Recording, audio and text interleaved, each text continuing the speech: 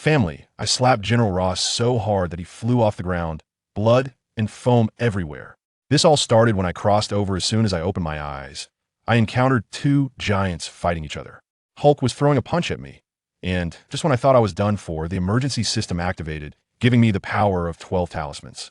I jumped into action, defeating the monsters and Hulk, but Ross still had the nerve to threaten me. Let me tell you, I've never slapped someone so satisfying in my life. With a crisp sound, I slapped that General Ross so hard that he flew into the air, spinning 2.5 times before crashing down with a mouthful of teeth mixed with blood. He dared to threaten me? If I moved him, it would mean going against all of America?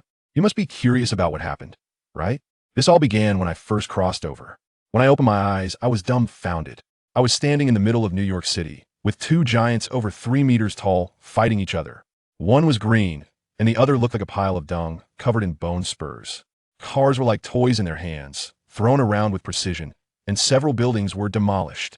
At that moment, I thought, I'm done for. Just after crossing over, I'm going to die.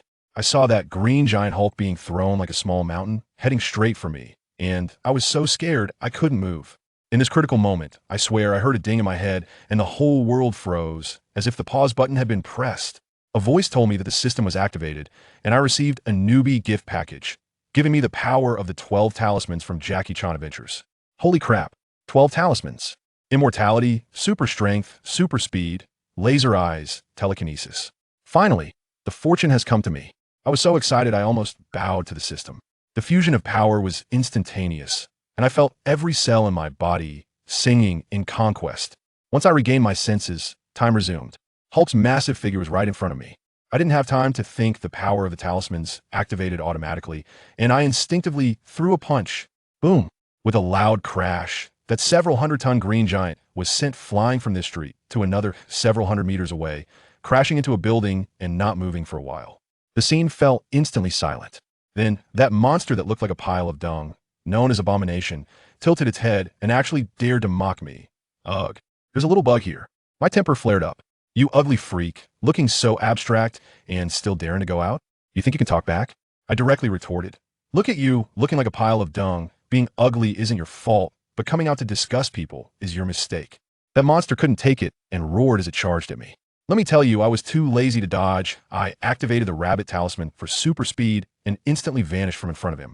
The next second, I appeared right under his chin and delivered an uppercut, sending him skyward, several teeth flying out. He still wasn't convinced and got back up to charge again. I went toe-to-toe with him, and with a thud, he was knocked back several steps while I stood firm. His expression changed from mocking to terrified.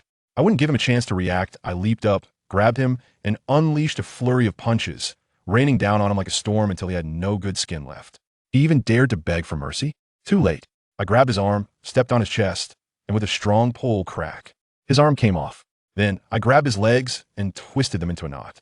Finally, I held his ugly head in both hands, and he started to panic, even threatening me with the military.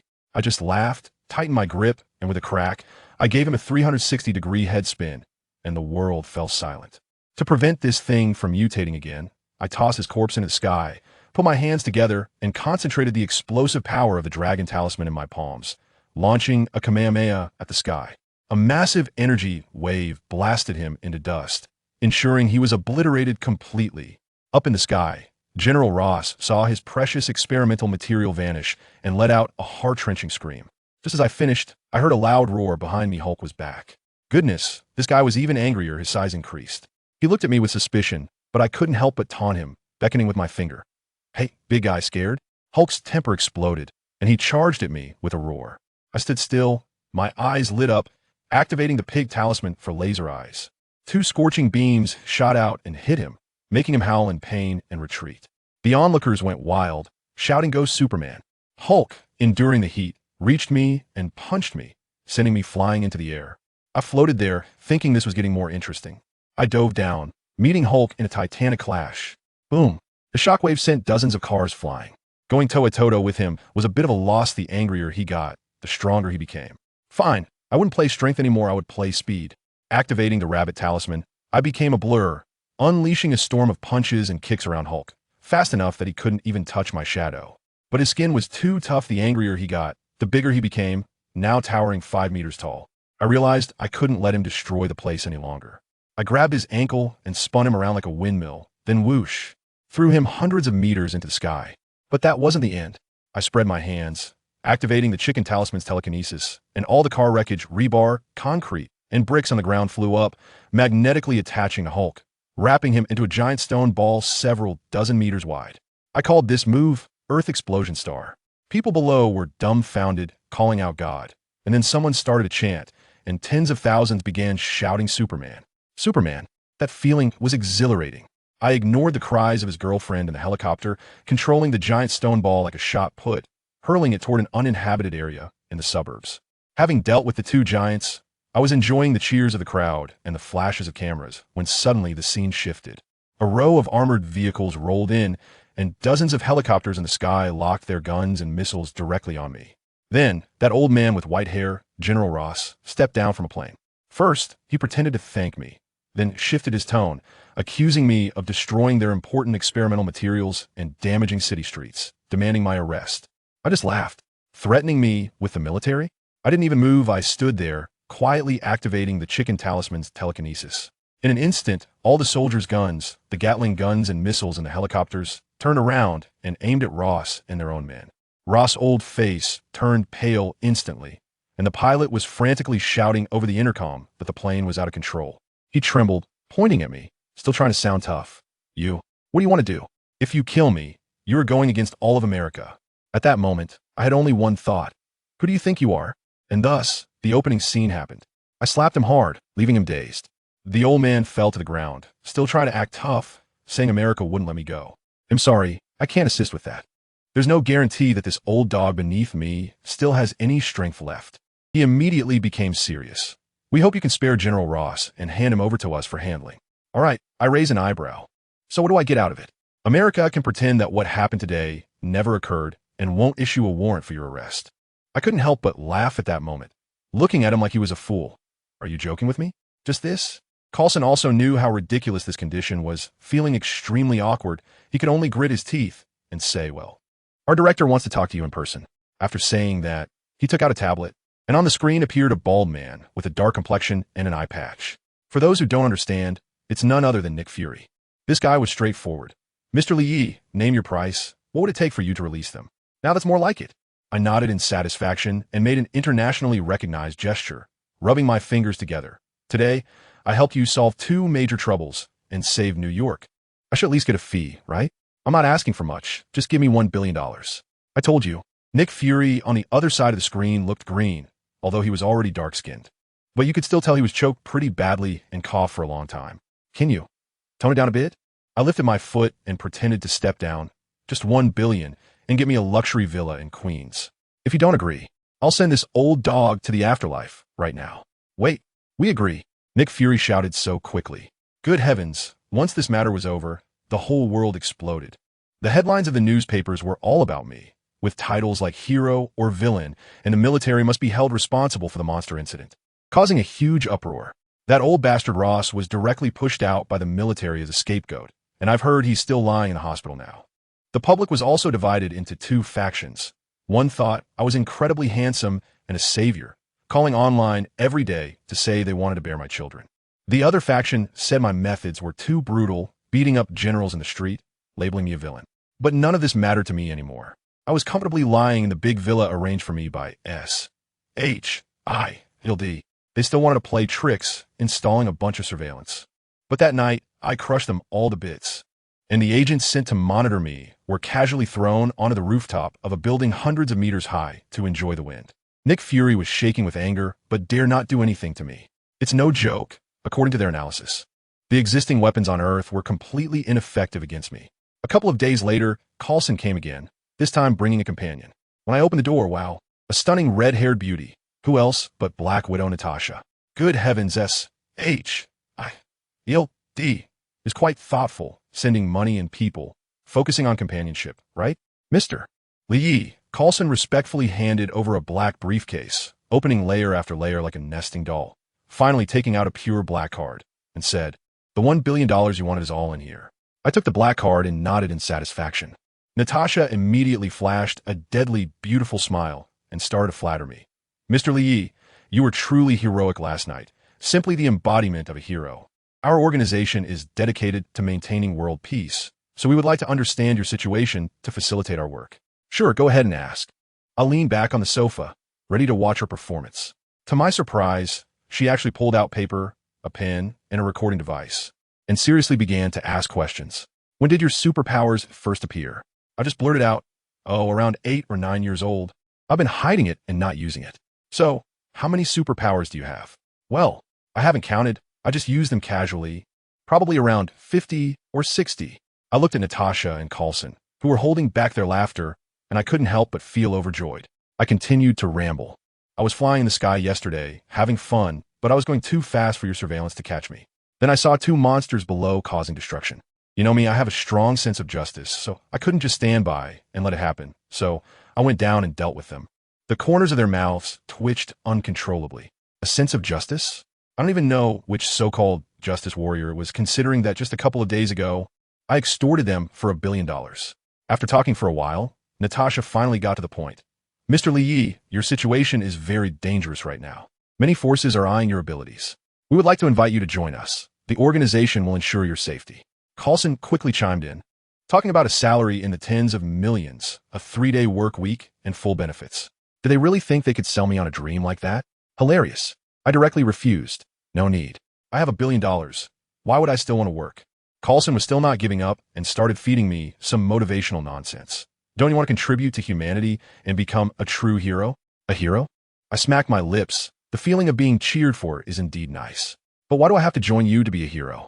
I decided that, starting today, I want to be a hero out of interest. A hero out of interest?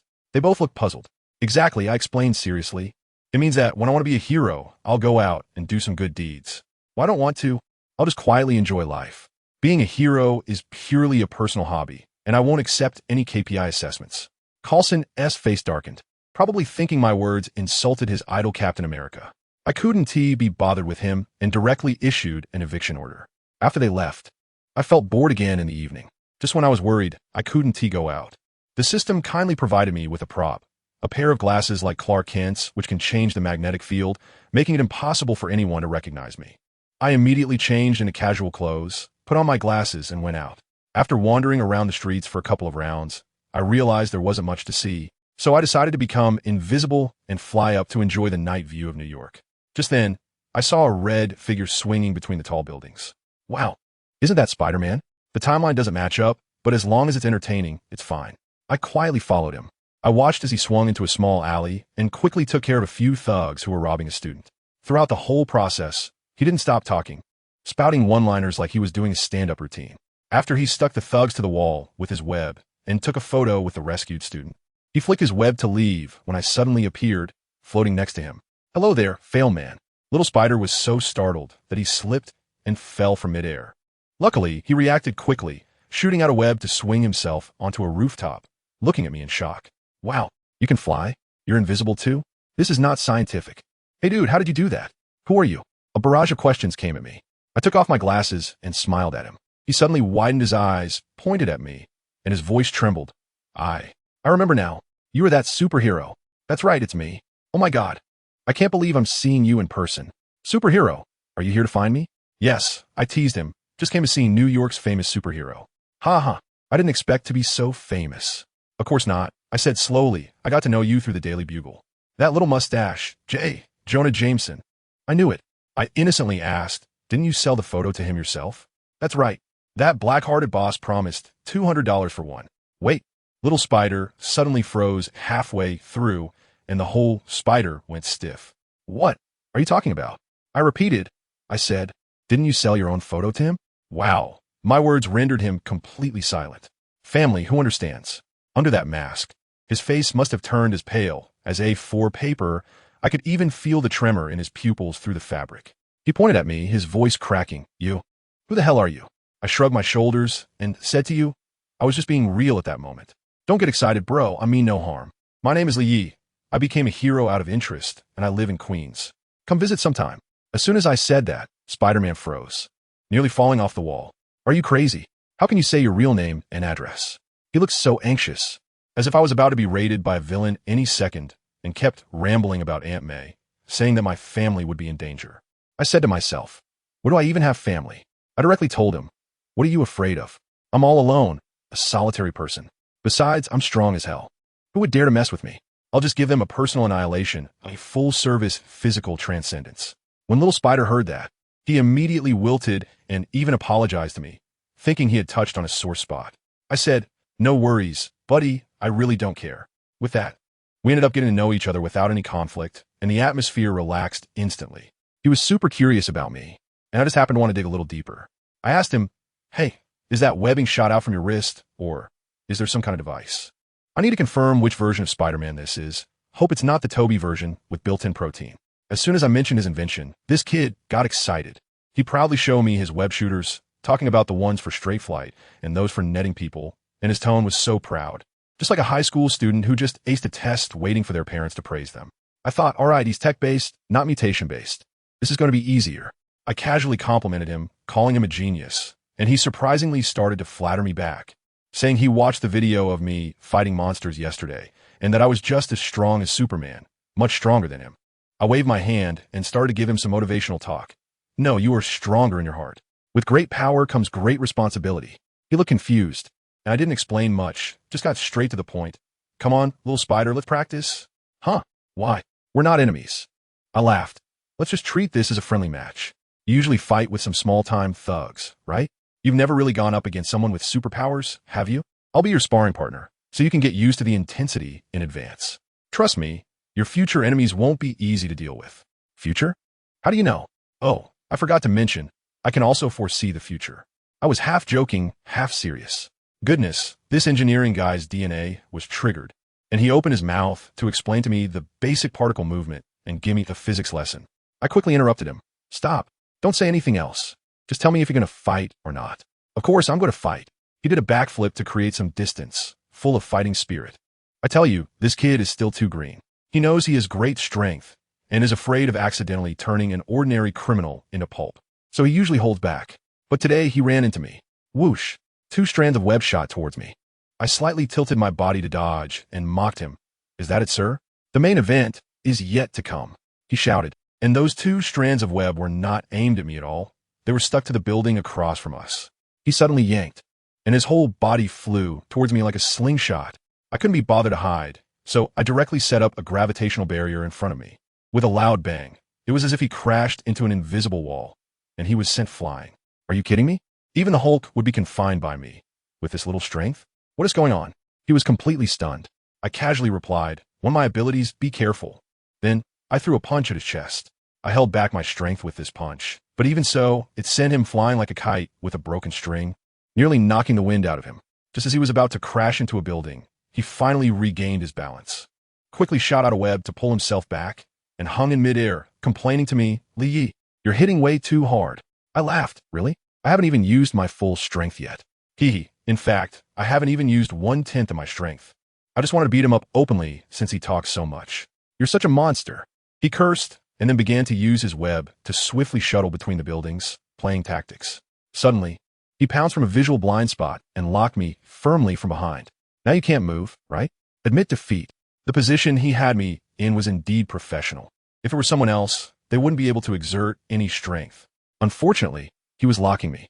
I completely ignored him and forcibly pried his arms off me with sheer strength. How is that possible? His eyes were about to pop out. I casually threw him over my shoulder, tossing him out. He grabbed a light pole in midair and spun around like a top for a dozen times before finally managing to release the energy, then quickly waved his hands. "No more fighting, no more. I admit defeat. I'm really not your opponent." "This is how you admit defeat? Boring." I looked unimpressed. He covered his arm, which had a red mark from where I grabbed him, and angrily said, Are you just looking for an excuse to beat me up?" "Oh, pretty clever." Now that the fight was over, he plopped down on the ground and curiously asked me, "What did you mean when you said you were a hero out of interest?" I laid all out for him, literally. "You don't think I'm a broke loser like you, do you? I'm a billionaire. Being a hero is just a personal hobby for me. If I want to do it, I will, and if I don't, I'll just slack off. No one can tell me what to do." As soon as I said that, Little Spider's expression instantly shifted from envy to a dazed realization of reality. I even added a jab. "What's wrong? Don't you think a hero like me doesn't count as a real hero?" And guess what? He shook his head and said very seriously, "Why not? No one has an obligation to be a hero. You stood up and saved so many people last night. You are a hero.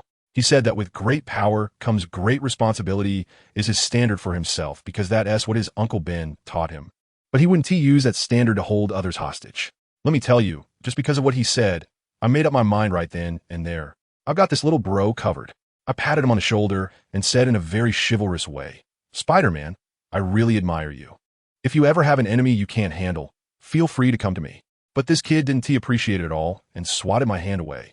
Get lost. Who is your little brother? I chatted with him for a bit, exchanged contact information, and then I took off and went home. When I returned to my big villa, it was empty, but I was already used to it. To be honest, if I were another and got the mouse charm that could bring inanimate objects to life, the first thing I would do is definitely resurrect my paper wife. Unfortunately, I'm only into muscular guys for battle anime, so resurrecting them wouldn't be of much use. Just as I was feeling bored, I turned on the TV, and the news was reporting billionaire playboy Tony Stark will participate in the Monaco F1 Grand Prix tomorrow. Wow, that got me excited. The plot of Iron Man 2 is about to start. I immediately took out my phone to check the location of Monaco, and my mind was racing with calculations. Tony Stark, this is a real big shot. I'll fly over right now, and when that guy named Ivan Vanko, the electric whip man, comes out to cause trouble, I'll save Tony at the most dangerous moment. That would be a huge favor owed. At that time, not to mention getting him to help me with an AI like Jarvis. Even if I asked for some other cutting-edge technology, would he dare refuse? Having made up my mind, I went invisible and took off, arriving in Monaco in just over an hour, hovering above the racetrack with a god's eye view. Sure enough, I spotted Ivan Vanko lurking in a corner. As the race began, something even more outrageous happened. Tony Stark actually changed into a racing suit himself, kicked out the designated driver, and took to the track. He even shouted at the camera, "If you have a race car and don't race it." What a pity that would be. The fans on site went wild. The green light lit up, and the race cars roared out. At that moment, Ivan Vanko leisurely walked on the track. A staff member tried to stop him, but just as a race car sped by, Ivan didn't dodge at all and suddenly produced two electric whips in his hands, striking the race car right in the front. With a loud crack, that race car was split in half on the spot. The crowd screamed.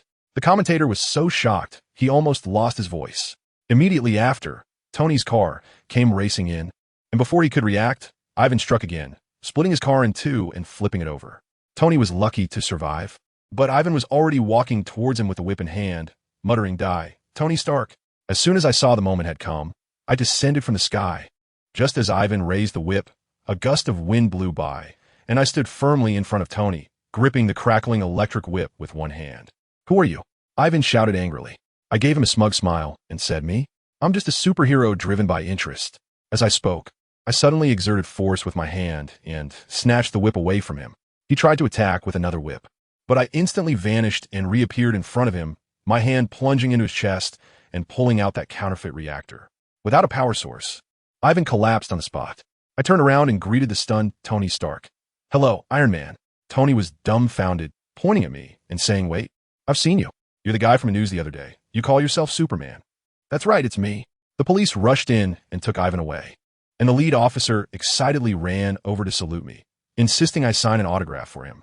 I flamboyantly signed my name as Superman, enjoying the feeling of being a star.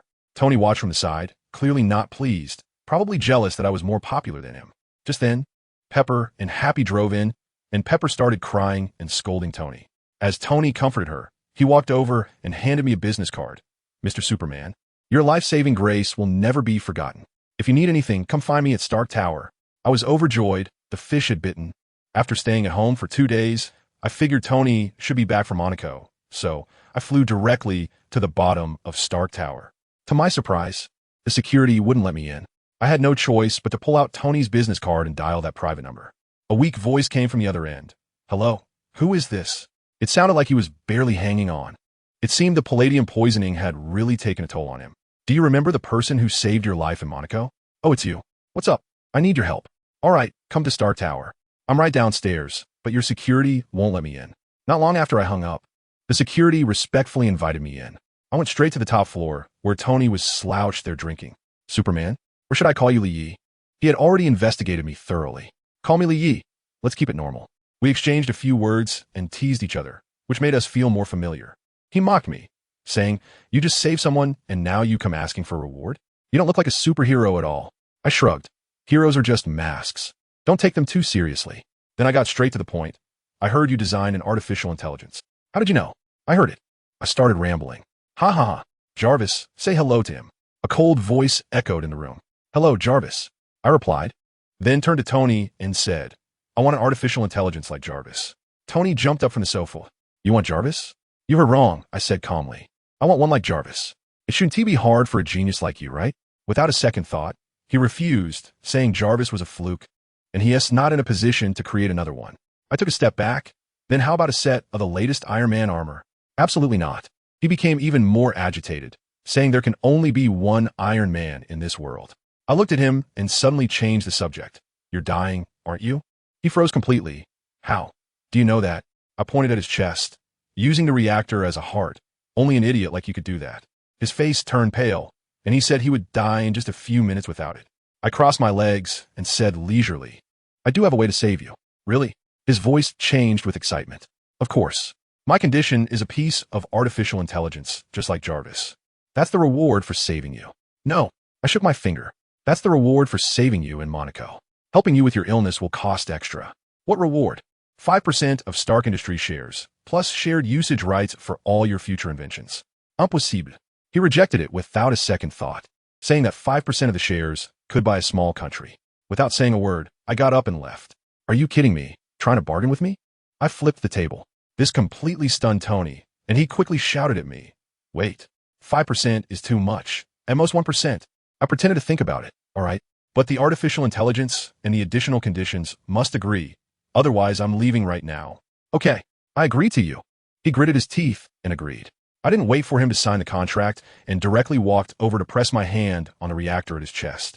He was a bit confused and asked, Aren't you afraid I might back out? I told him, when you have power like mine, no contract in the world is as binding as your fist. I activated the power of the magic talisman, and a flash of white light appeared. Tony began to shout that he was itchy. The next second, with a bang, the reactor in his chest fell off. I withdrew my hand. All right, the treatment is complete. Is it really that simple? Let me tell you, Tony's expression at that moment was like he had seen a ghost. He incredulously opened his shirt and looked down at his chest, which had already grown new flesh, smooth and even. He was completely stunned. I told him, after he just acted foolishly, to hurry up and handle the artificial intelligence and shares for me, and not to wait for me to come back to him. Then I turned around and left, keeping my achievements hidden. As soon as I walked out of Stark Tower, I felt something was off. Goodness, someone was following me. I was puzzled because with my Superman glasses on, theoretically no one should recognize me. What was going on? I decided to turn into a dark alley to see who the clueless person was.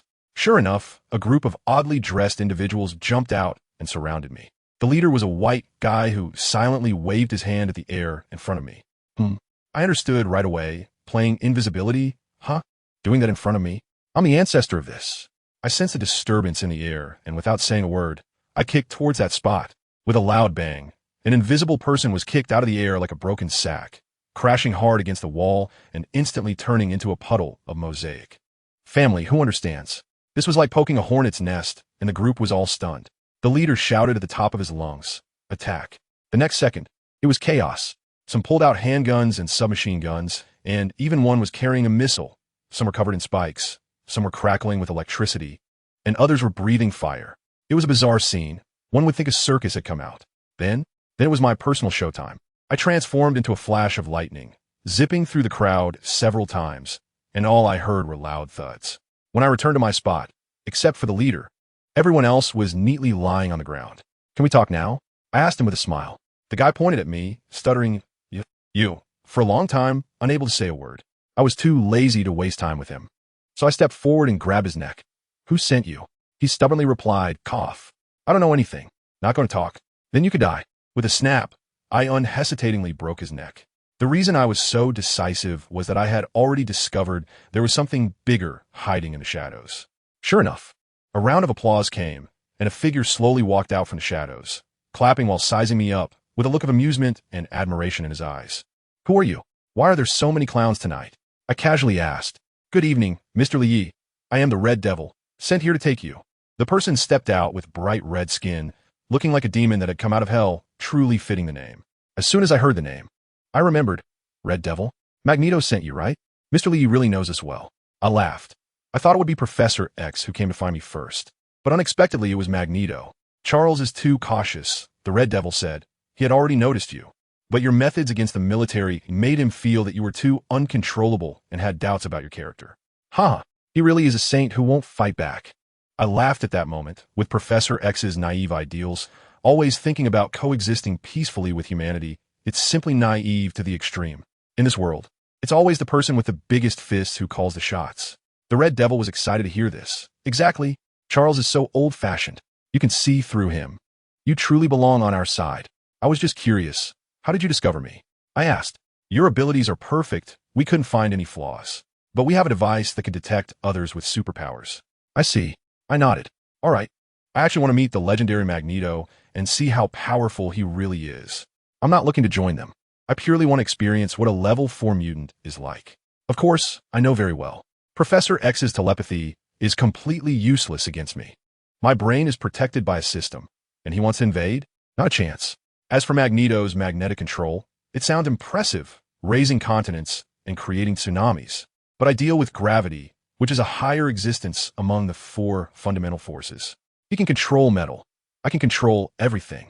I just teleported away with the Red Devil. And on the other side, in the command room of S.H.L.D., Nick Fury's face was turning as dark as a bottom of a pot. They actually redirected a satellite to keep an eye on me the whole time. As soon as they saw me run off with the Red Devil, probably to meet Magneto, Fury was completely thrown off. One Magneto was already enough trouble for them. And now, adding me into the mix? He probably couldn't even sleep. However, his subordinate Coulson understood me pretty well, analyzing that I am extremely self-centered and would never fall for Magneto's persuasion. I give analysis a full score. The next moment, I found myself on a massive island in the ocean. Goodness, the entire island was a steel city, made entirely of metal that Magneto had collected from all over the world using his powers. As soon as I landed, a bunch of mutants surrounded me. Then, the crowd parted, and an old man with a bizarre helmet and a cape floated out from the crowd. This was the leader of the Brotherhood of Mutants, Magneto. He opened his arms and said warmly, "Hello, my compatriot. Welcome to our big family." I couldn't help but laugh at the time. It was like a meeting of a pyramid scheme leader. I interrupted him directly. "Stop. Magneto, who are your fellow countrymen? I'm not a mutant. I'm just here to check out what you look like." He was still undeterred, continuing to babble about his racial ideology, saying that mutants are the chosen ones and must fight for the future. I was directly impatient. "Stop. Are you getting old and confused? Unable to understand human speech? I already said I'm not one of you. Besides, I'm a billionaire with plenty of money to spend, enjoying my good life. Why would I associate with your unstable terrorist organization? Is that polite?" As soon as those words came out, Magneto's face darkened, and his voice turned cold. "So you are refusing me? Isn't that obvious? Then go die. Attack." With a roar, the group of mutants around him immediately charged at me. "Well, let's play with you." I shrugged. It was like a wolf entering a sheep pen. One punch for each, one kick a pair. It was like whack-a-mole. And the dozens of people rushing at me were cleaned up in an instant. I was holding back. Otherwise, they wouldn't even be able to touch my shadow. Is that it? I looked at him with disdain. Magneto was so furious he started cursing. "Useless? All of you are useless." I took the opportunity to provoke him. "Old one, why don't you dare to go out yourself? Let your hand come down to die." Finally, I got him so riled up that he personally took the field.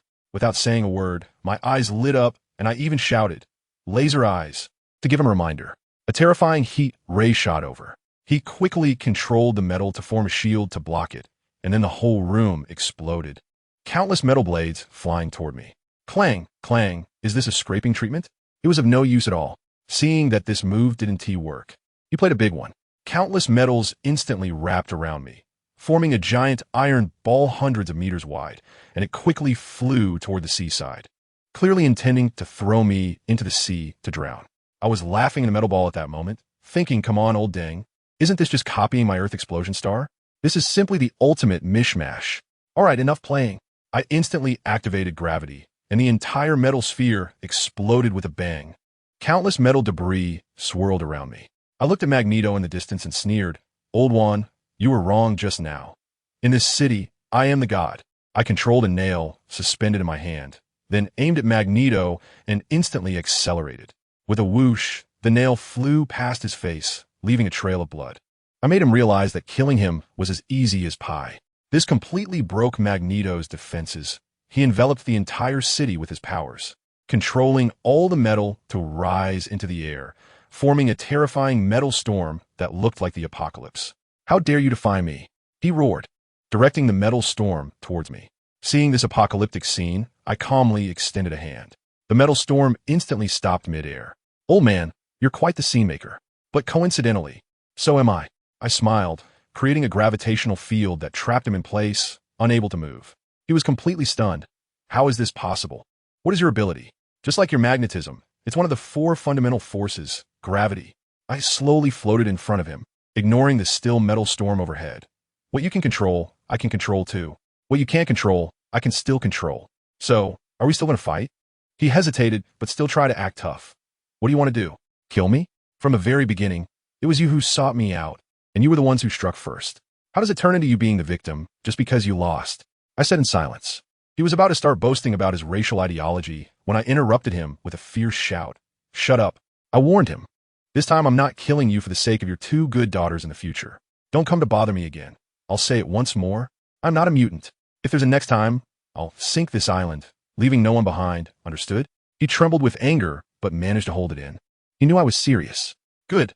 Those who know the times are the wise. Older people should drink more tea and dance in the square. Stop thinking about fighting and killing." I advised him, but seeing that he wouldn't listen, I lost the desire to say more. I waved my hand, and the massive metal storm in midair instantly fell like rain, creating a cacophony of cries and howls on the island. In the midst of the chaos, I soared straight up into the sky, heading home. On my side, everything is going smoothly, but over at it's complete chaos. Nick Fury is watching the footage sent back from the satellite, and he probably feels like he might as well write his will overnight. Coulson's report has made him even more desperate. My gravitational abilities have turned all weapons on Earth into scrap metal, and they might even become weapons I can use against them. What drives them even crazier is that Coulson reported I cured Tony Stark's heart condition. They speculate that my abilities can cure any known disease in humans, including cancer. Now that the news is out, the president, Congress, the military, and those big tycoons are all going crazy, pressuring SHIELD to get me to cooperate for research. Fury knows this is a pure recipe for disaster, but when you're under the roof of someone else, there's no choice but to grit his teeth and contact Tony, hoping he can act as a middleman. Meanwhile, on the top floor of a skyscraper in New York, a well-dressed fat man is watching videos of me beating Magneto, his eyes shining with excitement. This man is the underground emperor of New York, Kingpin. What a perfect weapon. He marvels, coveting my abilities and wanting to turn me into his tool. One of his subordinates asks how to control me, and Kingpin naturally replies, "Threaten the people he cares about the most." However, the subordinate reports that I, Lee, am an orphan with a reclusive personality and no friends. Fuck. Kingpin curses angrily. What right does a loser have to possess such strong abilities? Finally, he casts his gaze to a dark corner and calls out his ace enforcer. "Bullseye, can you deal with him?" A bald man steps out from shadows, a conspicuous target drawn on his forehead, with an arrogant expression, swaggering like a fool. "Boss, leave it to me. I'll make sure he listens to you." Let me tell you, this guy clearly doesn't know how many strokes the word death has. This buddy of his is a real character. After drinking 2 shots of horse piss, he forgets his own surname and starts cursing after hitting someone. The guy he hit is no pushover either. A big bald guy with a target tattooed on his head, his gaze is as cold as a Siberian chill. When he sits there, the air around him drops several degrees.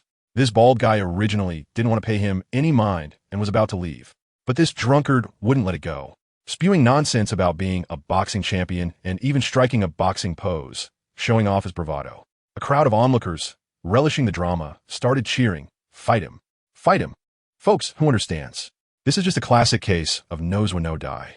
The bald guy really didn't want to engage, and he was already at the door. But the drunk kept cursing behind him, calling him useless and a coward, hurling insults that were downright nasty. Well, at this point, he really provoked the king of hell. The bald guy suddenly turned around, flicked his wrist, and whoosh, nobody saw what flew out. The next thing you know, the boxing champion is still standing there, mouth agape. And in the next second, thud, he falls straight down. His friend, Jack, who had just lost his wife, rushed over to check, and good grief, the guy was ice cold. Now the bar erupted in chaos, with Jack screaming for someone to call the police. Then some in the crowd, trembling, shouted, It's Target Eye, the killing machine under Gene Bing. I tell you, as soon as that name came out, the whole place instantly went mute. And it was like a landslide and tsunami of panic. Everyone ran out like crazy. But can you run faster than a bullet? Can you outrun the target?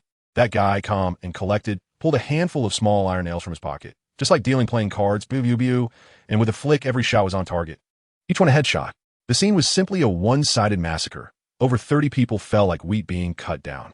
In the end, only that Jack was left, collapsed on the ground, scared to the point of wetting himself. The target walked up to him and said, "You just cursed me." Jack was there begging for mercy.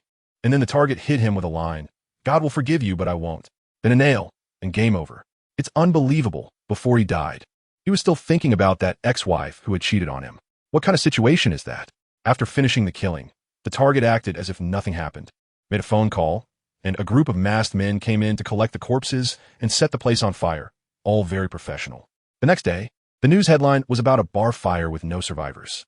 I'm here, just gained superpowers, and I'm feeling bored out of my mind, flying around invisibly in the sky. I feel like a headless fly. So I asked my system, "Hey, system, can you give me some tasks?"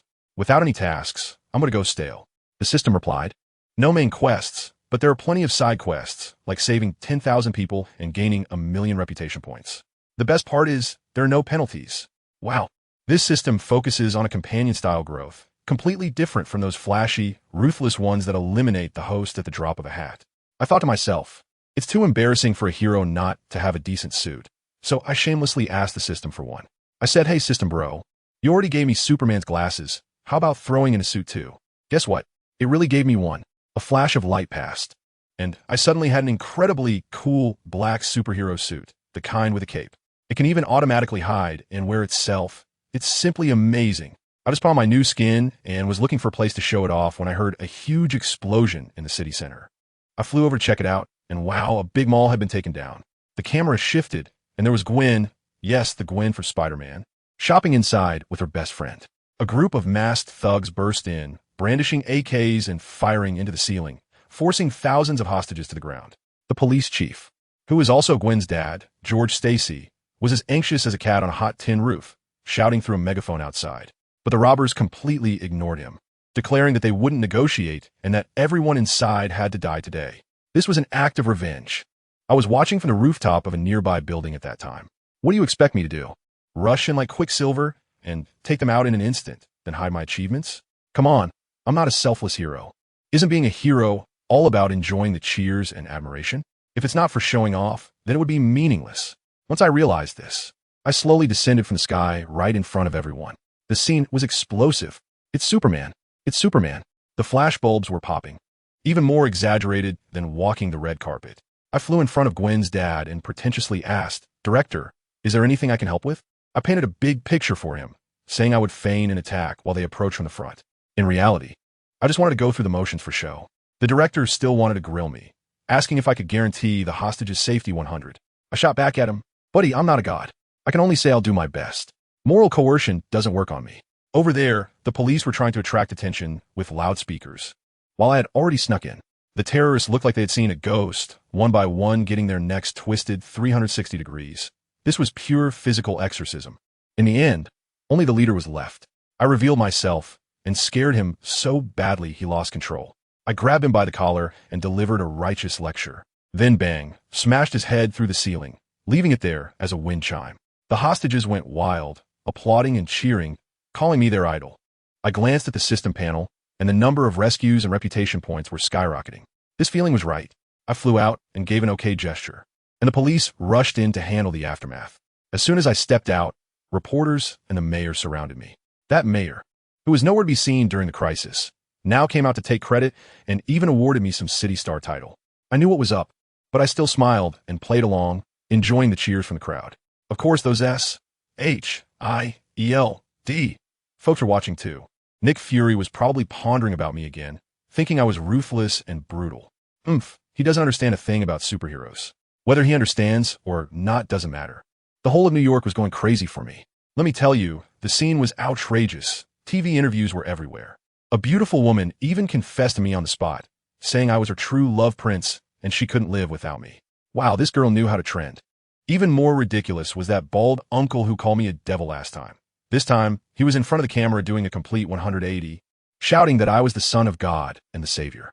With that level of enthusiasm, one wouldn't be surprised if they thought he was my fan club leader. Family. Who understands? This fence-sitting was way too smooth. There's also a little girl holding my action figure, blushing as she asked if I could be her dad, saying her mom divorced an abusive man for me and that she wanted to marry me when she grew up. The director turned pale and quickly shouted to cut, fearing that if this aired, I would end up as the protagonist of a nurturing series. In short, the whole city was celebrating me. Of course, where there is joy, there is sorrow. On top of a skyscraper, that big guy Gene Bing was so furious he nearly crushed his subordinates just because he couldn't find any information on me. No kidding, Isha, Aki, was personally encrypting my information. It was a wonder he could find anything at all. As a result, this guy had a brain freeze and came up with a terrible idea, saying, "Don't you like saving people? Let's create some big events to force him out." I just wanted to laugh. Did he have some misunderstanding about me? Buddy, I only save people based on mood and task rewards, okay? On the other side, Professor X and his mutants held a meeting about me. That Cyclops with the red glasses was stubborn, saying I was dangerous and should never be approached. But his girlfriend, Jean Grey, had insight, saying I might be driven by circumstances and could be guided. In the end, Professor X decided that Cyclops and Storm should come and test the waters to interact with me. But all of this was secondary. The scene shifted to my main event, the City Star Award ceremony. Gwen, the police chief's precious daughter, begged her dad to bring her to the event so she could thank me in person. At first, her dad put on a stern face, talking about keeping public and private matters separate, but in the end, he couldn't resist his daughter's charms and agreed. At that moment, I was floating above the park, bantering with the system. "Hey system, why am I so popular?" I said, feeling troubled. The system shot back. "Host, I think the phrase the more despicable a person is, the more invincible they become suits you perfectly. TCH, what is it now?" As I saw the atmosphere below building up, I made a stylish descent and landed steadily. Let me tell you, the flashes, the screams, it was even more exaggerated than a Top Stars concert. I smiled and waved, and those female fans below went wild, shouting that they were my true love. Director George, Gwen's dad, handed me a huge model of a key with a serious expression. I raised the key high, shouting about fighting for justice, but inside I was thinking, this thing is really heavy. Just then, Gwen shyly approached with a bouquet of flowers. Of course, I remembered her. My memory is sharp. I smiled and said, I have a very deep memory for special people or events. Wow. The little girl turned bright red, clearly misunderstanding. She handed me the flowers and, just as I took them, suddenly, who understands family? She leaned in and kissed me on the lips. The entire venue went silent, as if someone had pressed the pause button. Even her dad, Director George, was visibly shaken. His expression was so priceless it could be turned into a meme, and he probably cursed my ancestors in his mind.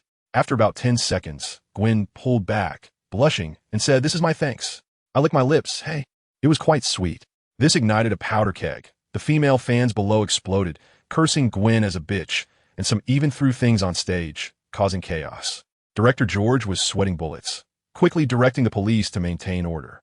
But Gwen was really bold. She wrapped her arms around my waist and whispered in my ear, "Mr. Superman, take me away."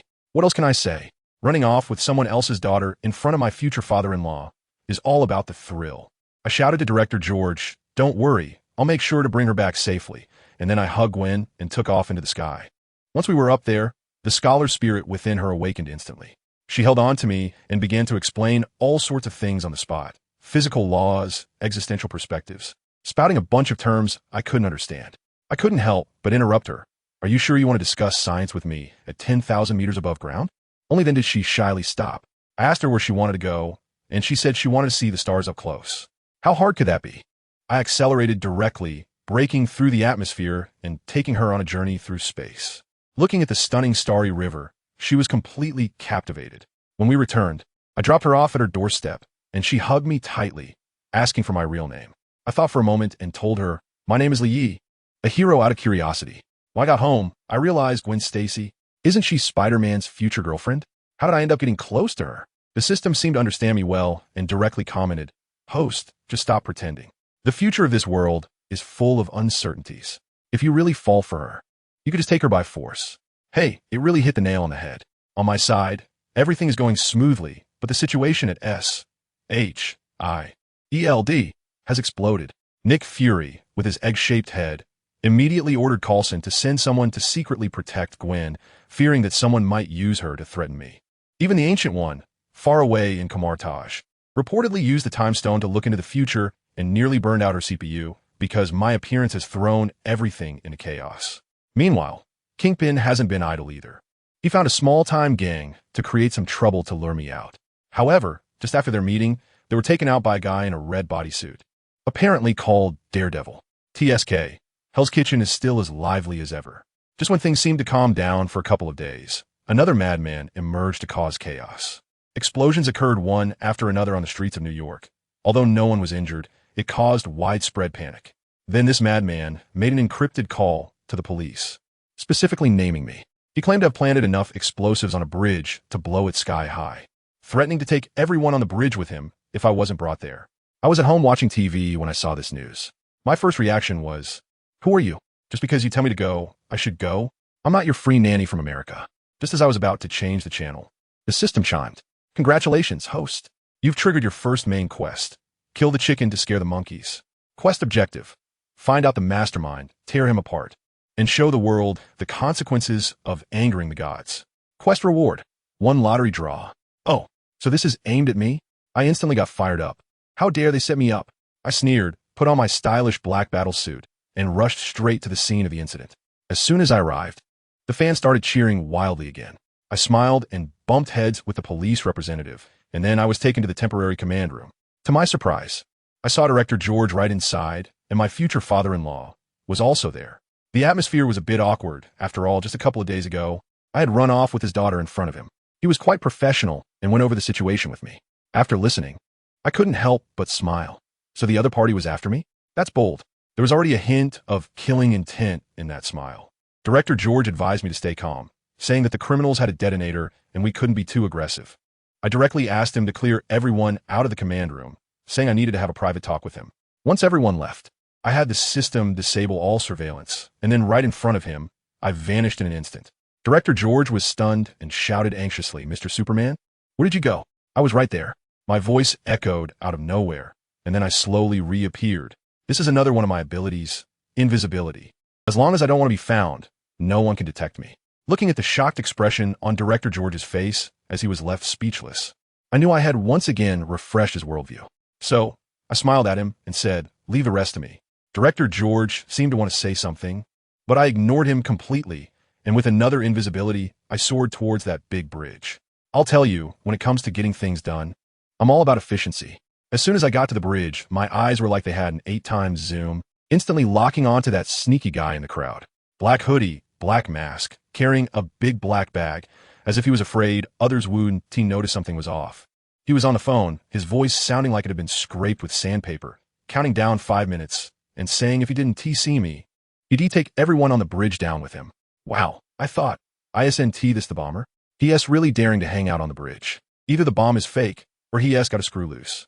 I leaned close to his ear and said, "Brother, are you playing with a self-destructing truck here?"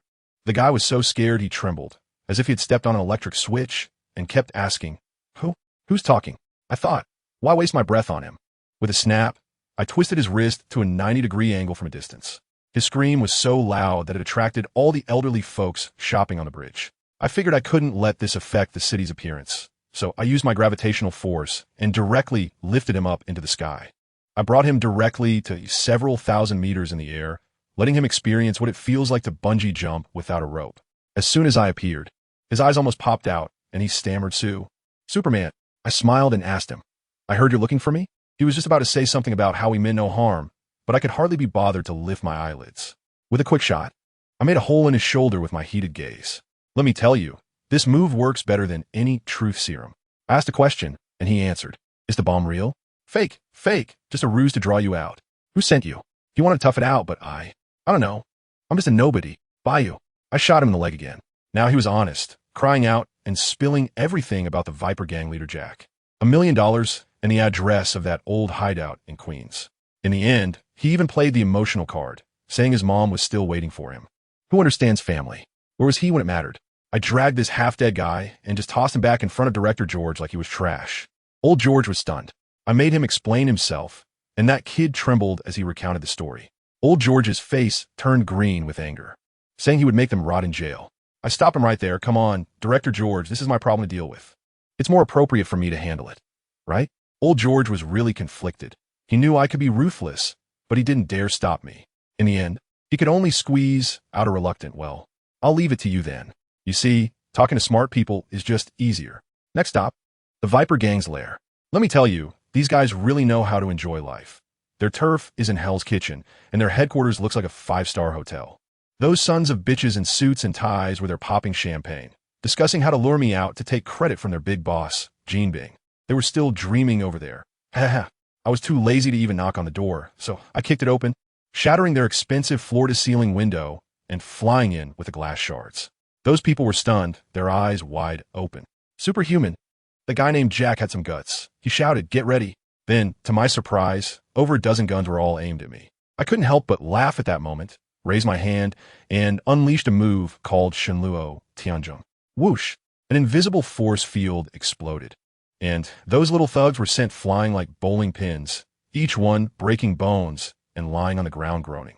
I sat on their boss's sofa like it was nothing, crossing my legs and asking him, "So what do you want?" He was still pretending, saying that a big shot behind him wanted to meet me, but couldn't reveal the name. I was annoyed at that moment. Was he playing a guessing game with me? "Bayou, Bayou." Two intense glares melted his kneecap. He screamed in pain, kneeling on the ground, but still tough, saying that if he spoke, he wouldn't let me go. I thought to myself, if you don't speak now, I won't let you go. I walked over, grabbed his arms, and with a crack, just like breaking sugar cane, I pulled him off. Blood splattered all over my face. At this point, he couldn't hold on any longer and finally screamed out the name Gene Bing. In the end, he begged me for a quick death. "Fine, I'll fulfill your wish." Bang! A slap, and his head exploded like a watermelon. Just as I finished dealing with him, I heard a ding in my mind. The system was online. It said I had completed the first phase of the mission and was rewarded with a new feature, Global Eagle God Perspective. Wow, isn't this exactly what I needed? From now on, anyone who wants to mess with me, I'll know in advance. I immediately tried it out, wanted to see what that bald mage from Kamartaj was doing. But ding, the area had a magical barrier, access denied. Fine, you're impressive. Then I checked on Tony Stark. Hey, this guy was wearing a tank top, tinkering with his metal can. Then I switched to SHIELD, where that black egghead director was mumbling to himself in the office about how to take down Superman. Damn, this paranoia is hopeless. This feature is too awesome. It's like the most hardcore cyberpunk cheat of 2025. After playing with my new toy, it was time to get down to business. System, lock on Gene Bing's location. The screen shifted, and a fat man in a white suit appeared. I immediately soared into the sky and headed for his building. With another loud bang, I crashed through the window, making a dramatic entrance. I have to say, Gene Bing's henchmen were much more professional than the previous bunch of rabble. They quickly drew their guns and surrounded me, protecting the fat man in the middle.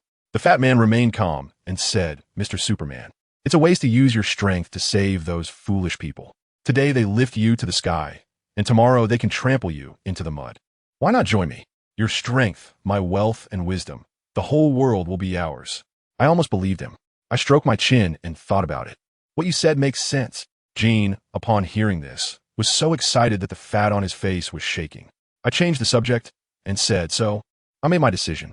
He looked at me with eager anticipation. I smiled at him and said, "Your position now belongs to me." Gene immediately broke down, his face turning purple, and shouted at a guy next to him who had a target tattoo on his forehead. "Target, take him out." That guy raised his hand, and dozens of throwing knives flew towards me as if they had eyes. I stood still, not moving at all, and all I heard was the sound of clinking as the knives fell to the ground. Then everyone started shooting, with bullets raining down like a storm, but they all stopped just 3 inches in front of me, forming an iron egg around me.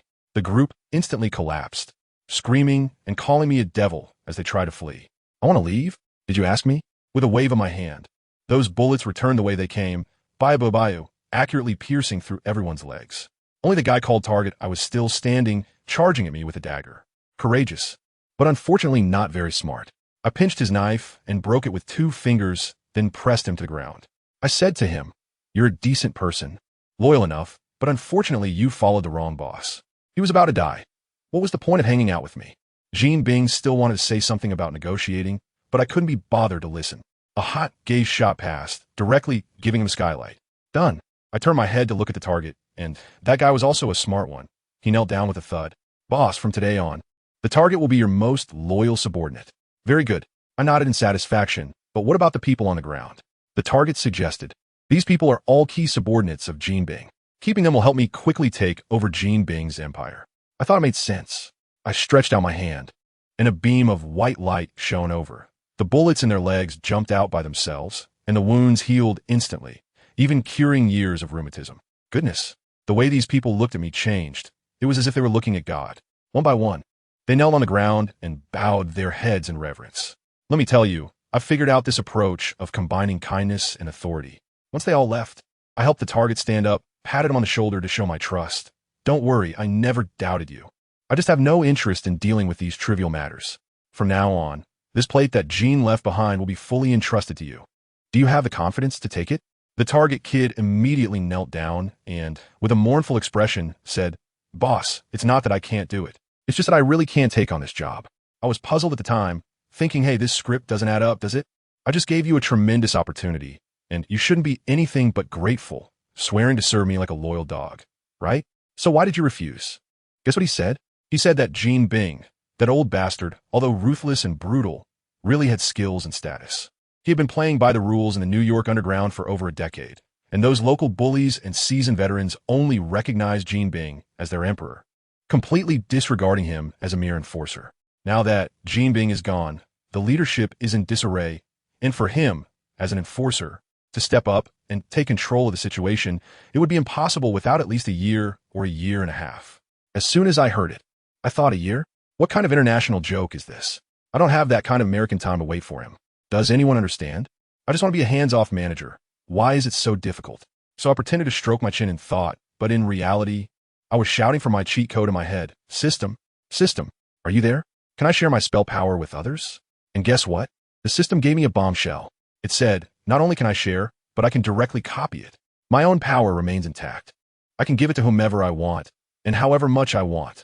Theoretically, I could turn 7 billion people into superheroes. Goodness, if that happens, it would be like running straight into a cyber utopia. Of course, I'm not that great. I just want to find a reliable worker to help me manage things. The key point is, I could take this power back at any time, with no worries about them jumping ship or backstabbing me. ISNT, this the perfect cyber leash. I was overjoyed inside, but had to maintain an air of mystery on the outside. I looked at the target, who was sweating profusely from fear, and asked him, if I gave you the same power as mine, how long would you need? The target was momentarily stunned. Huh? What are you talking about? He stuttered, asking if I wanted to make him as strong as me. I couldn't be bothered to explain, so I just nodded. Now he was really getting into it. His breathing was heavy, and he pounded his chest, assuring me, "Boss, if I had your power, half a month. No, a month. No, wait, half a month. I would definitely take care of all those who don't submit." I thought to myself, great, I was just waiting for you to say that. I won't beat around the bush, I'll say it directly. All right, I'll give you half a month. Then I raised my hand, and whoosh, whoosh, whoosh, whoosh. For beams of light shot directly from my fingertips, and with a bayou, they pierced into the target's body. I told him that I had given him 4 abilities.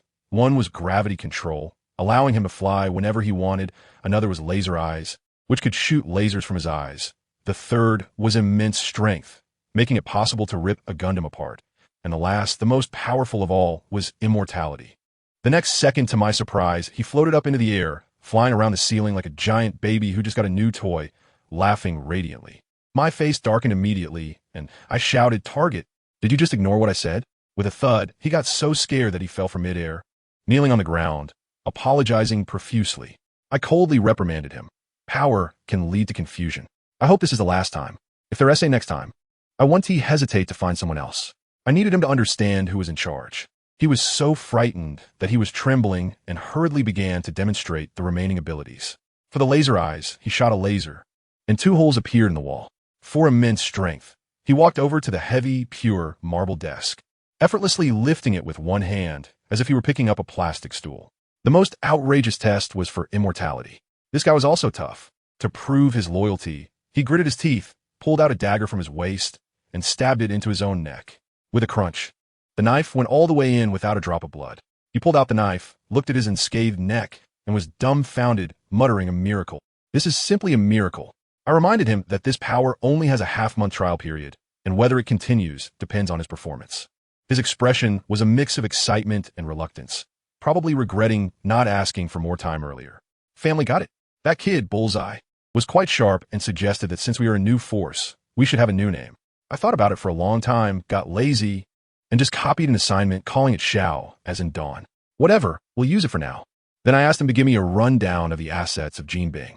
Goodness, I was shocked when I heard gambling, drugs, loan sharking, extortion, everything was included. On the surface, they were also involved in finance, real estate, and healthcare, operating in both legal and illegal sectors, with industries spread across New York. When I heard about the drug business, my brows furrowed immediately. I don't care about the others, but this thing absolutely cannot be touched.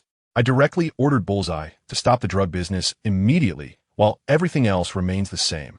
He hesitated a bit, saying it was the most profitable and stopping would offend the suppliers. I got angry at that moment. If you don't have enough money, go rob. If the suppliers dare to retaliate, just take them out along with their goods. I gave you such strong power. What are you afraid of? He then mentioned that there were official people behind it. I became directly impatient. Isn't it just the U.S. government? Go ahead and do it. If the sky falls, I'll support you. Fight them? Who am I afraid of? General Ross has already been turned into a vegetable by me. At worst, it's just a fight. Will they come at me with their heads? After sorting out these issues, I asked him to take me to our own nightclub under the pretense of inspecting work. That kid Bullseye understood immediately, grinned, and arranged it right away. On the way to the nightclub, I suddenly heard a ding in my head. The system was here. Task completed. Reward. One lottery draw. I tell you, as soon as that lottery wheel appeared, I was almost drooling. It's packed with good stuff like Pangu's Essence, Infinity Gems, Scion Bloodline. Just get one of them, and I'll take off right there, strutting through the Marvel Universe. I rubbed my hands in excitement and shouted, "Start." The pointer spun quickly, and finally, ding, it stopped. A flash of light appeared, and a scroll floated out. System prompt. Congratulations, host. You have drawn A-level ninjutsu, shadow clone jutsu. I almost spat out a mouthful of blood at that moment. What the hell is this? A shadow clone technique? Compared to those world-destroying things from before, this is just a piece of junk. Who understands this huge sense of disparity? I felt my heart sink. The system even tried to comfort me, saying that my beginner's luck had run out. Then, it threw out an even more shocking piece of news. I am not the only system host. There are other traversers in the countless worlds. I panicked at that moment. What was going on? Meeting other travelers meant an endless cycle of competition, right? My advantage in the script would be gone. Fortunately, the system quickly explained that they were in different universes and we couldn't possibly meet. That startled me. It would have been nice to know earlier. After I finished chatting with the system, the car arrived. On the other side, I was enjoying life in my new luxury suite. Last night was quite the experience. Hawkeye came over to report, saying he had taken over a territory last night, and his efficiency was impressive. Just then, a guy in a red tight suit swung into our building like Spider-Man. I took a look and realized it was Daredevil from Hell's Kitchen, Matt Murdock. He thought Kingpin was here and was mumbling about avenging his father. As soon as he opened the door, he bumped right into Hawkeye, who was coming out to report. They stared at each other in shock. Hawkeye immediately recognized him. "It's you, that tight-suited freak who always ruins our plans." Without saying a word, Daredevil threw a smoke bomb. And guess what? Hawkeye had the buff I gave him, so that ethanol smoke was like perfume to him, completely useless. He charged through the smoke and knocked Daredevil out with a single punch. The next second, Hawkeye tossed the unconscious Daredevil in front of me like a little chick. "Boss, look what I caught." I had him wake the person up. Bullseye finally found an opportunity for revenge and landed several hard punches on Daredevil's face, making a loud noise and swelling it up. When Daredevil woke up, he was still confused and shouted when he saw me, "Where's Kingpin? Bring him out." I calmly told him, "Kingpin is dead, I did it. This place is under my control now." Upon hearing this, he was first shocked, then began to overflow with a sense of justice, saying he would never allow another Kingpin to arise and urged me to surrender. Both Bullseye and I found it hilarious. Is this guy really that dazed from the beating? I couldn't be bothered with him, so I just told the target to not kill him and then sip my drink while watching the show. The target was so excited, rubbing his hands together as he went in. The Night Devil's little bit of skills was like a primary school student fighting Tyson in front of the target who was on a power trip. One stick it down, and it was just a tickle for the target. The target retaliated with a knee strike, and the Night Devil went down on one knee. Then with two kicks, his legs were completely incapacitated, turning him into a fallen angel on the spot. I waved my hand to make him stop, then walked up to the writhing Daredevil and asked him what he was doing here. He confessed honestly. After listening, I found it particularly boring. So I had Bullseye drag him away to find a doctor to check his leg, so he wouldn't end up really disabled. In the end, I added, one blind person is already pitiful enough. If his leg gets broken too, then he would be completely useless. Daredevil was shocked on the spot and asked how I knew he was blind. Me? I can't be bothered with him. I'll just keep drinking and enjoying life. Anyway, let Jean deal with that mess. I don't care. Let me tell you, that Hawkeye guy is also a tough one. He was dragging that half-dead Daredevil. Mumbling about that last line from Kingpin, the famous Daredevil is a blind man. He was completely thrown off, like, who understands if family struggles? After fighting for half a lifetime, he finds out his archenemy is disabled. Where can he go to reason about this? The more he thought about it, the angrier he got, and he just threw Daredevil into the corner, ripping off his mask with a swift motion. What a surprise. It turned out to be that blind lawyer who had confronted him in court during the day. Hawkeye instantly lost his composure, pointing at the guy's nose and exclaiming, I actually lost to a blind man countless times. Damn. Without a second thought, he started beating him up, throwing punches and kicks until Daredevil was left gasping for breath. And then he finally stopped. Then, unbelievably, he pulled out his phone and called an ambulance, saying there was a seriously injured person that needed saving. Can you believe this? This is what you call a worker's professionalism. The boss said he needs to be alive, so he absolutely can't let him die. While this chaos was unfolding in Hell's Kitchen, on the other side, two unexpected guests arrived at Tony Stark's house. One was a beautiful woman, and the other a black man. You know Tony's style, lounging with his legs crossed, holding a small glass, not even bothering to look up. Oh, beautiful lady, who are you? Do I know you? It was Natasha and Nick Fury, the director of S.H.I.E.L.D. Natasha introduced herself, saying they were from S.H.I.E.L.D., maintaining world peace. Hearing this, Tony got annoyed and said, Stop. Don't talk to me about this. I hate it. Just get to the point. Nick Fury saw that this guy wasn't buying into the grandiose speech, so he got straight to the point. Mr. Stark, we want to invite you to join us in maintaining world peace. Tony laughed at that, like he had heard the funniest joke of the year. Huh? Maintaining world peace?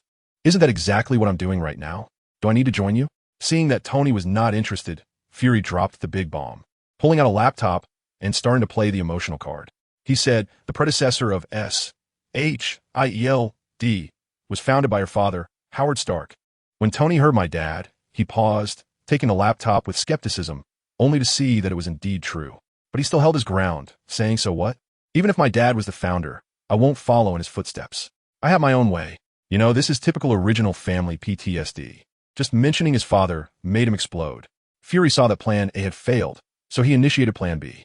He pretended to give up, saying, Our door is always open for you.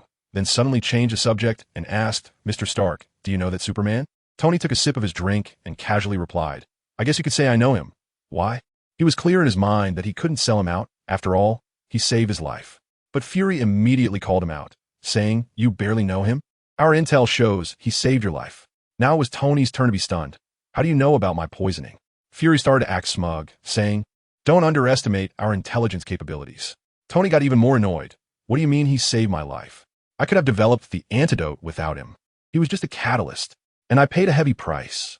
Fury saw that the groundwork was laid out well enough, and his expression turned serious. Mr. Stark, what comes next is very important. If not handled properly, it could lead to rivers of blood. He told Tony that the information about a cure for all diseases somehow got leaked to those politicians, and now they wanted to use him as a guinea pig for the benefit of all humanity. Hearing this, Tony jumped up from the sofa. Are they crazy? He was the one who had been watched via satellite during his fights with the Hulk and Magneto. He knew better than anyone what would happen if you pissed him off. Those politicians were basically lighting a fire in the toilet, asking for death. Fury solemnly said, They think Superman will act for the greater good, but they have no idea that this Superman kills without blinking. So, Mr. Stark, we would like you to make this request to him. Impossible. Absolutely not. Tony was so scared he almost did a backflip, pointing at the door and shouting, J.R.V.I.S. Show them out. Are you kidding me? Asking him to make such a suicidal request would be asking for his own life. Fury left with a dark expression. His mission completely failed. But he was quick on his feet. As soon as he got in the car, he sent Tony a video of his father saying that Tony was his greatest creation. After watching it, Tony fell silent and then followed the clues in the video to find a new element design left by his father. Back to Fury. He had just left Tony's house when he received a call. Guess what? Coulson was on the other end, excitedly stumbling over his words, saying they had dug up a live person in Antarctica. It was Captain America. As for me, during that time, I was living in a world of indulgence, taking all the advice to enjoy life without missing a word. After finishing a few hours of in-depth discussions, I thought about going out to clear my mind. And guess what? I ran into two people, a man and a woman. The woman had silver hair and a hot figure, while the man wore a bizarre pair of glasses, looking as if everyone owed him 200 million. As soon as I saw their appearance, I knew what was going on. It was Storm and Cyclops. Storm was quite polite, introducing herself and saying they were from Xavier's School for Gifted Youngsters. Like Magneto, they insisted that I was a mutant. I immediately denied it, saying, "Sister, I already told Magneto when we fought that I'm not a mutant." Then Cyclops, acting like a nitpicker, suddenly chimed in, afraid to admit it. "Is being a mutant a shame for you?" I was really angry at that moment. Is this guy out of his mind? I'm speaking to you nicely, and you're here trying to impose values on me? My tone also turned cold. I already said, I'm not a mutant. He got even more fired up.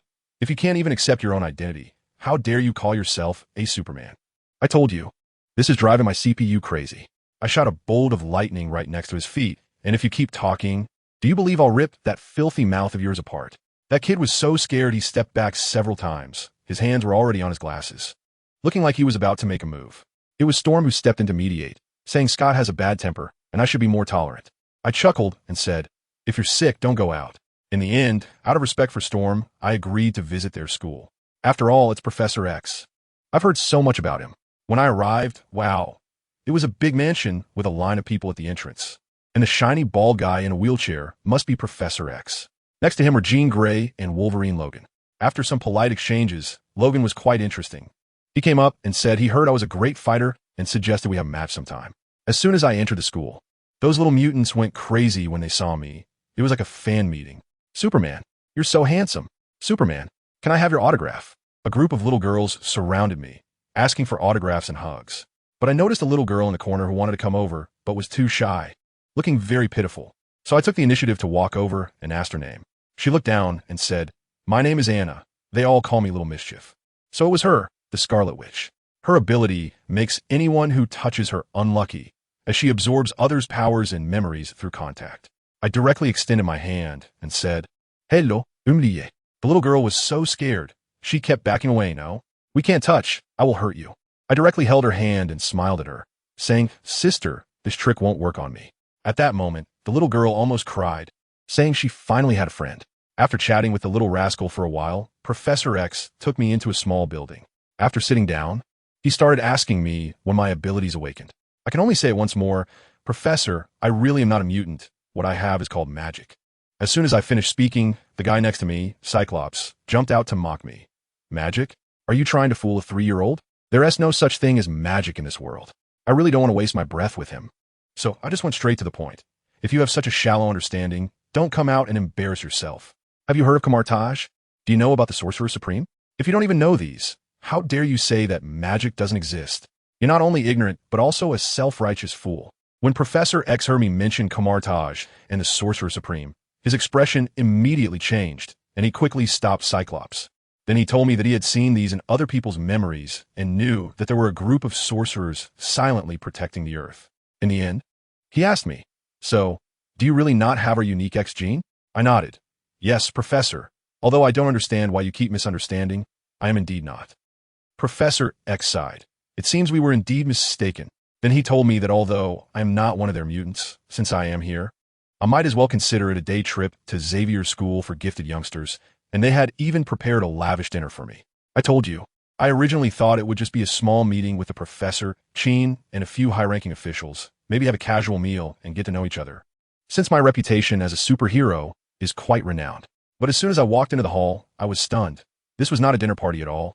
It was practically a feast for the entire faculty and students. Dozens of tables were pushed together, filled with all kinds of delicious food I had never even seen before. And the whole hall smelled so good that I could almost drool. A bunch of kids were running around, laughing and having a great time. A few daring ones somehow managed to get their hands on some bottles of alcohol, singing Brothers for Life, but within 2 minutes, they were taken away by their advisor, which was hilarious. I just sat quietly, sipping my drink and watching these kids have fun, feeling quite entertained, as if I had returned to my university days. That girl called Zyatoxi kept stealing glances at me, and whenever I raised my glass, she would shyly look down, just as I was getting into it. Suddenly a group of young guys rushed over, all looking energetic, and surrounded me, staring at me intently without saying a word. I was wondering what was going on, so I asked them, hey guys, is there something going on? They looked at each other, and no one dared to speak. In the end, a scruffy-haired punk couldn't hold back anymore, probably had a bit to drink and got bold, and directly pointed at me. "Oh, are you that so-called superhero?" As soon as I heard that, I laughed. "Right, that's me. Who are you?" "I am John Allerdice, nicknamed Fireman." "Oh wow, so it's him. I figured it out. Isn't he just that minor character from X-Men, with the ability to control fire, but can't actually generate it himself? He carries a lighter around like a street punk. Not much power, but quite the temper, and later he even betrayed and joined Magneto." Thinking of this, I couldn't help but chuckle. His face darkened. "What are you laughing at?" "Nothing, just thinking of something amusing." I waved my hand, "So, fireman, right? Just tell me, what do you want?" He gritted his teeth and said, "They say you killed a lot of people, and our kind." I was very frank and nodded directly. "That's right. They're all Magneto's subordinates. They wanted to capture me, so I conveniently sent them all away." I said it so nonchalantly, as if I were just commenting on the nice weather today. You bastard." The fire guy's eyes were about to pop out. I understood. He not only felt that his kind was being killed, but he was also a little fan of Magneto, deeply admiring old Magneto's theory of mutant superiority. I smiled and asked him, "What's up? Do you want to take revenge on them?" He didn't answer, but directly made a bold statement. "Come to the square tonight. Dare you? I want to duel with you." A duel? Who understands that in this day and age? I found it particularly interesting at that moment. So I directly agreed. "Sure, I'm in, since I'm just sitting around anyway." After dropping his tough words, the fire guy left with his gang. Just a few steps away, Storm Girl Aurora came over with a wine glass, looking all charming. "Lee, what were you talking about with those little brats?" I shrugged. "It's nothing, just a joke." "Really? Want to grab a drink?" She shook the bottle in her hand, her silver hair complementing her slightly flushed cheeks, and it was quite a sight. I felt a stir in my heart and replied immediately, "Sure." As she poured me a drink, she leaned in and asked, "Can you tell me about yourself? I'm actually quite curious about you." As she spoke, her finger poked directly at my chest muscle. I made a joke at that moment, recounting the classic story of Superman's home planet Krypton exploding and his parents sending him to Earth. However, she wasn't listening at all and started to touch my 8-pack abs, saying, "I want to hear the truth. Like, how did you get such a great body?" I can only say, persistence and discipline, plus a little bit of luck." "What kind of luck?" she asked. "For example, meeting a beautiful lady and working hard to win her heart. I can easily come up with cheesy pickup lines." She immediately responded, "How about me? Very sexy, very beautiful. There's a wild beauty that makes people want to conquer. Then let me give you a bit of luck." As soon as she finished speaking, she leaned in and kissed me. Could I back down? Absolutely not. I kissed her back right away. After a long while, we parted lips, and she gasped, asking me, "Do you want to go do something interesting?" I held her and whispered in her ear, to my utmost delight. Then, I turned invisible and made a quick getaway with her in my arms. Guided by her, we reached her room at the speed of light, and with a bang, I closed the door. What followed were some indescribable sounds, like harder "don't stop," and the battle continued until the early hours of the morning. It turns out that the saying, "only a dead cow can ruin a field," has its conditions. I, however, am a divine cow. Afterward, a cigarette felt better than being a living deity. I looked out at the moon and felt a deep sense of emotion. Meanwhile, the foolish guy called Fireman was in the square with his gang, blowing cold air all night, and by dawn, he still hadn't seen a trace of me. I bet he was thinking, "That bastard is messing with us." The next morning, as sunlight streamed in, I opened my eyes to find the Storm Girl still sound asleep in my arms. As for the unlucky guy who had waited all night in the cold wind, I had completely forgotten about him. We both acted quite nonchalantly, tacitly acknowledging what happened last night. We're adults, after all, and we each got what we needed. After freshening up, we walked side by side to have breakfast. As soon as we entered the restaurant, everyone looked at us with that knowing gaze. Wolverine Logan even whistled directly and said, "Lee, you really did it. You managed to win over our school's mentor in just one day." I joke with him, stay low key, being handsome is out of your control. Logan, if you shave your beard, you might also find quite a few older ladies over 50 to spend a romantic night with." We bantered back and forth, making everyone laugh. After breakfast, Professor X arranged for Jean to take me on a tour of the school. Nearby, Cyclops Scott was gritting his teeth, shooting daggers at me with his eyes. I completely ignored him. A narrow-minded guy like him deserves to have Logan put a green hat on him. Jean took me around, showing me classrooms, the cafeteria, and so on. Finally, she led me to an outdoor circular fighting arena. As soon as I entered, I saw a group of students showcasing their skills, spraying water, shooting electricity, flying, everything you could imagine. In the center of the arena, two people were engaged in a fierce battle. Jean introduced them. "Today's match is between John and Robert. John is the fire guy, and Robert is the ice guy. I tell you, this ice guy is a potential stock, an Omega-level mutant capable of freezing everything. Yet here he is, playing around with the fire guy like kids playing house, throwing fireballs while I erect ice walls. It's simply wasteful. I couldn't help but shake my head. Sheen asked me what was wrong. I said, these two people don't even know how to use their abilities. The fire guy is one thing, but the ice guy's ability is being wasted like this. Then I went on to share a bunch of ideas on how I think abilities should be developed, leaving QN stunned and even asking me if I was interested in being a mentor. I said I'd pass because I'm lazy. As a result, our conversation was overheard by the fire guy below. He looked up, saw me, and froze on the spot, probably remembering how I stood him up last night, completely forgetting to dodge the ice guy's attack. An ice spear flew past him, barely missing his face and leaving a cut, which startled him. He ignored the ice guy, pointed angrily at me, and shouted, I challenge you. At that shout, all eyes in the room turned to me. Soon someone recognized me. Wait, isn't that Superman? I pointed at myself with an innocent expression. Are you challenging me? That's right, do you dare?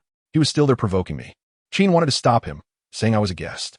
But this fiery person was quite eloquent, saying that he hoped Mr. Superman could give us some guidance. What can I say? I turned to Sheen and asked, is it okay? Can we give the host family some face? After thinking for a moment, Sheen surprisingly agreed.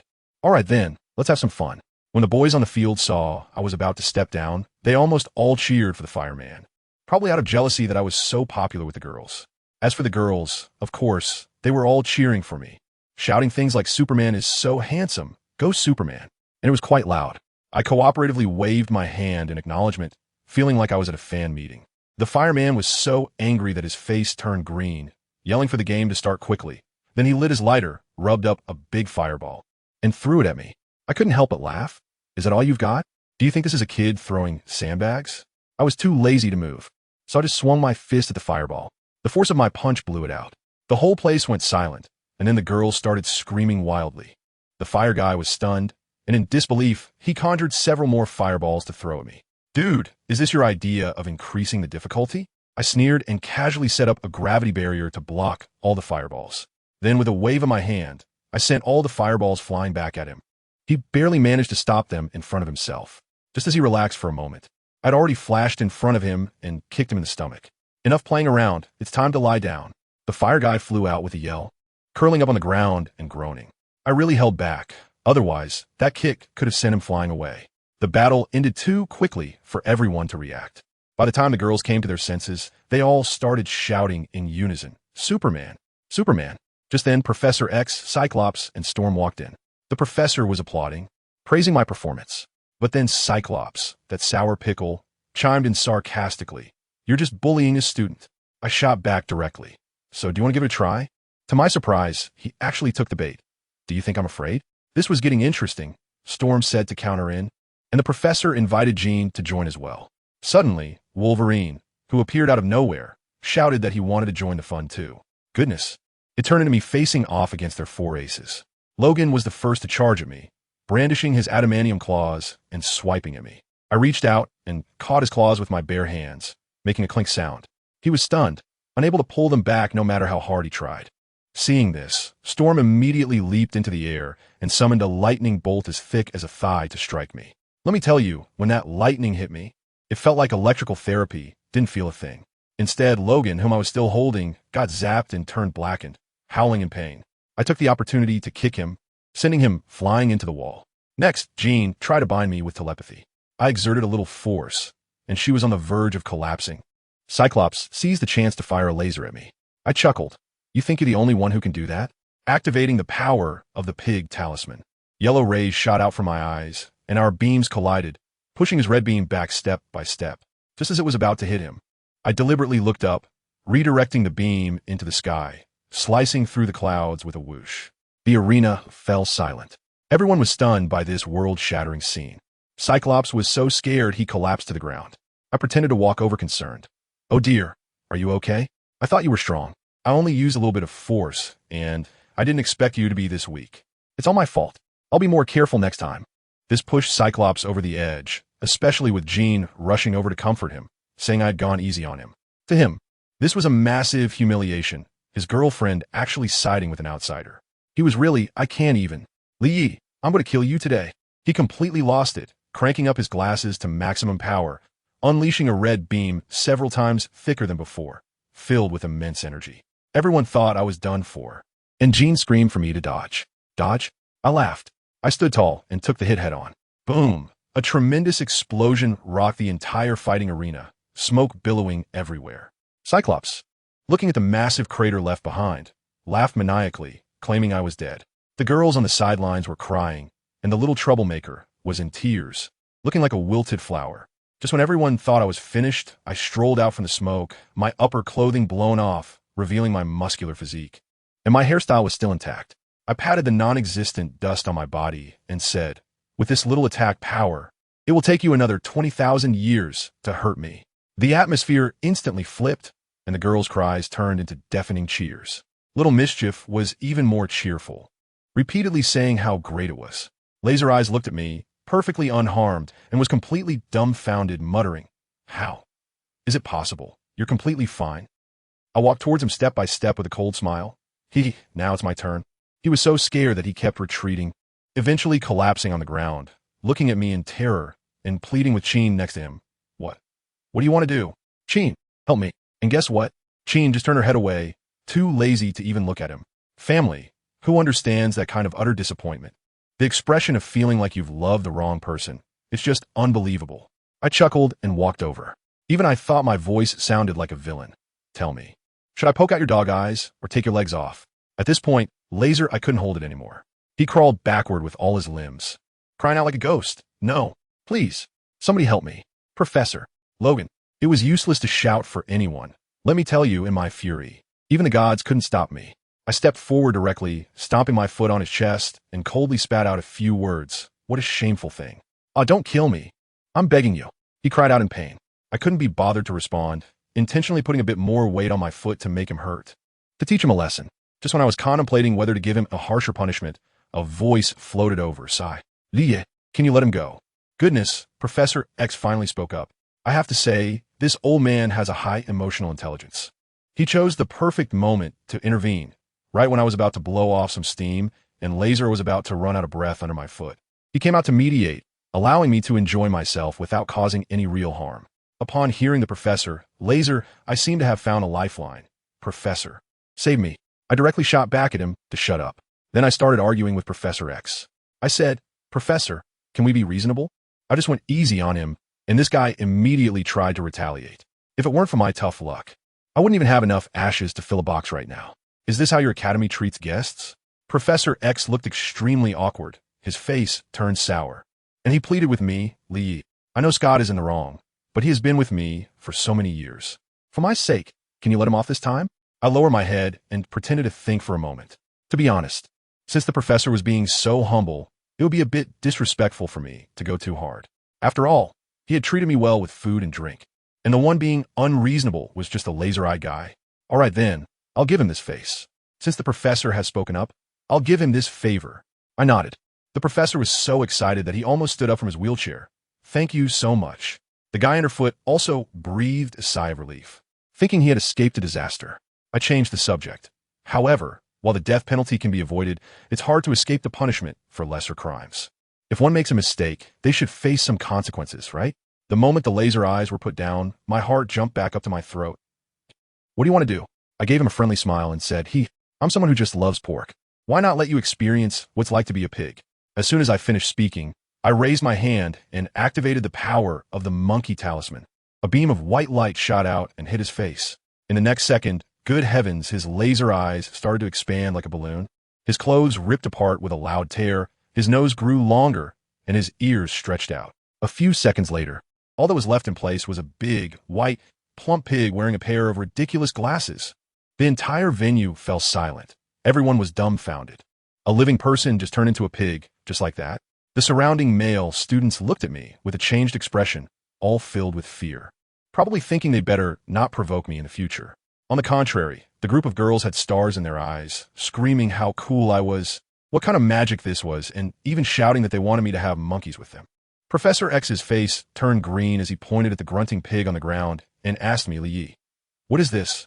I shrugged my shoulders and said, Professor, when you're out here mixing it up, you have to own up to your mistakes, and when you get hit, you need to stand at attention. That's the rule. Next to me, Sheen couldn't hold back any longer and asked, will he be like this forever? Don't worry. Just 3 days. But during these 3 days, I need you all to keep a close eye on him. If he runs out and gets noticed by some butcher, then it would be quite a situation. Upon hearing it was only 3 days, Sheen visibly relaxed. But little did she know, these 3 days would mark the beginning of a nightmare for the entire Xavier Academy. With things escalating like this, I lost the mood to continue browsing. I greeted everyone and turned to find little mischief. All right, I also heard Wolverine Logan's roar from inside the wall. Hey, don't just chat. Someone come and pull me out of this wall. When I found little mischief, she clung to my arm and wouldn't let go, tears welling up in her eyes. Lee, are you really going to leave? What can I do? I'm just as helpless. There's no way, with things like this.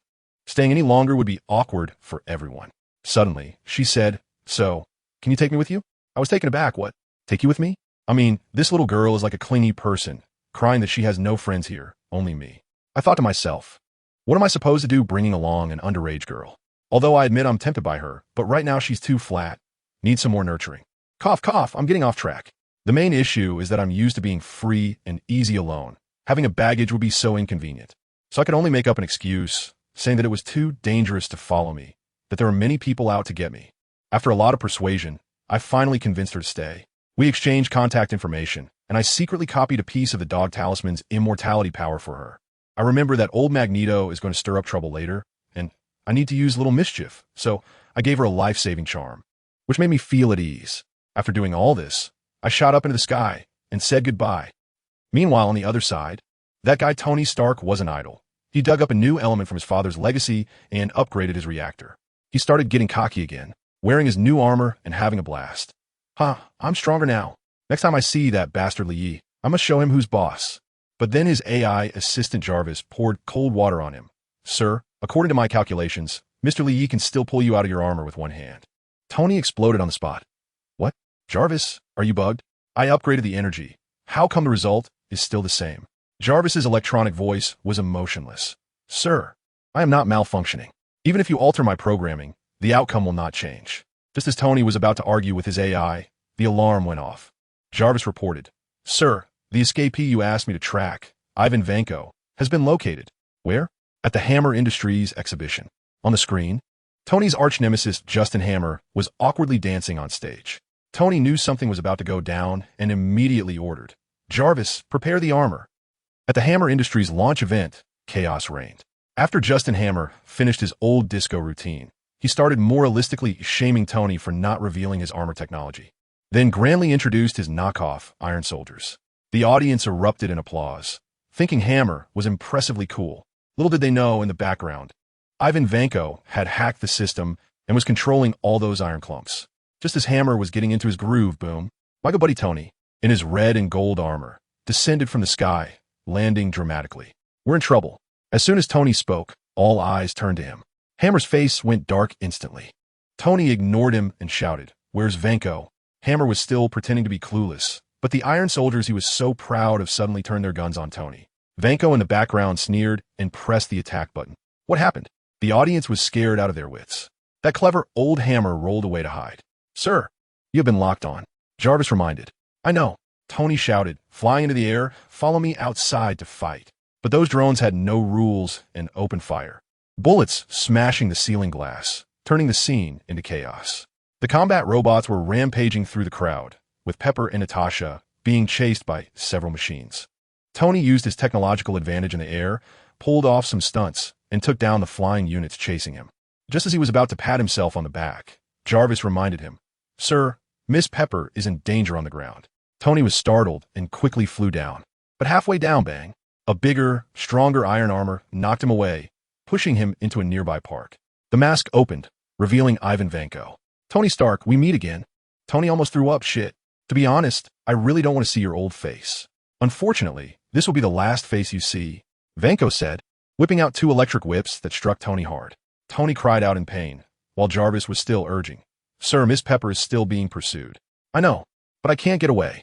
Tony was utterly desperate, and suddenly my handsome face flashed in his mind. He finally remembered and shouted, Jarvis, quickly, contact die. I need help. I just returned to the mansion, opened a bottle of 1982 Lafite, and was about to enjoy life when my phone rang. I looked, and it was an unknown number. As soon as I answered, I lazily asked, "Who is it?" An urgent voice came from the other end. "Yi, I need your help." "Who are you?" "Do I know you?" "I'm Tony Stark. Pepper is in danger. Come help me." As soon as I heard Tony, I immediately perked up. Goodness, my long-term meal ticket can't be in trouble. If he goes down, where am I going to get my reward? Location? I asked succinctly. XX Street, Hammer Industries Exhibition. On my way, I hung up the phone, and in an instant, I transformed into a shadow, arriving at the scene in just a few seconds. Good grief, it was a mess, as if it had been torn apart. I immediately spotted little Pepper and Natasha being cornered by a few iron thugs, about to meet their doom. I chuckled to myself. The opportunity to gain some reputation had arrived.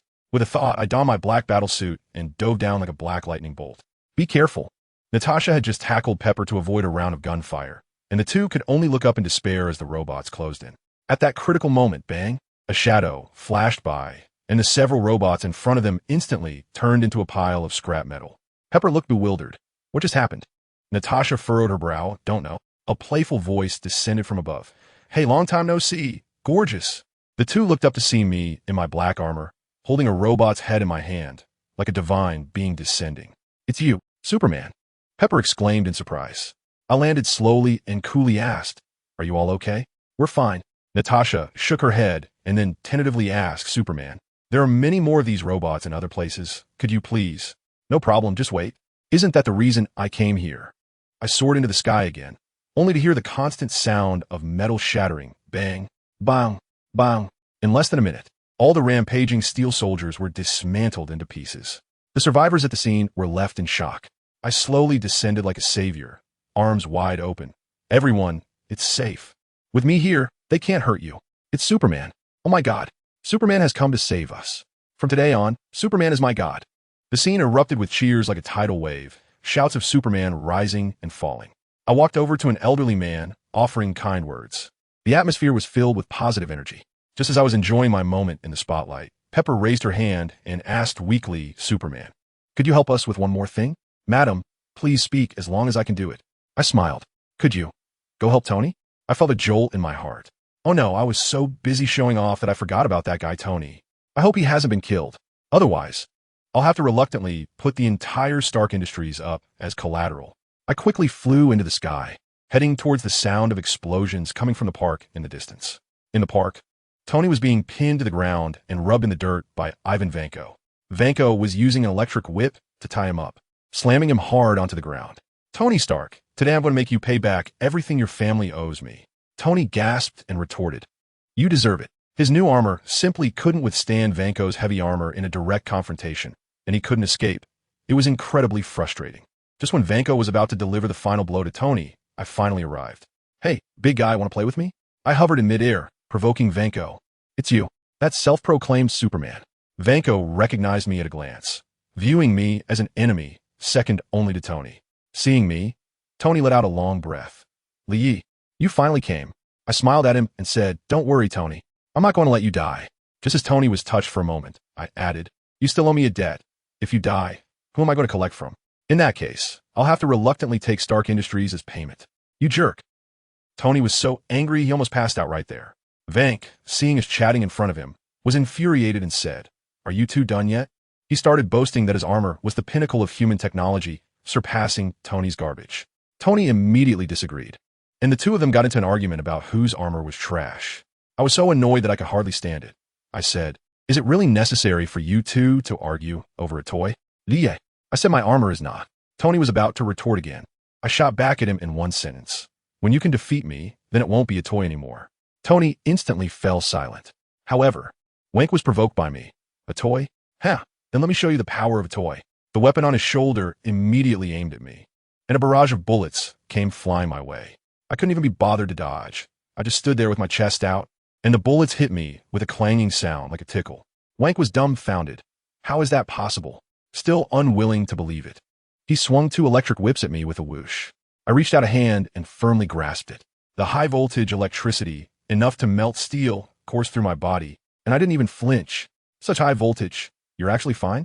Wank finally realized what kind of monster he had provoked, loosened the electric whip, and turned to run. "Want to escape? Come back here. Universal Attraction." Bro really doesn't treat us as outsiders. Still trying to run? I grabbed towards his direction of escape, and a terrifying force instantly yanked him back from midair. Bastard, I'll fight you. Seeing he couldn't escape, Wang charged at me with his iron fist raised. I casually threw a punch, hitting him right in the chest. Bang! Ivan Vanko flew backward like a cannonball, crashing heavily into the ground of the park, creating a 2-meter-deep pit. The so-called technological crystal he wore shattered into a pile of scrap metal, and he was spewing blood, looking like he was about to die. Tony, who witnessed the whole thing from the side, was so shocked that his jaw nearly dropped. I could imagine the expression on his face inside the helmet, probably mumbling to himself, "Jarvis, your calculations are just damn accurate." Of course. Sir, when have my calculations ever been wrong? Anything produced by Jarvis is bound to be top-notch. And guess what? The guy on the other side, who looked like a beaten dog, was still laughing hysterically while spitting blood. "Haha, Tony Stark, you lost. You lost." I tell you, Tony was furious at that moment. He zoomed over and grabbed him by the collar. "What do you mean?" That guy was grinning like a madman and said, "Say goodbye to the person you love the most." After saying that, he slammed a button on his chest. Goodness, that scene was just like in the movies when the villain is about to blow up the whole city before dying. And what happened?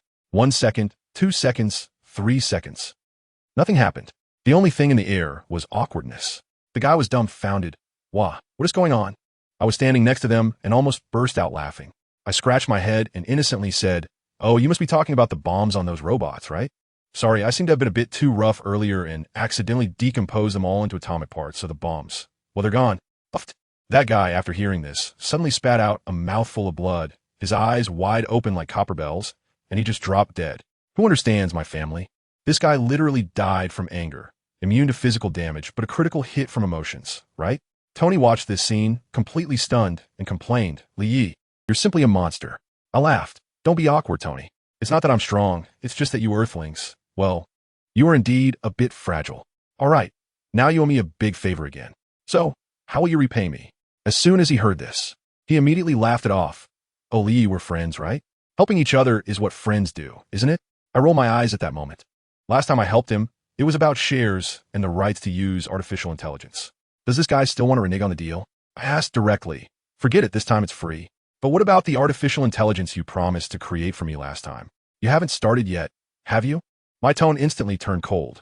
Let me tell you, the look in my eyes at that moment was such that if he dared to say no, I would perform a hand demolition of Stark Tower right there. Tony trembled in fear and quickly insisted, How is that possible? I am Tony Stark. In a couple of days, come to Stark Tower to pick it up." Seeing his guilty expression, I knew he had forgotten. But a couple of days was enough time for this guy. I nodded, and Tony looked relieved, quickly finding an excuse to look for Pepper and darted away. On the other side, backstage at the expo, that idiot boss named Justin Hammer was raging. Fuck, fuck, fuck. Why did those Iron Soldiers go out of control? He grabbed a researcher's collar, spitting all over his face. Let me tell you, this guy initially wanted to secure a military contract through this expo to stomp Stark Industries down. But now, his face was swollen from a slap. His subordinate weakly replied, "Boss, our mainframe was hacked by that Russian guy. It must be him. Track him down." Hammer was so angry he was jumping up and down. "Sir, the person has disappeared and the phone lines have been cut." Hammer instantly understood. He had been played like a monkey by Whiplash. It was over. Everything was over. He could already envision tomorrow's newspaper headlines. Hammer Industries, garbage manufacturing plant, supplier of murderous weapons. Just when he was in despair, a scream came from outside, and the door was kicked open. Coulson burst in with a group of agents in black. Hammer still wanted to act tough. "Who are you? Get out." But as soon as he finished speaking, an agent next to him executed a joint lock, pinning him firmly on the table. "Who are you? I'm going to sue you." Hammer continued to shout. Coulson leisurely took out an ID. "CIA, Justin Hammer, you're suspected of conspiring with international fugitive Ivan Vanko. You're under arrest. Let me tell you, the SHIELD agents wouldn't feel right about calling themselves agents unless they had at least 800 fake IDs on them." When Hammer turned around, he saw Pepper coming in behind them, and he instantly understood everything. Gritting his teeth, he said, "Very well. Pepper, just wait, I will be out soon. With SHIELD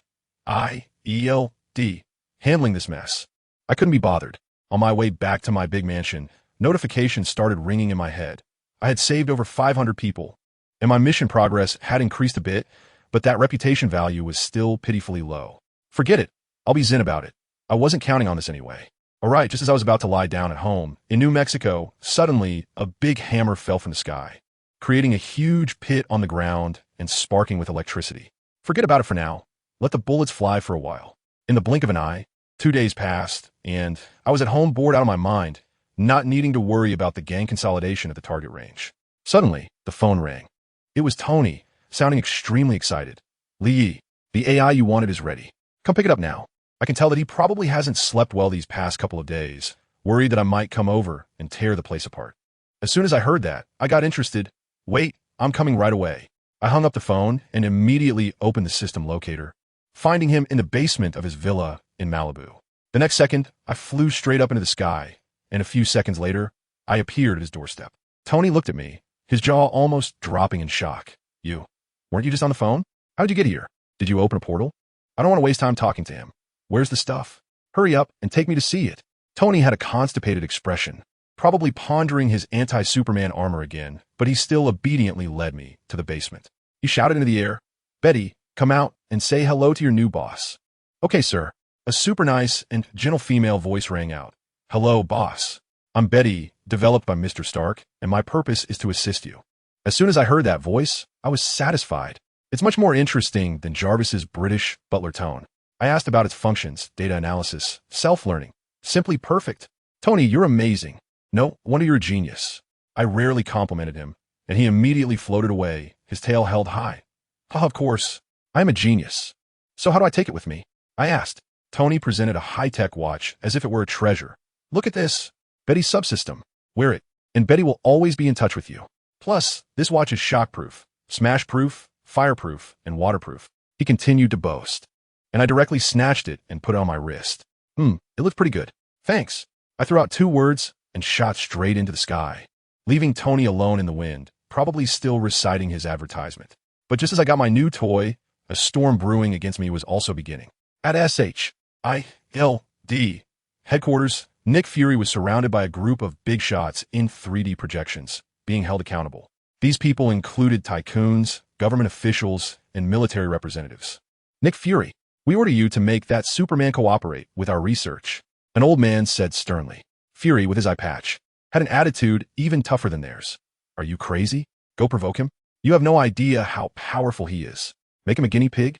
Dream on. Nick Fury, watch your attitude. You can remove me from my position, but SHIELD will never carry out this damned suicide mission." Well, this meeting ended on a sour note. But how could these old guys give up?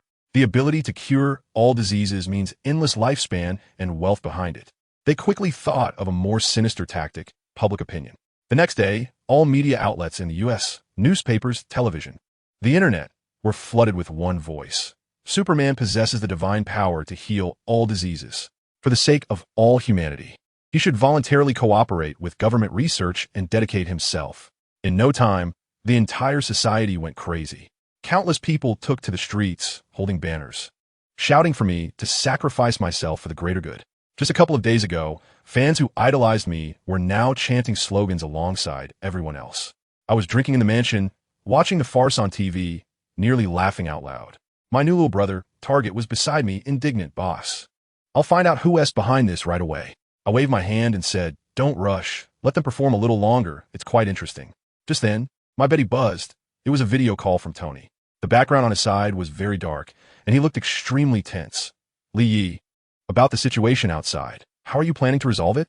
I shook my glass and smiled coldly. "Well, it can be done. Of course, kill them." I was contemplating starting by taking out a few military bases for fun. Tony turned pale with fright and quickly said, "Wait. Fury just contacted me. He handed me a list of people targeted at you and asked me to pass it on to you. I hope you show mercy." "Oh." I raised an eyebrow. "Let me see it." Tony quickly sent me a list of more than 10 names, all big shots from the military, politics, and business circles. I looked at the list and smiled.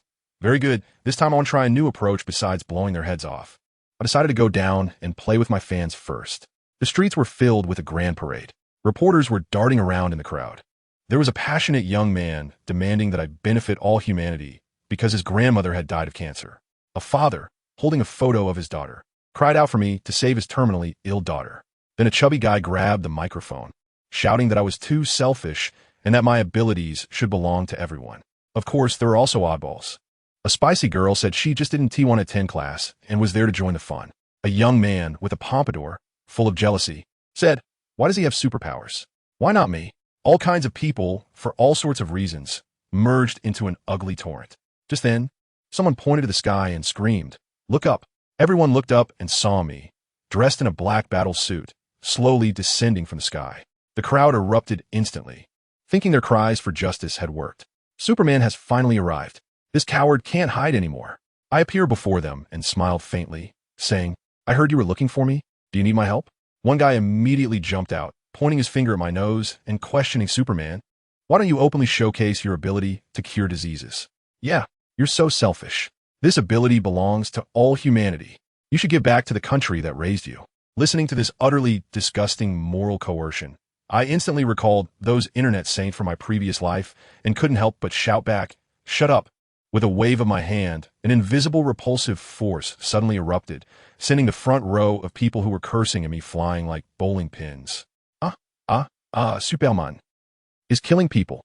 The crowd instantly erupted, screaming and scattering in all directions. In SHIELD, Fury looked at the screen, furious. Cursing, "This idiot." I gave him the list to take precise kills, not to go rampaging in the street. He immediately ordered, "Use all resources, seal off the news. Clean up the mess. Reduce the heat." Meanwhile, after scaring off that swarm of flies, I directly opened the list that Tony had given me. All right, the appetizer is over. It's time for the main course. I locked onto the first target on the list, a 5-star general responsible for several military bases. This time, I aim to make an example out of him to show these clowns what happens when they mess with me. Bang! I left a large pit on the ground, and my entire being transformed into a black lightning bolt, soaring into the sky. Satellites and radars around the globe instantly capture my trajectory. Report. Superman is speeding towards military base number 13. Inside the base, the general who had just been conspiring with other bigwigs turned pale upon hearing the report and shouted in a panic. "All troops on alert. We are under attack." The soldiers in the base were confused, thinking it was just a drill.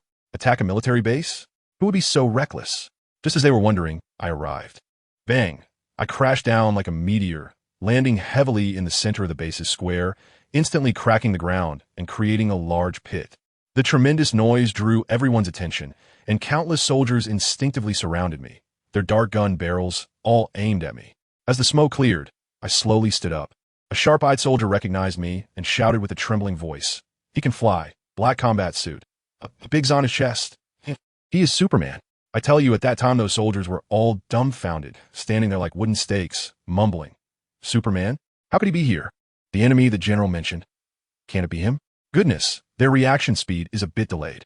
The middle-aged general behind the monitor was so angry that his face turned the color of liver, and he roared into the microphone. "What are you standing there for? Open fire. Shoot." The squad leader below was still hesitating, whispering, "General, that's Superman. Superman my foot. He has already betrayed the country. Now he is the enemy. Anyone who doesn't shoot will be treated as a traitor." The general's voice was almost splitting. I just sat there with my arms crossed, watching the show, thinking this is really interesting. That little captain is quite a character. Instead of listening to the general, he turned around and shouted at me, "Superman, please leave immediately, or we will attack." Nonsense. If a fight really breaks out, it's not the general sitting in the office who will get hurt, but him and his bunch of brothers. I sneered at that moment and said, "I'm here to find one person, General Jack. If you know what's good for you, get out of my way." And guess what? The squad leader completely ignored me and waved his hand. "Everyone, prepare." The sound of gun bolts being pulled back was synchronized. I could see that these soldiers were trembling, but orders are orders. They still pointed their guns at me. The squad leader gave me an ultimatum. "If you don't leave now, we will open fire." I laughed at that moment. Just 2 words. Give it a try. Attack. He really put all his strength into that shout. The next second, let me tell you, the bullets came at me like a rain of iron, overwhelming. And the result? I slowly extended one hand and just raised it gently. All the bullets, less than half a meter away from me, stopped in mid-air. It was as if time had paused, densely suspended in the air, creating a scene that was very sci-fi. Click, click, click. The bullets in the gun across from me quickly ran out, but no one changed a magazine. All of them stared blankly, their eyes wide open like copper bells. A devil. He is a devil. Oh my God, I want to go home. I don't want to be a soldier anymore. Damn it. Is the general insane? Letting us fight such a monster. The morale of the troops, you know? It collapsed right there, utterly chaotic. The squad leader saw this situation and instead sighed in relief, as if thinking that they didn't have to fight anymore and had saved their lives. He turned to me and said, "Superman, you won." Hee naive. I laughed at that moment. "Do you think this is over?" He looked confused. "What do you want? You shot at me, and you think it ends like this? There's no such good thing." What do you want to do?" "Nothing much." I grinned at him and said, "I'm just returning your bullets." As soon as the words left my mouth, I waved my hand, and the thousands of bullets suspended in the air instantly turned around, whizzing back. "Stop!" The squad leader shouted desperately. But did I listen? Why should I listen to him? In an instant, the other side turned into a hell on earth. With screams and bodies falling, it was a cacophony. When the smoke cleared, only the squad leader was still standing. He pointed at me, his eyes bloodshot, questioning me. "Why?" "They all laid down their weapons. Why did you still kill them? They have families and children too. You're not a superhero. You're a devil." I couldn't help but laugh out loud at that moment, holding my stomach in laughter, really. "You give up resistance, and I have to let you go? Who made up this stupid rule?" He even wanted to argue with me. According to the Geneva Convention on Prisoners of War. I stepped in front of him in one move and interrupted him directly. "What does your rule have to do with me? Why should I abide by it? You can hit me, but I can't fight back. Their deaths are not only related to me, but to you as well. The moment you order the attack, you should be responsible for their deaths."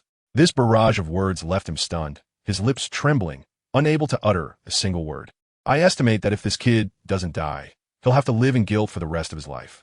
It's a pity, though, because I never intended to let him have a second half of his life. I reached out, grabbed him by the neck, and lifted him into the air, kindly telling him, "If you come out to mix, you have to pay it back. If you make a mistake, you have to be punished." He started to beg for mercy. Superman, please." Crack.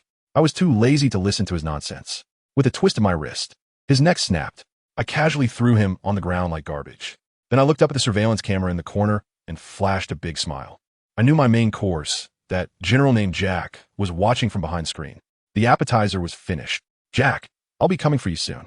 In the surveillance room, General Jack looked at my devilish smile, cold sweat pouring down, his shirt completely soaked. Crazy. Superman has gone mad.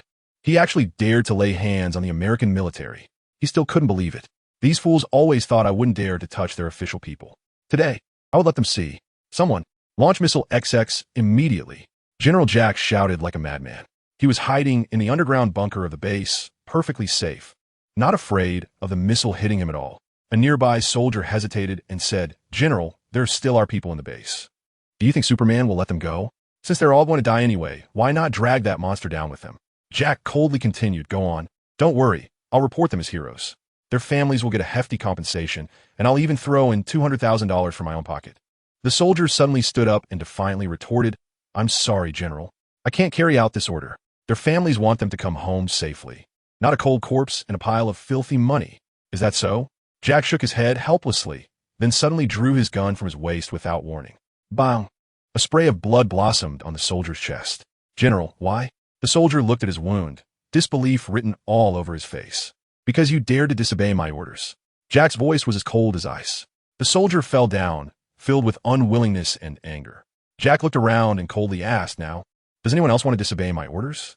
Everyone lowered their heads, not daring to utter a word. "Good. Immediately execute the order, launch the missile, and throw this corpse out for me. Don't let it be an eyesore here." I felt like I was in God mode, watching this great show unfold from start to finish. TSK. It's such a pity for that little soldier with a sense of justice. But hey, it's none of my business. To be honest, I could find that Jack in no time. But my friend today was feeling a bit mischievous. Wanted to test how powerful these guys' missiles really were. So I just stood there without moving, watching the missile silos of the base aim at me. Fire. With a whoosh, a high-yield tactical missile flew towards me, leaving a long tail of fire behind. Boom. With a loud bang, the spot where I stood instantly exploded into a massive fireball. The high temperature melting everything around, as if the entire base had been plowed. The small town over 10 kilometers away felt the violent tremors. In the control room, General Jack watched the sea of flames on the screen, laughing triumphantly. "Ha! What a bunch of nonsense superheroes. Opposing me? Goody." But he hadn't laughed for 2 seconds when a little soldier next to him pointed at the screen, his voice trembling. "Gee, General, quick look." Jack was stunned and hurried over to take a look. Through the billowing smoke and dust, a black figure slowly walked out, waving at the camera. Who else could it be? The superhero, not dead. Jack's mouth dropped open. I swear, you could fit a bowling ball in there. In the surveillance footage, not only was I unharmed, but even my clothes had no wrinkles. How is that possible? Even the XX missile couldn't kill him. God, are you kidding me? Jack completely collapsed. But he quickly thought of something, right? We still have nuclear bombs. Quick, contact the higher-ups, request to use the nuclear bomb. I can't believe he can withstand even a nuclear bomb. Gee, General, it's too late. The superhero has already found the entrance. What? Jack's eyes nearly popped out. The entrance to this underground bunker was extremely secretive. How could it be found so quickly? Could it be a traitor? He would never understand, even if he died, that I was using hacks, relying on information asymmetry. I easily found that thick and heavy circular alloy door. Jack saw me on the monitor and started to act arrogant again. A monster, so what if you found it? This door was specially designed to withstand the shockwave of a nuclear bomb. You can't possibly break it open. He seemed to feel safe again, looking at me with disdain. Then, I showed him what true despair really meant. I clasped my hands together at my waist, and the palms began to shine with dazzling golden light. Then, dramatically, I shout, Purgatory Dual Destruction, Cannon. Yes, it's the ultimate move of the strongest man on the surface. A devastating yellow beam of light bursts forth from my palms, incinerating everything in its path. That so-called special alloy door didn't even last a second and was instantly reduced to rubble. Boom, boom, boom. The entire underground fortress shook violently as if a magnitude 7 earthquake had struck. The soldiers inside stumbled and fell, some dead, some injured, with cries of agony filling the air. I slowly walked into the messy corridor, my voice echoing in the empty fortress. Jack, where are you? Dad is looking for you. Jack, hearing me take advantage of him, turned red with anger and cursed softly from his hiding place. But he didn't dare to speak out, still holding onto a glimmer of hope that I wouldn't find him. I followed the system's guidance and walked directly to a large iron cabinet. Little Jack, don't hide anymore. Dad can see you. Bang! I yanked the iron cabinet open, revealing Jack trembling behind it. Superhero, he exclaimed, looking very embarrassed. Now let's have some fun, I said with a smile, looking at him. What do you want to do? I'm a general of America. You can't kill me. If you kill me, America will hunt you down to the ends of the earth, and your family, friends, and everyone related to you will suffer. At first, he was scared, but by the end, he actually grew confident and even dared to stand up and make eye contact with me. I couldn't help it and burst out laughing. What are you laughing at? Are you all from the same training class? Your threats are all exactly the same. Oh, by the way, the last person who threatened me was named Ross, and he's still in a hospital as a vegetable. Jack instantly wilted. Ross was his comrade, and he had visited him. In that state, it's better to be dead. How can you be so foolish? Can't you see the situation? Right now, I alone can take on a country. Where do you get the courage to provoke me? Aren't you afraid I'll fly directly to the White House and take out your higher-ups in one sweep? You dare? I'll show you whether I dare or not. I grabbed him and flew straight to an open space outside. If you're going to kill me, just do it. Why humiliate me? At this moment, Jack regained a bit of his general's courage. Very soon, I said, grabbing 5 rabbits and using a monkey talisman to transform them into 5 tall horses. What are you trying to do? Jack looked at my actions, completely panicking. I really like Eastern culture. Some of its punishments are quite interesting, and I've always wanted to try them. Today, you're very lucky to be my first test subject. I tied 5 horses in 5 directions, using ropes to secure them, and then tied the other ends of the ropes to Jack's head and limbs. Superman, please give me a quick end. Jack has already guessed what I'm about to do, and he is begging in fear, trembling and soiling himself. I introduced with a smile. Today, this punishment is called 5 horses pulling apart. There was a very powerful reformer in ancient East who died this way. Today, you will experience the same fate as him. If the horses run away and you don't die, I will let you go. No, please don't. Amidst his screams, I untied the horses, and the 5 startled horses immediately bolted in 5 different directions. I won't go into detail about the tearing sound. It's quite relieving, anyway. I looked at the scattered pieces on the ground and silently said, "Don't worry, I will soon send your colleagues down to join you." Meanwhile, at the SHIELD headquarters, the masterminds behind this operation surrounded Nick Fury. Fury, how could Superman know about Jack? Did you leak it? An old man with white hair came forward to demand answers. Fury didn't even raise an eyebrow. Where's the evidence? The group erupted into chaos, but ultimately realized they couldn't make sense of it because they were scared. Jack's death had terrified them, and they feared they might be next. Someone suggested, what if we submit to Superman? But most of them Wanted to save face, refused. No way. We, the great America, will never surrender. Finally, the bald old man at the helm, a dying tycoon with cancer, made a decisive call. We have one last resort. Nuclear bombs. I don't believe he is still a living being who can withstand a nuclear bomb. The fools instantly regained their confidence and unanimously agreed. Fury shook his head nearby. He knew that nuclear bombs wouldn't work on someone like me who had gravity control, but they wouldn't listen at all. Soon, they laid a trap at Base 6, where I was headed next, just waiting for me to walk right into it. I flew over Base 6 and found it surprisingly deserted. How strange. From a god's eye view, I saw that all the soldiers were hiding in underground bunkers. Just then, my smartwatch's AI, Betty, suddenly alerted me. Boss, please be aware, a high-speed moving object is approaching. Without a second thought, I realized these guys were really coming to ambush me.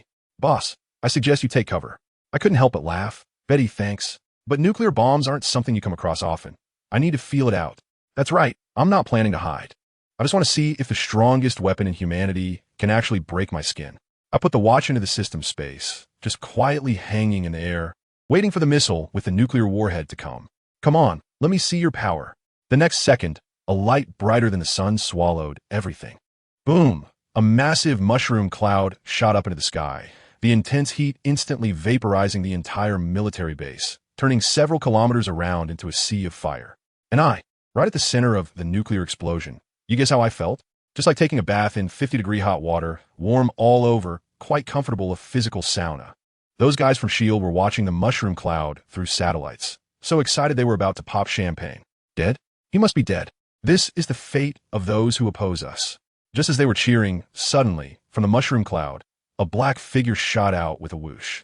That figure was me, completely unharmed. The shockwave from my high-speed flight even blew away the surrounding flames and smoke. He didn't die. Monster. Nuclear bombs don't work on him. It's over. We're doomed. Those so-called social elites instantly broke down, their faces ashen, like they had just lost their parents. In the end, it was that bald boss who forced himself to calm down, his voice trembling, turning to Fury. Fury, can you contact Superman? They were ready to back down. Fury looked at them coldly. I warned you a long time ago. It's our fault. Please, Fury, help us contact him. We can promise him any conditions. The bald boss was almost on his knees. Fury sighed and agreed. I looked at the obliterated Base 6 and nodded in satisfaction. This efficiency is much faster than if I had done it myself. I couldn't be bothered with the soldiers underground since they hadn't attacked me. I was about to head to the final base to wrap this up completely. Just then, Betty's voice came through. Boss, you have a new message. Do you want to take it? I thought to myself, who is it at this critical moment? Answer. Let me tell you, when the screen on the watch popped up, good heavens, a shiny bald head appeared. Nick Fury from S.H.I.E.L.D. What he meant was, hey, stop fighting. Let's sit down and talk. I laughed at that moment. What's there to talk about? These people are typical bullies who fear the strong. When they saw I was tough and couldn't be easily dealt with, they wanted to back down. As a result, that bald guy's image flashed, and it was replaced by an even older bald man who immediately started playing the victim, saying, Superman, it's all our fault. We are willing to compensate. Money, power, beautiful women, whatever you want, we'll give it to you. Just stop. Haha. I burst out laughing. Family, who understands? Do these people really think they are gods? Do they think that giving a little sweet deal can settle everything? That old man even asked me with a confused look. What? Is it still not enough? I shot back directly. Have you guys got it wrong? Negotiation is when two people of similar strength sit down to talk. The current situation is that you pose no threat to me, while I can take all your lives at any moment. Is this called negotiation? This is me unilaterally notifying you. I could see the cold sweat pouring down the old man's forehead, even through the screen. He wanted to say something else, but I didn't give him a chance and simply said, wash your neck clean and wait for death. And then I hung up the communication.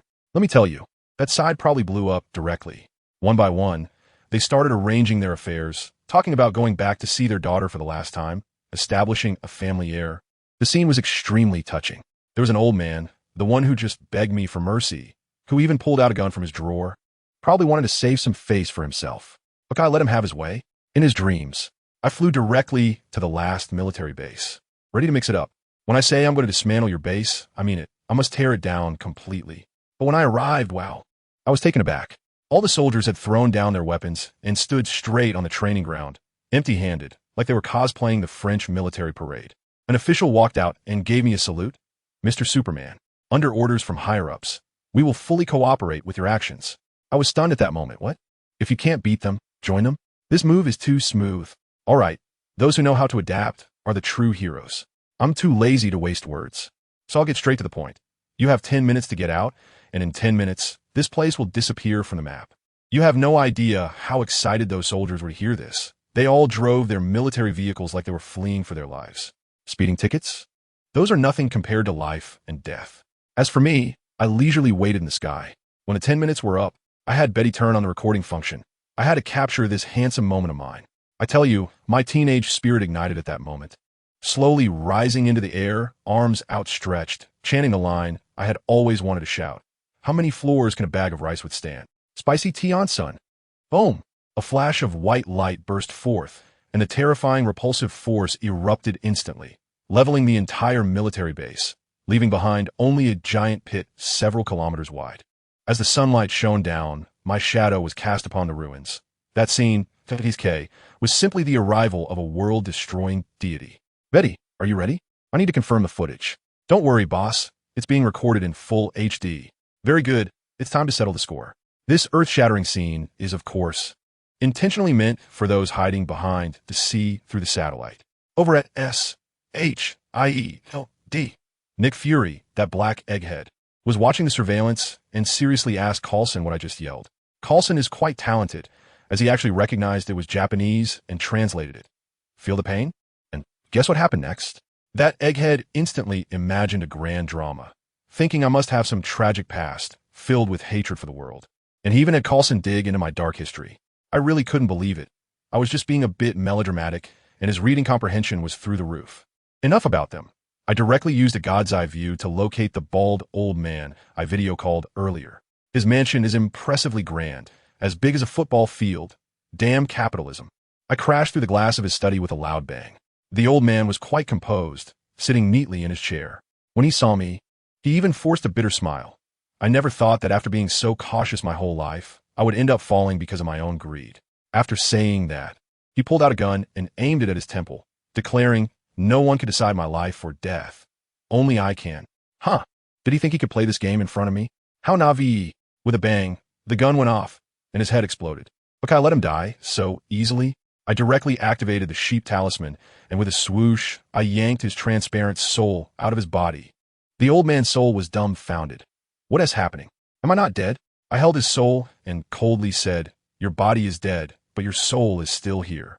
You think I can't decide your life or death? Let me show you if I can." He instantly broke down, begging for mercy. I couldn't be bothered to respond.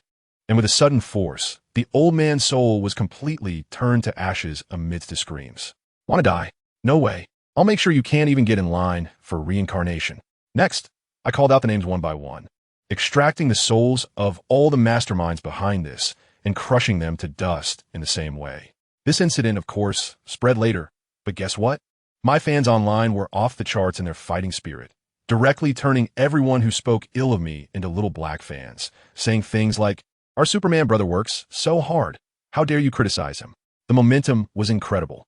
With SHIELD, and those trying to curry favor with me, frantically deleting posts, suppressing trending topics, and inviting people for tea.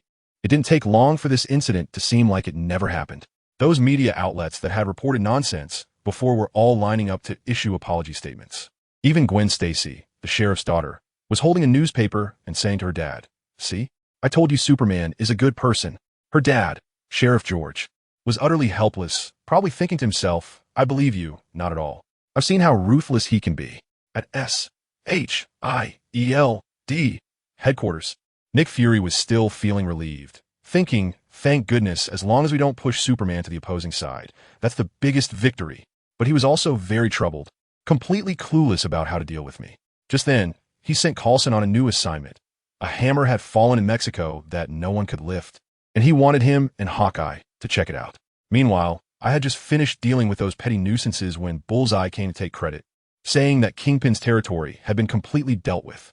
I found his actions too slow, which scared him into kneeling. I didn't really punish him.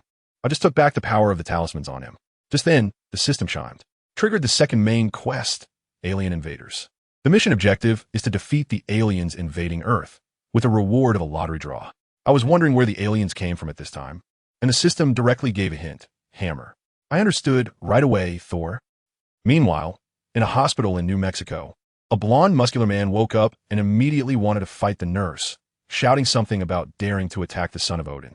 As a result, he was pinned against the wall by several security guards and was knocked out with a shot of sedative.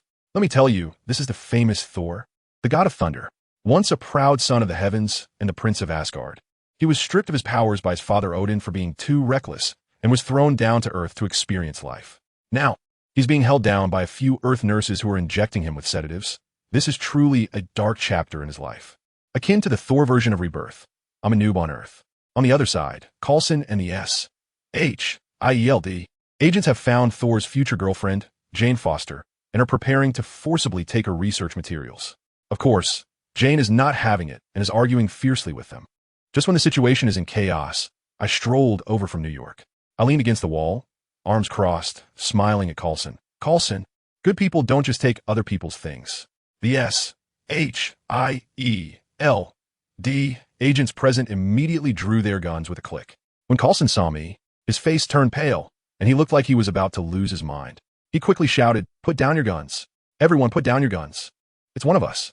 Then he hurried over to me, nervous to the point of stumbling over his words. "Mr. Lee. Lee, how did you end up here?" I lazily said, "Let's go for a walk." What's this? Has SHIELD turned into robbers? Coulson was so embarrassed that he could almost dig his toes into the ground, still wanting to explain. I interrupted him directly. "Put the stuff down, you can leave." He didn't dare to say a word, fearing that if I got unhappy, I might send him off to join the sun in the sky. Immediately, he took his subordinates and left in a hurry, leaving the car and equipment behind. Once those robbers were gone, Jane and her little assistant Daisy breathed a sigh of relief and rushed over to thank me. Daisy had quite a keen eye. She stared at me for a long time and suddenly exclaimed in surprise, "Oh my God, you're Superman. I've seen you on TV." Saying that, she pulled out a little notebook for me to sign. Her excitement was like that of a fan meeting their idol. Jane was still a bit dazed. She was a research nerd and didn't really pay attention to things outside. It wasn't until Daisy pulled out a newspaper and educated her that she looked at me in shock. I signed my name and got straight to the point. "I'm looking for a blonde man named Thor. You must have seen him." As soon as I finished speaking, the expressions of the three of them changed dramatically, and they exclaimed in unison, "Thor?" As soon as I saw this reaction, I knew I'd found the right person. Jien looked at me with a wary expression and cautiously asked, "Are you looking for him? For something? Is he a criminal? I want to fight him."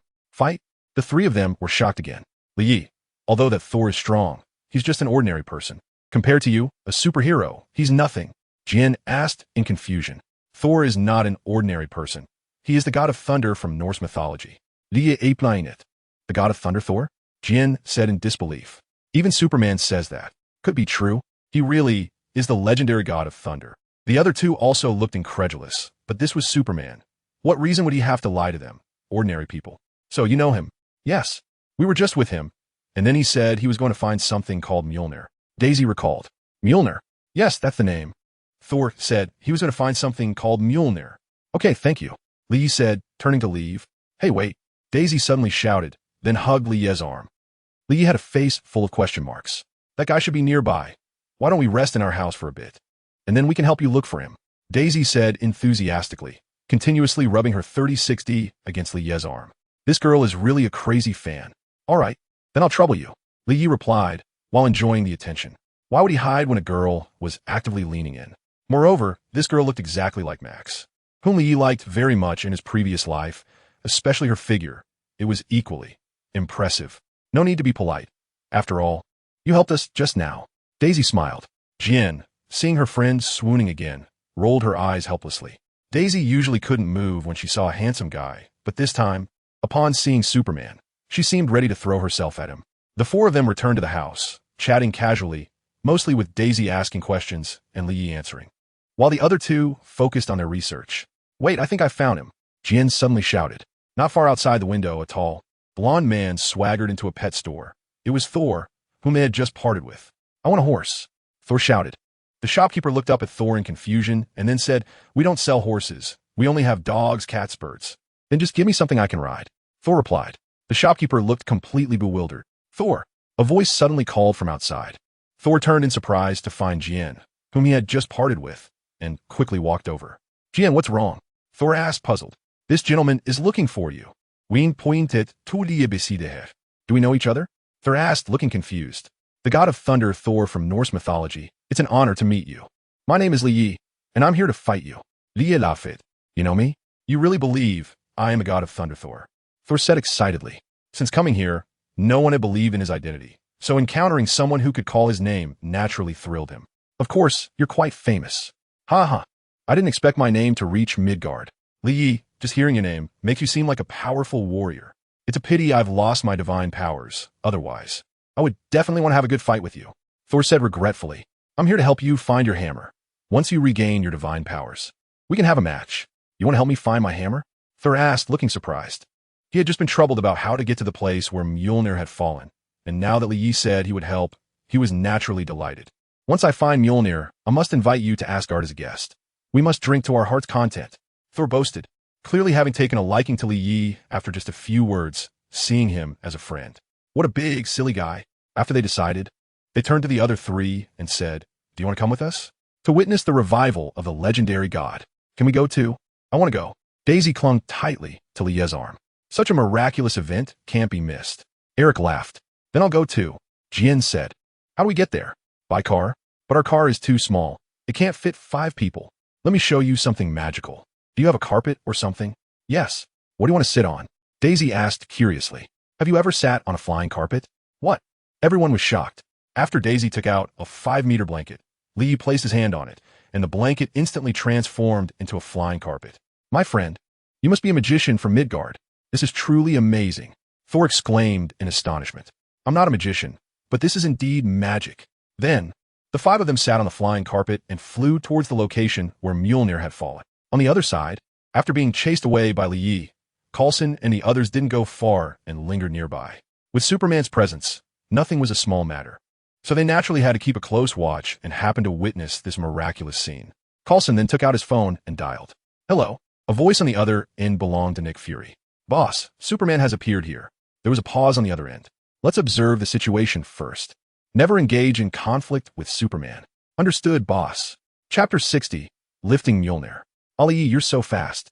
Daisy shouted. Is this called fast? I can go faster. Do you want to? Ido. Then hold on tight. Whoosh. The flying carpet zipped through the sky like a gust of wind. Yi set up a gravity shield around them, blocking the strong wind pressure from outside. So even though the flying carpet was going very fast, it didn't particularly affect the people inside. Otherwise, flying this fast, the other 3 would have been spitting blood, except for strong Thor. After several minutes of flying, a large research tent guarded by numerous soldiers appeared before them. Yes, this is the place. I can sense it. Mjolnir is right here, Thor said excitedly. Although he had lost his divine powers, the faint connection with Mjolnir remained. Strange, where were these things built? We passed by here yesterday, and there was nothing. Daisy wondered. This is the place where the 3 of them ran into Thor last night. This is the power of SHIELD,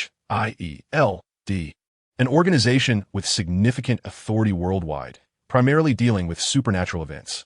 Yi briefly explained, showing no intention of keeping secrets about SHIELD. After all, he was an SHIELD agent. This dilapidated temple, infiltrated by Hydra, couldn't accommodate a great Buddha like Yi. Yi found a safe place to land, and everyone got off the magic carpet, where Daisy carefully put away the blanket. Daisy, what are you doing? Lia asked in confusion. This is a magical flying carpet, of course, I have to cherish it. Daisy replied matter-of-factly. This carpet can only fly when I imbue it with magic. Otherwise, it's just an ordinary blanket. Lia explained it helplessly. What?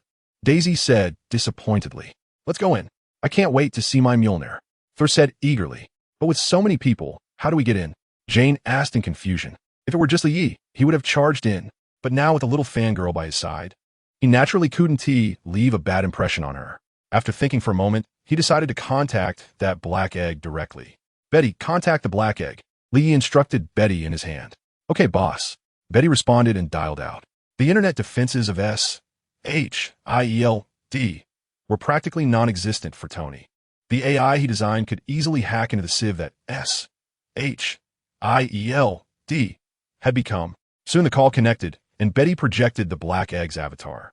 Superman? The Black Egg looked at Yi in confusion. I won't beat around the bush. I need to bring a few people to lift that hammer you discovered. Arrange it, or I want to take responsibility if something goes wrong. YeSlaps. He completely acted as if S-H-I-E-L-D were his subordinates. But Nick Fury had no reaction. Known as the King of Agents, he had long mastered emotional control to perfection. I understand. I've already contacted Coulson on site. He will take you in. Nick Fury replied. Then there's nothing else. After Lee finished, he cut the connection. Sure enough, soon Coulson appeared out of nowhere, respectfully walking up to Lee. Mr. Lee, please follow me. The group followed Coulson inside, where they saw many people gathered around Mjolnir, conducting various studies and measurements. What are these guys doing to my beloved Mjolnir? Thor, a hammer fanatic, instantly became furious at the sight, as if someone was touching his wife. Wanting to charge forward directly. I advise you not to move. Just then, a voice suddenly came from above. A man with a bow aimed at Thor, looking very ordinary. But his sharp eyes were unforgettable. Who are you? Why are you stopping me? Thor shouted. This is Agent Barton, who is specifically responsible for guarding the hammer. Agent Barton, they are not enemies. You can lower your bow. Coulson explained. The man with the bow was none other than S-H-I-E-L-D-S Senior Agent. The future archer of the Avengers, Hawkeye. Hawkeye nodded and then lowered his bow. Thor, calm down. They are just studying. They haven't done anything to damage Mjolnir. Lee also stepped in to stop the big guy. All right, let today's research come to an end. Coulson shouted. Yes, sir. The group of researchers slowly retreated. Mr. Lee, you can now go with your friends to lift that hammer. But be careful. It's very heavy. Coulson said. Of course it's heavy, because besides me, no one else is qualified. Thor said proudly. Hearing this, Lee couldn't help but want to punch him right there, forcing himself to silently repeat. He's just a big guy. He's just a big guy. Don't get into an argument with him, to barely suppress his urge. Thor, stop wasting time. Go lift it. YeSlaps impatiently. Okay, I understand. Thor arrogantly approached the hammer. Everyone's gaze focused on Thor, making him feel as if he had returned to Asgard, where he was also the center of attention. Thor tightly gripped the hammer's handle, his face full of excitement, as if he could lift Mjolnir and regain his divine power at any moment. Thor began to exert force. The muscles in his arms instantly became fierce, but he found he couldn't lift it at all, and his previously excited face immediately deflated. Thor couldn't believe Mjolnir would reject him. With a loud roar, he used all his strength, his muscles tensed, and even the veins on his forehead bulged, clearly exerting himself, but the hammer remained unmoved. Thud! Thor sat down on the ground in despair, mumbling, How is this possible?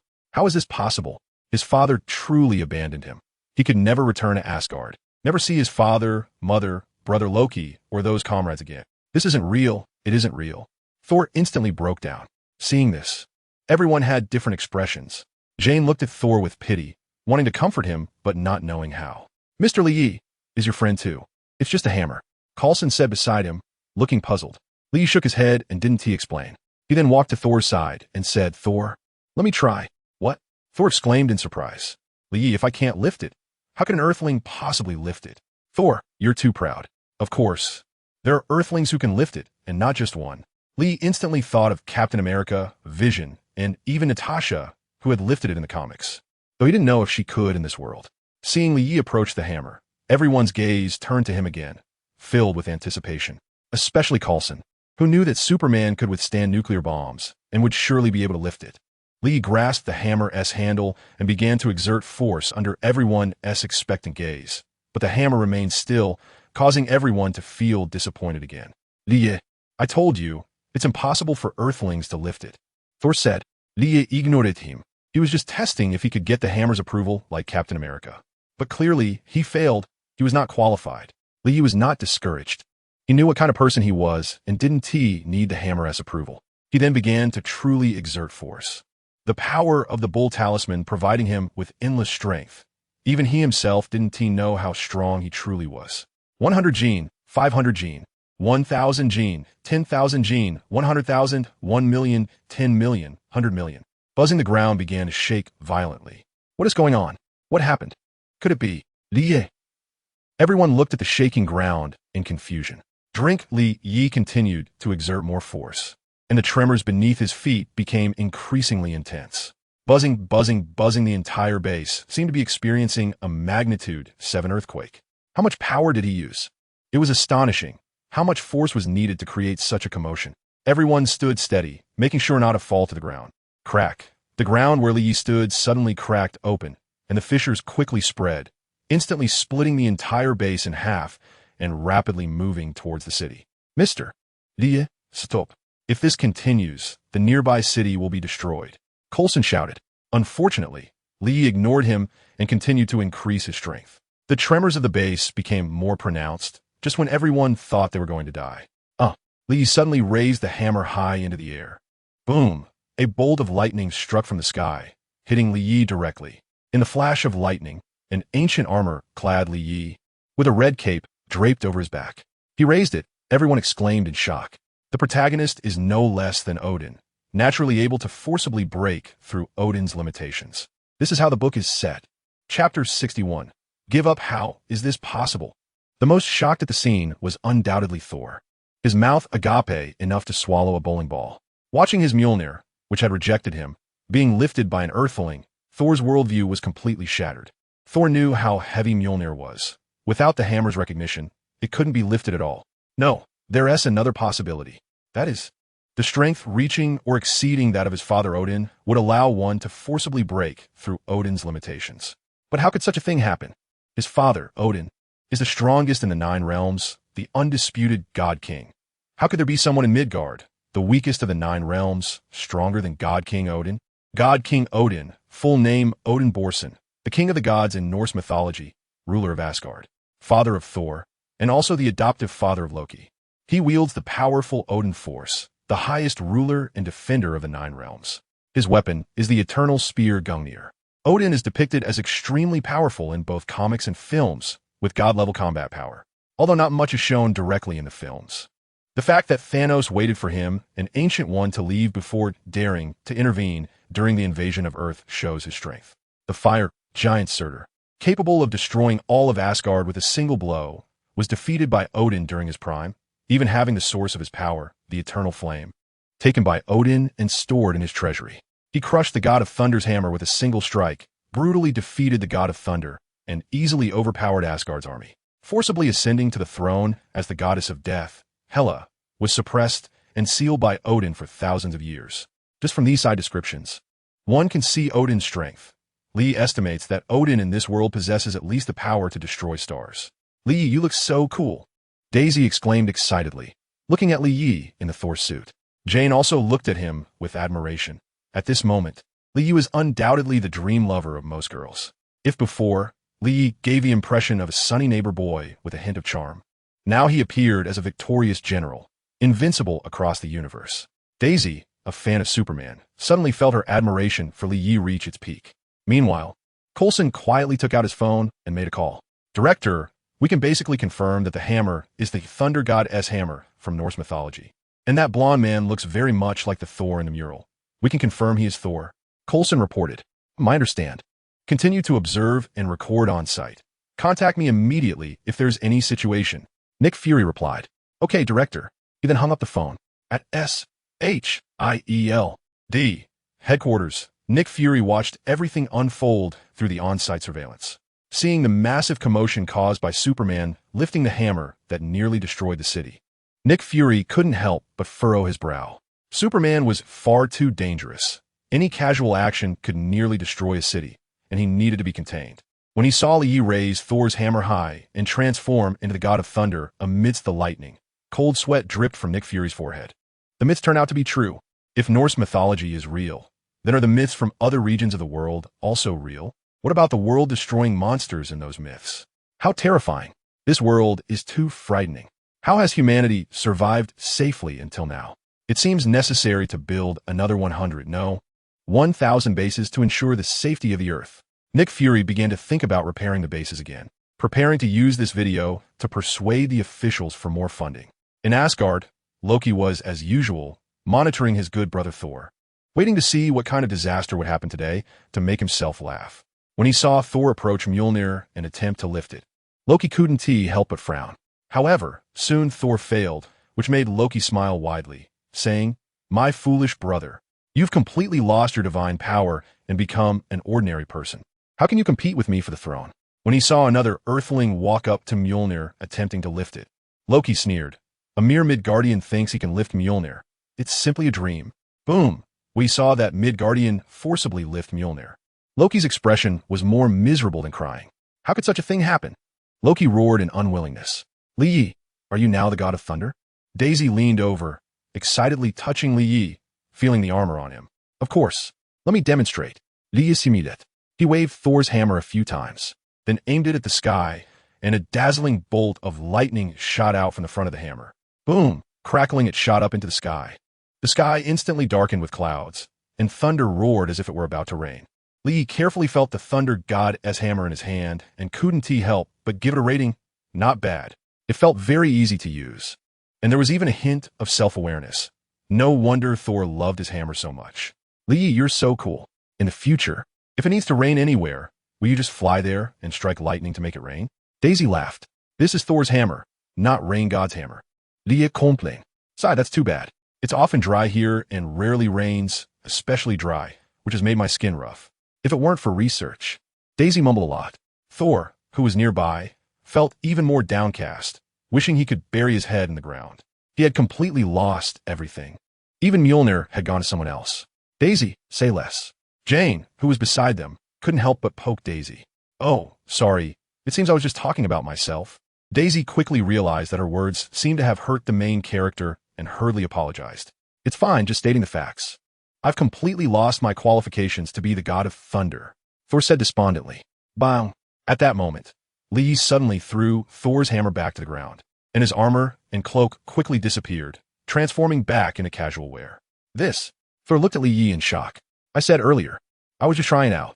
This hammer is so important to you. As a friend, how could I take it away? Li Yi simid it.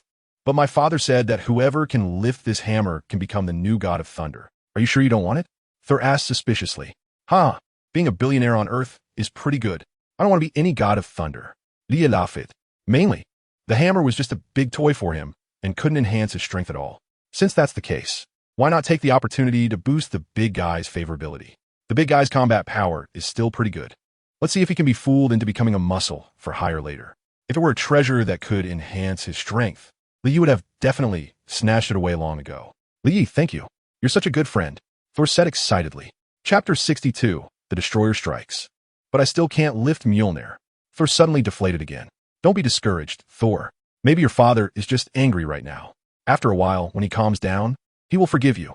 After all, you are the heir to the throne of Asgard. In our human world, kings often create difficulties to train their heirs. No way. You may not know, but I have a younger brother. If I don't qualify to inherit the throne, my brother will take the position. Tony replied. Can I ask, what is your brother's name? Daisy asked with interest. She was quite curious to understand the social structure, language, and family structure of these gods. You should have heard of his name. He is called Loki. Loki? Isn't he your uncle? How did he become your brother? Daisy asked in confusion. What uncle? Thor looked completely bewildered. Daisy then explained to Thor their relationship in Norse mythology. In traditional Norse mythology, Loki is Odin's sworn brother, effectively Thor's uncle. Nonsense. This is completely a rumor and imagination from your human world. Loki and I have always been brothers. We have lived and fought together for thousands of years. Thor said angrily. Thousands of years? Everyone was surprised to hear Thor mention his age for the first time. Can gods really live that long? Using thousands of years as a unit. That's enough for humans to reincarnate hundreds of times. Thor, how old are you this year? Jane asked curiously. She had a slight crush on Thor, but if gods were this long-lived, she should consider her short lifespan carefully. By your human calculation, I am now over 1,500 years old. 1,500 years. Everyone shouted in shock. It was truly astonishing. Longevity and immortality have always been humanity's pursuit. From ancient myths to modern biological technology, all showing humanity's longing for longevity. When a real long-lived species appeared before them, it was naturally surprising. Is it just you part of your kind? Or, Coulson raised a key point beside them. Our Asgardian average lifespan is 5,000 years. Thor casually revealed, as it seemed like a common thing to him. Average 5,000 years? Humanity's recorded history is only a little over 5,000 years. No wonder you are gods. Coulson sighed. However, Lee didn't have any special feelings about it. A lifespan of 5,000 years really meant nothing to him. He had the power of the dog talisman. And as long as he wanted to live, living for billions of years would be easy. He just didn't know if he could endure loneliness and solitude. Loneliness and solitude are the greatest enemies of an individual long-lived species. Of course, Lee didn't need to worry because he could replicate his abilities for others, copying a portion of the dog talisman power to those who wanted it. Living together until the universe's end was also possible. With the existence of system, transcending this universe to achieve eternity was very likely, as long as the creator of this world didn't self-castrate. Thor, you should wait a few days before making any plans. Let's see if your father changes his mind. YeSlaps. Loki hasn't arrived yet. The show hasn't even begun. Well, okay. Thor thought for a moment and agreed. Where will he stay? Should he stay at Jane's house? Daisy, the big-breasted, brainless girl, always posed strange questions. Jane's face instantly turned red upon hearing that Thor would live with them and couldn't help but poke Daisy. Hey, Jane, what are you doing? Daisy frowned. Ahem.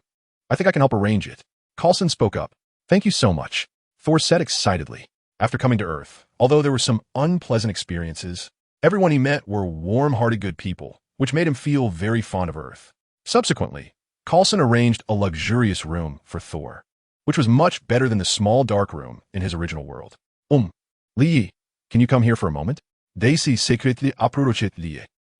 What's the matter? Lee, do you have a girlfriend? Daisy asked. This direct question surprised Lee a bit. Compared to Eastern culture, girls raised in Western culture might lack a bit of subtlety, but had more boldness. Several figures flashed through Lee's mind. Gwen, Little Mischief, Aurora. He then firmly said no. He wasn't lying, as he hadn't established a relationship with any of them. I like you. Do you want to be my boyfriend? Daisy boldly declared, adjusting her 36D. Sure. YeSlaps. The girl took the initiative, and he liked her as well. What reason was there to refuse? Then come to my room tonight. So soon? Less talking. Later, strange sounds came from the room. Passers-by said there were people fighting inside, and they heard screams of awe. The next morning, everyone gathered for breakfast. Jin looked at his friend strangely, wondering why he looked like he hadn't woken up. Lee, are you leaving? Daisy asked. No, I still need to stay for a few more days to handle some things. If I don't deal with Loki and the Destroyer, then my trip here would be pointless. Right? Of course, it's not entirely pointless. After all, I gained a girlfriend, he said. That's great, Daisy exclaimed excitedly. Daisy, why are you so happy? Jin asked. Lee and I became a couple last night, Daisy said proudly. That's too fast, Jin complained. He then glanced at the dull-looking Thor and shook his head helplessly. Thor scratched his head in confusion. Just then, a sudden knocking sound came from outside the window. Everyone looked over and saw 4 oddly dressed people standing outside. 3 men and 1 woman. Thor, we finally found you, one of the bearded men shouted. It's you. Thor responded excitedly, then embraced the 4 of them. Let me introduce you. These are my comrades from Asgard. Volstagg, Hogun, Fandral, and this strong warrior, Sif. After some pleasantries, Thor said dejectedly, you shouldn't have come here. Father has already banished me from Asgard. The plot had slightly changed because of Lie's terrifying strength. Loki was too scared to come, so there was no chance to trick Thor into believing Odin was dead. Thor, we're here to bring you back, Sif said. You know I can't go back. Mjolnir is still rejecting me, which means Father hasn't forgiven me, Thor said sadly. Thor, King Odin has fallen into a coma. What? What happened? My father is okay, right? Thor asked anxiously. During King Odin's coma, Loki took the throne and intends to wage war against the Frost Giants, which is why we want to bring you back to stop him. The 4 explained Loki's scheme to Thor. Loki, you bastard. Thor gritted his teeth. He regretted trusting him so much and vowed to give him a good beating when he returned. Thor, you're in trouble. YeSlaps spoke up. What? Thor asked, puzzled. Boom. At that moment, a loud noise suddenly erupted outside, and everyone hurried out to check. A colorful light descended from the sky, leaving a mysterious pattern on the ground. As the light faded, a 5-meter tall giant made entirely of metal stood there. Isn't that Iron Man? Daisy said, looking at the metal giant in confusion. Chapter 63. Taking action not good. It's the Destroyer. I didn't expect Loki to send the Destroyer to stop me. Thor frowned, still naively thinking Loki was just trying to prevent him from returning to Asgard, not trying to kill him. Hearing this, Lee couldn't help but shake his head. This big fool would make a good general, but definitely not a good king. He was all muscle and lacked any cunning or strategy. The Destroyer? What is that? Jin asked in confusion. That's the armor my father used for battles in the past. He later had it forged by the dwarves into a war machine. Thor briefly explained. The Destroyer armor, the ultimate weapon of Odin, the king of the gods, was made from URU metal and was nearly indestructible, capable of annihilating all known matter. The destroyer could be controlled autonomously or manually, with its energy sourced from Odin and other gods. Its face could emit a continuous high-temperature beam that could melt almost anything, and it could also change shape. Legend has it that Odin once wore it to battle the invading cosmic deities to protect the Earth. The moment the destroyer appeared, it attracted a lot of attention. However, the destroyer ignored the crowd and walked straight toward Thor. "No matter who you are, stop right now. Your actions are seriously affecting traffic," shouted a police officer by the roadside, pulling out his gun at the destroyer. It turned out the destroyer was crossing the road, causing a massive traffic jam. The destroyer stopped and slowly turned toward the officer who had just spoken. "Stop. I warn you to halt immediately, or we will open fire," the officer shouted, thinking someone was controlling the giant robot inside. The destroyer continued walking as if it didn't hear. "Fire. Open fire immediately." At the officer's command, the police began shooting. Bang, bang, bang. But the bullets hit the destroyer's body, only sparking a little without leaving a mark. "Monster. It's a monster. Quick, run." Seeing that the bullets were completely ineffective, the surrounding police scattered in an instant. The destroyer's face slowly opened, emitting a dazzling light, then suddenly shot forward. Whoosh! Bang! A white beam of destruction hit a car, causing a violent explosion that flung nearby people, resulting in numerous casualties. The monster is killing people. Help! Is there anyone to save us? Humans fled like animals. At that moment, everything felt unreal, and only survival mattered. Nearby at the S.H.I.E.L.D. base, Coulson quickly received the news and, seeing the robot, immediately thought of Tony Stark, as he was the only one who had ever built a similar robot. He then picked up the phone to call Tony Stark. "Tony, is your robot out of control? It's attacking the crowd everywhere." Coulson questioned as soon as the call connected. Tony, on the other hand, was confused. "Coulson, what are you talking about? What robot? The one causing destruction in that town in New Mexico? How could that be? I've been dealing with that boring charity gala for the past 3 days. When would I have time to work on a robot? What on earth is going on?" Coulson then informed Tony of the situation on the scene. "I'm coming right now," Tony replied excitedly. He had recently upgraded his armor and was eager to test its power. And now the opportunity had come. "You better hurry, Superman is also nearby." "What? That guy Lee again? I'm on my way." The two ended the call. Coulson had long since dispatched all armed personnel from the base, hoping to delay the robot's actions. Several helicopters and dozens of tanks came from all directions, surrounding the destroyer. Bang! A tank was the first to launch an attack, and then, like a domino effect, all the tanks and planes began their assault at the same time. Ha-ta-ta-ta, bang! Bang! Bang! Countless bullets and shells hit the destroyer, forcing it to stagger back, yet it still sustained no damage. Ha-ha! What foolish Midgardians!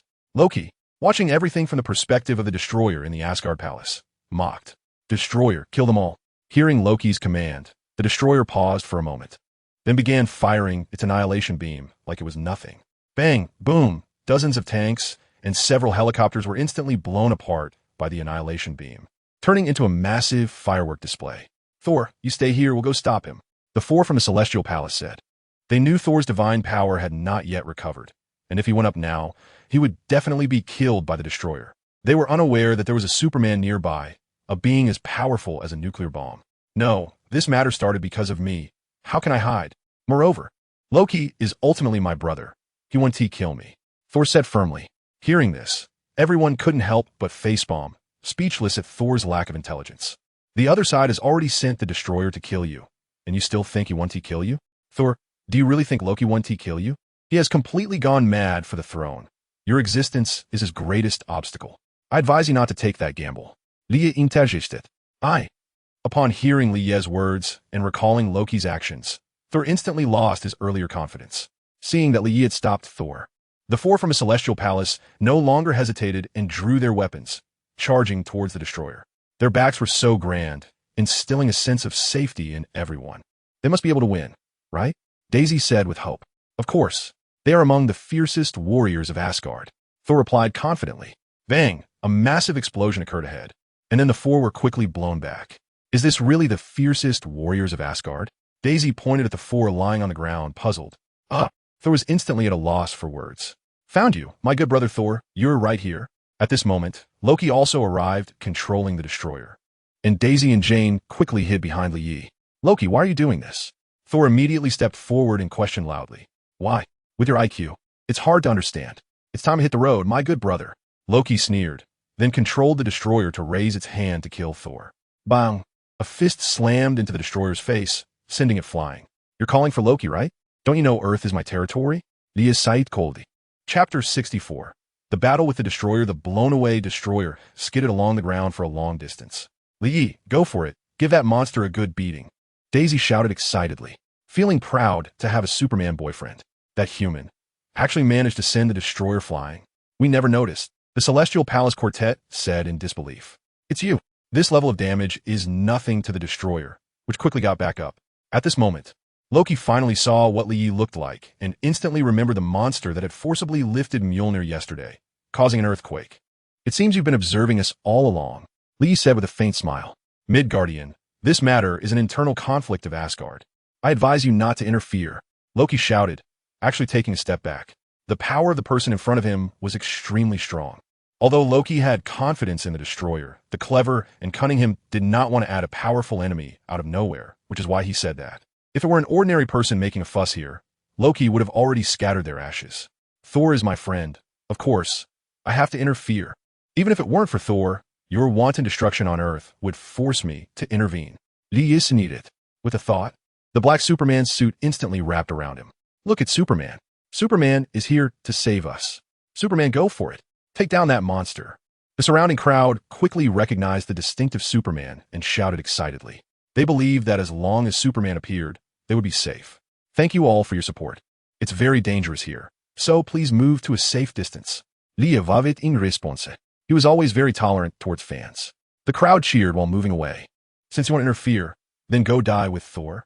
Loki, seeing Lee ignore him and talk to those ordinary people, instantly became furious. He was Prince Loki of Asgard and had never been so disregarded. The destroyer's face once again emitted a shining light, then shot a powerful annihilation beam at Li Yi. Whoosh, I beams. Seeing this, Li Yi, wanting to test, instantly released yellow rays from his eyes to meet it. Bang! Zzz, the two beams held each other for a moment. Not bad, but still far from enough. Li Yi sneered, then immediately increased his power. The yellow electric beam instantly suppressed the destroyer's annihilation beam back. How's that possible? Loki said in disbelief. Bang! The electric beam ruthlessly slammed into the destroyer, instantly melting half of its body. So powerful, even the destroyer made of URU metal. When did Midgard have such a strong warrior? Sif said in disbelief. Thor, how do you know this powerful warrior? Vandal asked curiously. He approached me voluntarily, saying he wanted to help me retrieve my hammer. Thor replied. Although half of the destroyer's body was melted, it flashed and restored the next moment. What? What is going on? It was clearly already. Jane pointed at the restored destroyer in shock. The destroyer is Asgard's ultimate weapon, blessed by the gods of Asgard, and will automatically repair any damage unless it is destroyed in one blow with absolute power. Otherwise, it will keep self-repairing. Sif, the Valkyrie, explained. How is that possible? This doesn't conform to the law of conservation of energy. Jane, being a scientist, naturally refuted. Jane, this is magic. Thor said. Jane was completely speechless. She had never studied magic. Haha, Midgardian. Did you hear what your companion said? You absolutely cannot defeat the destroyer. Loki laughed triumphantly. Lee ignored him and assumed a running stance on the ground. Can't be broken? Then that makes it the best punching bag. Boom! With a powerful push-off, he shot towards the destroyer, leaving a large crater on the ground. Lie's speed was astonishing, and in the blink of an eye, he was in front of the destroyer, who couldn't react in time. Or rather, Loki, controlling the destroyer, never expected that Midgard would have such a powerful warrior. Lee clenched his right fist and threw a rapid punch, hitting the destroyer's chest hard, producing a piercing sound of sonic boom. Boom! The destroyer was instantly smashed into the ground. Its chest caved in. Crack! The ground couldn't withstand this immense force, and it collapsed instantly, forming a large pit, with cracks rapidly spreading outwards. Wow, wow, wow, Superman, you are amazing. Superman, my idol. The crowd nearby cheered as they saw the destroyer fall.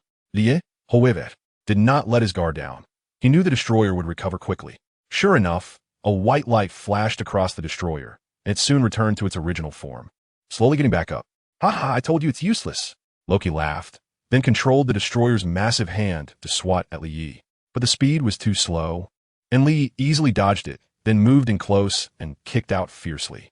The destroyer fell again, but within 2 seconds, it got back up. Li fronit.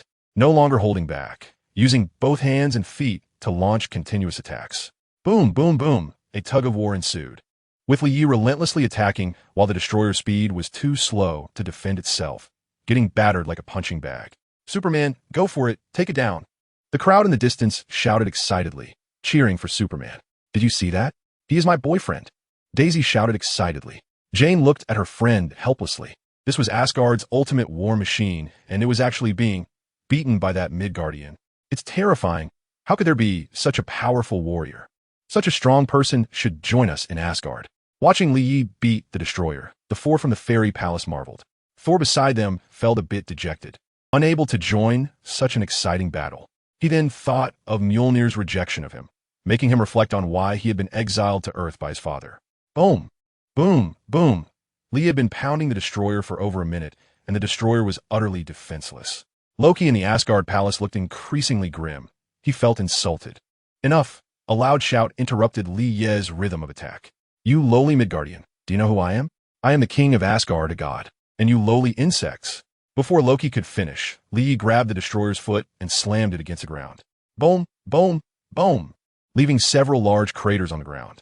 That felt good, but still a bit unsatisfying. How about? Li looked up at the sky. Loki suddenly felt a chill. Despite the vast distance between Asgard and Midgard, he still felt that this Midgardian was looking at him. Chapter 65, Destroying the Destroyer. Why do I have such a strange feeling?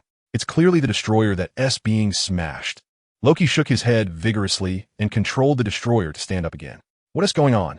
It has been damaged by Superman so many times. Why does this monster keep recovering? Is it indestructible? Oh God, why did you create such a monster to punish us? The crowd in the distance saw the destroyer get back up again, like an unkillable cockroach, and they shouted in despair. Li shrugged and charged in again, starting a relentless beating. He wasn't done yet. Nothing had been able to withstand him for so long since his debut. Boom, boom, boom. Is there really no way to completely destroy that robot? A voice suddenly rang in everyone's ears. They looked over and saw Coulson had somehow appeared nearby. The destroyer is Asgard's ultimate war machine. Once activated, it won't stop unless my father personally orders it to, but my father is currently in a coma, so he can't give the order. Thor explained. He easily revealed Asgard's situation without any guard. Truly a big fool. Of course, it was also because Coulson had performed well in front of Thor that Thor regarded him as a good person like Jane and Daisy. So, it has to keep going like this? Coulson frowned. In secret, he had already turned on a recording device, capturing Thor's words. The God King is in a coma, a war machine. This is useful intelligence. Another method, to destroy it with absolute power. But it seems like he can't do that, he can only suppress it. Looks like we're in trouble. Coulson sighed. The battle between Li Yi and the destroyer had caused massive destruction. The streets of the town were covered in cracks. Fortunately, the crowd had evacuated to a safe distance when the fight began. In this situation, even Nick Fury, the director of SHIELD, had no way to intervene. Is this the technology of an alien civilization? Just deploying a robot can leave us helpless. It seems necessary to accelerate the research on the Tesseract. Only by developing more powerful weapons can we eliminate all these damned aliens. Nick Fury gritted his teeth. Little did he know that his actions would completely expose Earth's location in the universe, and an invasion would soon follow. Loki stopped. At that moment, Thor suddenly ran in front of the two battling and shouted, interrupting their fight. Loki, my brother, although I don't know why you hate me so much. I don't know why you want to kill me, but if killing me can quell your anger, I am willing to be killed by you. Then leave Earth. Earth is innocent. This is our conflict and should not involve others. Thor declared with righteous indignation. Loki controlled the destroyer to stop in front of Thor. Seeing Loki halt, Thor thought he had moved Loki and revealed a maternal-like smile. The next moment, he was slapped in the face as the destroyer suddenly raised its right arm and swung it at Thor, clearly intending to kill him. Boom! The destroyer was once again sent flying by Li Yi's punch. Thor, you bastard. Are you here to give away your head and fatten up the enemy's economy? Li Yi laughed. He wouldn't let Thor have the chance to take the kill. The system requires defeating all the aliens, so naturally, the destroyer's head cannot be given up. Thor is willing to stand up for Earth, which clearly shows he has regained the qualifications to become the god of thunder, but he still cannot awaken at the moment. Li Yi, you saved my life again, Thor said gratefully, completely unaware that Li Yi was trying to prevent him from awakening. All right, you should step aside. Li Yi waved Thor away and coldly looked at the destroyer, saying, I've had enough. Next, I will completely destroy you. Ha ha. Midgardian, you can't be serious. You have no way to destroy the destroyer. What you just did was merely a warm-up. Now let us get serious. Midgardian, can you only talk big? Loki sneered. Lee didn't respond, and his figure instantly disappeared, moving several times faster than when he was beating up the destroyer earlier. Whoosh. Bang, bang, bang. With just a flash, the destroyer turned into a pile of fragments on the ground. As it began to emit a glow again, wanting to recover, Lee didn't hold back anymore. With a wave of his hand, a powerful gravitational shield enveloped the destroyer's fragments and lifted them into the sky. Lie's right hand began to emit dazzling yellow light, and with a push on the ground, he left a large pit and chased after the destroyer. Dragon Fist. He struck at the destroyer with a powerful punch. Roar. A dragon-shaped energy wave instantly shot from his fist, roaring towards the destroyer. How is that possible? Loki shouted in disbelief. Bang, boom.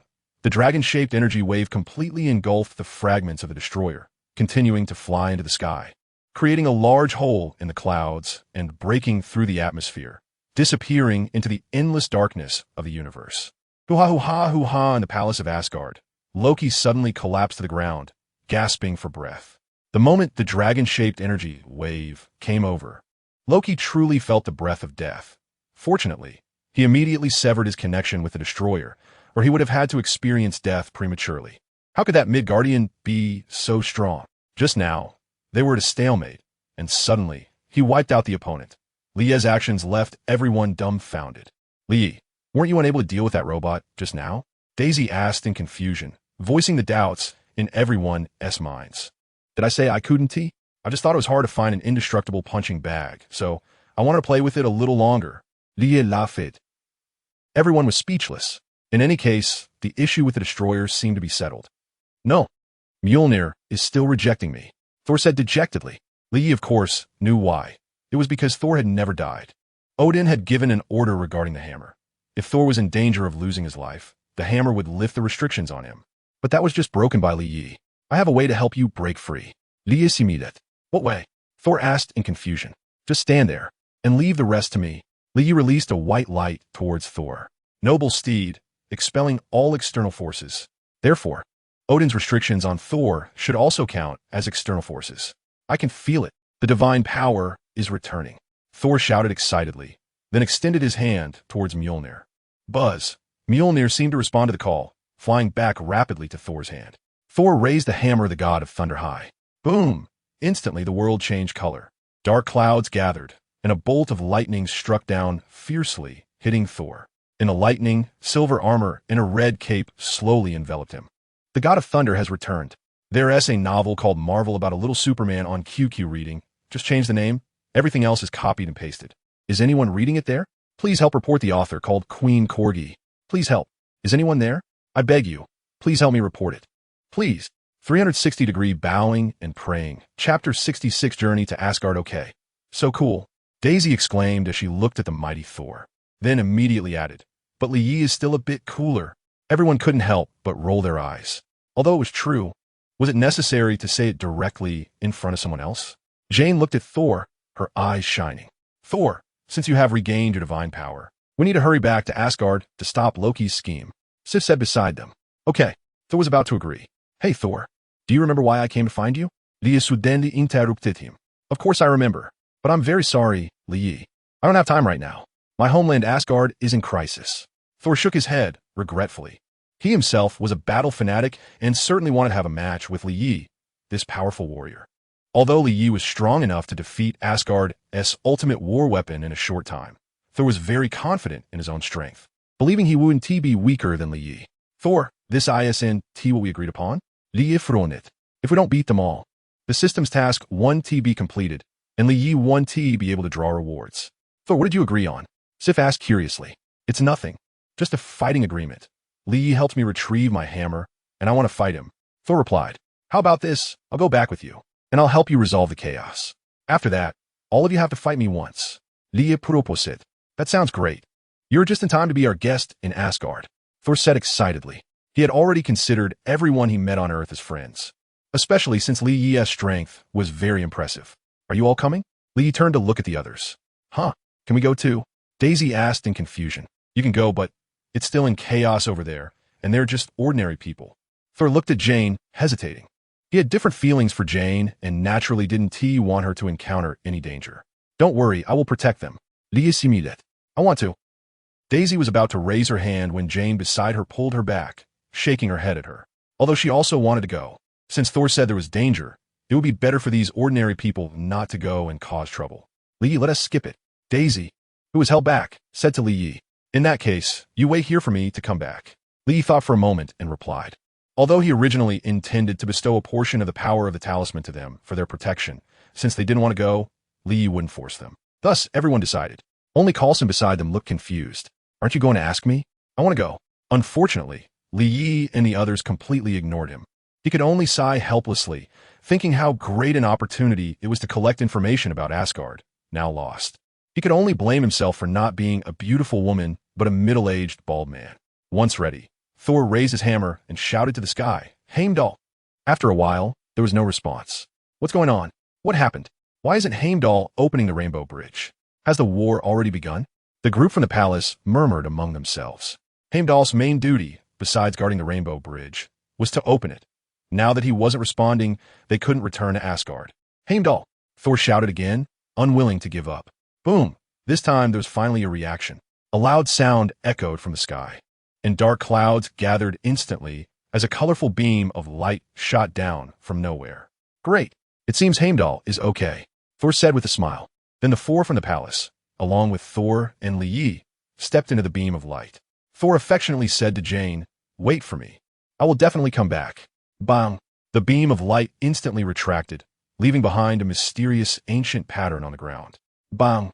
At that moment, a loud noise suddenly came from the sky, and a red armored suit with a long flame appeared before everyone. Where are the aliens? The mask opened, revealing Iron Man, Tony Stark. You've already been defeated. You came too late. Coulson shrugged and said helplessly. Shut up. The space began to change rapidly. Li could clearly see the endless darkness outside the beam, feeling as if you're on a roller coaster in his past life, with all sense of space and direction becoming chaotic. This process lasted about 10 seconds. When he observed again, the surrounding scene had transformed into a brilliantly ornate building. We are finally back, Vandal shouted excitedly. Everyone quickly noticed Heimdall lying injured nearby. Clearly, he had used his last bit of strength to open the Rainbow Bridge and bring everyone back. Heimdall, are you okay? Thor rushed over to check Heimdall's injuries. Quick! Go to the palace, stop Loki. Heimdall said intermittently. Take him a heel, I'll go stop Loki. Thor instructed the four from the palace. He then tightly gripped Mjolnir and prepared to find Loki for a reckoning. Wait, I want to go with you. Okay, Thor replied simply, then swung his hammer and flew into the sky quickly, with Li following closely behind. The two soon arrived at the palace and entered Odin's resting place. Loki, as soon as they entered, Thor shouted. Inside, besides the sleeping Odin, there were Loki and Queen Frigga, and a blue frost giant lay on the ground. Thor, I knew you would come back. Queen Frigga rushed over to embrace her son upon seeing him safe. Who are you? Then she noticed Li following behind and asked in confusion. She had never seen someone with such an appearance in Asgard before. Mother, this is my friend from Earth, a very powerful warrior who has come for a visit. Thor explained. Hello, your majesty. Li greeted elegantly. Welcome to Asgard. Frigga replied courteously. Hee. You actually brought a lowly Midgardian back to Asgard. Thor, my brother, you are really falling further. Loki mocked from the side. Oh, lowly? Li frowned and repeated, then stepped forward ready to give Loki a beating, but was suddenly stopped by Thor. Li, he is my brother. I want to deal with him personally. Thor said. All right. Li shuruk helplessly. Thor then fixed his gaze tightly on Loki, who was also staring back at Thor. Two former brothers now turned enemies. Thor, deal with? What's going on? Frigga asked in confusion. Why don't you tell her how you sent the destroyer to Midgard to kill me and my friends? Thor questioned Loki. What?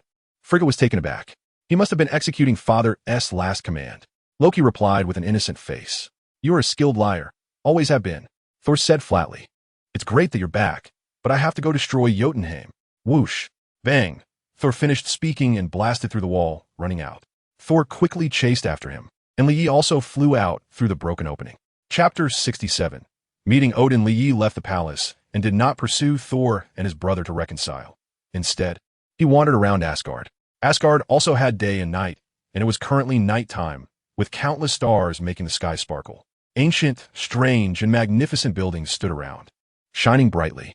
This light was not like the electric light of the human world, but rather soft emanations produced by various magic. Bang! There was a loud explosion in the distance, indicating that Thor and Loki had already started fighting, but Lee didn't care much. He was just there to complete the combat mission with Thor. Moreover, with Thor's strength, Loki, who only excelled in schemes and tricks, was definitely no match for him. Soon, the noise from that side ceased. "Looks like it's over," Lee said with a smile. But then he suddenly remembered that Thor seemed to have smashed the Rainbow Bridge. Damn, how could I forget that? Lee exclaimed it. Now it was too late to go over. Thor's hammer had probably already fallen. At this point, he could only seek help from the omnipotent system. System, is there any way to bring me back to Earth? Ding, sorry host. This system's functions mainly include lottery draws. Other functions are just auxiliary. And there is currently no interstellar travel capability. The system replied. That's it. Lee Yi sighed, realizing how important it was that he had forgotten this.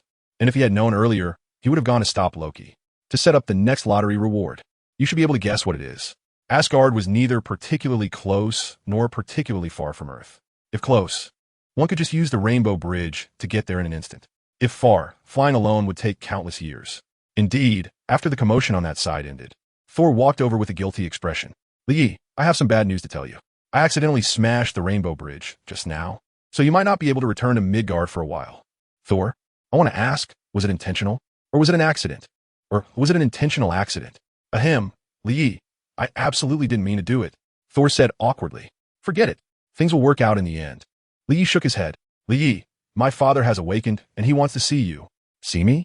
Lee said in surprise, then continued. Then lead the way. I'm also quite eager to meet the legendary god, King Odin. The two quickly flew and soon arrived at their destination, a large, ancient building. A feast had already been prepared, and the seats were filled with people. The god King Odin sat at the high main seat, with the goddess Frigga beside him. The two approached Odin. Father, I brought Yi over. Thor said, you go rest at the side for a bit. Odin nodded, then turned to Yi and said, Welcome, guests from Midgard. We have prepared a grand banquet. Please enjoy. Thank you, your majesty Odin. Lee replied respectfully, as a show of respect for a powerful figure. Although the god, King Odin in front of him, appeared to be an ordinary old man with white hair, missing an eye like Nick Fury, and showed no threatening demeanor, Lee could clearly sense the terrifying power hidden within that seemingly frail body, causing the power of the symbols within him to stir restlessly. This old man before him possessed star-exploding power, a definite boss-level character in the Marvel Universe. Alongside the Ancient One, they were known as the two major bosses of the Novice Village. I heard that you saved Thor and the others from the Destroyer's attack. A small matter. YeSlaps polititi. While it may be a small matter for you, it is very important to me. After all, no parent wants to see their child in danger. As a reward, you can make any request, and as long as it is within my power, I will fulfill it. As soon as Odin's words were spoken, they immediately caught the attention of those around them. This was a promise from the God King. Power, authority, treasures, all within reach. Who would have thought that His Majesty Odin would offer such a significant reward, especially in front of everyone? If he made some excessive request, like asking for 2 treasures from Odin's vault, His Majesty Odin would find it hard to refuse. The surrounding people looked at Lee Yi with jealousy, eager to see what this Midgardian would request. I don't seem to want anything. YeSlaps helplessly. He really didn't want anything. Power and wealth were of no use to him. He did want strength, but Odin couldn't possibly enhance his power, as he felt that Odin's strength was probably on the same level as his own, right? Just arrange for me to fight with the 4 warriors of the Celestial Palace and Thor. YeSlaps. Upon hearing Lie's words, everyone looked confused. What kind of request is this? He could have privately challenged Thor and the others, yet he wasted such a good opportunity. Is this Midgardian stupid? Is this the request you made? Odin asked in surprise. That's right.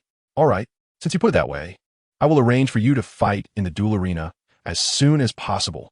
He then raised his cup and said to everyone, Let us welcome our guests from Midgard. Cheers. Cheers. Everyone echoed. In Odin's study, Thor, you need to be careful of this Midgardian. Odin warned Thor with a serious expression. Father, do you have some misunderstanding? Lee is my friend, and it was thanks to him that we were able to return safely to Asgard this time. Thor said with a puzzled expression, hearing Thor's naive words. Odin shook his head helplessly. Thor, you are still immature. Have you not thought about why he would save you? And in the face of my promise, he didn't put forth any request, just made a symbolic, joking request. Don't you find that strange? Odin explained patiently to Thor. He was well aware of his son's nature. He had no scheming at all. He might not even realize if someone sold him out, all while helping others count money. That's why he sent him to Midgard to hone his skills, hoping to change his character, but it seems he still hasn't been honed enough. Moreover, I can sense a very powerful force within him, one that even makes me feel fear. Regardless of whether he has other intentions, it's never wrong to be cautious. Odin advised. I understand, father, Thor replied, though he was unwilling to imagine that Yi harbored any ill intentions. As this was his first friend, made in Midgard. Chapter 68. Battle against Thor. The next day, Asgard welcomed its morning. Early in the morning, Thor came to the guest room to find Yi. Yi, how did you sleep last night? Not bad. So early, is there something important? Yi asket in confusion. The arena is reopening. Didn't you request to fight me from my father last night? I'm here to find you today, Thor said excitedly. Fighting against Yi, this powerful warrior, was something he had always wanted to do, but had been delayed by Loki's matters. Great, I'm ready. Soon, Yi and Thor arrived at the arena. This arena was similar to the Colosseum in ancient Rome, particularly large, about 3 to 4 football fields in size, surrounded by a full audience. Look, Thor is here. Oh, Thor. Thor, the invincible god of war, the strongest warrior. The audience screamed and cheered upon seeing Thor's arrival, comparable to Ye's treatment on Earth. Thor had been in the arena for a long time, defeating countless enemies and challengers, becoming an undefeated legend in the arena, and these people were all his fans. Thank you for your support. Thor waved to the audience, causing another wave of screams. How is it? Thor boasted to Lie. Not much. Let us get started. Lie replied impressionistly. He had long experienced such cheers. All right. Seeing Ye's lack of reaction, Thor instantly deflated like a punctured balloon. Next, we will welcome an epic showdown. The host shouted on stage. Oh. The audience responded enthusiastically. Seeing the audience so enthusiastic, the host nodded in satisfaction and continued. On one side, we have the undefeated legend of our arena, Odin's son, the god of thunder, Thor Odinson. Boom! Standing in the arena, Thor raised his hammer high, releasing a bolt of lightning into the sky, showcasing his strength. Oh. The audience's cheers grew even more fervent. His challenger, from Midgard, was Yi. Hiss! Upon hearing Ye's name, the audience erupted in boos. But Yi didn't care. These Asgardians were still basking in the glory of their divine realm and naturally looked down on Earthlings. When Asgard is destroyed and they run off to settle in Norway, they'll know how to respect Earthlings. Now the battle begins. The host announced loudly. Yi, as the guest, you can attack first. Thor said confidently. Are you sure? Yi replied with a smile. Of course. Then I won't hold back. Boom! With that, Ye's figure vanished, leaving a large crater in his place. Zolfust! Thor exclaimed in shock.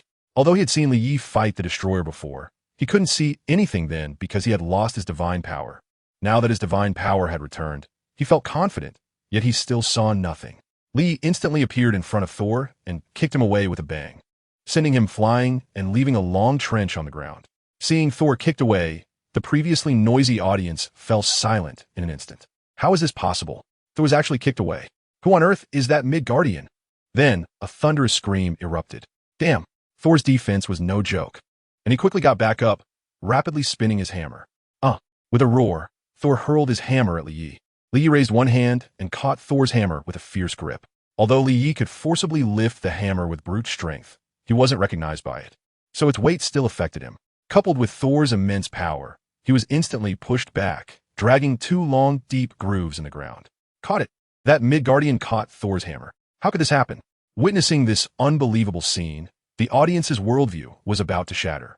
In their impression, aside from His Majesty Odin, no one could catch the God of Thunder's hammer, and what they were seeing completely shattered their perspectives. At that moment, no one dared to underestimate this Midgardian.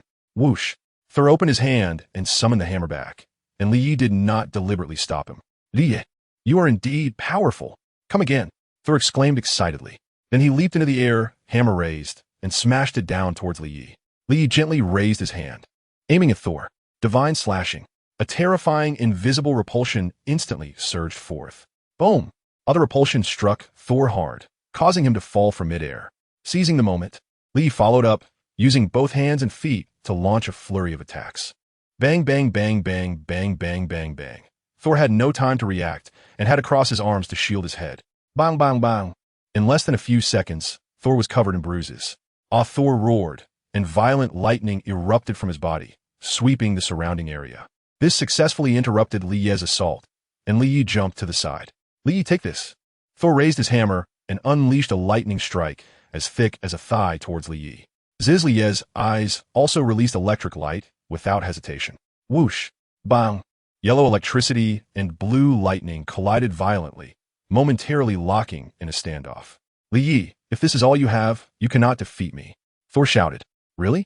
Li Ye sneered, then instantly increased his power.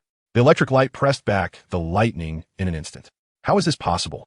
Thor was horrified, quickly rolling to the side, just in time to avoid the attack.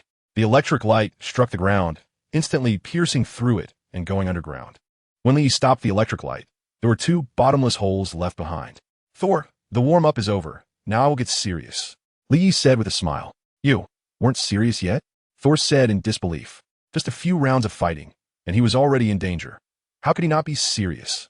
Li Ye did not respond, but quickly charged at Thor. Thor roared, leaping high with his hammer raised overhead, then slammed it down towards Li Ye. Just as they were about to make contact, Li Ye's figure vanished again, appearing behind Thor and kicking him hard in the back.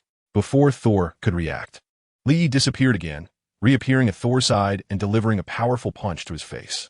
Li Ye kept knocking Thor away, then, as if teleporting, appeared beside Thor again and sent him flying once more. Thor had no chance to fight back, and Li Ye's final kick landed in Thor's abdomen, causing him to spit out blood and crash to the ground, unresponsive for a while. Chapter 69. Advanced Rewards. Oh my, the invincible undefeated warrior Thor has fallen. Seeing Thor lying in the deep pit and not responding for a long time, the host shouted, Thor, you are the strongest warrior. How can you fail? Get up. Stand up for the glory of Asgard. Get up. You can't lose like this. The audience in the arena cheered for Thor, as they simply couldn't imagine and accept that the mightiest guardians had lost to the weakest mid-guardian in the 9 realms. Although the audience was shouting fervently, Li Ye knew that his previous attack had completely exceeded Thor's endurance limit, and he definitely wouldn't be getting up anytime soon. Sure enough, Thor in the pit remained unresponsive. The outcome of the battle was already clear. Why haven't you announced it yet? Seeing the host hesitating to announce the victor, Li Ye couldn't help but frown. Oh. Everyone, the result of this epic battle has been decided. The winner is Li Ye from Midgard. The host announced loudly. The arena fell silent, as most Asgardians could not accept this result. But Li Ye didn't care. He just wanted to complete his mission. After the battle ended, a goddess skilled in healing magic quickly came to treat Thor, and soon Thor woke up. Ha ha ha! Li Ye, you are really amazing. No wonder even my father said your strength is formidable. I am no match for you at all. Thor laughed heartily. He didn't take his defeat to Li Ye to heart at all. As a warrior, victories and losses are inevitable. He often lost to powerful warriors when he came a challenge before. No one let him win just because he was the son of the God King. He became stronger step by step through continuous challenges, eventually becoming the invincible god of Warren, the fighting arena. Of course, he has now been overthrown by Li Ye. I still want to fight those 4. Li Ye pointed at the 4 members of the fairy palace beside Thor. The 4 looked confused. Li Ye had already defeated Thor. Was there still a need to challenge them? They were definitely not Thor's opponents. Although puzzled, they couldn't evade the challenge, as it was the honor of an Asgard warrior. Undoubtedly, even when united, the 4 couldn't last a single round against Li Ye and were swiftly dealt with by him. Mission accomplished, Li Ye said with a smile. He was filled with anticipation for the lottery this time, hoping to draw something good, but he also knew it all depended on luck. Ding! Congratulations, host. Mission completed. Alien visitors. Mysterious alien visitors are about to descend on Earth and bring a disaster. Mission objective.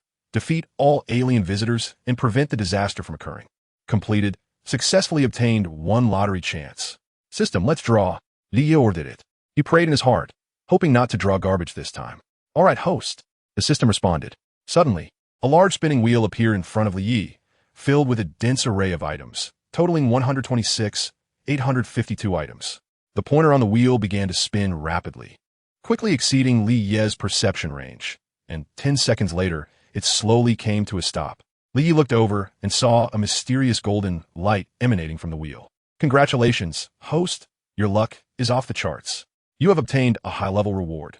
The unique God-level skill of the protagonist's son Goku from the Dragon Ball world. Instant transmission. What? Li could hardly believe he had drawn such an impressive skill. Instant transmission allows one to ignore spatial restrictions and jump from one point in space to another, automatically adapting to the current world. It no longer requires ki as a sensing mechanism. As long as the host knows the location of the destination point, it can be used. The system explained. Ha! I, Li, am indeed the lucky one, not some unlucky fool. Last time was purely an accident.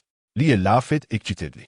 Although the concept of instant transmission seems simple, achieving it in the real world is not easy.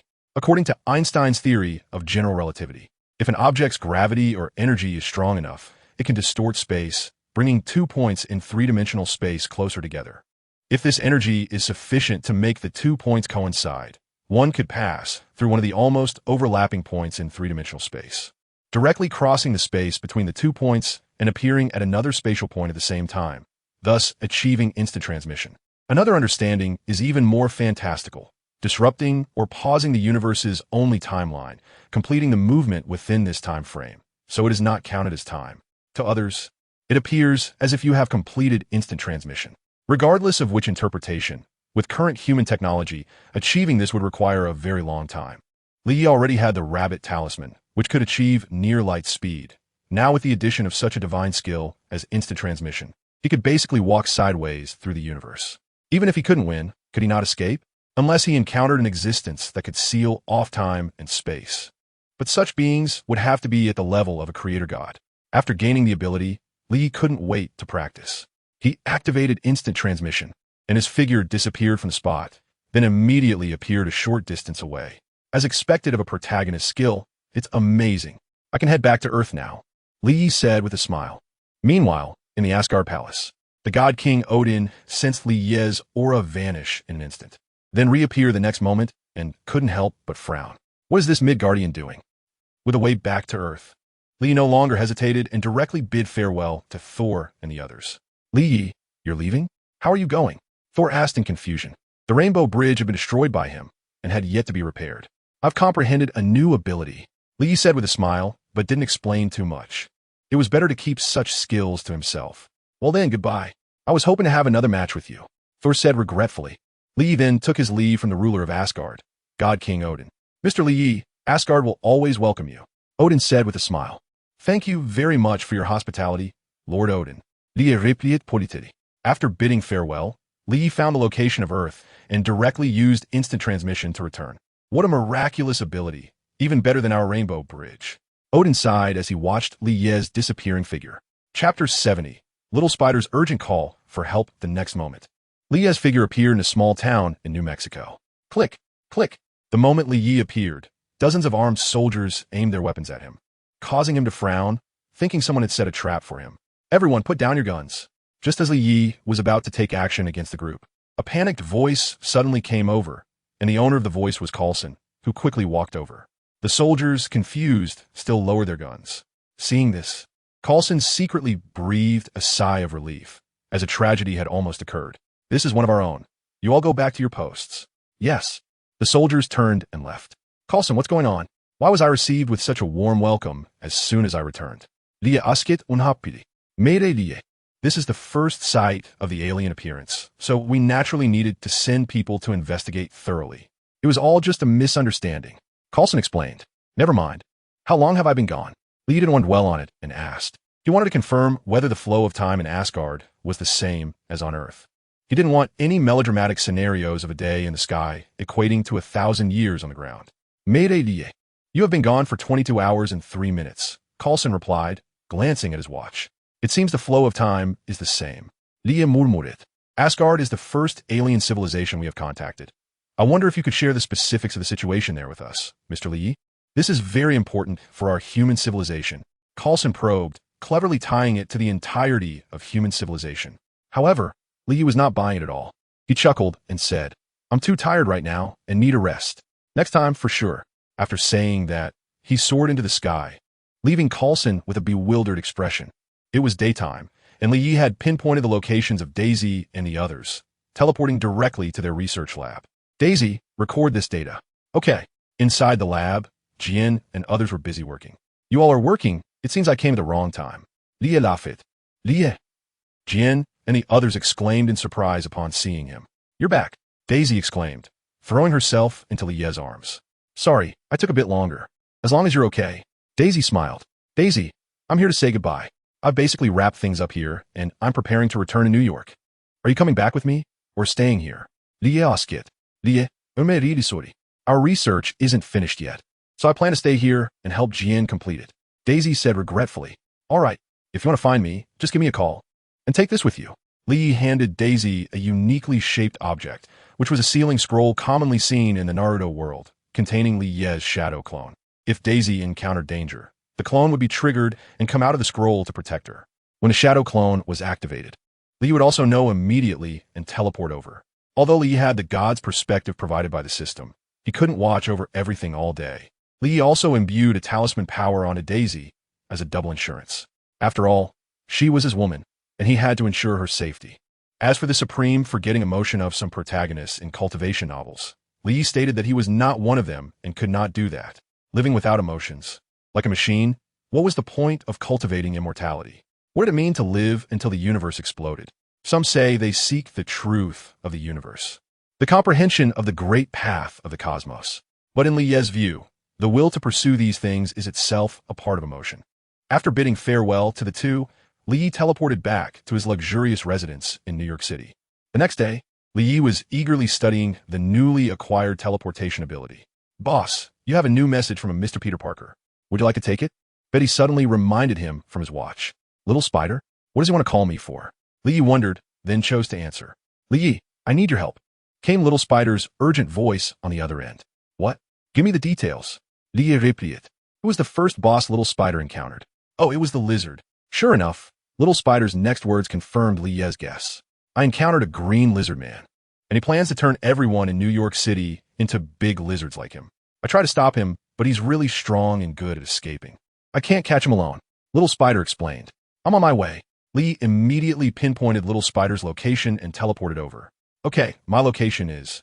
Little Spider was just about to say his location. "I'm already here."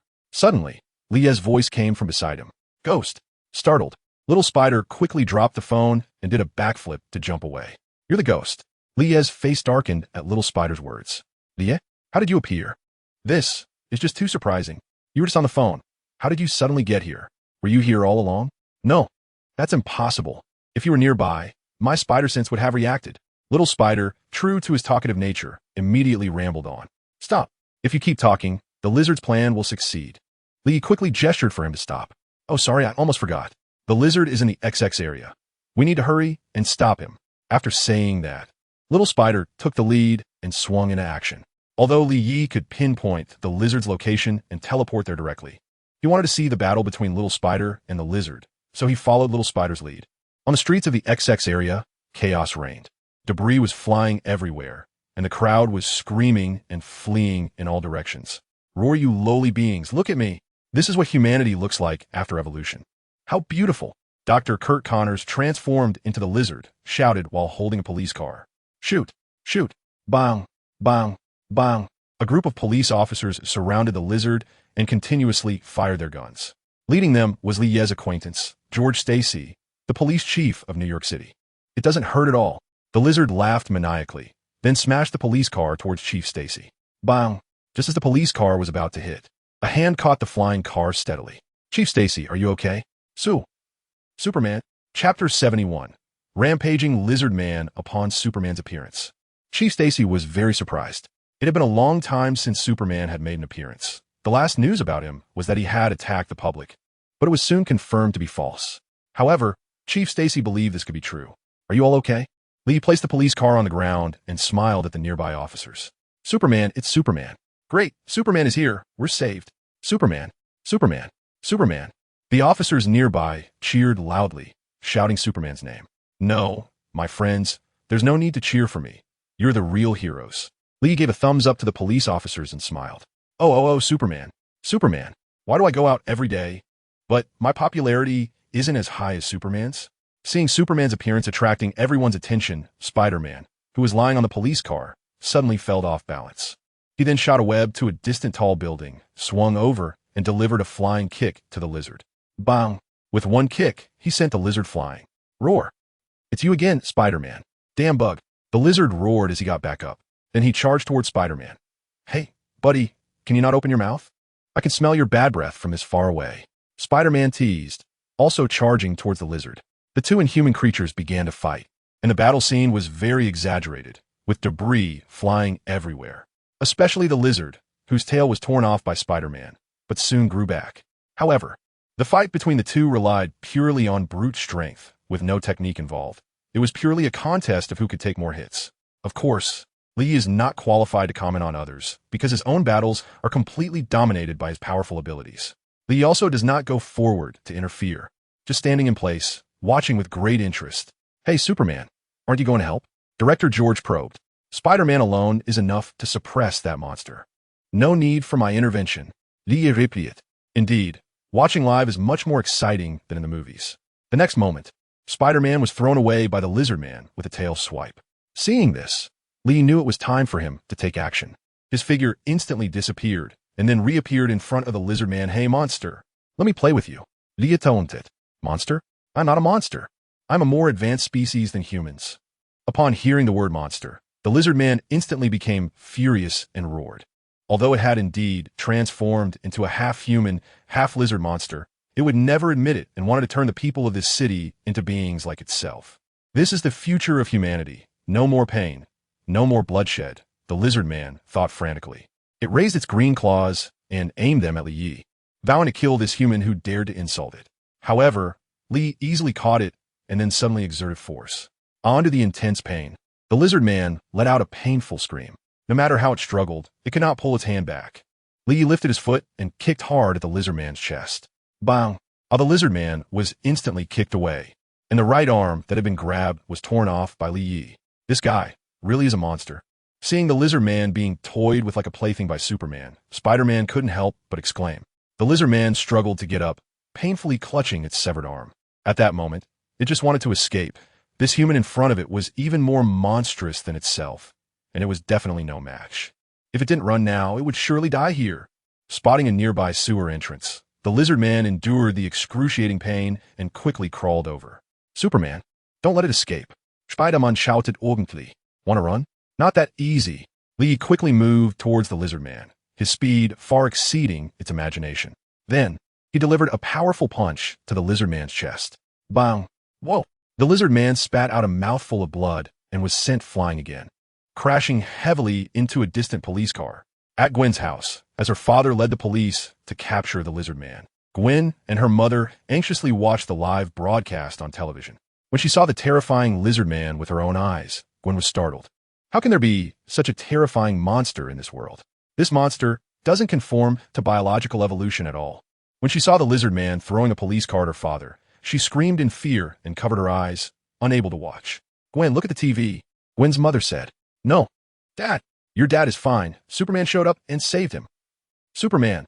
Gwen suddenly opened her eyes and saw her father safe and sound, standing next to the Superman she had been dreaming about. As for Spider-Man, who was fighting hard, she completely ignored him. Great. Dad is okay. Gwen's eyes welled up with tears. Then she looked at Superman and whispered, You saved my world once again. Thank you, Superman. If reality were a dating game, Gwen's affection for Lee Yi would have reached maximum level at that moment.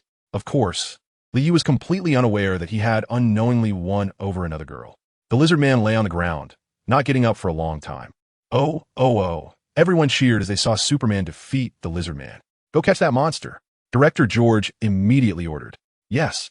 A group of police officers cautiously approached the Lizard Man, unsure if it would suddenly get up again. Wait. Spider-Man suddenly jumped in front of the police. Click, click. The officers immediately aimed their guns at Spider-Man. Spider-Man, what do you mean? Are you obstructing our law enforcement? Director George questioned. No, no. This Lizard Man is not a monster. It became like this due to an accident, and I can turn it back. Spider-Man hurriedly explained it. The police looked at Spider-Man with doubtful expressions. He's telling the truth. Lee suddenly spoke up. Hearing Superman say so, Director George ordered the officers to lower their guns. Thank you, Lee. Spider-Man expressed his gratitude. It's nothing. You should hurry up and turn it back. Lee waved his hand.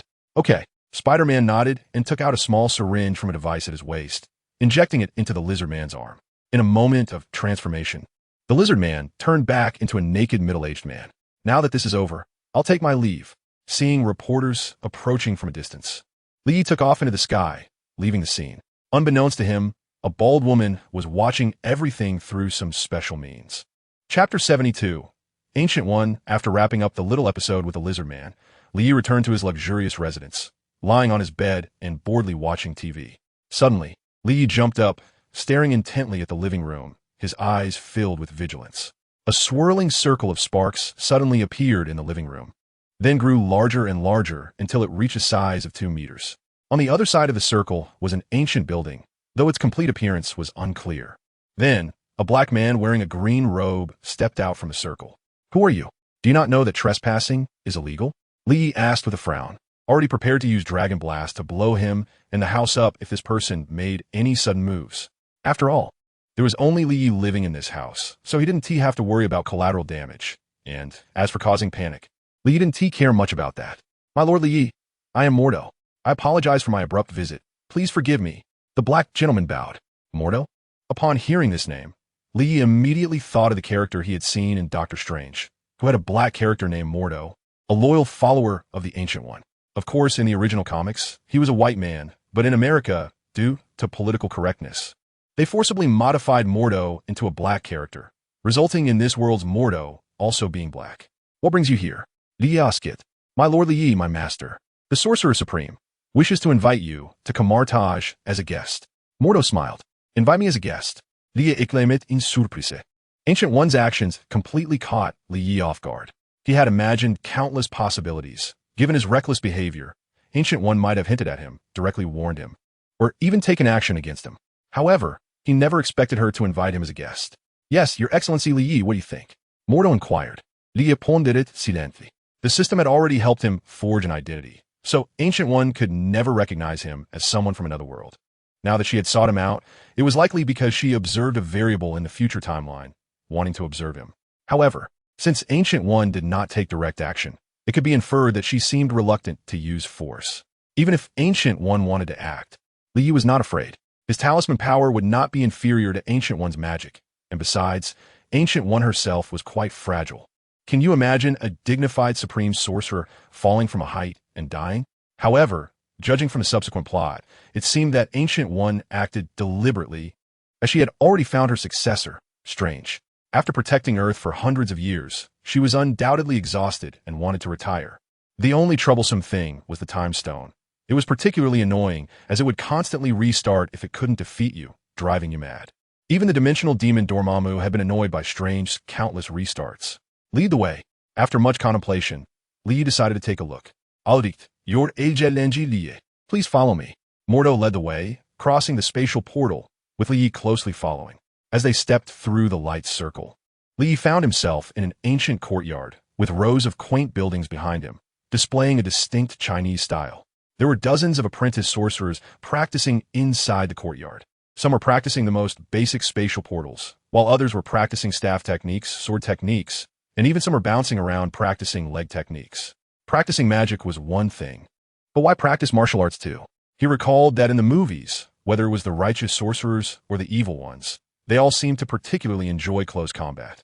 Even the supreme sorcerer Ancient One rushed in with a magical blade for melee combat, and Li Yi instantly understood. Upon seeing Mordo, these sorcerers stopped what they were doing to bow to him. As Ancient One's most loyal disciple, Mordo had quite a reputation in Camartage. Upon noticing Li Yi, the sorcerers showed no surprise. "This is His Excellency Li Yi, a guest of Ancient One," Mordo introduced. "Your Excellency Li Yi."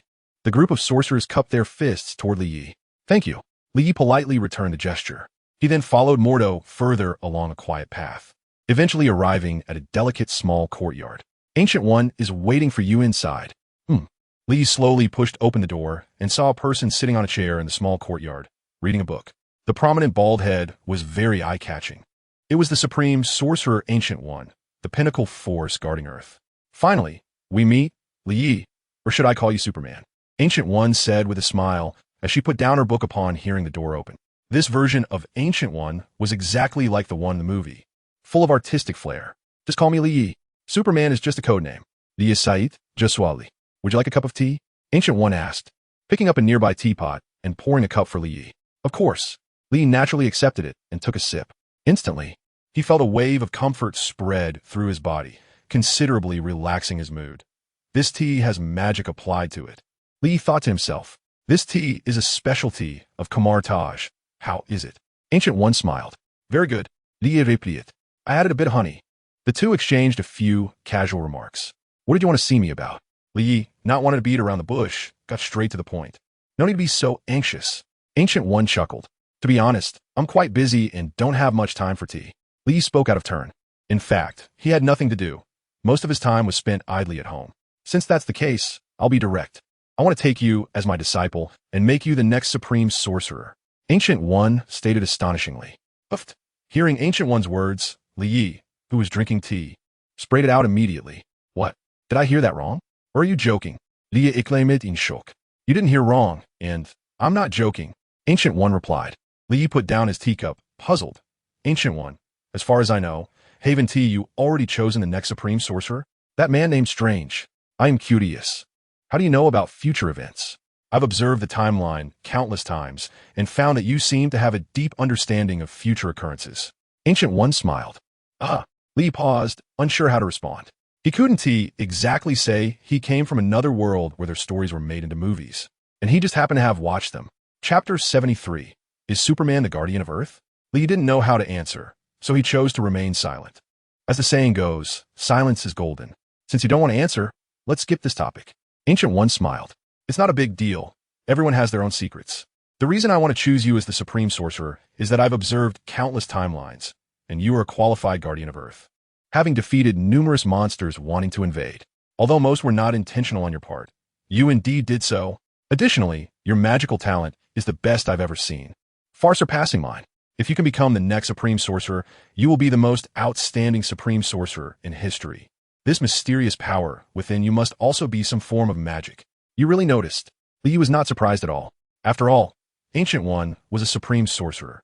While outsiders like Professor X and Magneto could mistake Li Ye's power for superpower, Ancient One, who relied on magic for a living, naturally recognized the essence of Li Ye's strength at a glance. It's really amazing. There's magic I've never seen before. Ancient One exclaimed. As for Strange? Upon mentioning Strange, Ancient One frowned.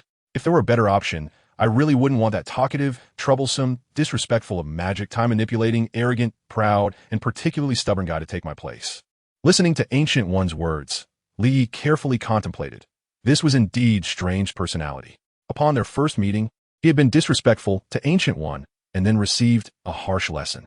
Of course, Ancient One also aimed to shatter Strange's subjective beliefs, making him believe in the existence of magic.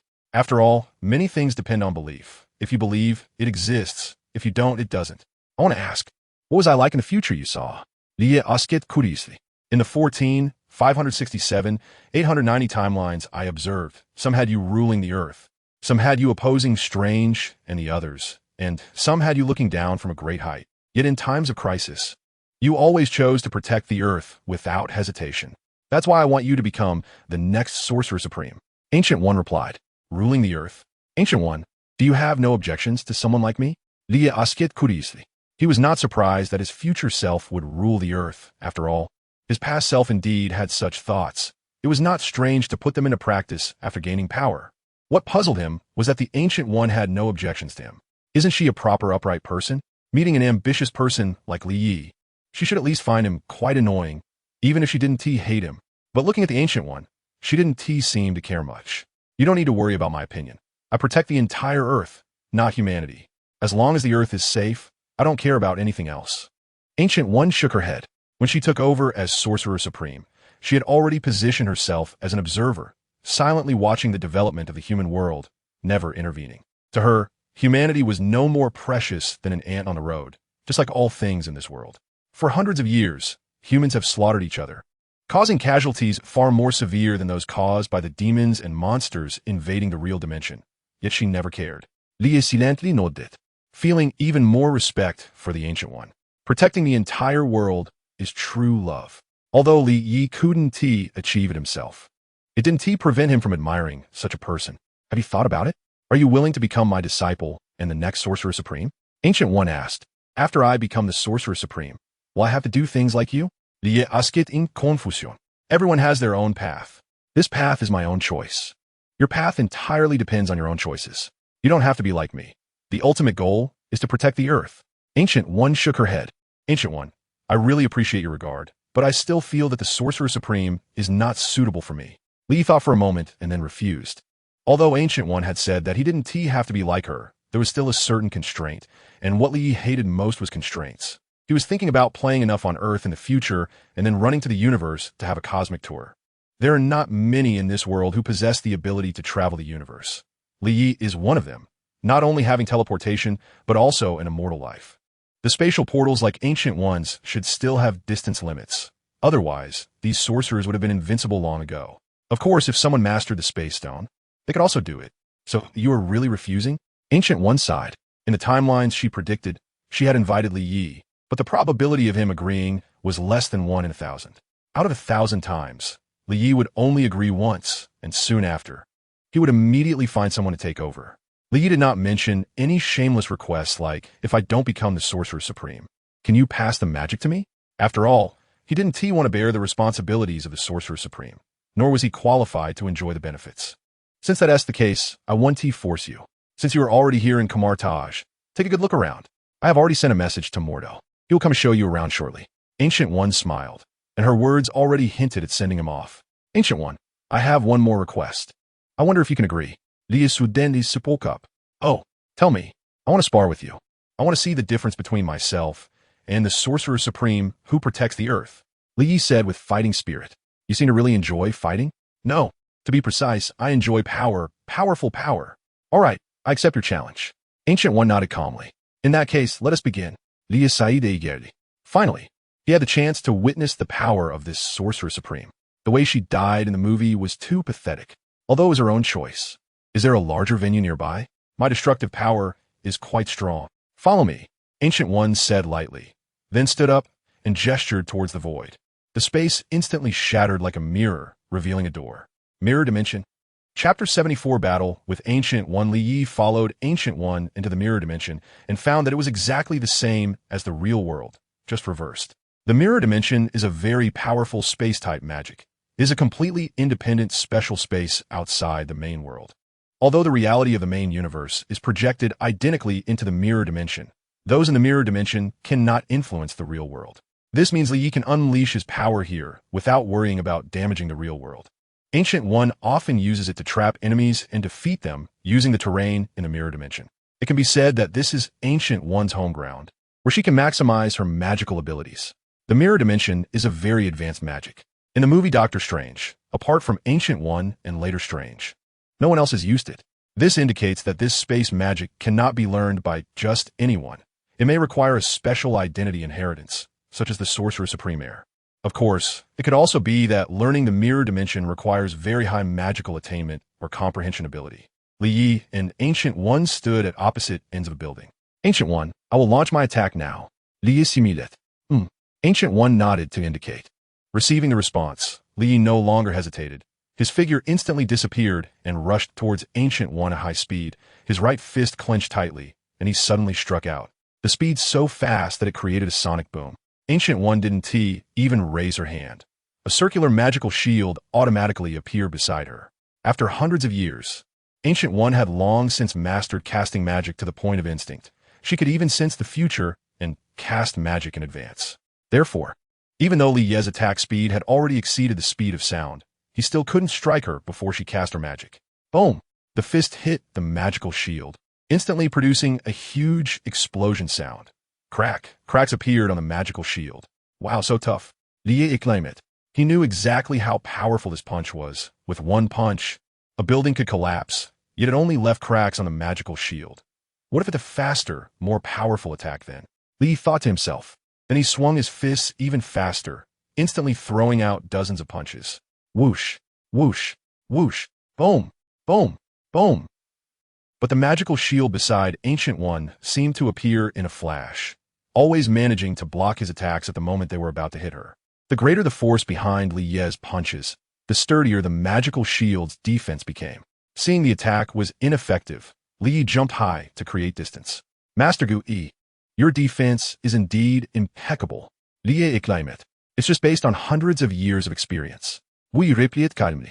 She then extended her hand and twisted the air where Li Yi stood. Boom! The entire building instantly began to twist and fold, then collapsed toward Li Yi. Whoosh! Li Yi's eyes sparked with electric energy, and he shot out 2 beams of high-temperature electric rays. Bang! The building was sliced into several segments. But that wasn't the end. Gu Yi continued to wave her hand, and this time not just the building, but the entire city began to twist and spin. What? Going this big? Li Yi marveled at the exaggerated scene. If this were done with special effects, how much would it cost? No wonder the Marvel screenwriters hurried to write Gu Yi off. This is just too expensive. Even the later Strange rarely used this magic, not even when battling Thanos. All the buildings stacked together, crashing down on Li Yi with tremendous force. How many tons is this? Li Yi exclaimed, while his hands were already in motion. He clasped his hands at his waist, quickly gathering a yellow flash of destruction. Purgatory unmatched heat wave cannon. The Dragon Breaker was unleashed in an instant, releasing a massive pillar of destructive light from his palm. This time, the power of the Dragon Breaker was the strongest Li Yi had ever used. Whoosh! The destructive light pillar shot towards the buildings in the sky. Bang, boom! A massive explosion erupted, affecting an area of several kilometers. Its power comparable to the small nuclear bomb Li Yi had previously endured. Flames erupted, smoke swirled, resembling God's punishment for the world. As the thick smoke slowly dissipated, all that remained of the buildings in the sky were mere fragments. Li Yi, without hesitation, moved quickly toward Gu Yi again. Gu Yi remained unfazed, swiftly forming several seals with her hands. Whoosh, whoosh, whoosh, whoosh, whoosh.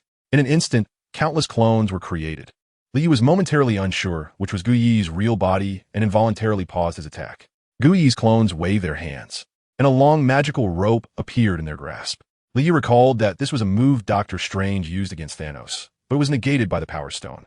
Sure enough, the next moment, countless magical ropes were flung toward Li Yi. Li Yi did not want to be bound, so he spread his hand. Super Shinra Tensei. An infinite, terrifying, repulsive force was instantly unleashed. Boom! Not only did it send all the approaching magical ropes flying, but Gu Yi's clones also vanished upon contact with the repulsion, and the nearby building ruins were completely crushed. Li Yi's eyes instantly locked onto Gu Yi's real position, and his figure vanished before reappearing behind Gu Yi, delivering a punch. He was not worried about Gu Yi's safety. After all, she was the Sorcerer Supreme, and Li Yi possessed the power of the talisman. Just as his fist was about to hit Gu Yi, her figure suddenly flickered and vanished. Spatial magic? Li Yi did it. He hadn't expected that besides the portal, Gu Yi also mastered other rapid movement spatial magic, truly worthy of being an ancient being who had lived for hundreds of years. Just as Li Yi prepared to continue his attack, a golden magical array suddenly appeared on his body. Oh no, that was a trap. A beam of golden light appeared above Li Yi's head and then shot down fiercely. Li Yi quickly moved, but the golden light seemed to have a will of its own, automatically tracking him. Li Yi's speed was so fast that afterimages appeared, yet the golden light relentlessly pursued him. Not only that, but the golden light above continued to release in waves, with dozens of beams chasing after Li Yi. Seeing the increasing number of golden lights, Li Yi decided to stop dodging. He pressed his hand against the ground, and all the debris from the buildings flew into the sky, forming dozens of enormous hands. Controlling the giant hands, he collided fiercely with the golden light. Bang! Instantly, a series of earth-shattering explosions occurred. Yet the golden light in the sky continued to be released without pause. Li Yi immediately realized it was due to the magical array on his body. Talismans. Exorcise all external forces. He activated instantly, after a flash of white light. The golden magical array on Li Yi completely vanished.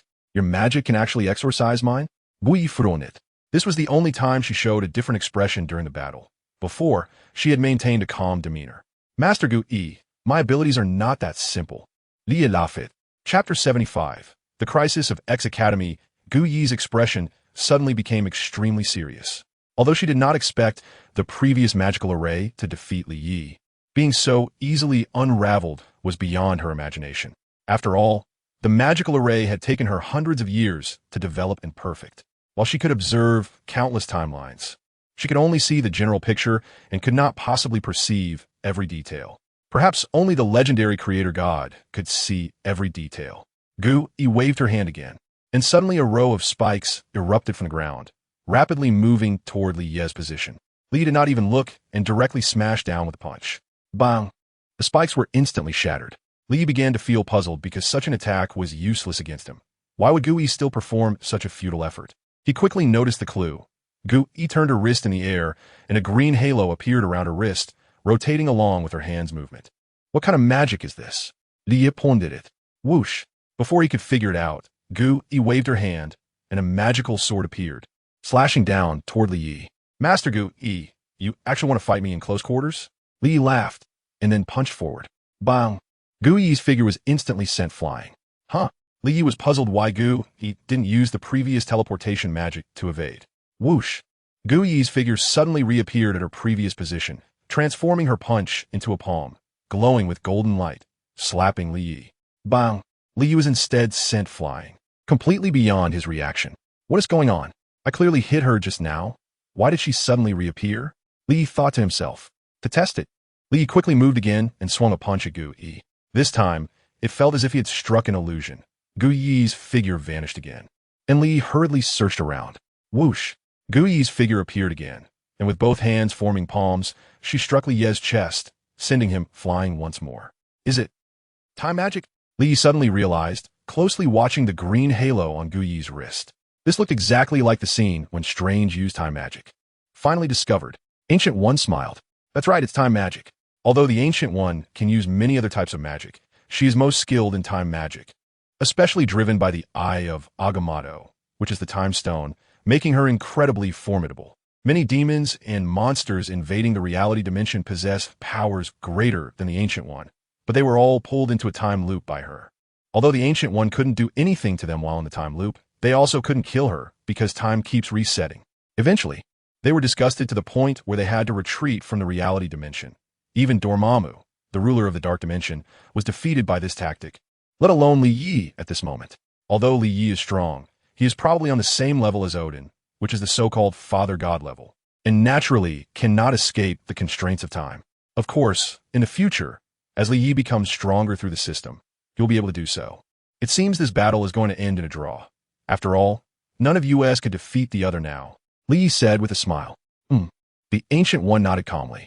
Then she turned the green ring on her wrist and released the time loop. She waved her hand at the surrounding space, and the mirror space shattered like glass, allowing the two to return to the real world smoothly. Thank you, Ancient One.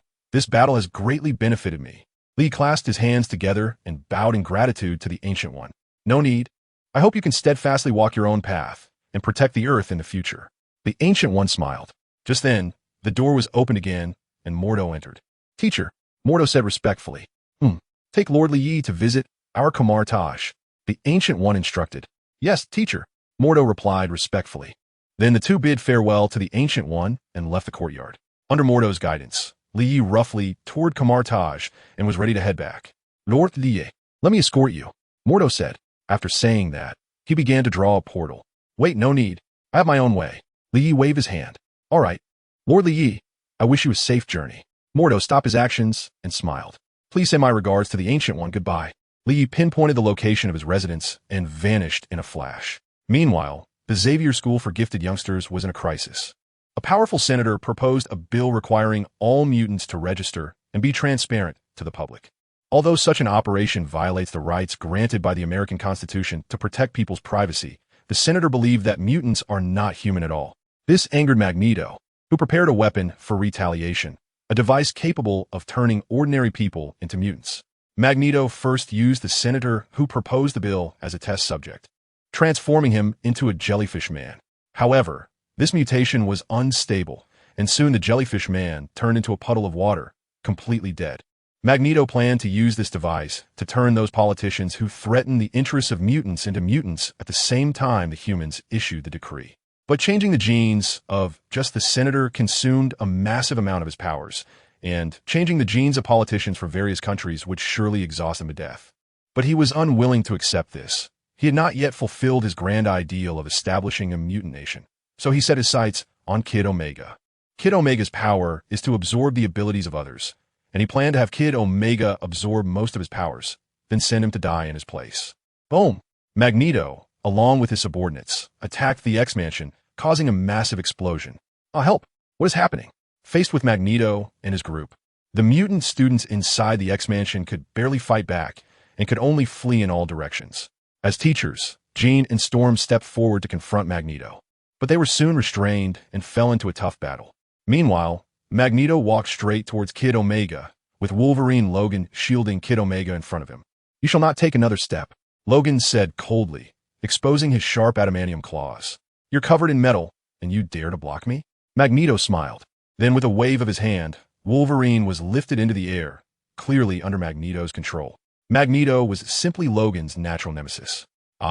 Logan's claws were being controlled by Magneto, spreading open painfully, causing him to scream in agony. "Stop it, please stop," Kid Omega shouted. "Hee, child, shouting is the most powerless weapon." Magneto laughed. If you dare to harm me, my friends will definitely not let you go." Kid Omega threatened with a temper. "Your friends? Child, do you know who you're threatening? Tell me your friend's name. Let me hear it and see if it can scare me." Magneto laughed. What could a child's friend be scary? His name is Li Yi. Haha, what a side character's name. Others call him Superman. Upon hearing these words, Magneto's expression changed instantly. Chapter 76. Request for help Superman. Upon hearing the name Superman, Magneto's expression turned cold.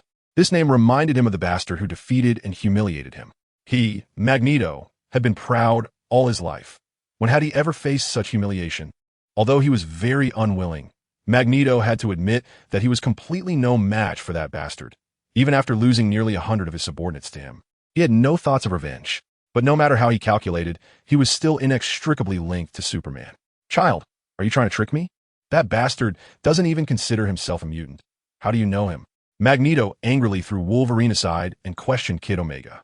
"I'm not lying. Superman is really my friend," Kid Omega replied firmly. Magneto stared closely into Kid Omega's eyes, trying to find evidence of her lying. But unfortunately, he did not find any signs of lying in the girl's gaze, which made his heart tighten. If he had a choice, he really didn't want to face that bastard. Magneto's subordinate Sabretooth suddenly emerged from behind and grabbed Magneto's neck. "Let go of this child, Eric," Sabretooth said coldly. Clearly, he was being controlled, and the only one capable of doing that was Professor X. Although Magneto's powers were impressive, his physical condition was still that of an ordinary person, and he was completely unable to break free from his grip.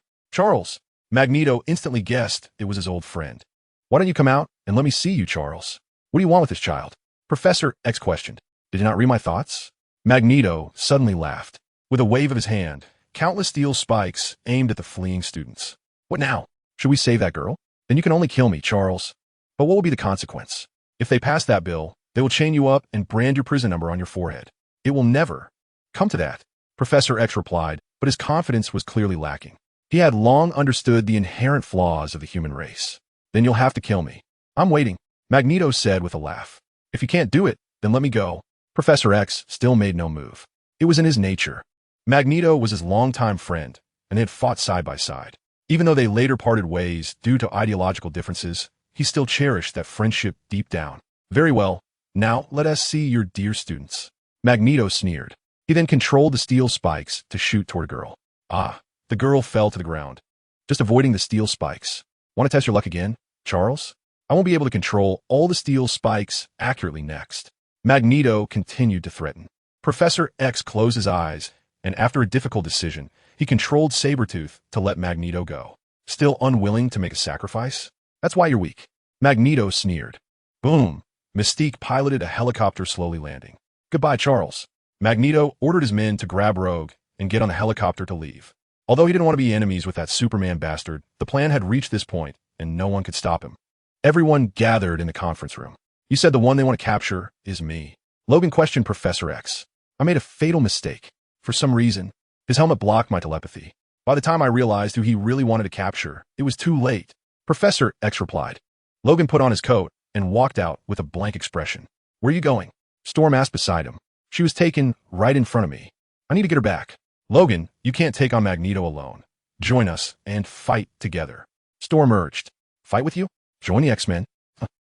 Later, everyone encountered the escaped Senator Kelly and learned of Magneto's plan.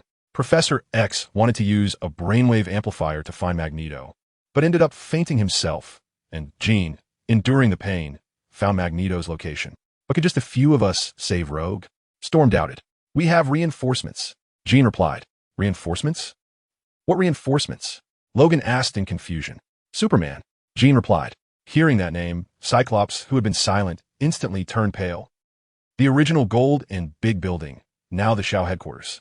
Boss, our influence has expanded beyond New York City, Hawkeye reported while kneeling. Lee Said indiferently. This influence was originally just a pastime, so Lee naturally didn't put much thought into it. It's that Spider-Man, always ruining our business. Hawkeye said angrily. Spider-Man. Superhero. Avengers. Lee stared at the little spider on the screen, lost in thought. Alliance. Alliance. Why not create a superhero alliance of our own? As soon as this thought emerged, Lee jumped up, startling Hawkeye beside him. That's right, a superhero alliance. Lee shouted. Why should this world only have the Avengers and not other superhero alliances? Since this world has Superman, it can't lack the Justice League. If not, then I'll establish it myself. Spider-Man, you'll be the first. Lee laughed. Boss, you have a new message from a lady named Aurora. Would you like to answer? Just as Li Yi was dreaming of the future, Betty on his hand suddenly reminded him. Aurora, does this girl miss me? The Storm from X-Men 1 is very beautiful. I'm not sure about other versions. Li Yi laughed and then chose to answer. Hello, Li Yi, we need your help. Rogue has been captured by Magneto. Aurora's anxious voice came from the other side. What? Chapter 77 Rescue Rogue, damn it. Why is it that old Magneto again?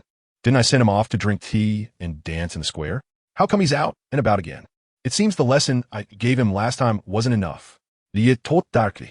I'm on my way, Li said and hung up the phone. Rogue is my little wife. Of course, I have to save her. He opened the system to locate Rogue's position and then teleported directly there. How's it going?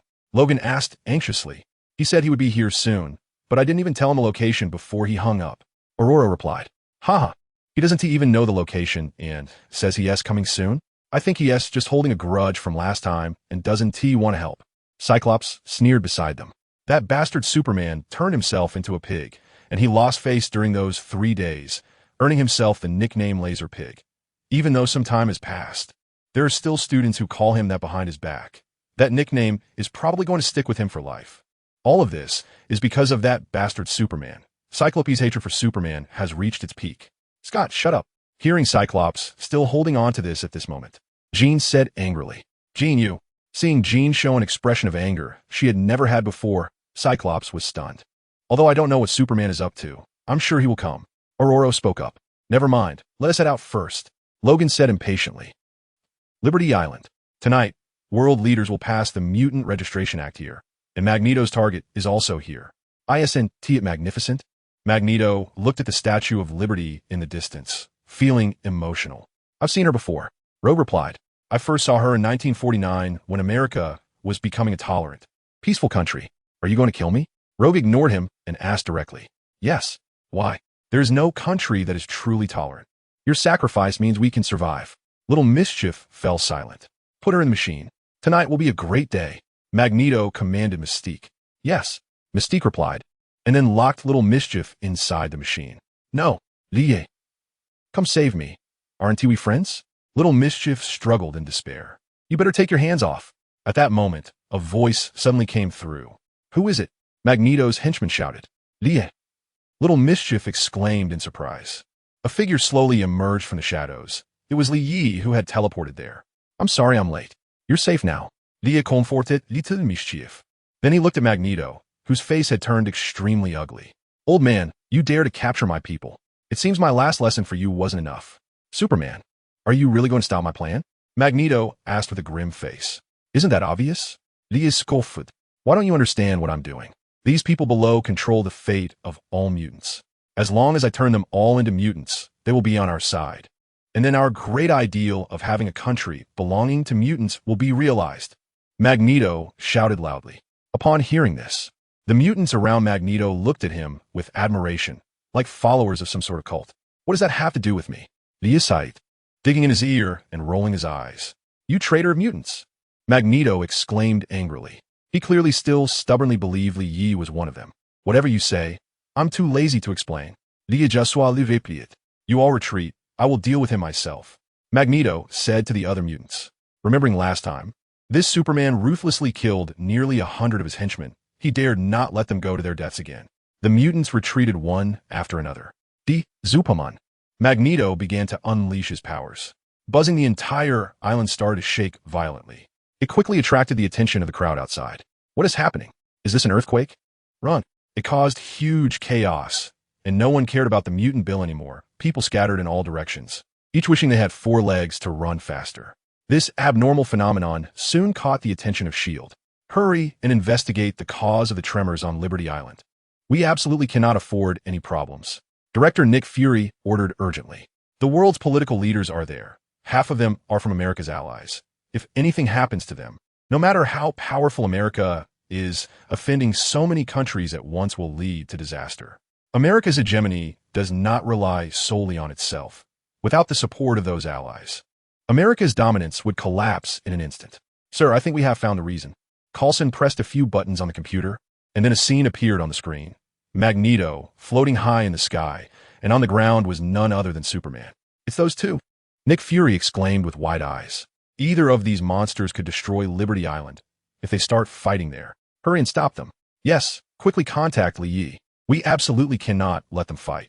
Magneto unleashed his powers, controlling countless metal structures nearby, lifting them off the ground and slowly floating in the air. Boss, you have a new message, source unknown. Just as Li Yi was about to rush in and beat up Old Man, Betty suddenly reminded him. Who will be contacting me at this time? Answer it. Li Yi ordered it. Nick Fury's figure immediately projected from the watch. What do you want? I am Busa. Li Yi sighed impatiently. Li Yi, you absolutely cannot engage Magneto in battle on Liberty Island. Otherwise, the consequences will be terrible. Nick Fury explained the reasons to Li Yi in the briefest terms. So what does that have to do with me? I don't care about America's fate. Li Yi shuruk jaswali. Wait, there are many civilians there too. You wouldn't want them to be harmed by the aftermath of your battle, would you? Nick Fury urged in a different way. And it's their bad luck. After saying that, Li Yi directly cut off the communication, then ordered Betty. Betty, refuse all communications. Okay, boss. Betty replied. Now we can have a good fight. Li Yi looked at Magneto in the sky with a cold smile. Chapter 78. The resurrection of the Statue of Liberty. Magneto controlled countless metals flying in the air, blocking out the sun. At this moment, Magneto seemed like a deity, a small pressure approaching from afar. This towering power, this unstoppable force, made people feel small. Superman, today we will settle this. Magneto said coldly. Old man, I really don't want to fight you. Li Yi shuruk helplessly. Enough talk. With a wave of his hand, Magneto sent dozens of heavily armed trucks crashing down towards Li Yi. Just this move alone could easily kill over 90% of superhumans. But unfortunately, it faced someone as abnormal as Li Yi. Li Yi simply waved his hand lightly, his powers activating instantly. The endless gravity effortlessly holding up dozens of trucks weighing hundreds of tons. Seeing this, Magneto waved his hand again, and countless metals surged toward Li Yi like a fountain. Li Yi opened his hand, and the endless metallic tide was blocked in midair, unable to advance at all, as if Neo in the Matrix had frozen the bullets. Old man, you still haven't learned your lesson. What you can control, I can too. What you can't control, I still can. How are you going to fight me? Li Yi shook his head. Superman, don't get too proud. Magneto snorted coldly, waving his hand as countless massive metals were disassembled into small parts. They then began to spin around Magneto, wrapping him tightly, transforming like a transformer, finally forming a metal giant over 50 meters tall. Superman, this is a new move I specially developed for you. Magneto laughed heartily. Interesting. I didn't expect you to create a giant like Ultraman, old man. Li Yi chuckled it. The massive metal giant instantly attracted the attention of the crowd. What? What is that thing? Is it a monster? Are you blind? That's obviously a robot. It must be America's latest research on new weapons. Everyone, no matter what it is, I think we should run quickly. The crowd, which originally felt safe, scattered again, fleeing the island. Those with money boarded their luxury yachts, while those without squeezed onto the crowded passenger ships. The S.H.I.E.L.D. team watched all of this through satellite surveillance. Are these two lunatics trying to destroy the entire island? Looking at the enormous metal giant, Nick Fury exclaimed. What should we do now? Li Yi has cut off all communication. We can't reach him. Coulson inquired. Nick Fury lowered his head in thought. Contact Tony Stark. See if he can send out his Iron Man to help Superman. Nick Fury said. However, when it came to helping Superman, even he felt it was strange. Superman needs help. All right, I'm contacting him now. Coulson turned and left. Zupaman. Magneto controlled the metal giant and swung its massive arm towards Li Yi. Ha ha! Who is afraid of whom? Li Yi scoffed. He pushed off the ground forcefully, flying towards the metal giant and leaving a large crater on the ground. With his right fist clenched, he punched the swinging metal arm. Bang! The metal arm instantly exploded, scattering into countless pieces.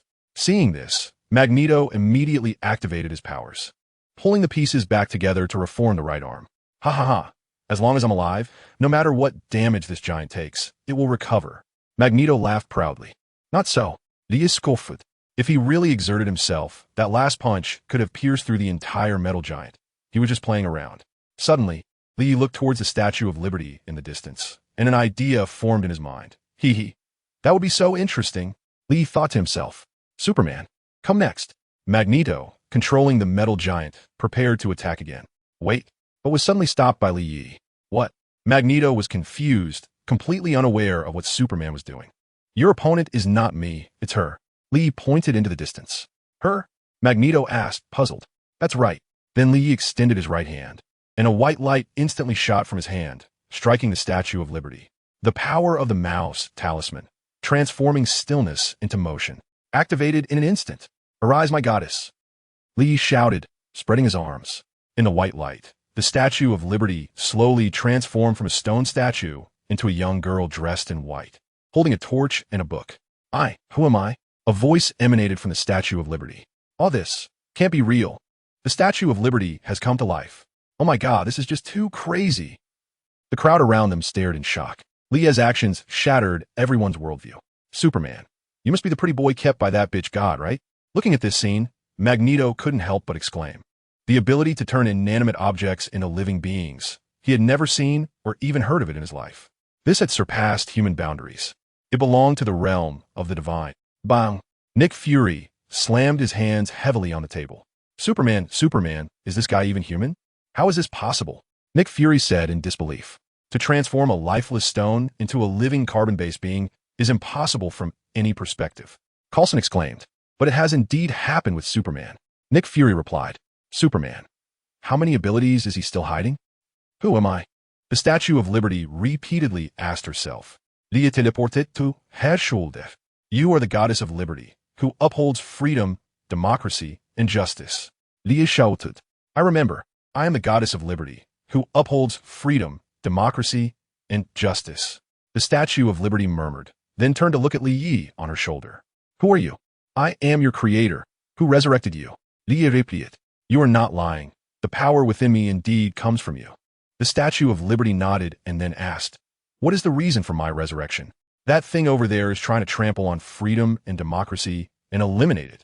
Lee pointed at the metal giant in the distance. All right, my creator. The Statue of Liberty nodded. She then aimed her torch at the metal giant. Evil devil, disappear. Bang! The flames from the torch instantly expanded into a pillar of fire, rushing towards the metal giant. Chapter 79. The Statue of Liberty versus Magneto. The towering pillar of fire quickly approached the metal giant. Magneto hurriedly controlled the metal to form a huge shield in front of him. Bang! The pillar of fire crashed into the shield, creating a massive explosion. The terrifying heat caused the entire shield to glow red. Gah!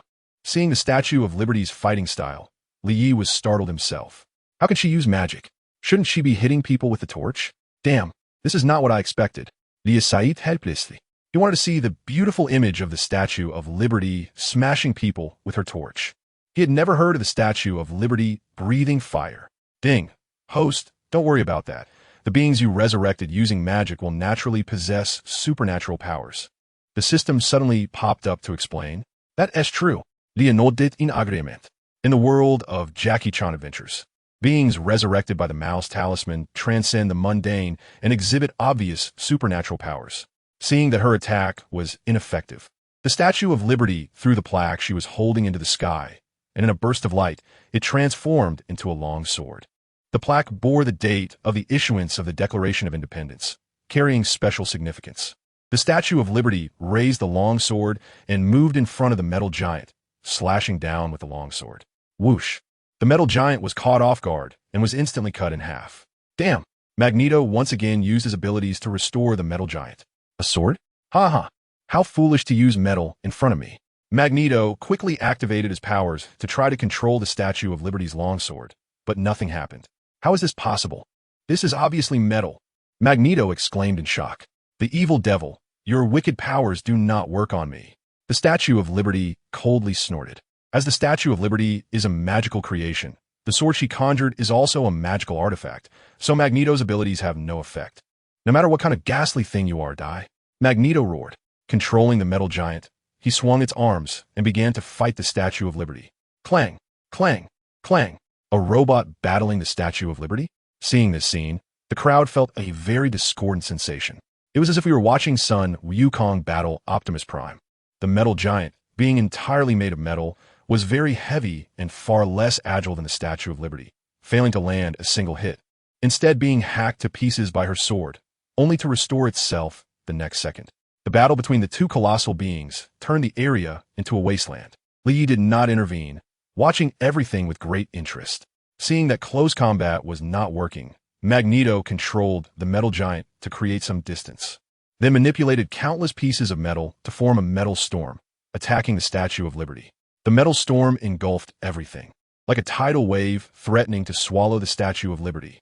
The Statue of Liberty put down her sword, aimed her torch at the metal storm, and shouted, "Any evil devil that tramples on freedom and democracy will be burned to ashes in the sacred flames." The flames on the torch instantly formed a towering pillar of fire, meeting the endless metal storm. Boom! The fierce collision of fire and metal produced an explosive sound, and thick black smoke from chemical reactions filled the air. For a moment, the two attacks were at a stalemate. Go, Statue of Liberty. Defeat that metal monster. Statue of Liberty. Take it down. The crowd cheered for the Statue of Liberty, although they still did not know what was happening. The Statue of Liberty was a symbol of America, so she must be just cheering for her could not be wrong. Unfortunately, the harsh reality would not change with human will, and the pillar of fire gradually could not withstand the metal storm. Creator, I can hardly hold on. I'm so sorry. The Statue of Liberty said to Li Yi. It's okay, you've done well. Now use my power to defeat it. Li Yi similed. Then he bestowed the power of the dragon talisman upon the Statue of Liberty. Power. I can feel a powerful force. Is this the power of the Creator? The Statue of Liberty said excitedly. Evil devil, prépare tout dit. The pillar of fire instantly thickened several times, forcefully overpowering the metal storm. The terrifying high temperature melting all the metal in an instant. The pillar of fire struck the metal giant, which could not withstand it for a few seconds and turned into a pool of molten iron. Boom! Magneto escaped at the moment of being attacked, or he would have died in the previous assault. Damn it, Superman, you actually intervened to help her. Magneto gritted his teeth. He was so close to winning. Haha. Old Magneto, are you crazy? She was revived by me to deal with you. Of course, I'll help her. Since the plan cannot be completed, I'll take everyone down with me. Magneto shouted madly. He quickly flew to a high altitude, unleashing his powers again, this time covering the entire island. As large amounts of metal were controlled by Magneto to soar into the sky, the metal quickly fused and grew larger, finally forming a giant iron ball over 500 meters in diameter, blocking out the sun. What is that? A balloon? Fool! How could there be such a big balloon? If that thing rises that high, it won't fall back down, right? The crowd debated upon seeing the enormous iron ball. Has Magneto gone mad? What is he preparing to do? Nick Fury looked at the screen in shock. It's obvious he is planning to smash that giant iron ball down. If it falls from that height, there won't be any living beings within dozens of kilometers. Coulson replied, No, we have to stop this madman.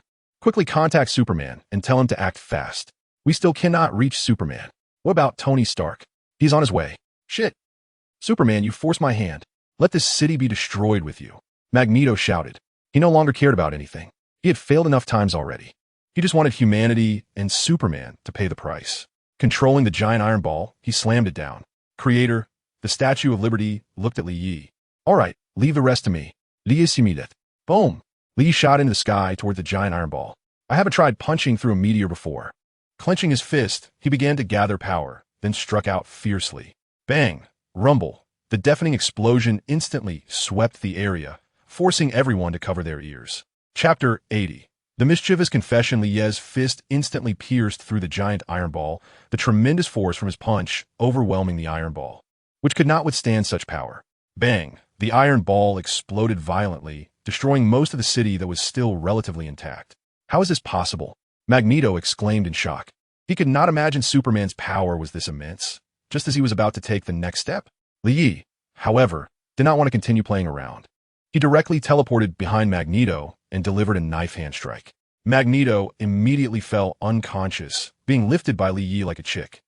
Nick Fury watched all of this through satellite monitoring, utterly dumbfounded. Superman just defeated Magneto so easily? Nick Fury said in shock. It seems so. But why didn't he do this from the beginning, waiting until half the city was destroyed? He probably just thought it was fun. Coulson replied helplessly. Generally, people try to minimize the damage, but Superman doesn't care about that at all, acting on whims and disregarding any rules. What is even scarier is that they have no means to balance Superman at all. So what should we do next? Immediately send our people to suppress this matter. Absolutely must not let this spread. Nick Fury said solemnly. Isaaki Ilare once again became Superman's cleanup crew, diligently cleaning up after him. But what can be done?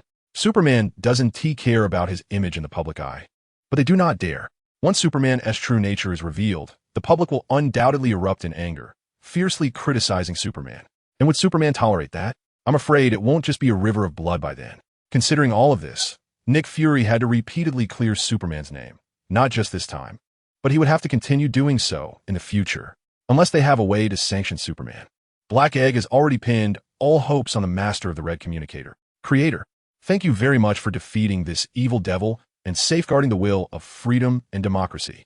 The enormous Statue of Liberty came to Li Ye's side and spoke, clearly believing in what she said to him. It's okay. You defeated him, and you put in a lot of effort too. Li Ye Similet. Creator, my mission is complete. So please turn me back. Oh, you worked hard to become a true life form, and you want to go back to your previous state? Lia Asket in Confusion. The feeling of life is wonderful, and I am very grateful to you, Creator, for granting me life. But I believe there are some things more important than life, such as the freedom and democratic will I represent. I want to continue standing here and guarding this precious treasure. The Statue of Liberty smiled. More important than life? Li murmured to himself, completely unable to understand. In Li Ye's worldview, only life is the most important. He could generously give many things to others, but he would never share his own life with anyone. In his previous life, Li had imagined how he would choose if he were in Tony's position during Avengers Endgame. Without hesitation, he chose to sacrifice others for the sake of his family's survival. Well, since you chose this, then I will fulfill your wish. Thank you, Creator. The Statue of Liberty smiled. She then returned to her position, and Li Yi withdrew the power of the mouse talisman from her. And the Statue of Liberty transformed back into the statue, holding the torch. Perhaps the future will last a long time, or perhaps it will be destroyed like some statues. Who knows? Li Yi teleported back to Little Mischief's side and canceled the gravity shield around her. Li Yi, so scared. Little Mischief clung to Li Yi like an octopus. Don't worry, it's all okay now. Li Yi comforted her. Suddenly, Little Mischief started nibbling on Li Ye's lips. Little Mischief. Li Yi was at a loss for words. Silly, don't speak. Little Mischief immediately stopped him. The two embraced and kissed. Boom! A loud noise suddenly came from the sky, and a sci-fi colored fighter jet appeared. It was the X-Men coming to rescue Little Mischief. Oh my, what happened here? Could Magneto's plan have succeeded?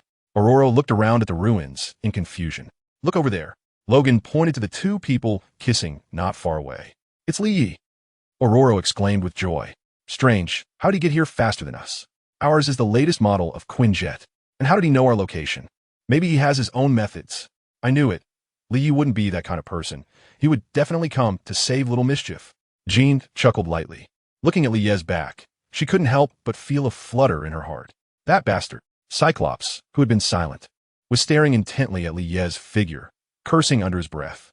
He really wanted to take off his visor and shoot that bastard Superman full holes right now. But he knew it would be useless. He had already set it to maximum power last time, yet still couldn't inflict any harm.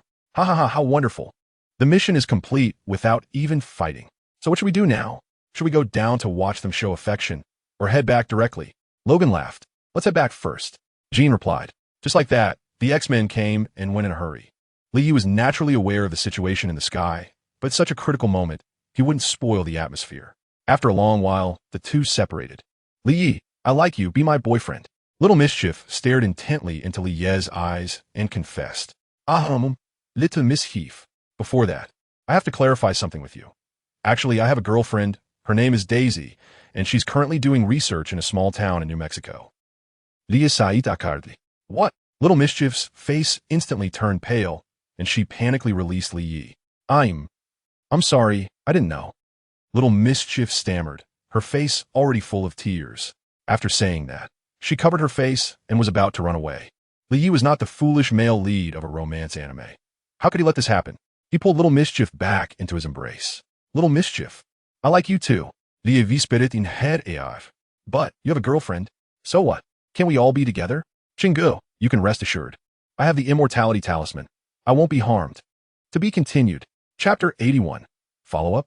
Little Mischief instantly stopped crying, looking at Li Yi in shock. Li Yi, what are you saying? Then she angrily questioned. Although she liked Li Yi, she wouldn't be so shameless. Little Mischief, I'm serious.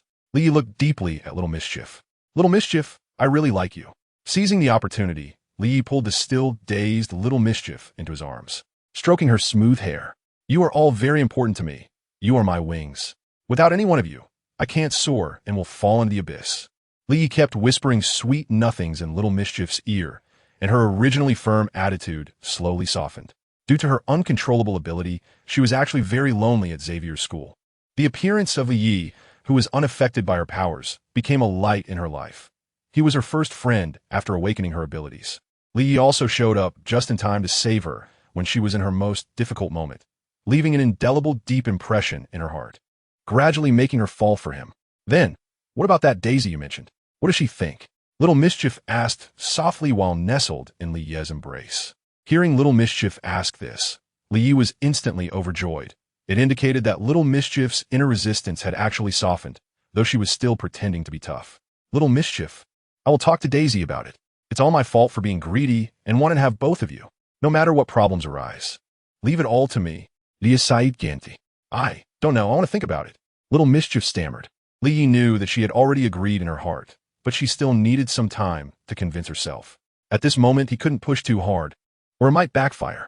Take your time to think about it, little rascal. I'll be waiting for you. Just as the two were exchanging sweet words, a loud explosion suddenly echoed in the sky. Boom! A flashy red steel armor with a long flaming tail flew in from a distance. It was none other than the famous Iron Man, Tony Stark. Li Yi, what is that? Little rascal was startled and curiously asked Li Yi. Don't worry, it's just some playboy. Li Yi repeated. Tony Stark, the famous Iron Man. You should have heard of him. The steel armor landed smoothly on the ground. Hey, Li Yi. Tony lifted his helmet and greeted him. Long time no see, Tony. Li Yi responded. Hello, beautiful lady, Tony said to the little rascal, acting very gentlemanly, completely unlike his usual playboy self. Hello, little rascal replied shyly. Let me introduce her. She is my girlfriend, named Anna. You can call her Little Rascal. Li Yi introduced. Oh, Li Yi, you're so lucky to have such a beautiful girlfriend. Tony teased.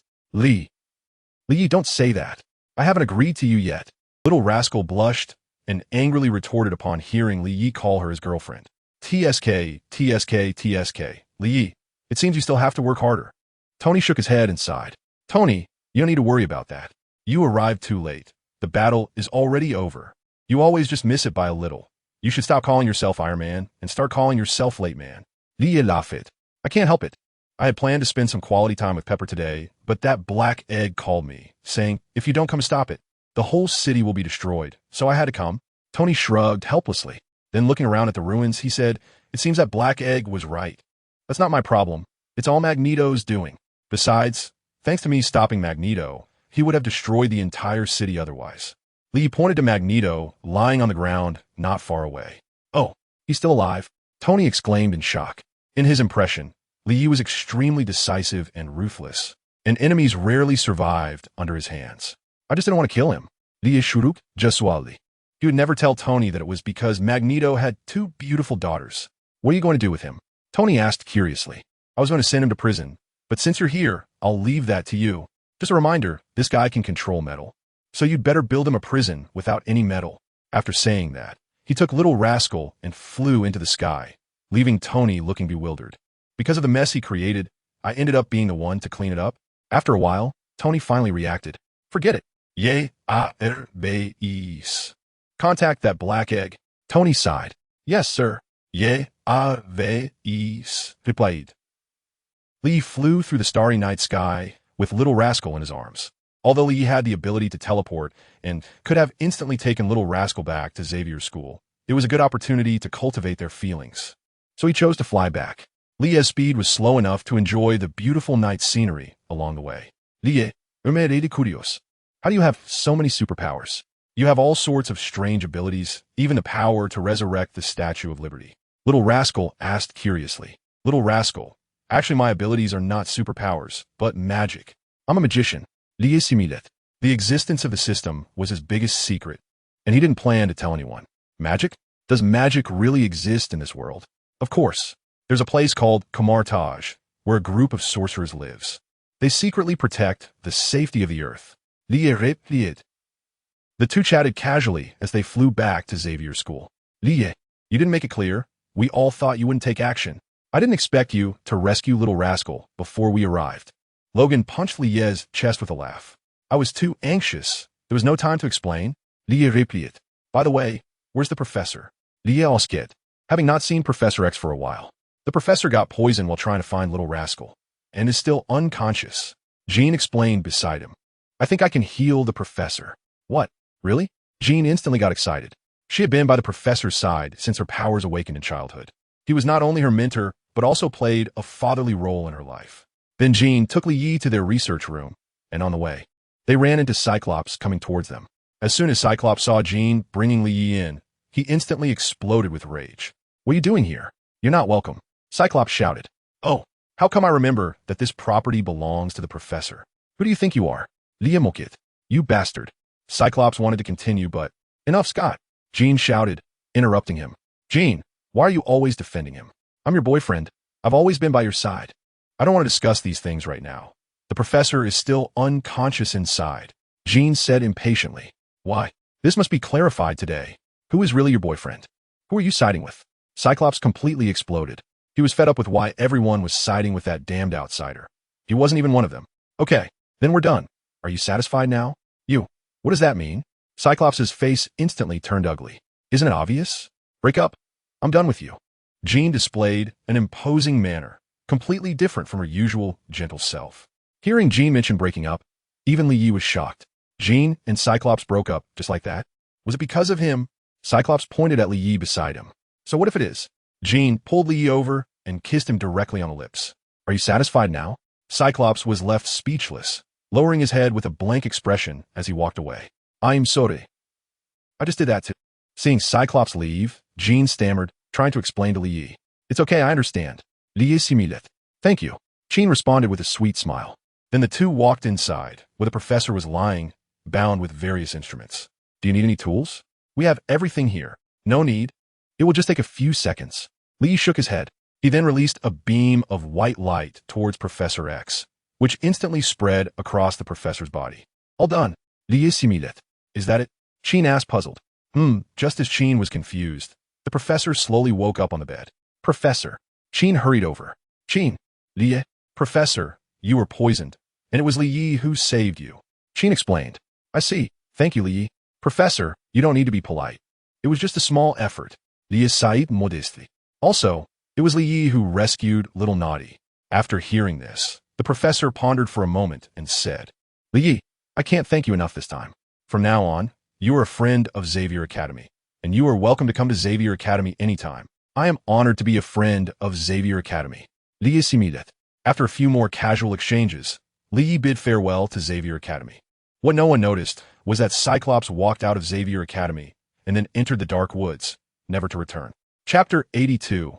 Press Conference at the Dawn Headquarters. Lie stood on the balcony overlooking the entire city of New York. Boss. Hawkeye respectfully stood beside him. How is the plan coming along? Lie asked.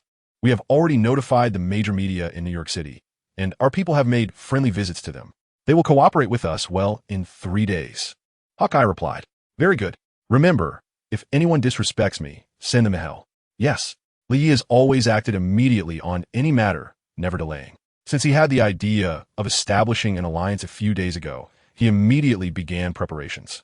He secured a large base in a bustling area of New York City and planned to hold a press conference 3 days later.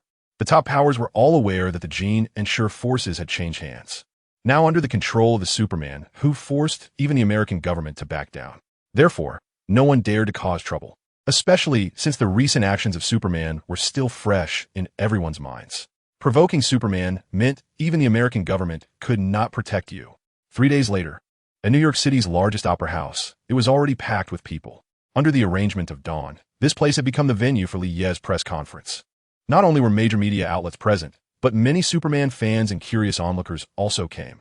This was Superman's first active appearance in front of the public media, naturally attracting great attention. Beep beep. This time, Lee did not descend from the sky in his superhero costume as he had done in the past, but chose to arrive like an ordinary person. Dressed in a stylish black suit, he arrived at the venue in a luxury car worth millions. Wow, wow, wow, everyone, look, Superman is here. Honey, come out and see see Superman, the hero of New York City, the hero of America. I can't handle it. He's so handsome. Superman, I want to have your baby. Oh my, I can't handle it. Superman's physique is just too graceful. Those muscle lines, those calves, that protruding. Superman, I love you. No matter what danger, as long as Superman is here, it's not a problem. A few days ago, when Magneto caused trouble on Liberty Island, it was Superman who stepped in and solved him. We should reshoot a Superman movie, at least change his face to Mr. Lie's face. Superman, Iron Man, the pride of New York City, you are the coolest. The crowd on the street went wild with cheers as they saw Superman arrive. Boss, a subordinate respectfully opened the car door for Lee. Thank you. Thank you for your support. I love you all. Lee got out and waved. Wow, wow, wow, Lie's wave caused another wave of screams and cheers. Superman's image has always been good. Apart from certain periods of slander by some people, he has remained the most popular hero in America. After all, since Lee came to this world, he has never actively harmed the interests of ordinary people and has repeatedly stepped up in times of crisis. Coupled with Lie's recent actions of destroying military bases and killing the mastermind behind it, he deeply frightened the major powers, who, in order to please Lee, activated their public relations machinery to praise and whitewash him. Now, the general impression of Superman among the public is strong, upright, kind, and approachable. Even if Superman had any dark spots, they would be instantly whitewashed and concealed. Of course, all of this was pushed by the American government and S.H.I.E.L.D. behind the scenes. They wished more than anyone for Superman to have a good reputation. For such a powerful individual, they would gladly create a kind-hearted, great hero persona for him. Even if Superman pretended not to care, as long as he got used to the praise from all walks of life, it would subtly influence him. If this Superman really became the saint as depicted in comics, they would laugh in their dreams. This refers to the main universe Superman. So no need to mention the unjust one. The bodyguard were blocking the enthusiastic crowd, and Lee seized the opportunity to enter the venue. The venue was already packed with people. It should be noted that the entire venue could accommodate thousands of people, which shows the grandeur of this press conference. Major media outlets were present, and the equipment was fully prepared, just waiting for Lee to take the stage and speak. Lee walked past row after row of seats and stepped onto his designated spot. Everyone look, Superman is here. Hello, Superman. I am Barton from the New York Times. Why did you choose to hold a press conference at this time? Superman, I am Lilith from Economic Special Report. May I ask? Superman, I am Porter from Southern Daily. May I ask? Superman, I am Grace from Horn Daily. May I ask? The media reporters on the scene instantly became chaotic upon seeing Lee, each eagerly raising their questions. Lee raised his hand to signal for silence, and the reporters from major media outlets instantly quieted down, obediently cooperating with Lee.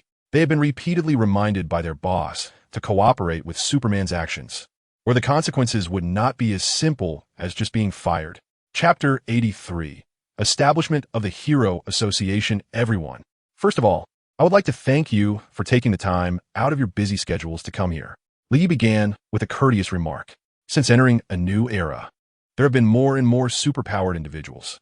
Some of these superpowered individuals can restrain their desires and use their abilities to fight against criminals and maintain peace. We call them superheroes. I found that superheroes have always been working alone, fighting their own battles. This not only makes them vulnerable to being defeated one by one, but also prevents them from maximizing their power to uphold justice. Some heroes seem to enjoy the cheers of the public and live glamorous lives, but in secret, they're struggling financially and can't even afford their rent. Spider-Man. Chew. For this reason, I have decided to establish an organization dedicated to serving superheroes and regulating their behavior. An organization exclusively for superheroes. The Hero Association. An organization exclusively for superheroes? The Hero Association? What is that? Regulating superhero behavior is a good idea, as some so-called superhero actions are indeed quite outrageous. Having Superman lead, it is definitely feasible. After all, Superman is so strong. I didn't expect that glamorous superheroes are also living in poverty. Lee's words instantly sparked discussions among the crowd. Next, Lee briefly introduced some of the content and systems of the Hero Association, allowing everyone to better understand what the Hero Association is and how it operates. Of course, what Lee did would definitely touch the interests of many people, but Lee didn't care at all. Whatever makes him happy, if anyone disagrees, he will let his fists do the talking. After Superman proposed the plan to establish the Hero Association, Iron Man Tony Stark was the first to stand up in support. At the S.H.I.E.L.D. headquarters, Lee's press conference was live-streamed, and S.H.I.E.L.D. naturally paid close attention. What exactly is Superman trying to do? Nick Fury slammed his hand on the table, which could no longer withstand the force, and shattered instantly. Poor table. It has to bear the brunt of Nick Fury's anger every time he gets mad, and now can finally rest in peace. Nick Fury was almost going crazy. He had always had the idea of uniting superheroes and was already in the practical stage. Who would have thought that Superman would suddenly jump in halfway and want to create a hero league? Isn't that just slapping him in the face? Coulson, how is the Avengers plan coming along? Nick Fury asked Coulson beside him. It's still a manpower issue. We are seriously understaffed right now. Our situation is different from Superman's. He is just too strong. He can form a league by himself. Coulson shook his head. Currently, S.H.I.E.L.D. only has a few small fries, with only Hawkeye and Black Widow being capable. Captain America, who was fished out from the Arctic, is still in a coma, and we don't know when he will wake up. Damn it, Nick Fury said angrily. But there was nothing he could do. At the New York City Police Department, is Superman trying to legalize those superheroes? A nearby officer said indignantly. Maintaining peace and fighting criminals has always been the job of the police, but now Superman is clearly trying to take their jobs. In this capital-driven country, as long as there is money and capital, any outrageous bill has a chance of being passed. And Superman just happens to be a huge capital, along with Tony Stark. And Superman's absolutely powerful strength makes legalizing superheroes not a difficult task. Before this, the police could still arrest those so-called superheroes on the charge of obstructing law enforcement. But after this, as long as superheroes are registered with the Hero Association, their actions will be completely legal, forming a competitive relationship with the police. There's nothing we can do. It's now the superhero era, Director George sighed. Since the terrorist attack incident, Director George has felt powerless. After the Lizardman incident, the credibility and reputation of the police have dropped another level in the public's eyes. Faced with those extraordinary events, the police are truly helpless and completely no match for superheroes. In the future, the police may only be able to handle small cases like petty theft, illegal vendors, and neighbor disputes. The power center of America, the White House. The president called an emergency meeting regarding Superman. Any issue concerning Superman is not a small matter. Military officials, major tycoons, and important department leaders all gathered. Superman wants to establish this hero association. What do you think? Said the American president. To be honest, Superman's plan doesn't have much impact on us. Yes. Since it doesn't have much impact, we don't need to worry about it. Agreed. The representatives of the major tycoons spoke first. They were truly intimidated by Superman. They still have plenty of wealth to enjoy and do not want to end up like the previous few people who died at Superman's hands. That is a monster that can withstand nuclear bombs. Chapter 84. The System of the Hero Association Bang. I disagree. If we take a step back today, and another step back tomorrow, we will lose all the prestige of our great America. How will other countries view us in the future? An elderly general in military uniform slammed his hand on the table in anger. General, if you find it inappropriate, why don't you take the lead in confronting Superman? I believe General Jack would love to reminisce with you. By the way, I still have the last video of General Jack. I can make you a copy to take home and enjoy slowly. A bespectacled congressman in a black suit stepped forward. The general was instantly speechless. He was just habitually putting on an act. The military should appear tough externally, even if it was just for show. How could this bastard expose him? All right. Everyone stop arguing. To be honest, we currently have no way to restrain Superman. The weapons we have at this stage are useless against him, and he can easily kill everyone present. So, before we find a way to deal with him, it's best to turn a blind eye to his actions. Another congressman stood up and said, "It can only be this way." I agree. Everyone might as well wash up and sleep. There's a new nightclub that just opened. Should we go grab a couple of drinks later? Okay. I heard it's also owned by Superman's forces. Hearing the increasingly outrageous discussions, the American president's forehead instantly bulged with veins. Enough. Today's meeting is over, the president shouted. After the press conference, Li immediately applied to establish the Hero Association and legalize it. The result was naturally smooth sailing, with no obstacles at all. The president of the association is naturally Li Yi himself. In the live broadcast, Li Yi called on all those capable of becoming heroes to join the Hero Association and become superheroes. When danger arises, they can step forward and resolve the crisis. Do you want to become a superhero? Then join the Hero Association. Such slogans were plastered all over the streets the next day. Tony Stark undoubtedly announced that he was the first to join the Hero League, which made the Black Egg furious to the point of a headache. He spent a lot of time doing the mental work of Tony Stark, even bringing up his father Howard Stark, but Tony ignored him and immediately joined the Hero Association. The Hero Association's management and services for heroes will involve various aspects. Firstly, there is the qualification assessment for heroes, mainly conducted through a written exam and a physical test. The written exam is worth 50 points. The physical test is worth 50 points, with a total of 100 points. A score of 70 or above will earn a hero license issued by the Hero Association, officially making one a member of the Hero Association. The written exam covers topics such as how to act, save people, and how to quickly, effectively, and safely handle emergencies. There will be dedicated instruction on these topics, and as long as one takes it seriously, passing is generally achievable. The physical test is literally about meeting the minimum physical standards set by the Hero Association. Ordinary people cannot handle extraordinary events. A powerful physique far beyond that of an average person is essential. The headquarters of the Hero Association is located in Manhattan, New York City, which Li Yi specifically chose to prepare for the future invasion by the Chitauri. Imagine those Chitauri excitedly arriving on Earth with various weapons, only to find themselves facing incredibly powerful Earthlings who can not only ignore their weapon damage, but can also effortlessly counterattack. What an interesting scene that would be. The Hero Association categorizes threats based on their level and danger into 5 grades: God, Dragon, Ghost, Tiger, and Wolf, arranged from smallest to largest. They are: Wolf poses a certain life threat to ordinary people, such as various petty thefts, robberies, and similar minor incidents. Tiger can threaten numerous lives, such as various terrorist attacks. Ghost can cause an entire city to stop functioning or even be destroyed. Dragon can destroy several cities. God can lead to the extinction of humanity, representing a true crisis of great panic. Additionally, heroes are classified into 5 levels based on their combat abilities and contributions to society: D, C, B, A, and S. D level: ordinary people or slightly stronger than ordinary people. Primarily dealing with D-level events, the association will provide the best equipment to maximize the protection of heroes. Kick-ass: C level: significantly stronger than ordinary people, can generally handle a small team alone, capable of dealing with Tiger-level events. Captain America: B level: possesses strength far exceeding that of ordinary people, can handle multiple Tiger-level events simultaneously. Spider-Man: A level: one of the strongest people in the world, capable of dealing with Ghost-level events. Hulk: Thor: S level: possesses strength that entirely surpasses the current stage of humanity, capable of dealing with Dragon-level events. Besides this, the Hero Association has various comprehensive systems in place. For example, there is a hero remuneration system.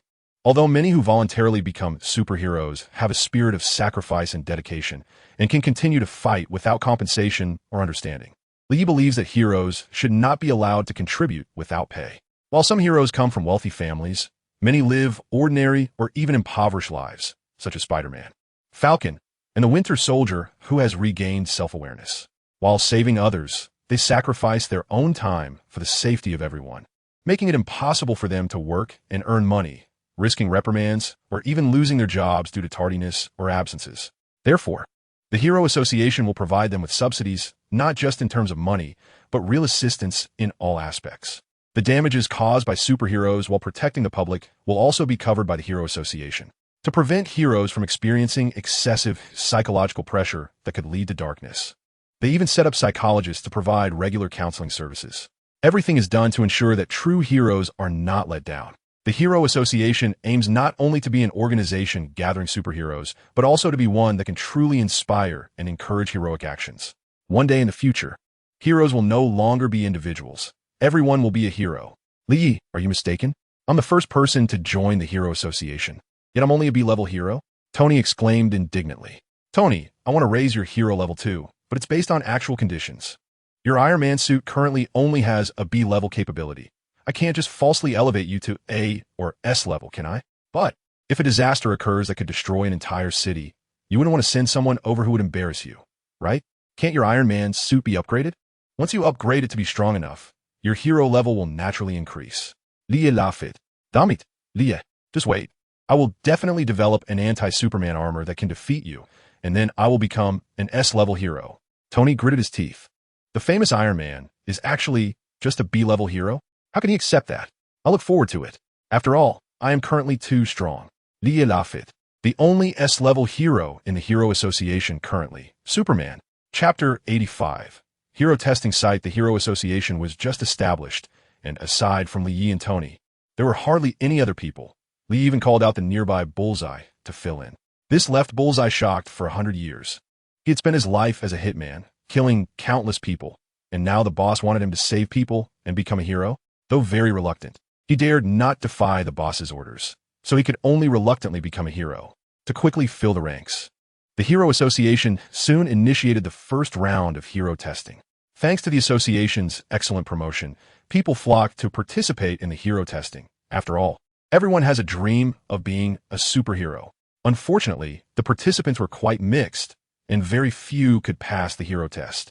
Lee curiously opened the surveillance to watch. Inside the Hero Association, there's an ultra-large testing ground of over 5,000 square meters. The testing ground is divided into 5 levels, corresponding to the 5 grades of heroes from lowest to highest. Testers can freely choose the corresponding level based on their own strength. However, currently, all the participants are at the lowest D level, while slightly stronger heroes are observing. Attention all testers, this test is divided into 5 stages. The broadcast detailed the test content. A green-clad clown and a little girl with purple hair, dressed in black with a black mask, arrived on the scene. Hello, we would like to register for the Hero Association test. The green-clad clown said to the staff. The staff frowned at the two, especially at the little girl. Sorry, the minimum age to participate in the hero test is 18, and you seem to not meet the requirements. What? When did this rule come into effect? The green-clad clown exclaimed in agitation. It's written on the announcement outside. The staff pointed outside. Sorry, we didn't see it clearly, but I'm already 18 this year. The green-clad clown said awkwardly. You can participate, but your sister does not meet the requirements. The staff looked carefully several times, then said, Great. The green-clothed clown jumped up happily. I don't meet the requirements? Said the purple-haired little girl, squinting her eyes slightly. She quickly drew a dagger from her waist and pressed it against the staff member's neck, coldly saying, What about now? The child's movements were so fast and fierce. I couldn't see her actions at all. It seems she has been trained. No wonder she dares to participate in the hero test at such a young age. But who is so ruthless to train such a small child? Right. When I was her age, I was still in school. The little girl's speed completely exceeded everyone's reactions, and those present couldn't help but start discussing among themselves. No, don't hurt me. I'm just following the rules. The staff member said in a panic. Wait, hit girl. We're here to participate in the hero test, to become heroes, not to cause trouble. The green-clothed clown quickly persuaded his companion. Put down your weapon. The commotion immediately attracted the attention of the surrounding guards, who quickly surrounded the two with weapons drawn. Don't shoot, this is just a misunderstanding. The green-clothed clown waved his hands repeatedly. Hit girl, you don't need to be afraid. I'll help you fight your way out. The little girl replied. The two were indeed Hit Girl and Kick-Ass. Fight our way out?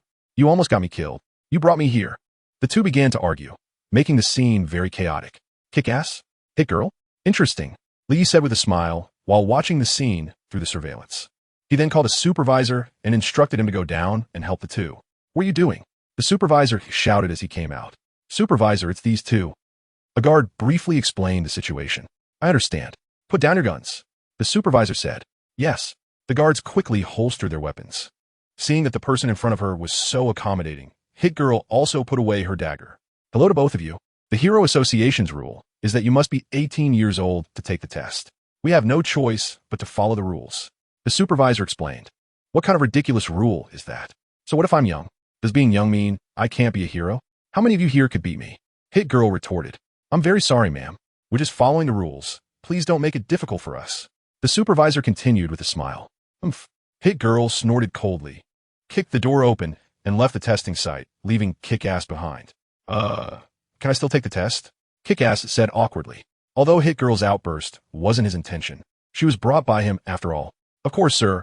As long as you're over 18, you could take the test. The supervisor replied. Yay, great. Kick-Ass exclaimed. He then began the registration process under the guidance of the staff.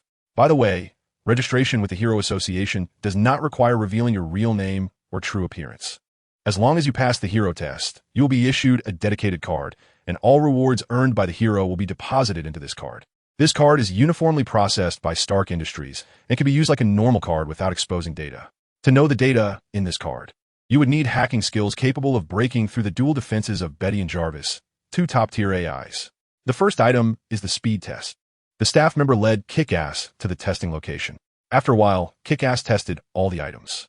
The result was just slightly better than the average level of ordinary people, barely meeting the standard. Sir, congratulations, you have passed our test and become a D-class hero of the Hero Association. Here is your identity card. Please follow me to receive your equipment. The staff member said with a smile. I really passed. Awesome, I finally became a real superhero. Kick-Ass shouted excitedly. He then followed the staff to receive his equipment. There were various modernized gear, such as bulletproof vests, helmets, and batons, fully armed. This is just a small part of the Hero Association's testing. Chapter 86, Recruiting People. The hero test continued, and Lee began his recruiting operation. First on the list was our good neighbor, Spider-Man. Whoosh. Spider-Man swung in and landed steadily on the building. Hey, Lee. Spider-Man greeted. Hello, Spider-Man. What brings you out today? Spider-Man smiled. Don't play dumb. You know my purpose. So, do you want to join our Hero Association? Lee laid it all out directly. Spider-Man immediately lowered his head and fell into thought. After a while, he said, Lee, thank you very much for the invitation, but I'm really sorry. I can't accept. Oh, can you tell me why? Lee asked, puzzled.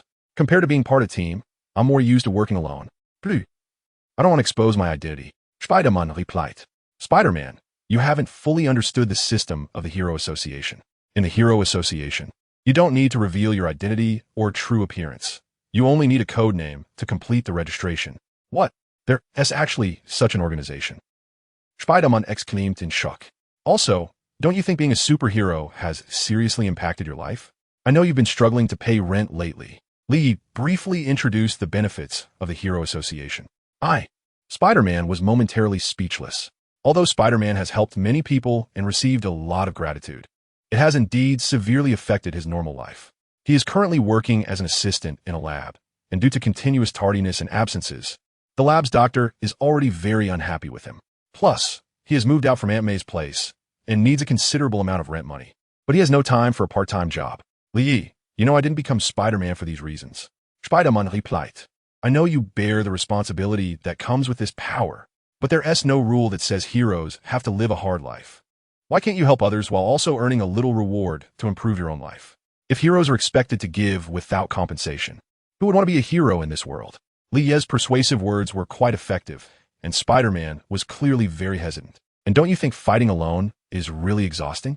Dealing with some petty thieves is fine, but if I encounter a powerful being like the Lizard Man? Spider-Man instantly recalled the last time he was beaten badly by the Lizard Man, and he couldn't help but shiver. All right, I made up my mind. I'm joining the Hero Association. Spider-Man said. Excellent, wise decision. Our East Factory, the Hero Association needs talents like you. Lee then took out the identity card he had prepared for Spider-Man from the system space. This is your identification, and your hero rewards will be deposited onto this card from now on. Spider-Man took the identity card and saw that it said, Hero Association B-Level Hero, Spider-Man. B-Level? Spider-Man asked in confusion. The hero levels in the Hero Association are divided into S, A, corresponding to. Lee briefly explained the Hero Association's mechanism. Okay, I understand. Spider-Man nodded in realization. By the way, you also have to attend a Hero Action Guidance class once a month. After finishing up with Spider-Man, Lee immediately headed towards his next target, Xavier's School for Gifted Youngsters. This is one of the places with the most superpowered individuals. Lee, aren't you busy with that Hero Association thing? How do you have time to come here? Logan asked in confusion. I have important matters to discuss with the professor. Lee similed. The professor is in the underground lab. Jean said solemnly beside him. It was then that Lee noticed the strange expressions on the faces of the group. What's wrong with you all? Lee asked in confusion, and the scene fell into silence. It's Scott. He has left the school. Finally, Aurora spoke up to explain. What? Lee was shocked. Isn't he a loyal follower of Professor X? How could he leave? Li immediately recalled his conflict with Cyclops. It can't be because of me, right? Li pointed to himself. Of course, Li didn't regret it at all. It was all Cyclops' own doing, and he was just passively defending himself. No, it has nothing to do with you. It's all because of me, Jean said solemnly. No, this was Scott's own choice. Just then, a voice came over, and Professor X slowly walked in. Professor, your leg? Li was shocked to see Professor X standing. I have to thank you for this. That white light from you not only removed the toxins from my body, but also allowed my paralyzed legs to move again. Professor X replied. Does it also include expelling all external forces? Old man, you're really impressive. Li exclaimed it. Professor, what do you mean by that? Scott has changed. He is no longer the same person he used to be. Since he has chosen to leave the school, we should respect his choice and not feel guilty. Professor X said. The group fell silent. Li, I heard you have important matters to discuss with me? Professor X asked Li. Yes. I want the X-Men to join the Hero League. Li Said si tried to forwardly. What? Everyone present was shocked by Li's words. Li, you know the public's attitude towards mutants, Professor X said awkwardly. Of course I know.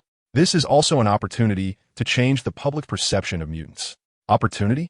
The reason why mutants are feared by the public is that their unstable abilities often cause great destruction.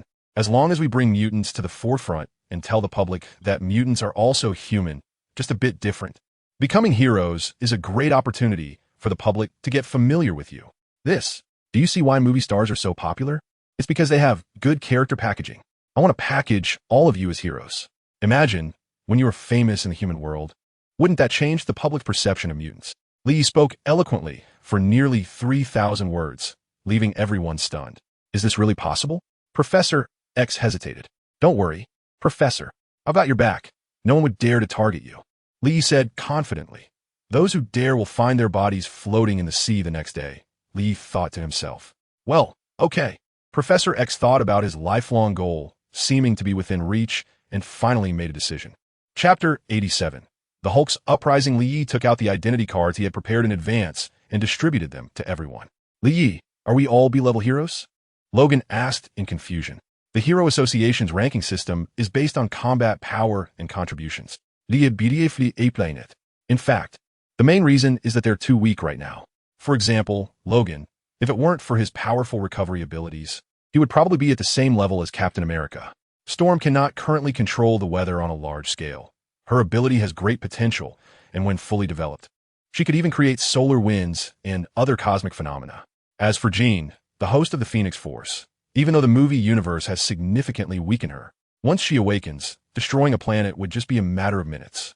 For now, there are only this many X-Men, and the students are still too weak. The professor does not agree to them fighting yet. Li felt it was a pity. He valued some of the students like Iceman. After that, Li temporarily said goodbye to everyone and returned to the academy to find Little Mischief. Li, I heard you started Hero Association? Little Mischief asked while lying in Li's arms. What? Do you want to be a superhero too? Li laughed. What? Can I too? Little Mischief asked in surprise. Of course, as long as you want.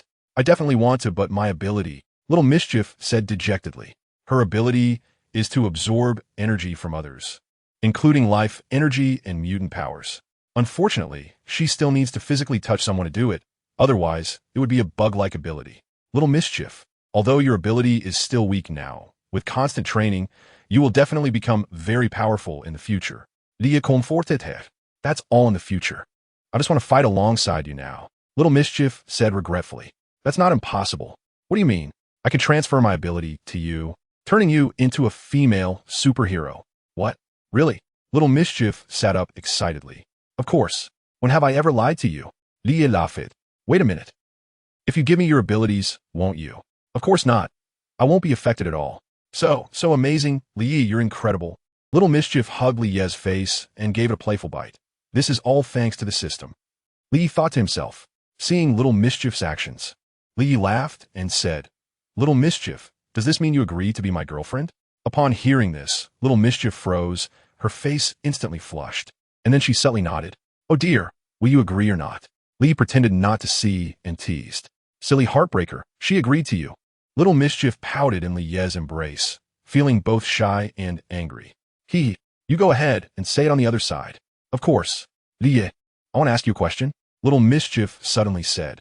Go ahead. Dia repeat Jesuali. Will you still look for other girls in the future? Ah. This, you heartbreaker. I'll bite you to death. No, Little Mischief, you're a dog. A small town in the American XX region, Bruce Banner was frantically fleeing.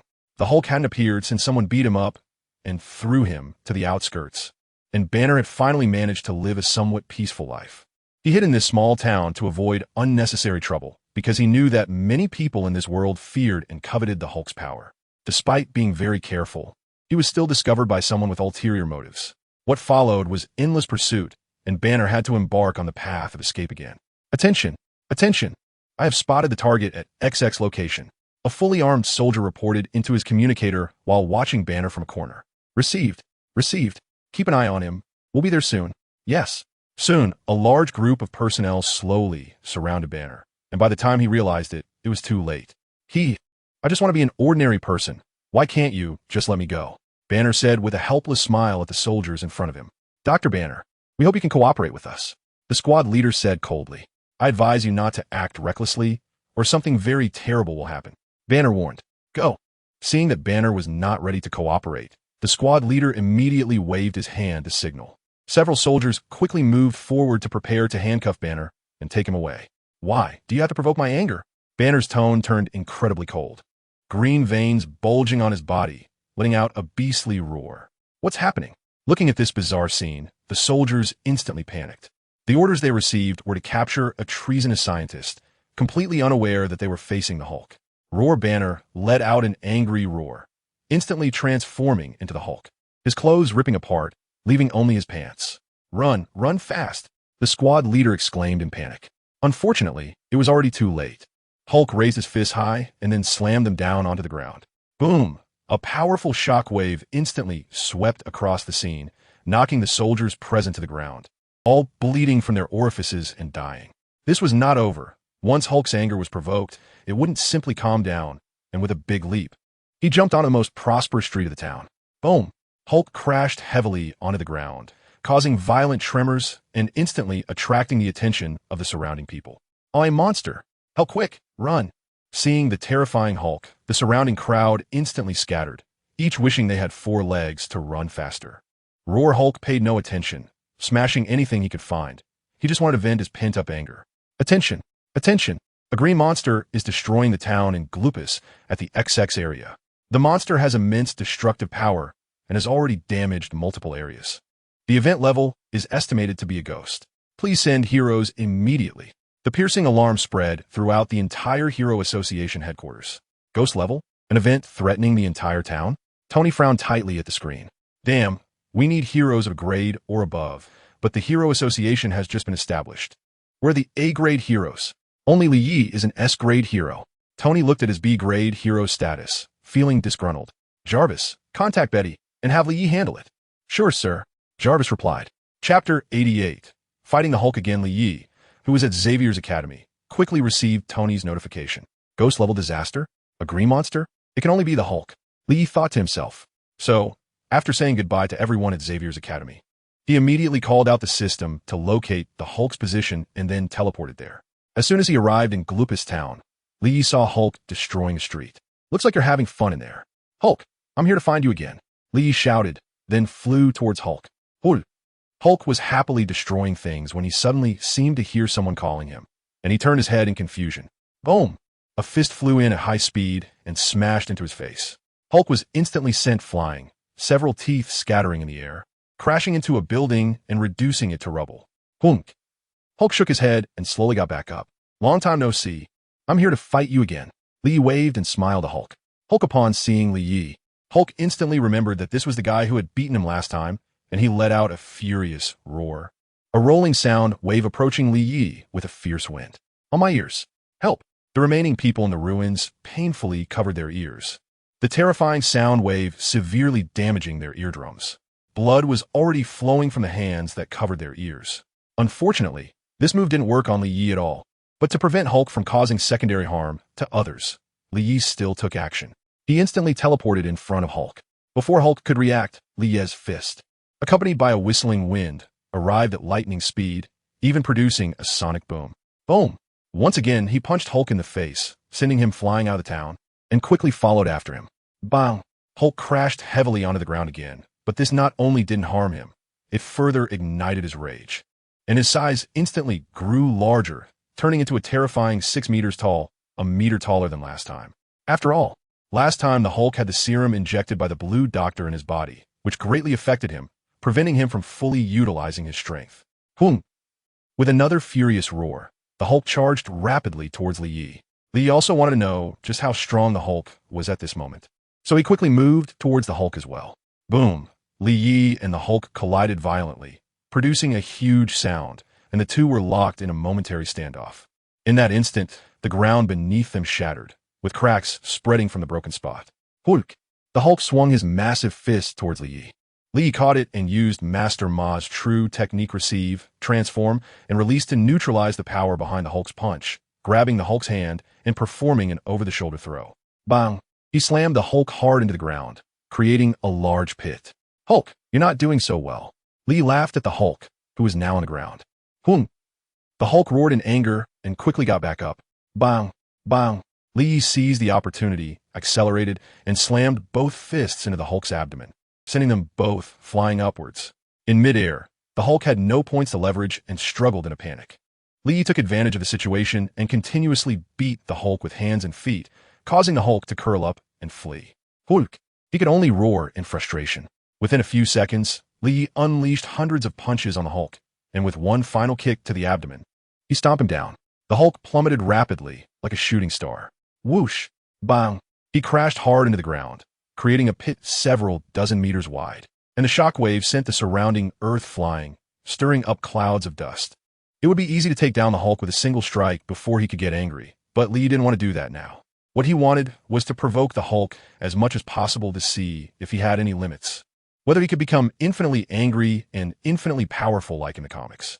After all, the movies never showed the Hulk's limits, as he was always interrupted by various events.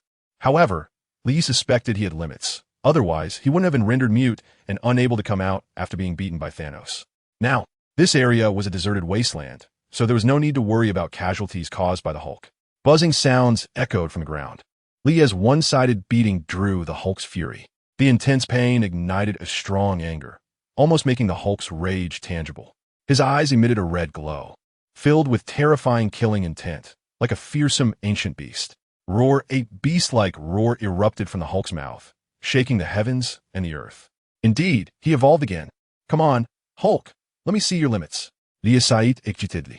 Buzzing as Li Yi anticipated, the Hulk's body trembled violently, then quickly inflated like a balloon.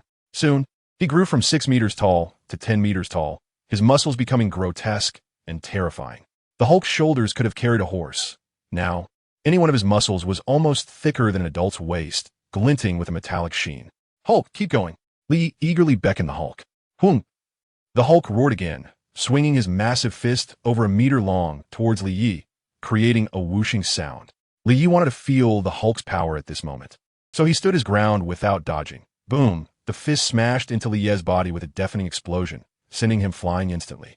Wow, this power is indeed strong. If it hit the ground, it would probably cause an earthquake, Li thought as he flew backward. To dissipate the kinetic energy, Li activated gravity control to stabilize himself in midair, then flew back again. The Hulk, seeing that annoying guy being sent flying by his punch, was as happy as a child, jumping around and leaving large craters. Hulk, I'm back, Li shouted, instantly attracting the Hulk's attention. Hulk! The Hulk saw Li flying back again and roared once more. His childlike intelligence couldn't comprehend how this annoying guy couldn't be killed when he had used all his strength. Hulk, is this your limit? If you can't get stronger, then there's no need for this game to continue. Li sighed coldly. Hung! Despite the Hulk's continuous roars, his size no longer increased, and his strength didn't get any stronger. Perhaps this was his limit, or perhaps his anger wasn't enough. Sigh. He ultimately isn't the Hulk who can become infinitely stronger in the comics. Li sighed. Then his gaze turned sharp as he instantly moved in front of the Hulk, charged his right hand, and then struck out fiercely. Hoo! The Hulk seemed to see death, screaming in terror. A fierce punch wind rushed in. Bang! Boom! It produced a deafening sound, stirring up clouds of dust. Whoosh! A gust of wind blew the dust away, and the Hulk's massive figure had vanished, leaving only a naked white man on the ground. Anyone looking from a distance would surely be shocked. that towering mountain hundreds of meters high, had disappeared. Chapter 89. The first A-class hero looking at Bruce Banner lying on the ground. Lee took out a blanket from the system space and covered him up. He had no habit of looking at a man's nakedness. Whoosh. Without hesitation, Lee released a bolt of electricity on Banner's backside, of course at the lowest power. Definitely not enough to kill him. Whoa. Banner jumped up in pain, clutching his backside and letting out a painful wail. You finally woke up. Lee Said. After bouncing for a while, Banner noticed a young Asian man standing beside him. Who are you? Where's this? Banner asked in confusion. Don't you remember what just happened? By the way, it seems I turned into the Hulk again. Banner quickly recalled his previous experiences and asked anxiously, I didn't hurt anyone, did I? No. Phew, great. Banner let out a huge sigh of relief. Just kidding. You destroyed an entire town. I knew it, Banner said, feeling dejected like a deflated balloon. The Hulk always appeared in a fit of rage, wildly destroying everything in sight. Bruce Banner felt like the unluckiest person in the world. He was originally a famous scientist with a beautiful girlfriend, truly a winner in life. But due to that damned accident, he not only lost his girlfriend, but also turned into a monstrous being, forced to embark on an endless journey of escape. He particularly hates Hulk, believing that Hulk has ruined everything for him. He even attempted to commit suicide by swallowing a gun, but at critical moments, Hulk always appears to disrupt his plans. During this time, Hulk has finally disappeared, allowing him to live a normal life for a while, but unfortunately, he has been targeted by unknown forces and has no choice but to transform back into Hulk.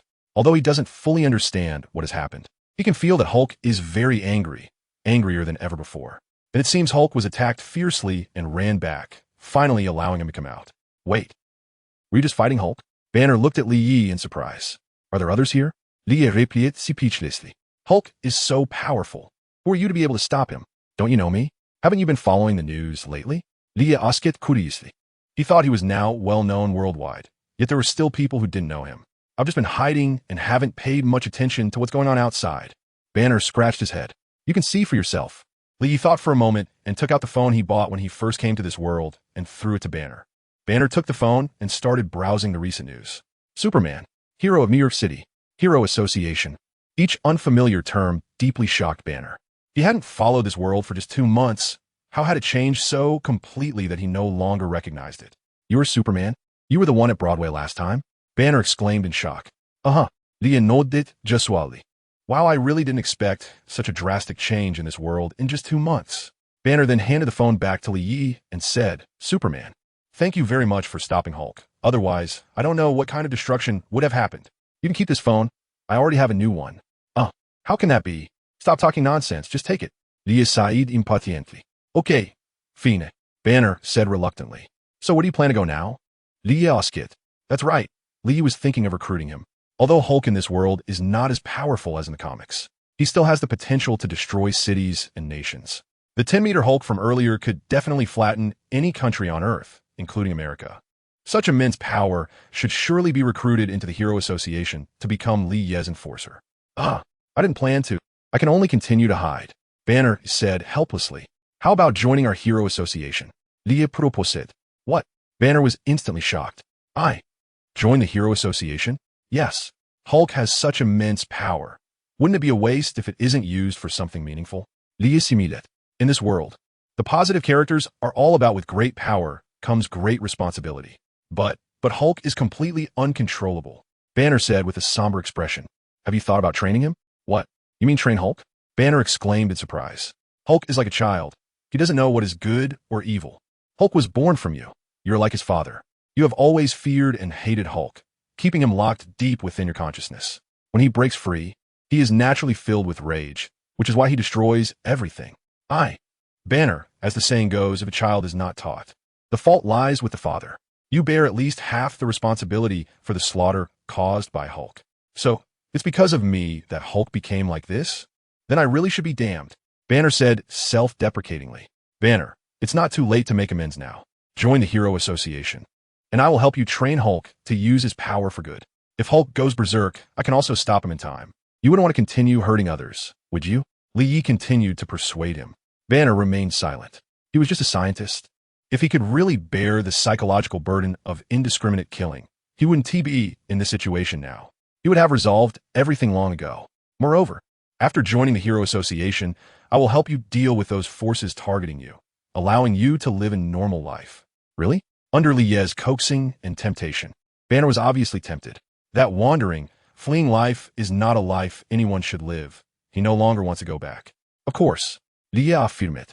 Then, I will join. Banner finally made his decision. Great, welcome. The first A-level hero of the Hero Association. A-level hero? Chapter 90 side quest completed. This will be explained later. Right now, the most important thing is to find you a set of clothes.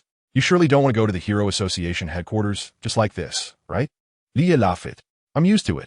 Every time I transform into Hulk, my clothes get torn. Banner said helplessly.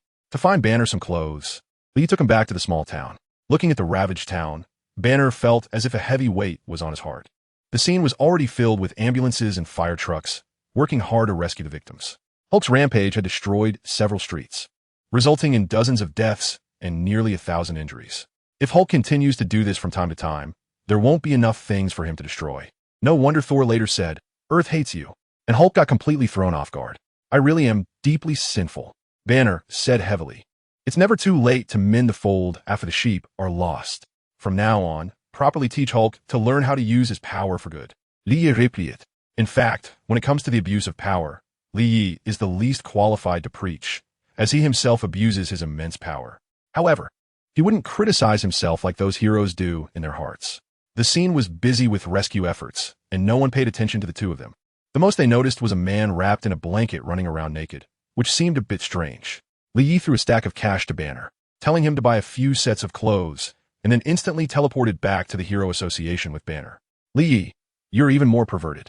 You took down such a powerful monster with just one punch, and even destroyed that hundreds of meters tall mountain with just the wind from your punch. If you don't want to be called Superman anymore, just call yourself One Punch Man. Upon returning, Tony was chattering nonstop. The previous battle was so exciting that Tony, as a bystander, found it very enjoyable. Who is this? Tony asked, puzzled, seeing Banner standing next to him. Bruce Banner. He is Hulk. Lie introduced. Dr. Bruce Banner, it's an honor to meet you. Your paper on biotechnology and the future was truly brilliant. Tony was very enthusiastic. Seeing Tony's enthusiasm, Banner couldn't help but smile, thinking that this famous playboy was quite easy to get along with. But in the next second, Tony showed his sharp tongue. Dr. Banner, that big guy you turned into is really crazy, smashing like Hulk. Banner's face instantly darkened.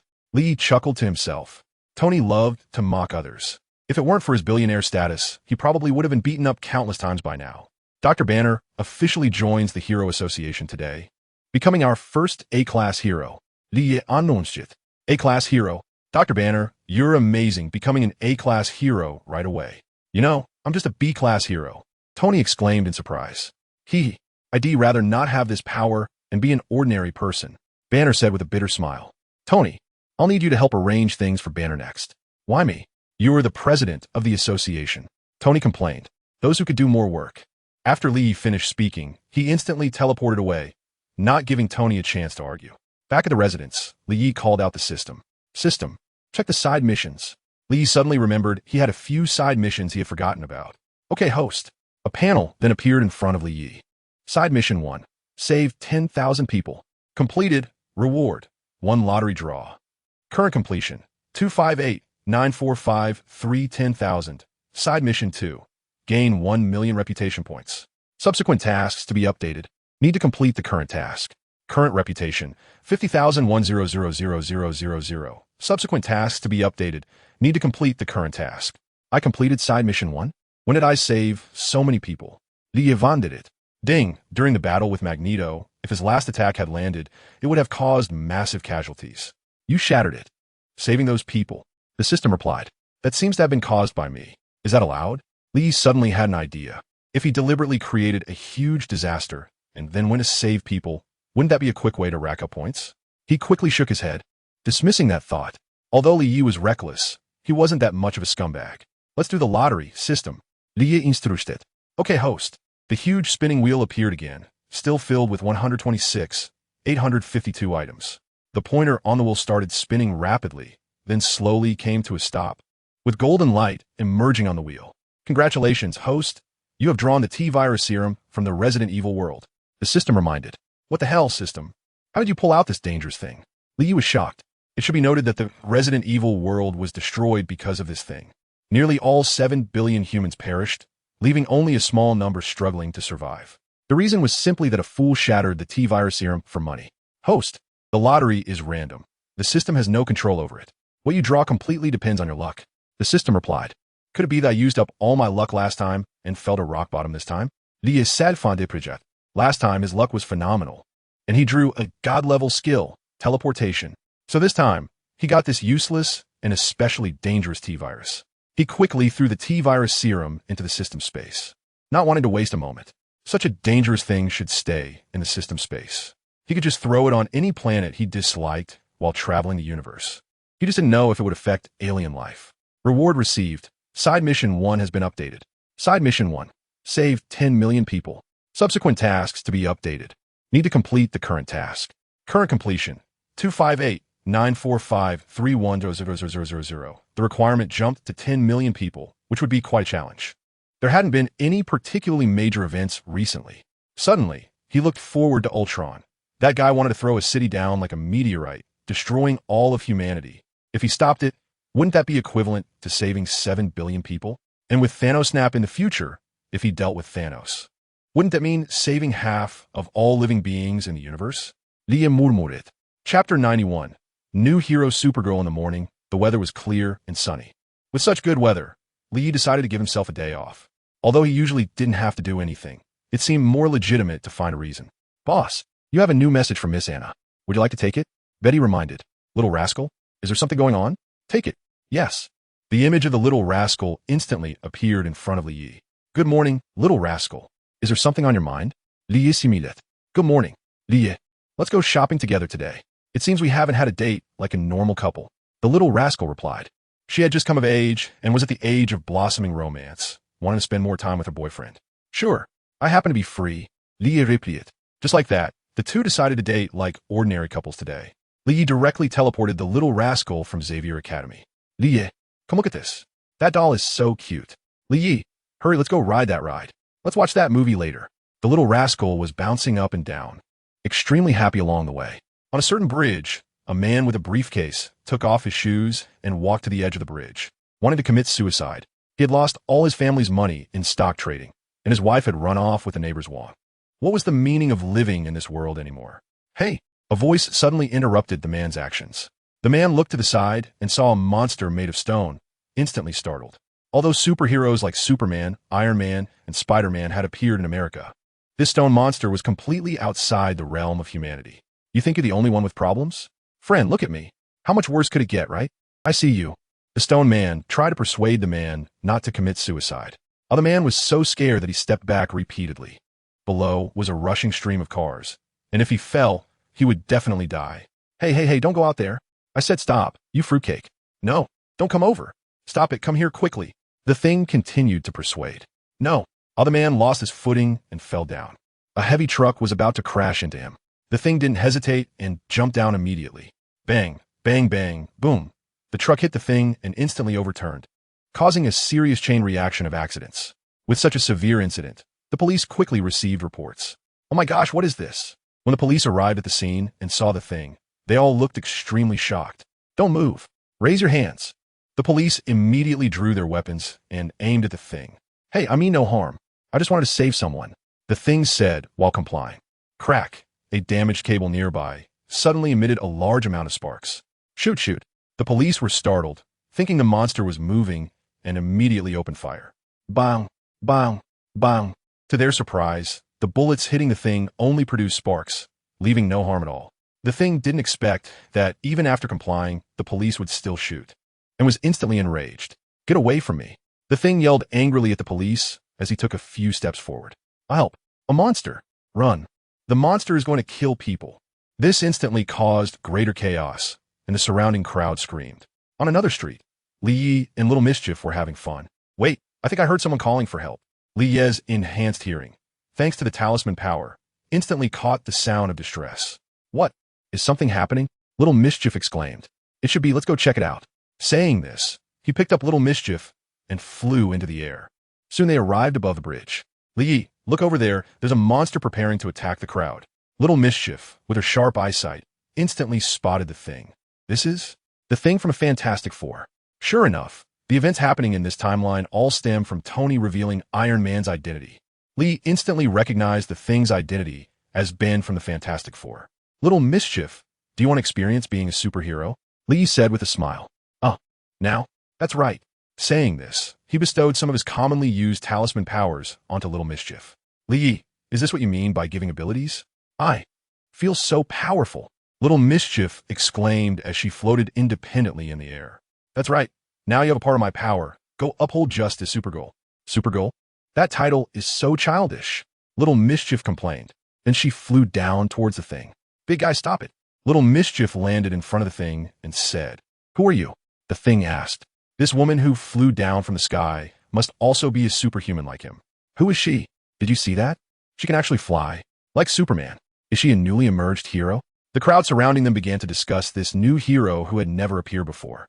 I am Supergirl. Your actions have seriously violated the law. Surrender quietly. I didn't mean to cause trouble. I just wanted to save someone. The thing hurriedly explained again. No matter what your reasons are, the fact is that you caused serious damage. I think you should talk to the judge. Little Mischief said sternly. Lia, who was floating in midair, nodded in satisfaction.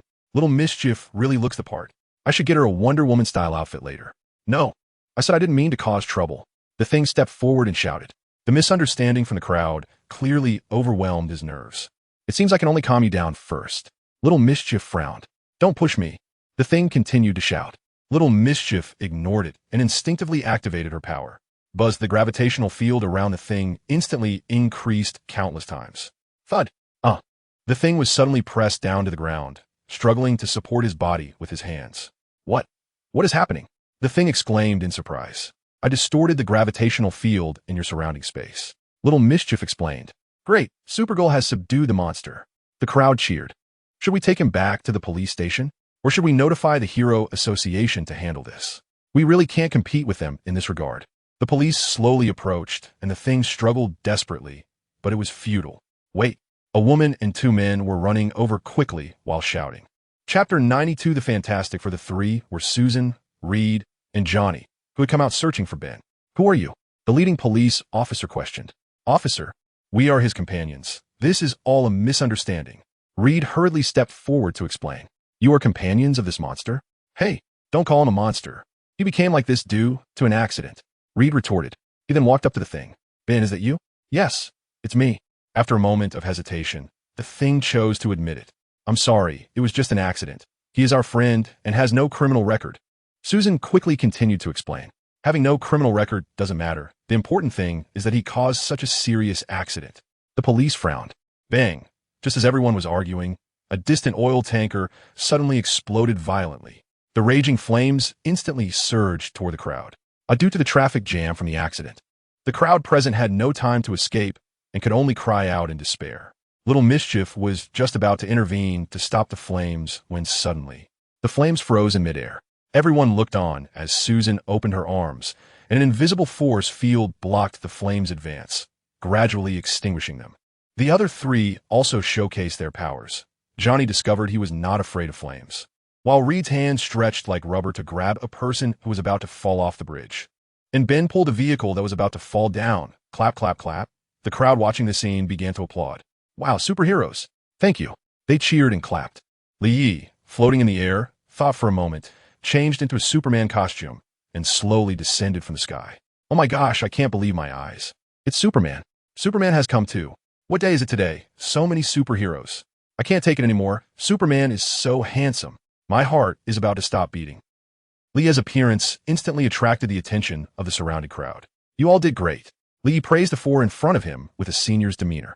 His smile was filled with unique charm, making people feel as if they were bathed in spring breeze. Superman praised us. Look, Johnny appeared extremely excited. Superman was his idol. Now, he also has superpowers and can become a superhero like Superman in the future. The other three seemed more reserved, especially Susan, whose eyes flashed with a strange expression. This guy seemed not to recognize her. Are you interested in joining our Hero Association? Lee took the opportunity to extend an invitation. What? The Hero Association? Us? Johnny said excitedly. Of course. Your abilities are strong, and most importantly, you all have a heart for justice. Lee Similet. We definitely want to join. Johnny was about to speak when Susan next to him covered his mouth. Superman, thank you very much for your invitation. But we need to clarify whether this mutation will bring trouble to our bodies. Reed took the opportunity to reply. I feel like it has already brought trouble. The thing said in a mumbling voice. Why is it that everyone else's superpowers don't change their appearance, but I turned into this ugly rock monster? The thing's ability is not weak. In fact, he's among the strongest of the group, but he is ugly. In this society, being pretty and having high looks are always more popular. Now that even his fiancée, he has run away, he feels particularly unfortunate. Of course, if he could freely control his transformation, he would still be quite willing. After all, everyone wants to become a special existence, like a superhero. Superman set a great example for them. All right, I won't force you, Li Yi replied, and then turned to leave. As if thinking of something, he turned back and said, if you need anything, you can contact me through the Hero Association. I think I can solve your mutation problem. Then he soared into the sky, with Little Mischief following closely behind. Wonder Woman followed Superman. What is their relationship? Could it be that Wonder Woman is Superman's girlfriend? The crowd began to speculate. Did I hear wrong? Did Superman say he could solve our mutation problem? The thing said in disbelief. Li Yi, how did I perform just now? Little Mischief asked with big eyes. Very well. Your expressions and demeanor are exactly like those righteous heroines in comics. Li Yi pides. Don't you see who I am? Little Mischief huffed proudly. You are Wonder Woman, Superman's little sidekick. What? I'm not a sidekick. The next day, the news on the newspapers exploded throughout America. Shall the Superman have a girlfriend? New York Times Superman is rumored to be in love. Economic Special Report, new hero, Wonder Woman. Superman's charming little girlfriend. Pioneer Daily on the day of disaster. Where did Spider-Man go? Horn Daily. Most of the newspaper headlines were about Superman's romantic news. Only a few less influential tabloids focused on the chain car accident that occurred on the XX bridge, as well as the other 4 new superheroes at the scene. They named the 4 new superheroes the Fantastic Four. What do you think about the news of Superman's romantic relationship? Reporters interviewed Superman's female fans. It's slander. This is definitely slander. Superman absolutely cannot have a girlfriend. He's mine. You damn bastards are spreading rumors. I'm going to sue you. Superman never said that woman is his girlfriend. I want to ask how you reached that conclusion. You media people are just full. Don't you know that spreading rumors can lead to jail time? Be careful. My brother Superman will sue all of you and make you spend the rest of your life in prison. Rationality. How can you expect me to be rational? Just sitting here while you spread rumors about my brother Superman is called rational. My brother Superman absolutely will not have a girlfriend. He is the son that belongs to all of us girls. The news of Superman's romance caused all of Superman's female fans to explode collectively. They refused to acknowledge the news, believing it was all media slander. Chapter 93. Superhero fan meeting at the headquarters of the Hero Association. Li Yi, you are really something. Just the suspected exposure of a romantic relationship has created such a high level of heat. This heat is even higher than when I revealed Iron Man's identity, Tony said, holding a newspaper and looking at the news with a sour expression. Who is he? A billionaire, playboy, famous inventor, philanthropist. The justice-maintaining Iron Man, Tony Stark, actually lost to Li Yi in popularity. How could he stand it? Tony, there's no way. After all, I'm just that powerful and outstanding. Li Yi simidet. Li Yi, you are really narcissistic. Tony retorted. Tony, in this regard, you're the Grandmaster level. Li Yi shot back. The two exchanged playful banter. Betty, how has the Hero Association been developing recently? Li Yi called out to Betty. Report, boss. The Hero Association has been developing well recently. We have recruited numerous heroes. The list is as follows. A-level heroes, 2 B-level heroes, 10 C-level heroes, 132 D-level heroes, 1678. Betty listed the names in response. Not bad, Betty. You did a great job. Li Yi pides. Thank you for your compliment. I will continue to work hard. Betty replied. Li Yi, you are really relaxed. Leaving everything to Betty to handle. Tony laughed. Why live so hard? Li Yi replied gesually. By the way, I've always had a question for you. Ask away. You are already so powerful. Why spend so much manpower and resources to establish the Hero Association? Tony asked in confusion. To resist the invasion of aliens. Li Yi replied. Aliens? You must have seen the video in New Mexico and know that there are aliens in this world, right? That's right. Human beings have fought for millions of years of evolution to gain dominance over the Earth and seem very powerful. But in the vast universe, countless races and civilizations have been born, some of which are far stronger than humans. If they invade Earth in the future, with humanity's current technology. We will not be their match at all. You're right. Tony's expression became serious. Superheroes are undoubtedly the most powerful group of humans, but fighting alone won't work. That's why I brought them together to unleash their maximum power to protect the Earth. I still don't understand. You are so powerful, almost completely above the current civilization. If even you can't solve the problem, then what can other superheroes do even if they unite? Tony, do you think I will always be guarding the Earth? What? You want to leave Earth? Tony exclaimed in shock. Li Yi is the strongest warrior on Earth. If he leaves, the probability of Earth being successfully invaded will increase rapidly. That's right. I already have a plan, and I will leave Earth to travel the universe at the right time. Li Yi replied. Tony was silent, and a different idea formed in his mind. If humanity can't protect Earth, perhaps we can. Betty arranged the upcoming superhero fan meeting. Li Yi instructed Betty. A fan meeting? Tony asked in surprise. That's right. We have to meet the fans. Li Yi similed. The Hero Association created a dedicated website that will display the rankings of various superheroes and the events they have resolved, along with corresponding battle videos. In just a few days, it exceeded 200 million logins, which shows just how popular it is. The public can vote for their favorite superheroes on the website. And if a superhero behaves poorly, they can also file complaints through the site. The Hero Association will verify and handle complaints promptly. If the complaint is true, the accused hero will face corresponding consequences, including possibly having their hero license revoked. This is to help the public better understand the difficulties superheroes face in executing justice and saving civilians, as well as to supervise the actions of these superheroes to prevent the emergence of false heroes like the Seven from The Boys. Superheroes also have dedicated personal spaces where they can chat with fans, share their daily lives, and post photos. Currently, the hottest hero on the Hero Association's official website is Superman, with a terrifying 10 million votes. The second place is neither Iron Man Tony Stark nor our friendly neighborhood Spider-Man, but Wonder Woman Anna, with 5 million votes, although she has only appeared once. As Superman's rumored girlfriend, she has naturally attracted a lot of attention, especially with her strong abilities and sweet appearance, gaining countless fans. It is worth mentioning that the ratio of Wonder Woman's fans to haters has reached a shocking 1, meaning for every 5 million fans, there are 5 million haters. And the haters happen to be female fans of Superman, which put a lot of pressure on her as Superman's rumored girlfriend. Superman is simply too popular among women. After the Hero Association announced the superhero fan meeting, it instantly sparked enthusiastic attention and discussion throughout America. Countless people from different regions of America flocked to New York City, causing some hotels in certain areas to be fully booked. A few days later, the superhero fan meeting was held as scheduled in the largest park in New York City. Fans arrived early to see their favorite heroes. The place was packed with people, creating a lively atmosphere, and it is estimated that no less than 300,000 fans attended. Welcome everyone to the superhero fan meeting organized by the Hero Association. A famous supporter shouted, "Oh, oh, oh, oh, oh," instantly causing fans to scream. Now, let our superheroes take the stage. First up is our strongest and most popular superhero, Superman. As the host introduced, Li Yi slowly descended from the sky in a black battle suit. "Oh, oh, oh, oh, oh, Superman. Superman, I will always support you.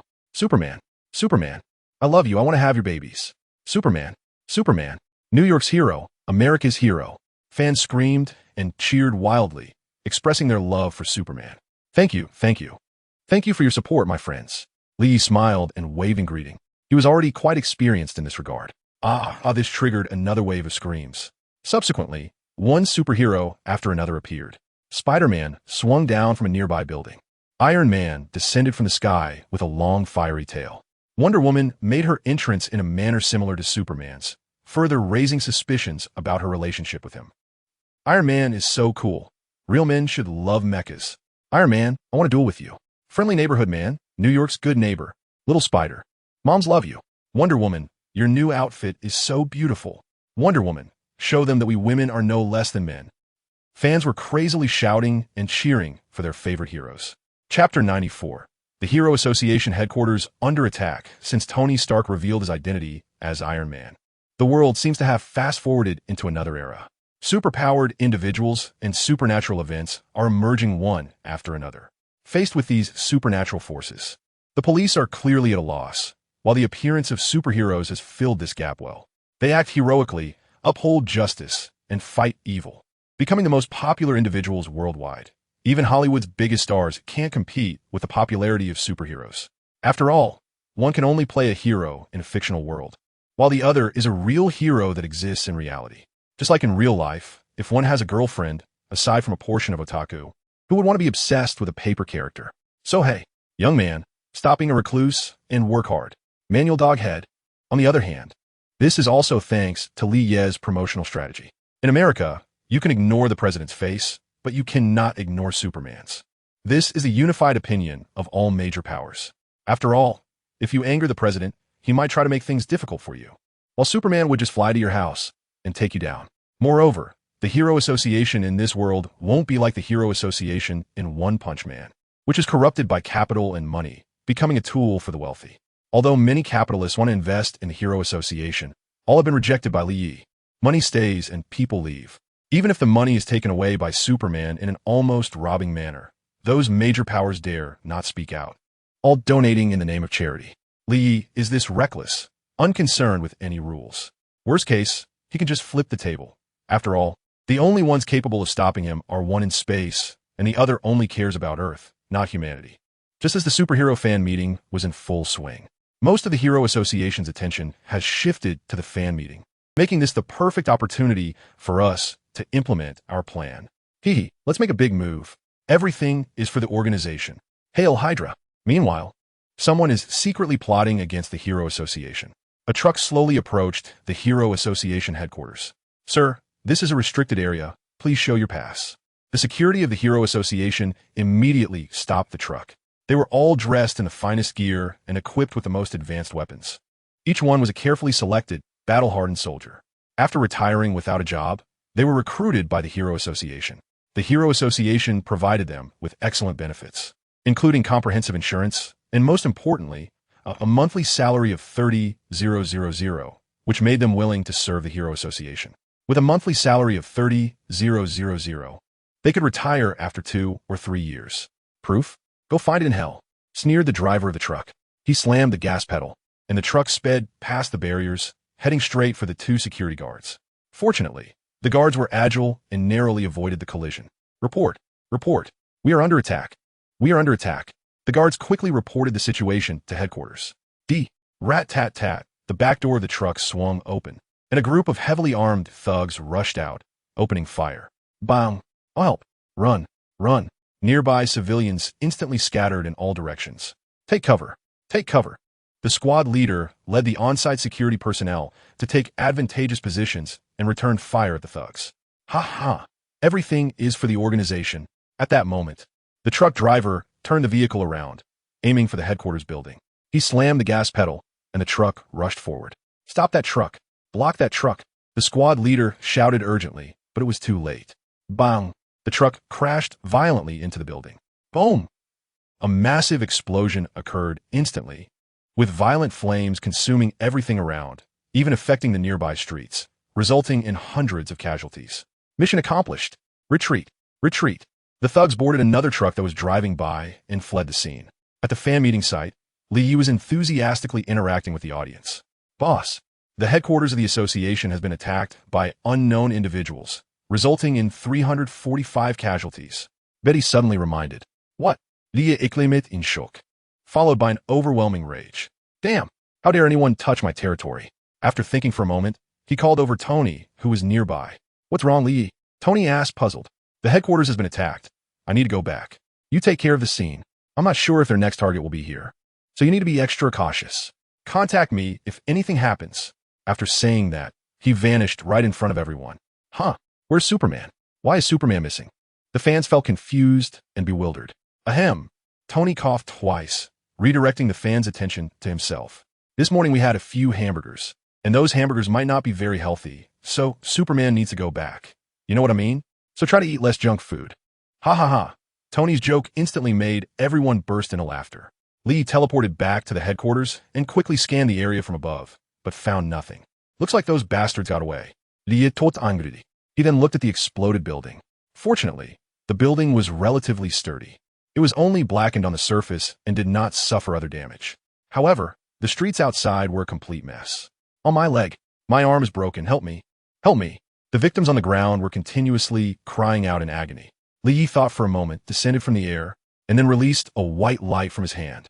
Those illuminated by the white light immediately healed their injuries. Broken legs grew back, broken arms were formed. The horse talisman, expelling all external forces, activated instantly. Hey, my hand is better. How amazing. My foot too, it was definitely broken just now. All my injuries have disappeared. The victims were overjoyed. The souls of those who had died had not yet dissipated. After using the power of the horse talisman to repair their bodies, Li Yi then used the power of the goat talisman to draw their souls back into their bodies. Thus, the deceased were revived. Chapter 95 Hydra. Li Yi chose to save these people because they were staff members of the Hero Association, considered half his own. Li Yi had always treated his own well. If it were other injured or deceased individuals from the attack, Li Yi wouldn't have bothered to use his ability to save them. The Hero Association had already sealed off the headquarters and was investigating the scene for evidence. Have you figured out who it is? Tony asked immediately after returning from the fan meeting. Tony appeared very angry. Who in America didn't he know that he and Superman founded the Hero Association together? How dare they openly attack the headquarters? There were bombs on the truck, which caused such a massive explosion. But the enemy's movements are too secretive. There's no news for now. Tony, what are your guesses? Who do you think did it? That's hard to say. There are many organizations with that capability, but I really can't think of any group that would dare to act against the Hero Association knowing your relationship. Tony shook his head. Is that so? Lee lowered his head in deep thought. He actually already had a guess in his mind. Given the organization's madness, if they set their sights on him, they indeed wouldn't care about Superman's threat. After all, one of their frequently shouted phrases was, "Cut off one head, 2 more will grow." That's right. Lee guessed it was the infamous Hydra. Only they, having infiltrated S.H.I.E.L.D. to the point of becoming Snake's shield, could operate so secretly. The origins of the Hydra organization date back to 1,400 years ago, when the Kree and Skrull were already at war. The Kree needed a large number of warriors. So they came to the solar system, found Earth people, and conducted genetic experiments on primitive humans, giving them superpowers through genetic modification. However, the genetic modification failed, and the Kree left the failures behind on Earth before departing. These failures are the Inhumans. They're not completely failures. They have gained extraordinary powers and call themselves the Inhuman race. The first Inhuman created, Hive, has the ability to control other Inhumans. The other Inhumans feared him and exiled him to another planet. As time went on, some Inhumans believed that Hive was a deity, so they decided to unite and do everything they could to worship Hive and bring him back from the alien planet. The families formed from this are known as Hydra. During World War II, Red Skull established the Nazi Hydra based on Hive's version of Hydra to serve his mad ambitions, with the slogan, "Cut off one head, 2 more will grow." However, under the attacks of the Allies and Captain America, they gradually retreated. Red Skull himself accidentally touched the Tesseract with his bare hands during a confrontation with Captain America and was transported to the planet Vormir to guard the Soul Stone. The remaining Hydra members were absorbed by the predecessor of S.H.I.E.L.D., the Strategic Homeland Intervention, Enforcement, and Logistics Division. And under the leadership of their mastermind, Zola, they hid and grew stronger, eventually completely infiltrating S.H.I.E.L.D. I originally didn't want to bother with you clowns, but I never expected you to dare provoke me. Truly unaware of your own mortality. Do you know who it is? Tony asked in confusion. A bit of a leader. After saying that, he left, leaving Tony looking puzzled. The next day, news of an attack on the Hero Association headquarters broke out, causing a stir. How dare someone so openly attack the Hero Association, which gathers a large number of superheroes? With Earth's strongest superhero, Superman, as their backing, people could hardly understand who was so bold. What Hero Association? It's completely a joke. It was only established a few days ago and has already been blown up. It should close down early. This world doesn't need any superheroes. Get out of New York. Get out of America. Last time, some so-called superhero broke the street near my house, and no one has taken responsibility for compensation. What do you say about that? Isn't the Hero Association responsible for compensation in such cases? Because that superhero isn't from their association, so they're not responsible. Isn't that normal? The Hero Association is only responsible for their own heroes. Can you even criticize that? I'm just not happy. So what? Come at me. A portion of people who dislike superheroes, along with some trolls, took the opportunity to wildly defame and insult the Hero Association online. You upstairs idiots. No one is forcing you to like them. If you don't like them, don't watch. Exactly. You say to leave America, so we should leave? America belongs to you? A bunch of shameless trolls, really. I don't know about others, but my small town wasn't destroyed by monsters thanks to Superman's appearance. Last time I encountered some thugs in an alley, I was safe thanks to Spider-Man's help. The appearance of superheroes has made our society better. Fans of various superheroes quickly began to fight back, and the two sides engaged in a fierce online battle of insults. The heat escalated until the website even crashed, bringing the situation to a halt. In a secret Hydra base, who told you to act on your own and provoke Superman? The leader of Hydra in America is none other than the former director of SHIELD, Nick Fury, Alexander Pierce, who was angrily reprimanding his subordinates. This foolish subordinate actually provoked that terrifying Superman, pushing them into the fire pit. If Superman finds out that this incident was done by them, he will dig them out no matter how deep they hide. Fortunately, they're still relatively well hidden for now. Leader, Superman is the strongest person on this planet. As long as we obtain Superman's power, world domination is within reach. A subordinate retorted, obtain Superman's power? What is your plan? To provoke Superman at the risk of exposing the organization? I just want to test them. Test? Utterly foolish. Alexander Pierce said angrily. I'll let you off this time because of your previous performance, but next time, you won't have this position anymore. Yes. Yes, leader. The subordinate nodded in fear. Beep, beep, beep. Just then, Pierce's communicator rang. Upon opening it, he found it was Nick Fury. What does this guy want from me at this time? Has he discovered some clues? Pierce muttered. He didn't dare to let his guard down against this suspicious guy and chose to answer the call. Chapter 96, Spider-Woman? Back at headquarters, Lee thought for a moment and contacted Nick Fury. Superman, what do you want from me? Nick Fury frowned, feeling quite displeased. After working hard to plan the Avengers Initiative, it was abruptly interrupted by Ye's Hero Association, and finding enough heroes is now a problem. You know about the attack on the Hero Association headquarters, right? Skit. Just got the news. Do you know who did it? We don't have any information yet. Their movements are very secretive and even managed to evade our SHIELD intelligence system. Nick Fury replied, this is no simple matter. Their SHIELD intelligence system is top-notch in America. Many pieces of information are even not grasped by the American military. Do you know about Hydra? Of course. Do you think it was them? Nick Fury chuckled. Hydra was defeated and destroyed by Captain America during World War II. Are you sure? Lee laughed. Haven't you heard the saying, cut off one head, two more will grow? You guys from SHIELD absorbed those Hydra scientists after the war, right? You mean? Nick Fury's eyes widened in an instant. He quickly recalled some strange aspects of SHIELD. Not even realizing that their own headquarters have been infiltrated and turned into a sieve, you really are a failure as the director of SHIELD. Lee is needed. Sorry, Superman. I have some matters to attend to, so I won't chat any longer. Nick Fury hung up the call with a dark face. Although it was already dark. Hydra, let me find some trouble for you first. We'll settle the remaining scores slowly. Lee is needed. What he wanted to do was to eradicate Hydra, but he knew that the few displayed in the drama were just the tip of the iceberg. It would be better to let Nick Fury dig them out one by one. Then they could act and kill them all without leaving a single one alive. After hanging up the phone, Nick Fury thought for a moment and called in Coulson and Natasha. Although he didn't trust anyone right now, it was impossible for him to dig out all the Hydra members alone, no matter how powerful he was, so he could only call in two relatively trusted people. Coulson is an old man who has always followed him, and Natasha defected from the Soviet Union. The likelihood of these two being Hydra members is minimal. Nick Fury reveals the news to them. What? Hydra still exists, and it's hiding within our shield. Coulson exclaimed in shock. It's hard to imagine that an organization that was long destroyed could actually be reborn within S.H.I.E.L.D., parasitizing on it and absorbing its nutrients to grow stronger. Natasha frowned as well. That's right. That's what the superhuman means. Nick Fury nodded. Director, what can we do? You two are the only ones I trust. I need you to cooperate with my actions and root out all the Hydra members within S.H.I.E.L.D. Understood, boss. At Gwen's home, Gwen was on the phone with her best friend, Nis. Gwen, aren't you a huge fan of superheroes? Why aren't you going to the fan meeting organized by the Hero Association? Nis's voice came through the phone. There are too many people I can't even squeeze in. I'd rather not join the crowd. Gwen replied lazily. That's true.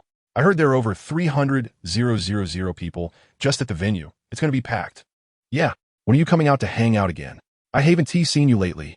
Gwen, I miss you. Cut out. You just wanted to buy you snacks. Haha, you caught me. After chatting with her friend for a while, Gwen hung up the phone. She sighed deeply. She actually wanted to go to the superhero fan meeting, but she was experiencing very strange changes in her body that made her hesitant to go out. A few days ago, she had a strange dream where she was swinging between skyscrapers like a spider, fighting for justice. After waking up, she found that her strength had increased significantly. Just a slight exertion was enough to break the doorknob, and she could even climb walls like Spider-Man. Have I mutated? But why is it exactly like Spider-Man? Gwen murmured to herself. As an excellent student in school, she understood biological knowledge very well. Two completely different individuals cannot undergo identical changes, especially since mutations in biology are inherently filled with uncertainties. After some careful thought, Gwen decided to reach out to another top student at school, Peter Parker, hoping he could help her research what was happening to her. They arranged to meet at a library. Peter was very excited. Gwen was the campus beauty and the dream girl of many boys, and countless boys had asked her out, but all were ruthlessly rejected by Gwen, who would say things like, "You guys are too immature, not my type." In contrast, Peter had nothing to show for himself besides his grades.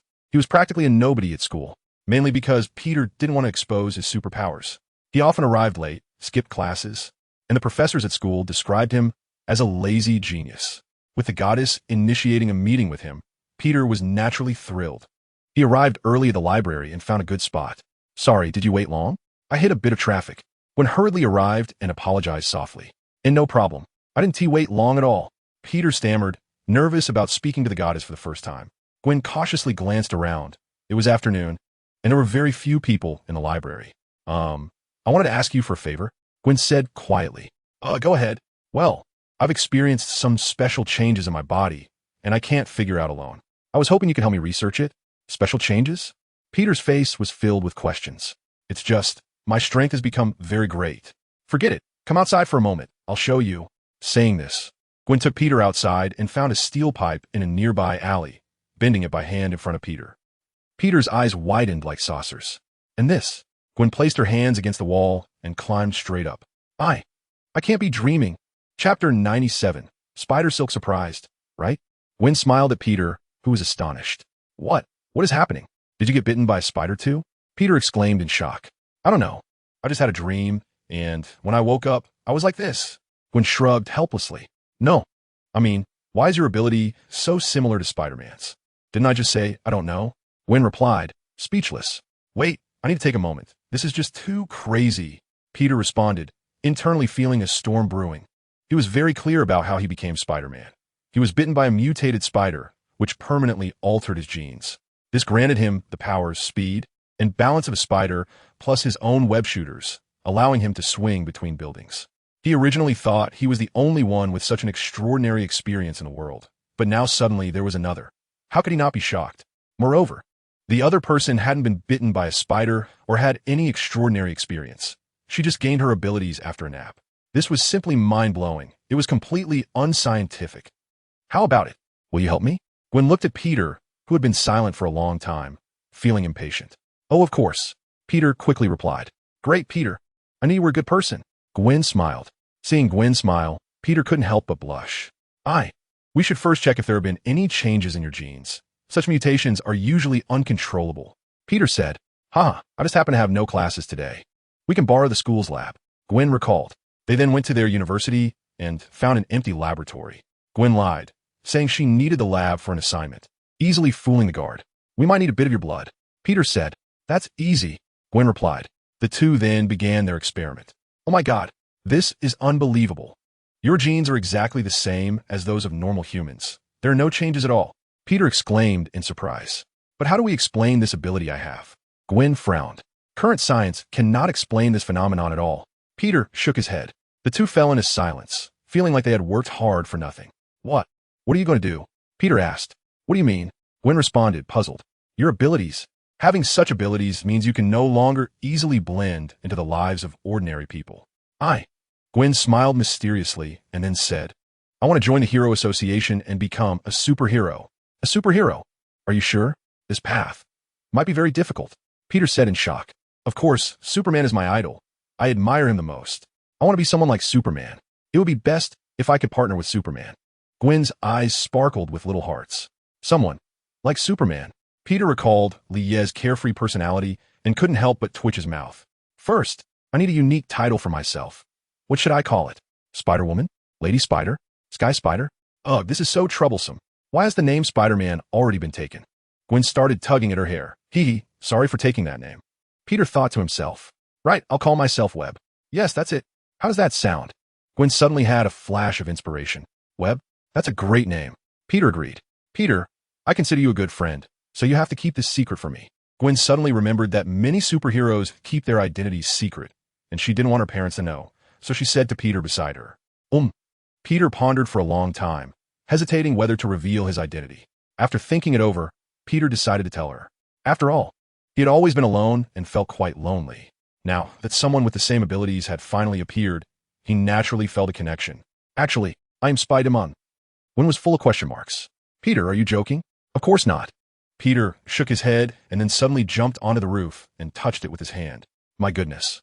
Am I crazy, or is this world crazy? Peter is essentially Gwen's mentor. She already has someone she likes in her heart, and that is Superman. Below a building. Mr. Doom, what do you think about the drop in the IPO? What is your opinion on the rumors about your company being taken over? No comment. Victor Doom darkly avoided the reporters. Victor Doom is the main villain Dr. Doom from the Fantastic Four. Victor Von Doom, hailing from a small Eastern European country called Latveria, had a mother who was a gypsy which said to be skilled in magic. After working hard, he earned a scholarship to the State University of New York, allowing him to leave the feudal rule of Latveria. There, he met his lifelong nemesis Reed Richards, who later became Mr. Fantastic. During his university years, Doom deliberately maintained a competitive relationship with Reed Richards and even approached Reed's crush, who later became Invisible Woman, Susan. However, Susan seemed to have someone else in her heart and rejected Doom. After graduating, he started from scratch and became the owner of a publicly traded company, making him a definite success story. However, unfortunately, due to investing in Reed's disastrous research, namely the recent space station incident, he faced a funding shortage and lost control of the company. He angrily confronted Reed Richards. Your research is a complete disaster. You ruined the lives of 5 people. No. 4. You yourself are satisfied. Doom angrily pointed at Reed's chest. First of all, I'm very sorry. This is not what I wanted. But to be polite, we all share the responsibility. I told you it should have been stopped. Stopped? I put my company, my reputation, and billions of funds into this. Now you're making me look like a fool. Victor, we first need to clarify. I don't want to clarify. This isn't your research plan. I just want to fix it, and I need it fast. As he spoke, the lights around began to flicker wildly. Seeing Victor like this, Reed seemed to realize something. What happened? Suddenly, Ben Grimm, the Thing, slowly walked out. No problem, Ben. Hurry up and pay your electricity bill so you can get back to work. Victor Doom dropped a harsh remark and turned to leave. In the elevator, Victor slammed his fist against the wall, and the steel wall instantly dented. My hand. Chapter 98. The Arrival of Invisible Woman. Lies residence. Lee stretched lazily and pushed Daisy's hand away from him. Why is Daisy here? That's a long story. Recently, Lee had been busy with Hero Association matters and forgot that he was juggling 2 relationships, failing to handle the situation promptly, resulting in a disastrous outcome. The rumors of Superman and Wonder Woman spread throughout America, and Daisy naturally saw them. Knowing that her boyfriend is a 2-timer, could Daisy's fiery personality tolerate it? She immediately called to confront Li Yi, who couldn't calm her down no matter how much he tried. So he directly teleported to bring Daisy back and used his last resort. Time will tell. The effect was obvious. After a night of effort from Li Yi, Daisy initially held her ground, but a few hours later, she obediently begged for mercy and agreed to the fact that Li Yi would have a harem. Aliye's movement startled Daisy beside him. Good morning, Daisy. Li Yi similet. But when Daisy saw Li Yi's face, she immediately turned her head and coldly snorted. Sigh. It seems last night's lesson wasn't enough. Li Yi sighed, his hand already climbing up Daisy's waist. You, want to come again? No. Don't, Daisy said in fright. Daisy, I am very dissatisfied with your attitude just now. Oh, I was just joking. I woke up too bored this morning and wanted to liven up the atmosphere. Daisy immediately clung to Li Yi's arm and acted cutely. Fine, I'll let you off this time. Li Yi chocolate. Thank you, dear. Daisy secretly breathed a sigh of relief. She almost got worn out by this beast last night. Daisy, have you finished your research over there? Do you want to move in and live with me? Li Yi asked while getting dressed. Not so soon. How long has it been since we last met? I haven't even finished a third of the research. Daisy replied. Doing that research is useless anyway. I have more than enough money to last me for several lifetimes. I'll just support you from now on. I'm not a pig. I have hands and feet. Why do I need you to support me? Daisy said discontentedly. The two flirted while washing up, then had breakfast together. Li, take me back. I understand. Li hugged Daisy's waist and sent her back. Li, you won't find another woman while I'm not around, will you? Daisy suddenly asked before they parted. That. Daisy, I'm going back first. After saying that, he immediately activated his teleportation and left, leaving Daisy with a dazed expression. At the headquarters of the Hero Association. Sorry, miss, you can't enter without an appointment. The security guard stopped the blonde beauty at the entrance, who was none other than the invisible woman, Susan. Can't you just inform me? Susan frowned. Sorry, that's the rule. The security guard refused expressionlessly. They were all professionally trained soldiers and would not easily be swayed, unless they couldn't help it. Well, I'll come back next time. Susan turned to leave. Beep, beep, beep. The security guard's communicator suddenly went off. Hello? Yes, I understand. After hanging up, the guard quickly stopped Susan. Ma'am, I'm really sorry. I didn't know you knew Mr. Li. You can go in now. Huh? Susan looked confused, but followed the guard's instructions into the building. At the top floor of the Hero Association headquarters, Li wondered, invisible woman, why did she come alone? He only learned from Betty through the surveillance below that Susan was there to see him. Soon, Susan arrived at the top floor. Welcome, Li greeted. Your Hero Association headquarters is really impressive. Susan smiled. Of course, I spent a lot of money on it. Would you like something to drink? Just a simple coffee will do. Great. He then called in the secretary to prepare 2 cups of coffee. After some pleasantries, Susan asked Superman, is it true that you can solve the mutations we're experiencing? Of course it's true. Reed failed? Li replied. Yes, he failed and couldn't turn Ben back. He's feeling extremely guilty. I can help you solve this problem, but I have a condition. What condition? Susan asked, puzzled. Netizen, lady, you wouldn't want your husband. It's simple, you 4 need to join the Hero Association. Li replied. Okay. Susan breathed a sigh of relief, thinking Li Yi would make some outrageous demand. Then it's a pleasant decision.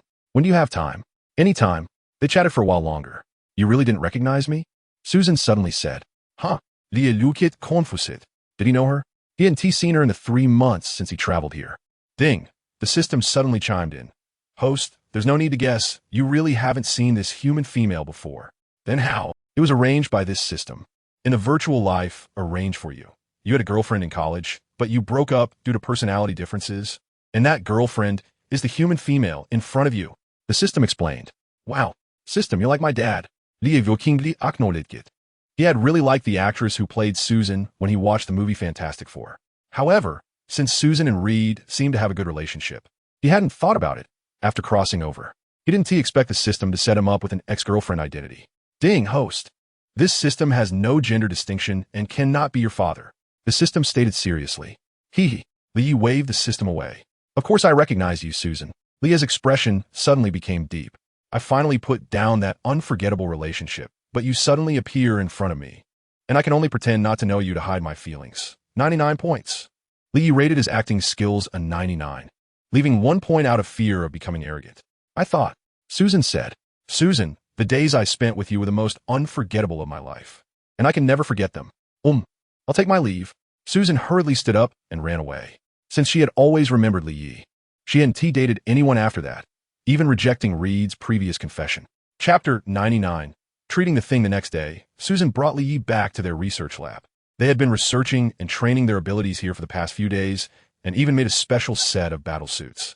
These battle suits not only fit them perfectly, but also worked in conjunction with their abilities.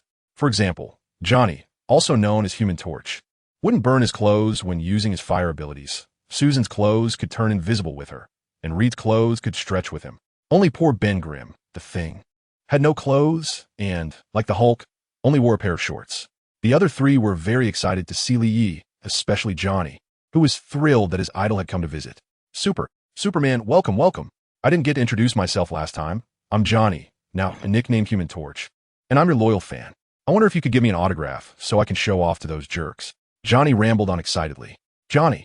Seeing her brother fanboying like this, Susan couldn't help but interrupt loudly. Superman is here for serious business. Sorry, I got too excited. Johnny scratched his head and laughed. No problem. I'm honored to have you as a fan. Superman, I apologize for refusing your invitation last time. Reed stepped forward to apologize. He felt quite awkward. Last time, Superman had kindly invited them to join the Hero Association, but they had rejected him. Rejecting was one thing, but now they were shamelessly seeking help, which made Reed, who had a proud heart, feel very embarrassed. After a few more pleasantries, Lee asked Ben, "Have you made a decision?" "I've made my decision.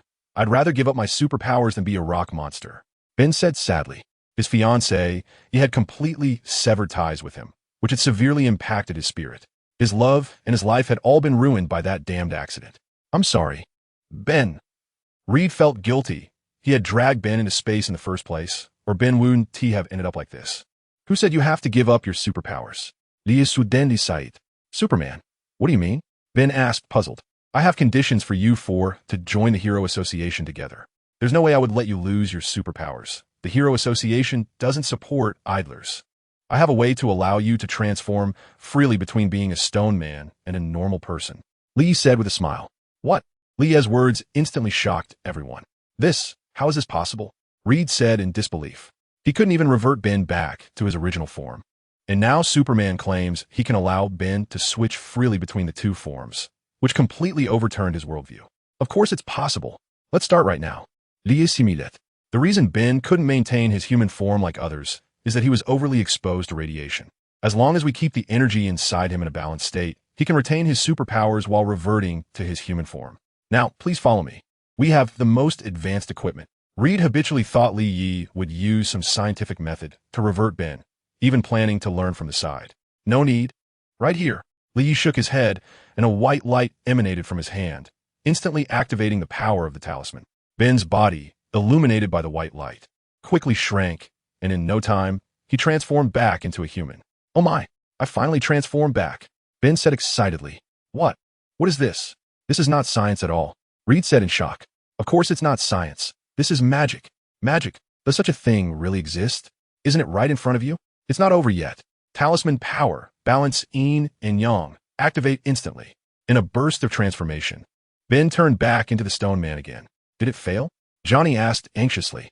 Although he and Ben seemed to be at odds, he still cared about Ben deep down. "You should have felt it. Show them." Lee Similet. "Yes, I did feel it." With a thought, the stone man quickly switched between being a stone man and a human several times. "Success!" The four cheered excitedly.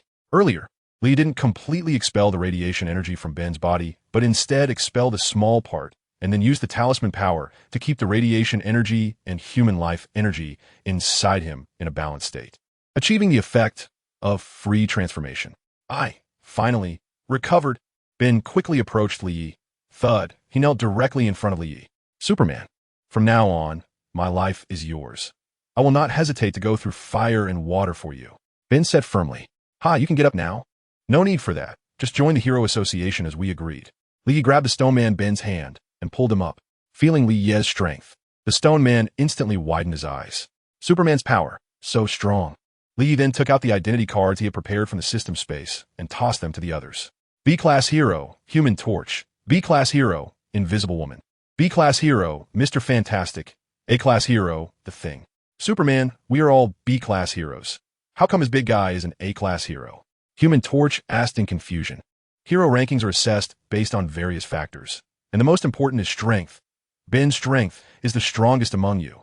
Lee A-Planet. The Thing's body was irradiated by cosmic rays, turning his entire body into stone, which is incredibly hard, comparable to diamond, giving him extremely strong resistance to impact. The Thing not only has amazing defense, but also has ridiculously powerful attacks, with a strength exceeding 100 tons. A punch from him could destroy the world. It can be said that the Thing has no weaknesses except for speed. In a certain world, the Thing even fought the Hulk head-on without falling behind. And his level definitely qualifies for an A-Class hero. "Just this heavy lump?" Human Torch scoffed. "What? Are you not convinced?" The Thing threatened, waving his fist the size of a cooking pot. "Of course I'm not convinced. Then let's have a fight. Come on, who's afraid of who?" The two began to argue, and Reed quickly intervened to mediate. Seeing this scene, Susan couldn't help but cover her face and roll her eyes. Why did she have to form a team with such a bunch of idiots? "Well, if there's nothing else, I'll take my leave." Lee waved goodbye to the four. "Wait, I'll see you off." Susan suddenly ran out after Lee. Seeing Susan actively sending off a man, the three stopped quarreling and looked at each other. "Am I going to have a brother-in-law?" Human Torch exclaimed. Reed's face, however, instantly darkened. He had liked Susan for a long time. Chapter 100. The beginning of the Avengers in the vast and boundless universe. 3 huge spaceships were sailing through the void, the largest of which was named Sanctuary 1. Its master was none other than the Dark Titan who had destroyed countless planets and instilled fear in many, the Mad Titan, the Dark Lord, the ruler of the galaxy. The Cosmic Butcher, Thanos, also known as the Mad Titan. Thanos originally belonged to the Eternals living on Titan, but as a child, he was ostracized by his kin due to his unusual appearance. However, he maintained a kind character until an event completely changed him. Due to the overpopulation of Titan and the scarcity of resources, the ecosystem could not maintain balance, leading to the destruction of Titan. Before Titan's demise, Thanos proposed eliminating half of the population to achieve ecological balance. But this mad idea was not accepted by his kin, who called him the Mad Titan. In the end, Thanos became the sole survivor of Titan. This experience made Thanos deeply understand the balance between life and resources. Life can multiply infinitely, but the resources in the universe are limited. Thus, Thanos resolutely became the chairman of the Universe Family Planning Committee, specifically leading his army to eliminate the surplus population on other planets. On every planet he passed, he would slaughter half of the life, leaving behind a terrifying reputation. Later, he inadvertently heard the legend of the Infinity Stones and embarked on a journey to find them to fulfill his grand ideals. Thanos was incredibly powerful, unmatched, and knowledgeable about the philosophies of all the Eternals. This granted him unparalleled strength, endurance, recovery speed, and agility.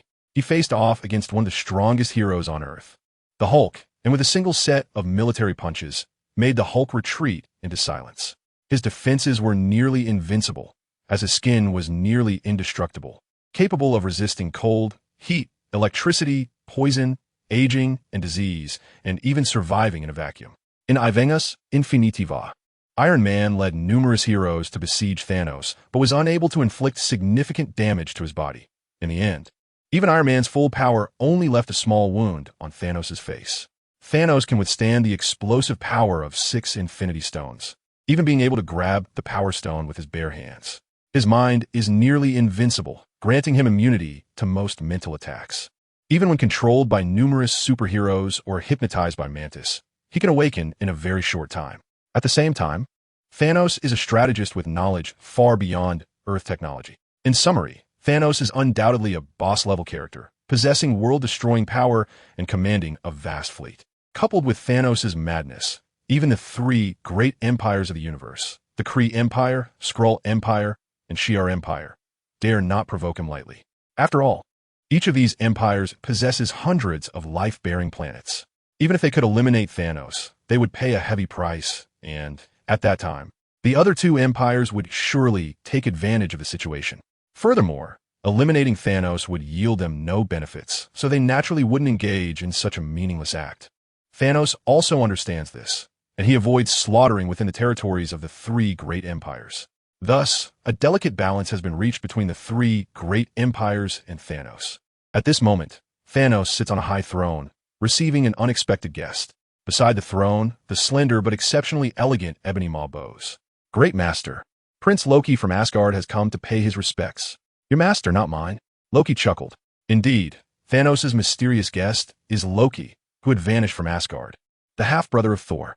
During a conflict with Thor, he accidentally fell into a time vortex, and everyone in Asgard thought he was dead. However, he was fortunate enough to escape the time vortex and actively sought out the notorious Mad Titan in the universe. Ebony Maw's previously elegant face suddenly furrowed. His immense loyalty and admiration for Thanos left no room for disrespect towards him by anyone. He turned to look at Thanos, silently inquiring whether to kill Loki. God, Prince? In their eyes, he was merely a pitiful little bug that could be easily killed. However, I hope to be your forerunner, great cosmic Emperor Thanos. Seeing this, Loki wisely chose to bow in submission. He is not like his foolish brother, understanding that being flexible allows one to live better. Ebony Maw nodded in satisfaction and then said, Prince of Asgard, what is your purpose for coming here?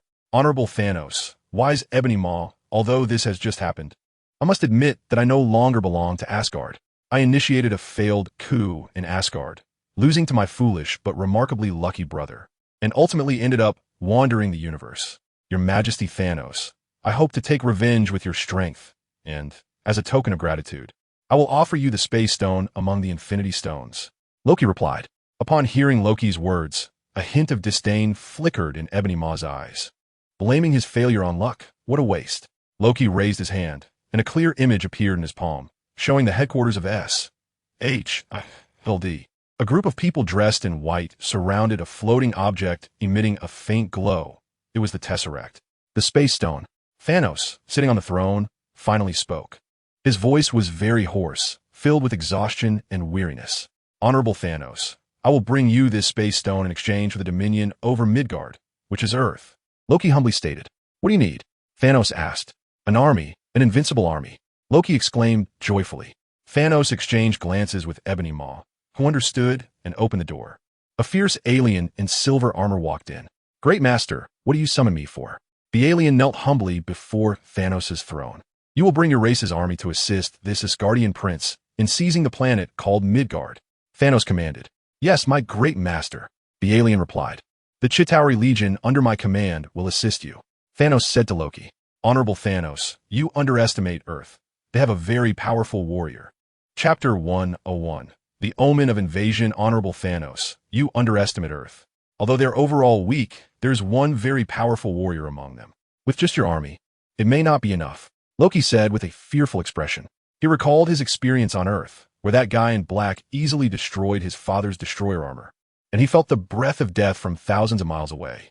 After hearing this, the Chitauri general kneeling before Thanos exploded in anger before Thanos even spoke. It quickly approached Loki, grabbing him by the neck and lifting him up, growling, Asgardian, how dare you underestimate us, Chitauri?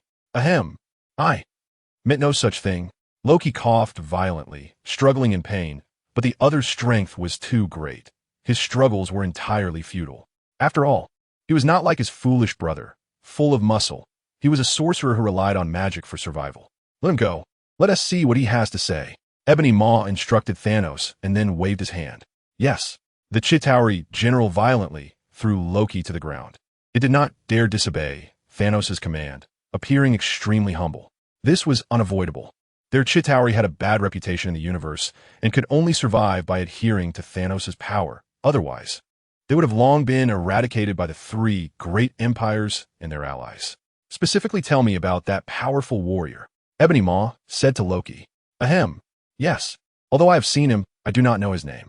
At that time, I was manipulating my father's destroyer armor to Earth to kill my foolish brother. And that person suddenly stood up, declaring that Earth was his territory, then attacked the destroyer. At first, he couldn't do anything to the destroyer. Later, I realized he was merely toying with it. When he got serious, he destroyed the destroyer in just a few seconds. Loki recounted his experiences on Earth in detail. Destroy the destroyer. Thanos, who had been expressionless on the throne, furrowed his brow. He certainly knew about the destroyer armor, Asgard's ultimate killing weapon. Odin once wore the destroyer armor to battle against the Asgardian gods. In single combat, it suppressed the Asgardian gods, and Odin ultimately lost because he was ganged up on by 5 gods. While part of the reason he could suppress them was due to Odin's immense divine power, the power of the destroyer armor should not be underestimated. The Earthling was surprisingly able to easily destroy the destroyer. His power was indeed terrifyingly strong. It seemed that the Chitauri alone might not be enough to take Earth. Black Dwarf, Thanos called softly. Yes, my great master. A rough voice echoed from the corner. Then a massive figure slowly emerged, standing over 3 meters tall, with an ugly appearance resembling a ghost or a demon, sporting beastly fangs and sharp claws, clad in pitch-black armor. The most eye-catching feature was the gigantic battle axe that instilled further fear. This monster was Black Dwarf, one of Thanos' Black Order. Unlike other desperate followers of Thanos, he had no choice but to pledge allegiance to Thanos for the survival of his race.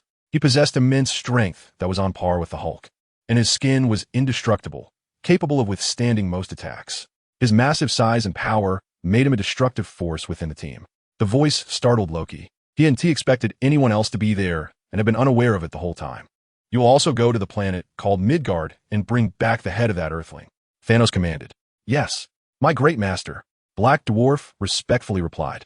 Loki didn't expect Thanos to only send one person and quickly wanted to say more. However, upon seeing Ebony Maw's almost amused face, he wisely closed his mouth, knowing he no longer had the right to make demands. If he continued, he might become a sacrificial offering before the battle. Thanos then called for a peculiar scepter. Asgardian, we cannot send the entire army to Midgard at once.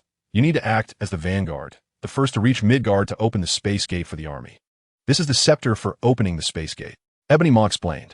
Your Excellency, since it was my suggestion, I naturally wish to be the vanguard. Loki said humbly. Remember, you only have 5 chances to teleport. If you cannot open the space gate after 5 attempts, our energy for locating the space stone will be exhausted. You must quickly grasp the fluctuation patterns of the space stone and open the portal at the right moment. That opportunity is extremely brief. Therefore, you do not have many training opportunities. Study it, master it, control it, do your best as guardian. I understand, Loki said excitedly as he took the scepter. He could finally take revenge on that foolish brother and biased father. Buzzing. As soon as Loki gripped the scepter, it immediately emitted a massive wave of energy.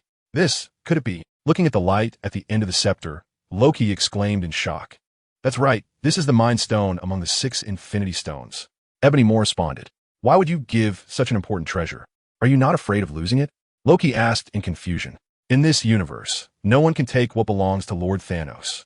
Ebony Maw replied coldly. Go, Asgardian. Lead my army to reclaim what belongs to me.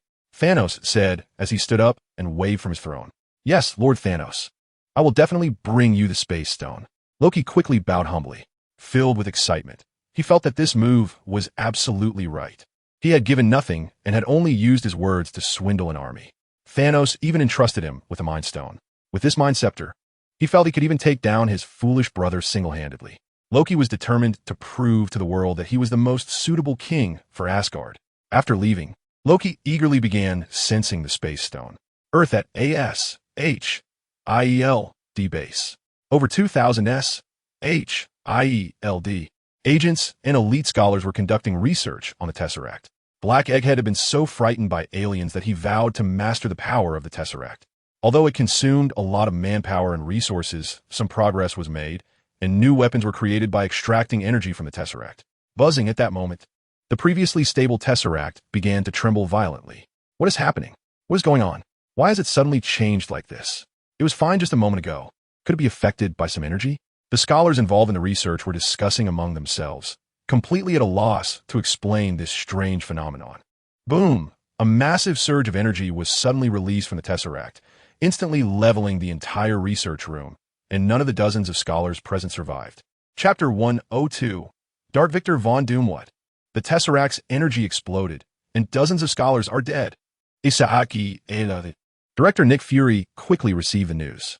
He had to put aside his work of collecting Hydra member intelligence to rush to the scene. What is going on?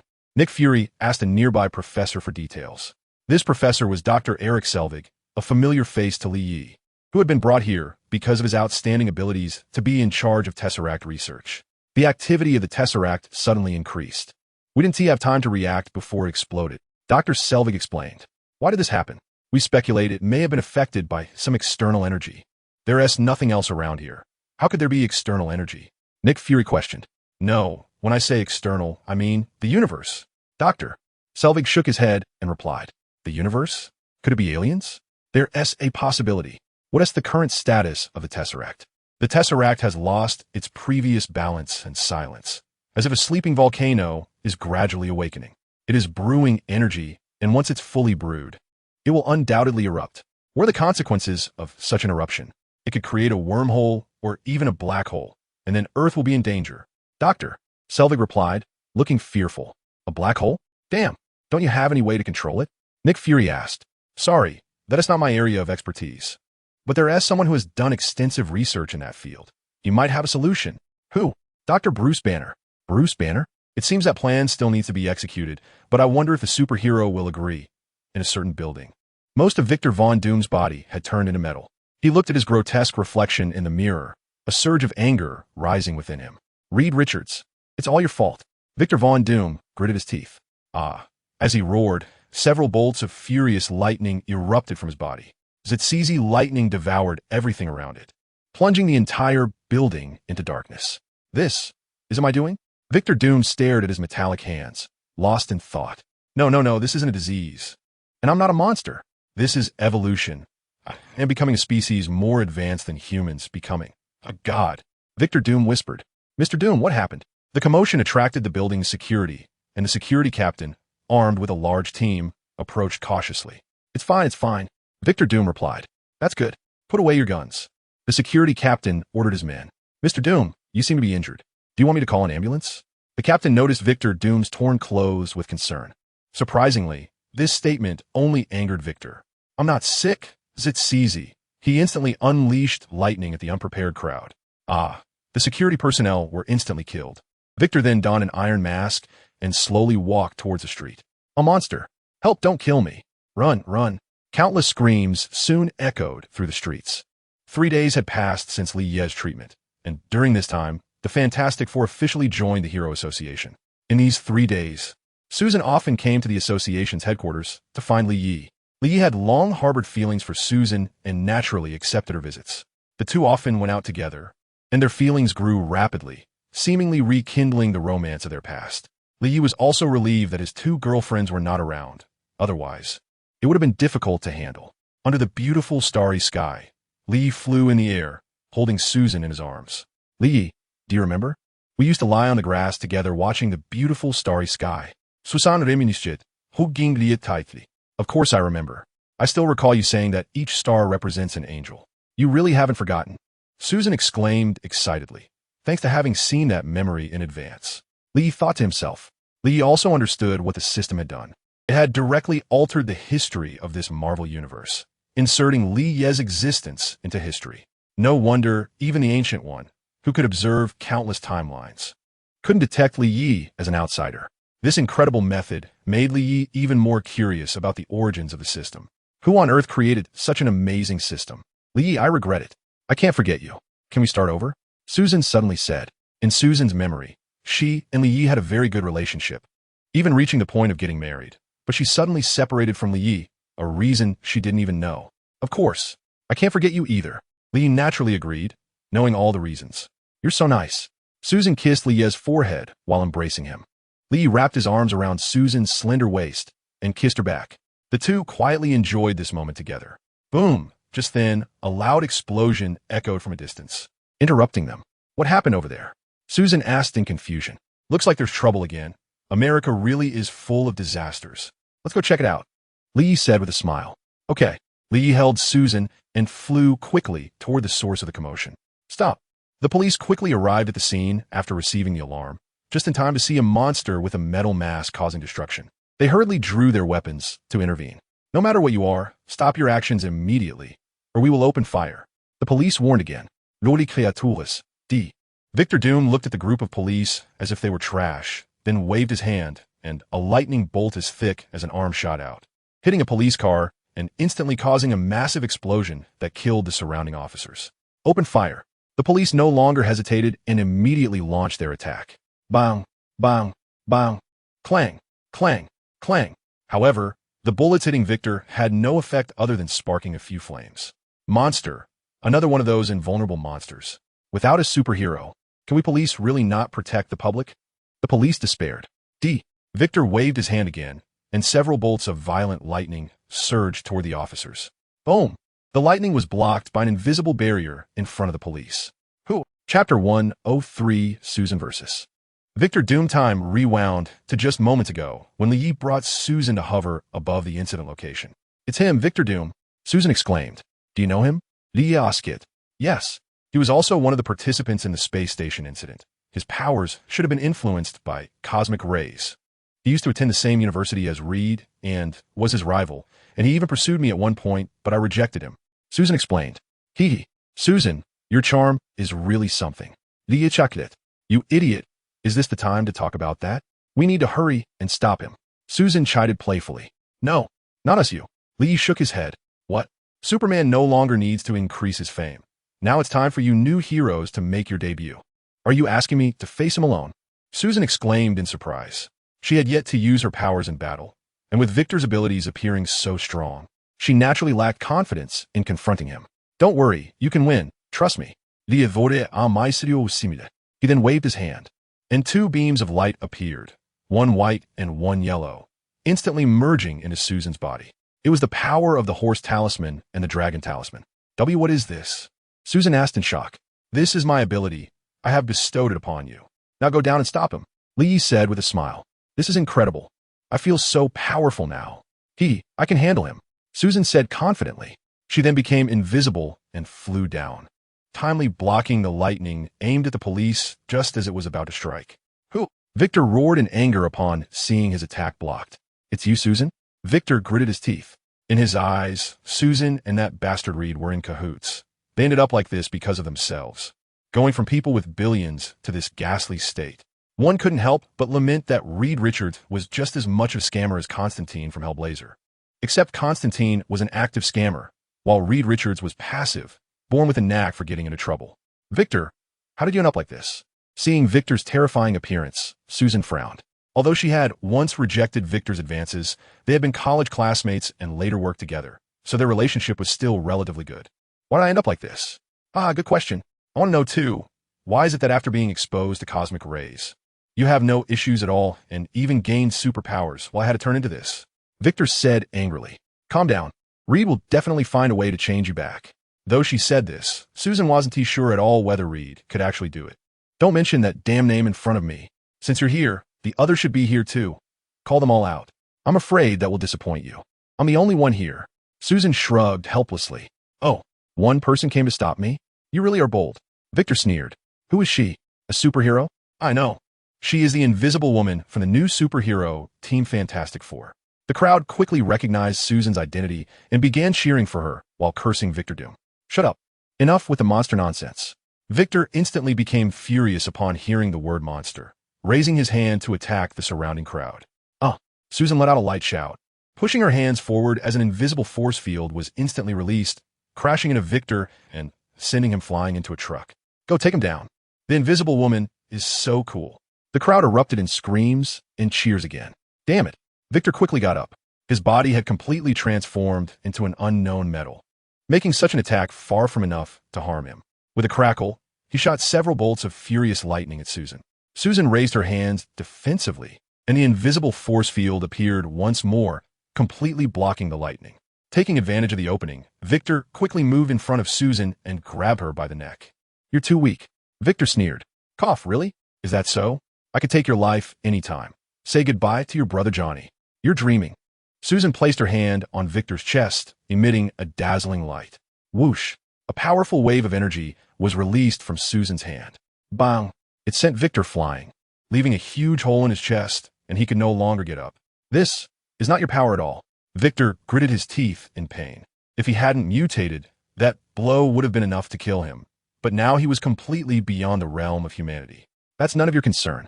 Susan smiled. You should go talk to the judge. Then she unleashed another force field impact, one that Victor could not withstand at all, and he promptly fainted. Most heroes still held the belief that criminals should be judged by the law. If he had made a move, he would have already killed him. Whoa, we won. Long live superheroes. Seeing the Invisible Woman defeat the monster, the crowd erupted into enthusiastic cheers again. Quick, quick, quick. After observing for a while and seeing that the metal monster was unresponsive, the police quickly moved in to handcuff Victor. Invisible Woman, thank you for your help. The police captain approached Susan to express his gratitude. No need to mention it. Susan appeared a bit shy. After all, it was her first time experiencing such a scene. Officers, I'll leave this to you. Seeing the crowd quickly approaching, Susan hurriedly turned invisible and left. Sigh. It really is the era of superheroes now. The police captain lamented. Lee, how did I perform just now? Susan said excitedly. The feeling of being a superhero was truly amazing. Very impressive, simply outstanding. Lee Pides. It's all thanks to your power, otherwise I would have been able to defeat him just now. Susan smiled. Chapter 104. Loki arrives in a secret base of S.H.I.E.L.D., located 3,000 meters underground. Director Nick Fury looked serious as he discussed something with Hawkeye while heading toward the core area where the Cosmic Cube was stored. He was pondering how to convince Bruce Banner to join the research project on the Cosmic Cube. He was very confident in his ability to persuade Bruce Banner. He had no less than 100 ways to fool these superheroes. 100 ways. But the most challenging part was Superman. Now the whole world knew that Bruce Banner had joined the Hero Association and become an A-class hero. Convincing Bruce Banner was unavoidable without addressing Superman. But Superman's terrible personality made it extremely difficult to persuade him. Nick Fury soon arrived at the core area. Surrounding it were several scientists meticulously recording data. After the last incident, these people dared not gather in groups in front of the Cosmic Cube, as no one knew when it would erupt again. How's the cosmic cube been recently? Nick Fury inquired. It's still unstable. It occasionally erupts, but the power is very small, far from the last time, replied Dr. Shavik. Just then, a deafening alarm suddenly sounded throughout the core area. Oh no, the cosmic cube is about to erupt again. Dr. Shavik shouted. Get away from the cosmic cube. Quickly move. The people on site quickly took cover behind barriers. Suddenly, the cosmic cube, fixed to a special device, erupted with a dazzling blue light. Boom! The energy instantly exceeded the limits of a nearby energy detector, causing it to explode. My God, this energy is stronger than anything we've detected before, Dr. Shavik exclaimed loudly. Everyone couldn't help but start to worry. Worry not only about whether he could survive, but also about the safety of the Earth. Nick Fury knew that the cosmic cube possessed the power to destroy the planet. At that moment, the light on the cosmic cube intensified, and energy even transformed into substance, forming a circular energy mass in front of the cube. Subsequently, it shot forward, the intense brightness forcing everyone to shield their eyes. The energy mass gradually formed a rectangular portal over 3 meters high, revealing a pitch-black space on the other side. Everyone curiously peered inside, and a figure slowly emerged from the space, half kneeling on the ground in a distinctive posture. Upon seeing this figure, everyone was astonished. There was no way this being could be human. It could only be an alien. Nick Fury's face instantly darkened. How dare this alien come to his territory? It was a death wish. He exchanged glances with the agents beside him, who slowly surrounded the figure with their small handguns. The figure slowly raised its head, revealing a face indistinguishable from a human's. With a cold smile, it was Loki, the Prince of Asgard. Why do aliens look so much like us? The crowd exchanged glances, seeing the confusion in each other's eyes. Sir, please put down your spear, Nick Fury shouted, hoping to test if he could communicate with the alien. Loki glanced at the scepter in his hand, and then shot a blue energy wave at Nick Fury. Quick as a flash, Hawkeye pushed Nick Fury to the ground, dodging the energy wave. Tat tat tat. The surrounding agents, seeing their boss attacked, immediately launched an assault without hesitation. However, mere human weapons were useless against Loki, a god. He ignored the bullets hitting him and continued to swing his scepter, harvesting the lives of the agents. He quickly approached Hawkeye, who had just begun to counterattack before being easily subdued by Loki. His strength significantly diminished without his bow and arrow. You are different, Loki laughed, pressing the scepter against Hawkeye's chest. Hawkeye's expression changed amid convulsions, clearly under the control of the Mind Scepter. Loki then used the same method to control several other agents. Seizing the opportunity, Nick Fury took the cosmic cube from under the machine. Put down, I really need it, Loki threatened, pointing the scepter at Nick Fury. No need to be so tense. Nick Fury responded. Of course, there's a need. I came all this way for this. I am Loki from the realm of gods. I carry a great mission that you cannot imagine. Loki? You're Thor's brother? Dr. Selvig exclaimed in surprise. Loki immediately shot him a glare. He hated hearing that name. We have no enmity with you, Nick Fury said. Ants have no enmity with your shoe. Loki scoffed. In his eyes, humanity was merely ants. So you want to crush us? Freedom is the greatest lie. To achieve peace, Loki countered, again using the scepter to control Dr. Selvig. Your peace reminds me of its antonym. Head, this guy is stalling for time. This place is about to explode, and we'll be buried here. Hawkeye warned, just like the pyramids. Nick Fury sneered. Yes, right. We have 2 minutes left. Dr. Selvig added. Bang. Hawkeye raised his hand and shot Nick Fury, who fell to the ground. The others then brazenly slipped away in front of Agent Hill. Buzzing, the entire base began to tremble violently. Bang. It then collapsed abruptly. However, Nick Fury managed to escape safely, as he was wearing a bulletproof vest, and Hawkeye's shot had hit it perfectly. Director, do you hear me? Nick Fury's communicator crackled with Coulson's voice. The cube has been taken by an unidentified enemy. Agent Barton has also been controlled by them, and we have suffered heavy casualties. Hill, what about you? Many personnel are buried underground. We don't know how many can survive. Hill replied. Issue an emergency order, gather everyone for rescue, and we must reclaim the cube. Coulson, you return to base and issue a level 7 alert. From the current situation, war has already begun, and we need support. The strongest warriors on Earth. Chapter 105. Persuading Superman. They really came. Above the S-H-I-E-L-D base, hearing the huge commotion below and seeing Loki and Hawkeye leaving brazenly, Lee sneered. The moment Loki appeared on Earth, the system had already issued Lie's third mission. Ding! Congratulations, host. You have triggered the third main storyline mission, Battle of New York. Asgard's Prince Loki, unwilling to accept his defeat in the throne dispute, obtained the support of the Cosmic Emperor Thanos by offering the Space Gem, preparing to lead Thanos' Chitauri army to invade Earth. Mission objective: defeat the Chitauri and thwart Loki's plot. Mission reward: 1 lottery draw. Mission duration: 10 days. Mission penalty: none. After receiving the mission, Lee immediately teleported to the sky above the base, observing everything that had transpired since Loki's arrival, including the significant casualties. If Lee had intervened, he could have completely avoided these casualties. But he had no intention of intervening, watching as Loki left. For Lee, apart from those he cared about, everyone else was like NPCs in a game, utterly insignificant, whether to save or not dependent on his mood. Sometimes he felt pity for a dog by the roadside and might save it, while at other times he wouldn't bat an eye at tens of thousands of deaths, and his eyes wouldn't even dry. After watching for a while, Lee teleported away. Did you feel someone watching us just now? Loki suddenly turned back to ask Hawkeye and the others. As the most powerful mage in the 9 realms, his senses were far beyond ordinary people. Not all. Hawkeye and the others shook their heads in unison. No, could it be my senses are wrong? How is that possible? My senses are usually very accurate. I am a number 1 mage in the 9 realms. Do you know the value of the number 1 mage? Loki frowned. No idea. Hawkeye and the others shook their heads again. You all. Never mind. The Mind Scepter's control isn't perfect.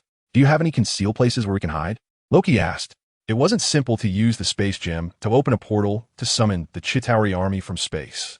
Just heating the cosmic cube to a certain temperature required professional instruments and special equipment.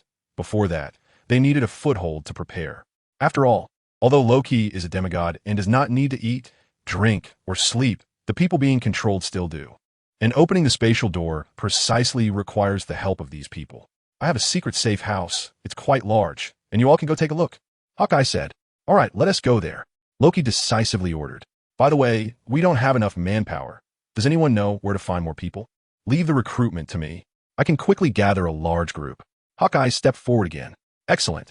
You're quite impressive. No wonder I controlled you first. Loki praised. What is this? This is simply a god-tier teammate. Can you imagine encountering a top player while playing ranked and having them carry the whole game? After the Cosmic Cube was lost, Nick Fury immediately set aside all unimportant work and began his own plan. In the original story, Coulson was responsible for recruiting the wealthy Tony Stark, while Natasha was in charge of recruiting the big guy, the Hulk. Now these plans were all useless because they had already been gathered together. To unite them to defend Earth now required just one thing: convincing Superman. It sounds simple, but it's incredibly difficult. Superman is the most difficult superhero that S.H.I.E.L.D. has ever encountered. They had no confidence at all. To convince Superman, Nick Fury also took out his trump card, the beauty trap. Based on observations of Superman, beautiful women might be the only thing he cares about. After all, there are 3 women who have substantial relationships with him, not counting those who are ambiguous with him. Thus, the 2 most beautiful agents of S.H.I.E.L.D., Natasha Romanoff and Maria Hill, were dispatched. In Lie's mansion, he was bored waiting in his house to see how S.H.I.E.L.D. would convince him. Although dealing with Loki was a mission assigned by the system, Lee still wanted to give S.H.I.E.L.D. a hard time. Just as Lee was pondering, Betty suddenly detected 2 people, Natasha and Hill, appearing in front of Lie's residence. Natasha doesn't need much introduction. She is a level 7 agent of S.H.I.E.L.D. Maria Hill, a level 10 agent of S.H.I.E.L.D.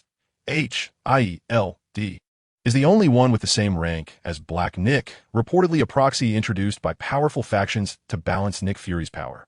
An excellent strategist, skilled in strategic deployment. Nick Fury's right-hand woman, she later had the opportunity to become the director of S.H.I.E.L.D., but declined, feeling unsuitable.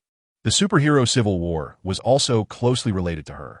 After the Ultron incident, she clearly recognized how terrifying unrestrained superheroes could be, thus firmly pushing for the execution of the Superhero Registration Act, becoming a key catalyst for the Civil War. Sending 2 beauties. Nick Fury really is generous. Isn't he afraid they'll go and not come back? He is needed repeatedly. He then ordered Betty to open the door, wanting to see how they planned to convince him. The 2 slowly approached Lee. What brings 2 S.H.I.E.L.D. agents to my place? Is S.H.I.E.L.D. Lee sat on the sofa, legs crossed, holding a glass of red wine, looking very relaxed. Mayday. We are here to discuss something very important with you. It concerns the safety of Earth. Maria Hill quickly spoke up. Don't rush. Sit down and take your time. YeSlaps. With a wave of his hand, 2 chairs flew over. Seeing this miraculous scene, the two, already accustomed to Li's abilities, sat down without reservation. You can speak. I'm listening. So a few days ago, there was a huge upheaval in SHIELD. We were conducting research, and an alien suddenly appeared and attacked our base. He controlled several SHIELD agents, including Hawkeye and a scientist, and our base was.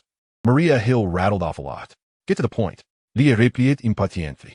Seeing Li's demeanor, the two exchanged glances, having been prepared for this. As Superman is indeed known for his terrible personality. Originally, they shouldn't have been the ones to handle this task. SHIELD has agents specifically trained for the beauty trap. However, ever since Black Nick received a reminder from Li, he began an in-depth investigation into SHIELD.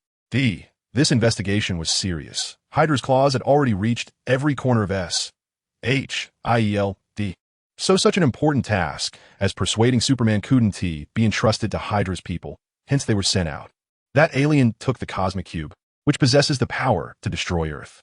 We don't know what his intentions are, and we must unite all possible forces. So we hope to gain your help and that of the Hero Association. Chapter 106, the Hero Assembly Order Unity, yes, Unity. As for inviting Li to join the Avengers, Nick Fury had no such fantasy. Li is now very successful and in a high position. Nick Fury couldn't find any reason to convince him to join the Avengers. So he settled for less, hoping that Li could see himself as part of Earth and lend a hand against Loki. With Li, the strongest warrior on Earth, helping, Nick Fury was confident that no matter what schemes that alien had, he would have to leave Earth obediently. The idea was beautiful, but reality was cruel. Persuading Superman was no simple task. Why should I help you? Give me a reason. Li laughed. Because you are a great hero. You formed the Hero Association to gather all heroes together. Isn't that to better punish evil and uphold justice? Natasha said with a smile beside him. To get Li to act, she shamelessly flattered him. There was no hint of embarrassment on her face. She had done this many times before. I think you've misunderstood. I created the Hero Association purely for fun. After all, life can be quite boring day after day. If one day I find it uninteresting, disbanding it would be an easy task. Although Natasha's flattery made Li feel good, thinking that would convince him was too simple. Li's words made both of them roll their eyes, gaining a clearer understanding of Superman's difficult personality. What about the members of your Hero Association? Don't they want to fight for Earth as well? Hill changed her approach.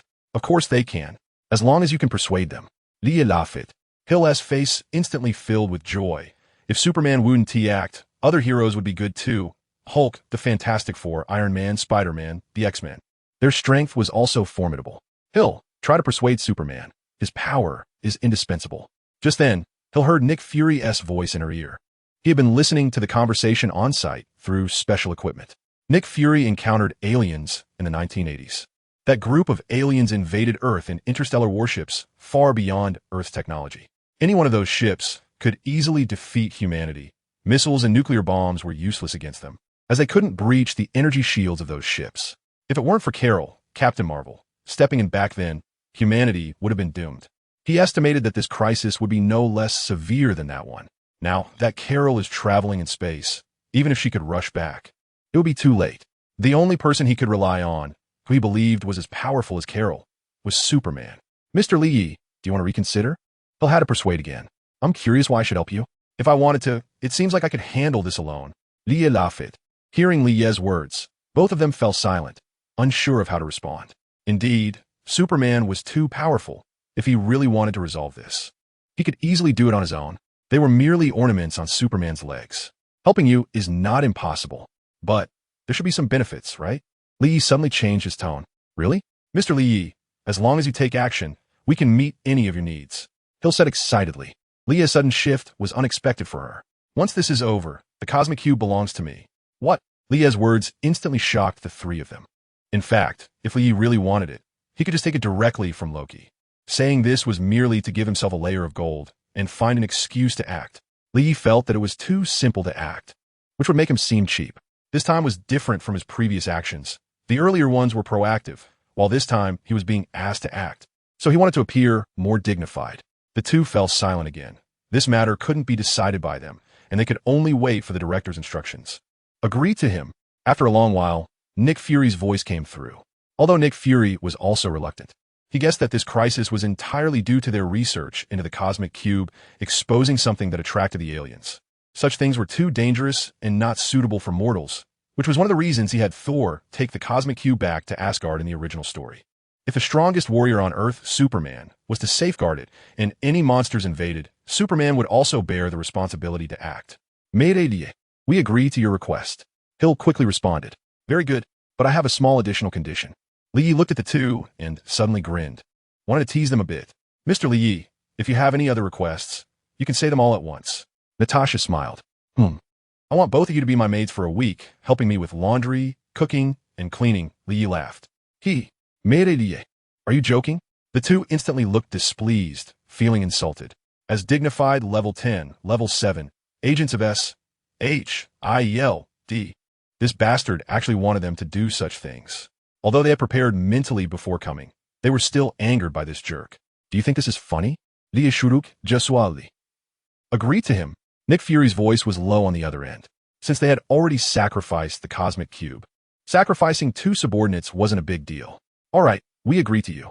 As long as you agree to take action, we will be your maids for a week, helping you with laundry, cooking, and cleaning. Hill gritted her teeth and agreed. But it's just a week. If this jerk wants to do anything weird to us, we have no way out. They were also seasoned agents, but in front of Superman. Better not think about it. Great. Then I have no other requests. Lee nodded in satisfaction. So can you go gather the other heroes of the Hero Association now? Hill asked expressionlessly. Of course. Betty, a single arrow through the clouds. Let thousands of troops come to meet us. Got it, boss. Receiving the signal. Betty immediately sent out a hero gathering order to heroes above level B, which was an emergency contact method only used in major crises. Chapter 107.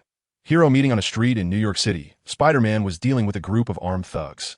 Spider-Man, if you let us go, we promise not to cause any more destruction. What do you say? The thug leader proposed. Sorry, I don't bargain with criminals. You should go talk to the judge. Spider-Man replied. Then die. Kill him. The thug leader ordered his henchmen. Yes. The thugs aimed their weapons at Spider-Man. You want to kill me? Every criminal I've met has said that, and none of them succeeded. Spider-Man jumped directly onto a building, escaping the thug's attack range.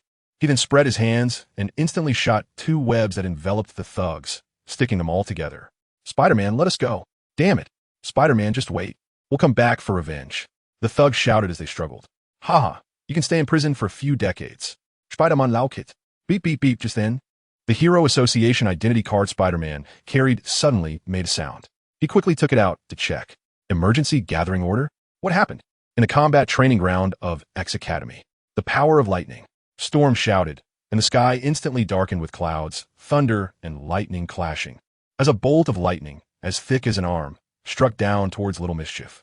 Little Mischief easily swayed and dodged the lightning. He quickly approached Storm and placed a hand on her shoulder. Storm immediately felt a wave of weakness as her energy was drained, almost collapsing to the ground. But fortunately, Little Mischief retracted his hand in time. Teacher Aurora, are you all right? Little Mischief asked with concern. I'm Fine. You become so strong. Storm exclaimed. Hee. All thanks to Li Yi. Little Mischief scratched his head and smiled. It's incredible that Li Yi can share his abilities with others. Storm said. However, there was a hint of bitterness in her words, as she had slept with him and didn't think of herself. Beep, beep, beep. Just as the two were happily chatting, the Hero Association identity card nearby suddenly sounded an alarm. Hero, gathering order. Stark Tower. Tony had just finished upgrading his Iron Man suit, holding a bottle of wine as he leisurely looked at the bustling traffic below. Li Yi, my anti-Superman armor is almost complete. Just wait for the show. Tony said to the air. Sir, I advise you not to challenge Mr. Li Yi. He has never used his full strength, and we cannot ascertain his real data. The anti-Superman armor built with the current data might be easily shattered by him. Jarvis reminded. Jarvis, you really know how to bring Guy down. Tony complained, feeling deflated like a puncture balloon. Beep, beep, beep. Suddenly, the Hero Association identity card set aside began to sound an alarm. Hero Assembly Order? Does that guy Li Yi also have something he can't solve? I thought this feature would never be used. Jarvis, prepare the Iron Man's suit immediately. Okay, sir. The same situation occurred with all heroes of B rank and above in the Hero Association, and everyone put down their tasks and headed to the headquarters. After a while, over a dozen heroes arrived at the Hero Association headquarters one after another. The heroes, led by staff, entered a large conference room and saw their names written at different positions, so they took their seats. Lie, did you send out the hero assembly order for something important? Tony, who arrived first and waited the longest, couldn't wait to ask as soon as he sat down. You'll know soon, but I'm not the one explaining the situation to you. Lee shook his head. Just as everyone was confused, the lights in the conference room suddenly went out and the screen lit up. You must be wondering why you were summoned. Let me tell you. Because the Earth is about to face a major crisis. A voice suddenly came. Who is speaking? I can't see anyone. Is this the legendary invisibility? Everyone looked bewildered. They could clearly hear the voice nearby, yet they couldn't see who was speaking. I'm standing right in front of you. The voice came again. Everyone observed carefully and found a person standing next to the screen, but this person perfectly blended with the darkness, making it hard for them to distinguish. You are Nick Fury? Tony exclaimed in surprise. Isn't this the director of S.H.I.E.L.D. who once tried to recruit him? Tony, we meet again. Nick Fury replied. Let me introduce myself. I am Nick Fury, the current director of S.H.I.E.L.D., an organization responsible for protecting the Earth and maintaining. You just said that you summoned us for some major crisis. Can you elaborate? Reed Richards from the Fantastic Four asked. A few days ago, we at S.H.I.E.L.D. were conducting research when an alien suddenly appeared and stole the Tesseract. This object possesses the power to destroy the Earth, and we do not know its intentions. We must unite all possible forces to face this crisis. Nick Fury briefly introduced the situation they were dealing with. The alien you mentioned, I believe I've seen him. He is Thor's brother, named Loki, the infamous god of mischief in Norse mythology. YeSlaps. That's right, he does call himself Loki. Nick Fury nodded. All right, now I will outline our plan. Tony Stark and Banner will be responsible for locating the Tesseract, while the rest of you will be on standby.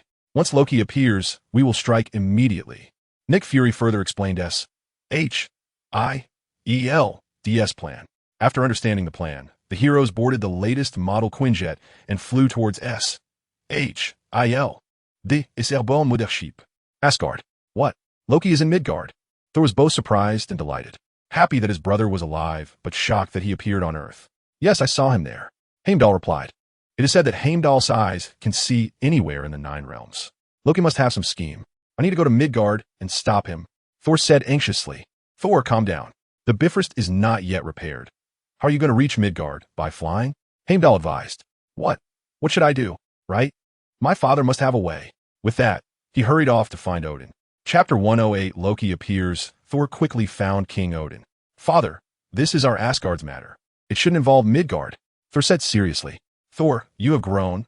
You are beginning to look like a king should. Odin smiled. He was pleased to see the hope in the air he had nurtured through so much effort. Father, do you have any way to send me to Midgard? Thor asked. I do have a way. Although the Bifrost is not yet repaired, the space tunnel is still connected. I can use my divine power to send you there. But it can only be you. More than that. Even I cannot bear, so this time you must rely on yourself. Odin replied. Don't worry, father. I will definitely bring Loki back. Thor promised, patting his chest. All right, go prepare. Come back to me when you're ready. Odin said. Thor turned and left, muttering to himself. Great Jane, I will see you soon. If Odin heard this, he would surely slap him across the face. He thought he had a king's responsibility, but was actually just eager to meet a woman. The Quinjet was incredibly fast, reaching speeds of up to 10 times the speed of sound, and soon arrived at the airborne mothership. The Quinjet slowly landed on the deck of the mothership. The deck was bustling with activity, filled with S.H.I.E.L.D. personnel, and outsiders could not approach. The heroes slowly disembarked from the jet, and Lee immediately spotted Coulson, standing not far away. Hey, long time no see, Coulson. Lee greeted with a smile. Lee, long time no see. Your name has been spreading worldwide recently, and the Hero Association you formed is also gaining fame. Coulson replied with a smile. Yes, that's them. Don't be fooled by their strange outfits. Their combat power is quite strong. Lee pointed to the nearby Spider-Man. Spider-Man looked confused. Is my spider suit that strange? He came alone since Gwen had just gained her powers and had only trained for a few days. Unable to meet Superman immediately upon joining the Hero Association left her feeling frustrated for quite a while. Coulson, you seem nervous. Are you worried about a fierce battle coming up? Leah asked, puzzled. No, it's because I'm about to meet my idol. I never expected to see him in person one day, Coulson said excitedly, behaving like a 15 or 16-year-old boy. Your idol? Captain America. Lee first expressed confusion, then quickly realized that this guy's idol was none other than Captain America. How did you know? Coulson asked, puzzled. Just a guess. Anyway, he's here. I need to go get his autograph. Coulson saw a muscular man walking over and hurriedly approached him with excitement. The muscular man was none other than Captain America, Steve Rogers, who had been asleep for over 70 years and even missed his own date. After Captain America signed Coulson's autograph, he walked toward Lee. You are Captain America? Lee similed. Yes, I am Steve Rogers. You must be Lee, also known as Superman. I've heard Director Fury mention you, the strongest warrior on Earth, Steve said, extending his hand to Lee in a friendly manner. Lee shook his hand politely, although many people said he was a double-standard captain. After seeing Steve face Thanos' army alone in Avengers Endgame, Lee still admired this man. Following that, the heroes introduced themselves to each other, and after getting to know one another, the Sky Mothership slowly flew into the sky with a loud bang. This is truly astonishing. Steve looked up at the massive object taking off, his face filled with disbelief. After all, he was an antique who had been asleep for 70 years. And he took out $10 to hand to Nick Fury. Tony, Banner, and Reed quickly got to work, starting to search for the Cosmic Cube's whereabouts around the world. Although all three were top scientists, finding the hidden Loki would likely take a long time. Found him! Banner suddenly shouted. So soon? Everyone was surprised. He appeared in Germany, but it seems like he exposed himself on purpose. Banner said, regardless of whether it was intentional or not, we need to capture him first. Heroes, it's your turn to strike. Nick Fury said, no need. I'm enough on my own. Leah laughed. Without further explanation, he immediately teleported away. Where did he go? Steve asked, confused. That's called teleportation. It allows you to move instantly to any place you want. Forget it. It's hard to explain to an antique like you. Tony said. Some who heard about this ability for the first time looked on in astonishment. Only the mutants didn't find it strange, as they had encountered mutants with such abilities before. Lee instantly arrived at the square where Loki had appeared. He saw Loki raising his scepter and shouting at the crowd, meow, you may kill me, but you cannot make me kneel. An old man with white hair stood firmly, angrily confronting Loki. Loki sneered, raising his scepter to prepare to kill this human who dared to defy him. Lee instantly appeared behind Loki and kicked him in the backside. Bang! Loki was sent flying, landing hard. What's happening? Everyone look at Superman. Superman is here. We're saved. Superman, my eternal idol. Superman, Superman, Superman.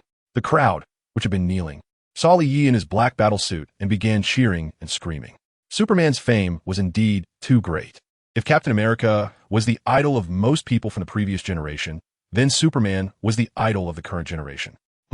It's you. I know you. The one who thwarted my plan last time, Superman. Loki got up, his face darkened. Last time, he had controlled the destroyer to kill Thor, and he almost succeeded. But this person suddenly appeared and thwarted his plan, making him feel death up close, leaving a deep impression on Loki. Loki, right? Come here. Let me show you something good. Chapter 109, Thor versus. The heroes come on. Let me see what this so-called god can do. Let's see if it feels different when a god fights. Lee provocatively beckoned at Loki with a teasing tone. Upon hearing this, Loki's expression changed instantly. He had heard from Hawkeye that Superman acted erratically and recklessly, not considering any consequences. Even if he was a prince of Asgard, if Superman said he wanted to kill him, it was indeed possible. Damn it, those Midgardians, how dare you underestimate me? Swish! Loki angrily raised his scepter and shot an energy blast at Lee. Lee didn't even dodge, allowing the energy blast to hit him. Bang! The energy blast struck Lee's chest, producing a low sound but causing no harm to him. How is this possible? Loki was extremely shocked. Is this it? This is the so-called god? You dare look down on us humans as ants? Trash. Lee sneered, returning Loki's words to him. Wait for me. Loki gritted his teeth. He then blurred for a moment and instantly created 10 clones, all charging toward Lee. Lee glanced at the clones without paying them any mind, turned around, and delivered a flying kick. Bang! The invisible Loki was instantly kicked away, and his figure became visible.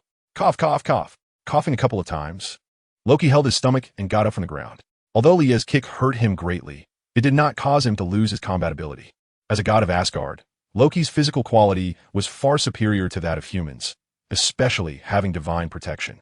While his combat ability was not as strong as that of his muscle-headed brother, it still far exceeded that of ordinary people. Loki grew up alongside Thor and received the same training, so his fighting skills were naturally not weak, favoring an assassin style. With 2 small knives in hand, I walked sideways through the 9 realms. Loki had also learned many spells from his adoptive mother, the goddess Frigga, including duplication, invisibility, flight, teleportation. Lie's fighting style was evident. He relied on absolute strength to crush everything, especially countering Loki's flashy moves. Lie quickly moved in front of Loki and, while he was still unresponsive, grabbed his foot and began to smash him left and right. Bang, bang, bang. He then violently threw him away, casually cursing. What a weak god. After being battered, Loki lay on the ground with a look of despair, staring at the sky. Superman won. This is too strong. Superman is truly our hero. Hero, great savior, messiah. Superman, I love you. I will always support you. Seeing Li quickly deal with that alien, the crowd around erupted in cheers and screams. Thank you. Thank you for your support, my friends. Li raised his hands and responded with a smile. Then, like picking up a chick, he teleported away with Loki, returning to the Sky Mothership. Thud! Li tossed Loki onto the deck like throwing away trash. Done. The rest is up to you, he said to Nick Fury. Got it. We will definitely extract the whereabouts of the Tesseract. Nick Fury replied, Is this really called a major crisis? Li solved it by himself. And we had to gather everyone. What a waste of time. Tony complained from his side. Tony, don't be so hasty. This guy might be hiding other conspiracies. Li laughed. Boom. Just then, the skies suddenly darkened, followed by thunder and lightning. At the appearance of the thunder and lightning, Loki, who was handcuffed by S.H.I.E.L.D. and prepared for detention, suddenly trembled. Although it was fleeting, it was quickly caught by the observant Tony. The mighty god of Asgard is actually afraid of thunder? Tony mocked. No, I just don't like the guy that comes with thunder and lightning. Loki sneered. As soon as he finished speaking, a bolt of lightning struck the deck fiercely, and, as the lightning gradually dissipated, a tall figure emerged, dressed in retro armor. Draped in a red cape, with long golden hair, and holding a small hammer, the person was none other than Thor Odinson, the future king of Asgard, the god of thunder, and Loki's brother. Watch out, there's an intruder! Snap, snap, snap. Thor's sudden appearance startled the nearby S.H.I.E.L.D. agents, who quickly drew their guns and aimed at him. The heroes also readied themselves for battle, while he stood aside with his arms crossed, watching the show. Hey, buddy, raise your hands. Tony boldly stepped forward to Thor, aiming his repulsor at him.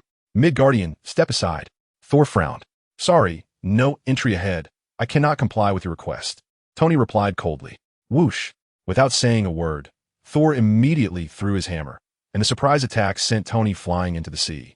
Seeing this intruder take action, the surrounding agents no longer held back and launched an attack. Rat-a-tat-tat. Bullets hitting Thor had no effect at all. Seeing that the bullets were useless, the heroes exchanged glances and rushed forward. Whoosh. First, Spider-Man leaped into the air, shooting webbing at Thor's face to block his vision. And then Jean and Susan simultaneously used their powers to restrain Thor, while Mr. Fantastic, Richard, transformed into rubber and wrapped himself around Thor. This combination completely restricted Thor's movements. Damn it! Thor cursed angrily and began to struggle fiercely. Hurry up and help, his strength is immense. Richard shouted. The Thing, Spider-Man, Captain America, and a group of heroes hurriedly moved forward to pin Thor down. Don't move. If you do, I can't guarantee my claws won't leave marks on your neck. Wolverine Logan threatened, placing his adamantium claws against Thor's neck. Midgardians, you shamelessly outnumber me. If you have the guts, let me go, and we can fight one-on-one. Thor protested. Is Thor strong? Very strong. But facing so many superheroes, among them several who were on par with him, he was quickly subdued, with even his hand holding the hammer firmly held down by the Thing and Spider-Man. Who has time to play one-on-one with you? This isn't a children's fight. Nick Fury stepped forward. You are Thor, the god of thunder, right? Why are you attacking us? I'm smashing Loki's conspiracy. Thor shouted in defense. Then prove it to us, instead of attacking right away. Nick Fury replied coldly. Seeing that the heroes of Earth could restrain these so-called gods boosted his confidence. Chapter 110 Loki's Conspiracy. Hearing Nick Fury's words, and being restrained himself, Thor gradually let go of his Asgardian pride and calmed down. All right, let him go. He's not the enemy. Seeing that Thor had calmed down, Lee also stopped watching the show and stepped forward to say, Lie. Thor exclaimed in surprise. He didn't expect to see his good friend here. However, if Thor knew that his good friend had deliberately stood by and watched him get beaten up, he would probably have mixed feelings. After hearing Li Ye's words, the heroes immediately released Thor without hesitation. Nick Fury beside them had a glint in his eyes, his paranoia flaring up again. These heroes actually listen to Superman. It seems I need to do something. I must take Loki away. Thor relaxed his shoulders and said, "That won't do. He stole the Tesseract, and he can't go anywhere until we interrogate him. And even if you take Loki away, you won't get anything out of him." Nick Fury replied, "Then, what do you suggest? He stays here until we find the Tesseract. And you, if you're interested, can wait here." Thor hesitated for a moment, but ultimately agreed, as the situation was not in his favor. Deep down, he preferred to take Loki back to Asgard for judgment under Asgard's laws rather than leave it to these Midgardians. Despite his words, Thor, as a proud Asgardian, naturally harbored a sense of superiority. This pride was not just towards Midgardians, but towards all planets under Asgard's rule. However, wanting to take Loki back was now impossible. These superheroes alone were enough to subdue him. Not to mention that Li Yi, who could easily handle him, was nearby. Although the two were friends, Thor had lived for over 1,000 years and understood that once conflict arose, Li Yi would definitely side with Midgard.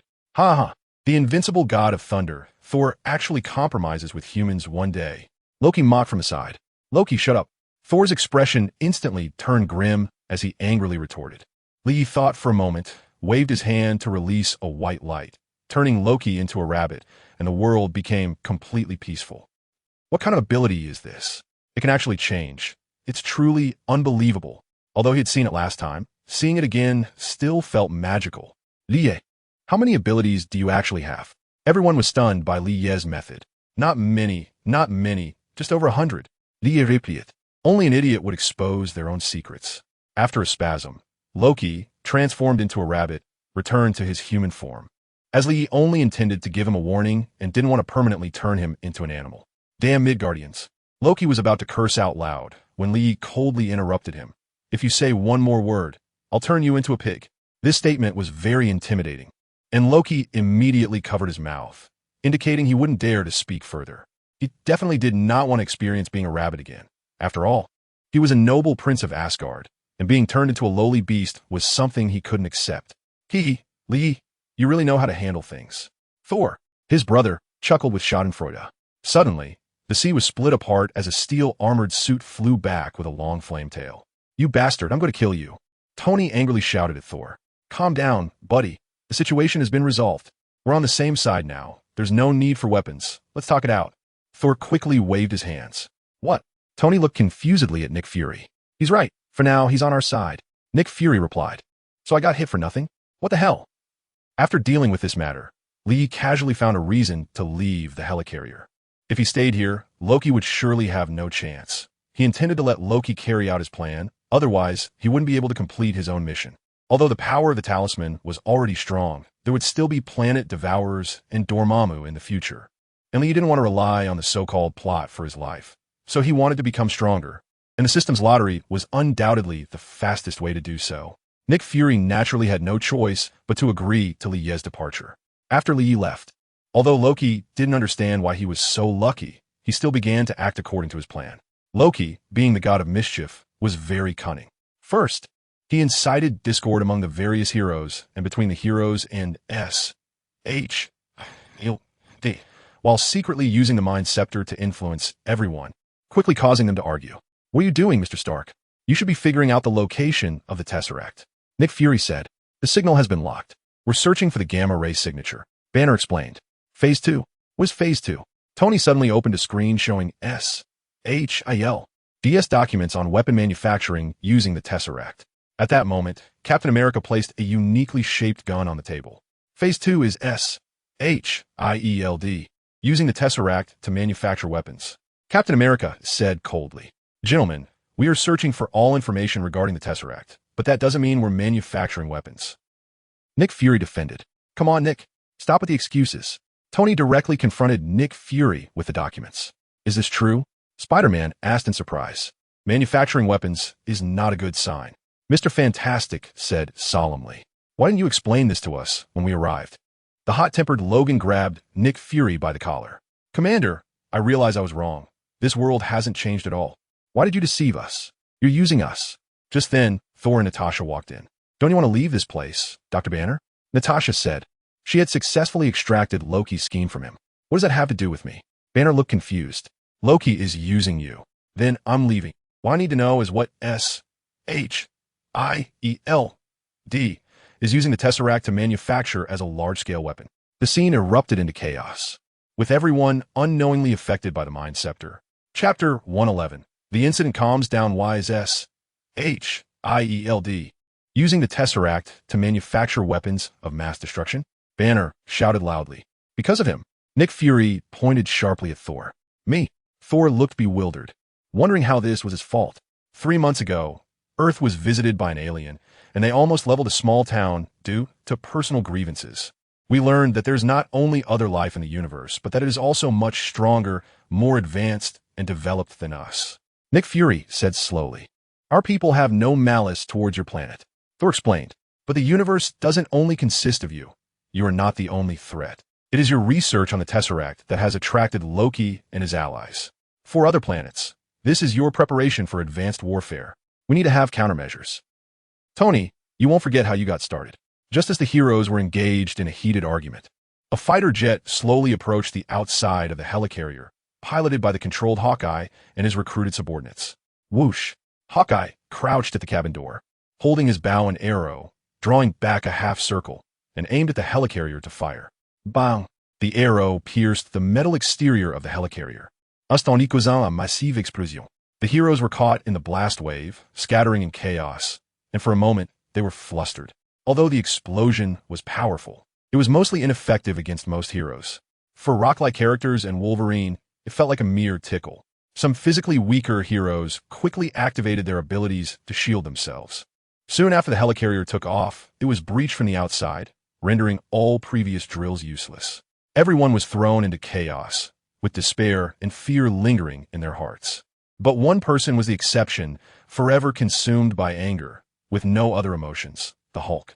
A huge roar echoed from the darkness as the Hulk was unleashed. His roar instantly reverberated throughout the helicarrier, resonating in everyone's ears, causing those inside to feel a buzzing in their minds. Natasha, lying nearby, widened her eyes in shock, dragging her injured leg to quickly escape. Bang, bang, bang. The Hulk followed behind, crazily destroying everything in sight. The Hulk was incredibly fast, and with Natasha's leg injured from the earlier explosion, he quickly caught up to her, swinging his massive fist down toward her. Completely consumed by rage, the Hulk showed no signs of holding back, aiming straight for Natasha's life. Am I going to die here? This thought suddenly crossed Natasha's mind, and she desperately closed her eyes in despair. Whoosh! Bang! A sudden sound of something breaking through the air was heard, and then Hulk flew out, crashing into a metallic wall, leaving a massive human-shaped hole in it. Leah! Natasha, hearing the sound, slowly opened her eyes, recognized the visitor, and shouted excitedly. What happened? I just left for a moment, and everything here has completely changed. Lee slowly retracted his fist and pretended to ask. Now is not the time to talk about this. Hurry up and stop Hulk. If he continues to destroy, the entire aircraft carrier will be wrecked. Natasha hurriedly said. It is a consensus among everyone that Superman is the strongest force on Earth. The only person who can stop Hulk's rampage on Earth is Superman. As for why the Ancient One isn't mentioned, it's because no one knows her. Don't worry, leave it to me. Lee fixed his gaze on the green giant slowly getting up in the distance and smiled. After being underwater for so long, it was time to clean up the mess. Hulk, the Hulk that flew out quickly got back up, tearing the entire metal gate to shreds and roaring angrily in the direction of the two. A rolling sound wave approached them, accompanied by a fierce wind. Natasha covered her ears in pain, her mind buzzing, feeling a strong urge to vomit, and even experiencing brief deafness. Just the roar alone could cause such destruction. This is the invincible Hulk. Unfortunately, he encountered someone stronger, Superman. Lee quickly flew towards Hulk's location. In an instant, he appeared right in front of Hulk, and before Hulk could react, he slapped out. Smack! The power of this slap was very small, not even moving Hulk's body a fraction. But something miraculous happened. This ordinary slap hit Hulk, and his massive body instantly fell to the ground. The power of the sheep talisman, soul expulsion. It turned out that Li Yi used the power of the sheep talisman to temporarily drive Hulk's soul out of his body, just like how the Ancient One dealt with the Green Doctor. There are actually two souls. Lee looked at the floating soul of Bruce Banner and another green Hulk soul in shock. It seems that the later Green Doctor form was produced after Bruce Banner completely killed Hulk's soul and occupied the entire body. Lee, what is going on? Bruce Banner's soul looked at everything in confusion. The Hulk soul next to him was constantly roaring Hulk, Hulk. Doctor, under Loki's conspiracy, you became Hulk and rampaged through the aircraft carrier. Afterwards, I used my abilities to temporarily expel your souls from your bodies to stop Hulk from continuing the destruction. That. Is that Hulk's soul? Bruce Banner looked at the huge green transparent figure next to him with mixed feelings. Lee, can you kill it? What? Kill it? Lee claim it. That's right. It not only ruined my life, but also keeps hurting others. Its existence is a mistake. Now I hope you can end this mistake. Bruce Banner said heavily. I refuse. Lee directly rejected without a second thought. Why? Bruce Banner asked in confusion. This is your problem with Hulk, not mine. Why should I get involved? If you want to kill Hulk, there are plenty of ways. As one of the world's top scientists, I don't believe you can't come up with something. Lee Said Jaswali. Bruce Banner fell silent. You have to stay in this state for a while. Wait for Hulk's anger to dissipate, and then I will put your souls back into your bodies. After saying that, Lee turned and left. In the control room, Hawkeye's people launched an attack on the S.H.I.L.D. agents on the aircraft carrier. At first, it caused some trouble, but soon they encountered heroes like Spider-Man and Wolverine and were quickly subdued. After taking a heavy blow, Hawkeye slowly regained his consciousness. Outside, Iron Man and Captain America were responsible for repairing the damaged turbine, but an accident occurred. A small thug with a gun held Captain America back, preventing him from pressing the button in time, and Tony was directly sucked into the turbine. Boom! At that moment, the thug with the gun suddenly had his head explode like a watermelon. Lee! Captain America exclaimed excitedly. Lee nodded simply in response. Captain America remembered his duty and hurriedly pressed the button. The turbine slowly came to a stop, and Tony took the opportunity to escape. Chapter 112. The space gate opens. The crisis triggered by Loki's conspiracy was quickly quelled through everyone's efforts, with basically no major casualties, except for two people.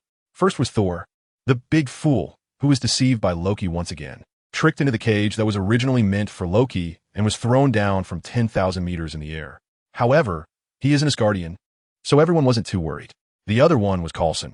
He came alone with new weapons to confront Loki, intending to stop him, but ended up seriously injured and on the brink of death. I'm sorry, boss, that guy got away. Coulson said, stay awake, it's okay, just look at me. Looks like I need to take a break. You can't take a break. Nick Fury replied firmly. Get out of the way. Lee casually tossed the black egg aside. Although he knew this guy would be brought back to life by Fury in other ways later, there was no need for him to die once if he could be saved. Nick Fury had no dissatisfaction with Lie's rough push. Instead, he had a face full of hope. He remembered Lie's miraculous ability to heal all diseases and injuries. Coulson could be saved. A white light emanated from Lie's hands, and Coulson, illuminated by the white light, quickly healed from his wounds. In no time, he was completely restored. If it weren't for the bloodstains on his chest, one wouldn't even be able to tell he had been injured. Can he really be saved after being hurt like this? This is simply unbelievable. This should be the same ability as last time when he healed Ben, right? I really want to study this. Lee, you guy, could it be that you are the illegitimate child of God? How could someone like you, who is like a bug, appear in this world? Some heroes who saw Li Yi use the power of the sheep talisman for the first time were astonished. I just left for a moment, and you all started fighting? Is this the strongest heroes protecting Earth? Li Said speechlessly. All the heroes lowered their heads in shame. This is all because of that Loki guy's conspiracy. Tony retorted. A conspiracy? It only takes a few words to stir you all up. Loki is indeed a great enemy. Li Yi deliberately ignored the influence of the Mind Stone. Forget it. This time we indeed underestimated the enemy. Banner, Richard, we continue to search for the Tesseract. Tony, no longer stubborn, called for Banner and Richard, who had returned to their original states. The three began their busy search on the equipment again.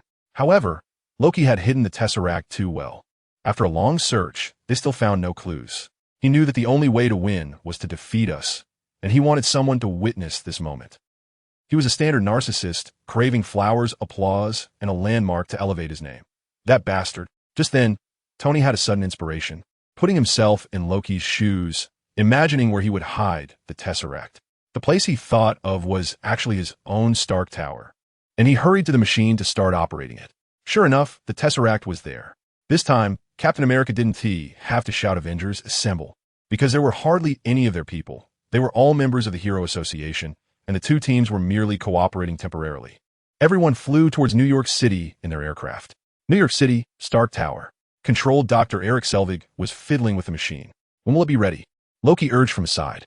The leader of the Chitauri had just contacted him via brainwaves, urging him to open the portal as soon as possible. I'm almost done. My master. Dr. Selvig pressed the final button, and the machine instantly started, a dazzling blue light shooting into the sky. The sky seemed to tear open, revealing a huge opening into endless darkness. Whoosh, whoosh, whoosh. A dense swarm of Chitauri slowly emerged from the opening. They were clad in high-tech armor, holding laser guns, and riding flying vehicles into the human world. Whoosh, whoosh, whoosh, boom, boom, boom. They attacked the nearby streets, causing a series of explosions. Monsters, everyone run. Help! Contact the Hero Association quickly. Superheroes, where are you? Come save us. Damn it, I just bought a new car today. My house. The crowd instantly scattered, panic and screams filling the air. Attention! Attention! A major incident has occurred in Manhattan, New York City, preliminarily estimated to be a dragon-level event. Nearby citizens should take shelter immediately, and heroes from the Hero Association should go to rescue.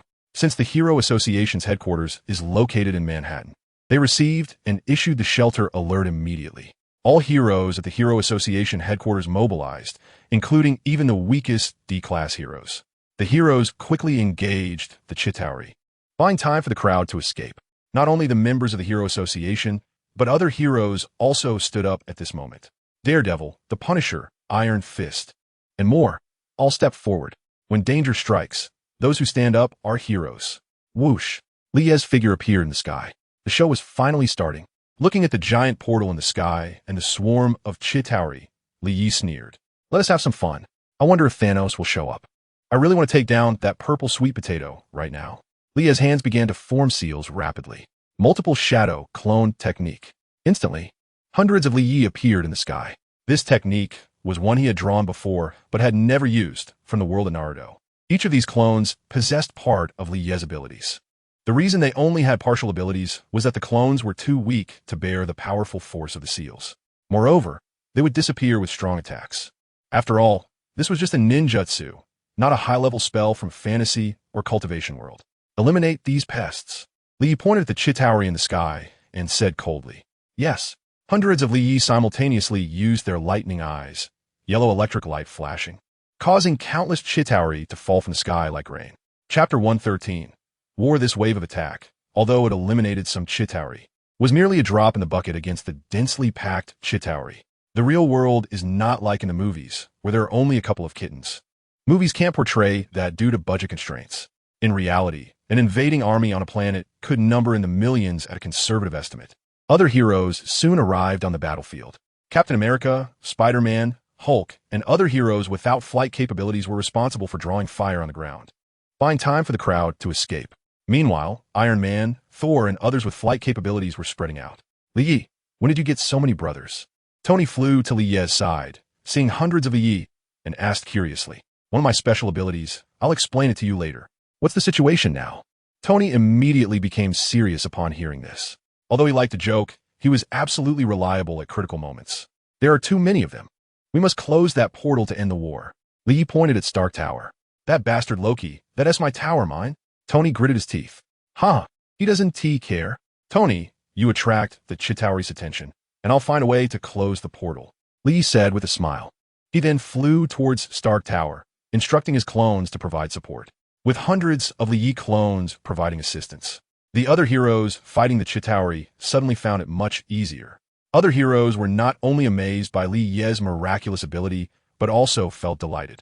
Because now it concerned the survival of Earth, the stronger the teammates, the better. TCH, why isn't it my responsibility to close the portal? Tony complained. He then spread his arms, and the outer shell of his Iron Man suit instantly opened, revealing dozens of small missiles. Monsters, look here, this is a gift for you. Whoosh, whoosh, whoosh, whoosh, whoosh. Boom! Dozens of small missiles were launched, and a massive explosion instantly killed dozens of Chitauri. Tony's strike immediately attracted the attention of the surrounding Chitauri. Roar! They howled at Tony, and then hundreds of Chitauri flew towards him. Lie quickly arrived above Stark Tower, The portal opening device was right there. Standing next to the device were Loki and the controlled Dr. Eric Selvig. Superman, it's you again, Loki exclaimed in fear upon seeing Yi. He still remembered how Superman had slammed him around like garbage. He didn't want to experience that terrifying scene again. Loki, it's nice to see you again. Just seeing you makes my hands itch. Li it. Then he clenched his fists and smashed towards the machine, wanting to directly destroy the device to end this war. Bang! A defensive shield suddenly appeared in front of him, blocking Lie's attack. Boom! Lie's punch caused violent vibrations, shaking the entire Stark Tower, but the shield remained unmoved. Seeing his attack was ineffective, Li frowned instantly. Ha ha! Superman, it's useless. This shield is constructed using the power of the cosmic cube. No matter how strong your power is, it cannot compare to the energy of the cosmic cube. Loki laughed maniacally. Li had become the person he hated the most aside from Thor. And seeing Li in trouble naturally pleased him greatly. Betty, how do we close the space gate? Li ignored Loki and had Betty analyze the situation. Boss, analyzing. Please wait. Analysis complete. According to the analysis, to close it, we must find energy matching that of the cosmic cube, and at the same time. Betty rattled off a long list, but Li didn't understand a word. Betty, just tell me what I should do. Li interrupted. Grab that scepter. Isn't that simple? Loki, hand over the scepter. Li sighed coldly. Not a chance. Just wait for the destruction of your world. Ha ha. Loki pushed aside Dr. Selvig, who was operating the machine, and turned the machine's power up to maximum. The space gate in the sky instantly grew larger. Originally only 10 meters in size, it expanded to nearly 100 meters. As the space gate expanded, a massive warship slowly emerged from it, followed by countless other warships. The plot is indeed unreliable. How could an invading army of a planet be so small as depicted in the movies? Li thought to himself, I don't believe it. How strong can this turtle shell be to withstand my attack? Li clenched his fists and began to gather energy. Then charged at the shield again. Bang! His fist struck the shield, producing a thunderous sound that echoed throughout New York City. The shield finally showed some change. But in less than a second, it returned to its original state. Rumble. The surroundings vibrated violently again, much more intensely than before. Some buildings were even shattered, and large cracks appeared on the ground. Fortunately, the crowd had evacuated in advance. Otherwise, the casualties from Lie's attack would have been far worse than those caused by the aliens. Lie, stop. If you keep attacking, the shield won't break, and New York City will be destroyed first. The voice of Nick Fury came through the hidden earpiece. Let be destroyed, we can rebuild. What is the big deal? Lie sighed nonchalantly. I think we should defeat the aliens while trying to preserve New York City as much as possible. Nick Fury replied expressionlessly. Once again, he witnessed Superman's reckless nature. Lie, how about you go stop the warships in the sky? I'll figure out a way to deal with the space gate. Nick Fury said. Whatever, Lie replied, then quickly flew towards the warships in the sky. Dragon Fist. He swung his fist fiercely at the leading cosmic warship, releasing a yellow dragon-shaped energy wave from his fist. Roar! The dragon howled through the skies, rushing towards the cosmic warship with terrifying might. The dragon-shaped energy wave instantly pierced through the first cosmic warship, then the second, the third, like a string of barbecued skewers. Boom! Boom! Boom! It triggered a series of explosions. Just as Li was preparing to continue his attack, he suddenly sensed something approaching rapidly. Looking closely, it was a gigantic axe. To be continued. Chapter 114, Battle Against Black Dwarf. Seeing the flying giant axe, Li reached out to catch it, then looked towards the direction it was thrown from, where a black monster stood on a warship. What is this thing? It looks so ugly. Li threw the axe back at the black monster, wanting to return the favor. Unexpectedly, the black monster caught the axe steadily. Oh, you can actually catch the axe I threw. That's interesting. Li sneered, then flew towards the warship. Who are you? Can the Chitauri even look like you? Li asked in confusion. Don't compare me to those lowly races. I am the first warrior under Lord Thanos, Black Dwarf. The black monster replied. Black Dwarf? I remember, you're one of the so-called Black Order. I didn't expect Thanos to send you here. Lord Thanos ordered me to take your head. Black Dwarf said coldly. Take my head? That depends on whether you can do it. Li needed. Godi. Black Dwarf pushed off the ground and shot towards Li like a cannonball. Li raised his foot high and stomped on his face just as Black Dwarf approached. Black Dwarf instantly fell like a meteor towards the ground. After bullying weak opponents for so long, Li naturally wouldn't let go of a tougher punching bag, quickly following after him. Whoosh! Bang! Black Dwarf crashed into the ground, creating a huge noise and forming a large pit. Black Dwarf shook his head and quickly got up. Wow, you're not hurt at all after falling from such a height. It seems you're not as weak as those in the movies. Li praised as he stood by the pit. Black Dwarf didn't respond, gripping the giant axe tightly and jumping up to chop at Li again. Li sidestepped to grab it, then punched Black Dwarf in the chest, sending him flying again into a building, which instantly collapsed, burying Black Dwarf inside. Impossible. This is just a remote, barren planet. How can there be a powerful being like you? Black Dwarf pushed away the debris on him, looking incredulous. The earthling before him was surprisingly strong, leaving him utterly defenseless. With such a strong opponent, he couldn't help but worry about the invasion of Earth. It's not that I'm too strong, it's that you're too weak. Could you call your Lord Thanos over? To be honest, I'd like to kill him right now. Damn earthling, I want to allow you to insult Lord Thanos. Black Dwarf instantly flew into a rage. The Thanos in the movies may not have much to say, but his charisma is off the charts. At least his subordinates are loyal to him. As for the Thanos in the comics, he has been betrayed more than once. Black Dwarf charged up again with his giant axe. This time, Li didn't even dodge, standing still. Clang! The giant axe struck Li's shoulder accurately, producing a metallic clanging sound. Too weak. Li needed. He then reached out and grabbed the axe head, applying force. Crack! The entire axe head split under Li's terrifying strength. How is this possible? My weapon is made of the hardest URU metal in the universe. The Black Dwarf was dumbfounded. Li didn't care about him. His right hand turned into a knife, and he slashed fiercely at the Black Dwarf's neck. Blood, completely different from human blood, splattered in the air, and the Black Dwarf's head fell to the ground, still wearing the shocked expression from moments ago. In the Dark Universe, on the throne ship number 1, the Black Dwarf is dead. Thanos on the throne suddenly said, "What? Your Majesty Thanos? Didn't he go to Earth with the Chitauri? Could it be?" The ebony mob beside him exclaimed in shock. "Our Black Dawn 5 generals have been unstoppable and invincible under your Majesty Thanos' leadership. It's unimaginable that the Black Dwarf would perish on that inconspicuous planet. That's right. He died at the hands of humans. Pass the word to the Chitauri. Tell them to stop holding back and use all their weapons," Thanos said coldly. "Including that?" the ebony maw cautiously asked. "All of them. Yes. At SHIELD headquarters." Nick Fury was in conversation with high-ranking officials from America. "Fury, how is the situation on the battlefield?" An old man with white hair asked. "With the combined efforts of superheroes and the military, we have stabilized the front line in the Manhattan area. The enemy cannot break through for now," Nick Fury replied. "Do we have the ability to push them back?" Another white-haired elder asked. "It's difficult. The enemy's numbers are simply too many, estimated to be no less than 1 million. And their technology far exceeds ours. Right now, we can maintain the front line solely because of Superman, who is holding back 80 of the enemy forces by himself. If the enemy breaks through our defenses, all of America will fall within half a day." Nick Fury shook his head. Hiss, upon hearing Fury's words. The others couldn't help but gasp. "I know Superman is strong, but I didn't expect him to be this strong. Now the fate of all America, no, the entire world, is in his hands. Fortunately, Superman was born in America." The crowd discussed among themselves. But maintaining the status quo isn't a solution.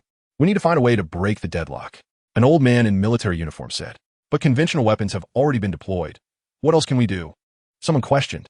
"We still have a trump card." The military-clad elder replied seriously. "A nuclear bomb? Are you crazy? You want to drop a nuclear bomb in New York City?" The crowd exclaimed in surprise. "This is an emergency. If we're careless, all of America could be doomed. So why worry about so much? Sacrificing one city to win for the entire world. Do I have to calculate this for you?" The military-clad elder shouted. "It sounds reasonable. I think so too. As long as we can achieve victory, everything is worth it." "I agree. I also agree." The military-clad elder's proposal gained the approval of most people. Nick Fury remained grim-faced throughout, not saying a word. The depths to which these politicians would stoop had once again refreshed his understanding. "Fury, what are your thoughts?" Someone urged, seeing Fury silent. "Everyone's ideas are beautiful. Sacrificing nearly 10 million ordinary people in New York City to achieve victory is certainly worth it. But let us not forget, Superman is right there. If he finds out you're planning to drop a nuclear bomb on him, I remember the last time Superman seemed to tell me that anyone who dared to pull any tricks on him would. Everyone should think it over carefully." Chapter 115.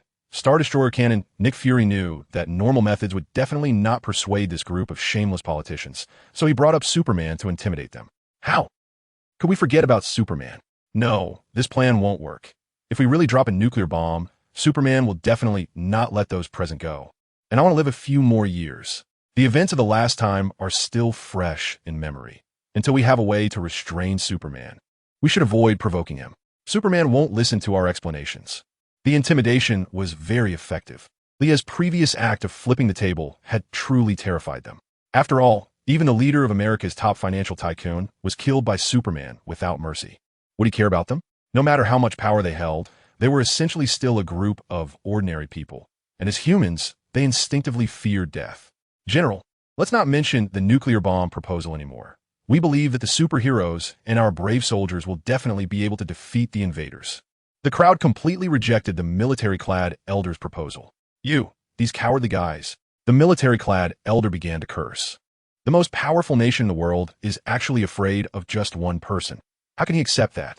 On the battlefield in New York, since Loki, who controlled the scepter, had been hiding in the protective shield constructed of cosmic cube energy, everyone found themselves helpless. Lee could break it, but the power required was too great, and if he wasn't careful, he could destroy the entire New York City. After all, this city still had millions of citizens. Killing to save them would be meaningless. It's still that simple question. Is it permissible to kill one person to save the world? Naturally not. No one has the right to make such a decision, except for the person being sacrificed. To give a simple example, there are 5 knowledgeable and experienced scientists who could make significant contributions to society, but they each fall gravely ill and need different organs. At this moment, a healthy young man appears, but he is a fool and cannot contribute anything to society. Can his organs be taken to save those 5 scientists who could make a huge contribution to society? Life cannot be compared. Each person's life is unique and precious. An hour had passed since the outbreak of war, and the heroes began to slowly fall into a bitter struggle. The Chitauri seemed endless, continuously pouring out from the space gate, annihilating one batch after another. Among them, Li was the most at ease. He moved quickly, appearing in various battle zones. I-beams, dragon explosions, soul extractions, turning into cockroaches and stepping on them. Various abilities were utilized by Li. Crack! Li reached into the sky, filled with Chitauri, and grasped, instantly crushing hundreds of Chitauri into a meat paste under the gravitational pull. Li, we can't hold on any longer. There are just too many enemies, and the others are about to collapse. Didn't you say you would find a way to deal with the space gate? Li heard Tony's voice in his ear. Can you blame me? I want to break the shield, but that black bastard Fury disagrees, saying he will find a way. Now you have to ask him about this matter. Li shrugged helplessly and said, Is that what you call a method? Tony complained. Gentlemen, I heard everything. Nick Fury, with a grim face, replied from inside the S. Akka, elidi, base. Fury, do you have a way to break through the shield? Tony asked excitedly upon hearing Nick Fury's voice. There is one possibly feasible method, with a 48% chance of success. Nick Fury replied, 48? After searching for so long, that is all you've got? Lia sighed discontentedly. Well, Nick Fury didn't know how to respond. Spill it out. You know, we have been researching the Tesseract for a long time. I know. It's because of your research that Earth's coordinates were exposed, leading to this war. Tony retorted sarcastically. Ahem. Nick Fury pretended to cough to cover his embarrassment. We have established a model of the Tesseract and found that its energy emission maintains a frequency. As long as we interfere with this frequency, the energy field of the Tesseract will fluctuate, and at that time, if we attack the energy field with great force, we might be able to interrupt it. How exactly do we do that? My armor can serve as the device. Fury, send me the emission frequency, and I'll handle the interference. Tony replied, I'll just be responsible for applying the force, right? Lia Said Joswali. All right, it's decided then. The future of this planet is in your hands. Nick Fury said seriously. At this time, on the other side of the space portal, Leader, Lord Black Dwarf has been killed. A Chitauri soldier reported. So what if he is dead? There is nothing to worry about. This guy always looked down on us, Chitauri. He deserved to die. The Chitauri leader replied unconcernedly. Yes, leader. Contact all departments. Intensify the attack. We must take this planet down and let Lord Thanos know that we Chitauri are the most loyal and strongest legion under his command. Yes. Report. Lord Ebony Maw has contacted us. At this moment, a Chitauri communications soldier shouted. Connected. Lord Ebony Maw, what instructions do you have? The Chitauri leader flattered. Although he looked down on the clumsy black dwarf, he dared not show any dissatisfaction towards this capable general under Lord Thanos.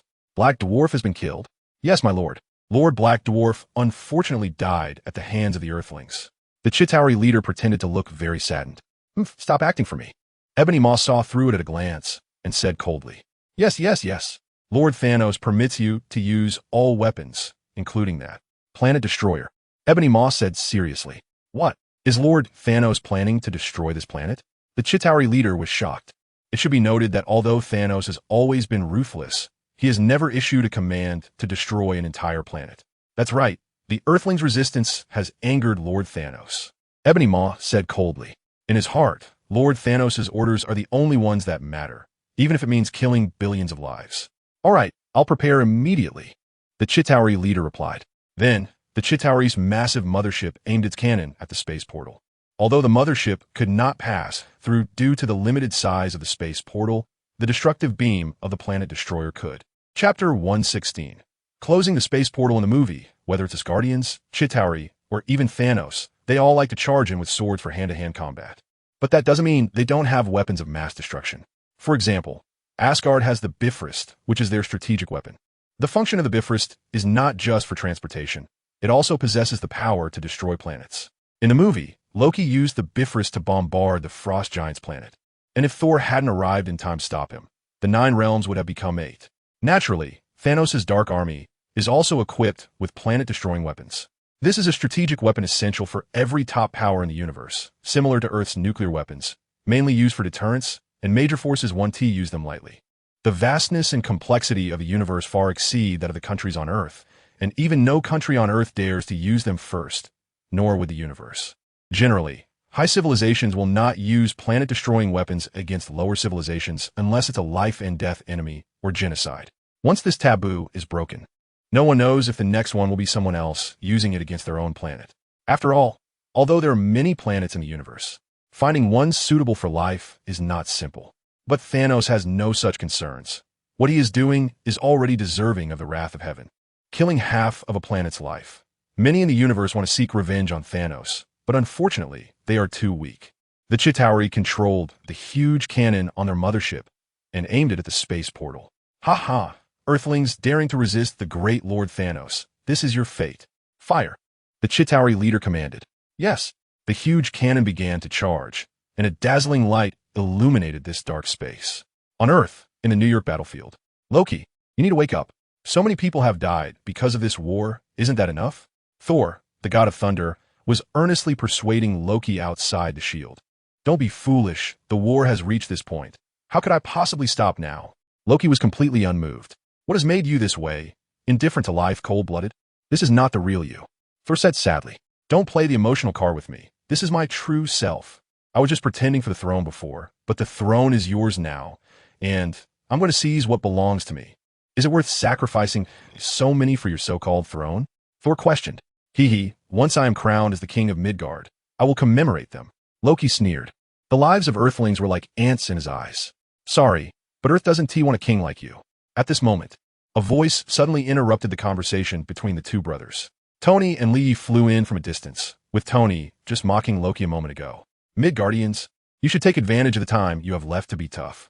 Once my army flattens this planet, I will step on your corpses to be crowned king. Loki sneered. You're dreaming, Bambino.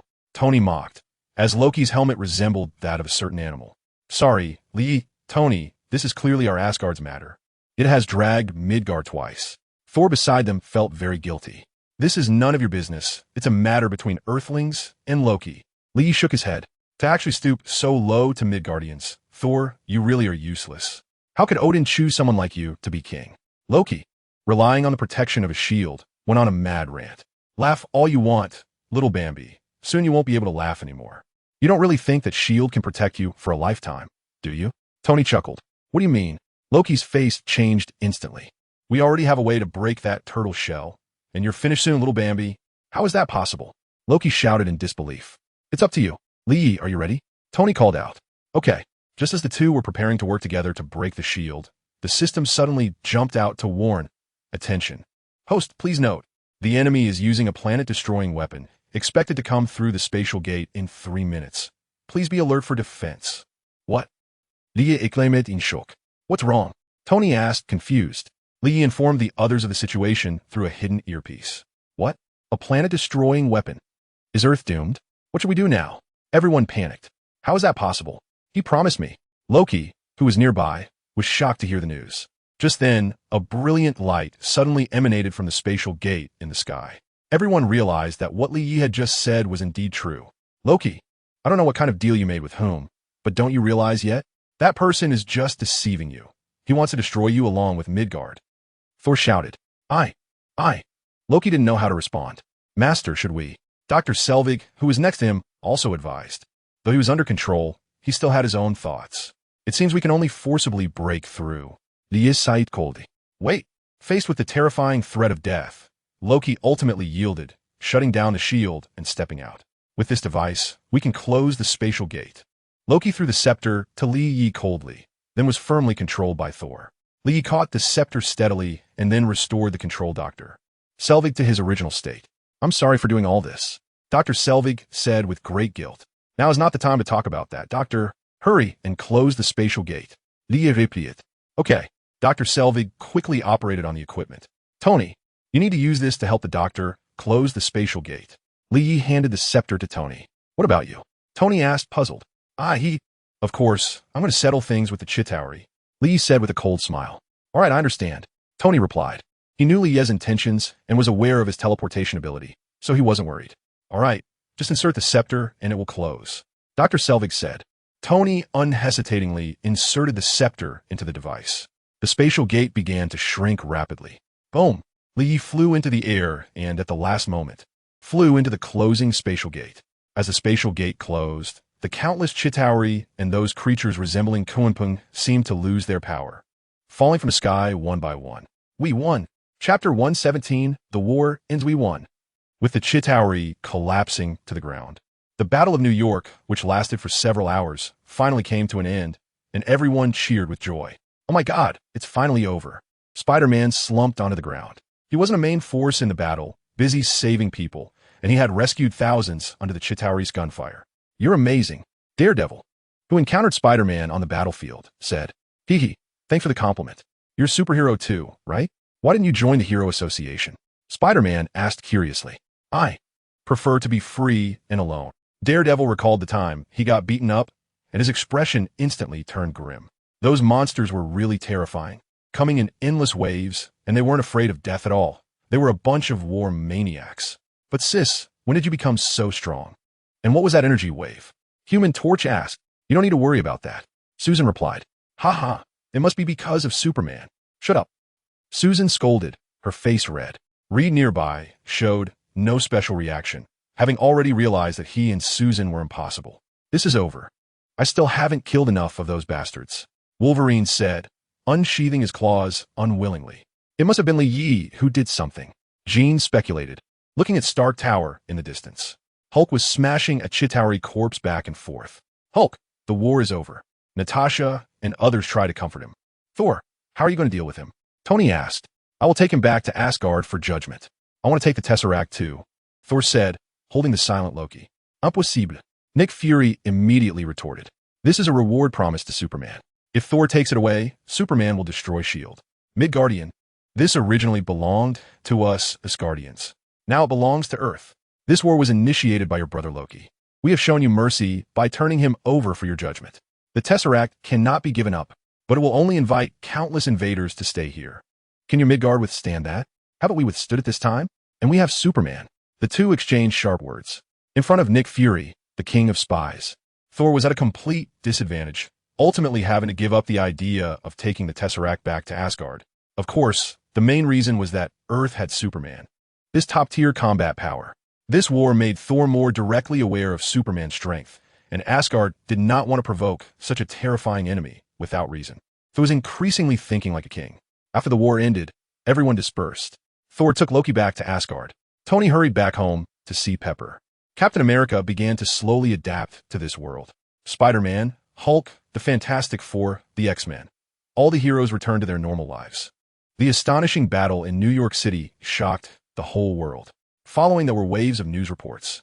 Through these reports, all citizens of Earth learned that aliens truly exist and are filled with hostility towards Earth, having launched an invasion yesterday. In the end, with the joint efforts of superheroes and the military, the aliens were defeated, bringing peace to Earth. It was Superman. Superman saved me. I saw many Supermen appear on the battlefield. Superman is so cool. He just waved his hand lightly, and all those aliens were squashed. I want to be like Superman. Someone who can help everyone and bring hope to all. I'm declaring right here, I must sleep with Superman. Otherwise, I won't date any men for the rest of my life. Uncle Superman, can you come to our house? My mommy's bed is very big. I used to not believe that there were any gods or deities in this world, but now I do. Superman is the embodiment of Jehovah, the Savior, here to rescue this cursed world from Satan. Before this, I didn't think there was any hope left in the world, but now I can say for sure that Superman is a symbol of hope. With him, there is hope. I have cleared out all the strange gods and spirits I used to worship at home. From now on, I will only worship Superman. Join our Superman cult. Believe in Superman. Gain eternal life. Believe in Superman. Come back to life. Believe in Superman. Live a carefree life. With the spread of this news, a new wave of Superman mania swept across the globe. Countless humans began to worship and believe in Superman, and even cults related to Superman emerged, gaining a large number of followers, temporarily outpacing the three major religions. After all, Superman is a living true god, while others cannot even prove their existence. The hero association established by Superman naturally shone brightly, gaining fame and attracting more and more heroes to join, quickly becoming a massive force that made the American government wary. I saw Wonder Woman. Oh my gosh, she looks just like Superman. Her eyes can shoot lasers, and she wiped out a large group of aliens with one sweep. I saw Iron Man flying around in the sky, constantly firing lasers. Beep, beep, beep. Aliens were getting killed left and right. I saw a big green monster. I thought he was going to attack me, but he helped me drive away the aliens. Later I learned he was a superhero from the Hero Association. Spider-Man truly is our good neighbor. I was trapped under a collapsed building, and Spider-Man showed up just in time to help me move it. The X-Men saved me. I used to have a deep misunderstanding of mutants, but now I understand they're just like us, human beings, and we are all part of this planet. The Fantastic Four worked seamlessly together. I saw them team up to kill several large flying monsters. Countless people were in awe of the superheroes' feats in saving the world. What the heck? My house was destroyed by the superheroes. The superheroes must compensate for my losses. Why save so many people but not save her? Why? My child died in this war. I can't find any aliens, and I hope the superheroes can give me an explanation. So many people died in the war. Why not surrender and just give the aliens a piece of land? Isn't it better to trade land for peace? These superheroes are the real culprits. If they hadn't appeared, the aliens wouldn't have invaded. Superheroes can just die. While there were those who marveled, there were naturally dissenters. This world has always been full of debate. Chapter 118. The great battle against the Chitauri fleet time rewinds to when the portal closed. Fire it. With the Chitauri leader's roar, the fully charged annihilation cannon was fired towards the portal. Whoosh! A dark beam of destruction instantly appeared, just as it was about to reach the portal. The portal suddenly began to shrink rapidly, then disappeared, narrowly avoiding the destruction beam. The destruction beam vanished into the endless darkness. Fuck! What's going on? The Chitauri leader roared in anger. Leader, it seems that someone has closed the portal, replied a nearby Chitauri soldier. Closed? Could it be that Asgardian has betrayed us? It's also possible he was captured. So close, so close. Useless. That Asgardian is truly useless. The Chitauri leader cursed. What should we do now, leader? The soldier asked. What else can we do? We can only return. I hope Lord Thanos doesn't he? Thinking of Thanos' terrifying methods made the Chitauri leader shiver. Boom! Suddenly, one of the Chitauri warships exploded, turning the entire ship into cosmic dust. What happened? The Chitauri leader quickly asked. Report, the warship was attacked by an unknown force, replied another warship. Boom! Before it could finish speaking, the responding warship also turned to ashes. Damn, it must be those Earthlings. Some of them must have come through the portal, the Chitauri leader asserted. All warships disperse immediately and activate the shields. Following the Chitauri leader's command, the previously clustered warships quickly spread apart. Did they discover us so quickly? Lee thought to himself. He then stopped hiding and revealed himself. Although he could annihilate the entire fleet with a sneak attack, Lee preferred to confront them head-on. Leader, we found him. It's indeed an Earthling. As soon as Lee appeared, he was immediately scanned. Lord Black Dwarf was killed by this human. Why does this planet have such low technology, yet possesses such powerful warriors? I heard that the woman who likes to meddle in others' affairs also came from this planet. Everyone, aim at that earthling and attack. I want to reduce him to atoms. The Chitauri leader commanded. Yes, leader. All the Chitauri warship cannons were aimed at Li Yi. Whoosh, whoosh, whoosh. Countless energy beams shot towards Li Yi. Boom! The energy beams collided, resulting in a tremendous explosion that filled the surroundings with dazzling light. This is the fate of opposing Lord Thanos. The Chitauri leader sneered. No, he is not dead. The soldier exclaimed, surprised by the data displayed on the computer. What? The Chitauri leader was shocked. As the light gradually faded, Li Yi's figure reappeared on the warship's computer screen. That was quite a nice bath. Li Yi laughed. Although the intensity of these energy rays was significantly higher than that of energy-dispersing nuclear bombs, they still posed no threat to Li Yi. The combination of the power of the horse talisman and the dog talisman is simply overwhelming. Chief, the enemy seems to be attacking, said a soldier. It's fine. His attack will definitely not break through our shield. Keep attacking. The leader of the Chitauri confidently declared. Li Yi stretched his body, assumed a stance, and rushed towards the fleet. Whoosh, whoosh, whoosh. Boom, boom, boom. Countless lasers and missiles were fired at Li Yi. He didn't dodge at all, allowing the attacks to hit him. He charged directly into the front of a warship with his body. Boom! He pierced through the front to the back of the warship, causing it to collapse as he passed, and soon the entire warship was destroyed. Ha ha ha, are you kidding me? He actually destroyed an entire warship just with his body. Does such a being really exist in the universe? What a terrifying monster. The Chitauri were shocked by this scene, their morale beginning to waver. He's coming again. Li Yi turned and flew towards the next warship. Everyone, keep attacking to draw his attention. Prepare the planet-destroying cannon to charge again. I don't believe he can withstand the planet-destroying cannon. The Chitauri leader decisively ordered. Thus, Li Yi single-handedly engaged in battle with the Chitauri warships. However, Li Yi's power was too strong, and in a short time, he destroyed dozens of warships. Is it not charged yet? Seeing the heavy losses of his fleet, the Chitauri leader asked anxiously. If this continues, this fleet will be completely annihilated by that earthling. Chief, it's ready. Aim at him and fire.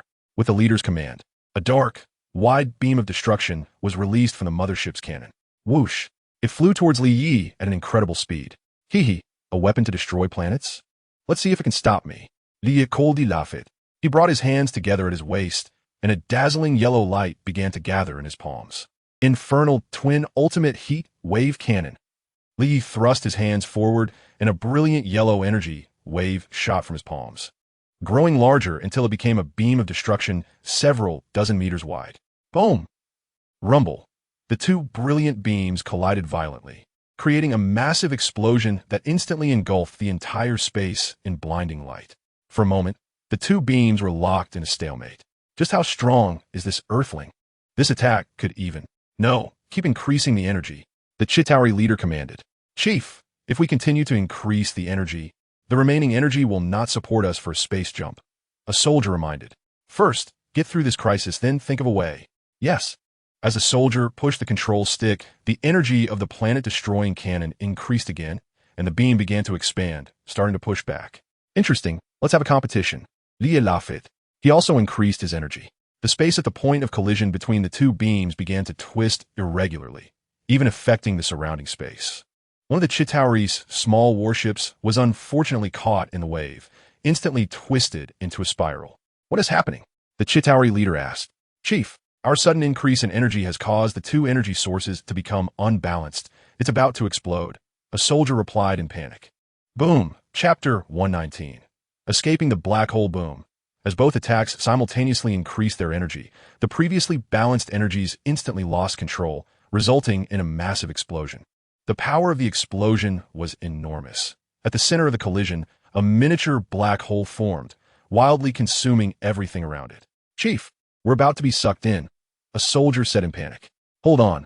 Push the ship with all your might. We must escape the gravitational range of the black hole, the Chitauri leader ordered. Chief, the two planet-destroying cannons have already used 80% of the mothership's energy. We are running low on energy. What? Amid the Chitauri screams, one small warship after another was pulled into the vicinity of the black hole, torn apart and consumed, leaving only their mothership struggling to hold on. However, Li Yi was not significantly affected. He used the power of the talismans to distort the gravitational field around him, making the black hole's pull almost negligible. The power of the talismans is so domineering that it can even ignore mysterious black holes, even if it's just a miniature one. However, he couldn't guarantee that if he got sucked into the black hole, the dog talisman power could keep him alive. Otherwise, Lee would have wanted to go in and take a look. As someone who values his life greatly, Lee naturally would not do anything to endanger himself. In just a few seconds, all the other small Chitauri warships were consumed. Just when a mothership was about to be engulfed, the miniature black hole suddenly disappeared. We are saved. Oh my god, we actually survived. Great, long live. The Chitauri aboard the mothership cheered excitedly. Report the remaining energy of the warship. The Chitauri leader, not having time to mourn the destroyed fleet, hurriedly asked. Chief, there's only 2% left. Which means we can't go back. A soldier answered tremblingly. What? The Chitauri leader was shocked. In this vast universe, what does it mean for a warship to run out of energy? It becomes a pile of space junk, drifting endlessly in the universe. Eternal solitude, eternal despair. Why did this happen? We just escaped from death, only to face an even greater despair. Our Alpha Chitauri army is finished. The Chitauri aboard the mothership cried out in despair. Can we contact headquarters for rescue? The Chitauri leader asked calmly. They weren't all the Chitauri. Those who sided with Thanos were an entire race of Chitauri, and they were merely one of the larger legions, codenamed Alpha. The space storm caused by the black hole has destroyed all communication devices. A soldier replied in despair. Sigh, it seems we are really doomed. The Chitauri leader pondered for a long time, finally letting out a long sigh. However, he did not regret this expedition. To be able to eliminate such a powerful enemy for Lord Thanos, they died for a reason. If it weren't for Lord Thanos taking them in, the Chitauri would have been exterminated by other forces long ago. Thus, the Chitauri people were filled with gratitude towards Lord Thanos and were willing to sacrifice their lives for his great cause. As for that Earthling, in their eyes, that Earthling had been sucked into the black hole just now, disappearing forever into the universe. After all, they had only managed to hold on until the black hole disappeared thanks to the powerful propulsion of their mothership. That Earthling had no protection or equipment and could not possibly withstand the immense gravitational pull of the black hole. Beep, beep, beep at that moment. The Chitauri mothership issued a series of alarm sounds. What happened? Chief, although it's hard to believe, the radar detected a living entity approaching us. What? After the black hole incident, where else could there be other life around us? The Chitauri leader exclaimed in shock. Could it be a survivor from our side? Someone speculated. How is that possible? If it were our people, how could it trigger an alarm? Someone immediately retorted. Could it be that Earthling is still alive? Are you kidding? That was a black hole. How could any being escape from it? But have you ever seen a being that can emit energy comparable to a planet-destroying cannon just by its own body? The Chitauri on the battleship began to discuss. However, they quickly ceased their discussions as Yi appeared directly on their battleship screen. My god, what a terrifying monster. We're actually fighting against such a powerful being. What does he want? He doesn't plan to kill us all, does he? Bang. Yi did not act as they expected and attack immediately. Instead, he broke through the battleship and flew in. Take me to your commander. Dia ordered it Ashitori. Earthling, you wish. The Chitauri, though terrified, firmly refused. Oh, you still dare to defy my orders? Interesting. Dia Simidet. He held the Chitauri race in high regard. After all, the lives of everyone on the entire battleship were within Lie's thoughts, and yet they still dared to resist. Such conviction could not be deemed unyielding. Indeed, every race that could walk from the surface to the universe should not be underestimated. They too had triumphed over countless races to reach this day. Just like humanity, which eliminated countless races over millions of years of evolution to become the dominant species on Earth. I'll give you one more chance. Are you sure you want to listen to my orders? Li continued to smile. However, that smile looked terrifying in the eyes of the Chitauri. Absolutely not. The surrounding Chitauri shouted in unison. Then you shall die. Li raised his hand, and terrifying gravity instantly acted upon them, crushing their bodies madly. Crack, crack. This group of Chitauri let out painful howls, with their bones beginning to emit sounds of unbearable strain. If you're not to be used by me, then die. Li increased the gravity again. Bang! A group of Chitauri was instantly turned into meat paste, bones, minced meat, and blood merging into one. Although Li admired their conviction a bit, it didn't mean he would indulge them. Apart from those Li cared about, he could kill anyone. Now then, Li turned to another group of Chitauri. Refuse. Despite being terrified to the extreme, this group of Chitauri still chose to refuse. Very well, die then. Saying this, he was about to use the same method to kill them. Wait. At that moment, a voice suddenly came through. Then a hatch opened, and an unusual Chitauri emerged. It was the Chitauri leader. I am the commander of this battleship. You can call me Kook. Come at me with whatever you want. Let go of my crew. Kook said fearlessly. Hee, I was just looking for you. You really have a lot of guts to dare invade my planet. It. This powerful sir, it's all a misunderstanding. We had no idea that planet had someone as powerful as you. Otherwise, we would never have attacked your planet. Kook said respectfully. This respect was for the strong. A law of the jungle, the cosmic principle. I've heard you are Thanos' subordinates? Yes, sir, we are the Alpha Chitauri Legion under His Majesty Thanos. I want to speak with him. Get me in touch with him. Chapter 120. Provocation of Thanos, sir. Kook was in a difficult position. What? Can't do it? Then all of you can die. Koldi. He then expanded the range of gravity to the entire battleship. All the Chitauri on the battleship were pressed to the ground. Faced with the godlike Yi, they had no power to fight back. Just like unarmed earthlings being slaughtered before them. What is this called? This is called the Wheel of Fortune turning. The heavens showing favor to whom? Sir, the communicator is completely damaged, Kook shouted urgently. So that is how it is. You should have said so earlier. Yi revoked the gravity. We survived. Kook gasped. Although they had long been prepared for sacrifice, if they could survive, who would want to die? Death represents the loss of everything, an endless void. Nothing is more terrifying than death. Take me to your control room. I'll help you fix it. What? Sir, are you joking? Kook was shocked. Just a moment ago, he wanted to kill them, and now he is being so kind? What do you say? Sir, please follow me. Kook led Yi to the mothership's control room. The Chitauri in the control room watched Yi warily. Continue your work. This sir is here to help us. Kook shouted at the surrounding Chitauri. He was afraid that their fearful gazes would anger this capricious living devil. Sir, this is our communication device. Kook pointed to a device resembling an antenna. Li didn't even glance at it, and casually released a beam of white light. Ziz, hello. This is Temple Number 1. Alpha Legion, please respond. The previously damaged communication device immediately made sound. Chief, the communicator is functioning normally. An excited soldier said next to him. Kook hurried forward. I am Kook, commander of the Alpha Legion. What is the current battle situation? The person on the other end asked. Stop talking nonsense. Quickly get me in touch with Thanos. Just as Kook was about to reply, Li directly interrupted. Who are you? How dare you directly call His Majesty Thanos? The person on the other end asked excitedly. Li did not answer and looked at Kook with a dangerous gaze. Kook was startled and quickly said into the communicator. The Alpha fleet has been completely destroyed. I have very important intelligence to report to His Majesty Thanos. Please help me contact him. Be specific. Stop wasting time. My intelligence is extremely important. Can you take responsibility if there's a delay? All right, I understand. The person on the other end, frightened by Kook's shout, quickly went to contact Thanos. After a while, a figure appeared on screen. It was Thanos' chief lieutenant, Ebony Maw. What important intelligence do you have? Ebony Maw asked blandly. Kook was about to answer when Yi directly pushed him aside. The fleet you sent to Earth has been completely annihilated. I did it, Li said with a smile. There was silence on the scene. You are the powerful warrior the Asgardian spoke of? That's right, it's me. To actually kill Black Dwarf and destroy the Alpha fleet. Your strength is indeed formidable. So what is your purpose? Ebony Maw asked, puzzled. I want to see Thanos. Li stated directly. Ebony Maw pondered for a moment. With your strength, you are indeed qualified to meet His Majesty Thanos. I will go inform him. After a while, the screen changed to show a purple alien sitting on a throne. It was the Cosmic Emperor Thanos himself. At this moment, the two powerful beings finally met. No matter how far apart they were. Earthling, Thanos. The two stared at each other for a moment before speaking simultaneously. Earthling, state your name. A powerful being like you deserves to have your name remembered. Thanos said lightly. Li, you can also call me Superman. Li replied with a smile.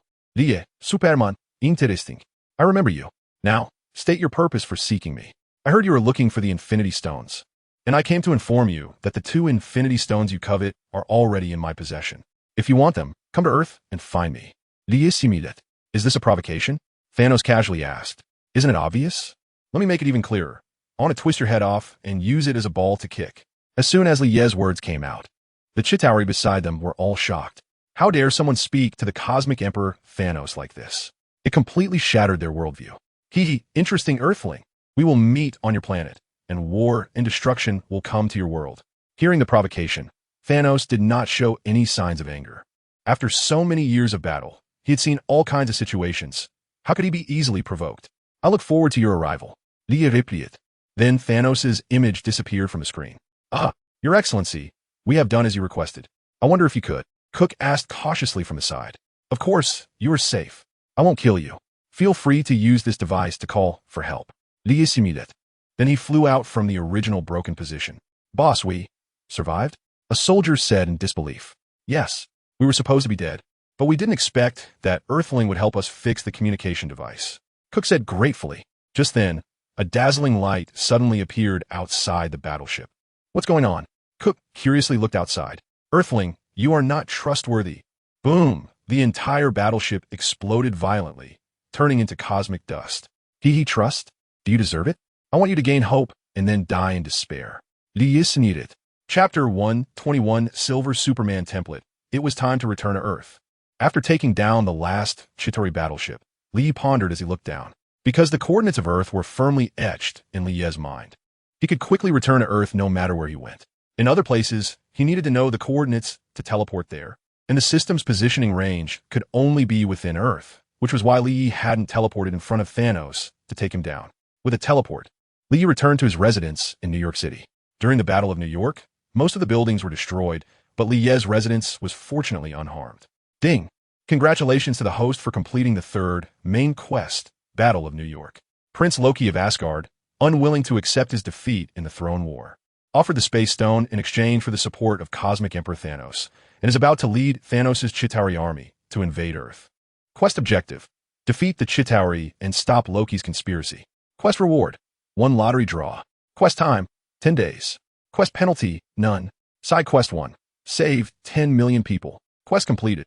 Current completion: 132452451000000. Quest reward: 1 lottery draw. Quest time: no limit. Side quest 2: gain 1 million reputation points. Subsequent quests to be updated. Needs current quest completion. Current reputation value: 2000001000000. Subsequent quests to be updated. Needs current quest completion. The host now has 2 lottery opportunities. Would you like to use them? The system suddenly popped up a series of prompts. Side quest 1 was also completed due to saving New York City. Strictly speaking, Lee should be considered as having saved all humanity. After all, if the Chitauri broke through New York's defenses, the entire world would fall. However, the system only recognized that he saved the residents of New York City. Perhaps only when the Chitauri spread across the world and then he acted could it be considered as saving all humanity. But Lee couldn't do that. He would rather keep the disaster confined to America. Forget it. Anyway, he already had 2 lottery opportunities. Lee waved his hand, not wanting to dwell on it. System, start the lottery. Lee ordered it, secretly praying, please don't give me another useless item like the T-virus serum. Understood, host. The system replied. Then the familiar big spinning wheel appeared before Lee again, still filled with 126,852 items from various worlds. The pointer on the wheel began to spin rapidly and slowly came to a stop after a while. A light burst from the spot where the pointer stopped, slowly transforming into an ancient book. Congratulations, host. You have drawn a martial arts manual from the High Martial World Feng Yun. 3 parts returned to Yuan Qi. The system announced. A martial arts manual? Another useless item. Li is Seekit.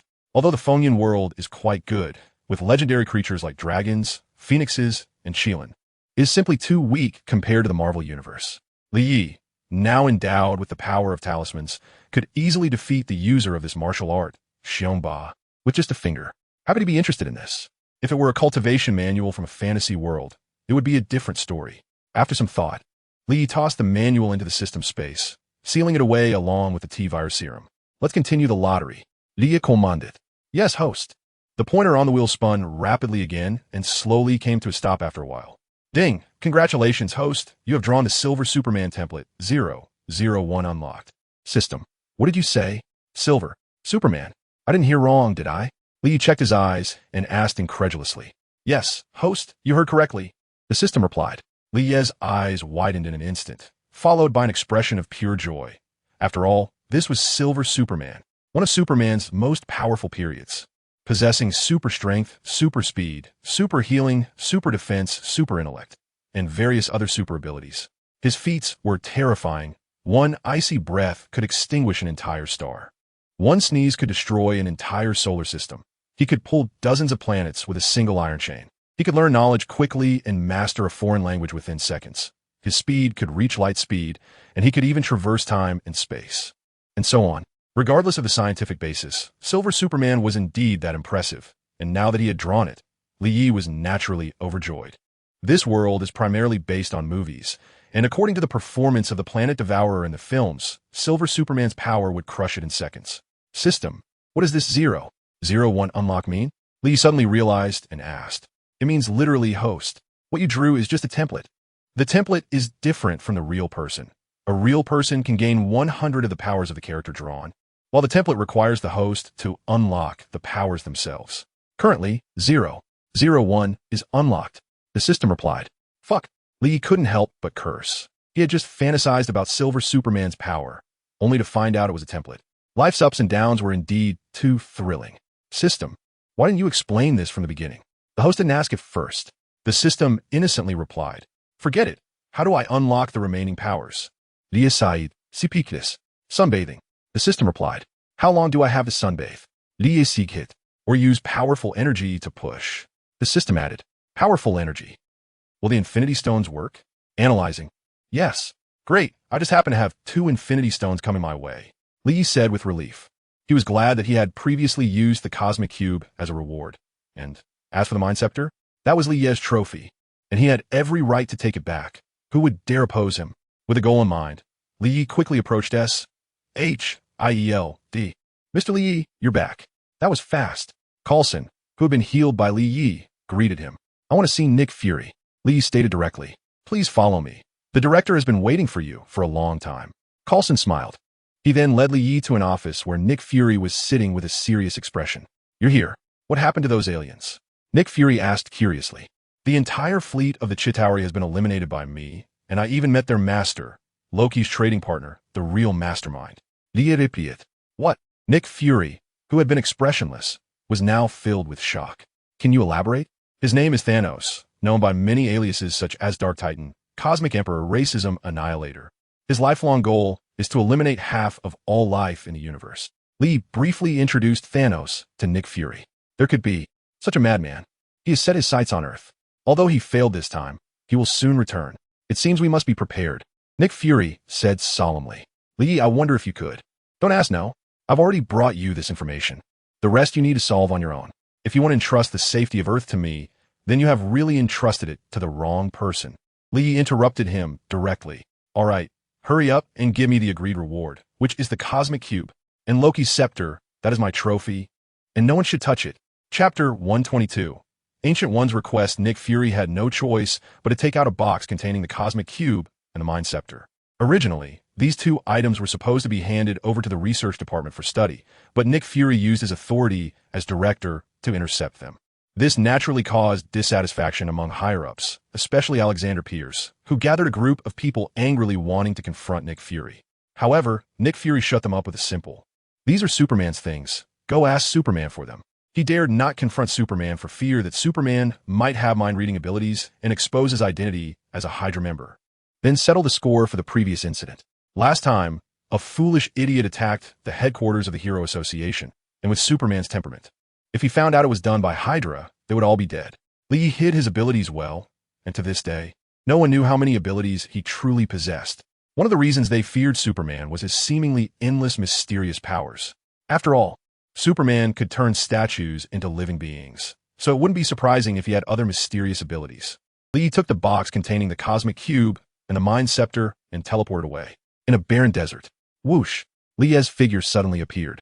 He came here with the purpose of using the powerful energy of the 2 Infinity Stones to unlock the Silver Superman template and enhance his own power. He had a vague feeling that Earth would soon face a crisis of destruction, and he needed to gain powerful abilities to feel secure. System, how do I use it? Liaskit. Host, just hold the Infinity Stones in your hands. The system replied. That's simple. The energy of the Infinity Stones was incredibly powerful. Ordinary people could not touch them without the aid of other devices. If they tried to touch them directly, the immense power would instantly tear their bodies apart. Even the powerful Thanos suffered greatly from holding the Power Stone with his bare hands. But for Li Yi, who possessed the power of talismans, this was not a concern at all. Even if the energy of the Infinity Stones could harm Li Ye's body, it would be instantly repaired by the talisman power. Li Yi first crushed the Cosmic Cube, taking out the blue space gem inside, and then removed the yellow mind gem from the top of his staff. Each hand held one infinity gem. ZZZZ. The moment they made contact, the energy of the infinity gems began to act on Li Ye's body. It felt quite comfortable, as if he were soaking in a hot spring. Li Ye laughed. Ding, the Silver Superman template is unlocking. 0, 0, 2, 0, 0, 3, 0, 0, 4.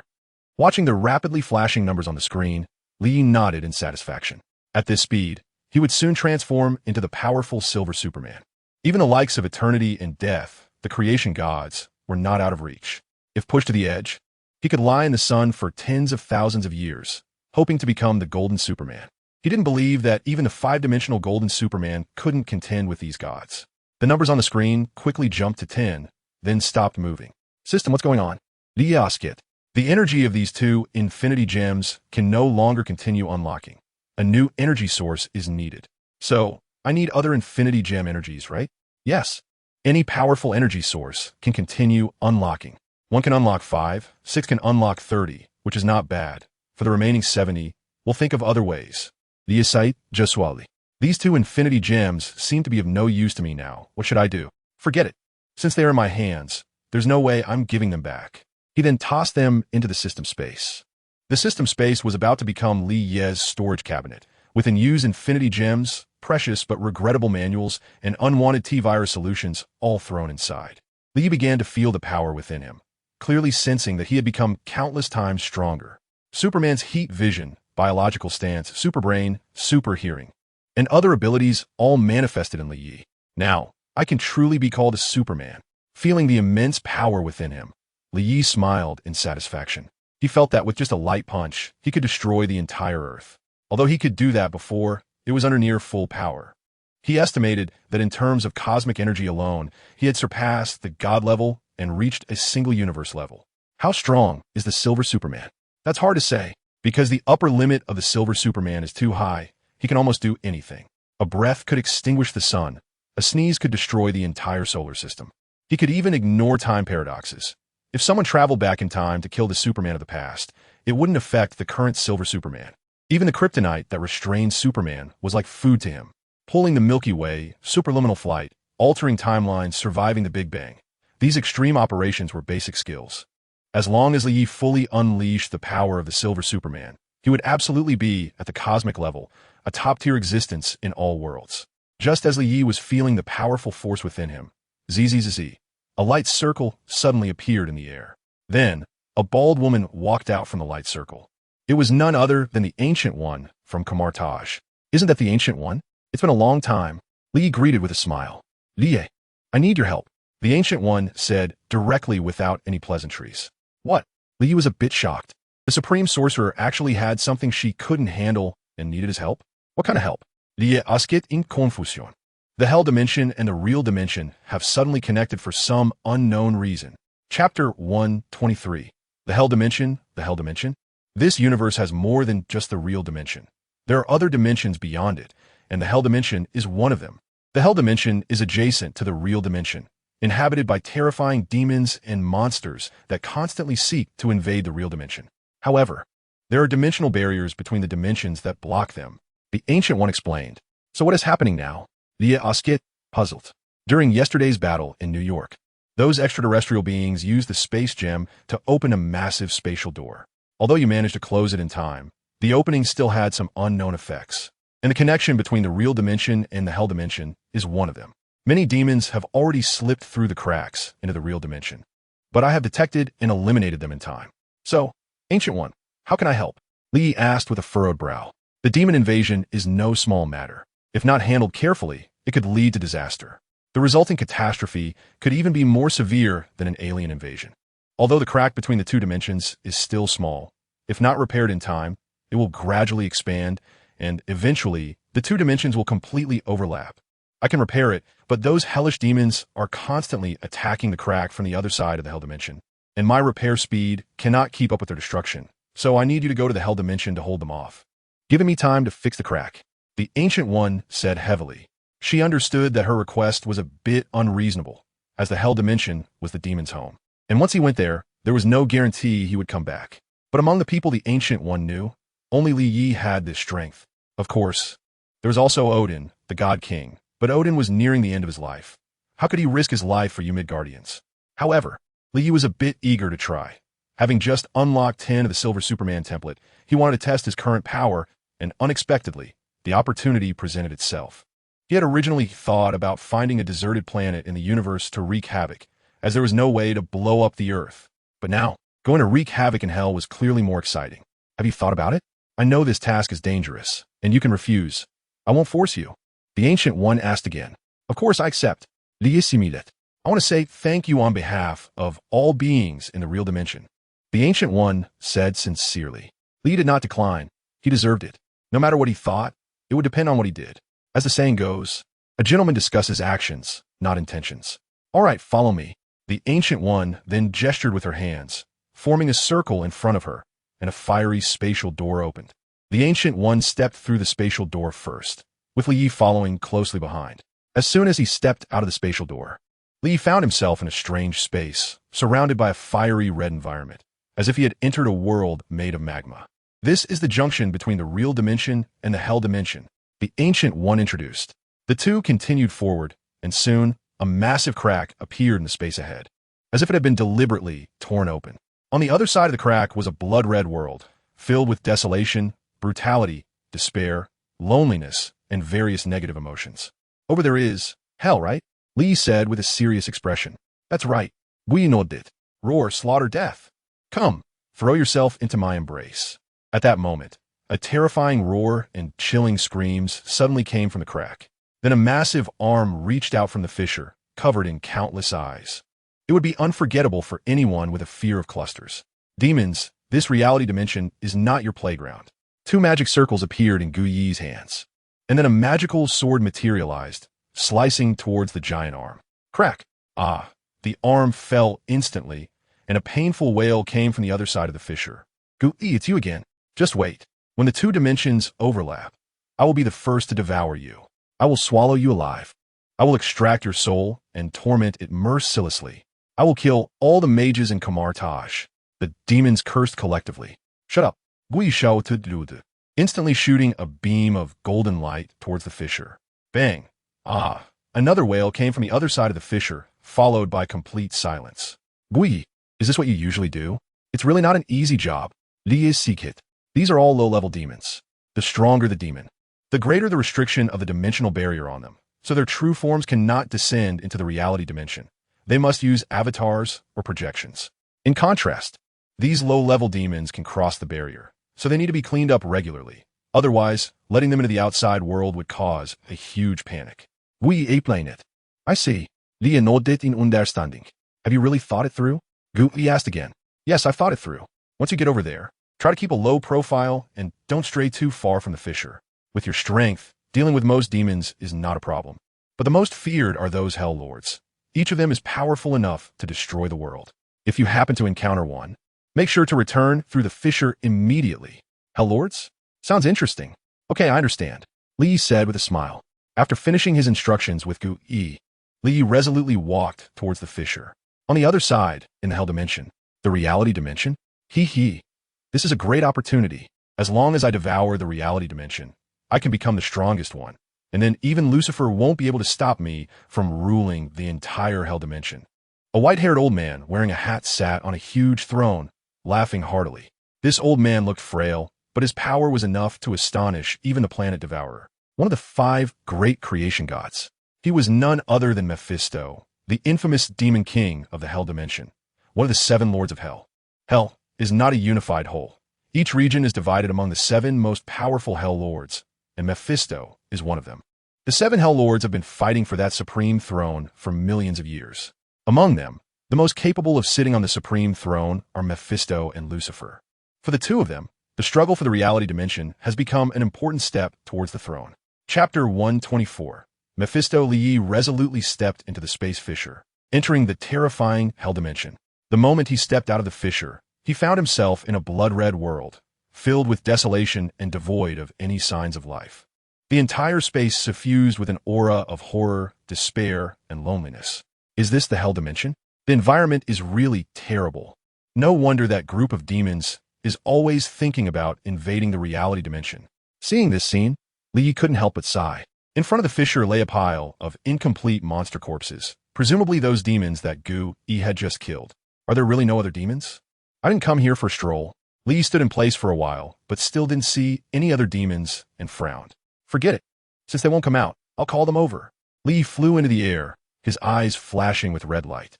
Whoosh! Heat rays reaching tens of thousands of degrees were released from Lee's eyes. Lee spun around, cutting everything around him in a 360-degree arc bang. Rumbling, distant mountains and giant rocks were sliced in half. Who is it? So lacking in public morals. Can't you see I'm trying to sleep? Bastard, come out. How dare you wake me up? I'll eat you. Can't you see I'm eating? Thousands of oddly shaped demons appeared before Li Yi, cursing and complaining. The moment they saw Li Yi, they were all stunned. Hi, how are you? Li Yi greeted dumbfoundedly. I can't be seeing this wrong, right? Hey, living human? No, you definitely are not mistaken. That is indeed a living human. Ha ha ha. I haven't eaten a human in so long. I've almost forgotten what they taste like. Get out of the way, yes mine. No, you get out of the way, I saw him first. Human, come here. Let me have a taste. Get lost, I'm coming first. Seeing a living human, this group of demons actually started to argue. After all, the reality dimension and the hell dimension have been separated for too long. The last time they ate meat was in the ancient times over 10,000 years ago. So naturally, they were excited to see a living human again. Stop arguing. How to divide it can be discussed later. First, kill him, or he might run away. At this moment, one of the demons shouted. Right? The demons suddenly realized, and they all rushed towards Li Yi. Roar, growling like beasts. A bunch of trash wants to eat me? Li Yi scoffed, and the heat rays were released instantly. Whoosh! They directly hit the demons, rushing forward. Ah! The demons turned to ashes amidst the screams.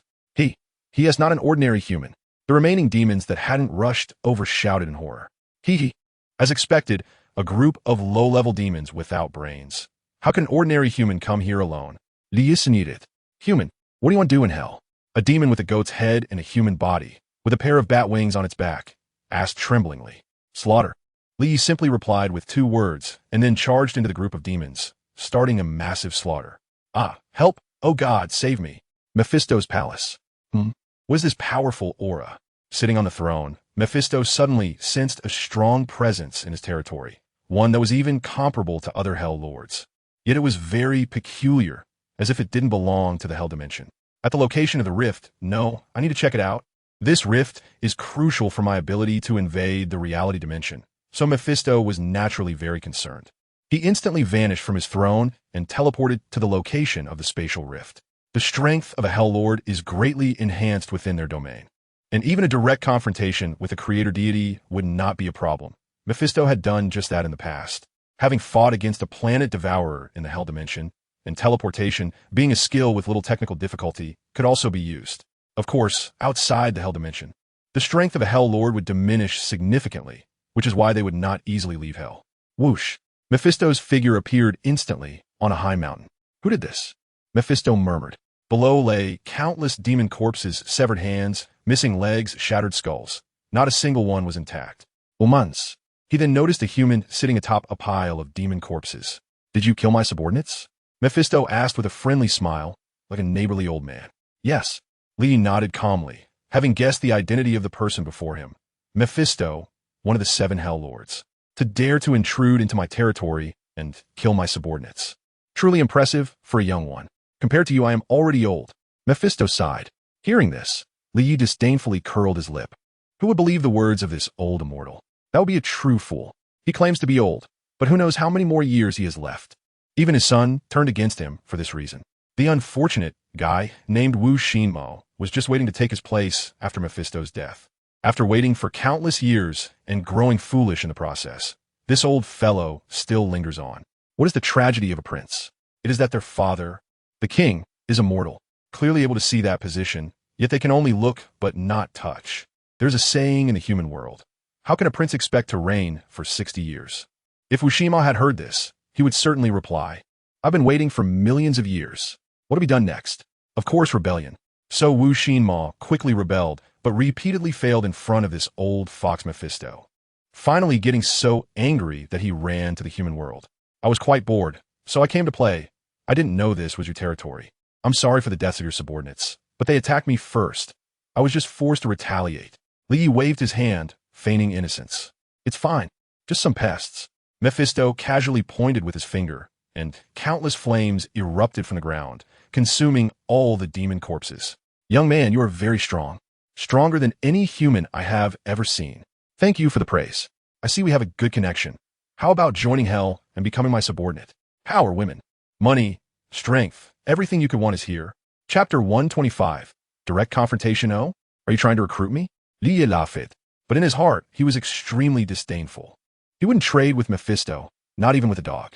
Who in the entire universe doesn't know that the Demon King Mephisto loves to deceive? Trust doesn't exist with him. Yes, how about it? Are you interested? Mephisto smiled. He had his eyes on Li Yi's powerful strength. If he could recruit Li Yi, it would greatly aid his ambition to unify hell. Even if you want to recruit me, you should show some sincerity. No sincerity.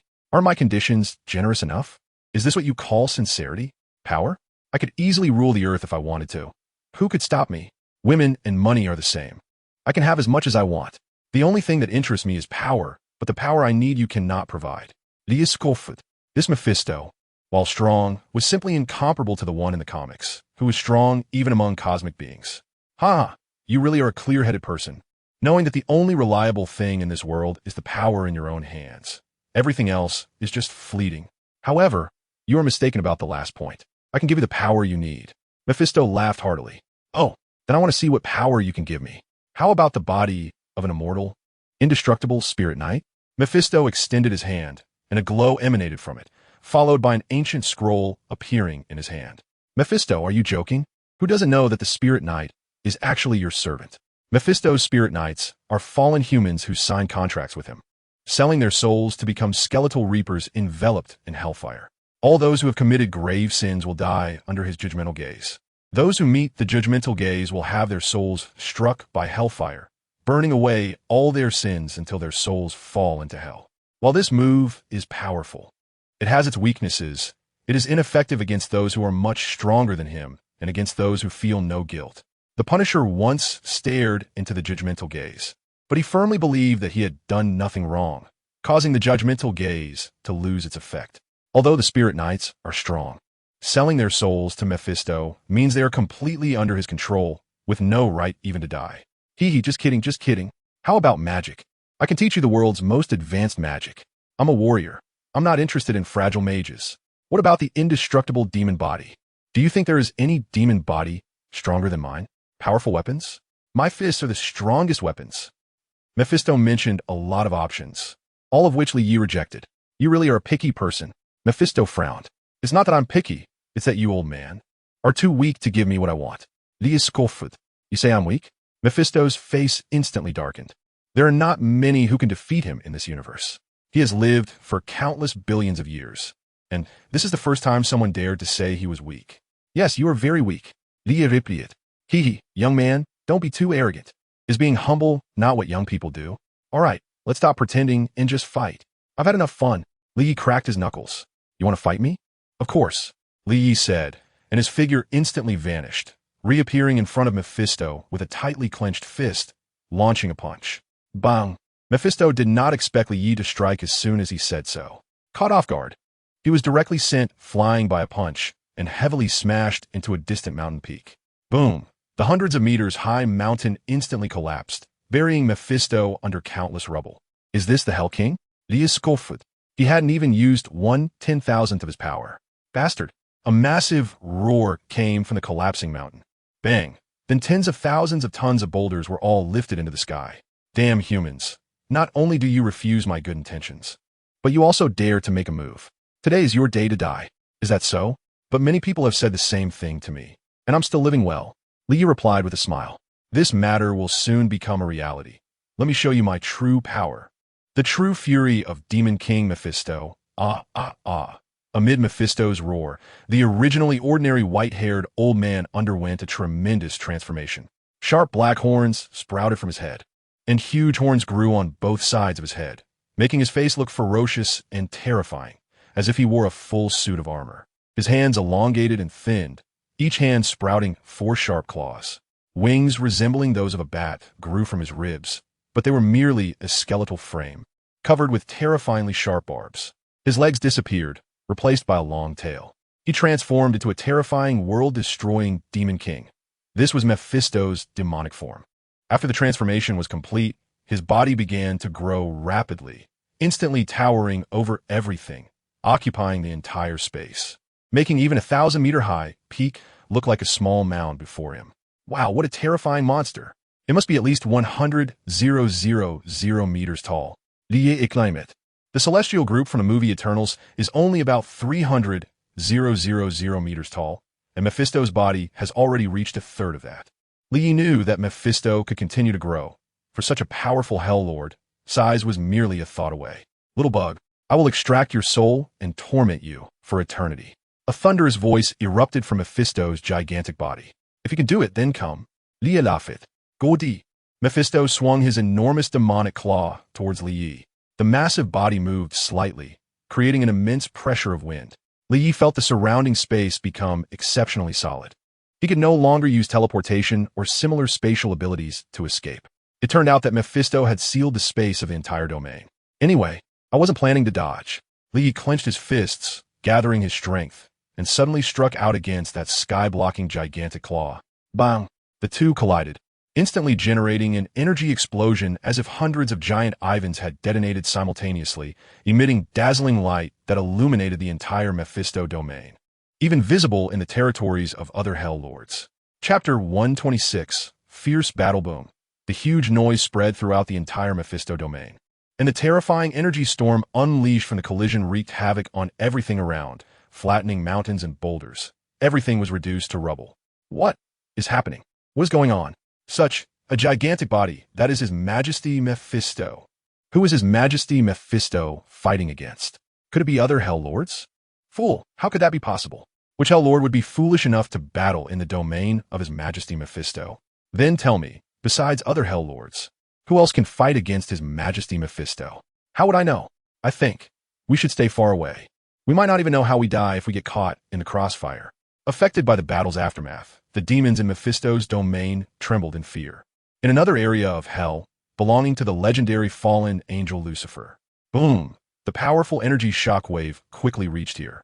Such a strong energy impact. Who is that old Mephisto fighting against? Sitting on a high throne was a handsome man in a suit, delicately tasting a glass of red wine. The man in the suit was the earthly incarnation of fallen angel Lucifer. Unlike Mephisto, who liked to appear old, he preferred to take the form of a handsome human male. According to legend, God created the world, and all things bowed before him. The angels surrounded God in heaven, accepting and executing his will, assisting him in managing the world and praising his deeds. Lucifer was once the six-winged seraphim before God, the most beautiful and noble among angels, assisting God, praising him, and accompanying him without doubt, dissent, or war, day after day, year after year. One day, God looked at the orderly world and decided to create a new and unique being. Thus, in his image, he created the first human ancestor, Adam, placing him in the Garden of Eden to live freely. God then brought Adam to the temple, anointing him as the Messiah, and summoned all the angels, instructing them to kneel and pay respect to him. The angels, including Michael, obeyed the command out of their profound faith in God, but Lucifer hesitated. The angels had no freedom left and could not lose their dignity and pride. Faced with Michael's kind advice, Lucifer politely declined. I have served God for tens of thousands of years. In terms of merit, I stand above Adam. As a six-winged seraph, I rank just below God. In terms of origin, I am above Adam. I wield unparalleled power. In terms of strength, I am above Adam. Why should I bow to him? Before Adam, Lucifer resolutely refused to bow down, and the angels behind him also refused to kneel to Adam. Faced with a rebellious son, God issued a command again, hoping Lucifer would obey. Before God's majesty, Lucifer still disobeyed.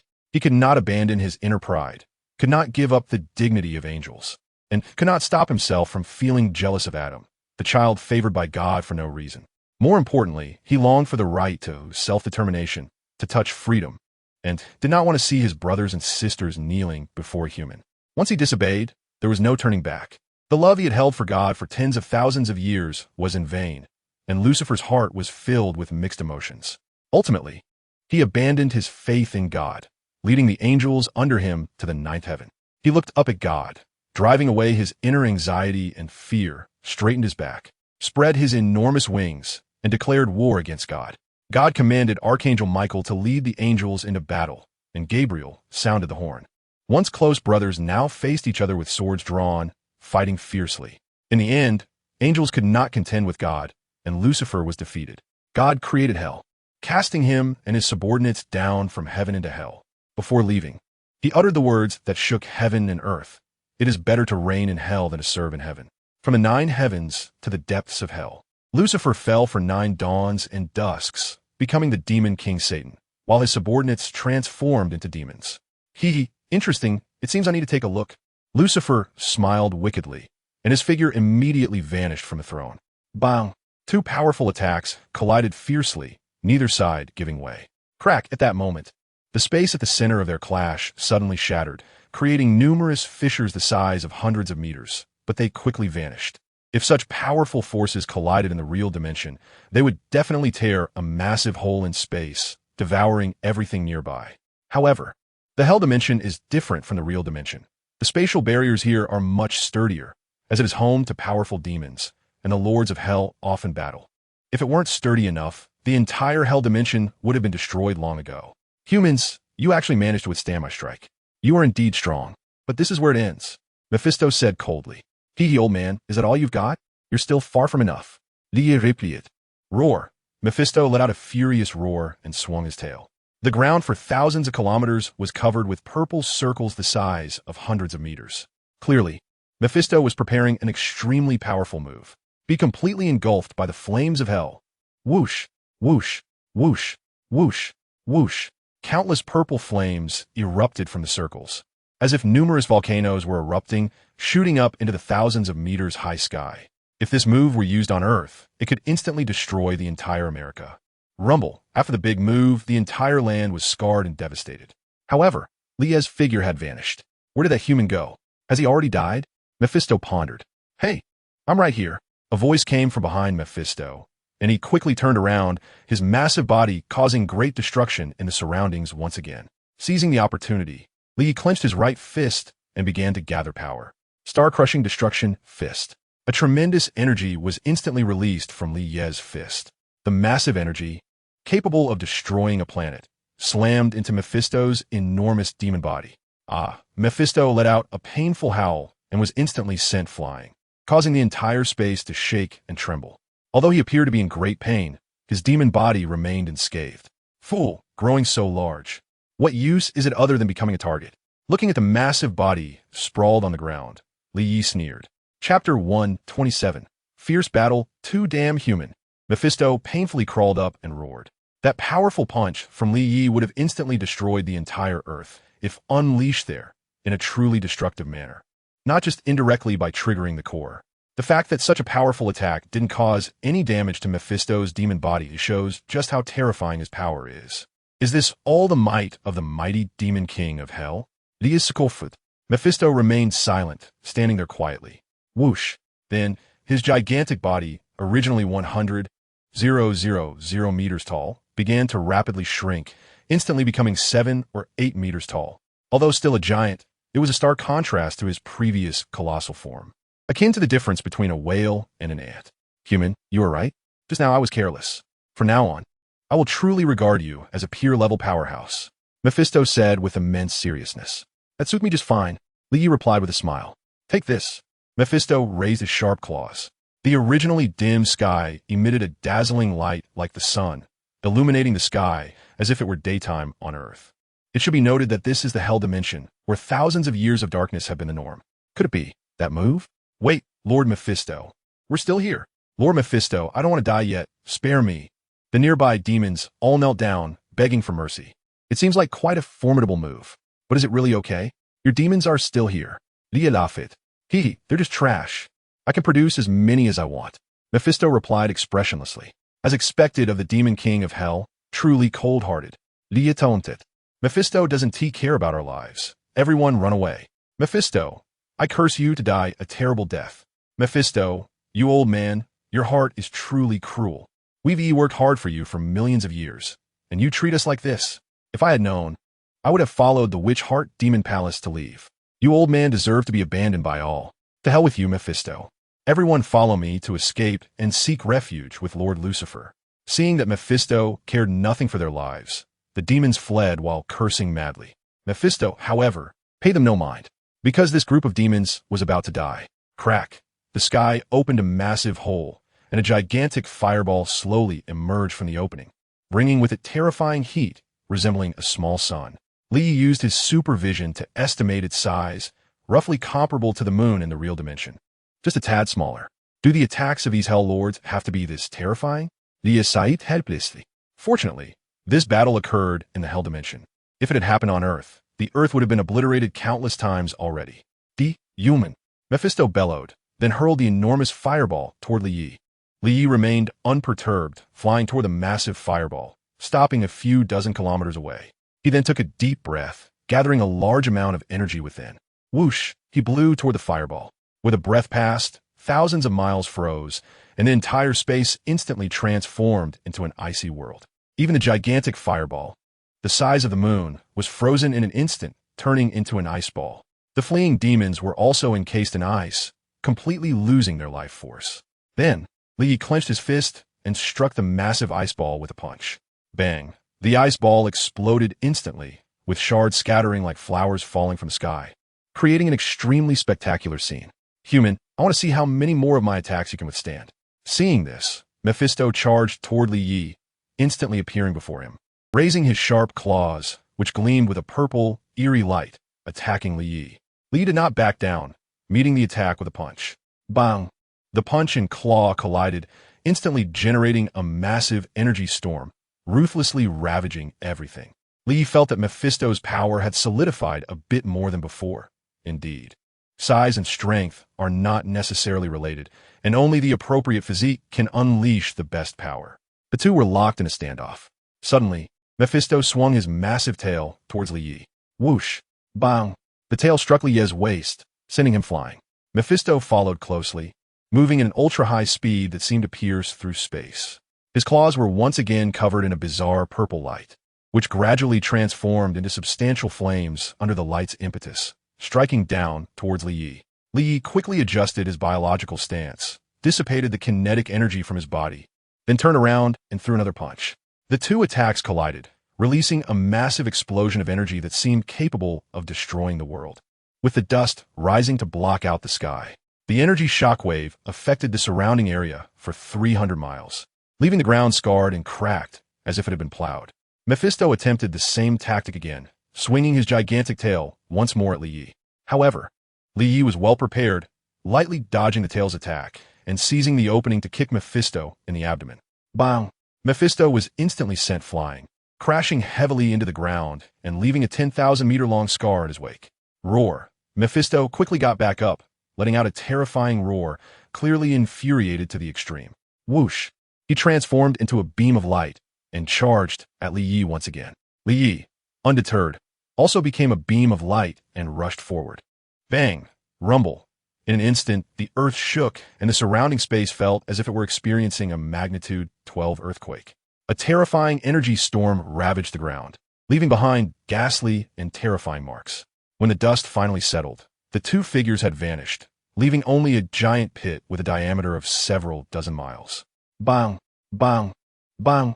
The sound of fierce collisions echoed in the space as the two fought intensely at nearly the speed of light, each impact leaving massive damage to the space.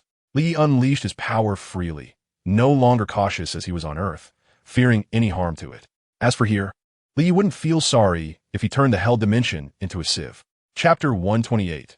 Lucifer's arrival. One human and one demon had been battling for nearly 2 hours, with no clear victor.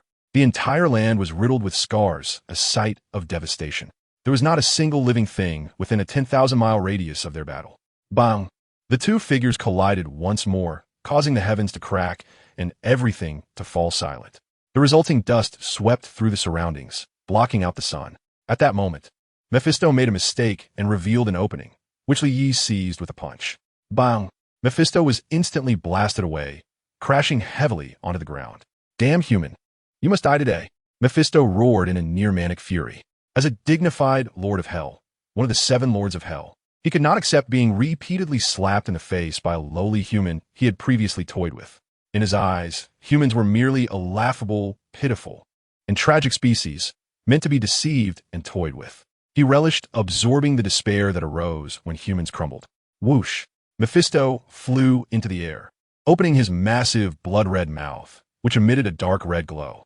Crackle, rumble, small bolts of lightning constantly radiated around Mephisto, and the space trembled continuously. This was a sign of excessive power accumulation. Has this old fool gone mad? Is he planning to destroy his own domain and that human along with it? It seems this old guy has lost his sanity due to the stimulus. Lucifer, who had already arrived in the shadows, watched Mephisto's actions with confusion. Although he understood Mephisto's intentions, Lucifer had no plan to intervene. They were in a competitive relationship. Among the 7 Lords of Hell, Mephisto was the strongest and had the most hope of unifying the Hell Dimension. If Mephisto destroyed his own domain, he would surely suffer greatly, weakening his power. That would be the best opportunity for Lucifer to unify the Hell Dimension and ascend to the highest throne. Unifying the Hell Dimension would give him the capital to take revenge on God. For countless millennia, he had been thinking about revenge, counterattacking heaven, and killing that biased old man God. Although he didn't know how a human had become so powerful, it was indeed a great help to him. Lucifer chuckled. On the ground, Li Yi, possessing a superbrain, quickly guessed Mephisto's actions, but he didn't care much. After all, he was a silver Superman, an ultimate being that remained unscathed even during the explosion of a universe. Although he currently had only 10% of his power, killing him was not that simple, unless Mephisto could blow up the entire Hell Dimension. Let me clarify a bit. While the Hell Dimension is adjacent to the reality dimension, it is much smaller and has a much harsher environment, which is why countless demons want to invade the reality dimension to seize living space. Roar, Mephisto shouted, unleashing a beam of destructive light from his mouth, which instantly expanded to thousands of meters in size, attacking Li Yi with the force to destroy heaven and earth. Infernal dual explosive wave cannon. Li Yi clasped his hands together and instantly released a massive yellow energy wave in response. If it were purely the power of the talisman, it would naturally be unable to withstand Mephisto's destructive light beam, as the talisman power could only elevate Li Yi to the level of a celestial father. However, the absurdity of the talisman power lies in the fact that the stronger the host, the stronger the talisman power becomes. As Li Yi transformed into Silver Superman, his power increased exponentially, and so did the talisman power. Bang! The 2 world-ending attacks collided violently, instantly causing the heavens to collapse and gods and demons to perish. A terrifying energy storm violently tore apart the space, leaving behind ghastly and terrifying spatial rifts that quickly spread and split.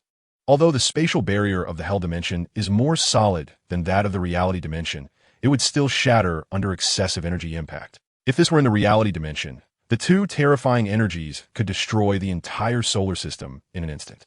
Even from a distance, Lucifer had to deploy a protective shield just to barely withstand the effects. Bang! Rumble! The spatial barrier could no longer withstand the energy impact, completely shattering and forming a massive rift thousands of miles wide. On the other side of the rift was darkness, empty and devoid of anything, only endless void, resembling hell even more than hell itself. Once the massive rift opened, it began to devour everything frantically. The 2 world-ending energies were the first to be consumed, without stirring a single ripple. Although its devouring power was terrifying, its impact on the 3 cosmic-level powerhouses was minimal. After devouring nearly 1/3 of Mephisto's domain, the giant rift finally closed with satisfaction. This was a significant loss for Mephisto, and his power would surely be greatly diminished, completely breaking the balance with Lucifer and losing the opportunity to unify the Hell Dimension. Mephisto, I'm still alive. Li arrogantly gave himself a thumbs up. Talismans. Mephisto cursed as he charged towards Li Yi, wanting to continue the battle. That's enough. At that moment, a pillar of light appeared between the 2 figures. Lucifer slowly revealed himself. Who is it now? It's you. Mephisto and Li Yi spoke simultaneously. Greetings, esteemed human warrior. I am pleased to meet you. You may call me Lucifer. I believe you have heard of my deeds on earth. Lucifer said humbly. The fallen angel Lucifer? I didn't expect to meet you here, Li said with a hint of surprise. Lucifer did not behave like a terrifying lord of hell, but rather like a polite gentleman. Lucifer, what brings you to my domain? Mephisto asked coldly. Old man. The commotion you've caused is so great that the entire hell knows about it. What do you think I'm here for? Lucifer replied. Are you trying to interfere with this battle? Mephisto instantly became alert. Old man, this battle has already caused too much damage to the hell dimension. It must be stopped. Impossible. That damned human must die here today. Mephisto refused. He had paid such a great price. If he allowed this human to leave hell safely, what would that make him? A fool? Hey, you talk as if you can do something about me. Li scoffed from the side. I will absolutely not let him go. Mephisto said word by word. That is not up to you. Lucifer sneered. Buzz, with arms outstretched, powerful magic instantly manifested around him. Are you threatening me? What do you think? Chapter 129 Return to the Reality Dimension. Lucifer, don't you think you're meddling a bit too much? Mephisto said coldly. Mephisto, we've known each other for so many years. Don't you still know me? I love to meddle. Lucifer replied, with a playful expression. Upon hearing this, Mephisto immediately activated his magic, intending to battle Lucifer. But after hesitating for a moment, he chose to give up. His power was already on par with Lucifer's. And now that he was severely weakened, fighting Lucifer would only bring humiliation. Moreover, there was a human next to them whose strength was not inferior to theirs. Once the battle started, both would undoubtedly gang up on him, and he knew there would be no fair fight. As an old monster who didn't know how many years he had lived, Mephisto naturally wouldn't do something so foolish. Fine, we're not done with this today. Now, get out of my domain immediately, Mephisto said half-heartedly. Not so fast. I still need to use the spatial rift in your domain to return to the reality dimension, Li said with a sly smile. He wanted to provoke Mephisto into continuing the fight, so he would have a reason to destroy his domain more thoroughly. Why let him strike first? Of course, it was because of Lucifer beside him. Although Lucifer was ostensibly on his side now, if he struck first, Lucifer, as part of hell, regardless of whether it was a pretense, would have to battle him. Li did not believe he could defeat two great lords of hell. And he also didn't know if continuing the fight would attract other lords of hell. Human, don't get too cocky. I will slowly settle this score with you. Mephisto was indeed provoked, and said through gritted teeth. But to Li's disappointment, he chose not to continue fighting. After speaking, Mephisto transformed into a beam of light and disappeared, not wanting to bicker with the two anymore, and implicitly allowing Li to stay in his domain. Thank you for your help, Lord Lucifer. Li Said politely. No need to be polite. I am just maintaining the stability of hell. Lucifer waved generously. I don't believe you. Li secretly scoffed. Why didn't you show up when the battle just started? You had to wait until now. It's clear you're trying to exhaust Mephisto's power and take the opportunity to unify the hell dimension. Lucifer's intentions are as obvious as daylight. However, Li did not expose it. It's quite surprising to see a powerful warrior like you among humans. Just lucky. Seeing your battle with Mephisto, I'm feeling a bit itchy to fight. Let us have a match when we have time. These are just small tricks of mine, nothing to mention. The two continued to exchange pleasantries. I think we get along quite well. My palace is very large. Would you like to visit?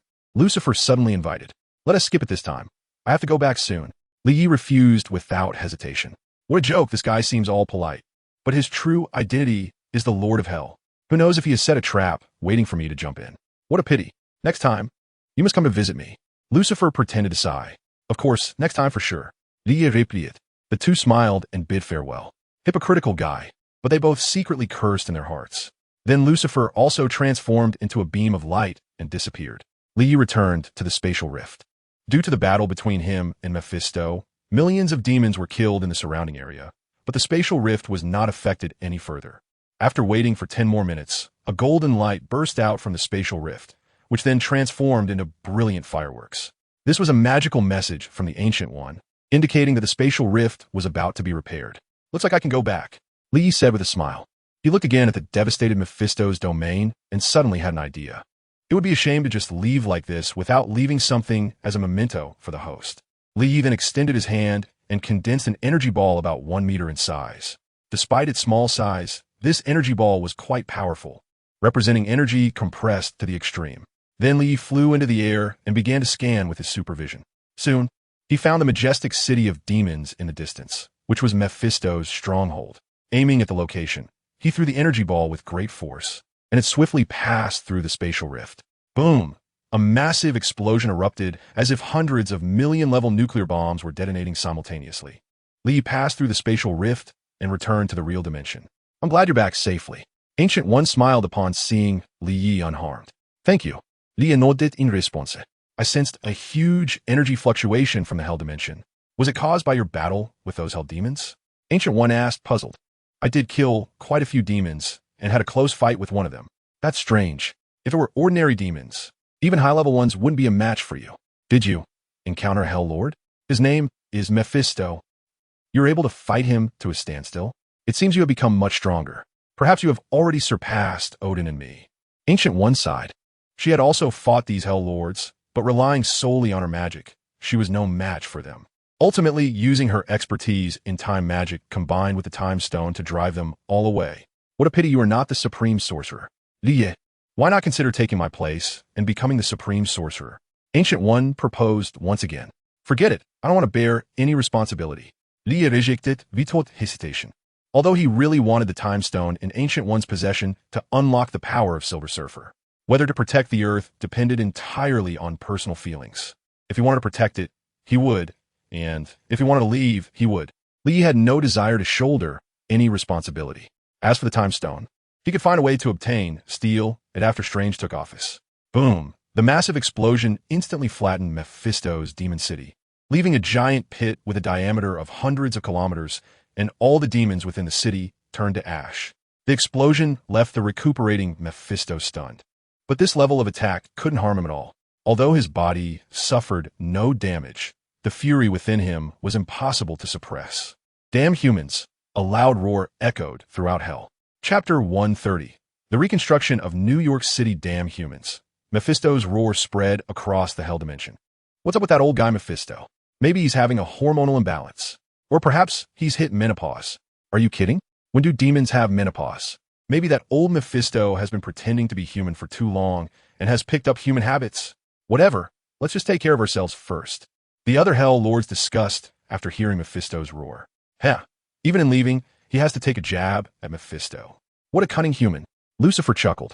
Mephisto, who had been tricked by Li Yi, certainly wouldn't let it go easily and immediately began his revenge plan.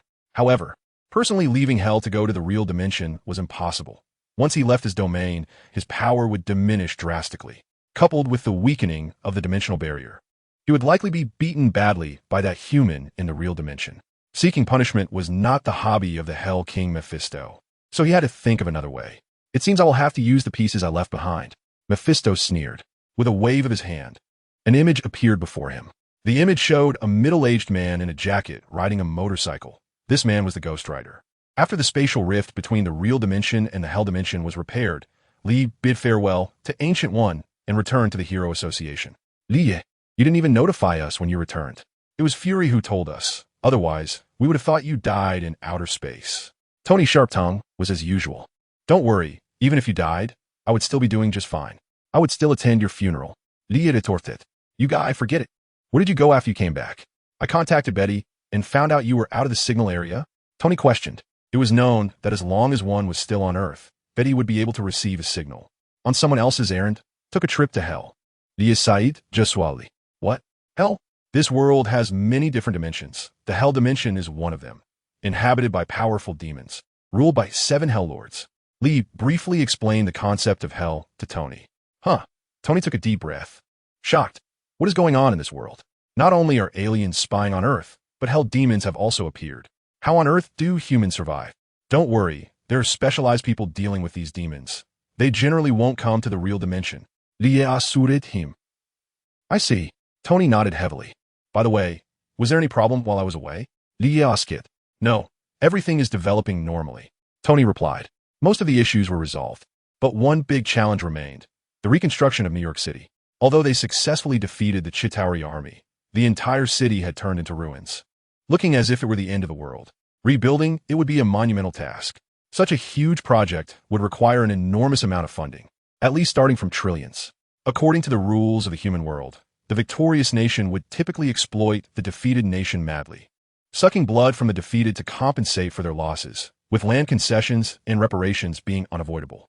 However, This was a war against aliens. The aliens lost and just packed up and left.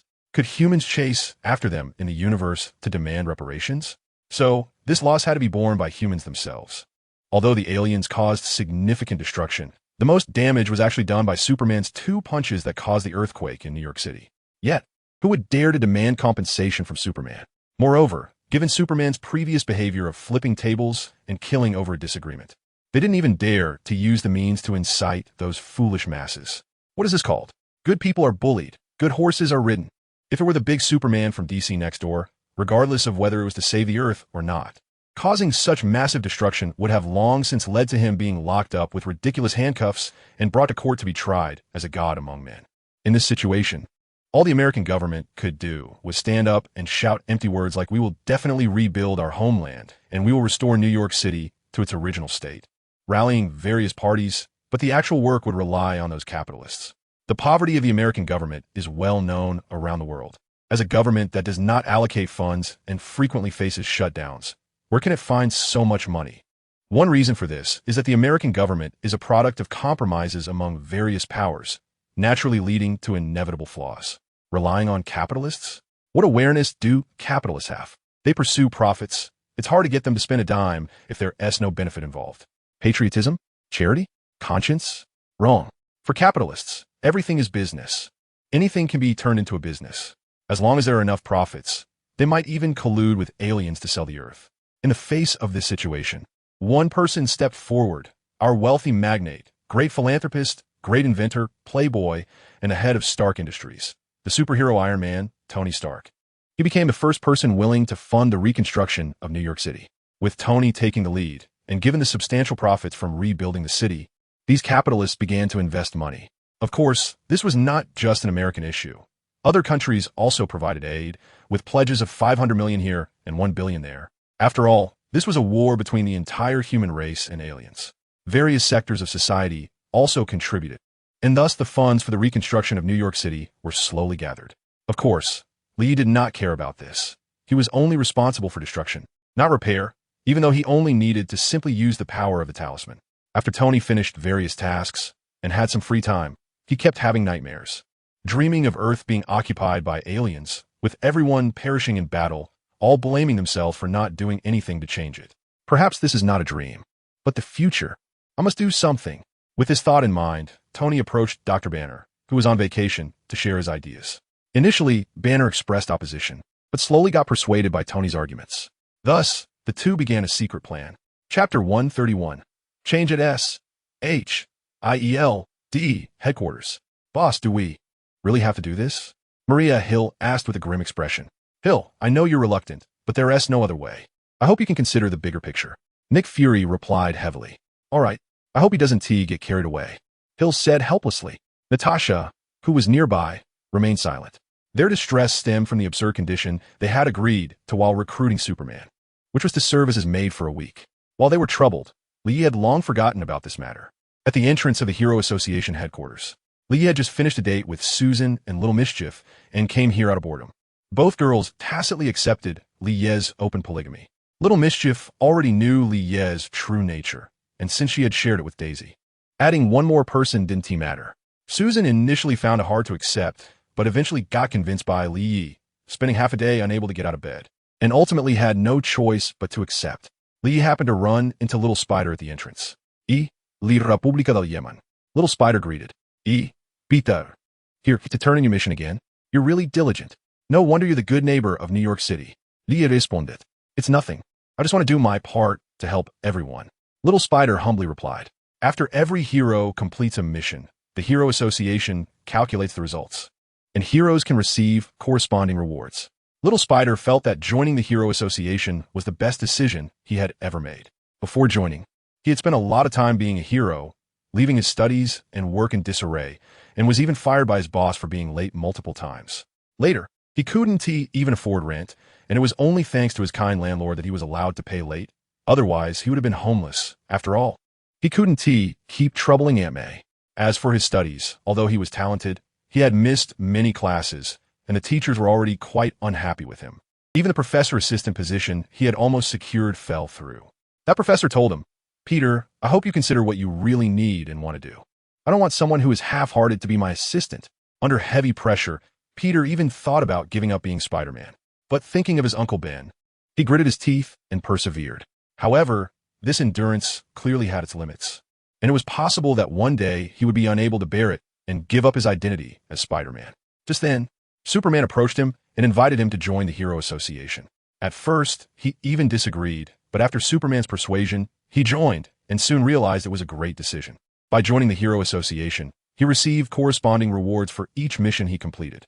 These rewards might seem trivial to the wealthy, but to him, it was a substantial amount.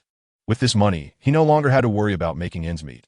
He just needed to balance his study time and hero time, which significantly reduced his stress. Not only could he pay rent, but he could also take Aunt May to dine at upscale restaurants. Aunt May never suspected where Peter's money came from. In her heart, Peter was too kind to be a bad person. After all, others who turned to darkness often sought revenge on society or aimed to destroy the world. He turned dark, but only danced awkwardly in the streets, and his job required double the effort. He quickly caught up with all his school courses and did not miss any classes afterward. The professor was pleased that Peter took his advice and promoted him to a lab assistant again. Little Spider knew that all of this was thanks to the Hero Association and Li Yi, and he was filled with gratitude towards Li Yi. After exchanging a few pleasantries, Li Yi went upstairs. After the big battle, he was bored again. Li Yi pondered it. As for becoming a hero like Spider-Man all over the world, Li Yi had no interest in that at all. Boss, a powerful hero has appeared at the assessment site. At that moment, Betty suddenly reminded him. Isn't that a common occurrence? Do I need a special reminder? Li Yi asked in confusion. This is the Marvel Universe. While there may be shortages elsewhere, superheroes are as numerous as the stars. Just the well-known ones alone number nearly 10,000, not to mention many more that haven't been described. Li Yi was not interested in recruiting all heroes to the Hero Association. He just wanted to recruit some powerful heroes to play some league games. He didn't have any particularly grand goals. What he pursued was just 4 words: to do as he pleased. If one day he lost interest and the earth got blown up, Li Yi wouldn't lift a finger. Boss, you know that person? Betty replied. I know. Li Yi opened the monitor in confusion. At the Hero Association assessment site, the assessments of the Hero Association are not held regularly like our exams. They can be conducted at any time. As long as you register with the Hero Association, you can immediately start the assessment, and the results can be obtained on the same day. Countless young people with a hero's heart aim to become professional heroes, which leads to long lines at the association's assessment site every day. The Hero Association has now recruited nearly 10,000 heroes. Of course, 90% of them are D-class heroes, who are just a bit stronger than ordinary people, mainly dealing with petty theft and street robberies, and they basically cannot play any role in real crises. However, nearly 10,000 armed forces are still quite terrifying. If there weren't a Superman behind the Hero Association, it would have likely been infiltrated by various major forces long ago. Such a large organization could not possibly be controlled by any one person. Many people are unwilling to reveal their identities, wearing costumes and masks to conceal themselves, with all sorts of bizarre and colorful appearances. Among them is a girl wearing a white hood and mask, dressed in a black and white bodysuit, which reveals her good figure. The suit is covered in spider-like lines, giving a heroic impression. This unique temperament and good physique instantly attracted the attention of everyone present. It's been a long time since I've seen a girl come to register as a hero. She has such a nice figure. I wonder if she has a boyfriend. Her outfit looks a lot like Spider-Man's. Is she imitating Spider-Man? She must be a fan of Spider-Man. Look at her, so thin and weak. She doesn't look like she has much strength, and she dares to register as a professional hero. Does she think being a hero is just a game? Hey, are you looking down on women? Yes, I am. So what? Come at me, idiot.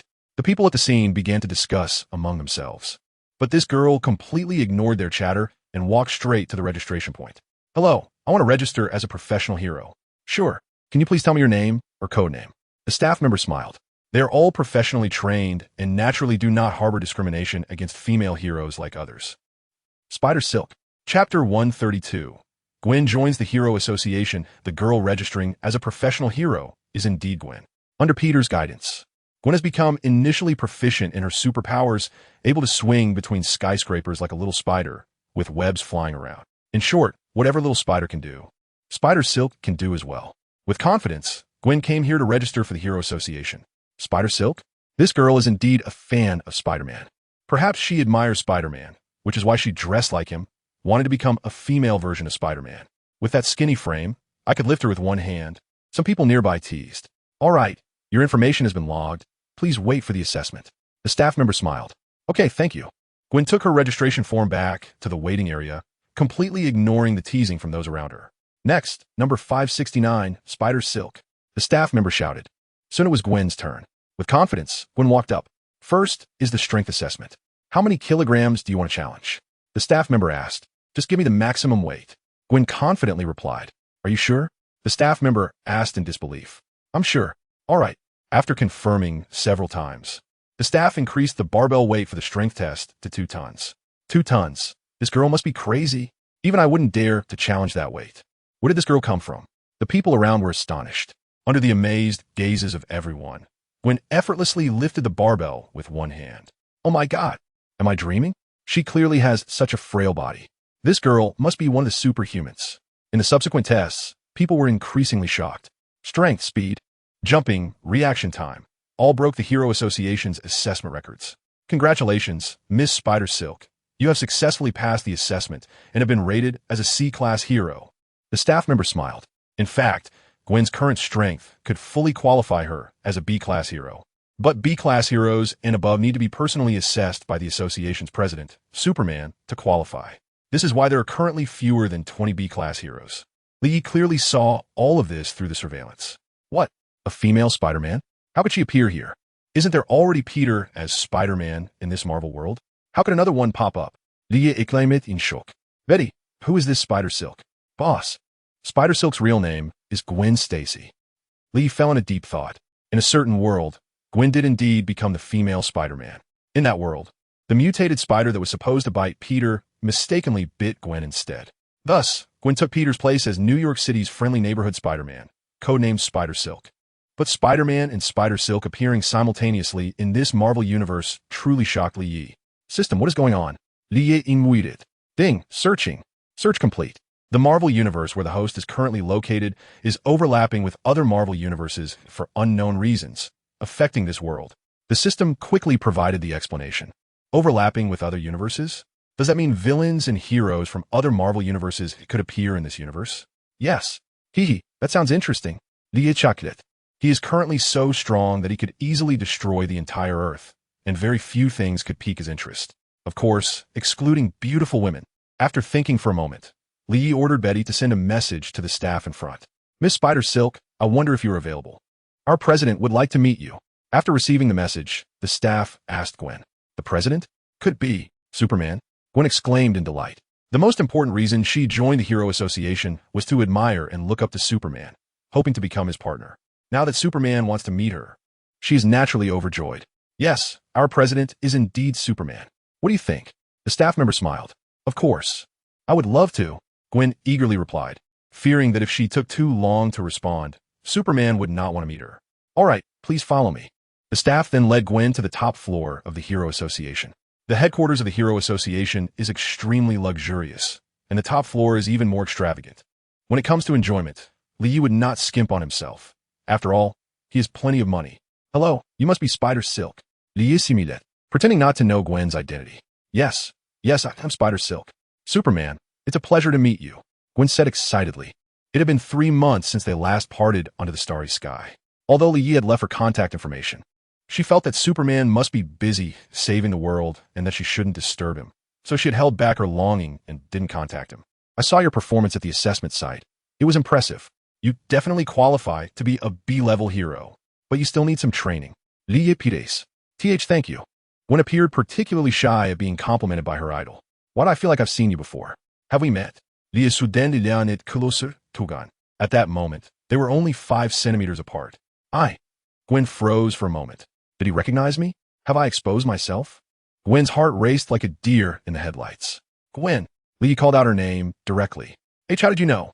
Gwen exclaimed in surprise, then took off her mask, revealing her beautiful face. Because I smelled a familiar fragrance on you. Li Yi simulated. You're lying. It's been 3 months. How could you still remember what it smells like? Gwen pouted. I am Superman. Nothing is impossible. I wouldn't believe you. With her mask off, Gwen relaxed and happily chatted with Li Yi. Don't you want to ask me what is going on with me now? If you want to tell me, you will naturally tell me. Chapter 133, Traces of Hydra. I don't even know how I got this power.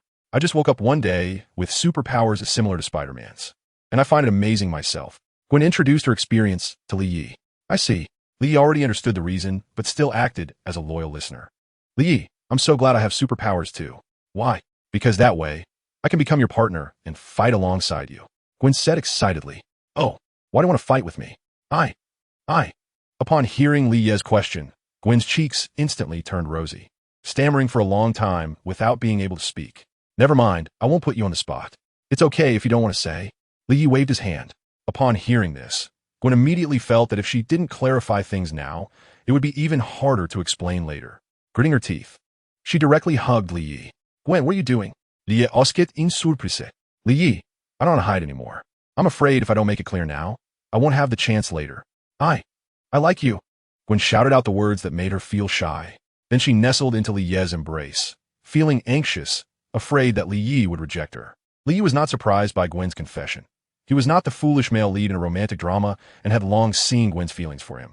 He didn't clarify things because he felt he was already involved with 3 girls and didn't want to drag Gwen into it. He just didn't expect Gwen to suddenly confess to him.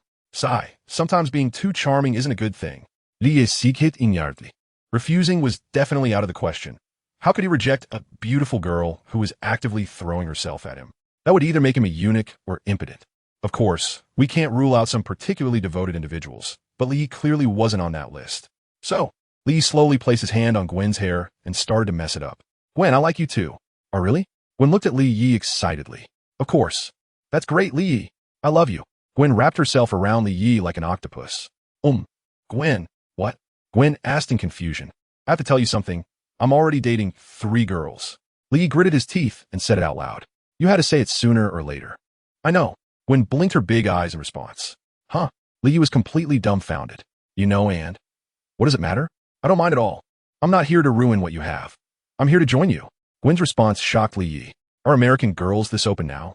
I know my answer is hard to believe, but I want to stay by your side. But I can't change reality, so I'm willing to accept all of you. Gwen continued. Silly, when you saved my world, I couldn't leave you. Gwen thought to herself. Gwen, thank you. Li Yi said softly as he hugged her. The two embraced like that, as if time had stopped.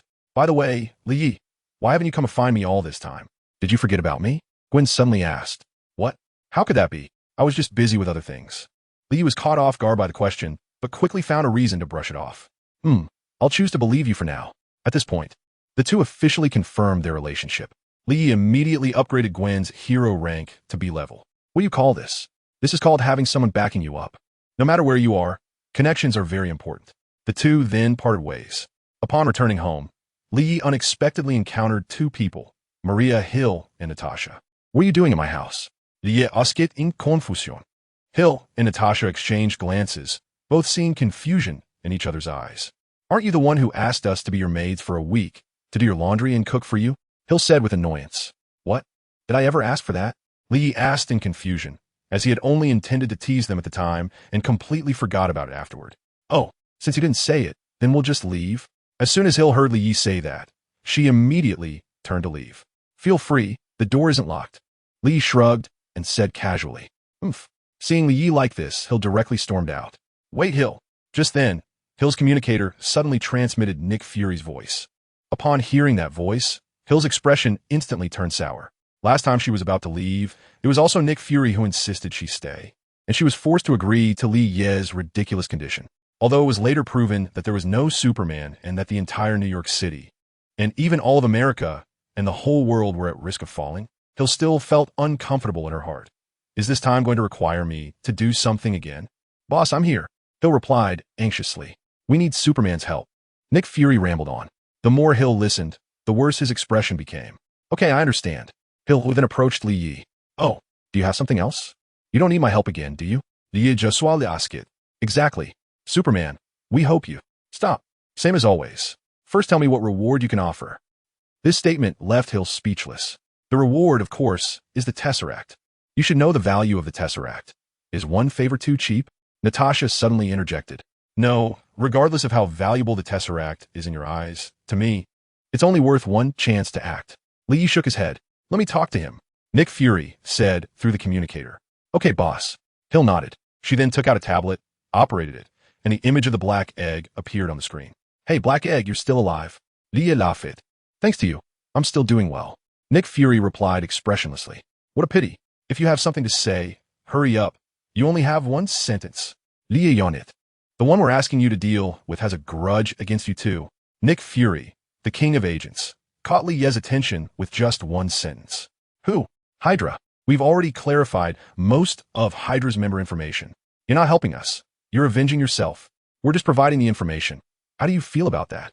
Send the information over for me to take a look. Chapter 134. Clearing Hydra. Although Li Yi had now become a true Superman, capable of doing what the DC Superman could do, such as using super hearing to eavesdrop globally, he chose not to because it was too noisy. Since he had S.H.I.L.D.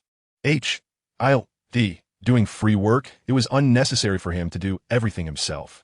As for why Li Yi was so determined to find trouble with Hydra, it was naturally because last time, Hydra had sent people to blow up the headquarters of the Hero Association.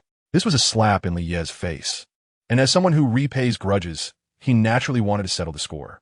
That's why he deliberately exposed Hydra's information to Nick Fury, wanting to use Fury's hand to locate all the Hydra members. After Li Yi's reminder, Nick Fury immediately began investigating the internal personnel of S.H.I.E.L.D. The more he investigated, the more shocked he became. S.H.I.E.L.D. had been infiltrated by Hydra to such a serious extent that nearly 2/3 of the personnel were Hydra members, including the former director of S.H.I.E.L.D., Nick Fury's mentor, Alexander Pierce, who was also a member of Hydra. This completely stunned Nick Fury, who then realized that with the power he possessed, it was impossible to eliminate Hydra. After all, most of the powerful heroes had been taken away by Li Yi's Hero Association, and the strongest he had now was Captain America, Steve Rogers. But Steve was more of a symbol, a spiritual leader. His combat power simply couldn't keep up with the current era, even with that vibranium shield. Therefore, he thought of seeking Superman's help, as Superman had a grudge against Hydra. With Superman's nature, he would definitely not let Hydra go. Nick Fury then sent all the Hydra member information to Li Yi. Boss, you have a new file. Do you wish to accept it? Betty reminded. Accept. Li Yi immediately chose to accept it and began reading. He mainly focused on the key personnel, while S.H.I.E.L.D. would handle the other small fries. Originally, Li had thought about wiping out Hydra entirely, but suddenly he had an idea. He wanted to completely absorb Hydra. After all, there were many talents within Hydra.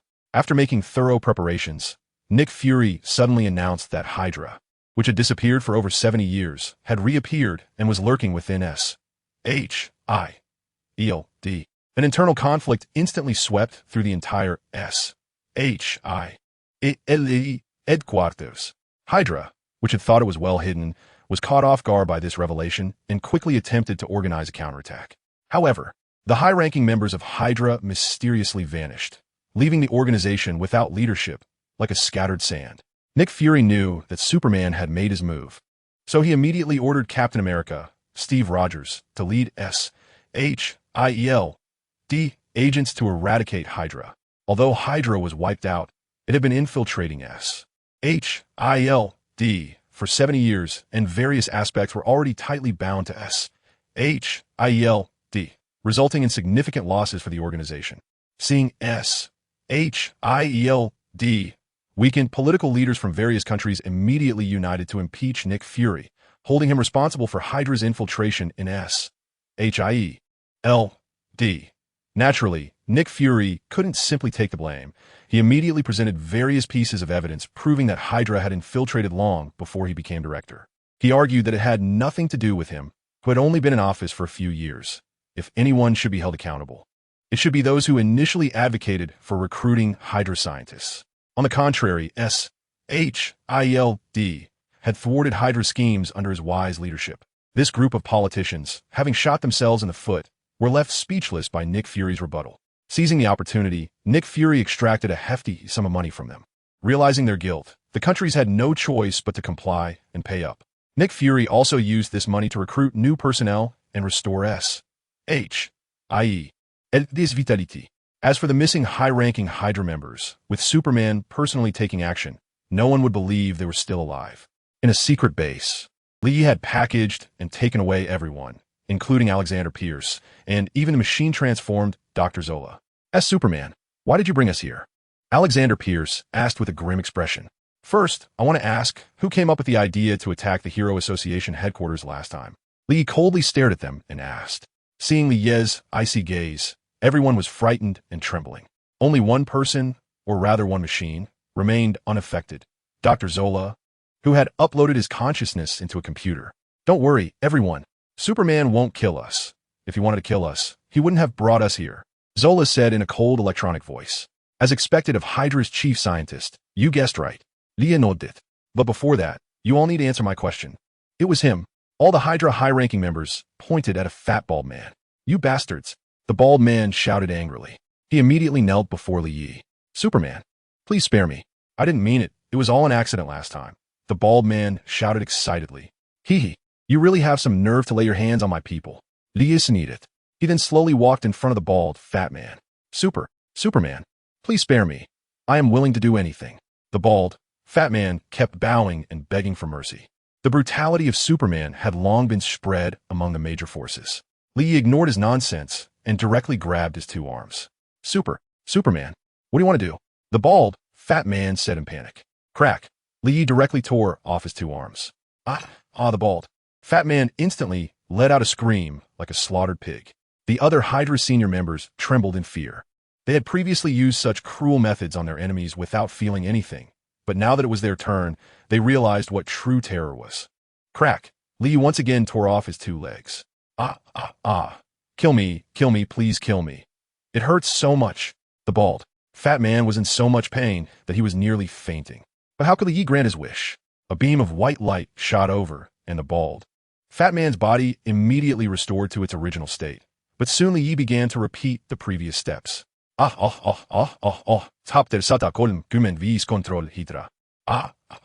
In just a few minutes, Li Yi had repeatedly torn off the bald, fat man's limbs dozens of times. At first, he screamed wildly, but slowly the screams became quieter. In the end, he stopped screaming altogether, staring blankly at the sky with white eyes. To put it in the words of an anime, he was broken, although the physical injuries were repaired by the charm. The mental trauma was firmly etched deep in his soul. Everyone present was terrified by Li Ye's horrific methods, trembling in fear that they would be next. Just kill me. The bald, fat man repeated this phrase with a vacant look in his eyes. Have a good journey. Make sure to clean up your act in your next life. Li tossed the bald, fat man into the air. Then a small dragon explosion incinerated him to ashes. What's going on? Didn't I die? The transparent soul of the bald, fat man floated in midair. If you're going to die, then die completely. Li Yi crushed his soul. The bald, fat man completely disappeared from this universe, in every aspect. Now it's your turn. Li Yi looked at the other Hydra senior members with a smile. Mr. Superman, please tell us what you need us to do. We will definitely do our best. Alexander Pierce stepped forward and said. It wasn't that he wanted to step forward, but among those present, his position was the highest. If no one stepped forward, Superman would get angry, and these people would undoubtedly sell him out without hesitation. It was better for him to step up first. At least he could leave a good impression on Superman. No, I don't trust anyone's guarantees. Li Yi shook his head. Then, why did you bring us here? This group of people asked in confusion. Li Yi didn't want to answer, directly waving his hand to release a beam of light that struck them. My head hurt so much. Superman, what have you done to us? Help, I will do anything you want. Please don't kill me. This group of people cried out in pain while holding their heads. After a while, they finally stopped screaming. Hail, the great master! One by one, they knelt before Li Yi and shouted frantically. Clearly, they had all been brainwashed by Li Yi. Li Yi discovered that the sheep charm was not just a simple soul projection that increased mental strength. It could also modify souls. All souls are essentially a special kind of plasma, and the power of the sheep charm allows one to touch and modify this plasma. Li Yi inscribed commands loyal to himself on the souls of these Hydra senior members. Now, they were all utterly loyal to Li Yi. Even if Li Yi ordered them to die, they would immediately commit suicide without a second thought. Superman, have you brainwashed them all? The image of Dr. Zola appeared on the nearby computer, questioning curiously. You could say that. Li repeat Josuali. So, what are you going to do with me next? This method shouldn't work on a non-living being like me. Zola asked with curiosity, not at all worried that Li Yi would kill him. His true body had long since died. What existed now was merely his consciousness, and he had not just one copy of it. Even if this copy was deleted, he had thousands more hidden in Hydra's bases around the world. Unless all these backup consciousnesses were found and destroyed, he could not be killed. Do you want a living and immortal body? I'm sorry, I don't quite understand what you mean. Since you have infiltrated SHIELD, you must have seen that I have the ability to resurrect the dead, right? You can create a perfect body, and I will help you turn it into a living being, then transfer your consciousness into it. After all, you don't want to be trapped in a machine forever. There's quite a big difference between a living person and a machine. Upon hearing Li Ye's proposal, Dr. Zola paused, seemingly in thought. What price do I have to pay? After a while, Dr. Zola finally spoke. He understood, well, that there was no such thing as a free lunch in the world. To get something, one must pay an equal price. Especially since Superman was definitely not that kind-hearted. He could clearly feel that Superman was one of them, just with different goals and methods. Become my subordinate and serve me. I value you as Hydra's chief scientist. YeSlaps. Okay. Zola agreed without a second thought. Since he could serve Hydra, he could also serve the more powerful Superman. After all, serving anyone was still work. Great, welcome to Dawn. Dawn? Is that the name of the organization? Does it mean you want to bring about change? Superman. It seems you also have ambitions to rule the world. Zola chuckled. Think whatever you want. Li was too lazy to explain. He simply didn't want to think about it, and just copied it. Is the destruction of SHIELD all your personnel? Li asked Alexander Pierce, who was kneeling on the ground. Of course not, my great master. That was just a very small part of our organization. Our organization has developed tremendously after decades of infiltration, with a number reaching hundreds of thousands and branches established on every continent. And we are just the North America branch. Alexander Pierce said proudly. Hundreds of thousands? Where did you get so much funding? Via Asket Kurizli. A portion of the members are wealthy merchants who donated all their wealth to the organization after joining. Some members successfully infiltrated power centers in various countries, using their power to serve the organization. Another portion is the funds distributed to SHIELD by various countries, which I intercepted entirely while I was the director. Alexander Pierce replied, it seems that the corruption of funds by the director of SHIELD is a tradition passed down through generations. Great master, please do not compare me to that black egg Nick Fury. Oh, why is that? Via Asket Kurizli. I embezzled those funds to realize our Hydra's great ideals. That bastard Nick Fury is just a paranoid delusional, fantasizing every day about an invasion of Earth. And all the embezzled money is spent on that useless secret base. Alexander Pierce said confidently. Upon hearing this powerful explanation, Li was momentarily at a loss for words. Forget it. You find a time to gather all the senior members from other branches. I want complete control of Hydra in my hands. Li commanded. Yes, great master. The group knelt in response. Chapter 136. Terrifying creatures in the dark time slowly passed, and the entire United States was shrouded in the darkness of night. However, Li was completely unaffected, as he was comfortably basking in the sun high above America in space. No need for any training. Just soaking up the sun could make him stronger, and there seemed to be almost no limit. The Kryptonian race was truly terrifying, far stronger than any scion. Li lamented. Ever since Li Yi drew the Silver Superman template, he completely detached from the human race and became a Kryptonian. As for those who said he had created a weakness for himself with kryptonite, Li Yi could only respond that these people completely did not understand that kryptonite only affected early-stage Superman. Once reaching silver-level Superman or above, kryptonite was just a small candy for Superman. There was a scene in the comics where someone took out kryptonite to deal with Superman, but Superman just threw it in his mouth and ate it. To enhance his strength, Li often absorbed solar radiation energy in space. However, unfortunately, Li's current power was simply too strong, and he needed too much energy. The little strength gained just from sunbathing was negligible. Looking at the enormous, dazzling fireball, Li even had the idea of diving in and coming out as a golden Superman. However, he forcibly controlled himself. He didn't know how many years it would take to become a golden Superman, and he didn't have that kind of patience. It was better to complete the system's tasks outside. Maybe one day the system would directly let him draw a golden Superman or an even more powerful character. Li's whereabouts in space were quickly captured by satellites from major forces, and SHIELD satellites began recording as soon as Li Yi appeared in space. Issa, He. What is he doing? Nick Fury asked in surprise. Why does this small matter involve the director? Anything related to Superman is not a small matter. According to observations, he seems to be absorbing solar radiation energy. A research staff member speculated while looking at the data on the computer. Absorbing solar energy? Isn't this just like the Kryptonians in the comics? What's going on? Wasn't he an Earthling who awakened abilities similar to Superman? He hasn't shown this ability since he appeared. Is he deliberately hiding it? Or has he awakened it recently? Nick Fury frowned.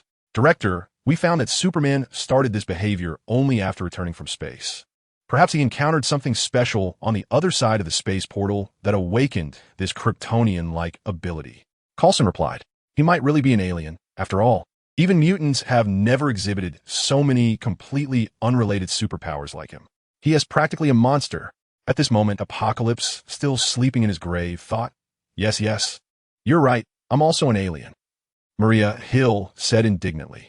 She was still angry about Lie's behavior. Just earlier, she said she would serve him as a maid. And now she has forgotten? What does she think of herself? Agent Hill, please do not let your emotions interfere with your work.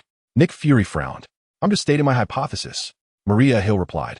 Superman is undoubtedly an Earthling.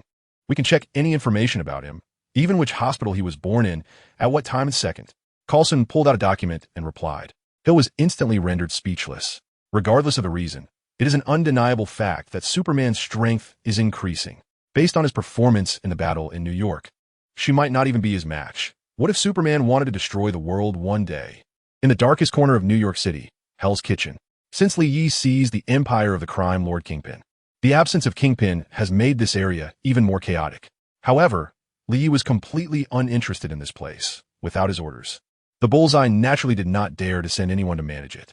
Thus, the fleeing criminals, drug addicts, and homeless people all gathered in this dark corner, hidden beneath the glamorous surface of New York City. The homeless usually gather in parks, abandoned subway tunnels, etc.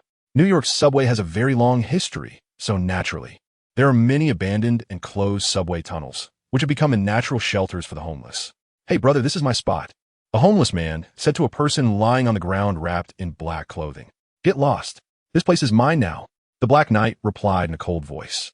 Shit, I don't want to get rough. Just get out of my way and find another place to sleep. The homeless man cursed. The black-clad man no longer replied to him. Damn it, get lost. Are you deaf? The homeless man continued to greet the black-clad man warmly. But the black-clad man remained unmoved. You can go die.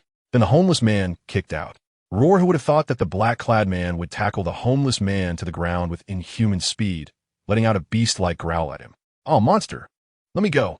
I was already full today, and didn't you want to fight anymore? Why do you have to force me? The black-clad man said, revealing 2 sharp teeth. I'm sorry. Please spare me. The homeless man said in terror. No. I want to let go of my prey. The black-clad man sneered. Then he bit down on the homeless man's neck. The homeless man struggled violently, but it was completely useless.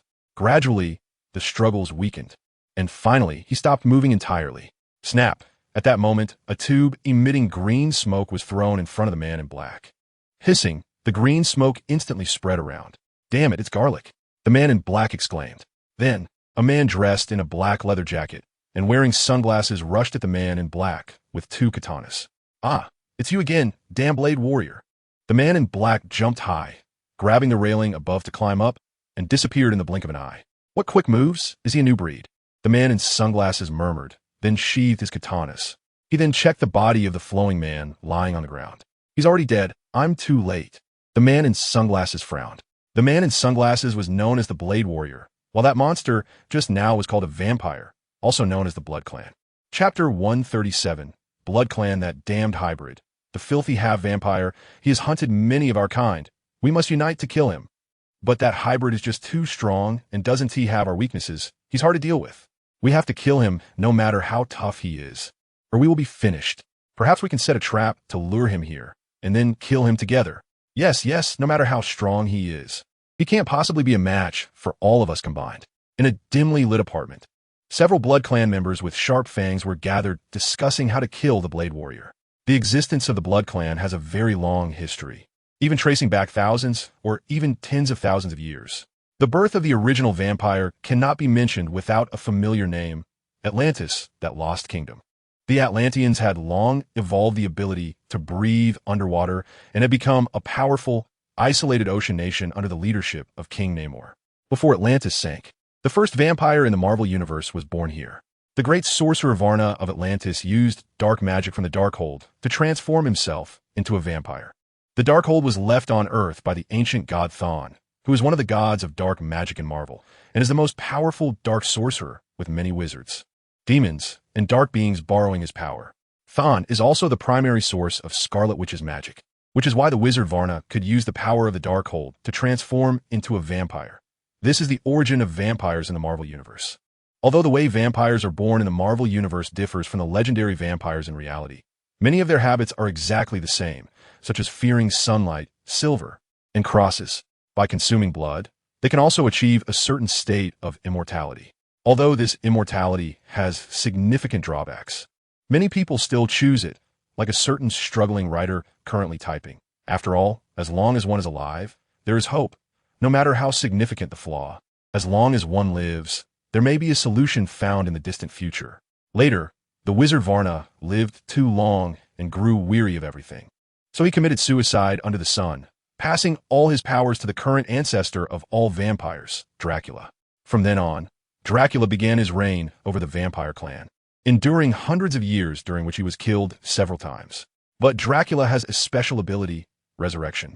No matter how he is killed, he can perfectly resurrect without any loss of strength or memory, though he must wait for a period of time. As long as Dracula can resurrect, the vampire clan will not perish. The Blood Clan infiltrated the upper echelons of humanity 5,000 years ago. After all, there will always be someone who cannot resist the temptation of immortality and betrays human interests.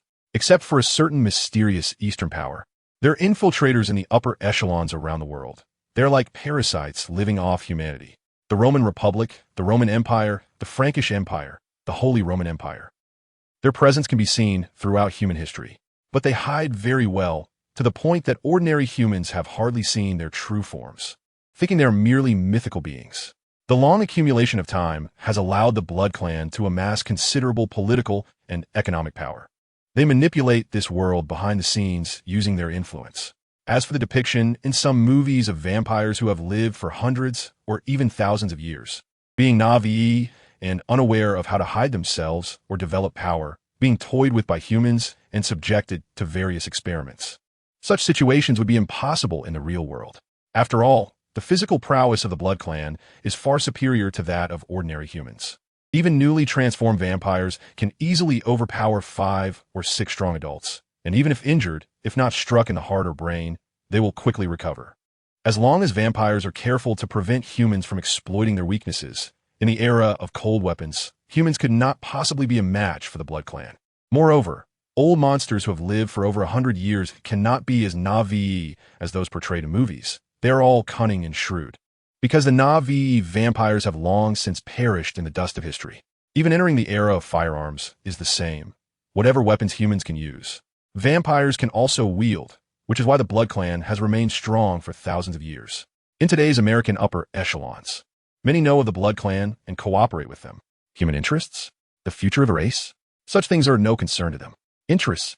Only interests are what they care about. Not to mention, they still long for the hope that when they are dying, they can transform into vampires to gain eternal life.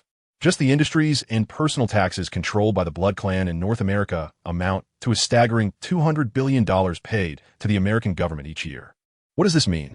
To know that America's annual tax revenue is $3 trillion, not in the current time frame.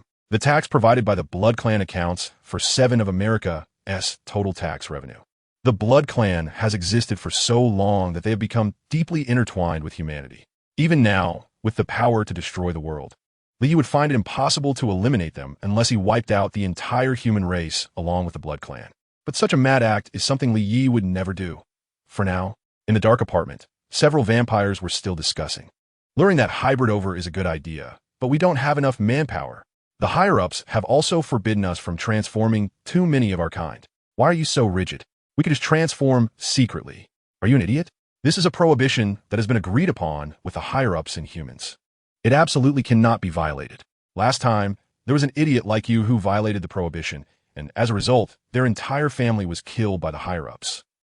Everyone, I recently obtained a miraculous potion that might help us. Just then, the man in black who had attacked the homeless man at the New York subway station mysteriously said. He then pulled out a bottle of green potion from his pocket. What is this? The other vampires asked curiously. This is something I accidentally obtained on the black market. It can turn people contaminated by the potion into monsters similar to vampires, but completely devoid of rationality. I call it Blood Servant, and this vial of potion I refer to as the R potion. The man in black said proudly. Blood Servant? That's right. Those humans contaminated by the potion will become our vampire servants. Let them deal with that damned half-breed. That test tube has a distinct, terrifying skull symbol, which is the mark left behind by Hydra. This potion is clearly one of the failed creations left by Hydra's chief scientist, Dr. Zola. Chapter 138, The Terrifying Vampire Virus. Is it really possible? Turning humans into vampires with the potion also violates the ban, right? I think we should consider this carefully. The other vampires hesitated. What are you still hesitating for? Do you think the higher-ups will regard mindless monsters as fellow vampires? And don't forget, if we don't kill that half-breed, no one will have a good day. The man in black said impatiently. The other vampires fell silent, but many already agreed with the man in black's viewpoint. If you're really worried about how to explain it to the higher-ups, once the blood servants kill that half-breed, we'll destroy them all. The man in black continued to persuade. All right, I agree with this. I'll follow your lead. That half-breed must die. Kill him. The vampires cheered, moved by the man in black, and all agreed to his plan. Good. Let us work together to eliminate that vampire scourge, Blade. In a secret dance hall somewhere in Queens, New York City. Baby, let me see your sexy body. Twist like that, just like that. Oh, twist it up. A group of handsome men and beautiful women were dancing wildly on the dance floor, releasing the hormones inside them. And some wild ones were even hiding in the shadows, doing shameful things. Bang! At that moment, the door of the dance hall was violently kicked open, and a tall white man dressed in a black leather jacket and wearing black sunglasses walked in. It was Blade. His equipment indicated that there were vampires in the vicinity, so he tracked them down to this place. The last signal appeared in this dance hall. Who is this guy? Does anyone know him? Dressed so strangely at night. Is this a cosplay of a futuristic warrior? Is there a masquerade party nearby? And wearing sunglasses. Isn't he afraid of tripping? The people in the dance hall were attracted by the loud noise, stopping to look at Blade in confusion. Hey sir, this is a private place. You can't come in without an invitation. Seeing someone barging in, the two security guards at the door rushed forward to stop him. Don't touch me. Snap. One guard said while trying to throw Blade out, but was caught by Blade and thrown to the ground with a shoulder throw. Unable to get up for a long time. The remaining guard instantly trembled, not daring to approach. Everyone present was startled by Blade's action, and some girls screamed in fright. But Blade ignored them and walked straight towards the crowd, causing everyone to back away in fear. If it weren't for the fact that he was only here for entertainment today and wasn't armed, they would have opened fire by now. After all, it's free America, gunfire every day. What do you want to do? This is a lawful society. A boy stood up, suppressing his fear to ask. No, I'm not looking for you. Come out. I can already smell your foul stench. Blade shouted. Ha ha, foul stench. Blade, don't forget. Half of the blood in your body is the same as ours. Just then, a sharp voice came from upstairs, followed by several white men appearing in the crowd's sight. These only help me find you better, and then kill you. Blade coldly said, looking at the vampires upstairs. Bang, bang, bang, bang, bang, bang. He then pulled out his gun and shot directly. He had nothing to say to vampires. Run for your lives. The ordinary people present were scared by the sudden gunfire and scattered in all directions. But there was only a small exit in front, and everyone crowded towards it, getting stuck for a moment. The vampires upstairs quickly dodged.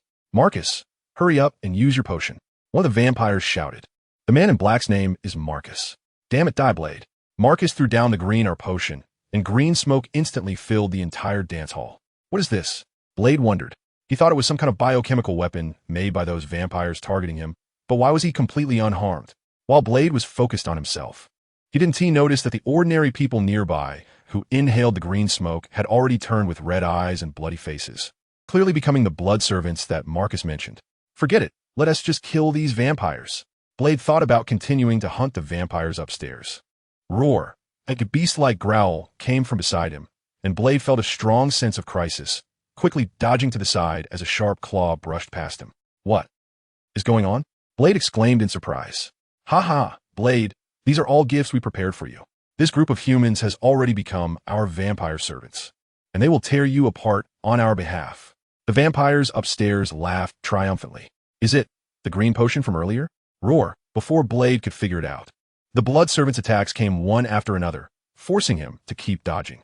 These blood servants were very aggressive, biting anyone they saw, and possessed strength, speed, and reflexes equal to ordinary vampires, except they lacked intelligence. Damn it, Blade's abilities were all superior to those of ordinary vampires, and he dodged all the attacks. But he couldn't fight back, because in his view, these blood servants were essentially still humans, just poisoned.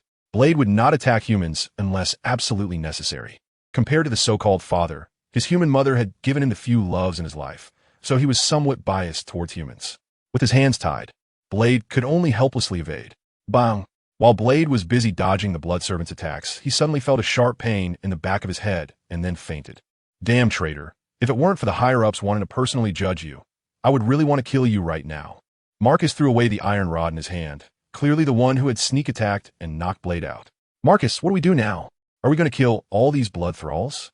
One of the vampires asked. No, I have a new plan. Let's give humanity a little vampire shock. Chapter 139. Vampire Frenzy. Marcus, what are you planning to do? The other vampires asked curiously. I'm going to release these blood thralls and let them attack humans, so that these humans can remember the terror of our bloodline. Marcus replied, but that's against the upper orders. Don't mention those damn stupid orders. We, the bloodline, are clearly a superior species compared to those lowly humans. Why must we live in the shadows of humanity? We should be the masters of humans, ruling this planet. Marcus spread his arms as if embracing the whole world, speaking with fervent tone. The other vampires were stunned by Marcus's mad remarks, not expecting him to have such an idea. Ever since the bloodline's ancestor Dracula disappeared mysteriously 100 years ago, the bloodline has been jointly led by 3 high-ranking vampire elders. With the rapid development of human technology, they gradually began to be able to contend with the bloodline. Due to the bloodline's frequent reckless slaughter of humans, the humans decided to take revenge, leading to heightened tensions between the two races. Although the bloodline was still very powerful, the population difference with humans was too great, and in such a situation, confronting humans head-on would undoubtedly be like hitting a stone with an egg, leading to self-destruction. Thus, the vampire elders had to find a different path, reaching an agreement with high-ranking humans through various exchanges of interests and the temptation of immortality, stipulating that the bloodline could no longer slaughter humans wantonly. In return, the high-ranking humans would provide food for the bloodline and help conceal their identities. Every year, America calls upon many people to donate blood for free, but why is it that when it matters, the blood banks are always insufficient? The reason is that most of this blood is provided to the bloodline. Of course, this blood is not free. America does not pay a penny to those who donate blood for free, but sells it to the bloodline at a high price of $400 for every 100 milliliters. This is a highly profitable business, with transportation and storage costs being nearly zero. Every year, countless patients die due to a lack of blood. These people do not die from the appetite of the bloodline, but from America's greed for money. For a century, the bloodline and humans have adhered to this agreement, coexisting peacefully. Of course, let us ignore the occasional corpses found drained of blood. On the surface, the bloodline had no objections to this agreement, but there were already voices of discontent in secret, most of which were represented by the younger bloodline, led by Marcus. They were not even 100 years old, full of youthful vigor and ambition, dissatisfied with the rule of the decaying old immortals above them, secretly planning a revolution. And the conflict between the old and new bloodlines intensified. Marcus, whatever you say, we will follow you. Yeah, you'll be our boss from now on. To restore the glory of the bloodline, we are willing to follow you. After hearing Marcus's shocking remarks, the bloodline present chose to support Marcus's actions after a moment of hesitation. Great. Now let's unleash our adorable blood thralls. Roar. With Marcus's command, all the blood thralls rushed out of the door. The dance hall was located on a bustling street, filled with people, and this group of blood thralls bit anyone they saw. Oh, what is that thing? Help, it's a monster. Don't bite my hand. Oh, bastard, let go, my precious is about to be bitten off. Hurry, call the police. What's the use of calling the police? What can those cops do? Hurry, notify the Hero Association. The crowd on the street was attacked wildly by the blood thralls, instantly scattering in all directions. But with the physical qualities of vampires, how could ordinary humans compete? Soon, a large number of humans were bitten, their blood drained, and the entire street was in chaos. Roar. Even more terrifying was that those who were bitten did not die. They quickly got back up, only now they had all become part of the blood thralls, joining in the attack on the civilians. As such, the number of civilians dwindled while the army of blood thralls continued to grow, soon exceeding 10,000. spreading to other streets. Hero Association headquarters. It was already night, but a large number of staff were still at work. Of course, these were not overtime workers. They were all-night shift staff, earning 1.5 times the daytime wage. In America, no large organization or enterprise dared to treat employees harshly in the open. Not because the bosses were kind-hearted, but because of the troublesome existence of labor unions. Most bosses did not want to have anything to do with unions and would rather give up a little more profit. Not to mention the Hero Association, which publicly promoted itself as an organization that maintains peace and justice. They had to do a good job of surface work. Hello, is this the Hero Association? Hello, this is the Hero Association headquarters. How can we help you? A call suddenly came into the Hero Association headquarters, and the staff greeted politely. Help, help! There are man-eating monsters here. Many people are being attacked. The caller spoke in a panic.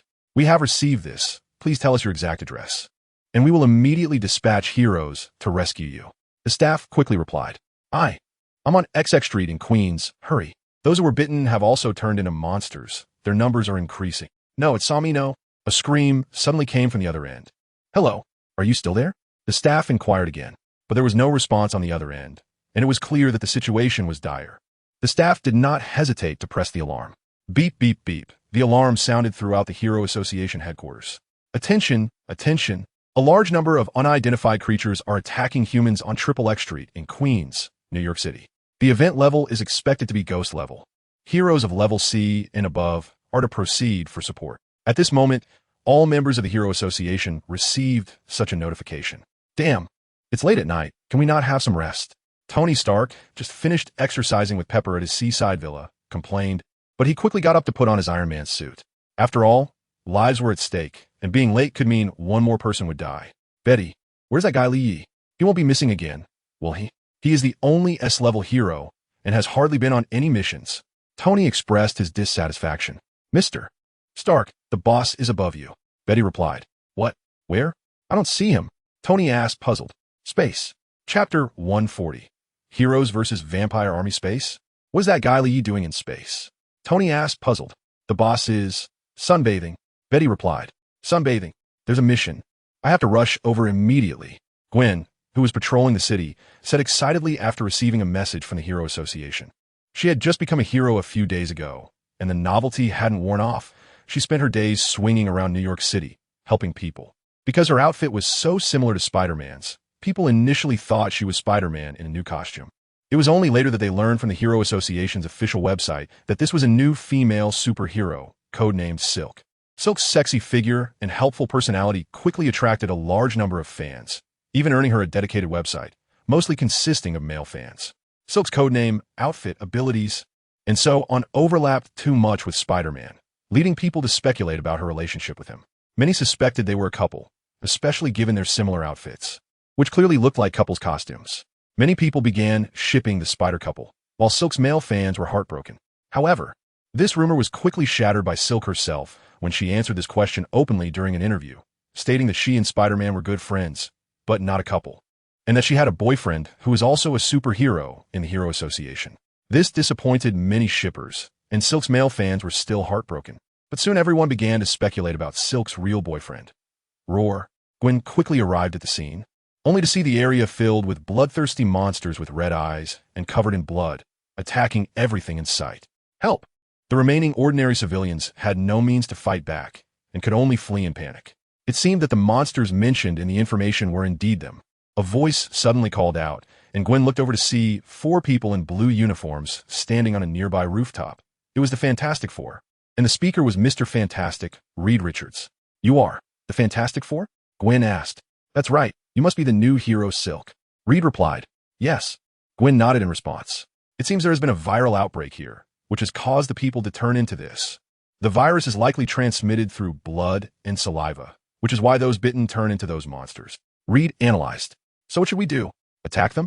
Johnny asked. No. Although they are infected with the virus, they are still essentially human. There may still be hope for a cure.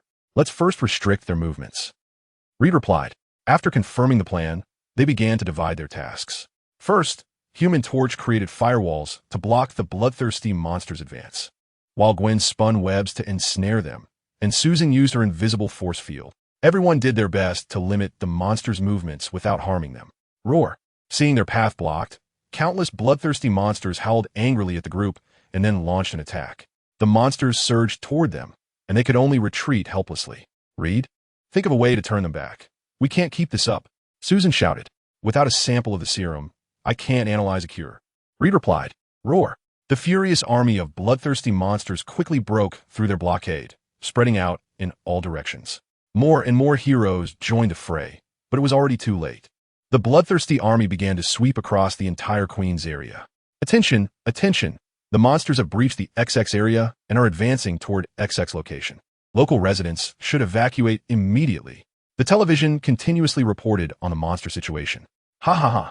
It seems our plan has succeeded. Marcus laughed proudly while watching the TV. Humans are indeed a bunch of despicable creatures.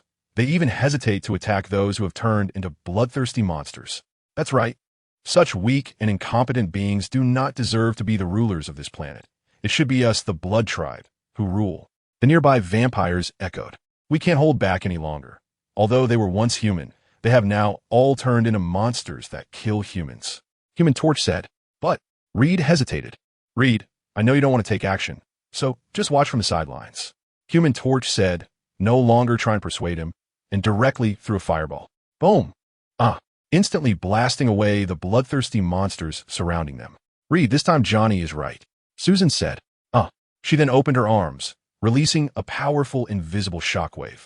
Boom! Instantly sending a group of bloodthirsty monsters flying. Susan, Reed, you know I always stand by your side, but this time it's different. Sometimes to protect something, you must sacrifice something. Ben patted Reed's shoulder and then jumped down, swinging his powerful fists, knocking down the bloodthirsty monsters in his path. Gwen said nothing. As she wasn't very familiar with these people, she directly swung down and used webs to bind the bloodthirsty monsters one by one. Seeing everyone take action, Reed couldn't help but start reflecting on himself. Was he really too merciful? Was it wrong to want to protect everything? Boom! Just then, a loud noise suddenly came from the sky. Iron Man arrived on the scene, trailing a long flame. What? What is happening? There are so many monsters. Tony exclaimed in shock as he looked at the monsters scattered across the ground. Roar! Suddenly, a bloodthirsty monster jumped beside Reed, attempting to attack him. Boom! Tony quickly used his laser to blast the monster away, saving Reed. Hey Reed, what are you doing? You almost got killed just now. Tony shouted. Chapter 141, City Crisis. Queens, New York City. Although some nearby heroes arrived in time, a strategic miscalculation led to the bloodthirsty army directly breaching the defensive line. Although the heroes quickly adjusted their strategies, it was too late. The virus had already begun to spread, and more than half of Queens had fallen, with the bloodthirsty army growing to hundreds of thousands and increasing at a terrifying speed, due to everything happening so suddenly. It has only been about 10 minutes since the report was received, and the authorities have not had time to organize a large-scale response. They can only send nearby police to try to stop the blood-servant army, while issuing an emergency notice for residents of Queens and nearby areas to evacuate quickly. Bang! A middle-aged man suddenly flung open his front door, waking his wife who was fast asleep. Honey, what's wrong? Why aren't you sleeping at this hour? His wife asked wearily. A terrible virus has broken out in the city, and everything outside is in chaos. Hurry, pack your things, and let's leave here. I'll explain more in the car. The husband said urgently while gathering important items. Okay. His wife replied. She had never seen her husband like this, which was enough to show how serious the situation was. Daddy, Mommy, what are you doing? Their daughter suddenly appeared at the door, hugging her cute teddy bear and sleepily asking. It's nothing, Lily. Daddy just accidentally bumped into the door. The husband quickly reassured his daughter, not wanting her to know about the terrifying situation outside, as that monstrous creature would scare his little angel. Daddy is so silly. How could he bump into such a big door? Lily teased. Yes, Daddy is a big silly head. The husband replied, then shifted the conversation. Lily, didn't you always want to go to the countryside to see Grandma? How about we take you there now? Now. But it's nighttime. Grandma is already asleep. And I'm so sleepy. No matter when, Grandma will always welcome Lily. You can sleep in the car. All right, the little girl replied. Although she was a bit puzzled about why they had to go to Grandma's house at night, her excitement about seeing Grandma quickly overshadowed her confusion. The family of three hurriedly got in the car and left New York City, heading to the countryside. Ma'am, the situation is urgent. Please come with me to the shelter. A couple was hiding at home, engaged in some private activities. Honey, you're so brave. Let's do it again. Little vixen, let me show you my prowess. Suddenly, they heard an announcement outside. Attention, attention! A large number of unknown creatures are attacking humans on XXX Street in Queens, New York City. The event level is expected to be ghost level. Nearby residents must evacuate immediately. What's happening? The woman asked in confusion. Isn't it obvious? I don't know where another disaster has occurred. The man replied. Then what are we waiting for? Let's escape. No rush. Let's finish this round first. Get lost. I'm not in the mood right now. The woman forcefully pushed the man away. Damn, who wanted it just now? The man said angrily. The two quarreled on their way to the shelter. A police officer was persuading an elderly woman. Ma'am, the situation is very urgent. Please proceed to the shelter immediately. The officer urged. But my nephew Peter is missing. I saw him in the room not long ago. The elderly woman replied anxiously. Mom, our people will help you find him. You need to go to the shelter first, and he will definitely come and meet you later. The officer continued to persuade. Okay. Fine, the elderly woman replied. The officer then took her to the shelter. Similar scenes were happening all along the street. Countless residents rushed to the shelter, and some even left the city directly by car. In their eyes, New York City was a city cursed by demons. Last time it was an alien invasion, and this time it was an invasion by unknown creatures. They didn't know how many more disasters would occur in New York City, and they had already made up their minds to sell their properties in the city and move to another city once this crisis passed. In Queens, nearby heroes were struggling to resist the blood servant army, but unfortunately, the numbers were just too overwhelming. They could only hold back a portion while the rest crazily attacked humans. These mindless blood servants were not weak. Each one was agile and incredibly strong. Unlike the weaklings in movies that could be taken down by ordinary people, they also had a terrifying regenerative ability, even if shot in the front. As long as it wasn't a critical hit to the heart or brain, they could recover in a short time. In front of them, humans were like lambs to the slaughter, with no power to fight back, which was why the virus could spread so quickly. Bang! Roar! The Fantastic Four and Tony joined forces to take down all nearby blood servants, but surprisingly, none of them died. They clearly held back. Otherwise, with full firepower, they would have wiped out all these blood servants long ago. These blood servants used to be humans. They couldn't treat them like the Zetarians did. If we don't find a way to combat this virus, we can only watch the whole city get infected and turn into blood-sucking monsters. Gwen frowned. There's indeed a way, Tony hesitantly said. What? Everyone was shocked. Iron Man, if you have a way, hurry up and share it. The impatient Pyro quickly asked. It's not that I have a way, but Lee does. His healing ability should be able to eliminate these viruses. Then where's Lee? In space. Hurry and call him back. Do you think I don't want to? I've already tried to contact him, but I can't get through, Tony said helplessly. Everyone looked confused. At the SHIELD headquarters, Director, the captain has led the troops to provide support. Coulson reported. Have the causes of the incident been investigated? Nick Fury asked expressionlessly. We have investigated. These vampire-like monsters first appeared at the XX Dance Hall in Queens. We found footage of Blade and several bloodsuckers at the scene, one of whom threw a green potion that turned everyone in the dance hall into these monsters. Bloodsuckers, it's them. I told those old folks above that we must not trade with these inhuman, ghost-like monsters, but they just wouldn't listen. Now, their sinister ambitions have finally been revealed. Nick Fury frowned. What is the current situation? Director, that group of monsters has occupied more than half of Queens and is now spreading to other areas. Haven't the heroes from the Hero Association gone to provide support? Why is it happening so quickly? The Fantastic Four and others who arrived on the scene seem unwilling to take action against these monsters. Such kindness. Director, what should we do now? That virus is too strange. As soon as someone gets bitten, they immediately turn into one of those monsters. Coulson asked, we can only see if Superman is willing to take action. His ability might be able to heal these people. Nick Fury said as he looked at Li Yi, who was still floating in space, sunbathing. As for asking Superman to help, that's a joke. Other heroes might be able to play various emotional cards and use righteousness to manipulate, but Superman simply doesn't care. After all, have you ever seen a superhero who disregards the live cameras and openly attacks civilians? If it weren't for SHIELD quickly suppressing public opinion with those forces, the social outcry would have exploded long ago.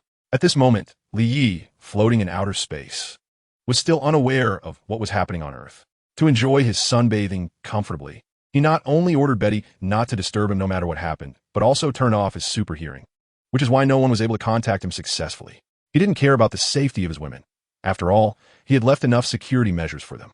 Not only did he have the power of immortality, but he also had shadow clones hidden in the dark, making it impossible for anyone to harm them. As for the lives of others, or even the fate of the Earth, they were far less important than his leisurely sunbathing time. Chapter 142. Divine Grace Like the Sea. It had been long enough. It was time to go back. Just in time to finish watching a few anime series he was following. Lee muttered to himself. As a homebody, even though he now possessed the power to destroy the world, his essence had not changed. The soul of a homebody would never fade. Even after crossing over to the Marvel world, he still yearned to watch shows. After arriving here, he found that the anime he loved in his past life didn't exist in this world. Instead, there were series he had never seen before.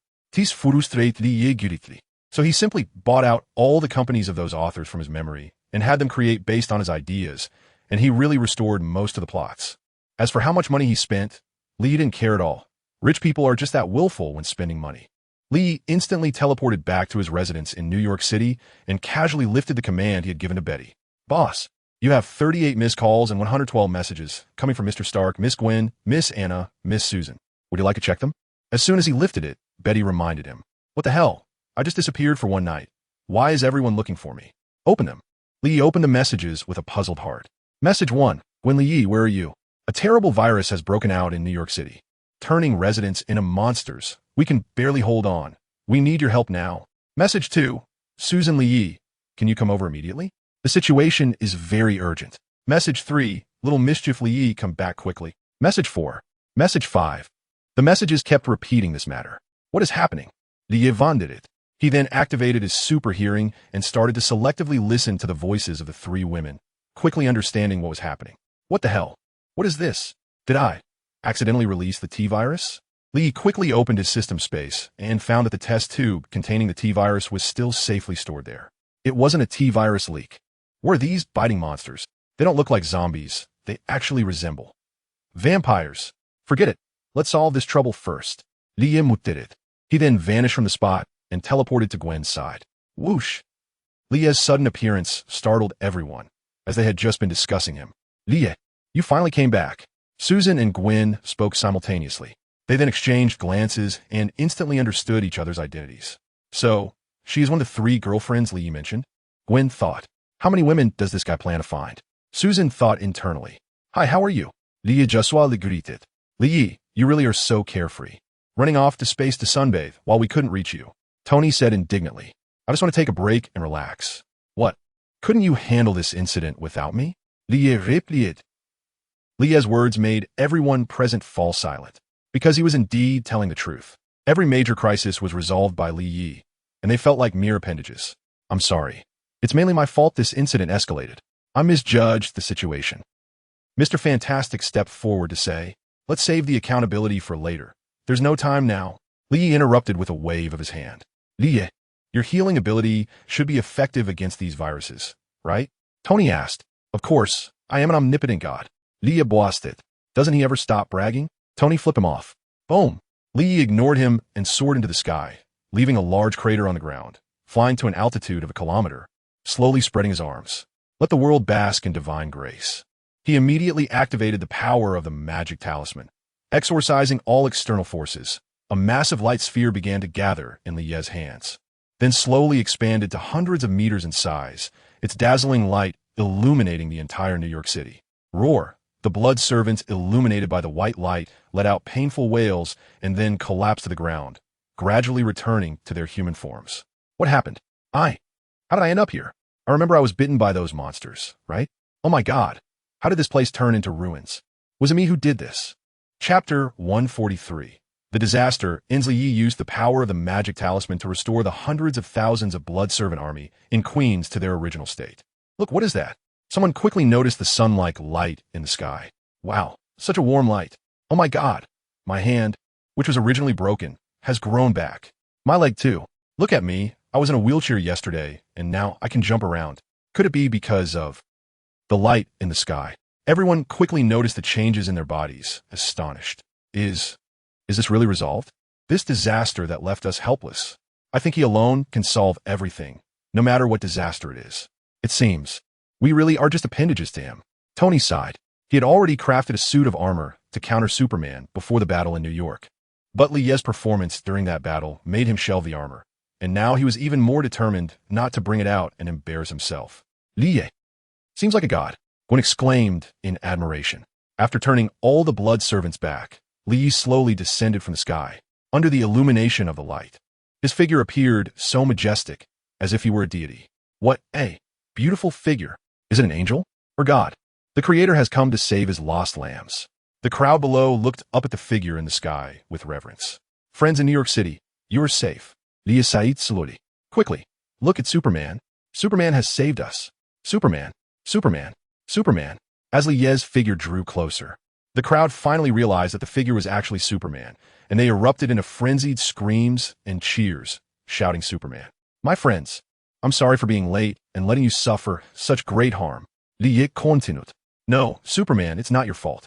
You saved us. Superman, you shouldn't blame yourself. You are the hero and savior of us all. Superman is truly great. He is a real hero, only thinking about protecting this world. None of us have the right to blame him. The crowd comforted Superman. After Li Yi pretended for a while longer, he left the scene with the other superheroes. A message from Black Egg arrived. The mastermind behind the disaster has been found. As time passed, the official forces also arrived to begin cleanup work. Although the crisis had been resolved by Superman, the entire Queens area was in a terrible mess, with hundreds of thousands of people on site, which could cause significant trouble if not handled properly. The disaster caused by Marcus and his group quickly attracted the attention of the elders of the Blood Clan, who sent people to capture Marcus and his companions back to the Blood Clan's headquarters, where several elders who had lived for thousands of years were in slumber. The three elders ruled the entire Blood Clan empire together, with their powers being roughly equal. If they were to rule together, disagreements would inevitably arise when making decisions, which could even lead to a split in the Blood Clan. A split would mean a weakening of power, and it could even lead to being defeated by humans, something the Blood Clan could not allow to happen. Thus, the three elders decided that each would rule for 100 years. One would be awake while the others slept, without interfering with each other's era. Currently, it was the era ruled by the eldest of the three elders, who was said to have even experienced the most ancient times. The era of the original ancestor of the Blood Clan. Marcus, do you realize your mistakes? The elder asked with a serious expression. Ha ha ha ha ha, my mistakes? What mistakes do I have? Marcus and a few of his supporters were bound and kneeling on the ground. Yet even so, they still shouted arrogantly. You used your unknown potions to create monsters to attack humans, causing chaos, which seriously violates the agreement we made with humans. This is your crime. Hee hee, an agreement? The noble Blood Clan actually signed an agreement with the lowly humans? Humans only deserve to be our food. You actually put them on equal footing with the Blood Clan. You old fools are the disgrace of the Blood Clan, traitors to the Blood Clan, and are not worthy of leading the Blood Clan. Marcus shouted indignantly. Marcus, your thoughts are too extreme. This is not the era of the past. Our current strength is far inferior to that of humans. If it weren't for my proposal to sign a non-aggression agreement with them 100 years ago, our Blood Clan would have been wiped out by humans long ago. The elder replied. He had high hopes for Marcus, a spirited young man with ideas, believing he was a natural leader and had the intention to cultivate him, which is why he spent so much effort on him. If it were any other Blood Clan member daring to speak to him like this, they would have been turned to ashes long ago. Hee hee, you are just making excuses for your cowardice. The decline of the Blood Clan is entirely your fault. If I were in charge, the Blood Clan would have already become the ruler of this planet. Marcus boasted. Shut up. The elder could no longer tolerate Marcus's arrogance and shouted angrily. If the Blood Clan were in your hands, it would have been destroyed long ago. Do you know what kind of trouble you have caused? You will bring us a war of extermination. Humans will definitely not let this go easily. It shouldn't be that bad. Don't we still have an agreement with the human government? A vampire beside them said uncertainly. That was before. The chaos caused by Marcus this time is too great. There have always been many voices among humans opposing cooperation with our Blood Clan. They will definitely take this opportunity to push for legislation against us. We don't know how much longer our allies among humans can hold on. War may become inevitable. And the worst part is that we are probably not prepared to face this war. The Blood Clan elder said. The Blood Clan is indeed much stronger than humans. But their weaknesses are also very obvious. The fear of sunlight alone determines that they can never win against humans and can only maintain a stalemate, while humans can ignore the darkness and strike against them. Before the war even begins, humans have already taken the initiative. Another determining factor is the population base. How many Blood Clan members are there in the world? Probably only a few million. With such a small number, if a racial war truly begins, it is absolutely impossible to compete with billions of humans. Although they can also increase the Blood Clan population by converting humans, the efficiency is too low, and they cannot guarantee whether the converted humans will be loyal to the Blood Clan. After all, humans keep shouting that love can conquer all. One must be cautious. Chapter 144. The resurrected ancestor of the Blood Clan facing the large-scale human army alone. We are no match at all, let alone those so-called superheroes. The Blood Clan elder said with a serious expression. Those superheroes are the strongest among humans, and their individual combat power completely surpasses ours, especially that guy, called Superman. He alone could probably destroy our entire Blood Clan. The Blood Clan elder then opened a video, which showed Superman battling aliens in New York. After watching the video, all the Blood Clan members stood frozen in place. Is this still humanity? How can humans be this strong? All of us Blood Clan members combined wouldn't be enough for him to kill. Oh my god, our decision to sign an agreement with the human high-ups was absolutely correct. The Blood Clan members exclaimed in shock. But the agreement has now been broken. Someone quickly reminded. Marcus, it was his doing. It's all Marcus's fault. Obviously, he has no real ability. Yet he dreams of leading the Blood Clan to become the rulers of Earth. If our Blood Clan is controlled by such a person, it will definitely lead to our destruction. Since it's all Marcus's doing, I think it would be better to hand him over to humans and explain the situation to them. They should understand. After all, no one likes war. Marcus, the center of the Blood Clan. The center of the Blood Clan, kill him. Kill him. Kill him. In an instant, the Blood Clan members present all turned their weapons toward Marcus and his group. You cowards, worthless trash, are not worthy of being noble vampires. Marcus, hearing the condemnation from the crowd, showed no remorse and continued to curse arrogantly. Stop. The elder of the vampire clan made a hand gesture to halt and shouted. His authority was very high, and all the vampires present fell silent. The elder then walked in front of Marcus and said, Marcus, do you still not realize your mistakes? I'm not wrong. I'm not wrong. The wrong ones are you cowardly, disgraceful vampires. Marcus continued to curse without repentance. What a pity. Lock him up, and make sure to keep a close watch. He must not escape. The elder of the vampire clan said with regret. Clearly, he had already decided to adopt that suggestion, giving up on Marcus and handing him over to humans. No matter how much he valued Marcus, he was insignificant in the face of the race. Bastard. Coward. Marcus continued to curse as he was dragged away. Phew. The other vampires sighed in relief upon seeing Marcus being taken away. Do you think this will avoid war? The elder of the vampire clan's loud voice pierced through their fantasies. Isn't it still possible? A nearby vampire asked in confusion. If humans are truly determined to start a war, do you think they would care about a mere Marcus? The elder of the vampire clan countered. The vampires present all lowered their heads. Damn it, if it weren't for the ancestor suddenly disappearing, how could our clan have fallen to this point? A vampire complained. The biggest reason for the decline of the vampire clan was the mysterious disappearance of their ancestor, Dracula. Here, the term ancestor does not mean the firstborn, but rather the source of the clan's power. All the power of the vampires comes from the first vampire that appeared in history, the great wizard Varna. All vampires' powers and bloodlines originate from him. Later, he had lived long enough and passed this blood ancestor power to Dracula, who then became the source of power for all vampires. Only with him could the vampires reach their peak, where their power could be maximized. Even the weakest vampire could single-handedly take down a human army. Their strength, speed, reflexes, and recovery capabilities were on an entirely different level compared to current vampires. Possessing tons of strength and speed fast enough to dodge bullets, even if shot by machine guns. As long as vital points were protected, they could recover in an instant. In terms of physical fitness, they could take on Captain America, Steve Rogers. Though Captain's greatest strengths are his indomitable spirit and rich combat experience. Talp, talp, talp. Just as the vampires continued their discussion, a beautiful young woman and a middle-aged man with blonde hair walked in. Why are you two awake? It's not your era to rule yet. The elder of the vampire clan frowned upon seeing the two. Indeed, these two were the remaining two of the three great elders of the vampires. Both ancient beings who had lived for over 1,000 years. The vampire clan has reached a life-or-death moment. How can we be absent? The female elder smiled. If we don't wake up, by the time we do, the vampire clan might already be gone. The blonde elder said expressionlessly. Since you are awake, share your views. Do you have a solution?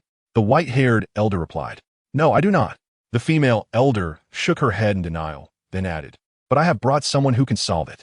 What do you mean? The white-haired elder asked in confusion. Clap, clap. The female elder did not respond, but clapped her hands. A group of vampires then carried in an ancient coffin, leaving everyone present in a state of shock. What is this? One of the nearby vampires couldn't help but ask. If I were you, I would show a bit more respect. After all, inside is not an ordinary person, but the legendary That Great One. The female elder smiled lightly. That Great One? Could it be? The vampires suddenly changed their expressions as they thought of something. Isn't he mysteriously missing? The white-haired elder asked in shock. To find this Great One, I spent considerable effort, searching every corner of the world, and finally found him in a place in Australia known as the Lost Corner. The female elder smiled lightly. Is he still sleeping? Of course. This Great One will not wake up easily. It requires a special ritual. The female elder walked to the coffin, cut her palm, drew a mysterious symbol, and then began to chant mysteriously, with no one knowing what she was chanting. After a while, the mysterious symbol on the coffin emitted a dazzling light. Click! The door of the coffin suddenly opened, and everyone finally saw who was lying inside. Inside lay a man who was very handsome, with a pale complexion, dressed in black, wearing a large cloak and deep black leather boots, resembling a medieval noble. Finally, someone has come to awaken me? The man opened his eyes, sat up, and smiled. A kingly aura, like a bloodline suppression, made everyone's breath tighten involuntarily. The most famous legend passed among the vampires, a man who was almost mythological, Dracula, the ancestor of vampires. This is not the history of the Marvel Universe, but the history of the world I created. Chapter 145, The Request to Exterminate the Vampires. Dracula, the rumored vampire, even doubted at one point to be the ancestral figure of all vampires, now appeared alive before everyone. You are the ancestor. Dracula? No, I am not your ancestor. That is a misconception in your historical records. You should be the one who knows best. After all, he experienced that era. Dracula looked coldly at the crowd, pointing at the white-haired elder, and calmly replied, He is not wrong. He indeed is not our origin, but the power within him is the source of our strength. After a moment of silence, the white-haired elder replied, All the power of the vampires comes from that initial bloodline source, and this source is now within Dracula. As long as Dracula survives, the vampire clan will not disappear. As for the idea of exterminating the vampire clan by killing Dracula, that is also impossible. Dracula's resurrection has become a rule of this world, just like the rising and setting of the sun and moon. No matter how many times he is killed, he will eventually resurrect. Throughout his long life, Dracula has lost count of how many times he has died. In fact, having lived so long, he has grown weary of everything, just like the first ancestor. However, Dracula is not willing to give up this eternal life, so every time he feels bored, he finds a deserted place to sleep for 100 or 200 years to relax. The last time he mysteriously disappeared was because he had exiled himself to Australia to sleep. So, tell me, my descendants, what is the purpose of awakening me? Dracula asked calmly. Great ancestor, the reason for awakening you this time is that our blood clan has reached a life and death crisis. The female elder said respectfully. Life and death crisis? What do you mean? It's like this. In the 100 years since her disappearance, human technology has developed rapidly, gradually surpassing our power. That idiot has completely exposed the blood clan to the human eye, the female elder explained. Humans have made such great progress in just 100 years. But if it's just humans, it shouldn't be enough to make you panic like this. Dracula frowned. Yes, if it were just humans, even if we weren't their match, they wouldn't be able to do anything to us. The most important thing is that a group of very powerful individuals has emerged among humans. They are called superheroes. And among them, the strongest, Superman, powerful enough to kill all of us with just one person. Superman. The female elder then brought out a tablet and started playing a video of the battle in New York. Interesting, so interesting. Dracula laughed after watching, his face full of excitement. You just mentioned that you captured a hybrid of a blood clan and humans, and that he is not afraid of sunlight? I'm very interested. Take me to meet him. Yes, great ancestor. Isa, aquí, Everyone, we have identified the mastermind behind this incident. Nick Fury said with a serious expression. Fury, stop keeping us in suspense. If you don't say it soon, we're leaving. Lee asked impatiently. Who did it doesn't really matter to Lee, since it wasn't an attack on his territory. Otherwise, with Lee as character, he would definitely retaliate. It's vampires, also known as the Blood Clan. Nick Fury continued, ignoring Lee Ye's attitude. Vampires. The others, except for Li Yi and Tony, were shocked. Li Yi already knew the ins and outs of the Marvel world, and Tony frequently hacked into S.H.I.E.L.D.'s database. For a genius like Tony, breaking through S.H.I.E.L.D.'s firewall was as easy as going home. Isn't that a fictional creature? One exclaimed. Vampires do not fit the rules of biological evolution. Reed pondered. Vampires, that's so cool. Punisher said excitedly. The actress I found last time who played a vampire was so thrilling, I still savor it. Johnny, that's not cool at all. Susan said seriously. How did they manage to turn so many people into those mindless vampire monsters? Is it a power every vampire possesses? Reed asked. No, they used a special potion. Moreover, we found something special on it, Hydra's emblem. Nick Fury then took out a piece of glass with a glaring, strange skull imprint. Hydra? Weren't they eliminated by your S.H.I.E.L.D.? Tony questioned. At first, we thought so too, but later we found that what was eliminated was just a small part hiding an S.H.I.E.L.D. Hydra has developed and expanded globally during its decades of hiding. So I suspect this incident is a collaboration between Hydra and the Blood Clan. To this, Lee scoffed, as he had already brainwashed and controlled Hydra's upper echelons. Without his orders, they wouldn't get involved in this trouble. So what do you plan to do? Lee asked, getting to the point. The politicians above plan to define this as a bioweapon attack from another country, covering up the Blood Clan's traces. Nick Fury said expressionlessly. But one could still hear the obvious dissatisfaction in his tone, a discontent with the politicians in the White House continuing to pursue a policy of appeasement. He, as expected. It's the same as always. Lee laughed. American politicians are like this. They bully the weak and fear the strong, only seeking profit. If Lee had shown a bit of weakness back then, he would have been dealt with by a group of weak mortals like the big Superman in DC. Instead, Lee had decisively killed everyone who targeted him, and the one who got dealt with became the American government, which now sought to please Li Yi, fearing that he might explode and destroy America or go on a rampage in the White House. Now, they were reluctant to give up the huge benefits and the temptation of immortality from colluding with the Blood Clan, implementing a policy of appeasement towards the Blood Clan. As in their eyes, those who died were merely commoners, having nothing to do with their powerful selves. Li, I hope your hero association can take action against those vampires, Nick Fury requested. If it weren't for Li taking all the people away, he wouldn't have to be so humble. He would have already formed the Avengers to storm the vampire's lair. Not interested. Li rejected without a second thought. Those vampires were too weak, not even worth his time. He then turned and left, with Gwen and the others quickly following, leaving behind a grim-faced Nick Fury. Of course, Li didn't know that even if he didn't want to get involved, the Blood Clan would actively seek him out. Chapter 146, Dracula and Blade Blood Clan Headquarters. Huff, how many days have I been locked up here? Blade sighed while squatting in a cell.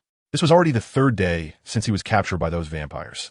If it were an ordinary cell, with his powerful physical abilities, he would have bent the bars and escaped long ago. But the cell used to hold Blood Clan members was definitely different from those for humans. The entire cell was made of a special alloy. Not to mention using brute force. Even a missile might not be able to destroy it. From this, one could see how wealthy the Blood Clan was. This alloy was not only rare, but also very difficult to synthesize, making it very expensive. Yet the Blood Clan had used it to build an entire cell made of this alloy. Hybrid. A disdainful voice came from next to him. It was Marcus, the one who had captured Blade, and he was also locked up here. This cell was originally meant to hold traitors of the Blood Clan. If I can survive and get out, I will definitely kill all of you blood monsters, Blade said flatly, without any special reaction. Hee, with you as a hybrid? To be honest, the ones you killed before were just some small fries. Those small fries can be converted as many as we want. It's just those old immortals who think you're special and want to recruit you into the Blood Clan. If we really want to deal with you, we would have killed you long ago. Marcus mocked. Blade didn't respond, just coldly stared at Marcus. Suddenly, the cell door opened, and a robust vampire walked in. A lord wishes to see you too, the robust vampire said. Upon hearing this, Blade's eyes instantly flashed with a glimmer of hope. An opportunity to escape. It must be those old immortals. Marcus sneered. The two were then taken to the main hall of the vampire clan's headquarters. To their surprise, the one sitting in the main seat was not the white-haired elder, but a handsome young man dressed in black and draped in a red cloak. The white-haired elder stood to one side, with a man and a woman on either side of him. Seeing this scene, The two felt very confused. Who is this person? Blade warrior, vampire hunter, daywalker, we finally meet. Dracula, sitting in the main seat, smiled. Who are you? Blade warrior asked directly. Let me introduce myself first. My name is Dracula. Dracula? Both of them were astonished upon hearing that name. As someone who was part of the vampire clan and had long been dealing with vampires, Blade warrior naturally knew the legend of Dracula. The legendary ancestor of the vampire clan appeared right before them. And of course, they were surprised. They did not doubt it. Even a vampire elder stood obediently to one side. Who else could command such respect, if not the ancestor Dracula? Ancestor, you have awakened from your slumber, Marcus said excitedly, as if he had seen his idol. Marcus idolized Dracula to an extreme degree, obsessively chasing and researching the history of Dracula, believing that if Dracula had not gone missing, he would have certainly led the vampire clan to defeat humanity and become the ruler of this planet. Oh, you must be that Marcus, Dracula said with a smile. Yes, I am Marcus. Marcus replied excitedly. He truly. A complete fool, Dracula chuckled. What? Marcus didn't have time to react. Whoosh! Dracula gently moved his finger, and a dazzling red light flashed by, directly piercing through Marcus's brain. Thud! Marcus's lifeless body fell to the cold ground. This, ancestor, why? Dracula's sudden action shocked everyone present, and the white-haired elder asked in confusion. This was different from what they had discussed before. Weren't they supposed to hand Marcus over? Why was he killed directly now? If humanity decides to go to war, handing over this idiot would be of no use. In that case, why keep a fool around? Dracula said coldly. Everyone fell silent. Dracula then turned to Blade Warrior. I heard you are a hybrid of humans and vampires, unafraid of sunlight, yet you retain the powers of a vampire. Dracula said with great interest.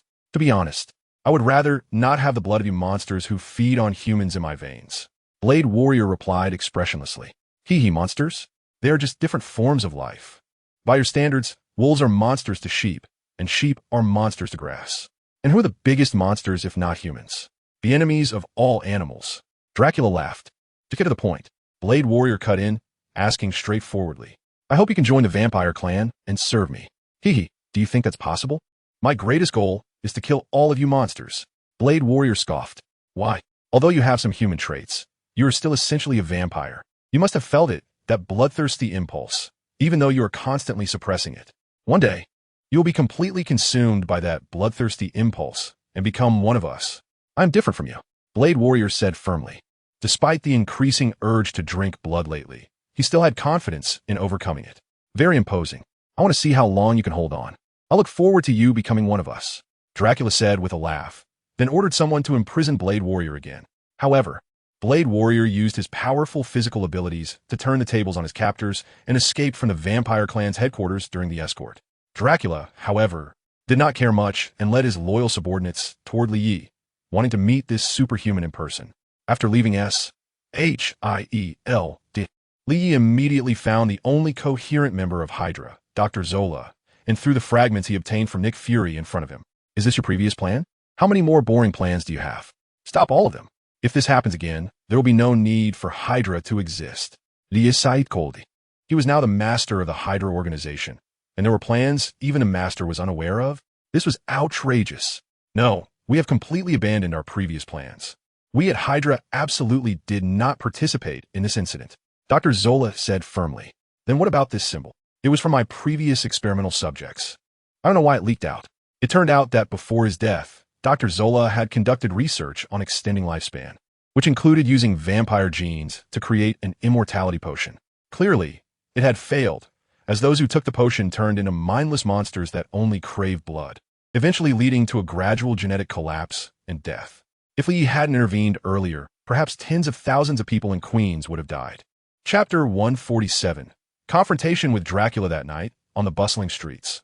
Lee asked Gwen, "Why aren't you on a mission today?" Since joining the Hero Association, this girl had been very enthusiastic about fighting crime and acting as a superhero. This left George and his wife puzzled. What had happened to their daughter, who usually preferred to stay at home? Had she changed her personality? The couple even suspected their daughter had a boyfriend, but Gwen was always elusive, and they couldn't find out the truth. They felt awkward directly asking her, since she was already an adult. However, Director George boldly declared, "If that little brat Gwen is dating is a jerk, I'll just shoot him." Oh, we've been together for so long, and Haven T had a proper date. I specifically set aside a day to spend with you. I'm very busy. Unlike you, clearly the only S-class hero in the association. Yet you've hardly been on any missions. Gwen pouted. Hee. The situations where I need to intervene are not simple. Lee replied. Just as the two were on their date, a group of strange people gradually surrounded them on the street. Lee, did you notice? Someone is following us. Gwen's spider sense quickly detected the unusualness around them, and she quietly pulled Lie's hand. Lee naturally noticed as well and clearly recognized that this group were vampires. His super hearing could cover the entire planet. Unless in a vacuum where sound cannot travel, he could even extend it to the entire solar system without issue. Of course, Lee usually suppressed this ability, focusing only on a few specific sound frequencies, or else the noise of the entire Earth would drive him crazy. Interesting. It seems this date is destined to be anything but peaceful, Lee said with a smile. Gwen nodded in response. In her heart, she was very much looking forward to it. After all, one of the main reasons she joined the Hero Association and became a superhero was to become Superman's partner and fight alongside him. The two led several vampires to a deserted corner and then disappeared from sight. Damn, where are they? Top. Is this it? I'm asking you. Where are they? I can't find them, so hurry up and look for them. If we can't find the ancestor, he definitely won't let us go. Yes. A few vampires who had been following the two noticed that the people they had been tracking had vanished, and they exclaimed in frustration. Hey, are you looking for us? At that moment, Lie's voice suddenly echoed behind them. Run. The vampires were so scared that they turned and fled. Whoosh. Gwen suddenly jumped out and used her web to bind them all up. Gwen's web was tougher than the steel cables used to pull bridges.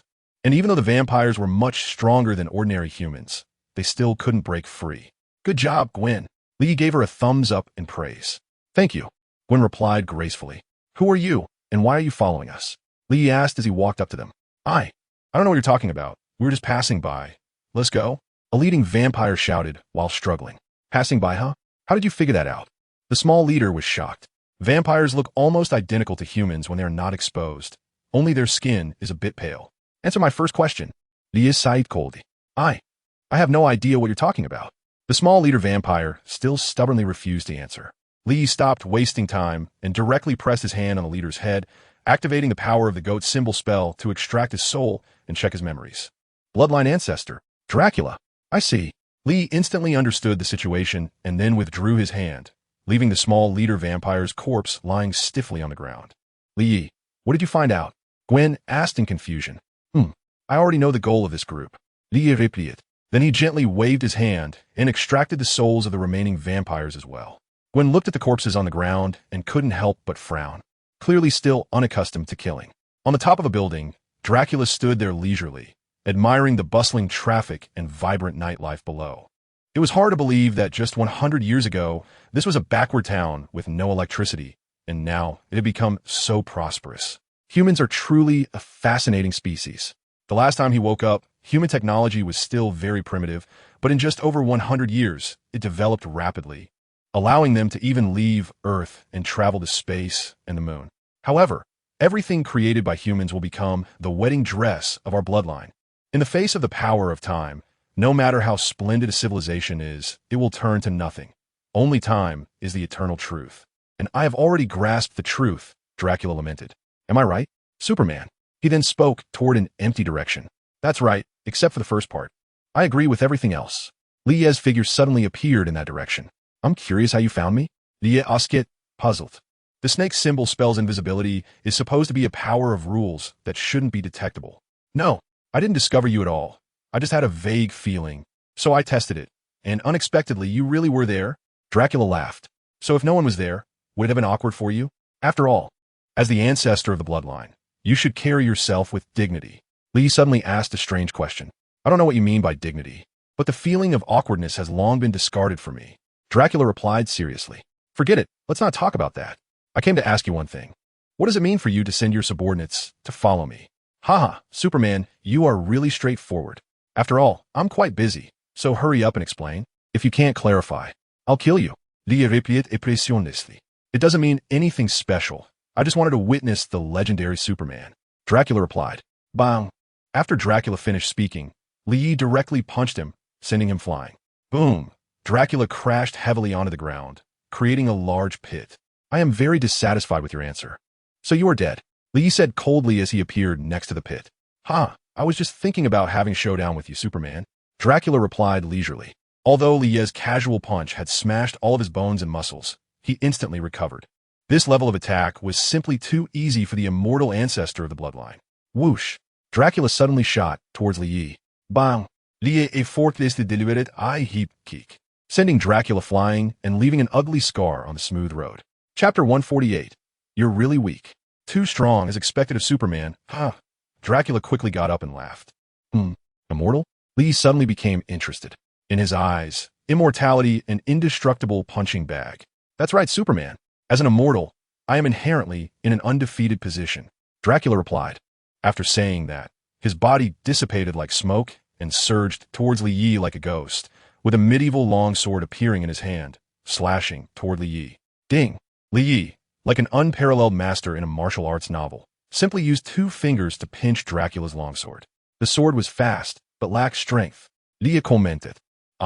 No matter how hard Dracula tried, he couldn't pull the sword back. Li shook his head in disappointment and tossed Dracula, sword and all, away. Is this the strength of the ancestor of the bloodline? It's really weak, not even able to scratch me. Li scoffed. Damn it. Dracula was instantly enraged. Having lived for so long, no one had ever dared to call him weak. Who is he? He is the ancestor of the bloodline, the immortal king of vampires. Dracula suddenly raised both hands high. Dark clouds began to gather in the pitch-black night sky. Dark lightning surged above the clouds, and pale lightning twisted like a giant dragon soaring through the sky, rumbling with thunder, calling the wind and rain, changing the weather. This is one of the strongest abilities of the strongest bloodline ancestor, the vampire King Dracula. He was demonstrating his immense power, wanting to make those who underestimated him regret it. Although he had already watched the video of Superman battling aliens, Dracula was still full of confidence about defeating Superman. Besides his guaranteed immortality, he also possessed extremely powerful abilities, which were the source of his confidence. I can exhaust you to death. This was Dracula's inner thought. How about that? You see my powerful strength now. It's not too late to take back what you just said, Dracula said proudly. Oh, why should I take it back? I stand by what I said. You're weak, incredibly weak. Li provocative, replied. Then go die. Dracula sneered, then began to summon violent lightning. Boom! Countless dazzling bolts of lightning struck fiercely at Li Yi. The azure flashes of electricity were like countless blades piercing through the night, descending straight towards Li Yi as if 9 thunders were crashing down upon him. This bizarre scene instantly attracted the attention of the crowd. Is that our fellow Taoist undergoing tribulation? You've read too many novels. This is clearly some bastard swearing. Can you talk about some science? This is obviously a natural phenomenon of XXX. Ahmedba, please don't strike me. I've never done anything bad in my life except peeking at the landlady next door, taking a shower. You idiot. This is America, a place that believes in Christ. You should pray to God. God, please don't strike me, amen. The surrounding crowd began to discuss animatedly. The violent lightning lasted a full 10 seconds, affecting buildings within a kilometer radius, leaving them in ruins and the ground scorched black. As for the casualties, they were countless.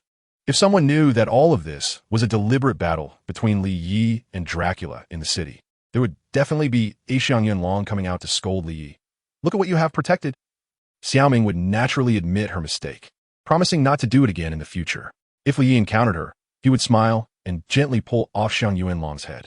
If he encountered a group of Xiang Yunlongs, then the hot gaze and electric eyes would take turns to attack. The weak should obediently hide and not randomly run in front of strong, making a fuss. It was simply too powerful. No wonder it was our ancestor. This powerful strength could easily take on an entire country. With the protection of our ancestor, our blood clan can now rest easy. The blood clan and the headquarters watched all of this through satellite monitoring, feeling extremely excited. Why do you think vampires have satellites? Bruce Wayne has several exclusive satellites. The combined assets of the blood clan are hundreds of times his. So, is it difficult to get a few satellites? As for the American government, the blood clan has deployed many pawns in this regard. As the smoke gradually dispersed, Li's figure had long since disappeared without a trace. Ha, he must be dead. Dracula laughed. Seeing the person who dared to underestimate him turn to ashes made Dracula feel immensely excited. What are you so happy about? Let me in on the joy. A voice suddenly came from above. Then Li's figure appeared in the sky above Dracula, completely unharmed. Not even a tear in his clothes. Dracula's smile instantly froze. How is this possible? You actually are still alive? The previous attack was indeed impressive, barely tickling me, but to kill me is still 2,000 years away.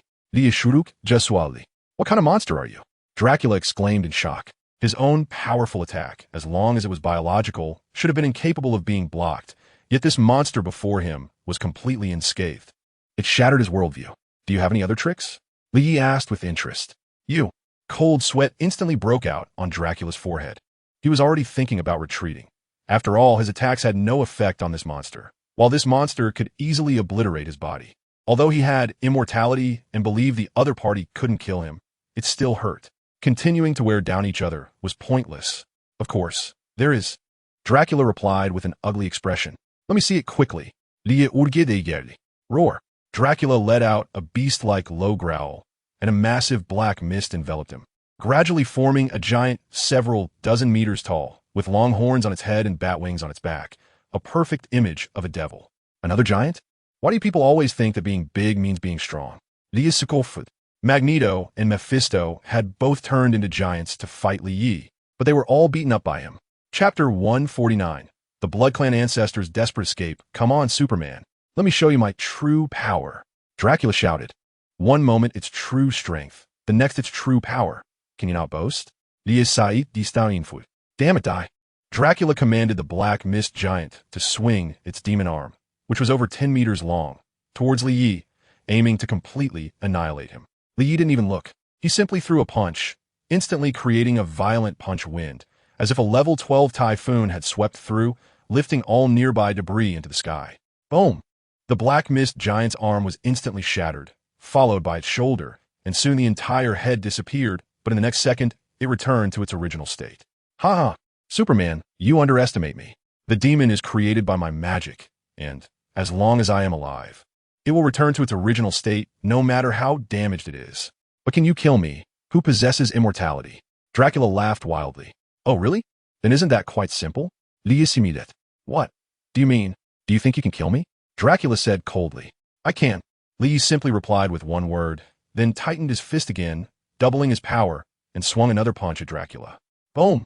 This time the impact was much greater than the last punch, not only creating a fierce wind, but also causing violent tremors around. Although Li Ye's attack wasn't aimed at the ground, the severe tremors caused countless buildings to collapse. The punch wind instantly blew the black mist giant apart, and along with it, the clouds in the sky were dispersed, revealing the vast cosmic starry sky. Li used his supervision to scan and confirmed that Dracula was left with nothing but ashes, then spoke. The Ancestor is dead. How is this possible? The Ancestor is the strongest blood clan, possessing an immortal body. How could he possibly die? God, is my immortality a dream? Give me a slap. I want to confirm. Slap. Ouch. Why are you hitting me so hard? This is just to help you confirm. It seems the Ancestor is indeed dead. Not even a trace left. Do you think Superman will kill us? If it were me, I would definitely eradicate them completely. What are you afraid of? We have so many people. We could grind Superman down. Are you a clown hired by a monkey? You didn't see the battle just now, did you? Either one of them could easily annihilate our blood clan. It's over. It's over. Our blood clan is finished. If I had known this would happen, why would we provoke humans? It's all that idiot Marcus's fault. That guy died way too easily. I want to chop his body into pieces. Count me in. Me too. The Blood Clan members collectively lost their composure upon seeing the Ancestor, Dracula, killed by Li Yi. First, they couldn't believe it. Then they began to regret provoking humans. And finally, they all blamed Marcus, cursing him. Quiet. What kind of chaos is this? The white-haired elder scolded, successfully calming the panicking Blood Clan with his immense prestige. Elder, what do you think we should do now? A Blood Clan member asked. Prepare to hand over all the clan's assets and surrender to Superman. I think, with our Blood Clan's massive power, no one can refuse our loyalty. The white-haired elder pondered for a moment before stating his suggestion. Everyone fell silent, although it was embarrassing and hard to let go. This was the only way to avoid extermination. Wait, look over there. The blonde elder suddenly pointed at a corner of the screen where a red figure was gathering. The Ancestor is not dead yet. Oh, he actually revived. Looking at that red figure, Li exclaimed in surprise. His punch clearly reduced Dracula to a molecular state. Even if he had a so-called immortal body, he shouldn't be able to revive. Could it be that Dracula's revival has become a rule of this world? Li froned secretly. Legend has it that Dracula cannot be killed. Throughout endless time, he can revive no matter how many times he is killed. The comics have a clear storyline where Dracula attacks female heroes to drink their blood, only to be beaten to death by them. And then he appears again in the next chapter. In simple terms, the world does not want the source power of the Blood Clan within Dracula to disappear. As long as the source power of the Blood Clan remains in his body, he cannot be killed, unless the entire world is destroyed, thoroughly obliterating the world's will. The red figure quickly transformed into Dracula's form. He actually killed me once? Dracula was shocked. It should be known that the ones who killed him before were powerful beings like Odin and Ancient One. Has the Superman before him reached that level? Superman, since you can't kill me, and I can't do anything to you, why don't I just stop here? What do you think? Dracula proposed. No. Liu rejected without a second thought, wanting to test whether there were any limits to Dracula's revival.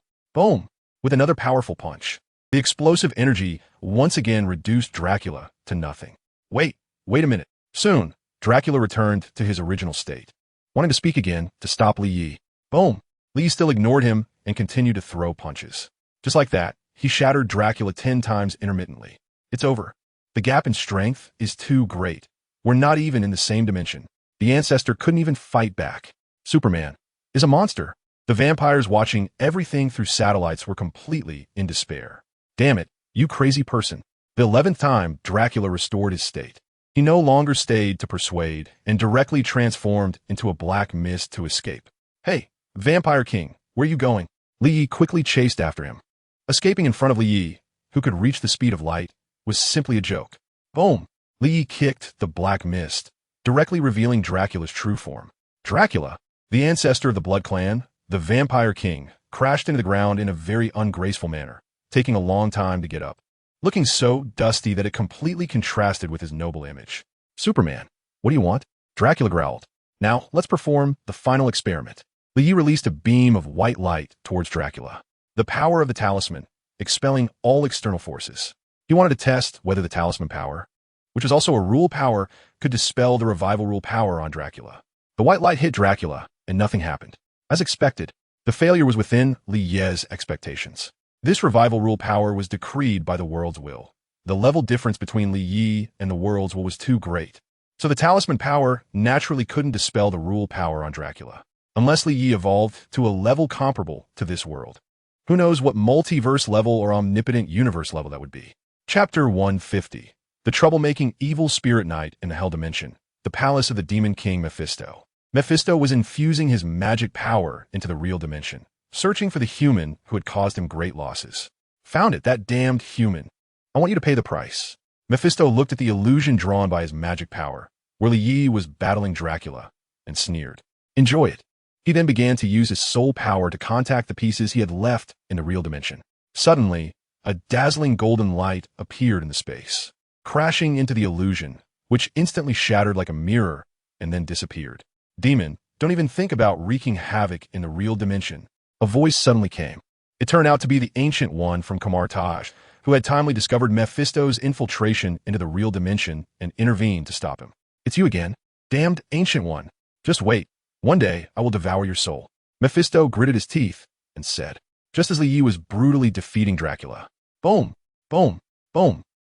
A huge rumbling sound suddenly came from the distance. Judging from the sound, it should be the roar of a motorcycle engine, and it was incredibly fast. Damn it, who is it this time? Why is it him? Liu Furonit. Could it be someone coming to save me? Dracula on the ground was also extremely surprised. Although he couldn't die, being killed repeatedly was too torturous. His pride and speed was completely ineffective in front of Superman. Dracula felt as if he was facing God, utterly powerless. At that time, when he first obtained the source power of the Blood Clan, he was full of ambition, believing he was the only true God in the world and madly slaughtering humans. Tens of thousands, hundreds of thousands of human armies were nothing but a wave of his hand. He even wanted to establish a divine kingdom on Earth, where everyone could only worship one God, that is the Blood God, Dracula. However, when he led his Blood Clan army to attack a church in Rome, a figure radiating white light suddenly appeared and said his name was Yahweh, who instantly obliterated him with a single strike. After discovering that he could resurrect and couldn't be killed, Yahweh sealed himself away using a so-called holy artifact, managing to escape the seal only 400 years later with the help of the bloodline descendants. As the sound of motorcycles grew closer, a skeleton engulfed in flames appeared before the two. The skeleton had no flesh at all, only bones, each one burning with flames that did not harm it. And even its non-mainstream outfit remained as good as new. Ghost Rider, you were sent by Mephisto, right? Lie instantly recognized Ghost Rider's identity.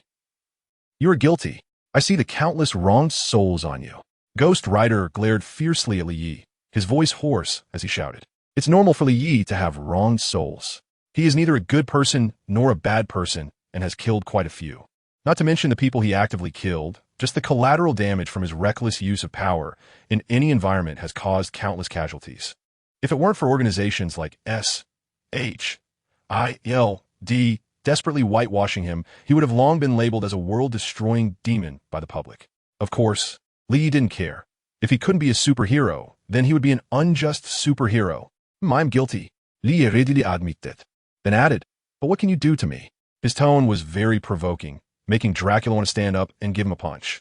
You will face judgment. Ghost Rider continued coldly. Wow. I'm so scared. Li replied impressionlessly. Buzzing, Ghost Rider stopped responding and suddenly revved his motorcycle, charging towards Li Yi. Bang! Li Yi casually kicked out, sending Ghost Rider, bike and all, flying into a building. The scene became quite awkward. Dracula initially thought this guy was a powerful figure, but it turned out he was even weaker than himself. Boom! Ghost Rider quickly pushed aside the rubble, weighing him down. At this moment, all his bones were broken, and he couldn't even stand, on the verge of collapsing. Crack, then, with a twist, he returned to his original state. Another undead body? When did this become so common? Li complained. Ghost Rider's power originally came from hell, so there was no concept of death. Unless someone stronger than the demon that granted Ghost Rider his power eliminated him, he couldn't be destroyed. This was Mephisto's plan. He knew Ghost Rider would definitely not be Li Yi's opponent. He was purely there to annoy Li Yi. After all, he couldn't go to the real dimension to take revenge on Li Yi. So what else could he do? Crack. Ghost Rider took a Gatling gun from his trash bike and covered it with Hellfire. Hellfire can modify any machinery and non-machinery, granting them even greater power. Rat-a-tat-tat-tat-tat. Ghost Rider crazily sprayed bullets at Li Yi with the Gatling gun, countless bullets flying towards him. Li didn't even look, quickly moving in front of Ghost Rider and grabbing him by the throat. Roar. The captured Ghost Rider kept roaring in anger. Your power comes from the evil spirits on you, right? Li laughed. Then, a flash of white light appeared in his hand. No, a terrifying, desperate roar echoed before disappearing. The flaming skeleton slowly transformed into a white man. Li used the power of the talisman to dispel the evil spirits from him.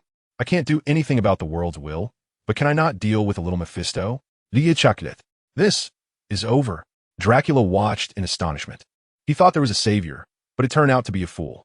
Li casually tossed the white man to the ground, not caring about his life or death. Now it's your turn. Li sneezed. Superman, what do you want to do? Since I can't kill you, how about I send you to the universe? By the way, which planet do you want to travel to? Chapter 151. Exiling Dracula Hell Dimension. How did this human do it? Watching the tools he used to annoy that bastard human being resolved in just a few moves, Mephisto felt a mix of emotions. In his impression, almost no one could kill the Ghost Rider he created. After all, he was one of the two strongest among the 7 Lords of Hell. And there were hardly 2 people in the entire universe stronger than him. The last battle with that human was merely a stalemate, where neither could do anything to the other. Mephisto could never guess that in addition to having immense power, Li Yi also controlled 12 types of powerful rule powers. How about I throw you to the moon? No, that's too close. Humans go there often, and if I bring you back to annoy me again, that wouldn't be good. You can't stay in the solar system, so I'll send you to a place farther away. Li pondered while looking at the disheveled Dracula. He then thought of the cosmic space where he battled the Chitauri, which was far enough from Earth. No, Superman, you can't do this, Dracula said in panic. He was truly afraid. He wasn't this scared even facing God. God could only seal him for a few thousand years, and he still had hope of escaping. But Superman actually wanted to exile him to the unknown universe. Superman was much more ruthless than God. Why not? What reason do I have to let you go? Lia Mokit. Superman, let me go, and I'll help you control the Blood Clan. How about that? Dracula proposed. Why would I want to control the Blood Clan? Superman, the wealth and power accumulated by the Blood Clan over thousands of years are beyond your imagination. And there are millions of Blood Clan members. They are quite a formidable force. As long as you let me go, all of this will be yours. Haha, foolish. Without you, it's all still mine. Li Yi suddenly changed his tone. Originally, he planned to wipe out the Blood Clan. But realizing how deeply intertwined the Blood Clan was with humanity, it was nearly impossible to uproot them. Dracula's words awakened him. Since he had already accepted Hydra as his dogs, what was one more Blood Clan? It's a game of alliances, and the more people involved, the more fun it is. If he didn't want them later, he could just toss them aside. Yes, everything Li Yi was doing now he saw as just a game. Whether it was superheroes or the Hero Association, everything was just for fun, nothing more. Superman, are you really going to go for total annihilation? Dracula gritted his teeth, ready to fight to the death at any moment. You don't really think you have a chance to resist, do you? Li Yi sneered. Damn it, I'm going all out with you. Dracula shouted as he charged towards Li Yi. Slap! Li Yi directly slapped him, causing Dracula to spin 1,800 degrees on the spot. His head askew. This level of damage was trivial for someone like Dracula, who possessed an undead body, but it was highly insulting. In less than a second, Dracula returned to his original state. Superman, you can kill me, but you can't insult me, Dracula said, his eyes red with anger. Oh, you've even learned classical Chinese. But what are you? A vampire pretending to be. Slap, slap, slap. Li showed no mercy, continuously slapping Dracula's face. Ah, that feels good. After a good round, Li Yi finally stopped. At this point, Dracula no longer dared to be tough, fearing another slap from Li Yi, although he could recover. It still hurt like hell. Li Yi then cast a gravitational cage to imprison Dracula. What? What have you done to me? Why can't I move? Dracula panicked. This cage could not be escaped even by the Hulk, who relied on strength, let alone Dracula, who was skilled in magic. It's time to take you to your new home, Li Yi said with a smile, then used teleportation to disappear with Dracula. Whoosh! Li Yi's figure appeared in the cosmic space where he had previously battled the Chitauri. Not long had passed since then, and there were still many destroyed spaceships nearby. Because Li Yi had been to this location before, the system had recorded the coordinates, allowing for direct teleportation. Li Yi didn't even know how many light years away this was from Earth, but he was certain it was outside the solar system. This is your new home. Li Yi laughed. Dracula excitedly opened his mouth, as if trying to say something, but no sound came out. Sound cannot travel in a vacuum. Li Yi scanned the area with his super sight and soon found a planet covered entirely in desert. Such planets had no resources and were essentially dead worlds. No spaceship would be bored enough to land there. 3, 2, 1, go. Li Yi then forcefully threw Dracula out. Whoosh! Dracula shot towards the dead planet at high speed, struggling all the while, but unable to escape the gravitational cage. If all went as expected, Dracula would have to stay there for a long time, until he completely broke down and willingly gave up his vampire powers to die. After that, it was no longer Li Yi's concern, and he teleported back to Earth. Superman has taken the ancestor away. He must have sealed him. What do we do now? Should we seek revenge for the ancestor or surrender? Are you crazy? Seeking revenge on Superman? If you want to die, go ahead, but don't drag the whole vampire clan down with you. The vampire clan engaged in heated discussions. Of course, these vampires could only make suggestions. The final decision rested with the 3 elders. According to the original plan, should we surrender to Superman? The white-haired elder asked. Agreed, there's no other way. The female elder replied. Agreed. The blonde elder coldly nodded in agreement. Thus, the entire vampire clan prepared to surrender to Superman. As for whether Superman would accept, that was unknown. The White House. A group of politicians gathered again to discuss Superman's situation. The large screen displayed the video of Superman battling Dracula, and the buildings that had just been partially restored were again reduced to ruins. Superman is getting increasingly out of control. He could have fought this battle outside the city. He shows no regard for America at all. Look, our step-by-step concessions have led to this result. He caused more damage than the aliens. He is the biggest demon. The politicians were filled with righteous anger, continuously denouncing Superman's crimes. Slap! What's the use of saying all this? We can't do anything about him. Don't call me to these meaningless meetings in the future. A politician suddenly slammed the table. Upon hearing this, everyone fell silent, forced to admit this fact. Everyone, I have a secret weapon that might be able to deal with Superman. If it succeeds, Superman will become the strongest sword and shield for America. Just then, the door suddenly opened, and an American colonel walked in. Everyone frowned. The colonel's identity was not enough to qualify him to be there, but they endured it upon hearing his words. Who are you, and what is your plan? Asked the American president, seated in the main position. I'm a colonel affiliated with the military. You can call me Strick. All of this plot occurs after Tony publicly reveals his Iron Man identity. Chapter 152, Domination of the Vampire Clan. Colonel Strick, please elaborate. The American president said politely. He even had a secretary bring an extra chair for Strick to sit in. Of course, this was just a performance. If Strick couldn't provide a solid explanation, or if he spoke nonsense, the president would not hesitate to have him thrown out. All right, Mr. President. Strick adjusted his collar. He needed to perform well in front of these top American elites, as it related to whether he could gain more power and achieve his goals. I've studied mutants for many years, and even my wife died at the hands of mutants. Deeply despise them. Strick rambled on, without getting to the point about how to deal with Superman, continuously talking about mutants. Stop. The president directly interrupted him. Colonel Strick, I hope you understand that we are all very busy. The only reason we are willing to spend time here is to hear your plan for dealing with Superman. So please do not waste time on irrelevant matters, or you can leave. Irrelevant matters? Strick's face instantly darkened when he heard the president say his wife's death was irrelevant. And he nearly stormed out, but he held back. The method or weapon I mentioned for dealing with Superman is a special mutant. His ability is mind control, able to create illusions and manipulate anyone. As long as we successfully control Superman, America will unify the whole world. Strick passionately laid out his plan. Huh. Everyone present let out a heavy sigh upon hearing Strick's plan. They couldn't help it. The blueprint for unifying the world was just too tempting. Can we trust this mutant? It is well known that Superman has a very good relationship with mutants, even allowing them to join the Hero Association and become superheroes. Soon, a politician raised a question. Don't worry. I have controlled him with drugs, and he has been completely brainwashed to be my person. Strick smiled. Then that's fine. Treating this group of mutants should be like this. Absolutely do not trust them. Controlling them with drugs is really a good method.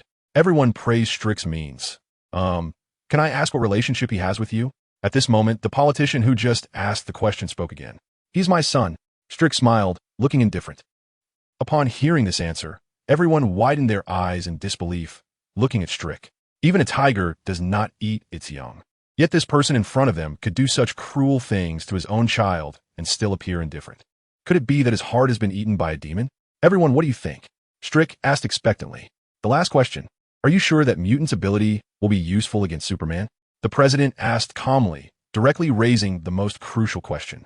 A person who could become the president of America would not be easily deceived by Strick. Strick was momentarily stunned, and after a long silence, he replied in a low voice, I am not sure. What? You bring out a plan that you're not sure about. Are you trying to get us killed? Superman's wrath is not something to be taken lightly. Even the entire America could be in danger. You bastard. How dare you deceive us? Get out of here, or I'll make sure you can't survive in the military, believe it or not. Upon hearing that the plan might not succeed, these politicians immediately turned on Colonel Strick and angrily drove him out of the conference room. Mainly, the retaliation from Superman is too terrifying. If they don't have 100% assurance, they wouldn't dare to act against Superman. Wait, Colonel Strick, just as Strick was walking out of the White House in despair, a voice suddenly called out to him. He turned around and saw it was the president's secretary. May I ask what you need me for? Strick asked in confusion. Mr. Strick, the president requests your presence.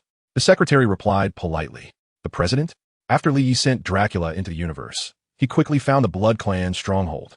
Your Excellency Superman, welcome to the Blood Clan's gathering place. 3 elders of the Blood Clan led a group of Blood Clan members to greet Lee at the entrance. What do you mean by this? Lee asket in confusion. The 3 elders exchanged glances, and finally, the eldest white-haired elder stepped forward. Your Excellency, we represent the entire Blood Clan to surrender to you. Everything within the Blood Clan can be offered to you, and the entire Blood Clan is willing to pledge allegiance to you, hoping you can spare us. The white-haired elder said humbly, This is how you surrender? You're vampires from France, right? Lee said in astonishment. He initially thought it would take considerable effort to kill thousands of vampires to make them surrender. But he didn't expect them to surrender so readily, which saved Lee a lot of time. Let's talk. Wasn't your Blood Clan supposed to have a pact with humans? Why did you violate it? Lee sat down casually in the throne that originally belonged to Dracula, saying casually, Your Excellency, this is all a misunderstanding, mainly due to a self-righteous idiot. The white-haired elder recounted Marcus and others' actions word for word. Where's that Marcus? He has already been killed by Dracula. Dead. Lee sighed discontentedly. I haven't had the chance to torture him yet. Your Excellency, his few accomplices are still locked in our prison. Should we bring them over? The white-haired elder hurriedly said. Since the culprit is dead, the others can be treated leniently. Li Yi waved his hand. Hearing this, the white-haired elder breathed a sigh of relief. At his age, the last thing he wanted to see was his own kind killing each other. However, Li Yi's next words shocked him directly. No need to torture them. Just chop them up and feed them to the dogs. Chapter 153, Strict Self-Destruction, Your Excellency. This isn't good, the white-haired elder replied with a grim expression. Although he had led the entire Blood Clan to surrender to Superman, seeing his own kind treated this way made him feel somewhat uncomfortable. But regretfully, he made a very serious mistake, which was taking himself too seriously and treating the Blood Clan as significant. In Li Yi's eyes, they were just a group of large human toys. Bang! Li Yi T-waste words, directly kicking out, striking the white-haired elder in the chest. Poof! The white-haired elder did not possess the immortality of Dracula. Although he was much stronger than an ordinary vampire, in front of Li Yi, he was just a slightly bigger ant. Immediately flying back and spitting out a large mouthful of blood, finally crashing heavily against the wall, leaving a clear, human-shaped imprint on it. This was still Li Yi holding back. Otherwise, a single kick could have turned him into molecular state, completely leaving no trace. Elder, are you okay? The surrounding Blood Clan members rushed forward to check on the white-haired elder's injuries. After seeing that he was still alive, they breathed a sigh of relief and then glared angrily at Li Yi. You despicable guy, we have already surrendered. Why do you still have to make a move? What do you mean by this? A group of Blood Clan members cursed at Li Yi. No. Everyone shut up. The female elder and the blonde elder both spoke out to dissuade. Unfortunately, it was too late. A flash of red light passed, and all the Blood Clan members who had just cursed at Li Yi were dismembered. Seeing this sudden change, the remaining Blood Clan members were so frightened they didn't dare to speak, and the space instantly fell into silence. First, do not think too highly of yourselves. In my eyes, you are nothing. If there is another offense, then your clan will no longer have the necessity to continue existing. Second, I do not need disobedient subordinates. My orders must be absolutely obeyed, and any questioning is not allowed. If you do not comply, you could try to overthrow my rule. But the price of failure is still extermination. Third, understand the hierarchy. From now on, I am your master. After I finish these 3 points, who agrees? Who disagrees? Li Yi sighed impressionistly. The silent hall echoed with Li Yi's voice. The Blood Clan members looked at each other, momentarily unsure how to respond. The entire Blood Clan agree. The white-haired elder trembled as he struggled to stand up. Do you all have no objections? Li Yi repeated once more. Yes, master. The Blood Clan members at the scene, led by the white-haired elder, all knelt before Li Yi. These vampires feed on human blood, and since the first vampire was born, countless humans have died at their hands, becoming their food. Li Yi, although not particularly concerned about these matters, was once a member of humanity and naturally had no good feelings towards the Blood Clan. The greatest kindness he could show them was to allow their clan to remain, so he wouldn't be polite with them. The entire Blood Clan was just a toy for his amusement. If they performed well, he could keep them, but if they didn't, he would slaughter them all. As for the consequences, let Dracula come and talk. What? Already exiled? Then it's nothing. Those few people should be dealt with as I just said, chopped up and fed to the dogs. And one last thing, from now on, no more attacks on humans. I know your main food source is human blood. Whether you obtain it through trade, cooperation with the human government, or any other means, I will not interfere. But as long as you force or attack humans, if even one human gets hurt because of you, I will slaughter 10,000 Blood Clan members. Li Yi sighed coldly. Yes, master. The Blood Clan members present trembled as they replied. Very well, go arrange it. Li Yi waved his hand. The White House. The President's office. Colonel Strick, you finally arrived. Come, sit down quickly. The President warmly greeted Strick. Mr. President, may I ask why you called me?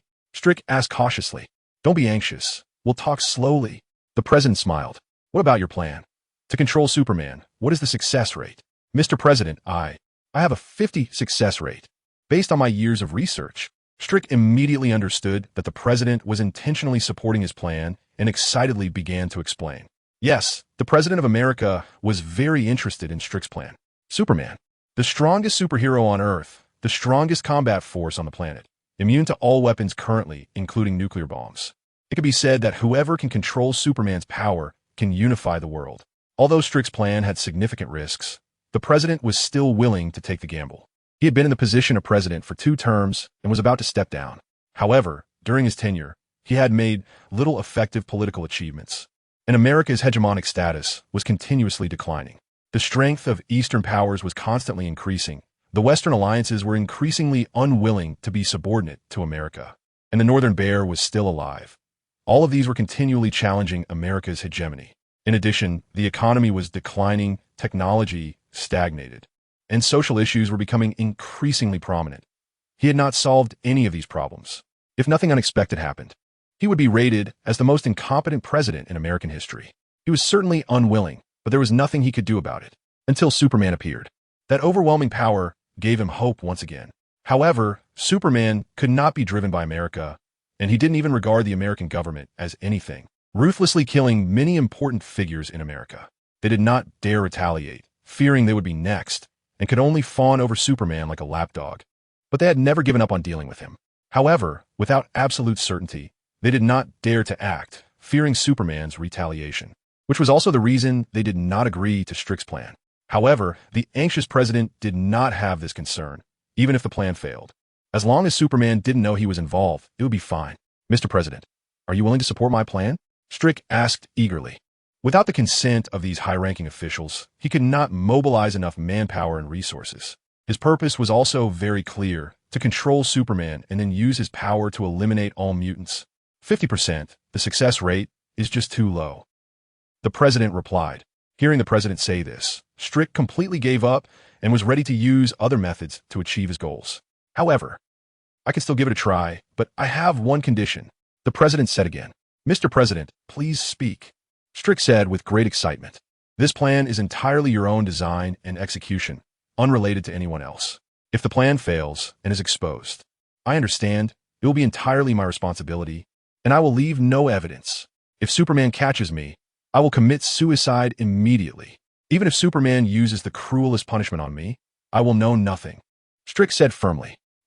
The president said with satisfaction.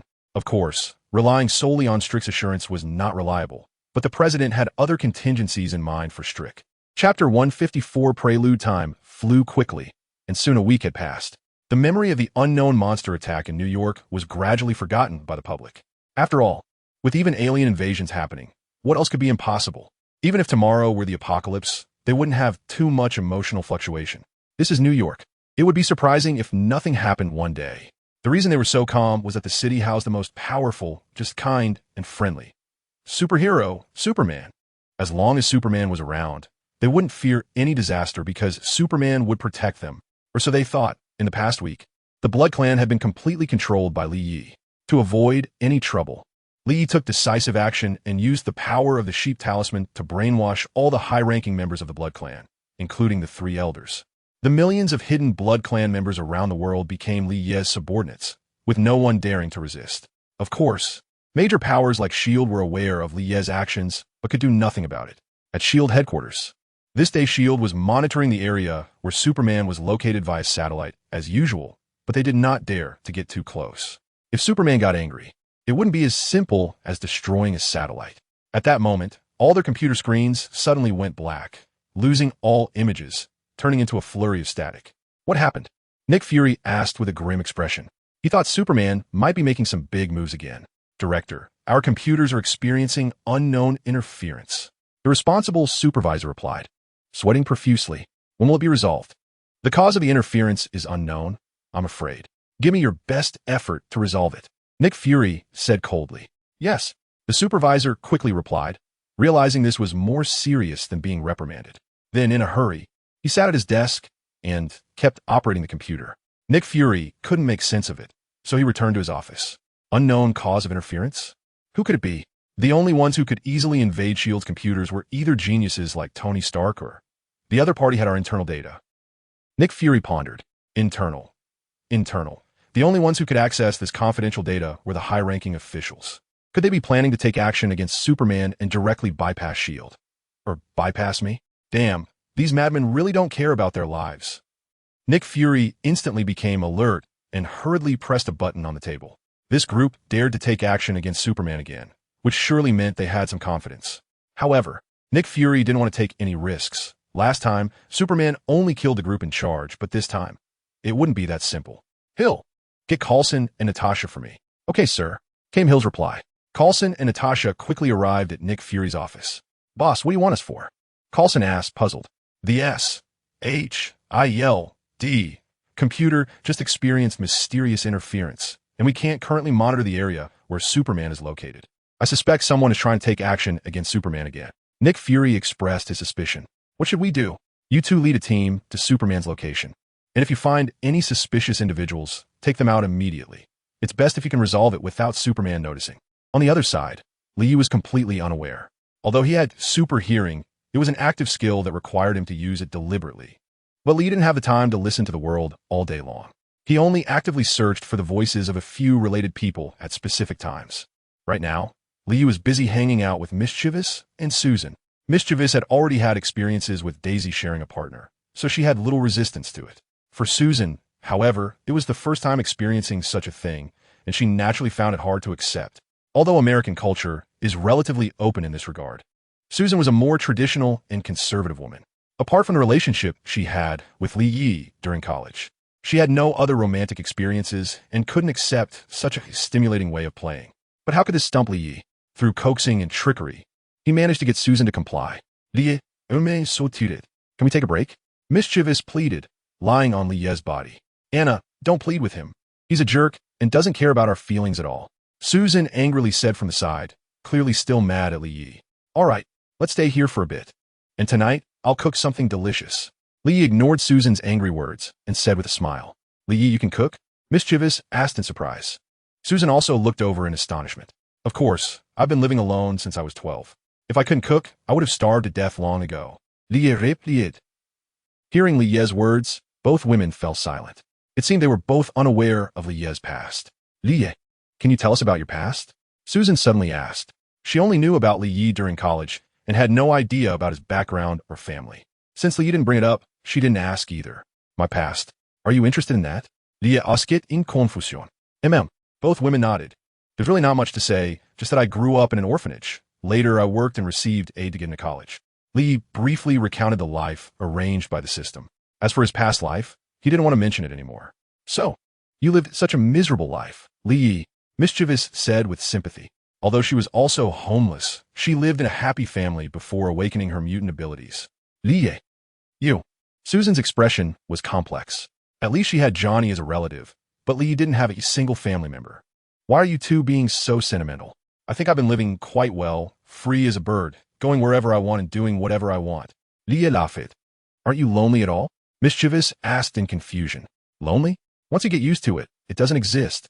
Chapter 155. Taking action just as the three were chatting, Lee's super hearing suddenly caught the sound of someone approaching the villa, and there were quite a few of them. At such a close distance, he could even hear them without actively using his ability. "Interesting. Is someone targeting me again? They really have guts. But that's fine, I'm quite bored."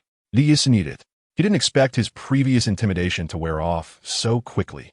He thought that group of politicians had been thoroughly scared off. "Lee, what's wrong?" Susan asked, noticing Lee's daze. "Nothing, just thinking of something interesting." Lee casually brushed it off with an excuse. It was better for him to keep this to himself. "By the way, I suddenly need to go out for a bit." "Oh, okay." The two women nodded in confusion. After Lee got dressed, he disappeared in an instant. Whoosh! Lee's figure appeared in midair, using his supervision to scan the surroundings. Soon, he discovered a group of well-equipped Special Forces soldiers slowly approaching the villa from a nearby jungle. "He found you." Lee sneered and quickly flew over. "In the jungle. Move as quietly as possible. Don't attract the target's attention," the squad leader said quietly as he put down the binoculars he was using to observe. "Yes, Captain." The members behind him replied loudly. "Idiot, I said to be quieter," the squad leader yelled in anger, completely forgetting what he just said. Captain, your voice is the loudest right now," a team member quietly reminded him. The squad leader shot him a fierce glare, scaring the reminding team member into quickly lowering his head. "Captain, we still don't know the mission details. You don't need to know. Just understand that our target this time is a very dangerous mutant," the squad leader replied flatly. In the center of this group of special forces was a person sitting in a wheelchair. This person was the secret weapons Strick used against Superman, his son Jason, also known as the Illusion Master, a super mutant who specializes in affecting a person through illusion, hearing, smell, touch, and taste, causing the target to fall into an inescapable illusion. In the original storyline, even powerful mentalists like Professor X were controlled by him, and he almost killed all the X-Men. "Hey, are you talking about me?" As the target, a voice suddenly rang out around them. "Who?" The special forces tightened their grips on their weapons and looked around nervously. Only the squad leader remained unusually calm, even showing a scheming smile. Whoosh! Ye's figure appeared in front of everyone, just as he was about to play a trick on these soldiers. Boom! It was as if a bomb suddenly exploded in Ye's mind, and a strange mental wave surged into his consciousness. Although this mental power was not on par with Professor X, it was not to be underestimated. Countless bizarre illusions instantly appeared before Ye, as if he were in a horror movie. What is this? An illusion? Hee, how interesting. They actually want to control me. Too bad to disappoint you. Li needed. He then used his will to activate the power of the talisman. A beam of white light emanated from Li Yi, instantly dispersing the mental force, and the illusions disappeared. Li Yi returned to the real world, only to see a person in a wheelchair waving his hands at him incessantly, as if casting a spell. Li Yi thought for a moment, decided not to expose him for now, and pretended to be controlled, staring blankly with vacant eyes. It worked. The squad leader laughed heartily when he saw Superman's dazed eyes and lack of movement. Is he our target? He looks so familiar. I feel like I've seen him somewhere. Wait, ISN, Superman? Some soldiers around recognized Li Ye's identity and exclaimed. The higher-ups ordered us to deal with Superman. Damn, these bastards. Are they trying to kill us? It said that the destruction of Military Base 13 was not due to any terrorist attack, but because of Superman. Captain, what is going on? Are you sending us to our deaths? Captain, we've fought alongside you for so many years. And this is how you treat your brothers. Everyone was quick to guess that their superiors were using their lives as bait, and they angrily questioned the squad leader, some even pointing their guns at him. Brothers, listen to me, I'm doing this for everyone's good. Seeing this scene, the squad leader panicked, stuttering as he tried to explain. I promise, as long as we complete this mission, everyone will never have to do these dangerous tasks again. And each person will receive a hefty bonus, enough to live comfortably for the rest of their lives. Upon hearing the squad leader's words, the soldiers calmed down. Although they were furious at how their superiors were using them, they still held back, as higher ranks could be overwhelming. All right, now put him in. Once the soldiers were appeased, the squad leader quickly ordered. A few soldiers then brought over a coffin-like box. This box was not ordinary. It was mixed with adamantium, making it nearly indestructible. Their plan was to lock Superman inside and then take him back to the base, brainwashing him into a combat weapon exclusive to America. What a great show. Too bad it's too short. It turned out that the dazed Li Yi had somehow regained his senses and was smiling at them. Everyone present was shocked, their eyes wide open. Superman, you weren't controlled. The squad leader exclaimed in shock. What do you think? Damn it. At that moment, it felt like 10,000 alpacas were galloping through everyone's minds. What happened to the basic trust between people? You said you were being controlled? Why didn't you say so earlier? Is it fun to play with us, ordinary people? A wave of fear instantly filled the hearts of the entire squad, each gripping their weapons tightly, not daring to relax for a moment. Superman's brutality towards enemies had long spread within the military. Everyone attention! The squad leader suddenly shouted, "Run!" Then the squad leader took the lead and ran out, completely without the thought of resistance. If one day you become Superman's enemy and unfortunately encounter him, run quickly and do not engage in any futile efforts. This saying is widely circulated within the American military. The other team members were also well-trained special forces and reacted quickly. When the squad leader shouted to run, they each ran in different directions, hoping to confuse Superman and escape disaster. Can they escape?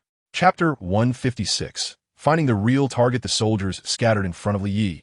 But he was not anxious at all. Instead, he leisurely observed the illusion master Jason, who sat in a wheelchair and seemed like a vegetative person. Has his self-awareness been destroyed? It turns out he's just a pitiful pawn. After watching for a while, Li Yi came to a conclusion and decided to leave him there for the time being. They've run far enough, so the hunting game begins now. Li Yi murmured, staring in the direction the soldiers fled, and then his figure instantly vanished. Oh no, don't kill me, I don't know anything. Please, I have a family, my kids need their father. Superman, I beg you, don't kill me, I'll do anything you want. I have money. I have $300,000 in my bank account. Don't kill me, I'll give it all to you. In the distance, screams and pleas for mercy echoed, but regardless of the reasons they begged, Li Yi killed them without hesitation. He didn't take care whether they were there willingly or tricked into being there. When they appeared with weapons, they had already been sentenced to death in Li Yi's eyes. Soon, every member of this squad, except for the squad leader, was killed by Li Yi. Oh God, please, don't let that monster catch up to me. Please don't catch up. The squad leader was still running frantically, hearing the continuous screams behind him, praying to God in his heart. Unfortunately, God was very busy and had no time to care about this little pawn. Even if God really responded to him, it would be impossible for him to oppose the powerful Li Yi. Li Yi was now a silver Superman. Even if he only had 10% of his power, he wouldn't fear that old man God at all. Whoosh! A red light flashed, instantly severing the squad leader's legs in half. Ah! The squad leader fell to the ground in agony. My legs, he wailed in pain. You didn't think you could escape, did you? Li Yi slowly walked over, smiling with a sinister grin. Superman, don't kill me. Please don't kill me. The squad leader panicked. Do you know? Your team members are all dead. I killed them. Li flashed a bright smile, showing his white teeth, then walked up to the squad leader. Their deaths seem to be because you brought them here. Don't you feel ashamed or guilty? The squad leader's face turned extremely ugly. He certainly felt no shame or guilt because he had originally intended to use them as bait to lure out Superman, knowing they could be killed by Superman at any moment. Do you know why I left you alone? You want to know the mastermind behind it all. So, what are you waiting for? Listening. I can tell you, but you have to promise not to kill me. Wait, are you negotiating with me? That's right, that's my condition. You must promise not to kill me before I will speak. Otherwise, you'll never know. The squad leader looked directly at Li Yi, his eyes filled with determination. He had no other way out. This was his only bargaining chip. Li Yi sudendi lafit. Don't you want to know who is targeting you? The squad leader asked suspiciously. All right, the game is over. It's time to hit the road. Li Yi stopped laughing and said expressionlessly. He then reached out and grabbed the squad leader's head, lifting him up entirely. Wait, I'll tell you right away. The squad leader wanted to continue speaking, but the opportunity had already passed. Li Yi directly extracted his soul. In that instant of losing his soul, the squad leader stopped breathing and became a corpse. Li Yi threw the body away like trash, casually crushed the human soul in his hand, and began to read the soul's memories. William Stryker. So it was him. Li Yi not only learned the identity of the mastermind from the soul, but also obtained the location of Stryker's base. William Stryker, the main antagonist in X-Men 2, a colonel in the American military. He originally had a happy family, a beautiful wife, and a smart son, a true winner in life. But his son turned out to be a mutant, and one day, after awakening his powers, he accidentally killed his wife, which led him to develop an extreme hatred for mutants. He dedicated himself to researching mutant abilities and extracting them for his own use, creating mutant weapons to fight against mutants. The adamantium inside Wolverine was injected by him, causing Wolverine to lose his memory. He also used drugs to turn his son, Jason Stryker, into a mindless tool, and then controlled other mutants using the brain fluid extracted from him. In the original world, he even wanted to use Jason Stryker to control Professor X, and then use Professor X's abilities to kill all mutants, almost succeeding, thanks to the X-Men who fought desperately to stop him, successfully averting the crisis. This time, due to Li Yi's sudden emergence, showcasing unparalleled power, William Stryker turned his sights toward Li Yi. Isn't this just a complete lunatic? Li Yi couldn't help but want to complain. Your son killed your wife, and you hate all mutants because of that. Isn't that madness? If you want revenge, just take it out on your son. What does it have to do with others? Have they eaten your rice? Or live in your house? Of course, if such a person didn't provoke Li Yi, he wouldn't want to get involved. But he just had to provoke Li Yi, so Li Yi naturally wouldn't be polite. To actually want to control me to kill all mutants, that's really bold. Li Yi sneered repeatedly. Then he thought of Jason Stryker, who was sitting in a wheelchair like a wooden person not far away, and suddenly had an idea. Didn't you turn your son into a tool without self-awareness? Then I'll turn him back and let him kill you with his own hands. With that thought, Li instantly teleported back to Jason Stryker's side. It must be tough being a tool for half your life. Let me help you get free. Li Yi then released a beam of white light towards Jason Stryker, which instantly spread over his entire body. After a while, Jason Stryker's originally hollow gaze slowly returned to normal. Who am I? Where am I? I remember. I am Jason Stryker. My father is William Stryker. Jason Stryker murmured. Did you save me? He then looked at Li Yi and asked, do you want revenge? Chapter 157. Jason Stryker, do you want revenge? Li Yi asked, revenge? Jason Stryker repeated in confusion. Have you forgotten who turned you into this? Who turned me into this? Who turned me into this? It's my father. William Stryker. The memories of the past slowly resurfaced in his mind, and his eyes gradually filled with hatred, but it quickly dissipated. I don't want revenge, Jason Stryker replied heavily. Hearing Jason Stryker's words, Lee was a bit confused. A normal person treated like this would want revenge, even if that person was their own family, right? Is it another one of those the king wants the minister to die, and the minister must die? The father wants the son to die, and the son must die thing? Is this theory so powerful that it can transcend time and space from thousands of years ago in Hua country and come here? But I clearly saw the hatred flashing in his eyes just now. Why? Don't you hate that devil of father? Lee questioned it. My teacher once taught me to embrace this world with love. No matter how dark the world you are in, you must have a grateful heart. Powerful strength is not meant for wrongdoing, but to help others. I hope to use my abilities to help those in need. Jason Stryker began to recite a whole set of altruistic theories, making Lee frown. It felt like he had heard it somewhere. I want to ask, who is your teacher? Lee Usket Tentativity. His name is Charles Francis Xavier, a great leader of mutants, dedicated to the great cause of peaceful coexistence between humans and mutants. Jason Stryker replied, his eyes filled with respect. So it's him, no wonder. Lee complained. It makes sense. Jason Stryker is the son of William Stryker and also a mutant, so he should know Professor X to a large extent. But I didn't expect them to have a teacher-student relationship. Professor X's altruistic theory can't be said to be wrong. It just isn't suitable for the survival laws of this world. Humans call themselves higher animals, creating rich material wealth and spiritual wealth through their brains and hands, living a civilized life. But essentially, they have not escaped the boundaries of biology and cannot escape the natural law of survival of the fittest. Due to the constraints of morals, laws, and other rules, it seems a bit civilized, but essentially it's still the same set. It's just that physical fitness and predatory abilities have been replaced by wealth and power. Lee had no interest in Professor X's theory. He believed in the supremacy of the strong and that power is paramount, being a complete pragmatist. Of course, this was mainly because Lee now possessed great power. If he were still that powerless loser from his previous life, although he might not necessarily agree with Professor X's theory, he would definitely not be the same as now.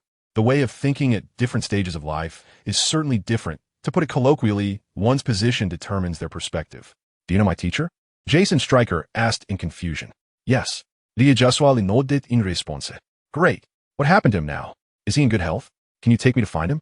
Jason Strick exclaimed excitedly, asking several questions in a row, clearly showing great respect for Professor X. He is doing well now, physically strong, and doesn't he even need a wheelchair anymore? How? How is that possible?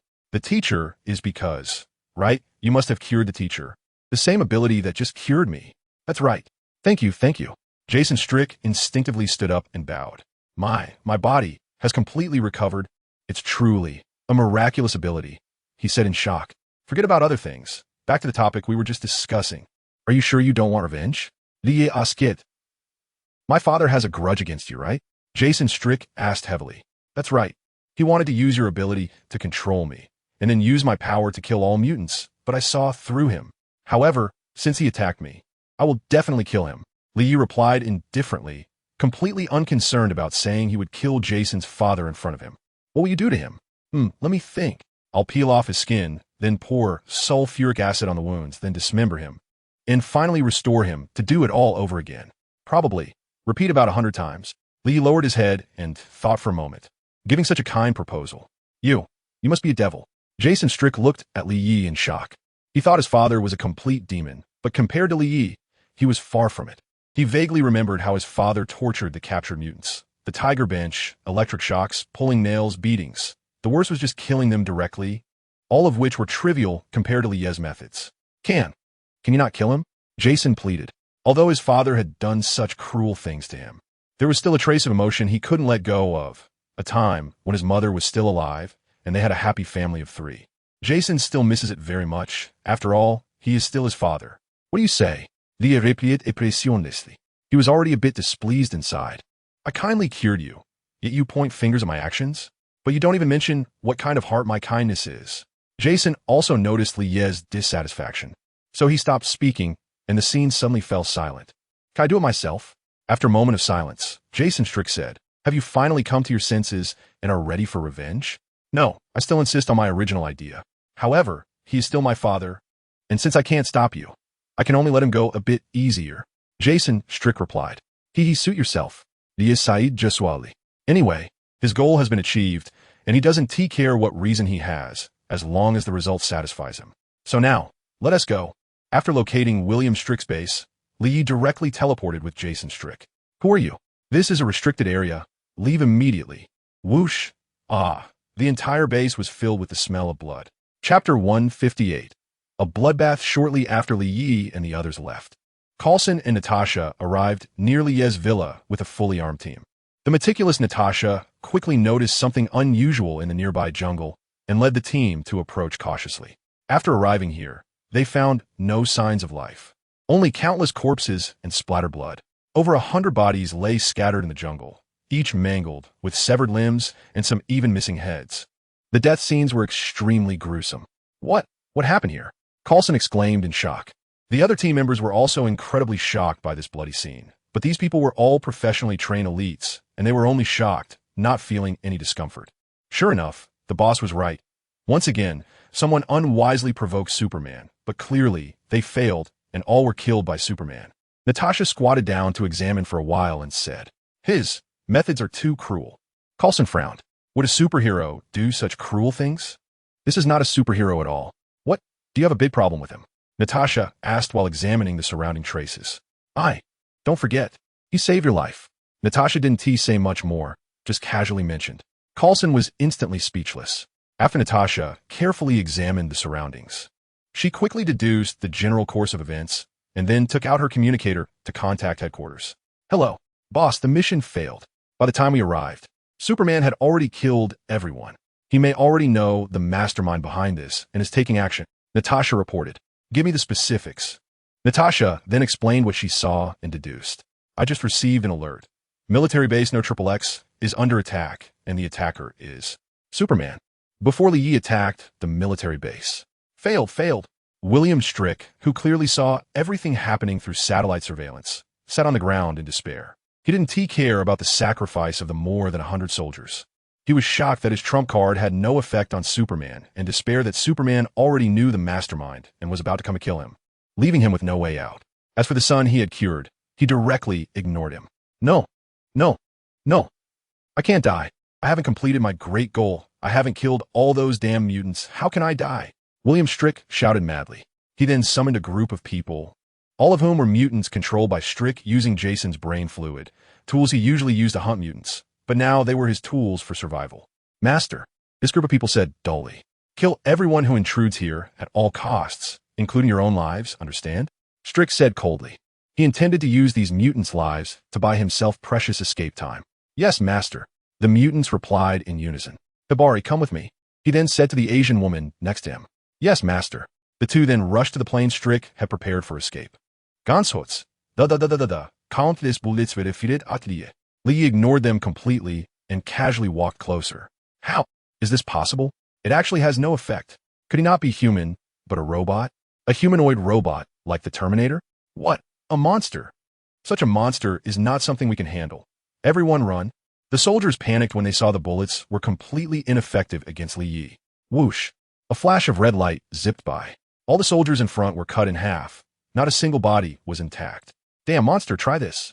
A muscular black man ran out carrying an XXX model rocket launcher designed to deal with tanks, then laughed as he fired it at Li Yi. Boom. A tremendous explosion erupted. Flames engulfed the surroundings, stirring up clouds of smoke. No matter what kind of monster you are, as long as you're still a carbon-based life form, you can't withstand our weapons. The black man shouted triumphantly.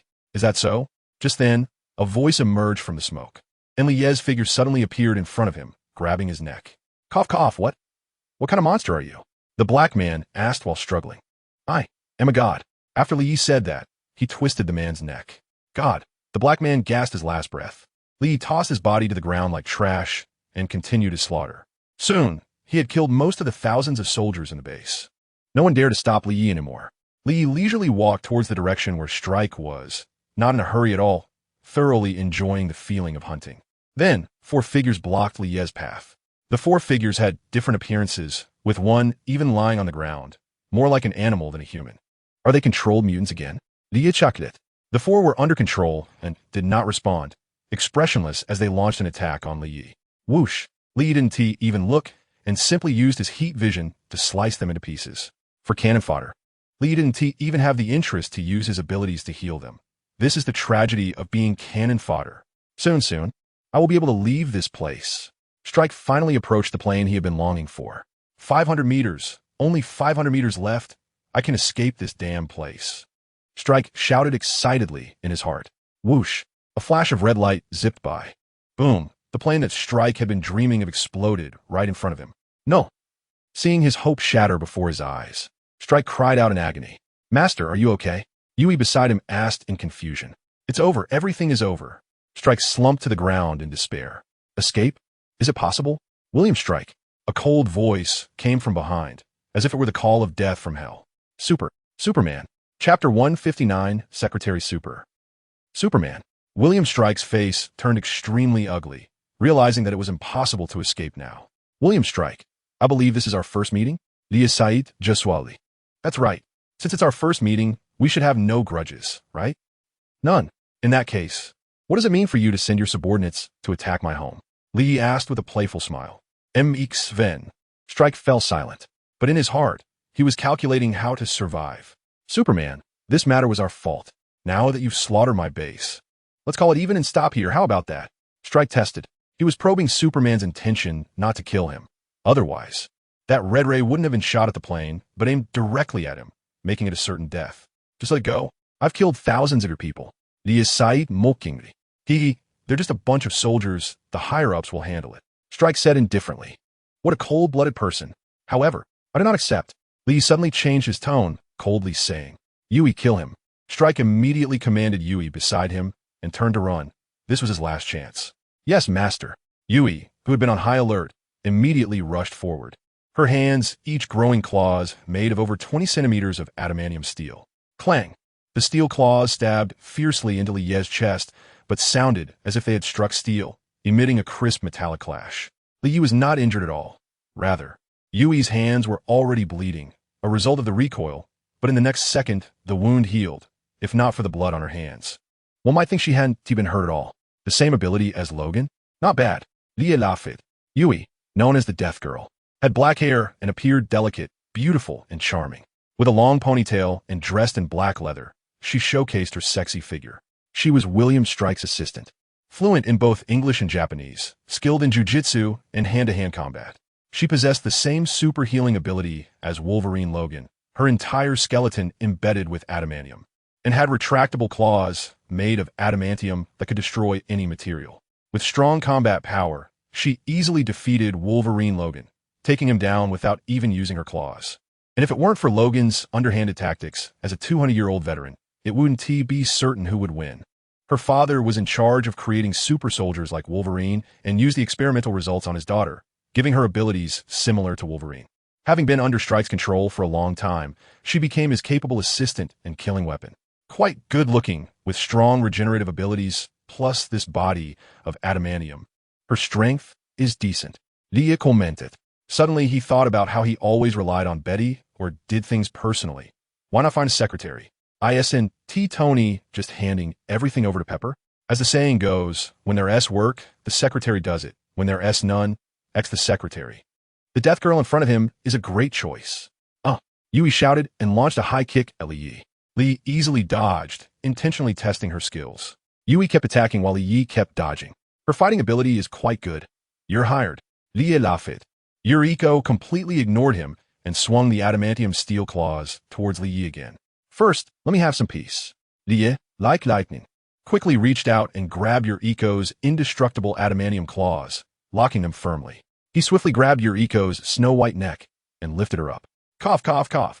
Yuriko struggled violently, repeatedly attacking Li Yi with her feet, but it had no effect at all. Wake up. Li Yi then activated the power of the horse talisman, and a white light instantly enveloped Yuriko's entire body. In just a moment, she stopped struggling, and Li Yi gently set her down. Who am I? Where's this? Yuriko's originally vacant eyes regained their sparkle as she stood there mumbling to herself. Li didn't disturb her, knowing this was a normal process for someone who had been amnesiac for too long. I remember now. I am Yuriko Koyama. After a while, Yuriko gradually regained her consciousness. Did you save me? She then turned to Li Yi and asked. That's right, I woke you up. Li Yi replied. Thank you, thank you. If it weren't for you, I don't know how long I would have stayed in that state. Yuriko said excitedly. No need to thank me. After all, I didn't save you for free. From now on, you will be my secretary, responsible for helping me handle various affairs. Li Yi said unceremoniously, with an undeniable tone. Me? Yuriko pointed at herself in confusion, still looking dazed. Yes. Is there a problem? No. Yuriko didn't say anything more, as this person in front of her had saved her. I still don't know your name? Yuriko asked. My name is Li Yi. From now on, you can just call me boss. Okay, boss. Yuriko directly responded without being shy. Boss, what should we do next? Of course we should. Chase after that guy who controlled you with drugs. William Strick used all his strength to run towards the base's main gate. Almost there. As long as I get out, Superman will definitely not catch up with me. I must escape and kill all those damn mutants. William Strick shouted in his heart. It was this belief that supported him, allowing him to persevere. Otherwise, his pampered body would have collapsed under such intense exercise. William Strick soon reached the base's main gate, but there was no movement on this side. He saw countless incomplete corpses lying on the ground, red blood splattering everywhere, turning the base into a terrifying hell. Superman, that guy's truly ruthless.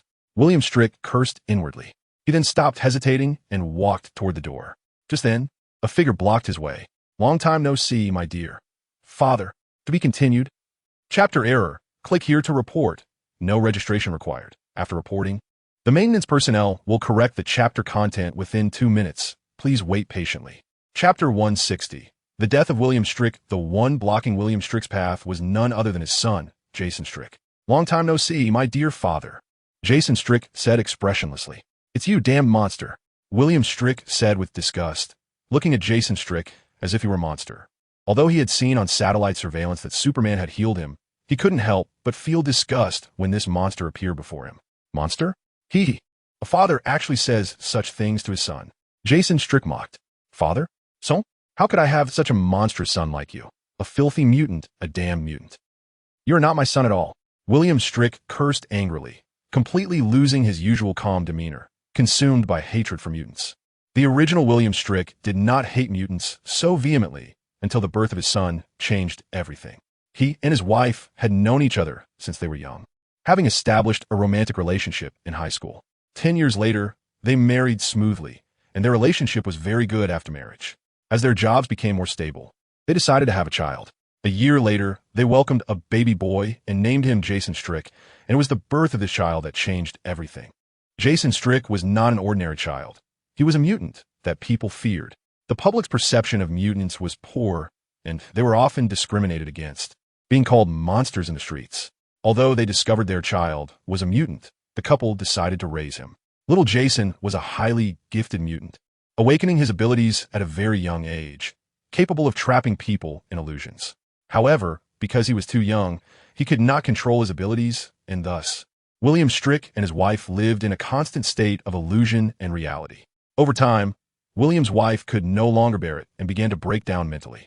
To help, William Strick sought assistance from the then-renowned Charles, also known as Professor X. Unfortunately, after a period of teaching, there was still no change. The professor advised William and his wife to leave little Jason at a school for mutants. But they couldn't bear to be separated from their son and refused the professor's suggestion. The three of them continued their same life at home, until one day, William's wife could no longer endure it and chose to commit suicide. The death of his wife severely traumatized William Strick, leading him to develop a mad hatred for mutants. Believing they were responsible for everything, even turning his son into a weapon and conducting various experiments on mutants in an attempt to exterminate the entire mutant race. Until Superman appeared, that unparalleled strength instantly attracted his attention. Hearing William Strick's curses, Jason stood frozen in place, looking incredibly sad. Although he was very young at that time, his memories were still clear. He remembered the woman who played with him and lulled him to sleep. And he also clearly remembered the immense pain in his heart when she committed suicide. Father, I am sorry, Jason said, looking down, feeling sorrowful. Sorry? Haha, I don't need your apology at all. You are a monster, and my biggest regret in this life is not stopping your mother from giving birth to you.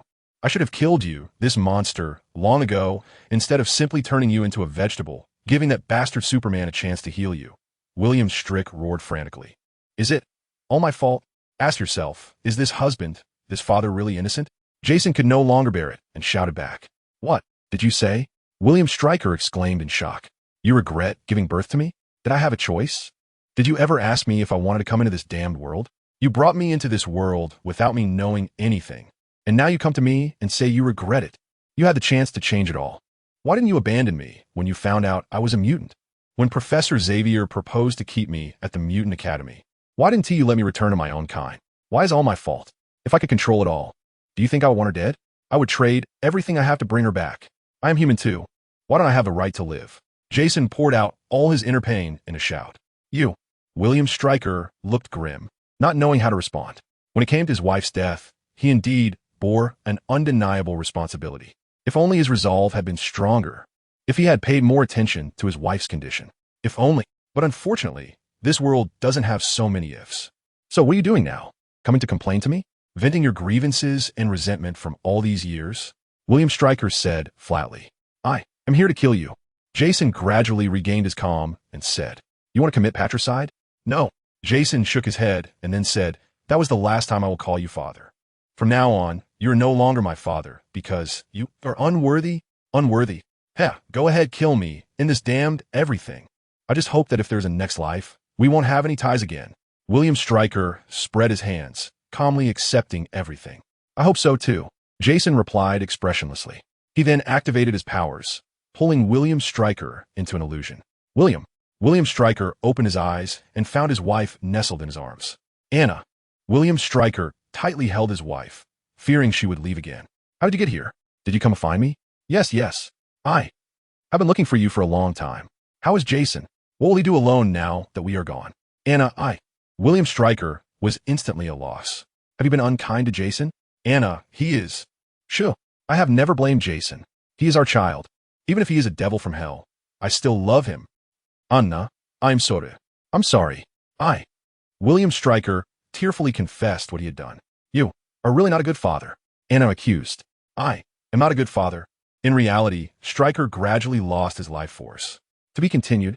Chapter error. Click here to report. No registration required.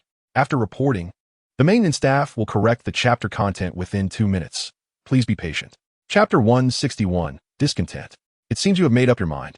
Li Yi and Yuriko, who had been hiding in the dark, stepped out. They had been here for a while. But Li Yi wanted to see how Jason would deal with the madman William Stryker, so they remained hidden. If Jason was too scared to act, then Li Yi would personally take care of William Stryker. This should have ended long ago. Jason said flatly, showing no sadness over the loss of a loved one. What are you planning to do next? Dia asket curiously. I plan to find Professor Xavier. Jason replied. Then I wish you good luck. Thank you. After saying that, Li Yi turned and left, with Yuriko closely following. As they left, it seemed like she was holding something in her hand, which was William Stryker's soul. He had long seen that there was someone behind William Stryker, without authorization from the higher-ups, who would dare to act against him based solely on William Stryker's identity. The military is not like those city management officials. They cannot be mobilized at will. What? What is happening? Didn't I die? The soul state William Stryker exclaimed in terror. Do you think I'll let you die so easily? Li Yi needed. Letting William Stryker be killed by his own son was just one form of revenge. He wanted to torture William Stryker in his soul state brutally. Superman, what do you want to do? You'll find out soon enough. William Stryker naturally refused to comply, struggling desperately, but found it had no effect. Li Yi took Yuriko back to the hero headquarters. Everyone, this is Yuriko Yamashita. She will be my secretary from now on. Any important matters can be reported directly to her. Li Yi pointed to the still dazed Yuriko while addressing the members of the Hero Association present. Yes, President. Everyone replied in unison, with no one expressing discontent. After all, most of the Hero Association's funding came from Li Yi. If the Hero Association were a publicly traded company, he would hold 80% of the shares, so naturally, no one dared to oppose him, as it would be pointless. After introducing everyone, Li Yi turned to leave, leaving Yuriko alone. Hello, my name is Triple X. Welcome to the Hero Association. We will be working together from now on. Please take care of me. If you have any questions, feel free to ask me. A group of people instantly surrounded Yuriko, enthusiastically speaking to her. This girl is currently in the president's favor, so of course, they want to take the opportunity to flatter her, hoping that she would say something nice about them in front of the president, which would significantly increase their chances of success. Hello. Yuriko could only respond awkwardly. With the help of others, she started her work. Although she was not used to it at first, her abilities were strong, and she quickly became adept at her role as the president's secretary. William Stryker's soul screamed in agony. Just now, Lee had brutally torn apart his arm's soul. The pain of the soul was far worse than that of the body. There's a saying that pain reaches the depths of the soul, which is probably what it means. Your soul's strength is quite impressive. It hasn't collapsed yet. Lee laughed. Superman, what do you really want? William Stryker asked weakly. Nothing much, just want to torture you purely. Why? Because I'm a sadist. Lee grinned. Then, the torment of William Strick began again. It was unclear how much time had passed, but his once solid soul was on the verge of dissipating from Lie's torture. It's time to go. William Strick showed no reaction, his soul flickering. All right, I forgot to tell you. Your wife's soul has gone to another world, and you would have been able to reunite with her after your death. Can I really see her? William Strick's soul finally reacted. No, you can't, because I won't even leave you with your soul. That's the price for provoking me. Lee needed. No, please don't. A look of panic appeared on William Strick's face for the first time. See you. No. Lee ignored William Strick's pleas and directly crushed his soul, causing him to completely dissipate and vanish from the world. He then began to examine his soul's memories. Let's see who the real mastermind is. So is you, Mr. President of America. It was still the same screen, and Nick Fury was in a meeting with a group of elderly men. What does everyone think about Superman's unprovoked attack? The president said flatly. On the surface, he appeared calm, but inside, he was already restless. He knew best whether Superman's attack was unprovoked, but he absolutely could not say so otherwise. Not only would his presidential career end early, but his life would end early as well. Look, this is the result of our constant retreat. We gave him everything he wanted, we ignored everything he did, and still it's not enough. The military representative stood up first, speaking forcefully. This time, Superman has gone too far. His actions have seriously threatened America, and we absolutely cannot retreat any further. We must restrict him. We cannot let him continue. Other representatives also expressed their opinions. But Nick Fury remained silent, neither voicing opposition as he usually did, nor submitting the report he had about someone attacking Superman first. Even Nick Fury couldn't bear Lie's actions. He slaughtered thousands of people at a base. It looks like we need to call that person back, Nick Fury thought while touching the communicator in his pocket. To be continued. Chapter error. Click here to report. No registration required. The maintenance staff will correct the chapter content within 2 minutes. Please be patient. Chapter 162. Cosmic visitors deep in the universe. Who knows how many light years away from Earth? The ship ahead, please stop immediately and accept our inspection. A spaceship flew quickly, and another spaceship followed closely behind, constantly sending messages to the ship in front. Whoosh, whoosh, whoosh, whoosh. Suddenly, the ship ahead turned its cannon towards the following ship and launched an attack, countless lasers flying towards it. Bang! The following ship couldn't dodge in time and was instantly hit. Attention! Attention! The hull has sustained severe damage and will cease operation in 30 seconds. The ship's AI system continuously issued alarms. Damn it! That's what you get for following me. The person inside the front ship said triumphantly. Just then, a dazzling light appeared in front of the spaceship. What? What is that? The people in the ship exclaimed in shock. Whoosh! Bang! The light transformed into a figure that directly crashed into the ship, tearing through the middle and turning it into a pile of debris. The figure then slowly approached the following ship and took it to the nearest planet for repairs. Carol, thanks to you. A man who looked very much like a human but wore clothes of a completely different style stepped out of the ship. No problem. I happened to run into it. A blonde woman in a red and blue tight suit replied. The blonde woman was none other than the famous Captain Marvel, Carol Danvers. She was originally an Air Force pilot on Earth, but absorbed the energy of the cosmic cube during an accident, becoming a powerful warrior. She possesses numerous super abilities, including super strength, super speed, super endurance, super perception, energy manipulation, faster than light flight, and binary form. Her full power can instantly destroy a planet, making her a peak force of celestial level. She left Earth 0 years ago, wandering through the universe while helping the weak and upholding justice. No matter what, I owe you this one. When you have time, Come to planet 145, and I'll treat you well. The man laughed. Let's leave it at that. I don't have that much time, and there are many people who need my help. Carol replied. You really are a busy person. The two chatted for a bit more. Beep, beep. Just then, a sound interrupted their conversation. Huh? What is? Why is it ringing? Carol looked at the communicator she carried at her waist with confusion.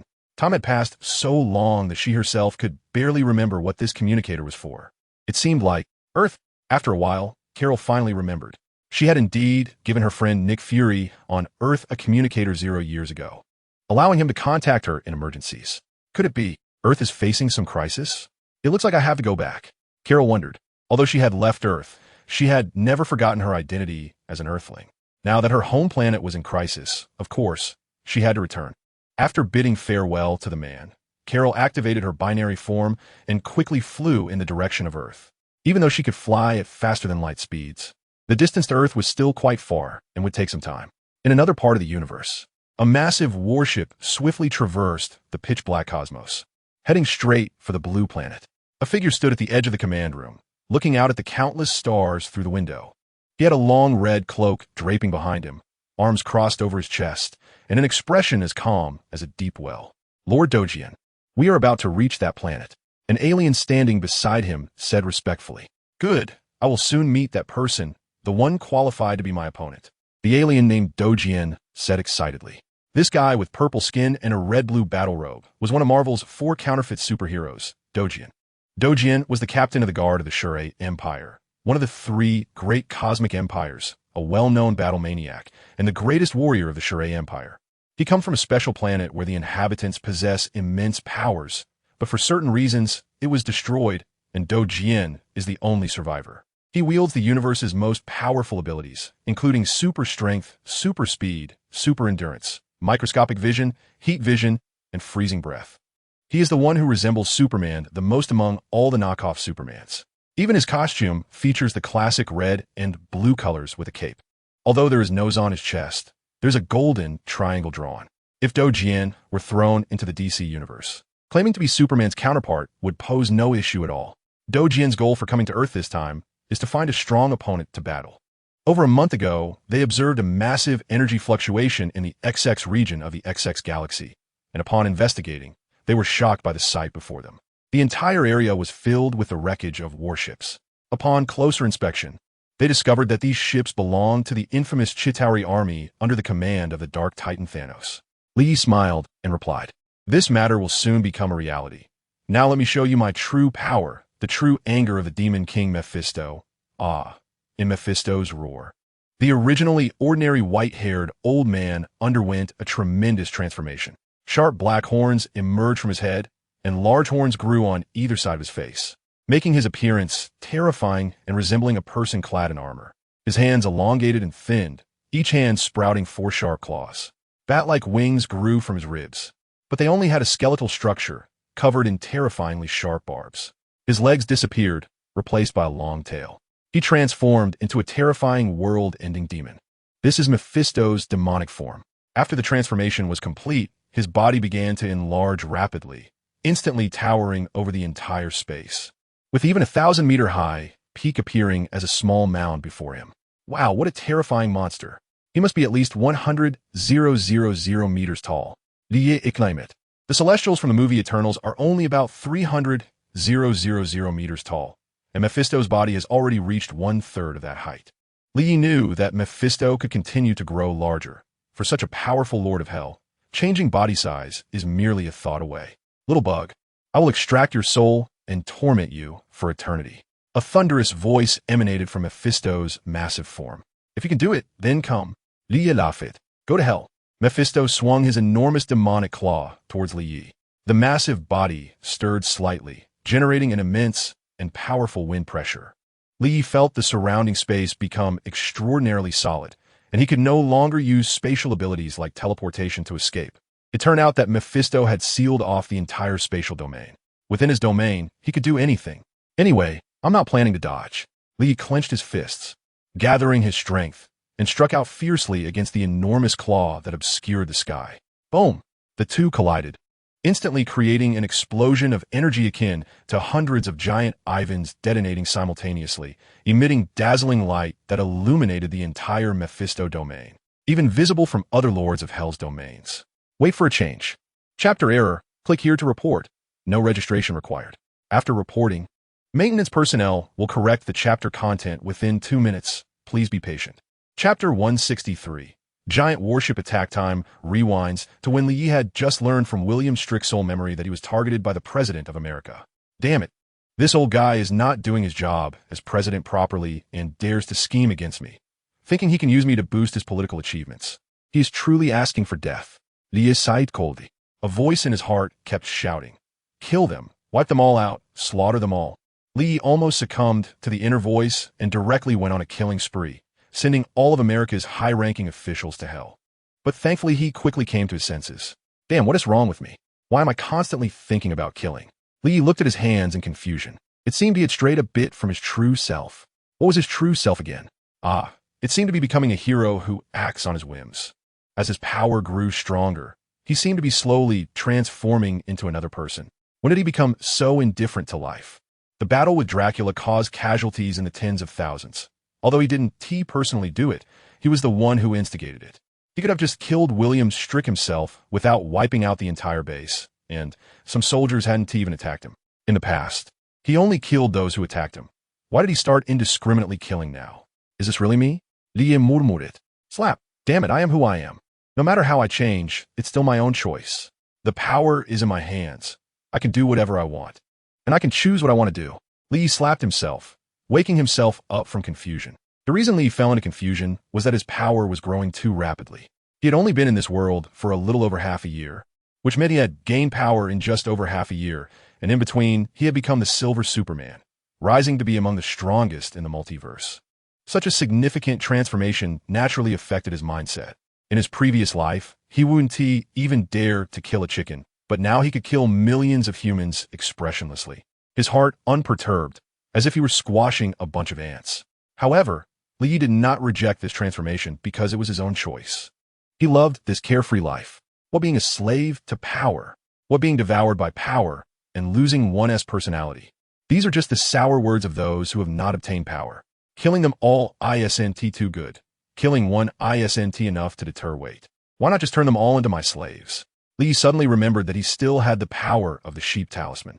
He then set his plan into motion, directly sneaking into the White House. In the president's office, damn it. These guys actually dared to reject my proposal. I need to teach them a lesson.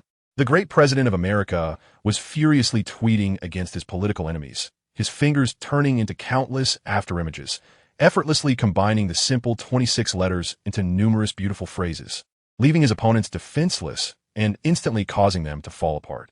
Ha ha ha. Now you know my power, right? The president laughed heartily. Knock, knock, knock. A series of knocks came from outside the door. Come in, the president said casually. Mr. President, it's already noon. I was wondering what you would like for lunch. The secretary who entered asked respectfully. Of course, it's hamburgers and fries, and a large cup of cola. The president replied, as if it were a matter of course. All right, please wait a moment. The secretary smiled and replied before turning to prepare. Go ahead. Go ahead. The president waved his hand casually and then continued to post on Twitter. Li Yi, who was invisibly watching all this, almost laughed out loud. What is wrong with this guy? Not dealing with state affairs, just busy playing on Twitter. Is he governing the country on Twitter like Comrade Jang Wo? Lee thought this president was very similar to a certain American president he knew. Both loved eating hamburgers and drinking cola, and also liked Twitter. Most importantly, they were both presidents of America. The world is full of wonders. Clearly, they are from different worlds, yet there are such similar people.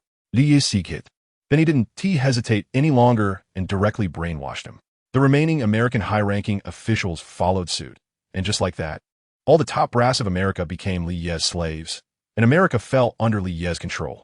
At the meeting the next day, the once aggressive crowd ready to turn against Superman made a complete 360-degree turnaround, which nearly made Nick Fury, the director of SHIELD, curse.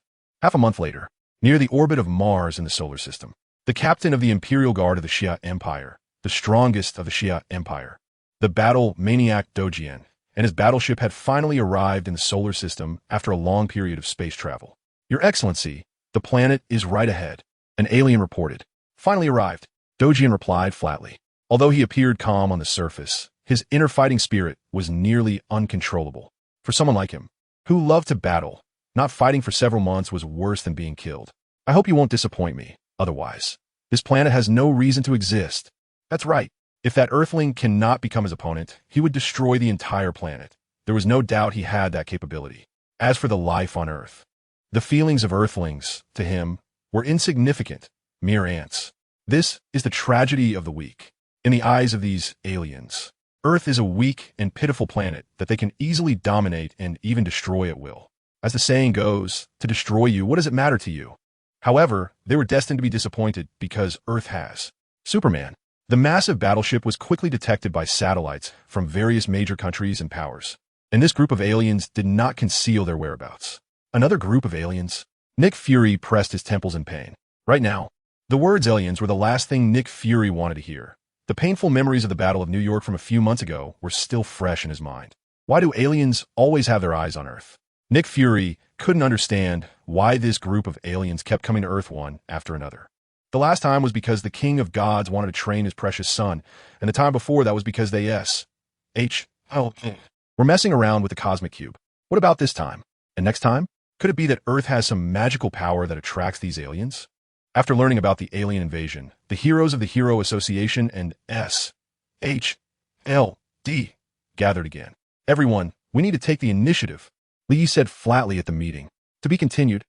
Chapter error. Click here to report. No registration required. After reporting, the maintenance staff will correct the chapter content within 2 minutes. Please wait patiently. Chapter 164 Earth Heroes vs. Dojian 1. Take the initiative? Everyone was puzzled. Yes. Take the initiative. That's right. We can't let Earth become a battlefield anymore. Everyone still remembers the Battle of New York from a few months ago, which nearly destroyed New York. Taking the initiative can shift the battlefield to the enemy's spaceship, avoiding damage to Earth. Tony Stark spoke up beside him. That's indeed a good plan. Nick Fury looked at the screen, stroking his chin in thought. Take the initiative, find the enemy's leader, and quickly take them down. Perhaps we can avoid this war. I agree. Leah's proposal is excellent. Let's all go and beat this group of aliens to a pulp. Everyone expressed their support for this proposal. Great, it's settled then. Lee similed. He was very satisfied with the performance of these superheroes. This way, the Alliance game could continue. Although Li Yi could directly fly into outer space and kick this spaceship into the sun, he didn't want to do that. The main character should always act last. After all, if he did all the work, what was the use of keeping these superheroes around? He might as well disband them and have them serve as cheerleaders for him in the future. Just like Superman and his 4 sidekicks. Along with a Batman who couldn't even be considered a sidekick, mere mortals at their peak have no role in the battlefield of gods, and are even less significant than an ant. Lee couldn't understand why so many people praise this guy. This guy only defeated Superman by exploiting Superman's kindness and love for Earthlings. If Lee faced him, he could kill him countless times in 0.001 seconds. And what about the claim that he has never lost a challenge? Only that fool Superman would allow Batman to constantly use various little tricks against his weaknesses, when victory could be determined in an instant. Could Batman keep up with Superman's speed? After everyone formulated a plan, they quickly took action. To be safe, they chose only B-class or higher superheroes for this mission. C-class ones, like Captain America, shouldn't join in just to make noise. However, soon everyone encountered a new problem. How to get up there? After all, that massive battleship was thousands of miles away from Earth. We don't have any ships that can travel in space, Tony said helplessly. Although the Earth side obtained many Chitauri battleship wrecks during the Battle of New York, it was impossible to master that technology in just a few months. There were also some intact battleships, but once the space gate closed, they all lost their power sources. Of course, even if they could operate them, they wouldn't be able to because they wouldn't know how. As the alien technology tree and Earth's technology tree are completely different directions. Why don't we just jump up there? Suddenly, the good-natured Banner spoke up. This was, of course, just a joke. Even if Banner transformed into the Hulk, it was impossible to jump from Earth to someone else's spaceship in one leap. Moreover, the most important point was that very few people present could survive in space. Lee counted as 1, Hulk counted as 1, and that made only 2. Leave it to me. At this moment, Lee stepped forward and said, "Oh, do you have a spaceship that can travel in space?" Tony asked, puzzled. "No, but I can carry the spaceship over." Everyone was shocked. by Ye's proposal. You might not know the force on the spaceship. Tony began to explain a lot of professional knowledge to Ye. Stop. Don't use your mortal brain to guess me. Ye's disdainful expression infuriated Tony. I have a power called biological position, which allows me to. Li then briefly explained his ability to everyone. What monster? He can survive in space just with his physical body. Biological position? Isn't that a power from superhero comics? It's simply unbelievable. Now even Earth can't contain you. Li, how many more abilities are you hiding? The heroes all marveled at Ye's powers. All right, enough chit-chat. Everyone get ready. We're heading to space. Li interrupted with a wave of his hand. Soon, everyone found a well-preserved Chitauri warship in the S.H.I.E.L.D.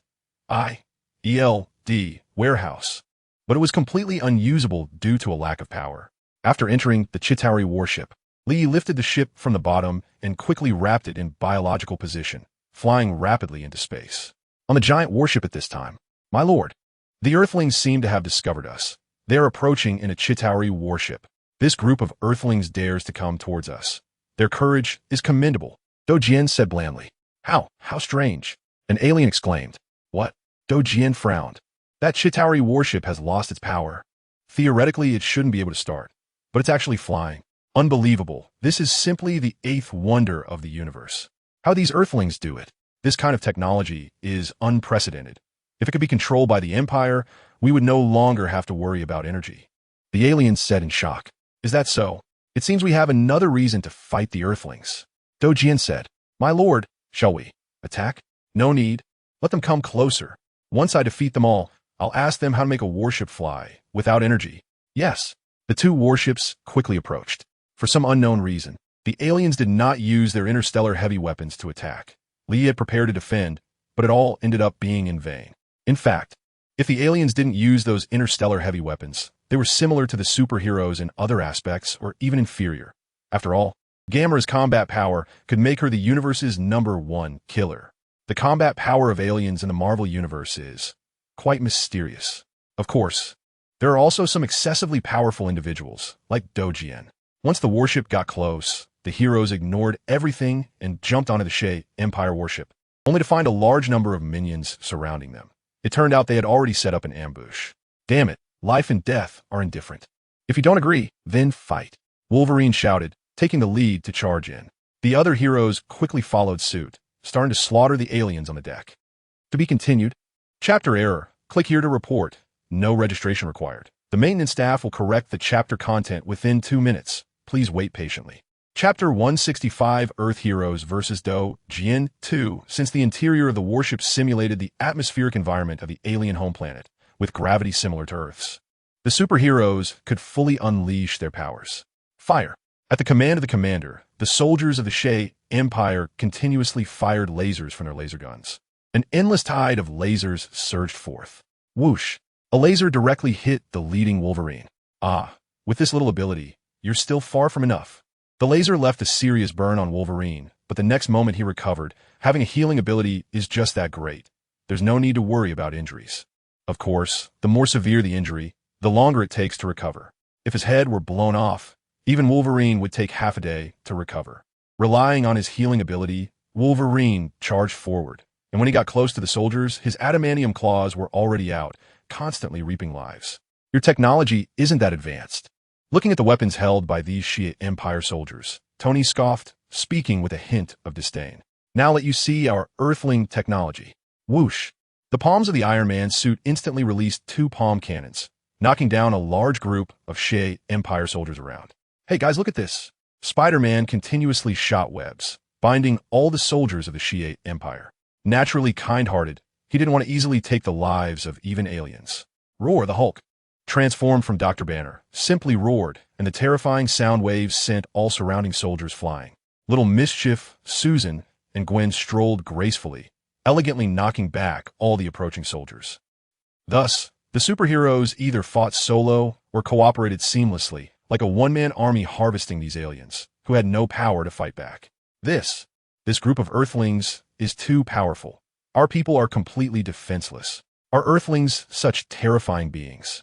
I think putting them on the spaceship might have been a wrong decision. We should directly use the annihilation cannon to destroy their planet. Bastard, what do you mean by that? Are you questioning Lord Do Jian's decision? No, No, I didn't mean that. Then what do you mean? Seeing the combat power of their side being completely crushed by the Earth side, the leadership of this warship started to argue. Shut up, Do Jian snorted coldly. The surrounding people instantly fell silent, not daring to speak. The strongest warrior of the Xie Empire has a reputation that isn't to be underestimated. My lord, let me handle them. At this moment, a burly Xie Empire warrior who was shouldering an axe-like weapon stepped forward. Clearly different from the minions below, he was an elite. Go. Do Jin nodded blandly in response. Ha ha, watch me chop these earthlings into pieces. The big guy laughed loudly and jumped down. Everyone get out of my way. Let me handle this. The big guy cleared away the surrounding minions and faced the superheroes alone. Oh, a big guy has come. Tony exclaimed. Earthlings, I will be your opponent from now on. Do you want to fight one by one, or all together? The big guy said arrogantly. You seem very confident. Tony laughed. Of course, I am the second warrior of the Empire. The big guy straightened his chest, proudly declaring. Empire? Tony frowned secretly. It seems that this group of aliens is backed by a powerful force. Who are you? What are you doing on Earth? Tony asked tentatively. Then let's stop the nonsense and get to fighting. The big guy said impatiently. Is that so? Then as you wish. Hulk! Tony shouted. Hulk! The green giant Hulk roared and stepped forward. He is your opponent, Tony said with a malicious smile. Hulk is their strongest combat force besides Li Yi. Ha, come on. The big guy shouted excitedly, charging straight at Hulk, swinging the enormous axe towards him with great momentum, intending to slay Hulk. Hulk, however, showed no fear, easily sidestepping the giant axe's attack. Then his fist, as big as a cooking pot, smashed into the big guy's face, sending him flying and leaving him on the ground motionless, his helmet deformed. What a weak alien, Hulk scoffed. The surrounding aliens all widened their eyes in disbelief at this scene. How is this possible? Kun is the strongest under Lord Dual Sword, and he was actually defeated by that earth creature. With just one blow? Am I dreaming? Earthlings are really too terrifying. Seeing such a powerful Hulk, the surrounding aliens began to panic. Everyone be quiet. You are soldiers of the Empire. How can you act like this? Two armored aliens, one male and one female, stepped forward. Their armor was as magnificent as the big guys, clearly different from the ordinary grunts. Lord Hela, Lord Akuz. The appearance of the two temporarily stabilized the shaken morale. We will be your opponents next. The female alien coldly looked at the heroes without expression. The male alien stood silently beside her. Leave her to us. Susan and Little Mischief stepped forward. The female alien's ability is telekinesis, and unsurprisingly, she faced Susan, ultimately being knocked unconscious by an invisible shockwave, as kind-hearted Susan chose not to kill. The male alien's ability is high-speed movement, but he encountered Little Mischief, who possessed the power of the rabbit talisman and was utterly dominated in speed, unable to last 3 rounds before being defeated. It seems you all aren't that impressive. Tony laughed proudly upon seeing his side's overwhelming victory. You. Upon hearing Tony's words, all the surrounding aliens glared at him with anger. Clap, clap, clap. At that moment, a round of applause broke out. You are truly impressive. All 3 of my guard have been defeated. Dual Sword stood high, clapping and praising. The surrounding soldiers hurriedly dropped their weapons and stood at attention, saluting, giving off a master has appeared vibe. Seeing the scene, the heroes instantly understood that the alien before them was the one in charge of this warship. To be continued. Chapter error. Click here to report. No registration required. After reporting, the maintenance staff will correct the chapter content within 2 minutes. Please wait patiently. Chapter 166 Earth Heroes vs. Dual Sword 3 You are their leader? Tony asked. Leader? What a strange title. Dual Sword said in confusion. It means the leader. That's me. Dual Sword replied nonchalantly. I am the captain of the guard of the Xie Empire. You can call me Dual Sword. Dual Sword, huh? I want to ask what the Xie Empire is. What is your purpose in coming to Earth? Tony asked bluntly. This playboy clearly does not understand how to respect others. Dual Sword was not angry, but smiled slightly, saying, Earthlings, your strength has earned my respect, so I will answer your questions. This universe is vast and boundless. And within the known universe exist 3 major empires. The Kree Empire, the Skrull Empire, and the Xie Empire. The Xie Empire is one of the most advanced and expansive civilizations in the universe, and it is also the youngest and strongest cosmic empire among the 3. Dual Sword briefly introduced the current cosmic situation to the heroes. Hearing this, everyone was astonished. It turned out there were so many different life forms and races in the universe. Humanity is truly insignificant in comparison. My purpose in coming to Earth this time is to find an opponent who can fight me. Your strength has earned you this valuable opportunity. Come on, defeat me. No matter how many people, no matter what means, as long as you defeat me, we will leave Earth immediately. Dual Sword said with a smile. Really? Really? Tony exclaimed in surprise. The others also looked incredulous. This alien's request seems too simple. No invasion, no trouble, just looking for someone to fight him. However, if you lose, I will destroy this planet. Dual Sword added. What? You wish. Earth won't be destroyed that easily. You should roll back to your planet. If you want to touch Earth, you'll have to step over my dead body. The heroes immediately became indignant. All right, to protect your planet. Do your best to defeat me. Dual Sword said with a smile. Ulk, come. Hulk jumped out, buzzing. Hulk, wait, let us discuss. Tony was about to stop him, but Hulk had already launched an attack on Dual Sword. Hulk smash! Hulk leap high, fist clenched, and slammed down at Dual Sword. Not bad strength, but Dual Sword's figure vanished in an instant. Bang! Hulk's fist created a large dent in the ship, with metal crumpling inward within a 10-meter radius. The Hea Empire's warship is made from a very rare and incredibly hard metal in the universe, capable of withstanding impacts from small meteors. Such hard metal was actually damaged by Hulk, demonstrating how immense Hulk's strength is. Too slow. Whoosh. Dual Sword's figure appeared behind Hulk, then he kicked out. Bang. Whoosh. Boom. Hulk was caught off guard, receiving the kick directly, and was sent flying at supersonic speed, crashing heavily into the warship's metal wall. Hulk! The heroes shouted in concern. It seems one person isn't enough. You all should join in, Dual Sword said with his arms crossed, chuckling lightly. The heroes all took their positions, ready for battle, being able to easily send Hulk flying. This alien's combat power is definitely not to be underestimated. Let's all go, Tony said. Good. The heroes nodded. Whoosh. Tony was the first to take action, flying into the air and unleashing the maximum energy wave from his chest. This armor was his latest masterpiece, utilizing electromagnetic pulse technology that could increase energy by 3 to 5 times. Yet, no matter how many upgrades he made, he always felt it wasn't enough. In his mind, defeating Li Yi was the goal for upgrading his Iron Man suit. As long as he hadn't achieved this goal, he wouldn't stop upgrading. This technology is impressive for Earthlings, but to deal with me? Not even close. Do Jian didn't even dodge, allowing Tony's energy wave to hit him. But even after the energy was depleted, it left no mark on Do Jian's body. Hiss! Countless white spider silk instantly wrapped around Do Jian. It turned out that Spider-Man and Gwen were together using their webs on him. The two pulled hard from either side, trying to restrict Do Jian's movement. Haha, you can't move now, can you? Spider-Man Laukit. Are you two playing house? Do Jian frowned. It didn't feel special at all. He just really disliked the sticky webs. Just as he was about to forcefully break free, the thing suddenly hugged him from behind and restrained him. Then Mr. Fantastic turned into rubber and bound his feet. This isn't a game, the thing said proudly. This is our tactic, Mr. Fantastic added. Other heroes also took the opportunity to strike. I don't have time to play house with you. Do Jian shouted, instantly breaking free from the thing's hold.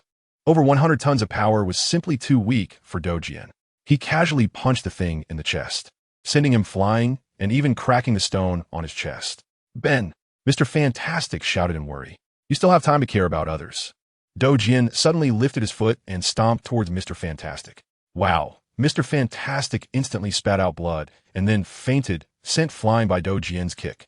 The power of this kick completely exceeded his rubber body's limit. Do Jian then grabbed the webs on him and yanked hard, sending Spider-Man and Gwen flying out and crashing heavily to the ground. Too strong, Tony exclaimed in shock. In just a few exchanges, he had taken down all the attacking heroes. Johnny, Nova, Susan shouted. Got it, the Human Torch replied. He transformed into Firestorm and began to spin around Do Jian constantly. A fiery vortex shot up from the ground, enveloping Do Jian inside, the terrifying heat distorting the surrounding air. We'll help too, Jean shouted. The two women simultaneously activated their powers to isolate the flames. The power of lightning. Storm unleashed violent lightning from her hands, attacking in tandem with the Human Torch's flames. Crackle, hold on, Susan shouted. They were coordinating well, but unfortunately, a voice came from within the sea of flames. Boom! Then the fiery vortex exploded violently. Too weak, Do Jian's figure slowly emerged. Not a scratch. To be continued. Chapter 167, Earth Heroes vs. Do Jian 4. The fiery vortex exploded violently, and the raging energy instantly backfired, sending the heroes flying. Hey, look at this. Just then, Wolverine, who had been hanging back, extended his claws and lunged forward, his sharp claws slashing towards Do Jian. Boom! Do Jian didn't even look, casually kicking out. Wolverine was sent flying back at a faster speed, crashing into the metal barrier of the battleship, struggling to get out. Damn, here we go again, Wolverine complained. He had been stuck in a wall like this when he fought Li Yi at the X-Men Academy. The wall was becoming a reliable foe for Wolverine. Do Jian looked around calmly and said, "So, do you have no one left?" The faces of the superheroes turned extremely grim, but no one stepped forward to take a beating. After all, their strongest heroes had been easily defeated, and the power gap was just too vast. Stepping forward to get beaten would be pure masochism, right? As for Do Jian's threat to destroy the Earth, their strongest member hadn't even made a move yet. Roar! Just then, Hulk, who had been knocked away, roared and ran back. "Oh, you're still okay?" Do Jian said in surprise. He knew how powerful that kick was. If it had hit the battleship, it would have instantly blown it up, yet this green creature seemed completely unscathed, still bouncing around. "Hulk is the strongest," Hulk roared. He then swung his massive fist towards Do Jian again. Boom! Do Jian easily blocked Hulk's punch with one hand, then suddenly struck back with his other fist, sending Hulk flying again. Do Jian pushed off the ground and instantly caught up with Hulk, launching a relentless assault with fists and feet. The speed of his punches even exceeding the speed of sound, creating continuous sonic booms. Hulk was utterly powerless to fight back, desperately protecting his head. After a while, Do Jian kicked Hulk away, smashing him heavily into the ground. "You can't match my strength, and your speed is completely inadequate. You're only fit to be my punching bag," Do Jian said flatly. Hulk struggled painfully to get back up, letting out a weak roar. His strength, compared to before, was like heaven and earth. Hulk was powerful because his endless rage could fuel his growth at any time. But the price was that Hulk had always been a mindless beast, only capable of destruction. Ever since Li Yi persuaded Banner to join the Hero Association, with Li Yi's help, Banner began to communicate and interact with Hulk, teaching him right from wrong. Over time, the results were significant. Hulk became increasingly rational, even able to say simple words and communicate with outsiders. Hulk originally had considerable intelligence, but because Banner kept him locked up and didn't communicate with him, he often lashed out in anger. Rationality meant less anger, and with reduced anger, Hulk's strength naturally diminished. However, a rational Hulk was definitely more popular than an angry Hulk. "Let me see what else you can do." Do Jian quickly charged towards the weakened Hulk. Hunk! The heroes shouted in unison, preparing to intervene and stop Do Jian. Whoosh! Susan suddenly raised her hand and unleashed a yellow energy wave at Do Jian, which rushed toward him at incredible speed. Do Jian instinctively raised his hand to defend, thinking this attack was as weak as the previous ones. This power? No, it's different. As soon as he made contact, Do Jian realized something was wrong, but it was already too late. Bang! Zzz. The energy wave pushed him backward, forcing him to use both hands to block, but it still couldn't be stopped, and he was pushed against the barrier of the battleship. The metal barrier couldn't withstand such immense pressure and broke instantly, sending Do Jian flying into space. Boom! A tremendous explosion followed, and a dazzling light illuminated the pitch-black universe, causing everyone to instinctively shield their eyes. The guy was blasted away. Did we win? The reversal was too sudden. The heroes stared at this scene in disbelief. We won. They soon realized and began to cheer loudly. Do Jian lost? How? How is that possible? I must be dreaming. Do Jian is the strongest warrior of the Xia Empire. How could he lose? In contrast, the soldiers of the Xia Empire looked like their faith had collapsed. The image of Do Jian as the strongest had long been ingrained in their minds, making him an object of worship and even their faith. Every soldier of the Xia Empire on the battleship was an elite in the Empire, and they had all given up superior treatment within the Empire to follow Do Jian across countless light years to this remote planet. Earthlings, it's not over yet. Don't celebrate too early. At this moment, a fleet commander sneered. Sir, does that mean Do Jian? The soldier beside him asked in confusion. Of course, Do Jian is not that easy to defeat. Hey, buddy, what good is being stubborn? Your leader has been blasted away, Tony said smugly. Is that so? Just then, a voice came over, and Do Jian's figure slowly appeared at the massive hole from which he was blasted, without a single wound on him, and even his clothes were intact. Clearly, the previous attack had not affected him at all. Do Jian! Seeing Do Jian, the soldiers of the Xia Empire couldn't help but shout in surprise. However, the expressions of the superheroes turned grim. They had thought they had already won. only to realize it was all in vain. That just now. It shouldn't have been your power, right? Jian looked at Susan in confusion. That's right. It was my boyfriend's power. Susan said proudly. It seems your boyfriend is the one I'm looking for to battle with. So where is he? Yes, right here. ISNT. Susan smiled. Right here? Jian frowned, not understanding Susan's meaning.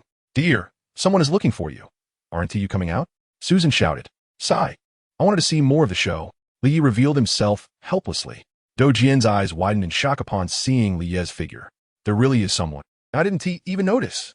The surrounding soldiers of the Xia Empire were equally astonished. All this time, they hadn't discovered a single earthling hidden here. How long have you been hiding here? Jian frowned. I've always been here. What's wrong? Li Yi similed. Always been here? What a terrifying hiding ability. Jian exclaimed in admiration. You flatter me. Li Yi replied humebedi. Now, you will be my opponent. Jian looked at Li Yi with intense eyes, filled with fighting spirit. From that energy earlier, he could sense the immense power of its owner. No, Li Yi unexpectedly refused. Why? Jian asked, puzzled. You're not worthy to fight me yet. Li Yi sighed astonishingly. What? Hearing Li Yi's words, Jian had no immediate reaction, but the soldiers of the Xia Empire were outraged. Earthling, do you know what you're saying? Ignorant Earthling, do you know who you're standing in front of? Jian is the strongest warrior of the Xia Empire. Disrespectful Earthling, quickly apologize for your ignorance. The surrounding soldiers grumbled angrily. Silence. Jian waved his hand to stop them. Suddenly, the area fell silent. Then how can you agree to fight me? Jian asked. Very simple. Continue what you were just doing. Defeat them all. Li Yi pointed in Tony's direction and smiled. Dumb? Li Yi, you bastard. You come out and still want to see us get beaten? Tony immediately protested, cursing. Tony, don't block the way. I'm not pointing at you. Li Yi waved his hand dismissively, telling Tony to move aside, revealing the small troublemaker behind him. Me? The small troublemaker pointed at herself in disbelief. That's right. Small troublemaker, the powers I gave you are very strong. You haven't used them well. Look at Susan. She's using that power excellently. The small troublemaker was the one among all of Li Yi's women who had been endowed with the most cursed powers, totaling 4: dog, cow, chicken, and pig. Because she was the weakest and had no self-defense ability, but still wanted to be a superhero, as her man, Li Yi naturally wanted to fulfill her wish. Earthling, are you insulting me? You want me to fight a woman? Jian said coldly. Hey, are you looking down on women? The small troublemaker's face darkened instantly upon hearing this. During her time as a superhero, she had heard plenty of remarks like, what is a woman doing as a superhero? Women go home, and you can't do it, don't embarrass superheroes. And she was particularly annoyed by this now. I only respect the strong. Jian said coldly. Whoosh, the small troublemaker's figure instantly disappeared, appearing in front of Jian, delivering a punch that sent him flying. To be continued. Chapter 168 Earth Hero vs. Jian 5 Damn it. You really are asking for it. After blasting Jian away with a punch, the small troublemaker said coldly. Bang! Jian crashed through the battleship's metal barrier again, flying out to a floating asteroid area, performing a backflip and landing on a large asteroid. The small troublemaker followed closely. With the existence of the immortality curse, space had no effect on her. Jian was blasted away again. How many monsters are hidden among these people? I feel that if we come a few more times, we might not be able to go back. The soldiers of the Xia Empire were discussing among themselves. This power, I acknowledge you. Jian said solemnly as he looked at the little rascal. The power of this earth woman in front of him was very strong. Although she was still not as strong as him, she could indeed fight him. Hey, who needs your acknowledgement? The little rascal pouted. Jian was speechless. He thought he would probably never understand women in his lifetime.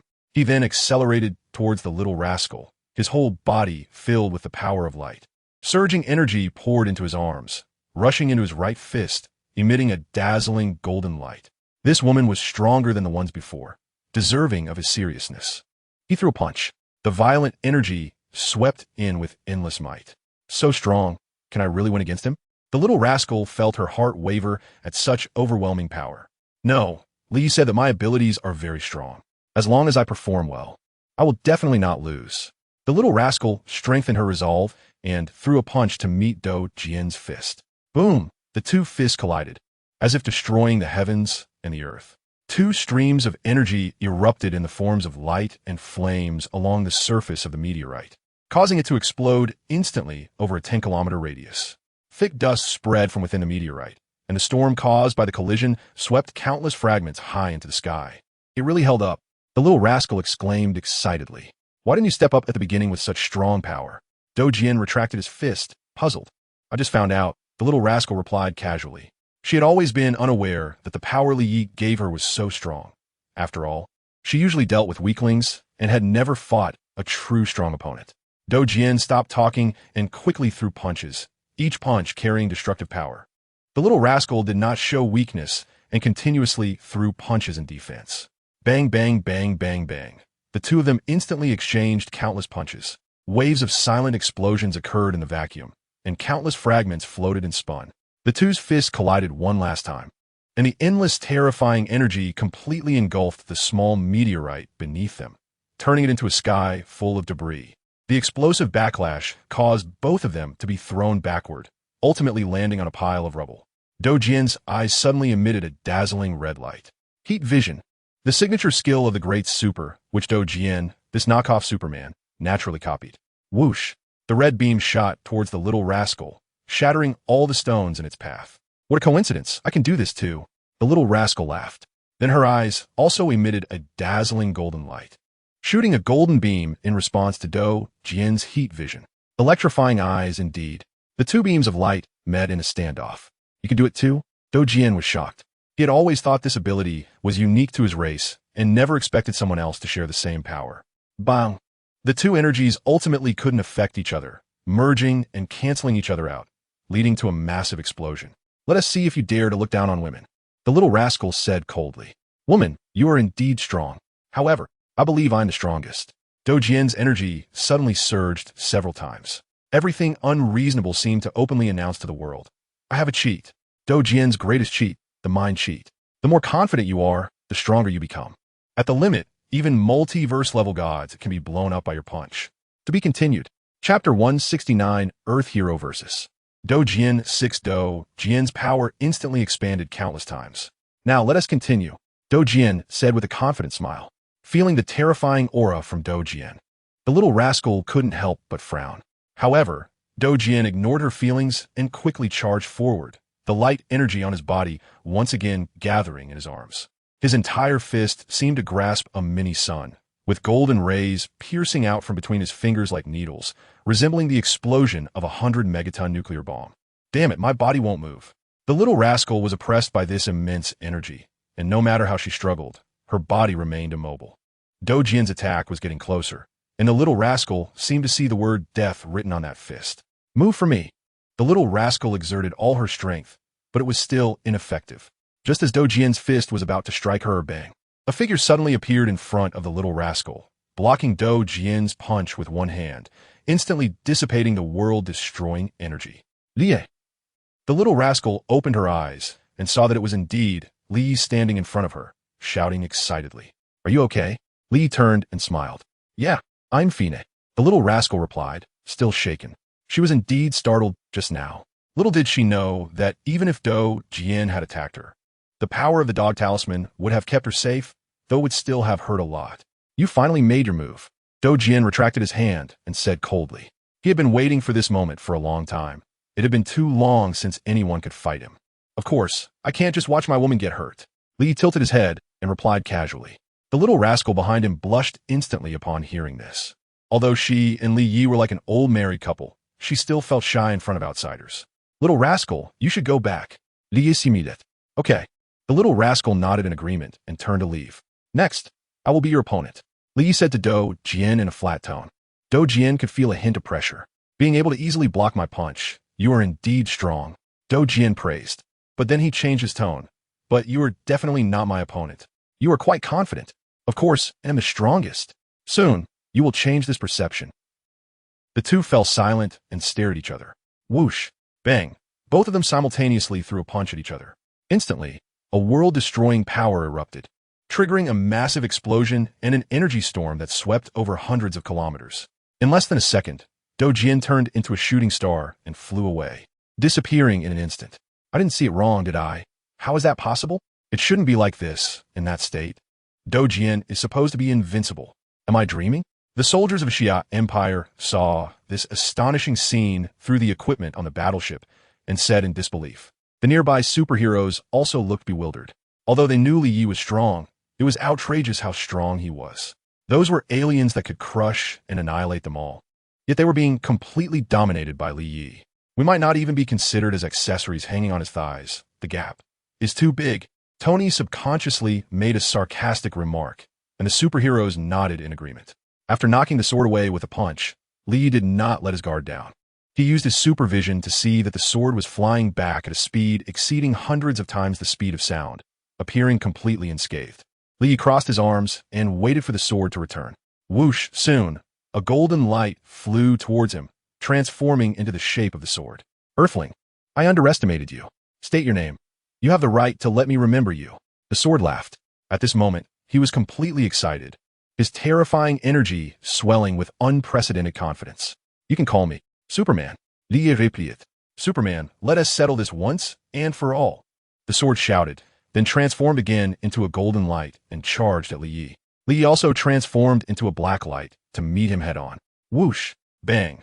The black and gold lights collided violently, creating a thunderous explosion that illuminated the dark universe, with an energy storm raging for hundreds of kilometers, felt even by those on the distant battleship. Woos woos woos woos woos woos, bang bang bang bang bang bang, tetu laing twin lai lining, go leading vpten. Each collision produced massive explosions, bringing a different kind of vitality to the silent universe. How is this possible? The sword felt a storm of shock inside. He had used all his strength, but Superman was always able to keep up with him, perfectly blocking his attacks. He had used all his tricks, but still couldn't do anything to Superman. Bang! In a moment of hesitation, Li Yi landed an uppercut on his chin, causing a violent shock that made him dizzy. Li Yi would not let such a good opportunity pass. Seizing the chance, he launched a series of heavy punches. Bang, bang, bang, bang, bang, bang. A storm of fists rained down on the sword, who could only desperately protect his head, being tossed around like a punching bag. The sword felt this scene was incredibly familiar. Wasn't he this just like when he was beating the green monster on the battleship? But now he was the one getting beaten. What is that all? Li Yi continued to beat him while taunting. Aren't you the strongest?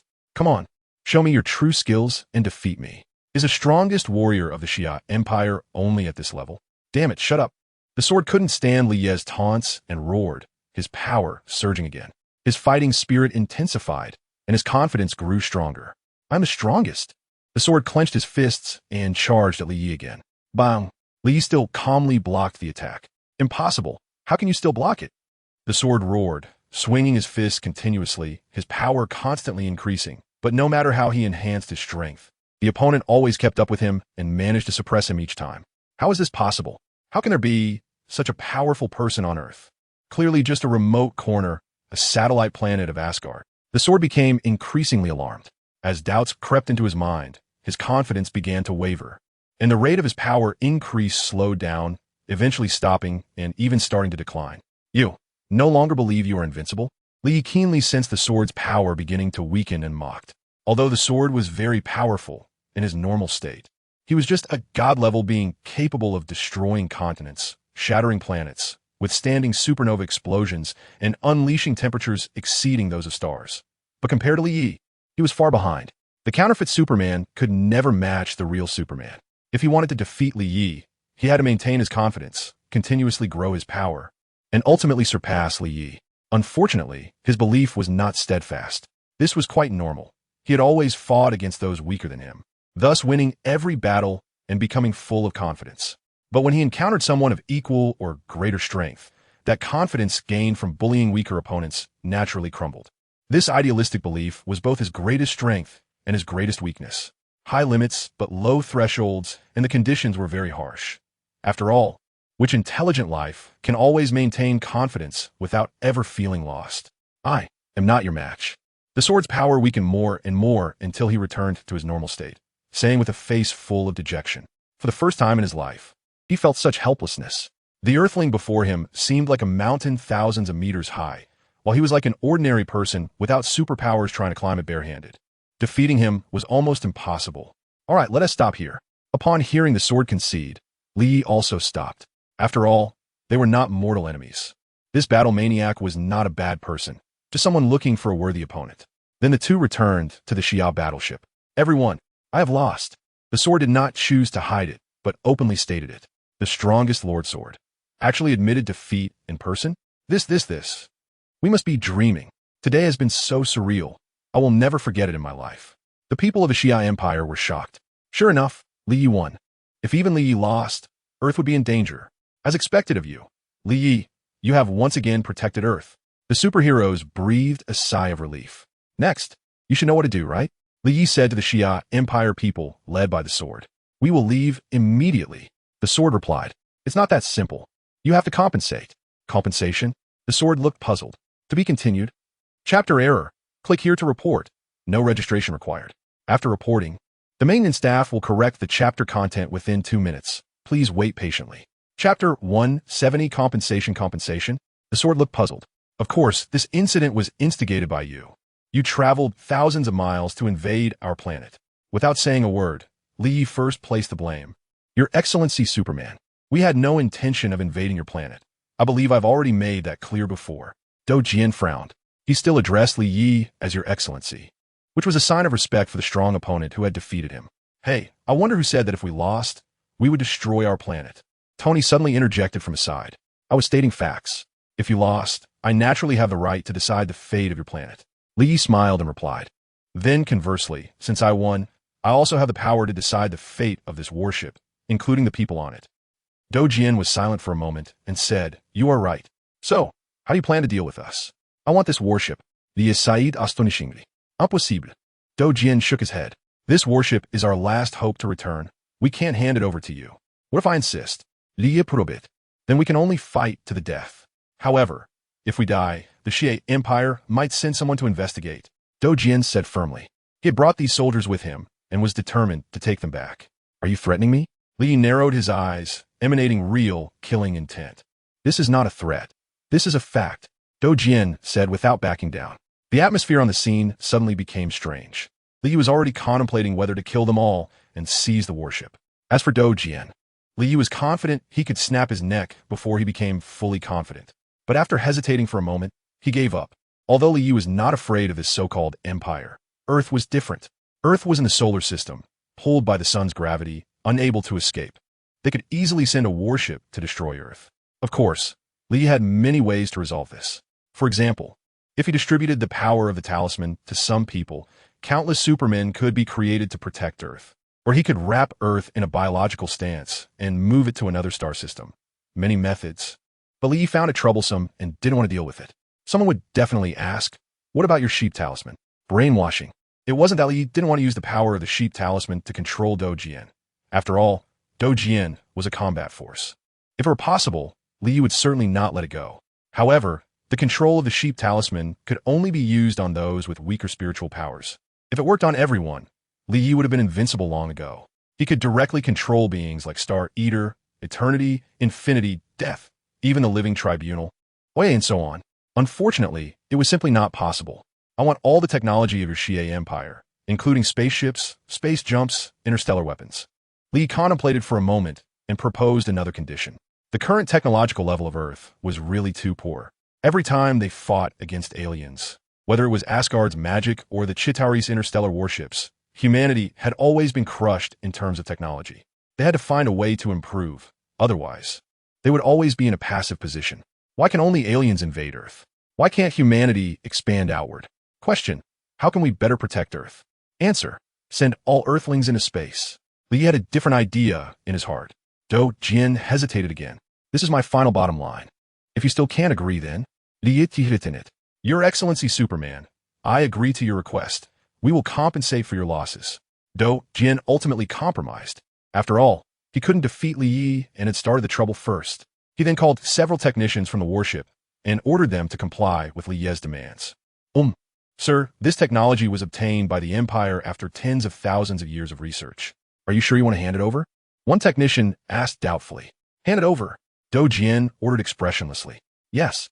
The technicians dared not question further and hurried to prepare. To be continued. Chapter 171. Captain Marvel arrives on Earth. You Earthlings are really primitive. You're still using such methods to store information. We eliminated this method 1,000 years ago. A technician from the Xie Empire disdainfully handed a USB drive to Tony. Losing to such primitivity, it really is a grievance for you. Tony took the USB drive and retorted unapologetically. You are not our match. We only lost to Superman.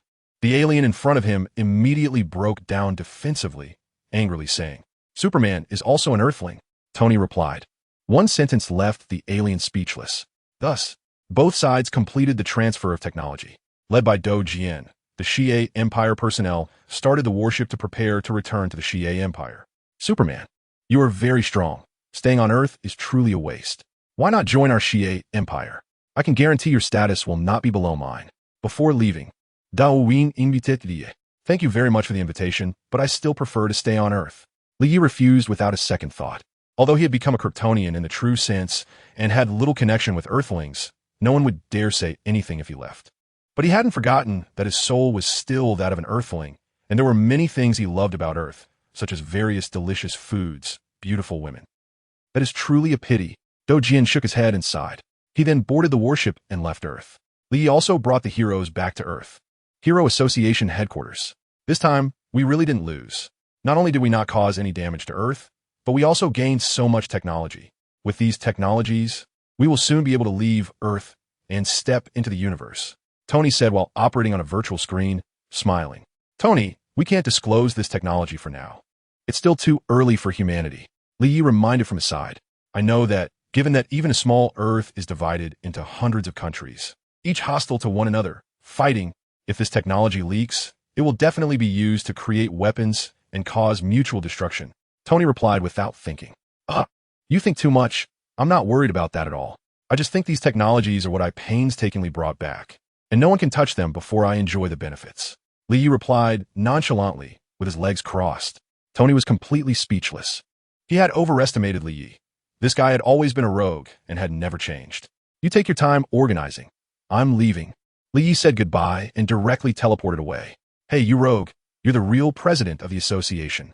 Tony cursed. After the matter was settled, the superheroes returned to their respective homes. The X-Men have returned to the Xavier Institute. It seems we've really become workers for Li Yi, gathering us whenever there's something to do. Wolverine said indignantly. Hey, Logan, don't say that. Since we became superheroes, hasn't the public perception of mutants changed a lot? Storm said. Aurora is right. According to the latest polls, 68% of the public expressed a willingness to coexist peacefully with mutants. You know, in the last survey, that number was only 18%.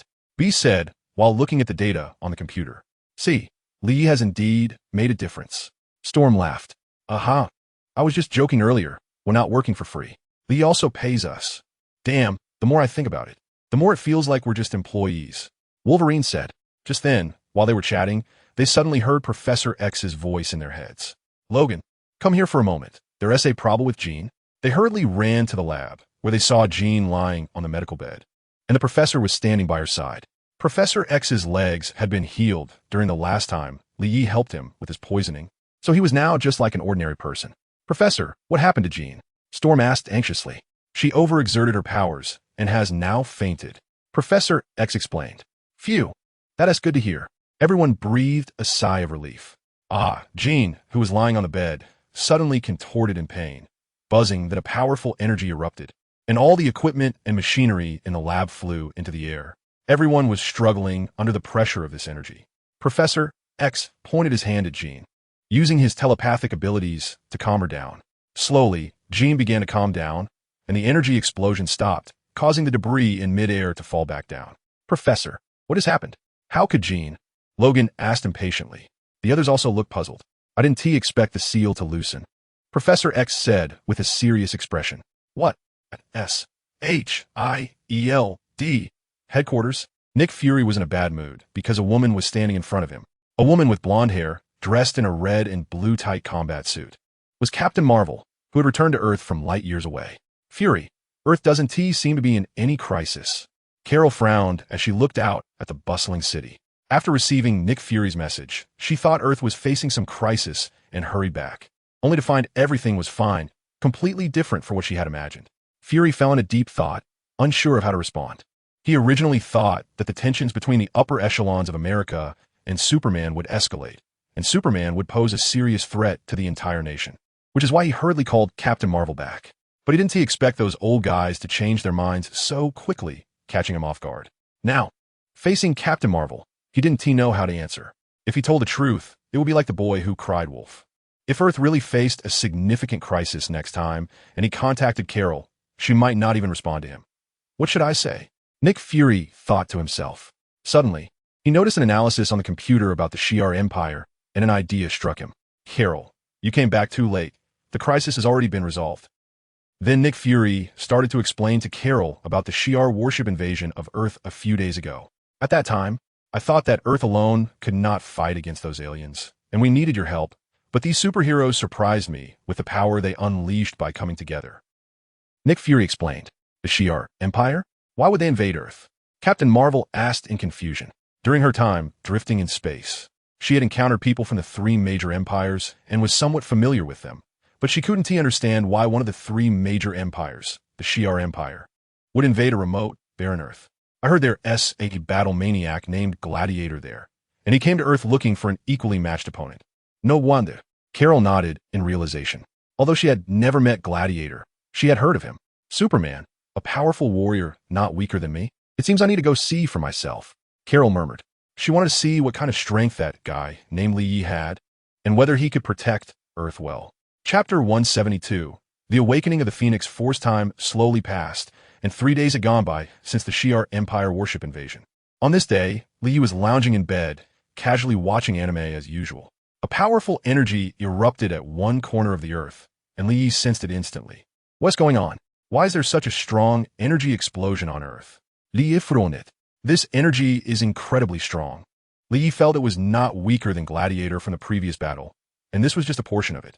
What would happen if it erupted with full force? No one could predict. Li quickly flew into the air, using his supervision to observe the source of the energy explosion. This direction is the Xavier Institute.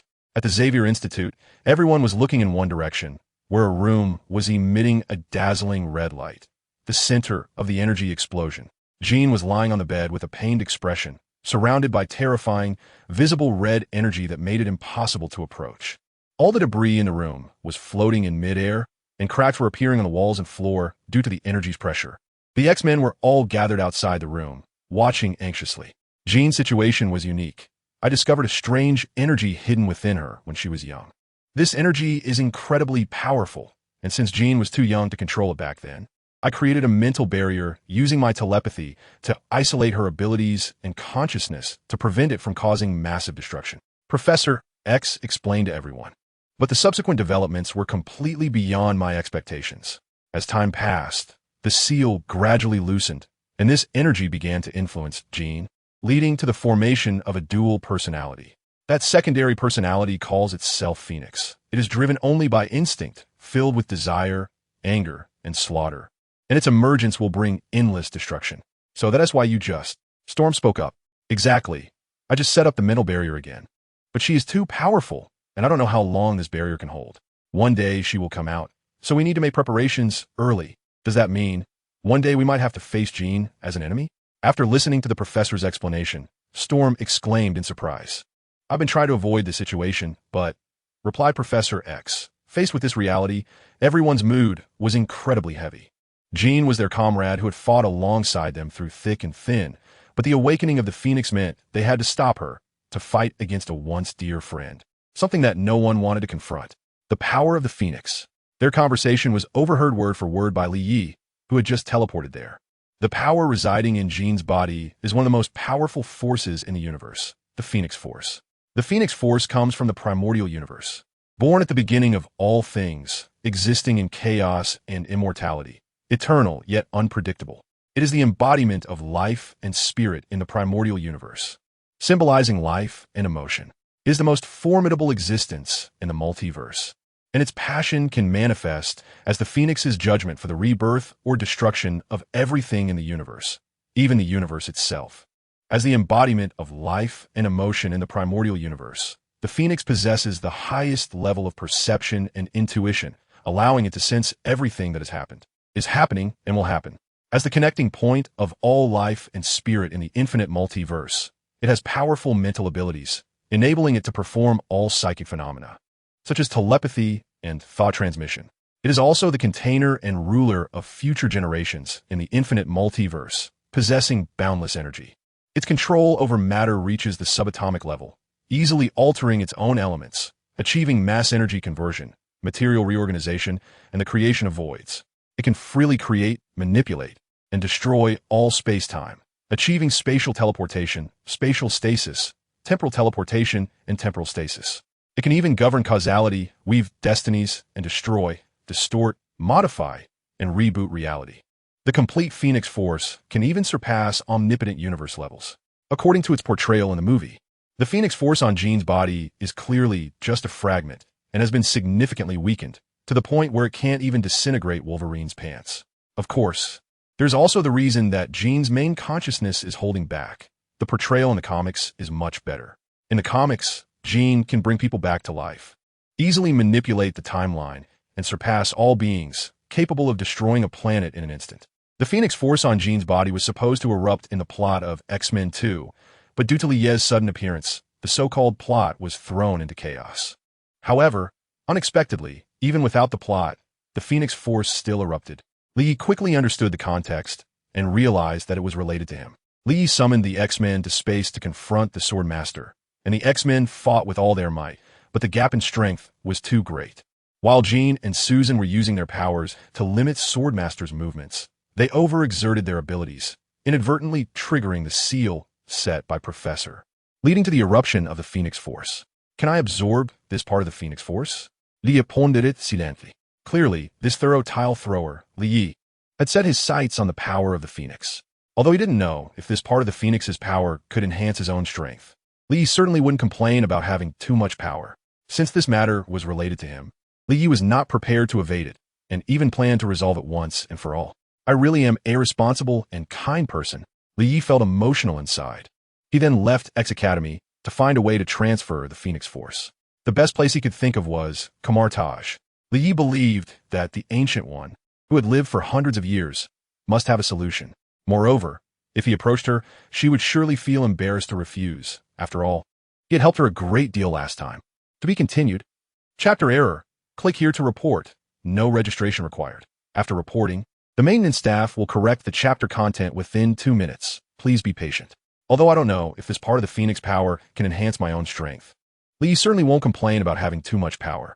Since this matter is related to me, Lie is not prepared to evade it, and is even ready to solve it once and for all. I am truly a responsible and kind person. Lie felt a deep sense of emotion. He then left X Academy in search of a way to transfer the power of the Phoenix. The best place he could think of was Kamartaj. Lie believed that the Ancient One, who had lived for hundreds of years, must have a solution. Moreover, if he approached her, she would surely feel embarrassed to refuse. After all, he had helped her a lot last time. To be continued. Chapter error. Click here to report. No registration required.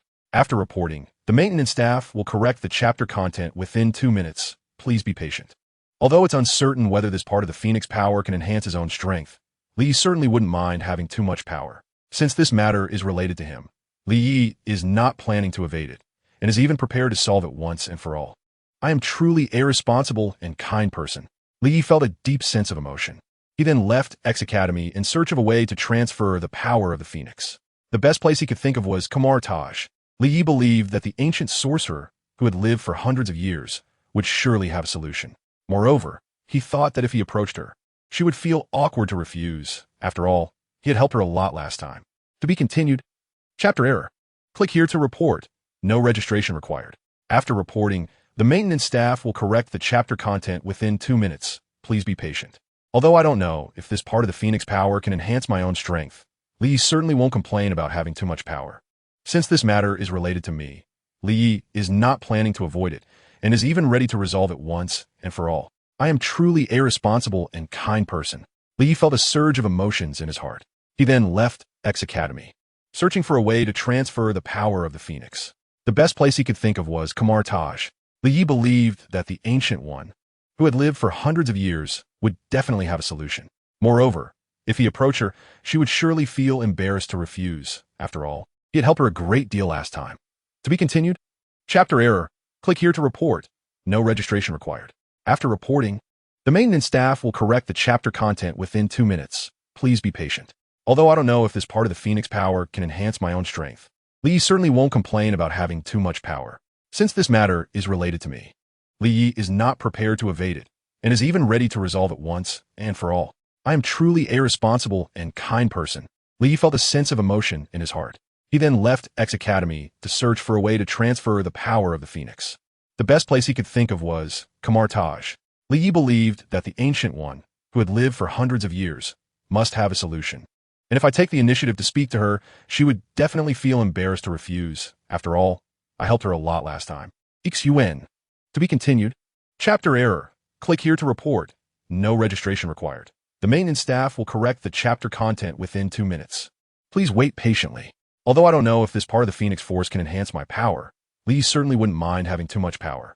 Since this matter is related to me, Li is not prepared to evade it, and is even ready to resolve it once and for all. I am truly a responsible and kind person, Li thought to himself. He then left X Academy, looking for a way to transfer the Phoenix Force. The best place he could think of was Kamartaj. Li believed that the Ancient One, who had lived for hundreds of years, would definitely have a way. Moreover, if he spoke to her, she would surely feel embarrassed to refuse. After all, he had helped her a lot last time. XEWN. To be continued. Chapter error. Click here to report. No registration required. The maintenance staff will correct the chapter content within 2 minutes. Please wait patiently. Although I don't know if this part of the Phoenix Force can enhance my power, Li certainly wouldn't mind having too much power.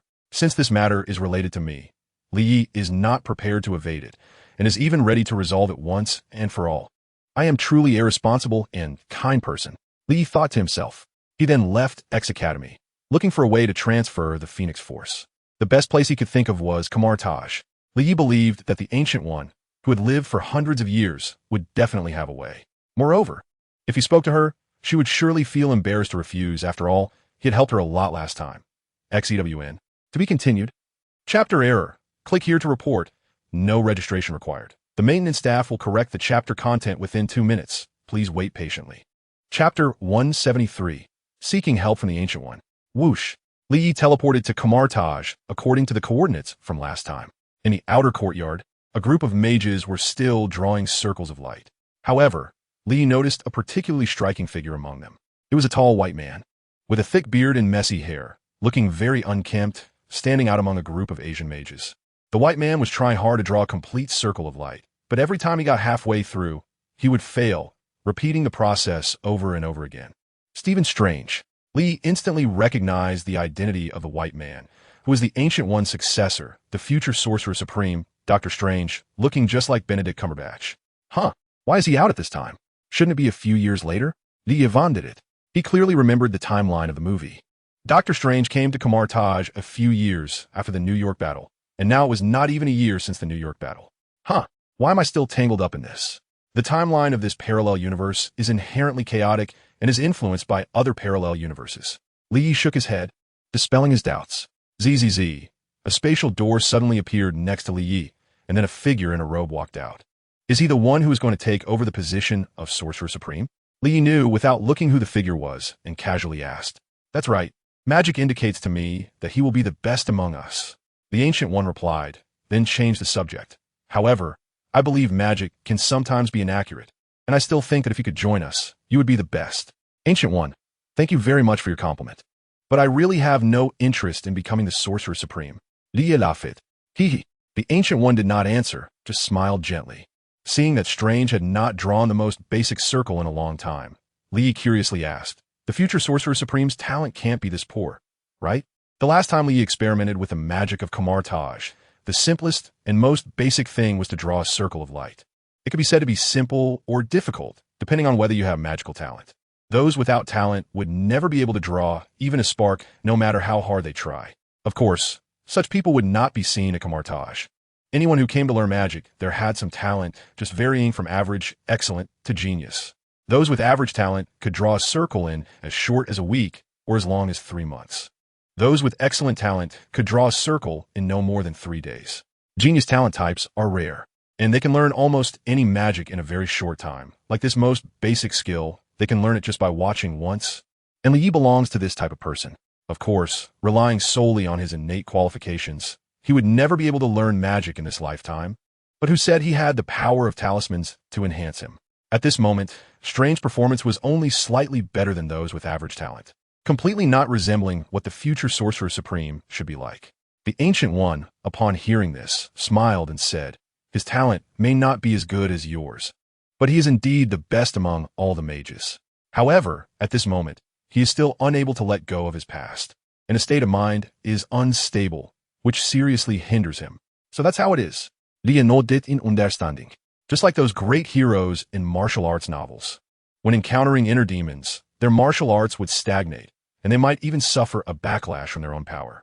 "What brings you to Kamar Taj this time?" the Ancient One asked. Although she could observe the future through the time stone, she could only see a general outline, not the specifics of every detail. "Ancient One, do you know about the Phoenix Force?" Lee pondered for a moment and said, "The Phoenix Force? I do know a little." The Ancient One nodded. Not just a little, the Ancient One not only knew it well, but also had dealt with the previous host of the Phoenix Force, Wu Fengji, on several occasions. "I discovered a part of the Phoenix Force on Earth, but it is residing in another person. I came to ask you if there is any way to transfer that part of the Phoenix Force to me." Lee stated his purpose directly. "I want to use it to enhance my strength." After all, the Ancient One had no ill intentions towards him. "Aren't you already strong enough? Without using the Time Stone, even I am no match for you." The Ancient One replied with a smile. "Not enough. I want to become even stronger." Lee responded. "All right, I do have a way." The Ancient One thought for a moment and agreed to Li Ye's request. In the future, she observed, regardless of being defined as just or evil, Li always stood on the side of protecting the Earth, so she had nothing to worry about. "Follow me." The Ancient One extended her hand and drew a circle, instantly creating a sparking portal. She stepped in, with Li closely following. On the other side of the portal was an ancient room, filled with rows of bookshelves laden with books. This was the library of Kamar Taj. It recorded all the magic of Kamar Taj, including combat magic, spatial magic, temporal magic, and even the most sinister dark magic. However, Li was not interested in this. He was purely a fighter and preferred hand-to-hand combat. Besides, unlike Superman, he did not have low magical resistance that made magic a fatal weakness, with the power of the talisman to dispel other magic. The influence of magic on him was minimal. The Ancient One led Li Yi through the rows of bookshelves, heading straight to the deepest part. "This is it. This book contains the method to transfer the Phoenix Force." The Ancient One stopped in front of a large, open spellbook. She then began to flip through the pages, forming seals, a series of actions that Li Yi did not understand, and then magically created a bracelet. "As long as you use this bracelet to touch the host of the Phoenix Force, the bracelet will automatically transfer the Phoenix Force to you. But be careful. The Phoenix Force must be in a stable state. Otherwise, its violent energy will destroy the structure of the bracelet." The Ancient One explained, handing the bracelet to Li Yi. "Thank you so much, Ancient One. I really appreciate it," Li Yi said gratefully as he took the bracelet and put it on his arm, even using honorifics. "It's nothing. After all, you helped me a lot last time," the Ancient One replied. After exchanging a few more polite words, Li bid farewell to the Ancient One and returned to his residence. "It must be in a stable state. It seems I have to wait until the Phoenix Force fully erupts and then subdue it." Li pondered it. Chapter 174. Dark Phoenix. Li Yi continued to prepare in his mansion, avoiding provoking the Phoenix Force prematurely. There was only one chance. If he failed, who knows where the Phoenix Force would run off to? Li thought to himself. Time slipped by unnoticed, and soon 3 days had passed. At the X-Men Academy, the campus was eerily quiet, no longer filled with the sounds of laughter and play. This was because Professor X had arranged for the students to be relocated to other places in order to prevent Jean's second personality from going berserk and harming anyone. Now, only a few X-Men remained at the academy. The room was still emitting a red glow, and a terrifying energy blocked anyone who tried to approach. Getting too close would result in being disintegrated into atomic form by the Phoenix Force. The X-Men could only helplessly guard outside the room. "Professor, Jean has been in this state for 3 days. Is there really nothing we can do to help her?" Storm asked worriedly. Professor X shook his head helplessly and said, "I have done everything I can. Now it depends on whether Jean can withstand the Phoenix invasion. Jean can definitely do it. She's a very strong woman," Wolverine said, taking a drag from a cigarette. "I hope so. I really don't want to be enemies with Jean," Beast said anxiously. At this moment, in Jean's inner world, a cute girl was crying continuously while leaning against a wall. "Daddy, Mommy, I don't want to be separated from you." Where is this? Who am I?" Jean looked at the little girl in confusion. "This place looks so familiar. I feel like I've been here before. It hurts." Jean cried out in pain, holding her head. "I remember now. This is my home, and that little girl is me. After a while, memories of her childhood slowly surfaced in her mind. You finally remembered. A voice suddenly appeared out of nowhere. What? Is someone there? Jean looked around in confusion, but found no one. I'm here. Where are you? Why can't I see you? Jean shouted. A dazzling light suddenly appeared in front of Jean, transforming into a red-haired human female who looked exactly like her. This was Jean's second personality, the true host of the Phoenix Force, Dark Phoenix. You, who are you? Jean asked in shock, staring at the person who looked exactly like her. Hee, I'm just you. Dark Phoenix chuckled. No, it's impossible. How can you look exactly like me? The truth is, I am you, and you are me. We were originally one, but someone deliberately separated us. Who is it? You know that person. It's the one you consider a father. Charles Xavier, Dark Phoenix said coldly. Thinking about that bald man who had locked her up for so many years made Dark Phoenix grit her teeth in hatred, vowing to kill him once she got out. Professor? Why would he do this? Jean asked, puzzled. Because he fears I will tell you the truth. The truth? What truth? Do you remember your father and mother? Father and mother? Why should I remember them? They cruelly abandoned me. No, that was just the fake memory created by that old man Charles.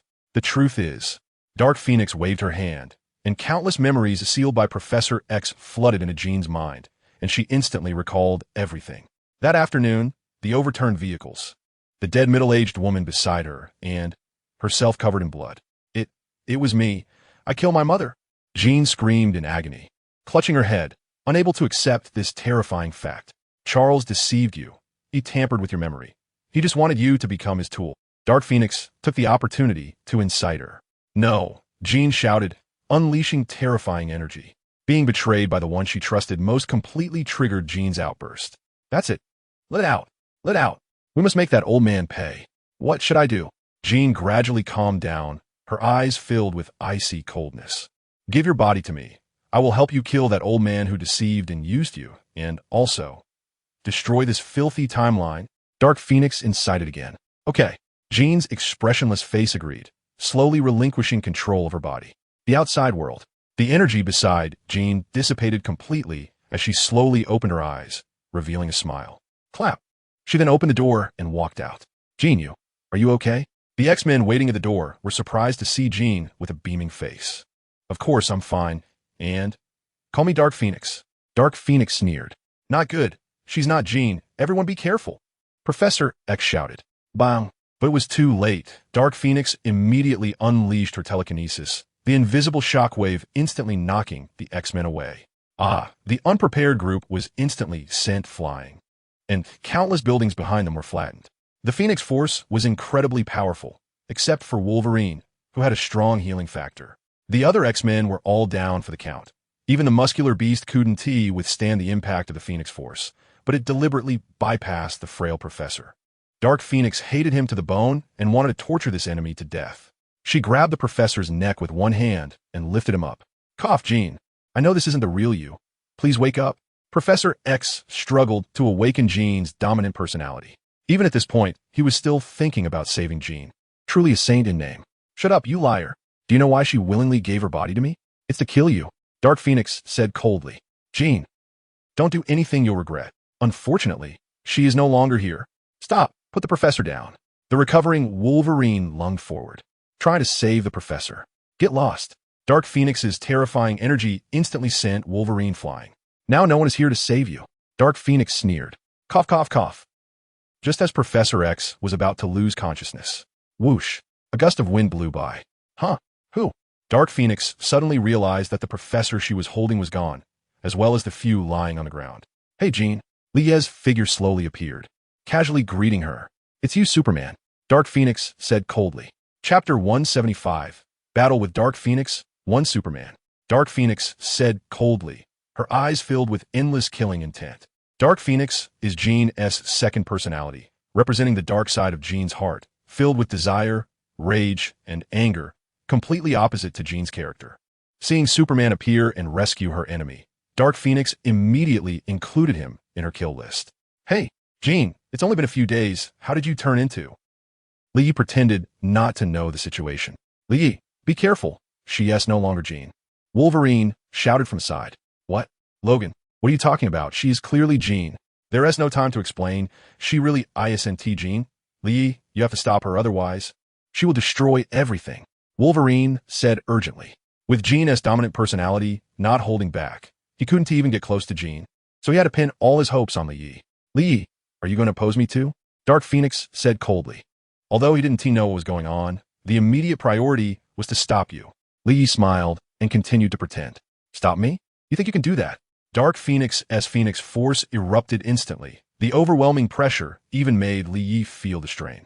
Truly one of the strongest powers in the universe, the Phoenix Force is indeed terrifying. Li marvelit internally. As the saying goes, the early bird catches the worm. So Li decided to learn from a young man's tactics against a 69-year-old comrade. A sneak attack. Li quickly charged at Dark Phoenix. And in her astonished gaze, he clenched his right fist and then struck out fiercely. Bang! Whoosh! Dark Phoenix instantly turned into a shooting star and flew away. Her battle awareness is strong. Li pides. It turned out that Dark Phoenix had activated her shield at the moment Li punched, blocking his attack. Now, there was no need to worry about collateral damage.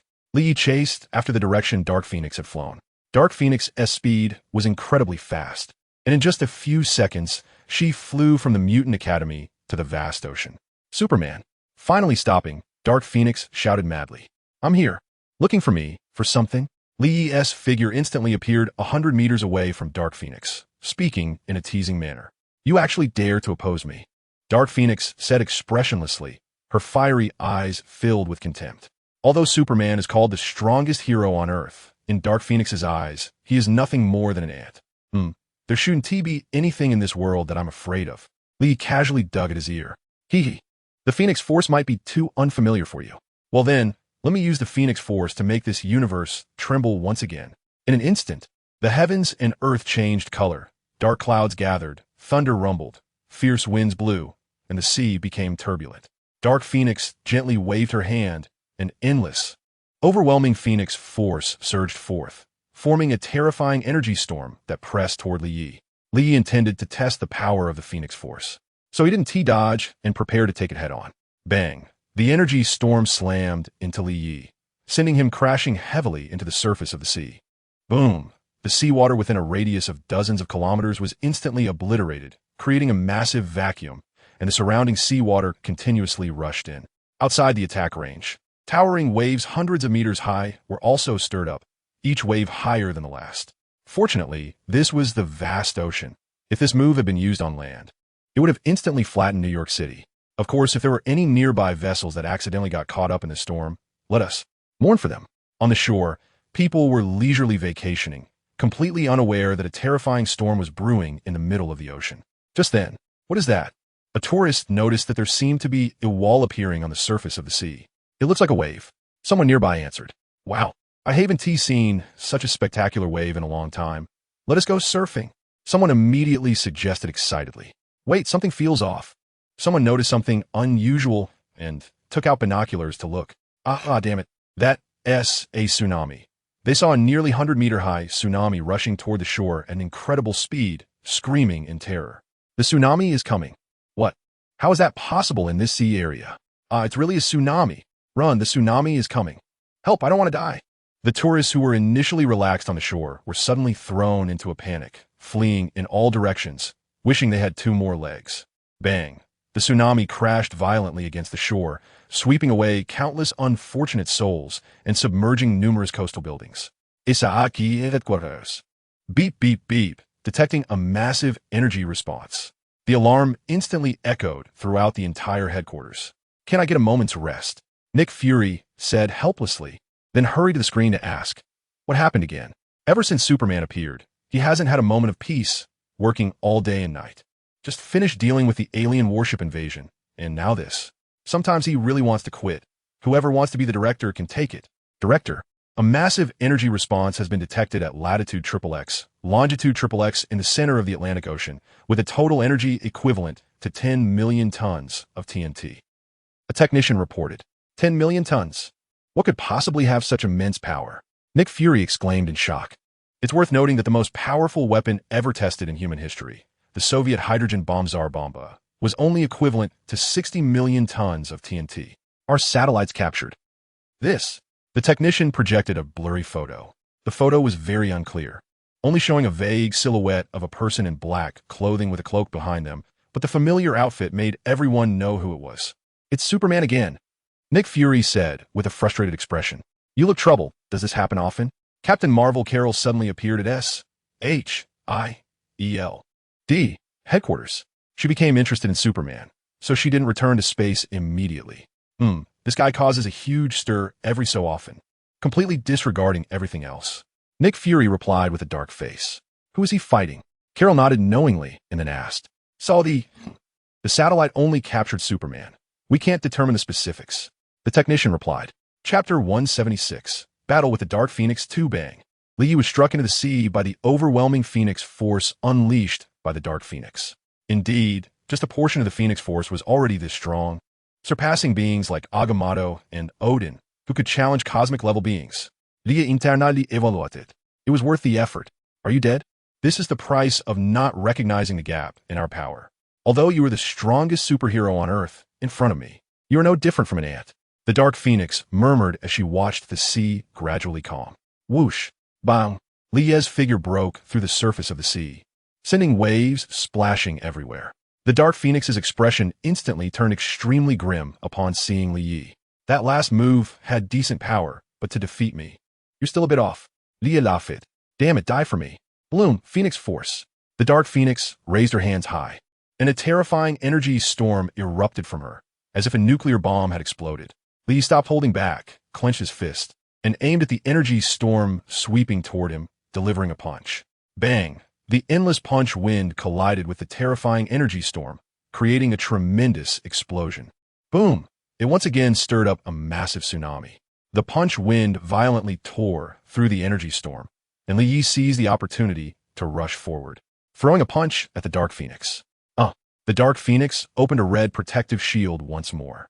Lie's fist struck the shield, but still returned without success. This is a bit troublesome. Lie laughed. The sturdiness of the Dark Phoenix's shield exceeded his expectations. Whoosh! The Dark Phoenix's figure suddenly vanished and reappeared in the distance. Teleportation? Seeing this familiar move, Lie was a bit surprised. But he quickly realized, this is the Phoenix Force, an omnipotent power that can even interfere with the most mysterious aspect of time, let alone space.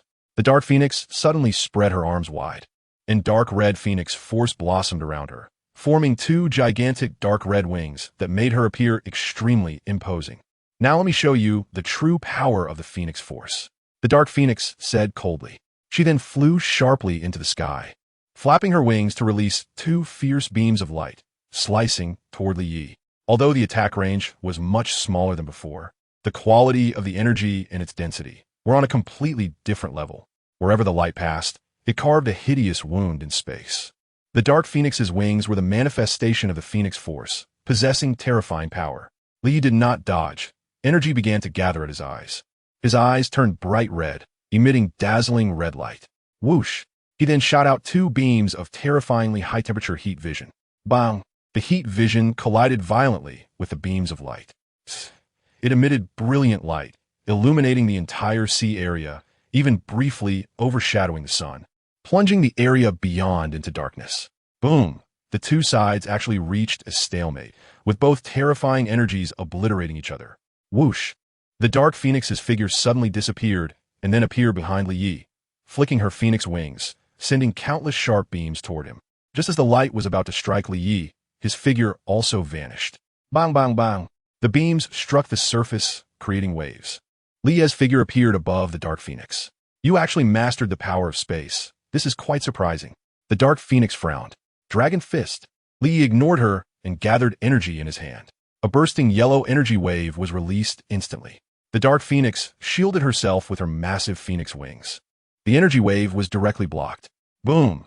However, the residual energy penetrated through the sea surface, reaching thousands of meters deep, leaving a bottomless pit in the seabed. The Dark Phoenix's figure disappeared once more, and Li followed closely. Whoosh, whoosh, whoosh, whoosh, whoosh, whoosh. Bang, bang, bang, bang, bang, bang. The two continuously flashed within space, attacking each other, appearing in the sky one moment, on the sea surface the next, appearing and disappearing, filling the entire space, being everywhere. Their powerful attacks relentlessly battered the sea, constantly stirring up waves. However, Both were carefully controlling their powers, with most of their strength directed at each other. Only a small portion hitting the outside. Li Yi was worried about damaging the earth, which would prevent him from living comfortably. The Dark Phoenix didn't know why. Perhaps it was Jean's main consciousness that was preventing her. Whoosh! The Dark Phoenix's strike missed again, and she couldn't help but feel angry as the power of the Phoenix surged. Li instantly felt his body freeze, a powerful energy pressing down on him, preventing him from using teleportation. If he forced it, he might shatter this space, which would cause a terrifying disaster, possibly even involving Earth. I've sealed off the surrounding space. Let's see how you escape now. Of course, if you don't mind destroying the world, go ahead and shatter it. The Dark Phoenix sneered, then attacked again with world-destroying power. Sigh. Li Yi let out a sigh and said, I was planning to play with you, but I didn't expect you to go all in right away. All right, no more pretending. I'm laying my cards on the table. Li Yi took a deep breath and then exhaled towards the Dark Phoenix. Frost Breath, another signature skill of Superman. Wherever the breath went, it froze miles of land, and snow drifted for thousands of miles, encasing the Dark Phoenix and the sea within 100 kilometers in ice. Why do this? Why force me to act? Li Yi smiled at the Dark Phoenix, who was trapped in a 100-meter-thick layer of ice. Krek, boom. The ice layer suddenly shattered, and the Dark Phoenix escaped from within. Hoo-ha! Hoo-ha! She began to breathe heavily, clearly having expended a lot of energy to break free from Li Yi's freezing. Although the Phoenix's power is infinite energy, the body the Dark Phoenix was using now was still Jean's mortal form, which could be harmed and exhausted. The original world had been killed by Wolverine with a single claw. Jean, give it up. You are no match for me. Li Yi seized the opportunity to persuade her. And then, will you let me go? The Dark Phoenix sneered. I will transfer the Phoenix Force from you to myself. Li Yi stated without hesitation. No, you won't. The Dark Phoenix shouted, her Phoenix Force surging again, ready to use Jean's life force.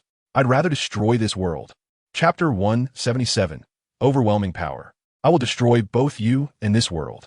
The Dark Phoenix said coldly. The Phoenix Force surged again, enveloped in flames. Let it be destroyed. Want to kill me? No one has ever succeeded before, no one can do it now, and no one will in the future. The Dark Phoenix waved her hand, and a terrifying energy storm formed by the Phoenix Force surged again. Li Yi didn't waste words. His figure rushed up instantly, punching towards the Dark Phoenix, with endless fist winds meeting the energy storm.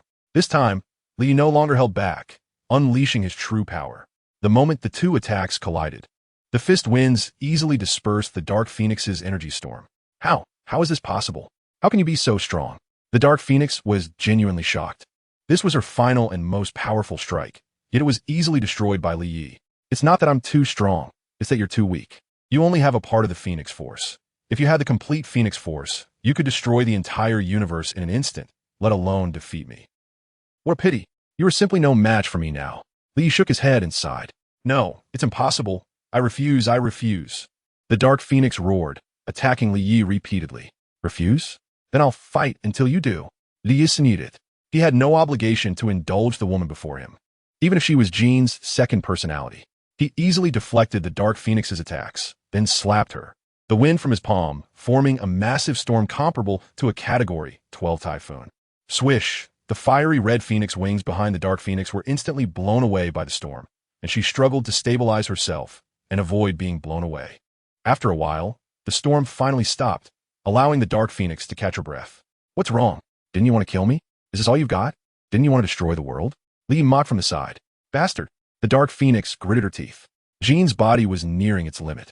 She was now relying on damaging Jean's life to hold on. Smack! Li Yi unceremoniosly slapped her face.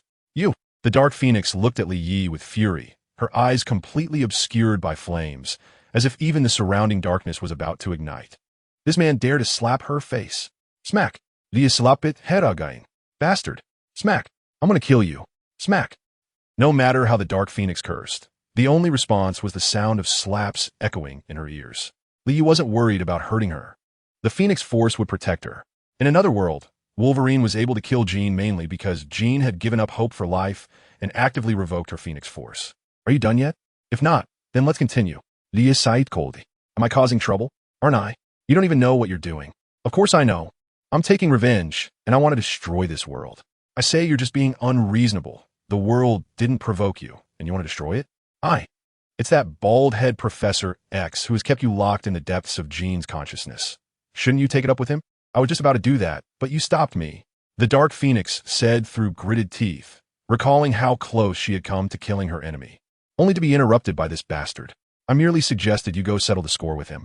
I never said I'd stop you. What do you want? The Dark Phoenix found herself powerless against Li. She couldn't defeat him and finally lowered her proud head. Give Jean back her body. Li sighed. Sorry, I can't do that. The Dark Phoenix replied darkly. Oh, then I'll continue, Li said expressionlessly, twisting his arm, ready to bring his palm crashing down on the Dark Phoenix's delicate face again. Wait! The Dark Phoenix hurriedly shouted to stop him. She didn't want to be hit again. It was not only humiliating, but also very painful. I really can't. Jean and I are originally the same body, inseparable. Now that she is unwilling to come out from the depths of consciousness, it's like locking herself in, and I can't wake her up. The Dark Phoenix explained. That's not quite right. Li pondered it. The reason Jean had darkened was that Professor X had altered her memories, making her mistakenly believe that the professor only saw her as a tool, using her. As long as this misunderstanding was resolved, Jean should be able to return. All right, you go back with me first, and I'll figure out a way to solve this, Li said. Back? To where? Of course, to the Mutant Academy. I'm not going back to that place. Dark Phoenix pouted. Sorry, you have no choice. Aren't you afraid I'll kill them all? Dark Phoenix asked, puzzled. With me here, you can't do it. Li confidently replied. So, Li took the subdued Dark Phoenix back to the Mutant Academy. Li, how is Jean? As soon as they arrived, the X-Men rushed over to ask. Well, you can ask her yourself. Li stepped aside, revealing Dark Phoenix behind him. Are you Jean? Or? The X-Men appeared extremely cautious, all getting ready for battle. They still vividly remembered Jean's earlier attack on them. And although they knew it wasn't her intention, they still felt uneasy. Sorry, it's still me. Dark Phoenix sneered. Li then informed everyone of the specific situation. You better bring Jean back quickly, Wolverine said angrily. Ha ha ha, she's already gone. From now on, it's only Dark Phoenix. Bastard, I'm going to kill you. Wolverine furiously wanted to charge forward, but Beast quickly stopped him. Does this mean Jean can never come back? Storm said dejectedly. No, there's still a chance. Just as everyone felt disappointed, Lia's voice came through. What? Li, do you have a way? Everyone exclaimed with joy. As the saying goes, to untie the bell, one must find the person who tied it. The reason Jean is sleeping deep in her consciousness and unwilling to wake up is that she wants to escape this despairing world. Only by resolving her emotional knots can she wake up. So, the key lies with you, Professor X. Professor? Everyone suddenly looked at Professor X, sigh. It seems my decision back then was wrong. Professor X sighed. He then slowly recounted his story with Jean. Jean couldn't control her powers, which led to the accidental death of her mother. Her father was engulfed in pain and didn't want to raise her anymore. So I brought her to the Mutant Academy and began to teach her to control her powers. To prevent this painful memory from affecting Jean, I altered her memories, making her believe her parents had both passed away. Professor X slowly revealed the truth from that year. Perhaps this caused Jean to misunderstand. Professor X sighed. After hearing this, everyone fell silent, saddened by Jean's tragic experiences. Professor, you know I've always supported you, but this time, you were wrong. Beast Hank was the first to stand up and say, Jean has the right to know the truth. You shouldn't have altered her memories without her consent. Professor, I've always respected you, but this is too unfair to Jean. Storm said disappointedly. No one understands the pain of losing memories better than I do. That feeling is really awful. I don't even know why I live or why I fight. Wolverine said. Jean's experiences reminded him of his own. That woman named Silver Fox with whom he once wanted to have a family and live a normal life. Hee, self-righteous old man. Dark Phoenix sneered from the side. I really did make a mistake. That's one of my biggest regrets. Professor X sighed. Looking at this elderly man, everyone stopped blaming him. All right, whatever you need to discuss can wait. The most important thing now is to wake Jean up. Lia sighed. But now Jean has isolated herself. We can't reach her. Storm raised the biggest challenge. Professor, can you still enter Jean's consciousness? Lia asked. No. Since that power erupted, I've tried more than once. But each time Jean has rejected my entry. That power completely surpasses my psychic abilities. As long as Jean disagrees, I don't think anyone can enter her consciousness. Professor X shook his head. Simple. Just transfer this power to someone else. Lia similed. Transfer? Is that possible? Professor X was shocked. Of course, no problem. If it wasn't possible, why would I even mention it? Lia replied. Humph, you really are only thinking about the Phoenix power on me. Pretending to care about this woman. How shameless. Dark Phoenix said disdainfully from the side. Unfortunately, Lia completely ignored her. Dark Phoenix couldn't fight back or escape. So she had to resign herself to her fate. Anyway, even if the Phoenix power was transferred from her, she would still exist. She had already become a personality independent of Jean's main personality. I need to take her somewhere else to transfer it. Isn't it okay here? Wolverine asked doubtfully. It's the same to me wherever it is. If you don't mind the energy explosion destroying this place along the way, I have no objections. Lia laughed. You guys should go to another place. Wolverine replied. The Mutant Academy was almost flattened during Jean's last outburst. After bidding farewell to everyone, Lee teleported with Dark Phoenix to a desolate outskirts. Here, even if the Phoenix power erupted, it wouldn't cause significant casualties. Now it's just the two of us. How do you want to do this? How do you extract the Phoenix power from my body? Dark Phoenix laughed. Just like this. Lee didn't waste words and directly placed his hand with the bracelet on Dark Phoenix's chest. Ha! I finally have my turn. I will never have to work again in this lifetime. In a vast white space, a figure said excitedly. This person was Zheng Ning, who had originally been a no-future 996 worker. But recently he changed careers and became the host of the wishing space of the multiverse. His main task was to help wishers from all worlds fulfill their wishes and receive corresponding rewards. Assistant, I'm going to start taking on tasks. Sang Ning sopted. In the wishing space, there was a spatial assistant that the space host could consult for any problems. Okay, host. Now announcing the first task. Liu Bei from the world of romance of the Three Kingdoms hopes to save the common people and revive the Han Dynasty. Task reward. Choose one permanent skill freely. Task duration. 3 years. The system replied. What? Is this difficult a quest right off the bat? Zheng Ning was shocked. Unlike those keyboard warriors who fantasized about going back to ancient times to slaughter and become kings, Zheng Ning was self-aware. He knew he was just a weak otaku. And returning to the Three Kingdoms era would make him a nobody, easily defeated by anyone he encountered. That era was chaotic, where one could lose their life at any moment. And you want me to assist Liu the Emperor in reviving the Han Dynasty. This is far beyond Zheng Ning's capabilities. Assistant, are you joking? How could someone like me accomplish such a task? Sang Ning complained. Host, please remain calm. The wish space has already considered this. So before the task, the host will receive a skill to complete it. However, the skills are one-time use only. If the host wants to permanently acquire this skill, they must complete the task and receive the rewards. The assistant replied, I see. I knew the wish space wouldn't let me, the host, go to my death. Host, a friendly reminder. You're the 115th host of the wish space. What about the previous hosts? They all died while completing their tasks. Zheng Ning's face instantly turned grim. Assistant, can I give up being the host of the wish space? No. Once bound to the wish space, it cannot be changed unless the host dies. Isn't this forced selling? Sang Ning retorted. Host, you agreed when the wish space was bound to you. You didn't mention that dying in the task world would mean real death. Host, it is clearly stated in the contract we signed that the wish space has not deceived you. Zheng Ning looked silently at the dozens of pages-long contract, realizing it was his own fault for not reading it carefully, and couldn't blame others. All right, since I'm here, I might as well accept it. I don't want to go back to my previous life as a corporate slave, so I might as well give it a shot. As the saying goes, if you die, you die. If you don't, you live for 1,000,000 years. Zheng Ning made up his mind. Assistant, release the skill. Okay. Skill is being released. Zheng Ning eagerly opened the skill to see what the space had prepared for him. Teleportation, invisibility, flight, or an invincible golden body. The power of laughter. It can make people laugh heartily anytime and anywhere. I'm going to conquer the world. What good is this skill? Sang Ning sopted. Make people laugh? What a useless skill. Am I supposed to be a clown whose job is to make others laugh? Wait, change it. Chapter 179. The temptation of the Dark Phoenix. Do you want your own body? Lia Said astonishingly. He thought that the power of the Phoenix originally belonged to someone else, and he couldn't just take it without compensation. What do you mean by that? The Dark Phoenix asked, confused. I mean it literally. I have a way to separate your consciousness from Qin's body. I think it's better to be free alone than to share a body with others. Lia explained it. Separate out. Really? The Dark Phoenix said excitedly. She had long had enough of the dark, sunless days, imprisoned in the depths of Qin's consciousness by Professor X, which was like being locked in a sealed iron cage, easily driving one to madness. This is why she went on a rampage attacking Professor X as soon as she emerged. If Li Yi hadn't arrived in time, she would have definitely killed Professor X to vent her anger.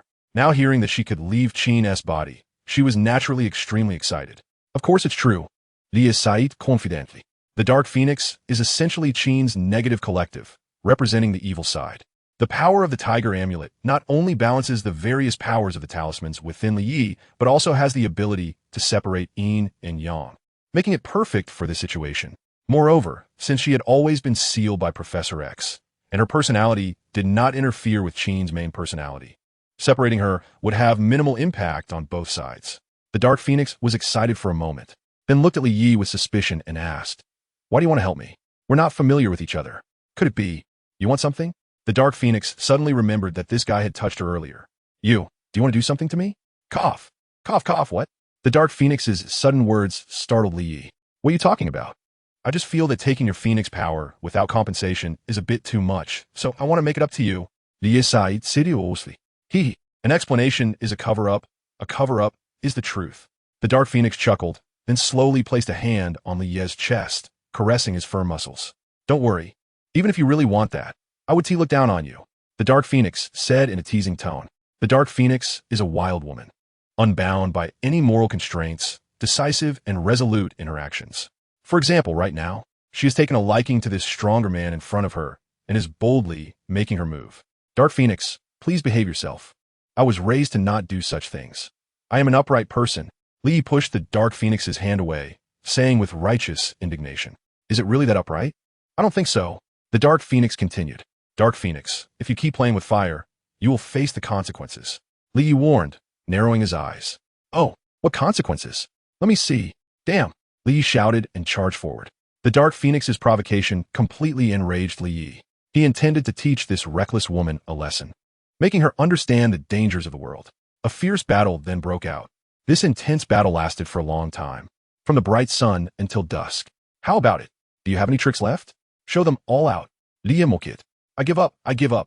Please don't come at me anymore. I admit defeat." The Dark Phoenix could no longer hold on and beg for mercy. Without the boost of the Phoenix power, being able to hold on for this long was already impressive, but unfortunately, she was facing Li Yi's incredibly powerful Silver Superman physique. "Then from now on, I will be your master." Li Yi said tirimpanti. "Got it, master." The Dark Phoenix replied weakly. The two of them used the sky as a blanket and the ground as a bed, embracing each other as they slept. The next morning, the sun slowly rose, and warm rays of light shone upon the earth, bringing life to all things. Li slowly opened his eyes. "Good morning. Master, did you sleep well last night?" The woman in his arms blinked her big eyes and smiled. "It was okay." Li repeated. He then got up to pick up the clothes he had thrown aside the night before, preparing to put them on. "Master, let me help you," the Dark Phoenix said softly as she took the clothes, appearing exceptionally gentle and obedient, completely unlike the crazy woman who had shouted and fought yesterday. Li looked at the Dark Phoenix in surprise. "What's wrong?" the Dark Phoenix asked curiously. "Nothing." Li shook his head. "Is it strange that I've changed?" The Black Phoenix noticed Li Yi's confusion and chuckled softly. You are stronger than me. The weak yield to the strong. It's that simple. For a dominant woman like the Black Phoenix, it's easy to conquer a man, but it can also be difficult. The hard part is for the weak. If you want to pursue such a woman, it's better to give up early, because they won't even glance at the weak. However, once conquered by the strong, they will quickly adapt to their roles and become incredibly loyal. You really are a practical woman. Li laughed. I'm just trying to survive better. The two continue to chat casually while getting dressed. All right, let's get down to business. It's time to separate you two. Having two different personalities in the same body will inevitably lead to a split personality. No, in your case, it's already a split personality. It's better to treat it early. I feel like you're insulting me. The Black Phoenix retorted. That's entirely your misunderstanding. Anyway, how should I cooperate? The Black Phoenix asked, puzzled. She was curious about what kind of ability could separate two consciousnesses that were originally part of the same individual. Just watch. Leave the rest to me. Li said confidently. After the Black Phoenix was mentally prepared, Li instantly activated the power of the Tiger Talisman spell on her. In a flash of light, her original form split into two like a shadow clone technique. As Qin had not yet regained consciousness and was swaying, about to fall, Li quickly reached out to support her. The Black Phoenix stood straight in place. This is my body? A body that belongs solely to me? She looked at her hands, then touched her face, her expression full of excitement as she said, "Yes, you have completely become two different individuals. Apart from looking exactly alike. There is no other connection. YeSlaps. Great. I'm finally free. I can finally do anything I want. I want to go watch a movie. I want to go to the amusement park. I want to go to the beach in Hawaii to watch the sunrise. I want to see the aurora in the Arctic. I want to—" The Black Phoenix cheered like a little girl. Speaking of which, the Black Phoenix was quite pitiful. She had been born under the influence of the Phoenix Force during Qin's childhood and had essentially grown up alongside her. However, she was kept deep within Qin's consciousness by Professor X using a mental barrier, unable to do anything or feel anything, only able to accompany loneliness in endless darkness. Although she was essentially a part of Qin, she still longed for freedom. Growing up in such an environment, she became filled with negative energy, turning cruel, tyrannical, and bloodthirsty. Fortunately, she met Li Yi. Although she lost the powerful Phoenix Force, she finally achieved her goal of freedom. Seeing the Black Phoenix, pure and innocent like a little girl, Li couldn't help but smile. "Hey, Master, you have to take responsibility. From today on, I'm following you." The Black Phoenix suddenly ran over and hugged Li Yi's arm, rubbing against him. "You've decided? I should tell you in advance that I'm already dating 4 people. Yes, I've decided. No matter how many women you have, I will stay by your side," the Black Phoenix said firmly. "All right, as long as you want to." YeSlaps. He felt no guilt about having another woman. By the time he looked for a second or third woman, he had already thrown away the little conscience he had left. "I'm so strong. What's wrong with having a harem? Which man hasn't fantasized about having a harem? Although there may be those devoted lovers in this world, they definitely won't be someone like Li Yi, nor will they be that keyboard warrior out there. The law of the world is that the strong are respected. The fittest survive, and there are many strong individuals." Li found countless excuses for himself, and then comfortably became a scumbag. Then, Li teleported back to the Mutant Academy with Qin and the Black Phoenix, preparing to have the Professor awaken Qin. Chapter 180, Two Qins. At the Mutant Academy, the X-Men looked at Li Yi in surprise, seeing him holding one Qin while another Qin stood beside him. Upon seeing the 2 Qins, they were completely stunned. "Li Yi, what? What is going on? Why are there 2 Qins?" Wolverine was the first to react, confused, and then seemed to remember something, slapping his thigh and shouting, "Oh, I know." Everyone's eyes turned to him. It turns out, Qin has always been a twin, with a sister who looks exactly like her. Wolverine said confidently. However, he found that everyone looked at him as if he were an idiot. "Hee, I just thought the atmosphere was too tense and made a casual joke." Wolverine said awkwardly. "Li, what's going on? Why are there 2 Qins?" Storm asked. "When I transferred the Phoenix Force from Qin, I discovered. So, I separated their consciousness and bodies. Now, they have become 2 completely different individuals." Li briefly explained the situation, of course skipping over some inappropriate details. "Is there really such a miraculous ability? It's incredible. Li, are you a god? Is there anything you can't do?" Everyone was amazed by Li Yi's miraculous ability. "Professor, it's up to you next," Li said as he walked in front of Professor X, holding Qin. "Okay, I understand. Follow me," Professor X replied. Then everyone brought Qin back to the laboratory, and the professor began to activate his mental power. Without the obstruction of the Phoenix Force, the professor smoothly entered the depths of Qin's consciousness. After some talking and sincere apologies, Qin finally understood the professor's concerns, realizing that he was only trying to protect her, and she came out of her mental knot. "I'm so sorry for causing everyone such a big trouble," Qin said dejectedly.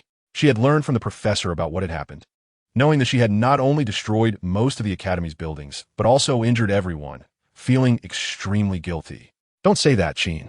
We are partners, friends, family." Storm stepped forward to comfort her. The others nodded in agreement. Thank you all," Qin said, tears in her eyes, deeply moved. "Qin, there is someone you should meet." Professor X suddenly spoke up. "Huh? You are my second personality?" Qin looked at the woman in front of her, who looked exactly like her, and was shocked inside. The feeling was very strange, as if she were looking in a mirror, yet it felt like facing a sister who had been lost for many years. That's in the past now. From this moment on, we have become 2 independent individuals," the Dark Phoenix said with a smile, pulling up Qin's hand. "However, we are closer than the closest family. From now on, I will be your sister."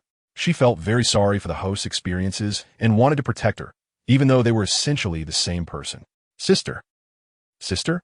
Qin called out in a strange manner. It was a wonderful feeling she had never experienced before. Yes, my good sister. I will be by your side and protect you.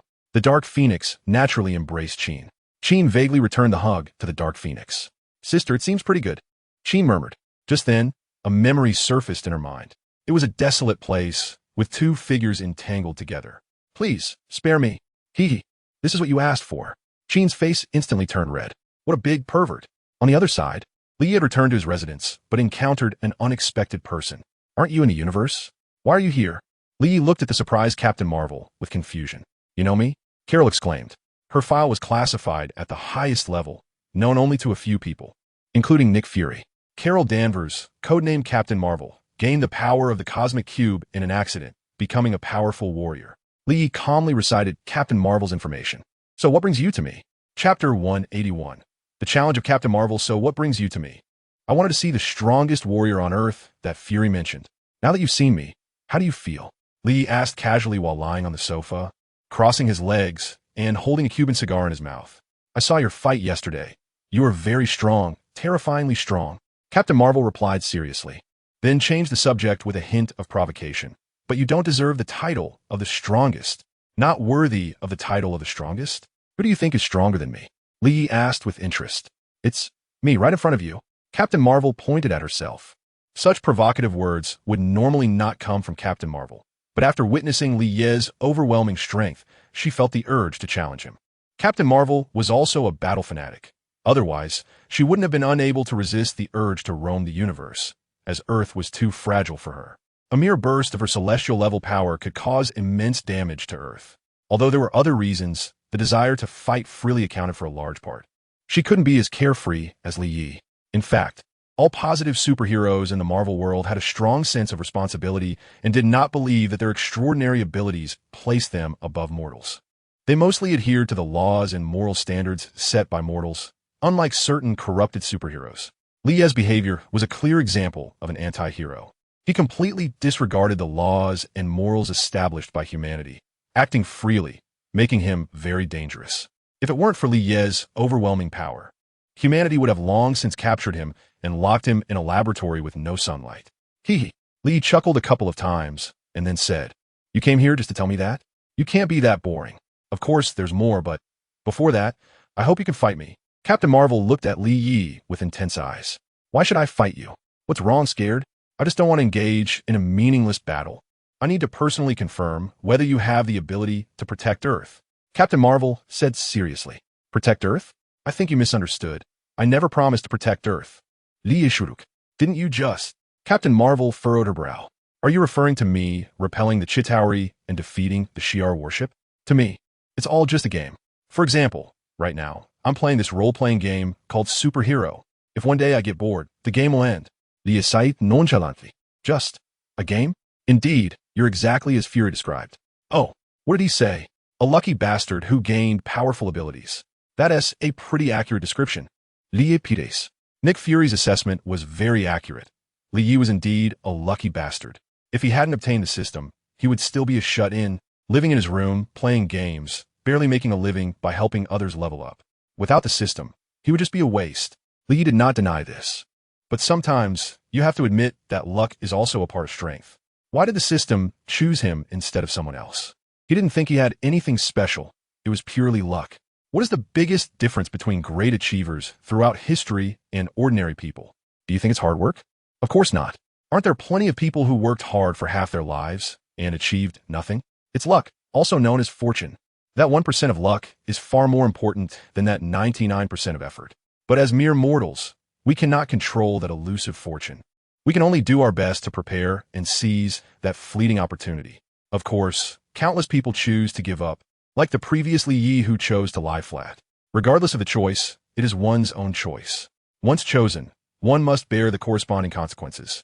One should not complain about why they wasted their time when they have worked hard for half their lives and achieved nothing. One should not complain about why they didn't work hard enough and left regrets after wasting most of their lives. I accept your challenge. Li thought for a moment and agreed to Captain Marvel's challenge.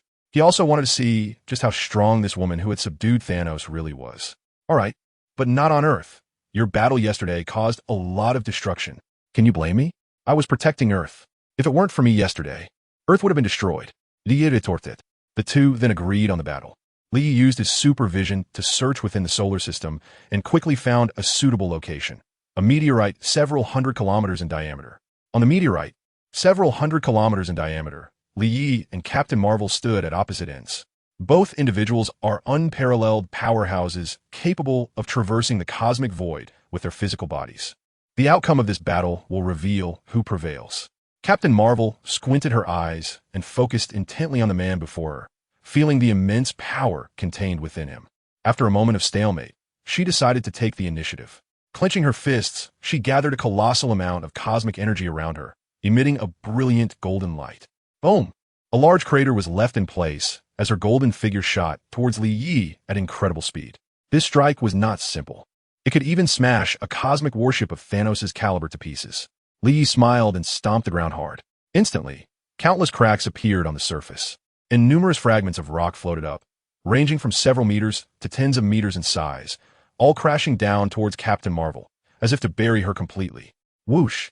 Boom! Boom! Captain Marvel darted through the pile of debris like a gopher, her energy reducing the rocks to dust.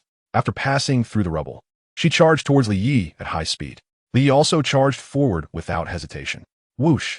Whoosh! Boom! The two figures collided violently, creating a tremendous explosion that transformed a 30-kilometer radius into a massive basin. The shockwave affected the entire meteorite. Puffed! A figure was sent flying out, and it was Captain Marvel, now resembling a shooting star as she sped away. Chapter 182. Battle with Captain Marvel. The meteor flew away at 10 times the speed of sound, shattering all the meteorites in its path.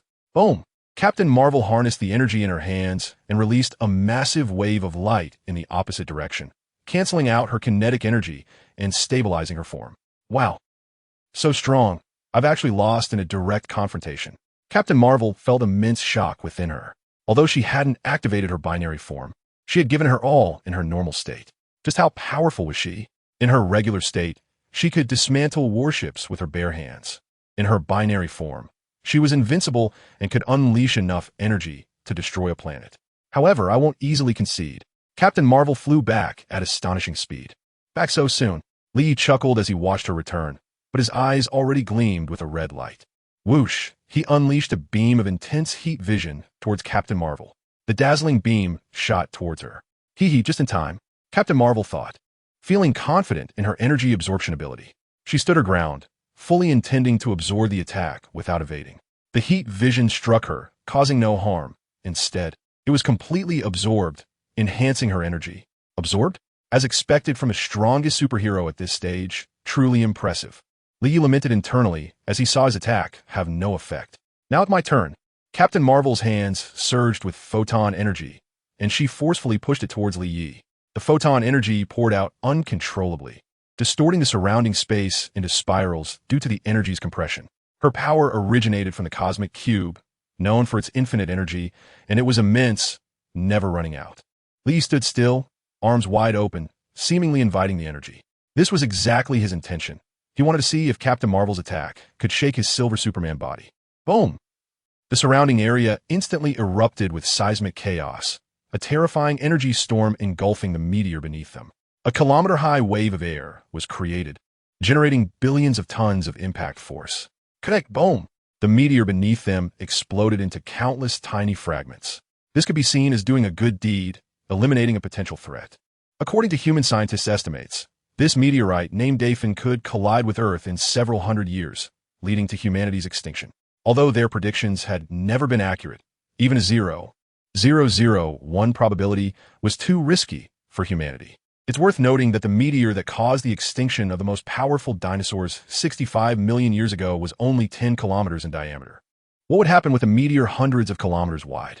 2 words, wait to die. As for human technology, with the current pace of human technological development, even in a few hundred years, it would be powerless, unless Li Yi revealed the technology of the Shadi Empire and humanity developed a planet-destroying cannon. Then that would be another story. Captain Marvel was unaware she had done a great good and still stared intently at the center of the explosion. She was certain Superman couldn't possibly die so easily here. After a while, the explosion gradually subsided, leaving only clouds of dust suspended in the air. Whoosh! Sure enough, a figure burst through the dust. It was Li Yi. He emerged completely unscathed, not even a wrinkle on his clothes. a faint smile on his face. Yes.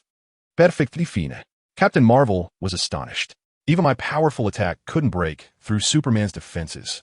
Lee made a thumbs-down gesture towards Captain Marvel.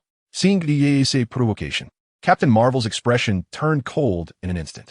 Whoosh! Then her figure vanished from sight. Leah's figure also disappeared. When they reappeared, they were mere inches apart. Boom!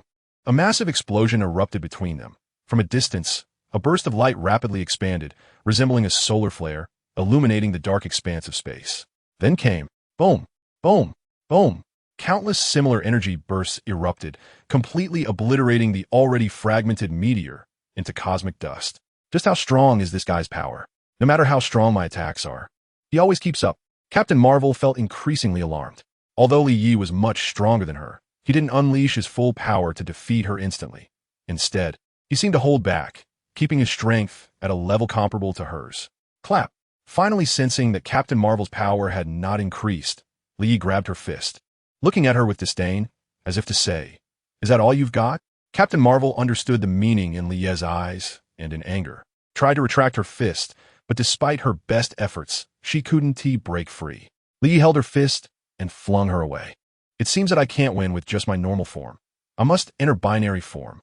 Captain Marvel twisted her slightly sore arm, her gaze becoming resolute. With a swift motion, she brought her fists together, channeling all her energy. Boom! A dazzling light erupted from his body in an instant. Golden, blue, purple. Even his hair transformed into a flame-like brilliance. Captain Marvel's strongest form, the binary form, activated. Whoosh! Not bad, very strong. This form is already close to Odin's peak period. Leah commented. Of course, this is Odin without equipment. If compared to Odin in the Destroyer armor, there's still quite a distance. Odin in this state is at the peak of the Father level, also known as the Omnipotent Father level, capable of taking on a single universe-level deity group. Of course, that's in a one-on-one situation. If surrounded by a group, he would be finished. Captain Marvel quickly charged towards Li Yi. Whoosh, whoosh, whoosh, whoosh, whoosh. She continuously gathered photon energy in her hands and released it towards Li Yi. Countless golden rays shot towards Li Yi. Li Yi did not dodge, extending his hand upwards. Whoosh! A dazzling light radiated from his palm, forming a massive sword of light that reached from heaven to earth in no time. Li Yi controlled the sword of light and swung it down fiercely towards Captain Marvel. Whoosh whoosh. Bang bang bang. It shattered all the incoming golden rays. Chapter 183.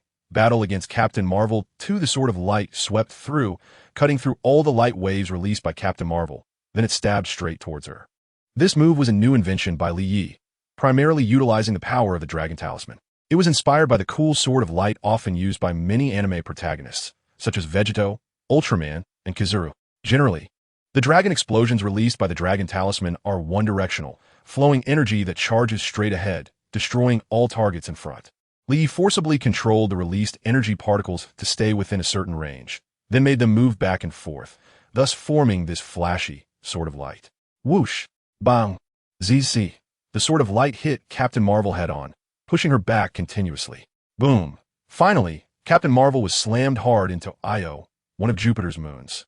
A massive explosion erupted instantly, with energy continuously impacting the surface of Io, leaving a bottomless chasm dozens of kilometers long and thousands of meters wide at the center of the explosion. From space, a huge scar appeared on the surface of the planet.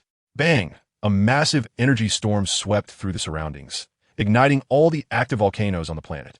With countless fiery red lava spewing from the volcanoes and fissures, black smoke filling the sky, and strange explosions and lightning occurring all around, resembling the apocalypse. Io, also known as Io, is the closest of Jupiter's 4 Galilean moons, with a diameter of 642 kilometers, slightly smaller than the moon, and is the 4th largest planet in the solar system. Its surface environment is extremely harsh, with over 400 active volcanoes scattered across its surface. How do we end up here? Isn't this the place where Saitama and the evil wolf fought? You really are unlucky. You got blown up by Saitama in another world, and now you're about to get blown up by me in this world. YeSlaps. Io is precisely the planet where Saitama and the evil wolf fell after leaving Earth in the One Punch Man manga. The two had a fierce battle here, and under the destruction of their immense powers, the planet ultimately turned into cosmic dust. I wonder who is stronger now, me or Saitama. Lee couldn't help but have comparative thoughts. He eventually realized that there was no way to compare, as Saitama had never shown his limits. Based on his current portrayal in the manga, he is known to easily destroy planets the size of Earth, and later, after battling the evil wolf and continuously increasing his power, he became even more outrageous, blowing away the gaseous atmosphere of Jupiter, which is over 1,000 times larger than Earth, with just a sneeze exposing its core. Moreover, this guy has a terrifying setting, constantly growing stronger every moment, and when fighting against strong opponents, he can increase his power at a linear rate, potentially evolving to the point of blowing up the solar system, the Milky Way, or even the universe with a single punch. Of course, Li Yi is confident that he won't be weaker than him in the future. Once he unlocks Silver Superman to 100, he can also punch and explode a universe. Shaking his head, he cast aside these distractions and flew after Captain Marvel. Li Yi knew that Captain Marvel in her binary form wouldn't be so easily defeated. Besides, he wasn't done yet. This kind of close combat was what he loved most. The battle with the Dark Phoenix was like a warrior against a mage, constantly taking hits from the mage's various powerful moves, which was not satisfying at all. Phew! Captain Marvel crawled out from the flow of lava, looking as if she hadn't sustained any serious injuries. Energy impacts not only couldn't harm her, but also enhanced her strength. The primary damage just now came from the collision with the planet. Boom! At that moment, a stone the size of a mountain, or rather a huge mountain, was hurled towards Captain Marvel. It was thrown by Li Yi using biological manipulation. Ah! Captain Marvel shouted, bringing her hands together and releasing all the photon energy within her, instantly forming a massive golden beam of light, with the overwhelming energy shattering the surrounding space, creating cracks like a broken mirror. Bang! The enormous beam instantly pierced through the mountain, splitting it in half, then shot straight towards Li Yi, as if it intended to completely engulf him. Speaking of which, the two had no real enmity. There was no need to go this hard. But now they had both become intoxicated by the battle, unleashing genuine fire. Unless one side surrendered, the fight would not stop. Of course, if Li Yi unleashed his true power, he could easily defeat Captain Marvel, but the loser outside, who was busy typing, wouldn't allow him to use his true strength to pad the word count. Since you have an opinion, then I'll allow you to unleash your true power. At that moment, a whisper suddenly reached Li Ye's ear. It was this whisper that changed Li Ye's mind, prompting him to stop delaying and end the battle. He clenched his right fist, began to gather power, then punched out towards the rapidly approaching golden beam. His fist broke through the golden light, and Li Ye's body followed closely behind, continuously approaching Captain Marvel. What? How can he suddenly become so strong? Has he not been using his true power against me until now? Captain Marvel was horrified. The total energy released in her strongest state was actually no match for fist. Li Ye's fist was getting closer and closer. Just as it was about to strike Captain Marvel, he suddenly retracted his power. Boom! But the residual energy still shattered half of the planet behind Captain Marvel. You lost. Li laughed, then slowly retracted his fist. I lost. Captain Marvel murmured, clearly still in shock. After all, 1 second they were evenly matched, and the next second she was defeated in an instant. Then Li brought Captain Marvel back to Earth. Isaaki in headquarters. Director, according to energy detection data, the center of the energy explosion is here. Europa. Oh my god, what happened? Europa. It's only half left. What? Nick Fury looked at the images being transmitted back, his face filled with shock. He then breathed a sigh of relief and said, luckily, it's outside of Earth. He knew when he called Carol back that a battle would inevitably erupt between her and Superman. But he didn't expect the destruction to be this severe. If they fought on Earth, it would surely be obliterated. As an ordinary human, Nick Fury could not comprehend the true power of the two. Chapter 184, Cosmic Oddities. So, can you now tell me your purpose? Li asked Captain Marvel, who was sitting beside him. Superman, I need your help. Captain Marvel said seriously after a moment of silence. What? Help? I must have misheard.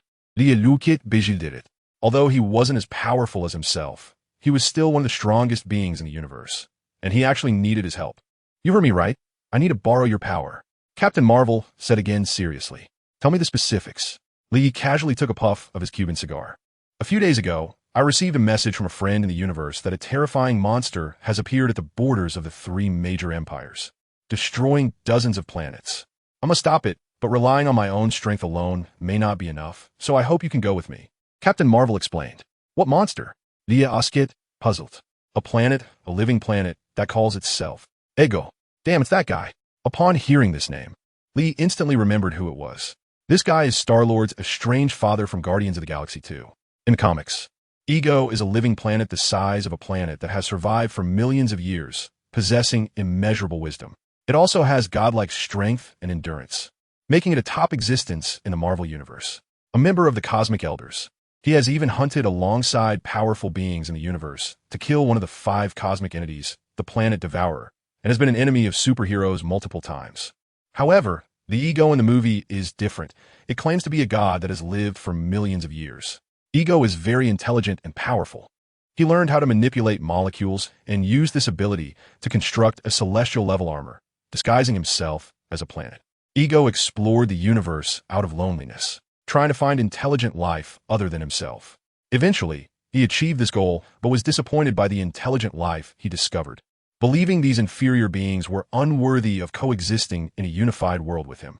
Since then, Ego has traveled the galaxy for many years, planting seeds on alien worlds to expand his territory, hoping to control everything that exists as a living planet, or to create similar beings like himself. Because he said he no longer wanted to be lonely. To improve his expansion efficiency, he tried to create offspring similar to himself. So Ego has children with other species on many planets, including Star-Lord, who is his biological son. He also raised Mantis on his planet because her abilities allow him to sleep. Years ago, he hired Yondu to go to various planets to bring his children to him to see if they could help with his galaxy expansion plan. But since they all lacked the godlike abilities he required, they were all killed. Star-Lord was the first and last child to inherit the god gene. Yondu later discovered Ego's true nature, so when he took young Peter Quill, Star-Lord, from Earth, he decided not to hand him over to Ego, but instead kept him in the Ravagers team to raise him. After hearing about Star-Lord's exploits, Ego determined that Star-Lord was his descendant, and he found Star-Lord and brought him to his planet. He then attempted to persuade Star-Lord to join him, using their abilities to make the alien seeds grow on every planet, controlling them to expand himself and conquer the universe. In the process of convincing Star-Lord, Ego admitted that he killed Star-Lord's mother, Meredith Quill, by planting a tumor in her brain that turned into cancer, taking her life while Star-Lord was still a child. Upon learning that his mother was killed by his father Ego, an enraged Star-Lord began to resist Ego and, along with the Guardians of the Galaxy, reached the interior of the planet, trying to kill Ego's brain. During the process, he was attacked by Ego and found himself at a disadvantage. At that moment, Star-Lord used his godlike abilities to counter Ego and distracted Ego, while the other Guardians set bombs at Ego's brain. In the end, Ego was killed by the bombs, and the planet disintegrated. Of course, the movie significantly weakened Ego's powers. After all, he is a monster that has lived for millions of years. How could he be so easily killed? It was purely due to the main character halo of Star-Lord and the others. However, isn't this guy the boss of Guardians of the Galaxy 2? Why is he coming out now? It seems that this universe has been completely disturbed, and there is no longer any plot to follow. Oh, you know him? Captain Marvel asked, puzzled. I've heard of him. Doesn't the Shi'ar Empire have that guy called Gladiator? Isn't he also no match for Ego? According to the plot, Ego is at most a celestial level being, and he can't reach the single universe level of the celestial group. If he faced Odin, he might even get beaten up. Gladiator has a bug-like mentality. He should be able to take him down. He has already been defeated by Ego. If it weren't for his luck in escaping, he might have even lost his life. What's going on? Isn't he supposed to get stronger the more confident he becomes? After his last battle with you, he just couldn't regain his confidence. Captain Marvel looked at Li Yi with a strange expression, and after a while, she said speechlessly, he got beaten into a depression? He didn't even bully him. He specifically suppressed his power to a similar level. Little did he know that doing so would be even more demoralizing. Can you imagine that feeling? Clearly feeling that the opponent's strength is similar to yours right now. But no matter how much you enhance your own power, even if you cheat, in the end, the opponent can always steadily suppress you by a line. It's south enough to drive someone crazy. Even worse is, Ego has a powerful weapon in his hands, the Cosmic Sphere. Captain Marvel added. This time, Li Yi was completely bewildered. The Cosmic Sphere, also known as the Power Stone, how did it end up in Ego's hands? Later, through Captain Marvel's explanation and Li Ye's own deductions, the events were pieced together. It turned out that Ego somehow learned earlier than in the original story that Star-Lord was his descendant and quickly sought out Star-Lord. During the persuasion process, He revealed to Star-Lord that his mother died at Ego's hands, leading to an explosive battle between the two. However, the real world is not like the movie world. Star-Lord and the others are no match for Ego, who easily defeats them. In the end, the cosmic sphere that Star-Lord carried fell into Ego's hands. Having lived for millions of years, Ego is naturally well-informed and immediately recognizes it as the Power Stone. With the Power Stone, Ego's ambition swells, and he seeks to devour countless planets to increase his power, launching attacks on the three major empires. Chapter 185. Journey to the Universe. Ego himself possesses nearly world-destroying power, and with the Power Stone, he becomes even more formidable. Even when the three empires use all their weapons, it proves useless. No matter how many warships are dispatched, a mere thought from Ego is enough to tear all the ships into pieces with his terrifying telekinesis. Even energy beams capable of destroying planets shot from a distance are easily blocked by the energy released by the Power Stone.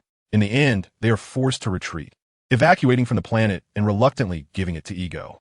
However, Ego, insatiable, consumes one planet after another, still unsatisfied.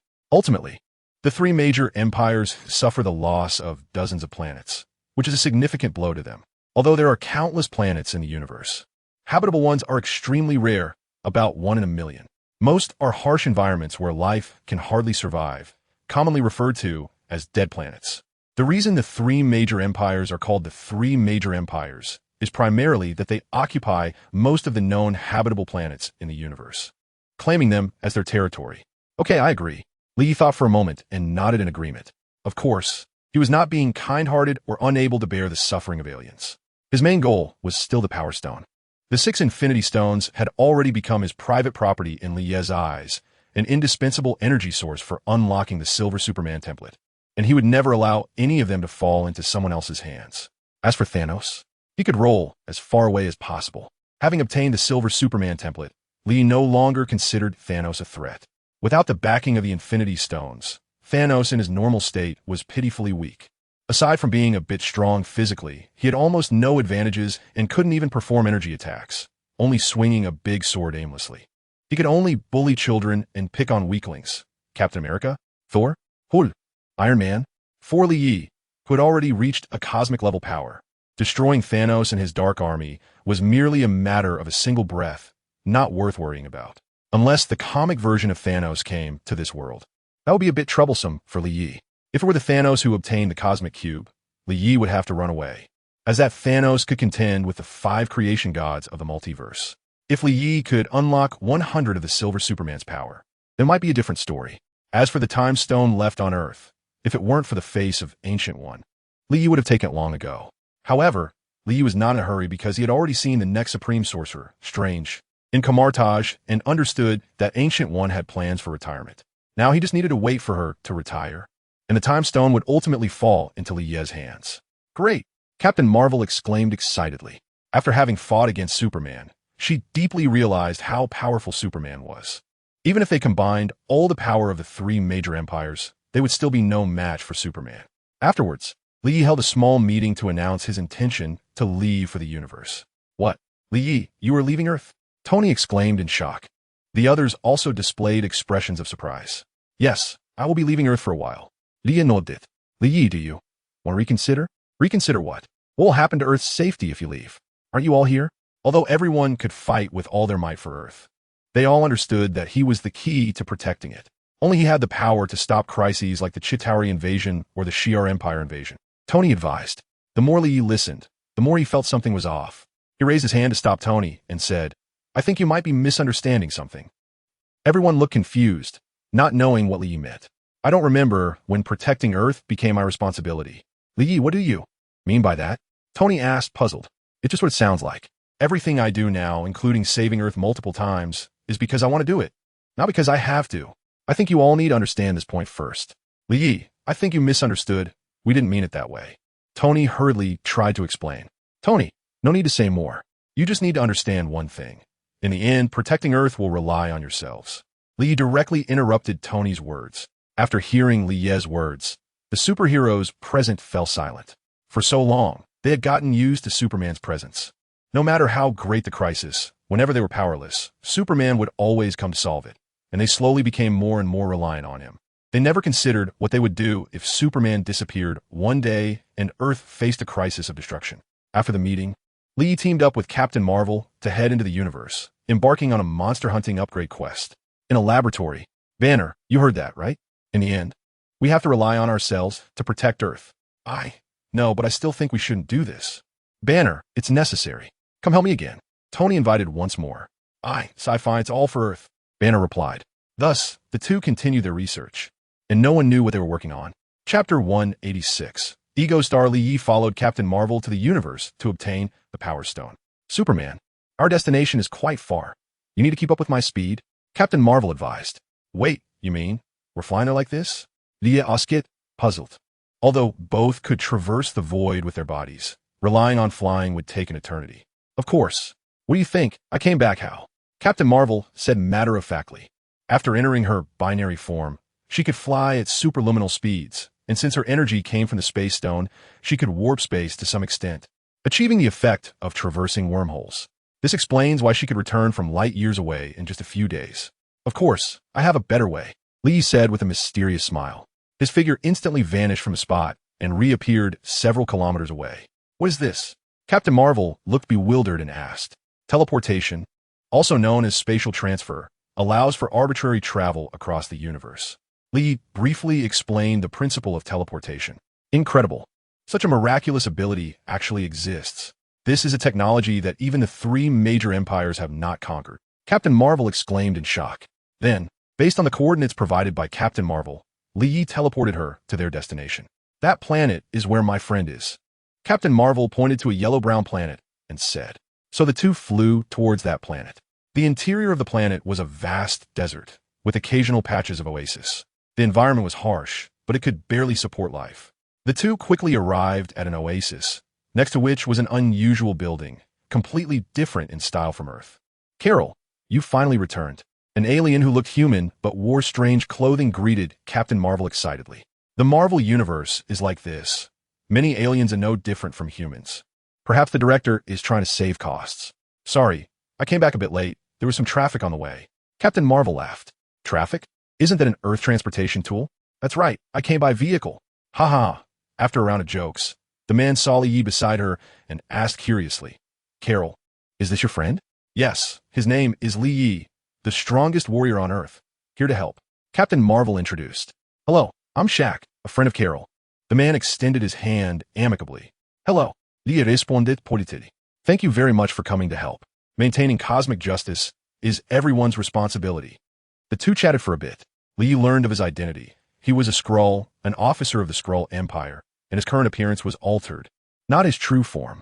The Skrull Empire, one of the three major empires known in the universe, is also the oldest interstellar empire known in the Andromeda Galaxy, and one of the largest empires. The Skrulls, a highly advanced technological alien race, developed early on. On their home planet in the Andromeda Galaxy, they initially resembled humans. But later the cosmic celestials arrived and created the superpowered Skrull humanoid species. One variant of the Skrulls can transform into various creatures, similar to mutants. Another group, the Eternal Skrulls, cannot transform but possess immense strength, similar to the Titans. The variant Skrulls eliminated all competing species and became the ancestors of contemporary Skrulls. While the last member of the Eternal Skrulls, KLYBN, nicknamed Eternal Skrull, married a female leader of the variant Skrulls, Slurgold, and became the supreme god of the Skrulls. Note that the Eternal race, to which Thanos belongs, is a different race from the Eternal Skrulls. So please do not confuse them. They can freely change their appearance, disguise themselves as another person, and even replicate memories among them. The Super Skrulls can even copy the abilities of the one they imitate, earning the nickname knockoff aliens.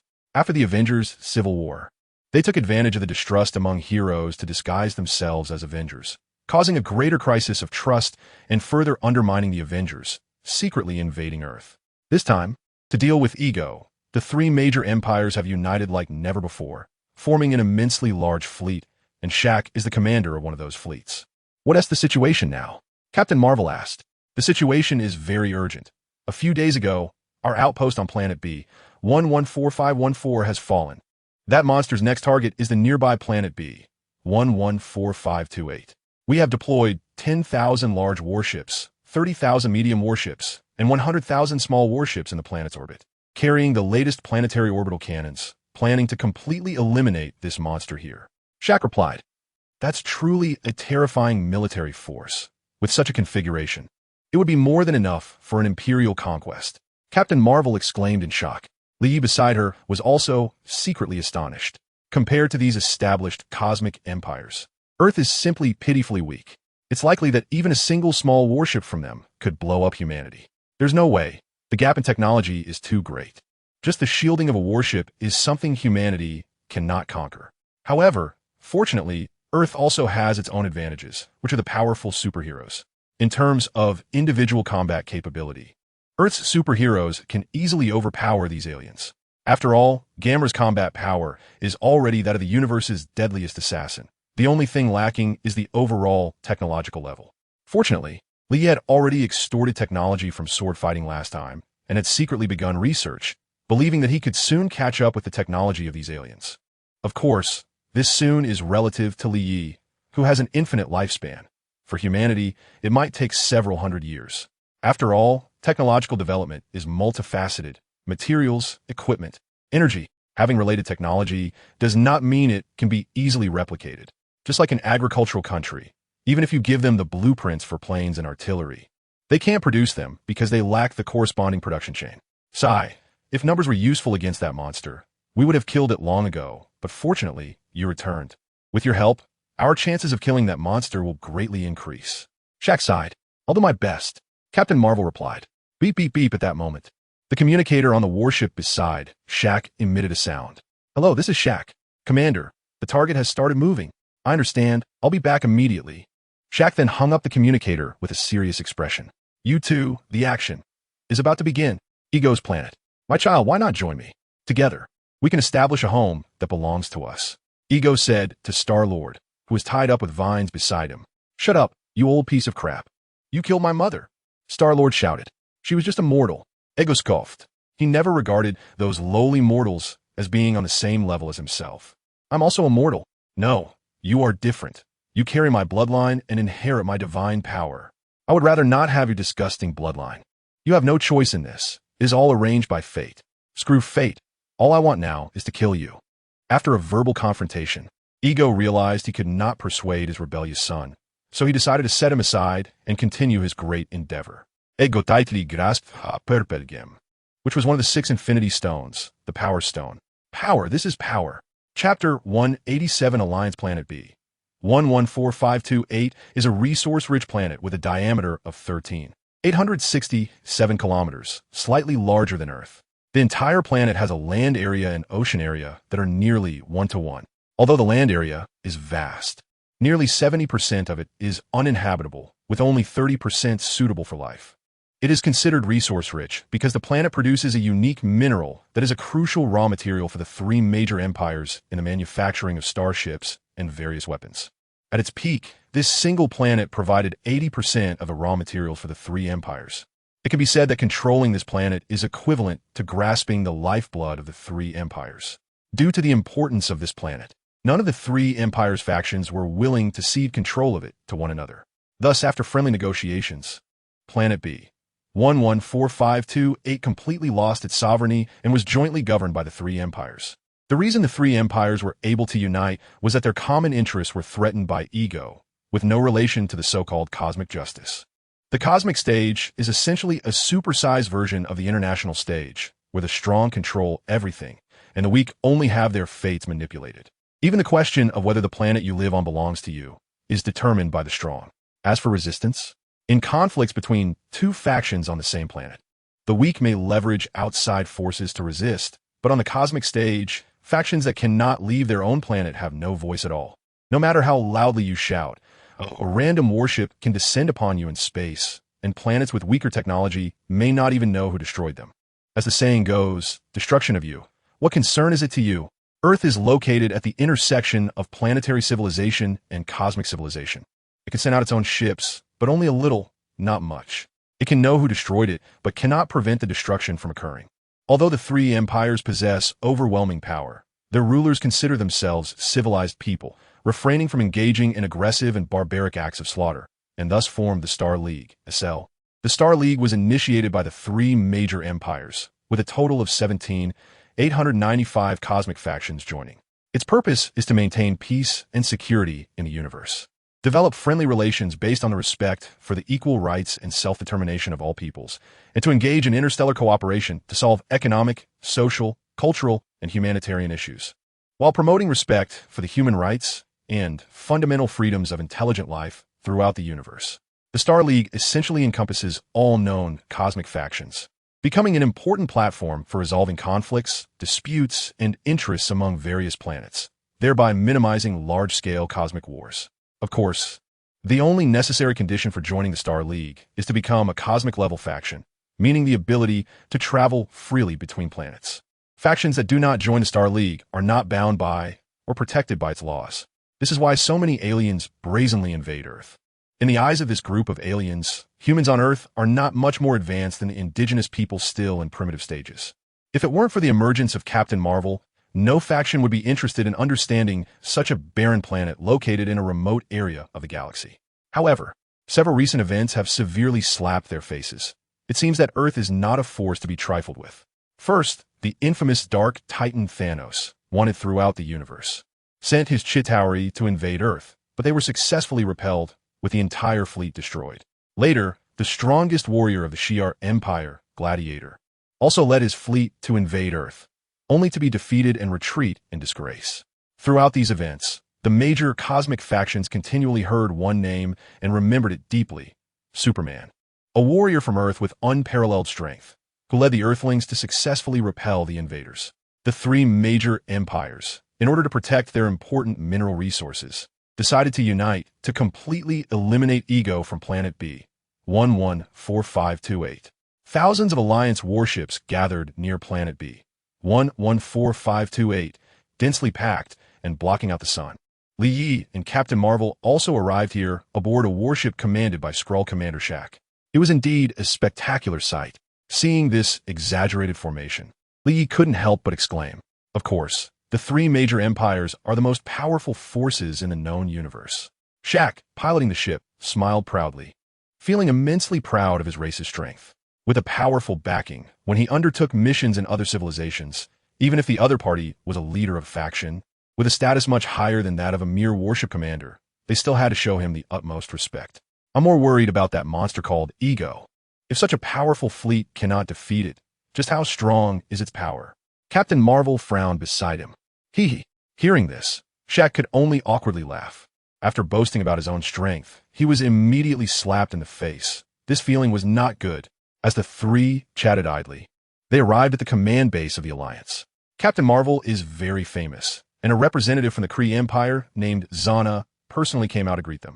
"Carol, welcome to your arrival. With you here, we can definitely defeat that monster and protect cosmic peace." Zana enthusiastically extended his hand. As for Captain Marvel's strength, the Kree have the most say, given that Captain Marvel's experiences were closely related to them, and they had trained her for a period of time. The Kree Empire, whose home planet is Hala in the Large Magellanic Cloud, is known alongside the Skrull Empire and the Shi'ar Empire as one of the three major cosmic empires. Its rulers are the Supreme Intelligence. The Supreme Intelligence is a life-computing machine created by the Kree, embodying their highest wisdom and encompassing all sciences, philosophies, military strategies, thoughts, etc. Once ruling the Kree Empire. Ethnicity, Kree. Other races include some aliens and minorities. Population, approximately 30 billion. Technological level, advanced, with artificial intelligence, warp drive interstellar ships, robots, cyborgs, control technology, genetic engineering, mental technology, energy weapons, and battle exoskeletons. Military, tens of thousands of glorious cruisers, thousands of heavy cruisers and transport ships, hundreds of planet-level warships, dozens of world-destroying star system-level warships, etc. After the Annihilation War, their military strength stands at about 100,000 warships, capable of deploying devastating weapons such as annihilation waves or negative bombs. The earliest Kree are said to have been born 6 million years ago, created by the Xandarian Celestials using their own DNA, thus making the Kree one of the most intelligent races in the universe. The original Kree lived on the planet Hala in the Large Magellanic Cloud alongside the telepathic semi-plant race, known as the Katati. The adult Kree are between 5 to 8 feet tall, 1.52 to 2, 44 meters, possessing stereoscopic vision and humanoid limbs, with opposable thumbs. And most have body hair similar to humans. They were later discovered by the Skrulls, who planned to choose one of the two races for cultivation and selected the Kree. Upon learning this, the Kree massacred the Skrulls and launched an attack, leading to a war that lasted for hundreds of thousands of years.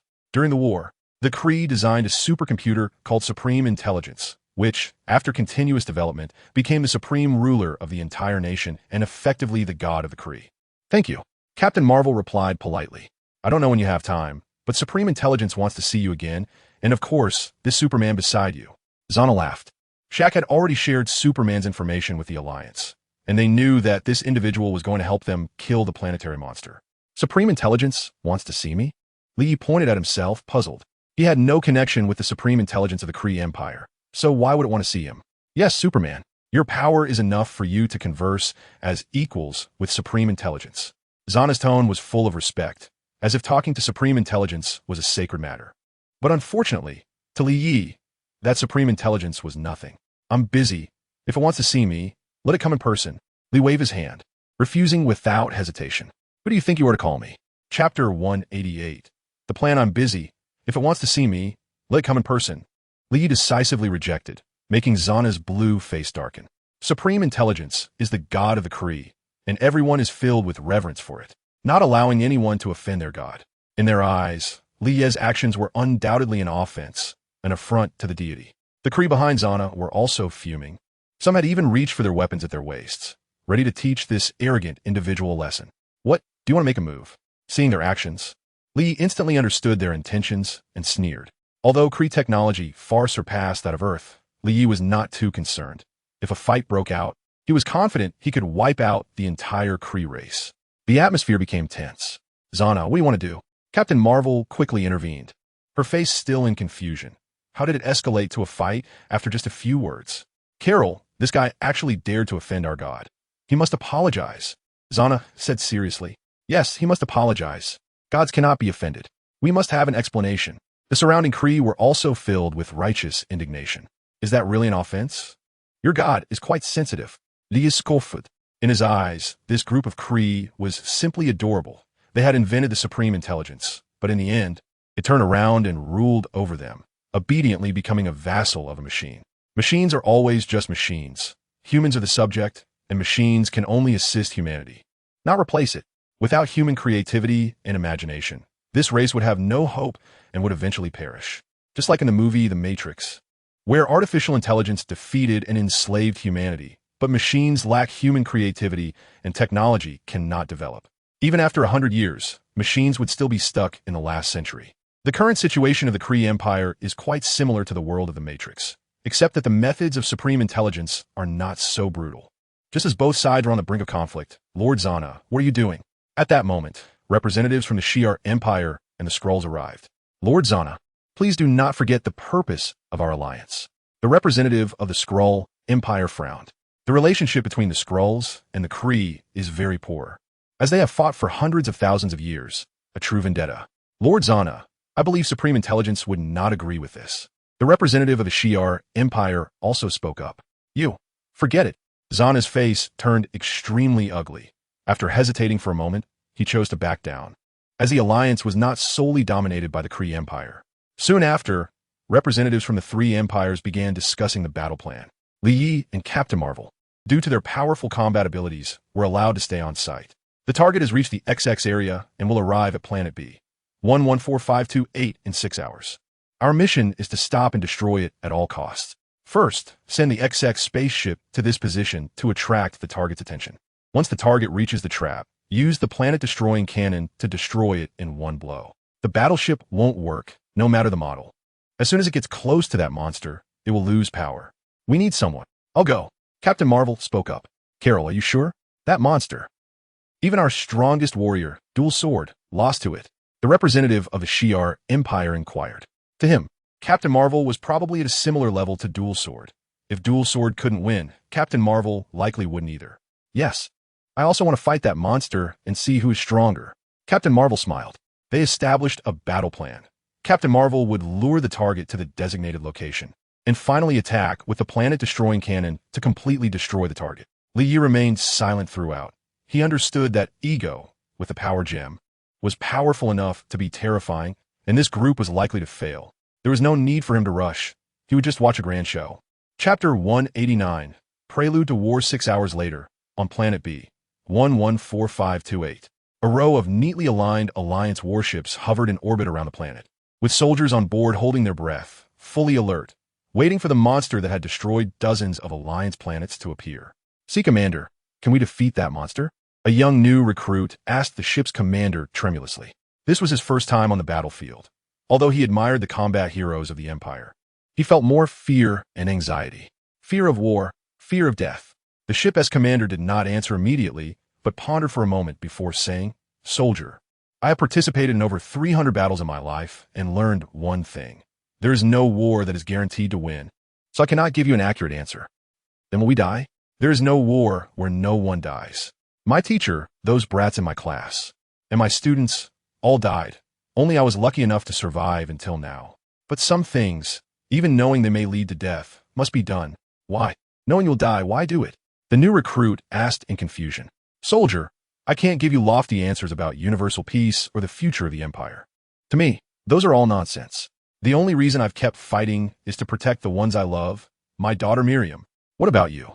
Do you have someone you want to protect?" "I want to protect someone," the rookie murmured, recalling a girl back in his hometown who was waiting for him to return. On a lush green meadow, a couple embraced each other. The boy said happily, "I passed the rookie test and will soon be a glorious soldier of the Empire. When I become a general, I will definitely come back and marry you." Upon hearing this, the girl did not show any joy, only lowered her head silently and murmured, Can you not go?" The boy immediately retorted, "How can I not? This has been my dream all along. But I'm afraid you'll be in danger. Don't worry. My combat results are the best in the whole grade." Thus, after the boy left the girl with a promise, he boarded the Imperial spaceship that came to pick him up, leaving the girl standing alone in the meadow. "I also want to protect her," the rookie murmured. "So, for the ones you love, fight bravely, and make sure to do your best to survive." The commander patted the rookie's shoulder and said seriously, "Yes, sir." The rookie immediately saluted earnestly. In the pitch-black space of the universe, a giant planet, defying logic, was crossing the cosmic sky at an extremely fast speed, heading towards Planet B, 114528. This planet was Ego, the true form of the celestial race Ego. "Child, I'll give you one last chance to join me," Ego said coldly to the bound Star-Lord beside him. After nearly a month of persuasion, his descendant remained stubborn, and he was gradually losing patience. "Since you refuse to join, then die. It's just right to devour the celestial energy within you to strengthen my power." Ego's heart had already turned murderous towards Star-Lord and the others. "In your dreams, old man, the only thing I want to do is kill you," Star-Lord roared. "In that case, you and your companions can wait to die." Ego turned and left. He had already planned to destroy the ants that were blocking him ahead and then return to devour the celestial energy from Star-Lord. It wasn't that he didn't want to kill him now, but there was a period of weakness during the absorption and refining of celestial energy. This period of weakness was usually not a big deal, but in war, it could be fatal and easily exploited by enemies, even if he had the advantage. It was possible to turn defeat into victory. "Quill, I think it's not a wise choice to provoke him right now. Why don't you pretend to agree with him and find a way to escape?" The raccoon rocket, who was suspended in midair, complained. "I am Groot." The tree creature Groot voiced his agreement. "This reckless guy, his head is probably full of water," Gamora said disdainfully. Thanos had sent her to find the orb, so she had been following Star-Lord and the others, and unfortunately was captured by Ego as well. Drax simply extended his middle finger to show disdain.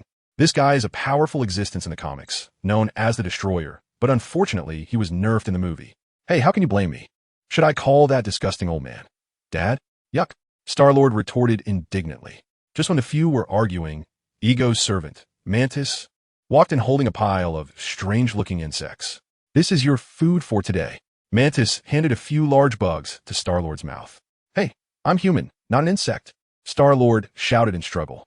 "Quill, you idiot, you're perfect for eating bugs." "I am Groot." "No, I don't want to eat." Mantis forcefully shoved the bugs into his mouth, ignoring Star-Lord's screams. "Ha!" Everyone laughed at Star-Lord's miserable appearance. Who would have thought that after feeding Star-Lord, Mantis immediately turned to the others and said, "Now it's your turn." Their smiles instantly froze. "Why haven't they come yet? Do you think that Monster knows we set up a trap here and is too scared to come?" "That is a possibility," After all, this is the first time the three empires have united for a joint operation. The scale and power are unprecedented. Then all our preparations would have been in vain. No, that monster will definitely come. Its goal is to devour all our life planets. With our main forces gathered together, it's the perfect opportunity for it to destroy us in one fell swoop. After destroying us, it can devour the life planets without restraint. After the expected time had passed, Ego still had not arrived with his giant planet at B. 114528, and everyone began to discuss. Li Yi, what do you think? Captain Marvel asked Li Yi beside her. It will definitely come. Li Yi answered affirmative. Ego's own power had already reached the level of a celestial, and with the Power Stone, it was like adding wings to a tiger, completely disregarding these people's resistance. Beep, beep, beep, attention. Attention. A massive energy entity has been detected at XXX location. The warship's intelligence system, which had been monitoring, issued a loud alarm. Chapter 190. The terrifying Ego target appearing. Please pay attention to all departments. Please pay attention to all departments. The news spread instantly across the warship fleet spanning tens of thousands of kilometers. All hands, prepare for battle. Under the orders of the three Imperial representatives, the fleet immediately began to mobilize, preparing to engage in battle. Vroom, vroom, vroom. Ego's planet finally arrived. People on the distant warships could even see this planet without using detectors, which shows how massive it was. Attack! Whoosh, whoosh, whoosh. Boom, boom, boom. Thousands of warships immediately pressed the attack button. Countless energy bombs and lasers poured down like rain, flying towards Ego's planet at high speed. Boom, boom, boom. Ego's planet was instantly hit, resulting in a series of massive explosions, kicking up clouds of dust that obscured the sky and made it hard to see. We did it. What a ridiculous planet monster. In the face of our powerful firepower, it's nothing. All fear comes from insufficient firepower. Our previous attack was enough to destroy any planet. I don't believe it can withstand it. Before the dust had settled, the Alliance soldiers began to cheer. After a while, as the dust gradually cleared, Ego's planet appeared unscathed. Heavens, it's okay. How is that possible? Such a powerful attack. Nightmare. This is a terrifying nightmare.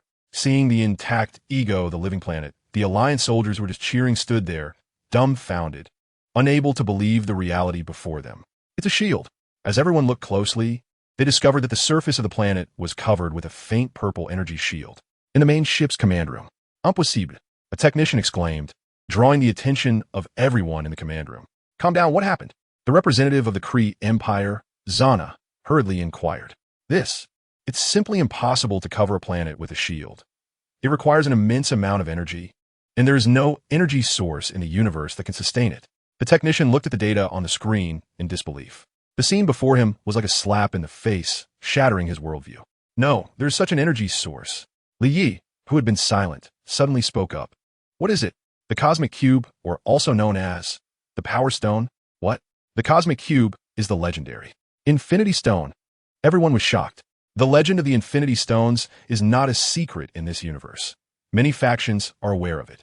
The legend says that if one gathers all 6 Infinity Stones, they can gain unparalleled power, dominate the universe, and even fulfill any wish. However, no one knows the whereabouts of the Infinity Stones, and no one has ever found them, let alone gathered them. Now, the mysterious Infinity Stones have appeared right before them. Is the attack over? Then it's my turn. Ego looked at the rows of warships and sneered. Buzz, a terrifying telekinetic storm instantly unleashed, sending wave after wave of telekinetic ripples rapidly toward the fleet of warships. Boom, boom, boom, boom, boom, boom. Thousands of warships at the periphery instantly exploded like firecrackers. One after another. Activate the shields. With the commander's shout, a protective shield like an eggshell expanded instantly on the rows of warships, blocking Ego's telekinetic waves. However, the surrounding asteroids were not so lucky. They instantly shattered under the influence of the telekinetic waves. This was just a test attack from Ego. Just one attack, and it has destroyed nearly 1/10 of our fleet. This monster is truly terrifying. Can we really stop such a monster? It seems that ordinary attacks will not be effective. Prepare to execute the plan. It's up to you now, Carol. Zana, the representative of the Kree Empire, said. The Annihilation Beam, a strategic weapon, is only equipped on a few main ships. Since discovering Ego, they have been charging it up, and it is about to be completed. Why not equip each warship with one? One reason is the fear of misuse. there are not many life-bearing planets, and destroying one means one less, much like Earth's nuclear weapons, where the deterrent effect outweighs the actual use. Each use of the annihilation weapon must be strictly approved by the upper echelon of the Empire, while the Chitauri invaders naturally use it recklessly. The second reason is insufficient energy. Only a few main ships have enough energy to complete the charging of the annihilation beam, while other warships cannot do so. I'll do my best, Captain Marvel replied. Having personally experienced Ego's power, Captain Marvel didn't dare to make guarantees at this moment. Ego is strong, very strong, and definitely more powerful than her. Whoosh! Captain Marvel flew out from the warship's window, quickly heading towards Ego. You can actually block my attack. Let us see how many more you can withstand. Seeing his telekinetic storm blocked by the opponent's shield, Ego sneered and prepared to launch another attack. Whoosh! Boom! A dazzling wave of light slammed against the shield. Who? Seeing someone sneak attack him, Ego roared angrily and quickly used his psychic abilities to observe. He discovered that outside the planet was a woman radiating golden light. It was Captain Marvel. Captain Marvel continuously waved her hands, releasing wave after wave of light that bombarded the shield. The energy contained in the light waves was incredibly strong, sending ripples through the shield, which looked like it was about to collapse. Ego immediately used his psychic power to control the sand and rock on the planet's surface, forming a gigantic arm that towered like a massive mountain, piercing through the shield and reaching for Captain Marvel, intending to crush her. Captain Marvel clenched her fists and instantly entered her binary form. Her hair and eyes all radiated brilliant golden light. Then she charged straight at Ego's gigantic arm. Bang! Captain Marvel's body directly pierced through the center of the massive arm, her energy destroying the structure of everything in her path. Boom! The gigantic arm collapsed with a thunderous roar, its remnants turning into cosmic dust. There are such powerful beings besides that cloaked figure? Ego exclaimed in shock. Boom! Captain Marvel tightly clenched her right fist and then struck fiercely against Ego, the living planet's shield. Crack! The shield shattered violently under the powerful energy. Introduction. As Lee opened his eyes, he saw two 3-meter-tall giants fighting each other. What kind of sin have I committed? I just crossed over and am about to die. Ding! Sensing that the host is in danger, the system activates, rewarding a newbie gift pack, 12 talisman powers. From now on, the Marvel Universe will have an individual who can fly, shoot lasers from his eyes, and Hulk. From now on, I am the strongest on Earth. Thor, your hammer has been lifted by me. Ultron, it's time for you to be remade.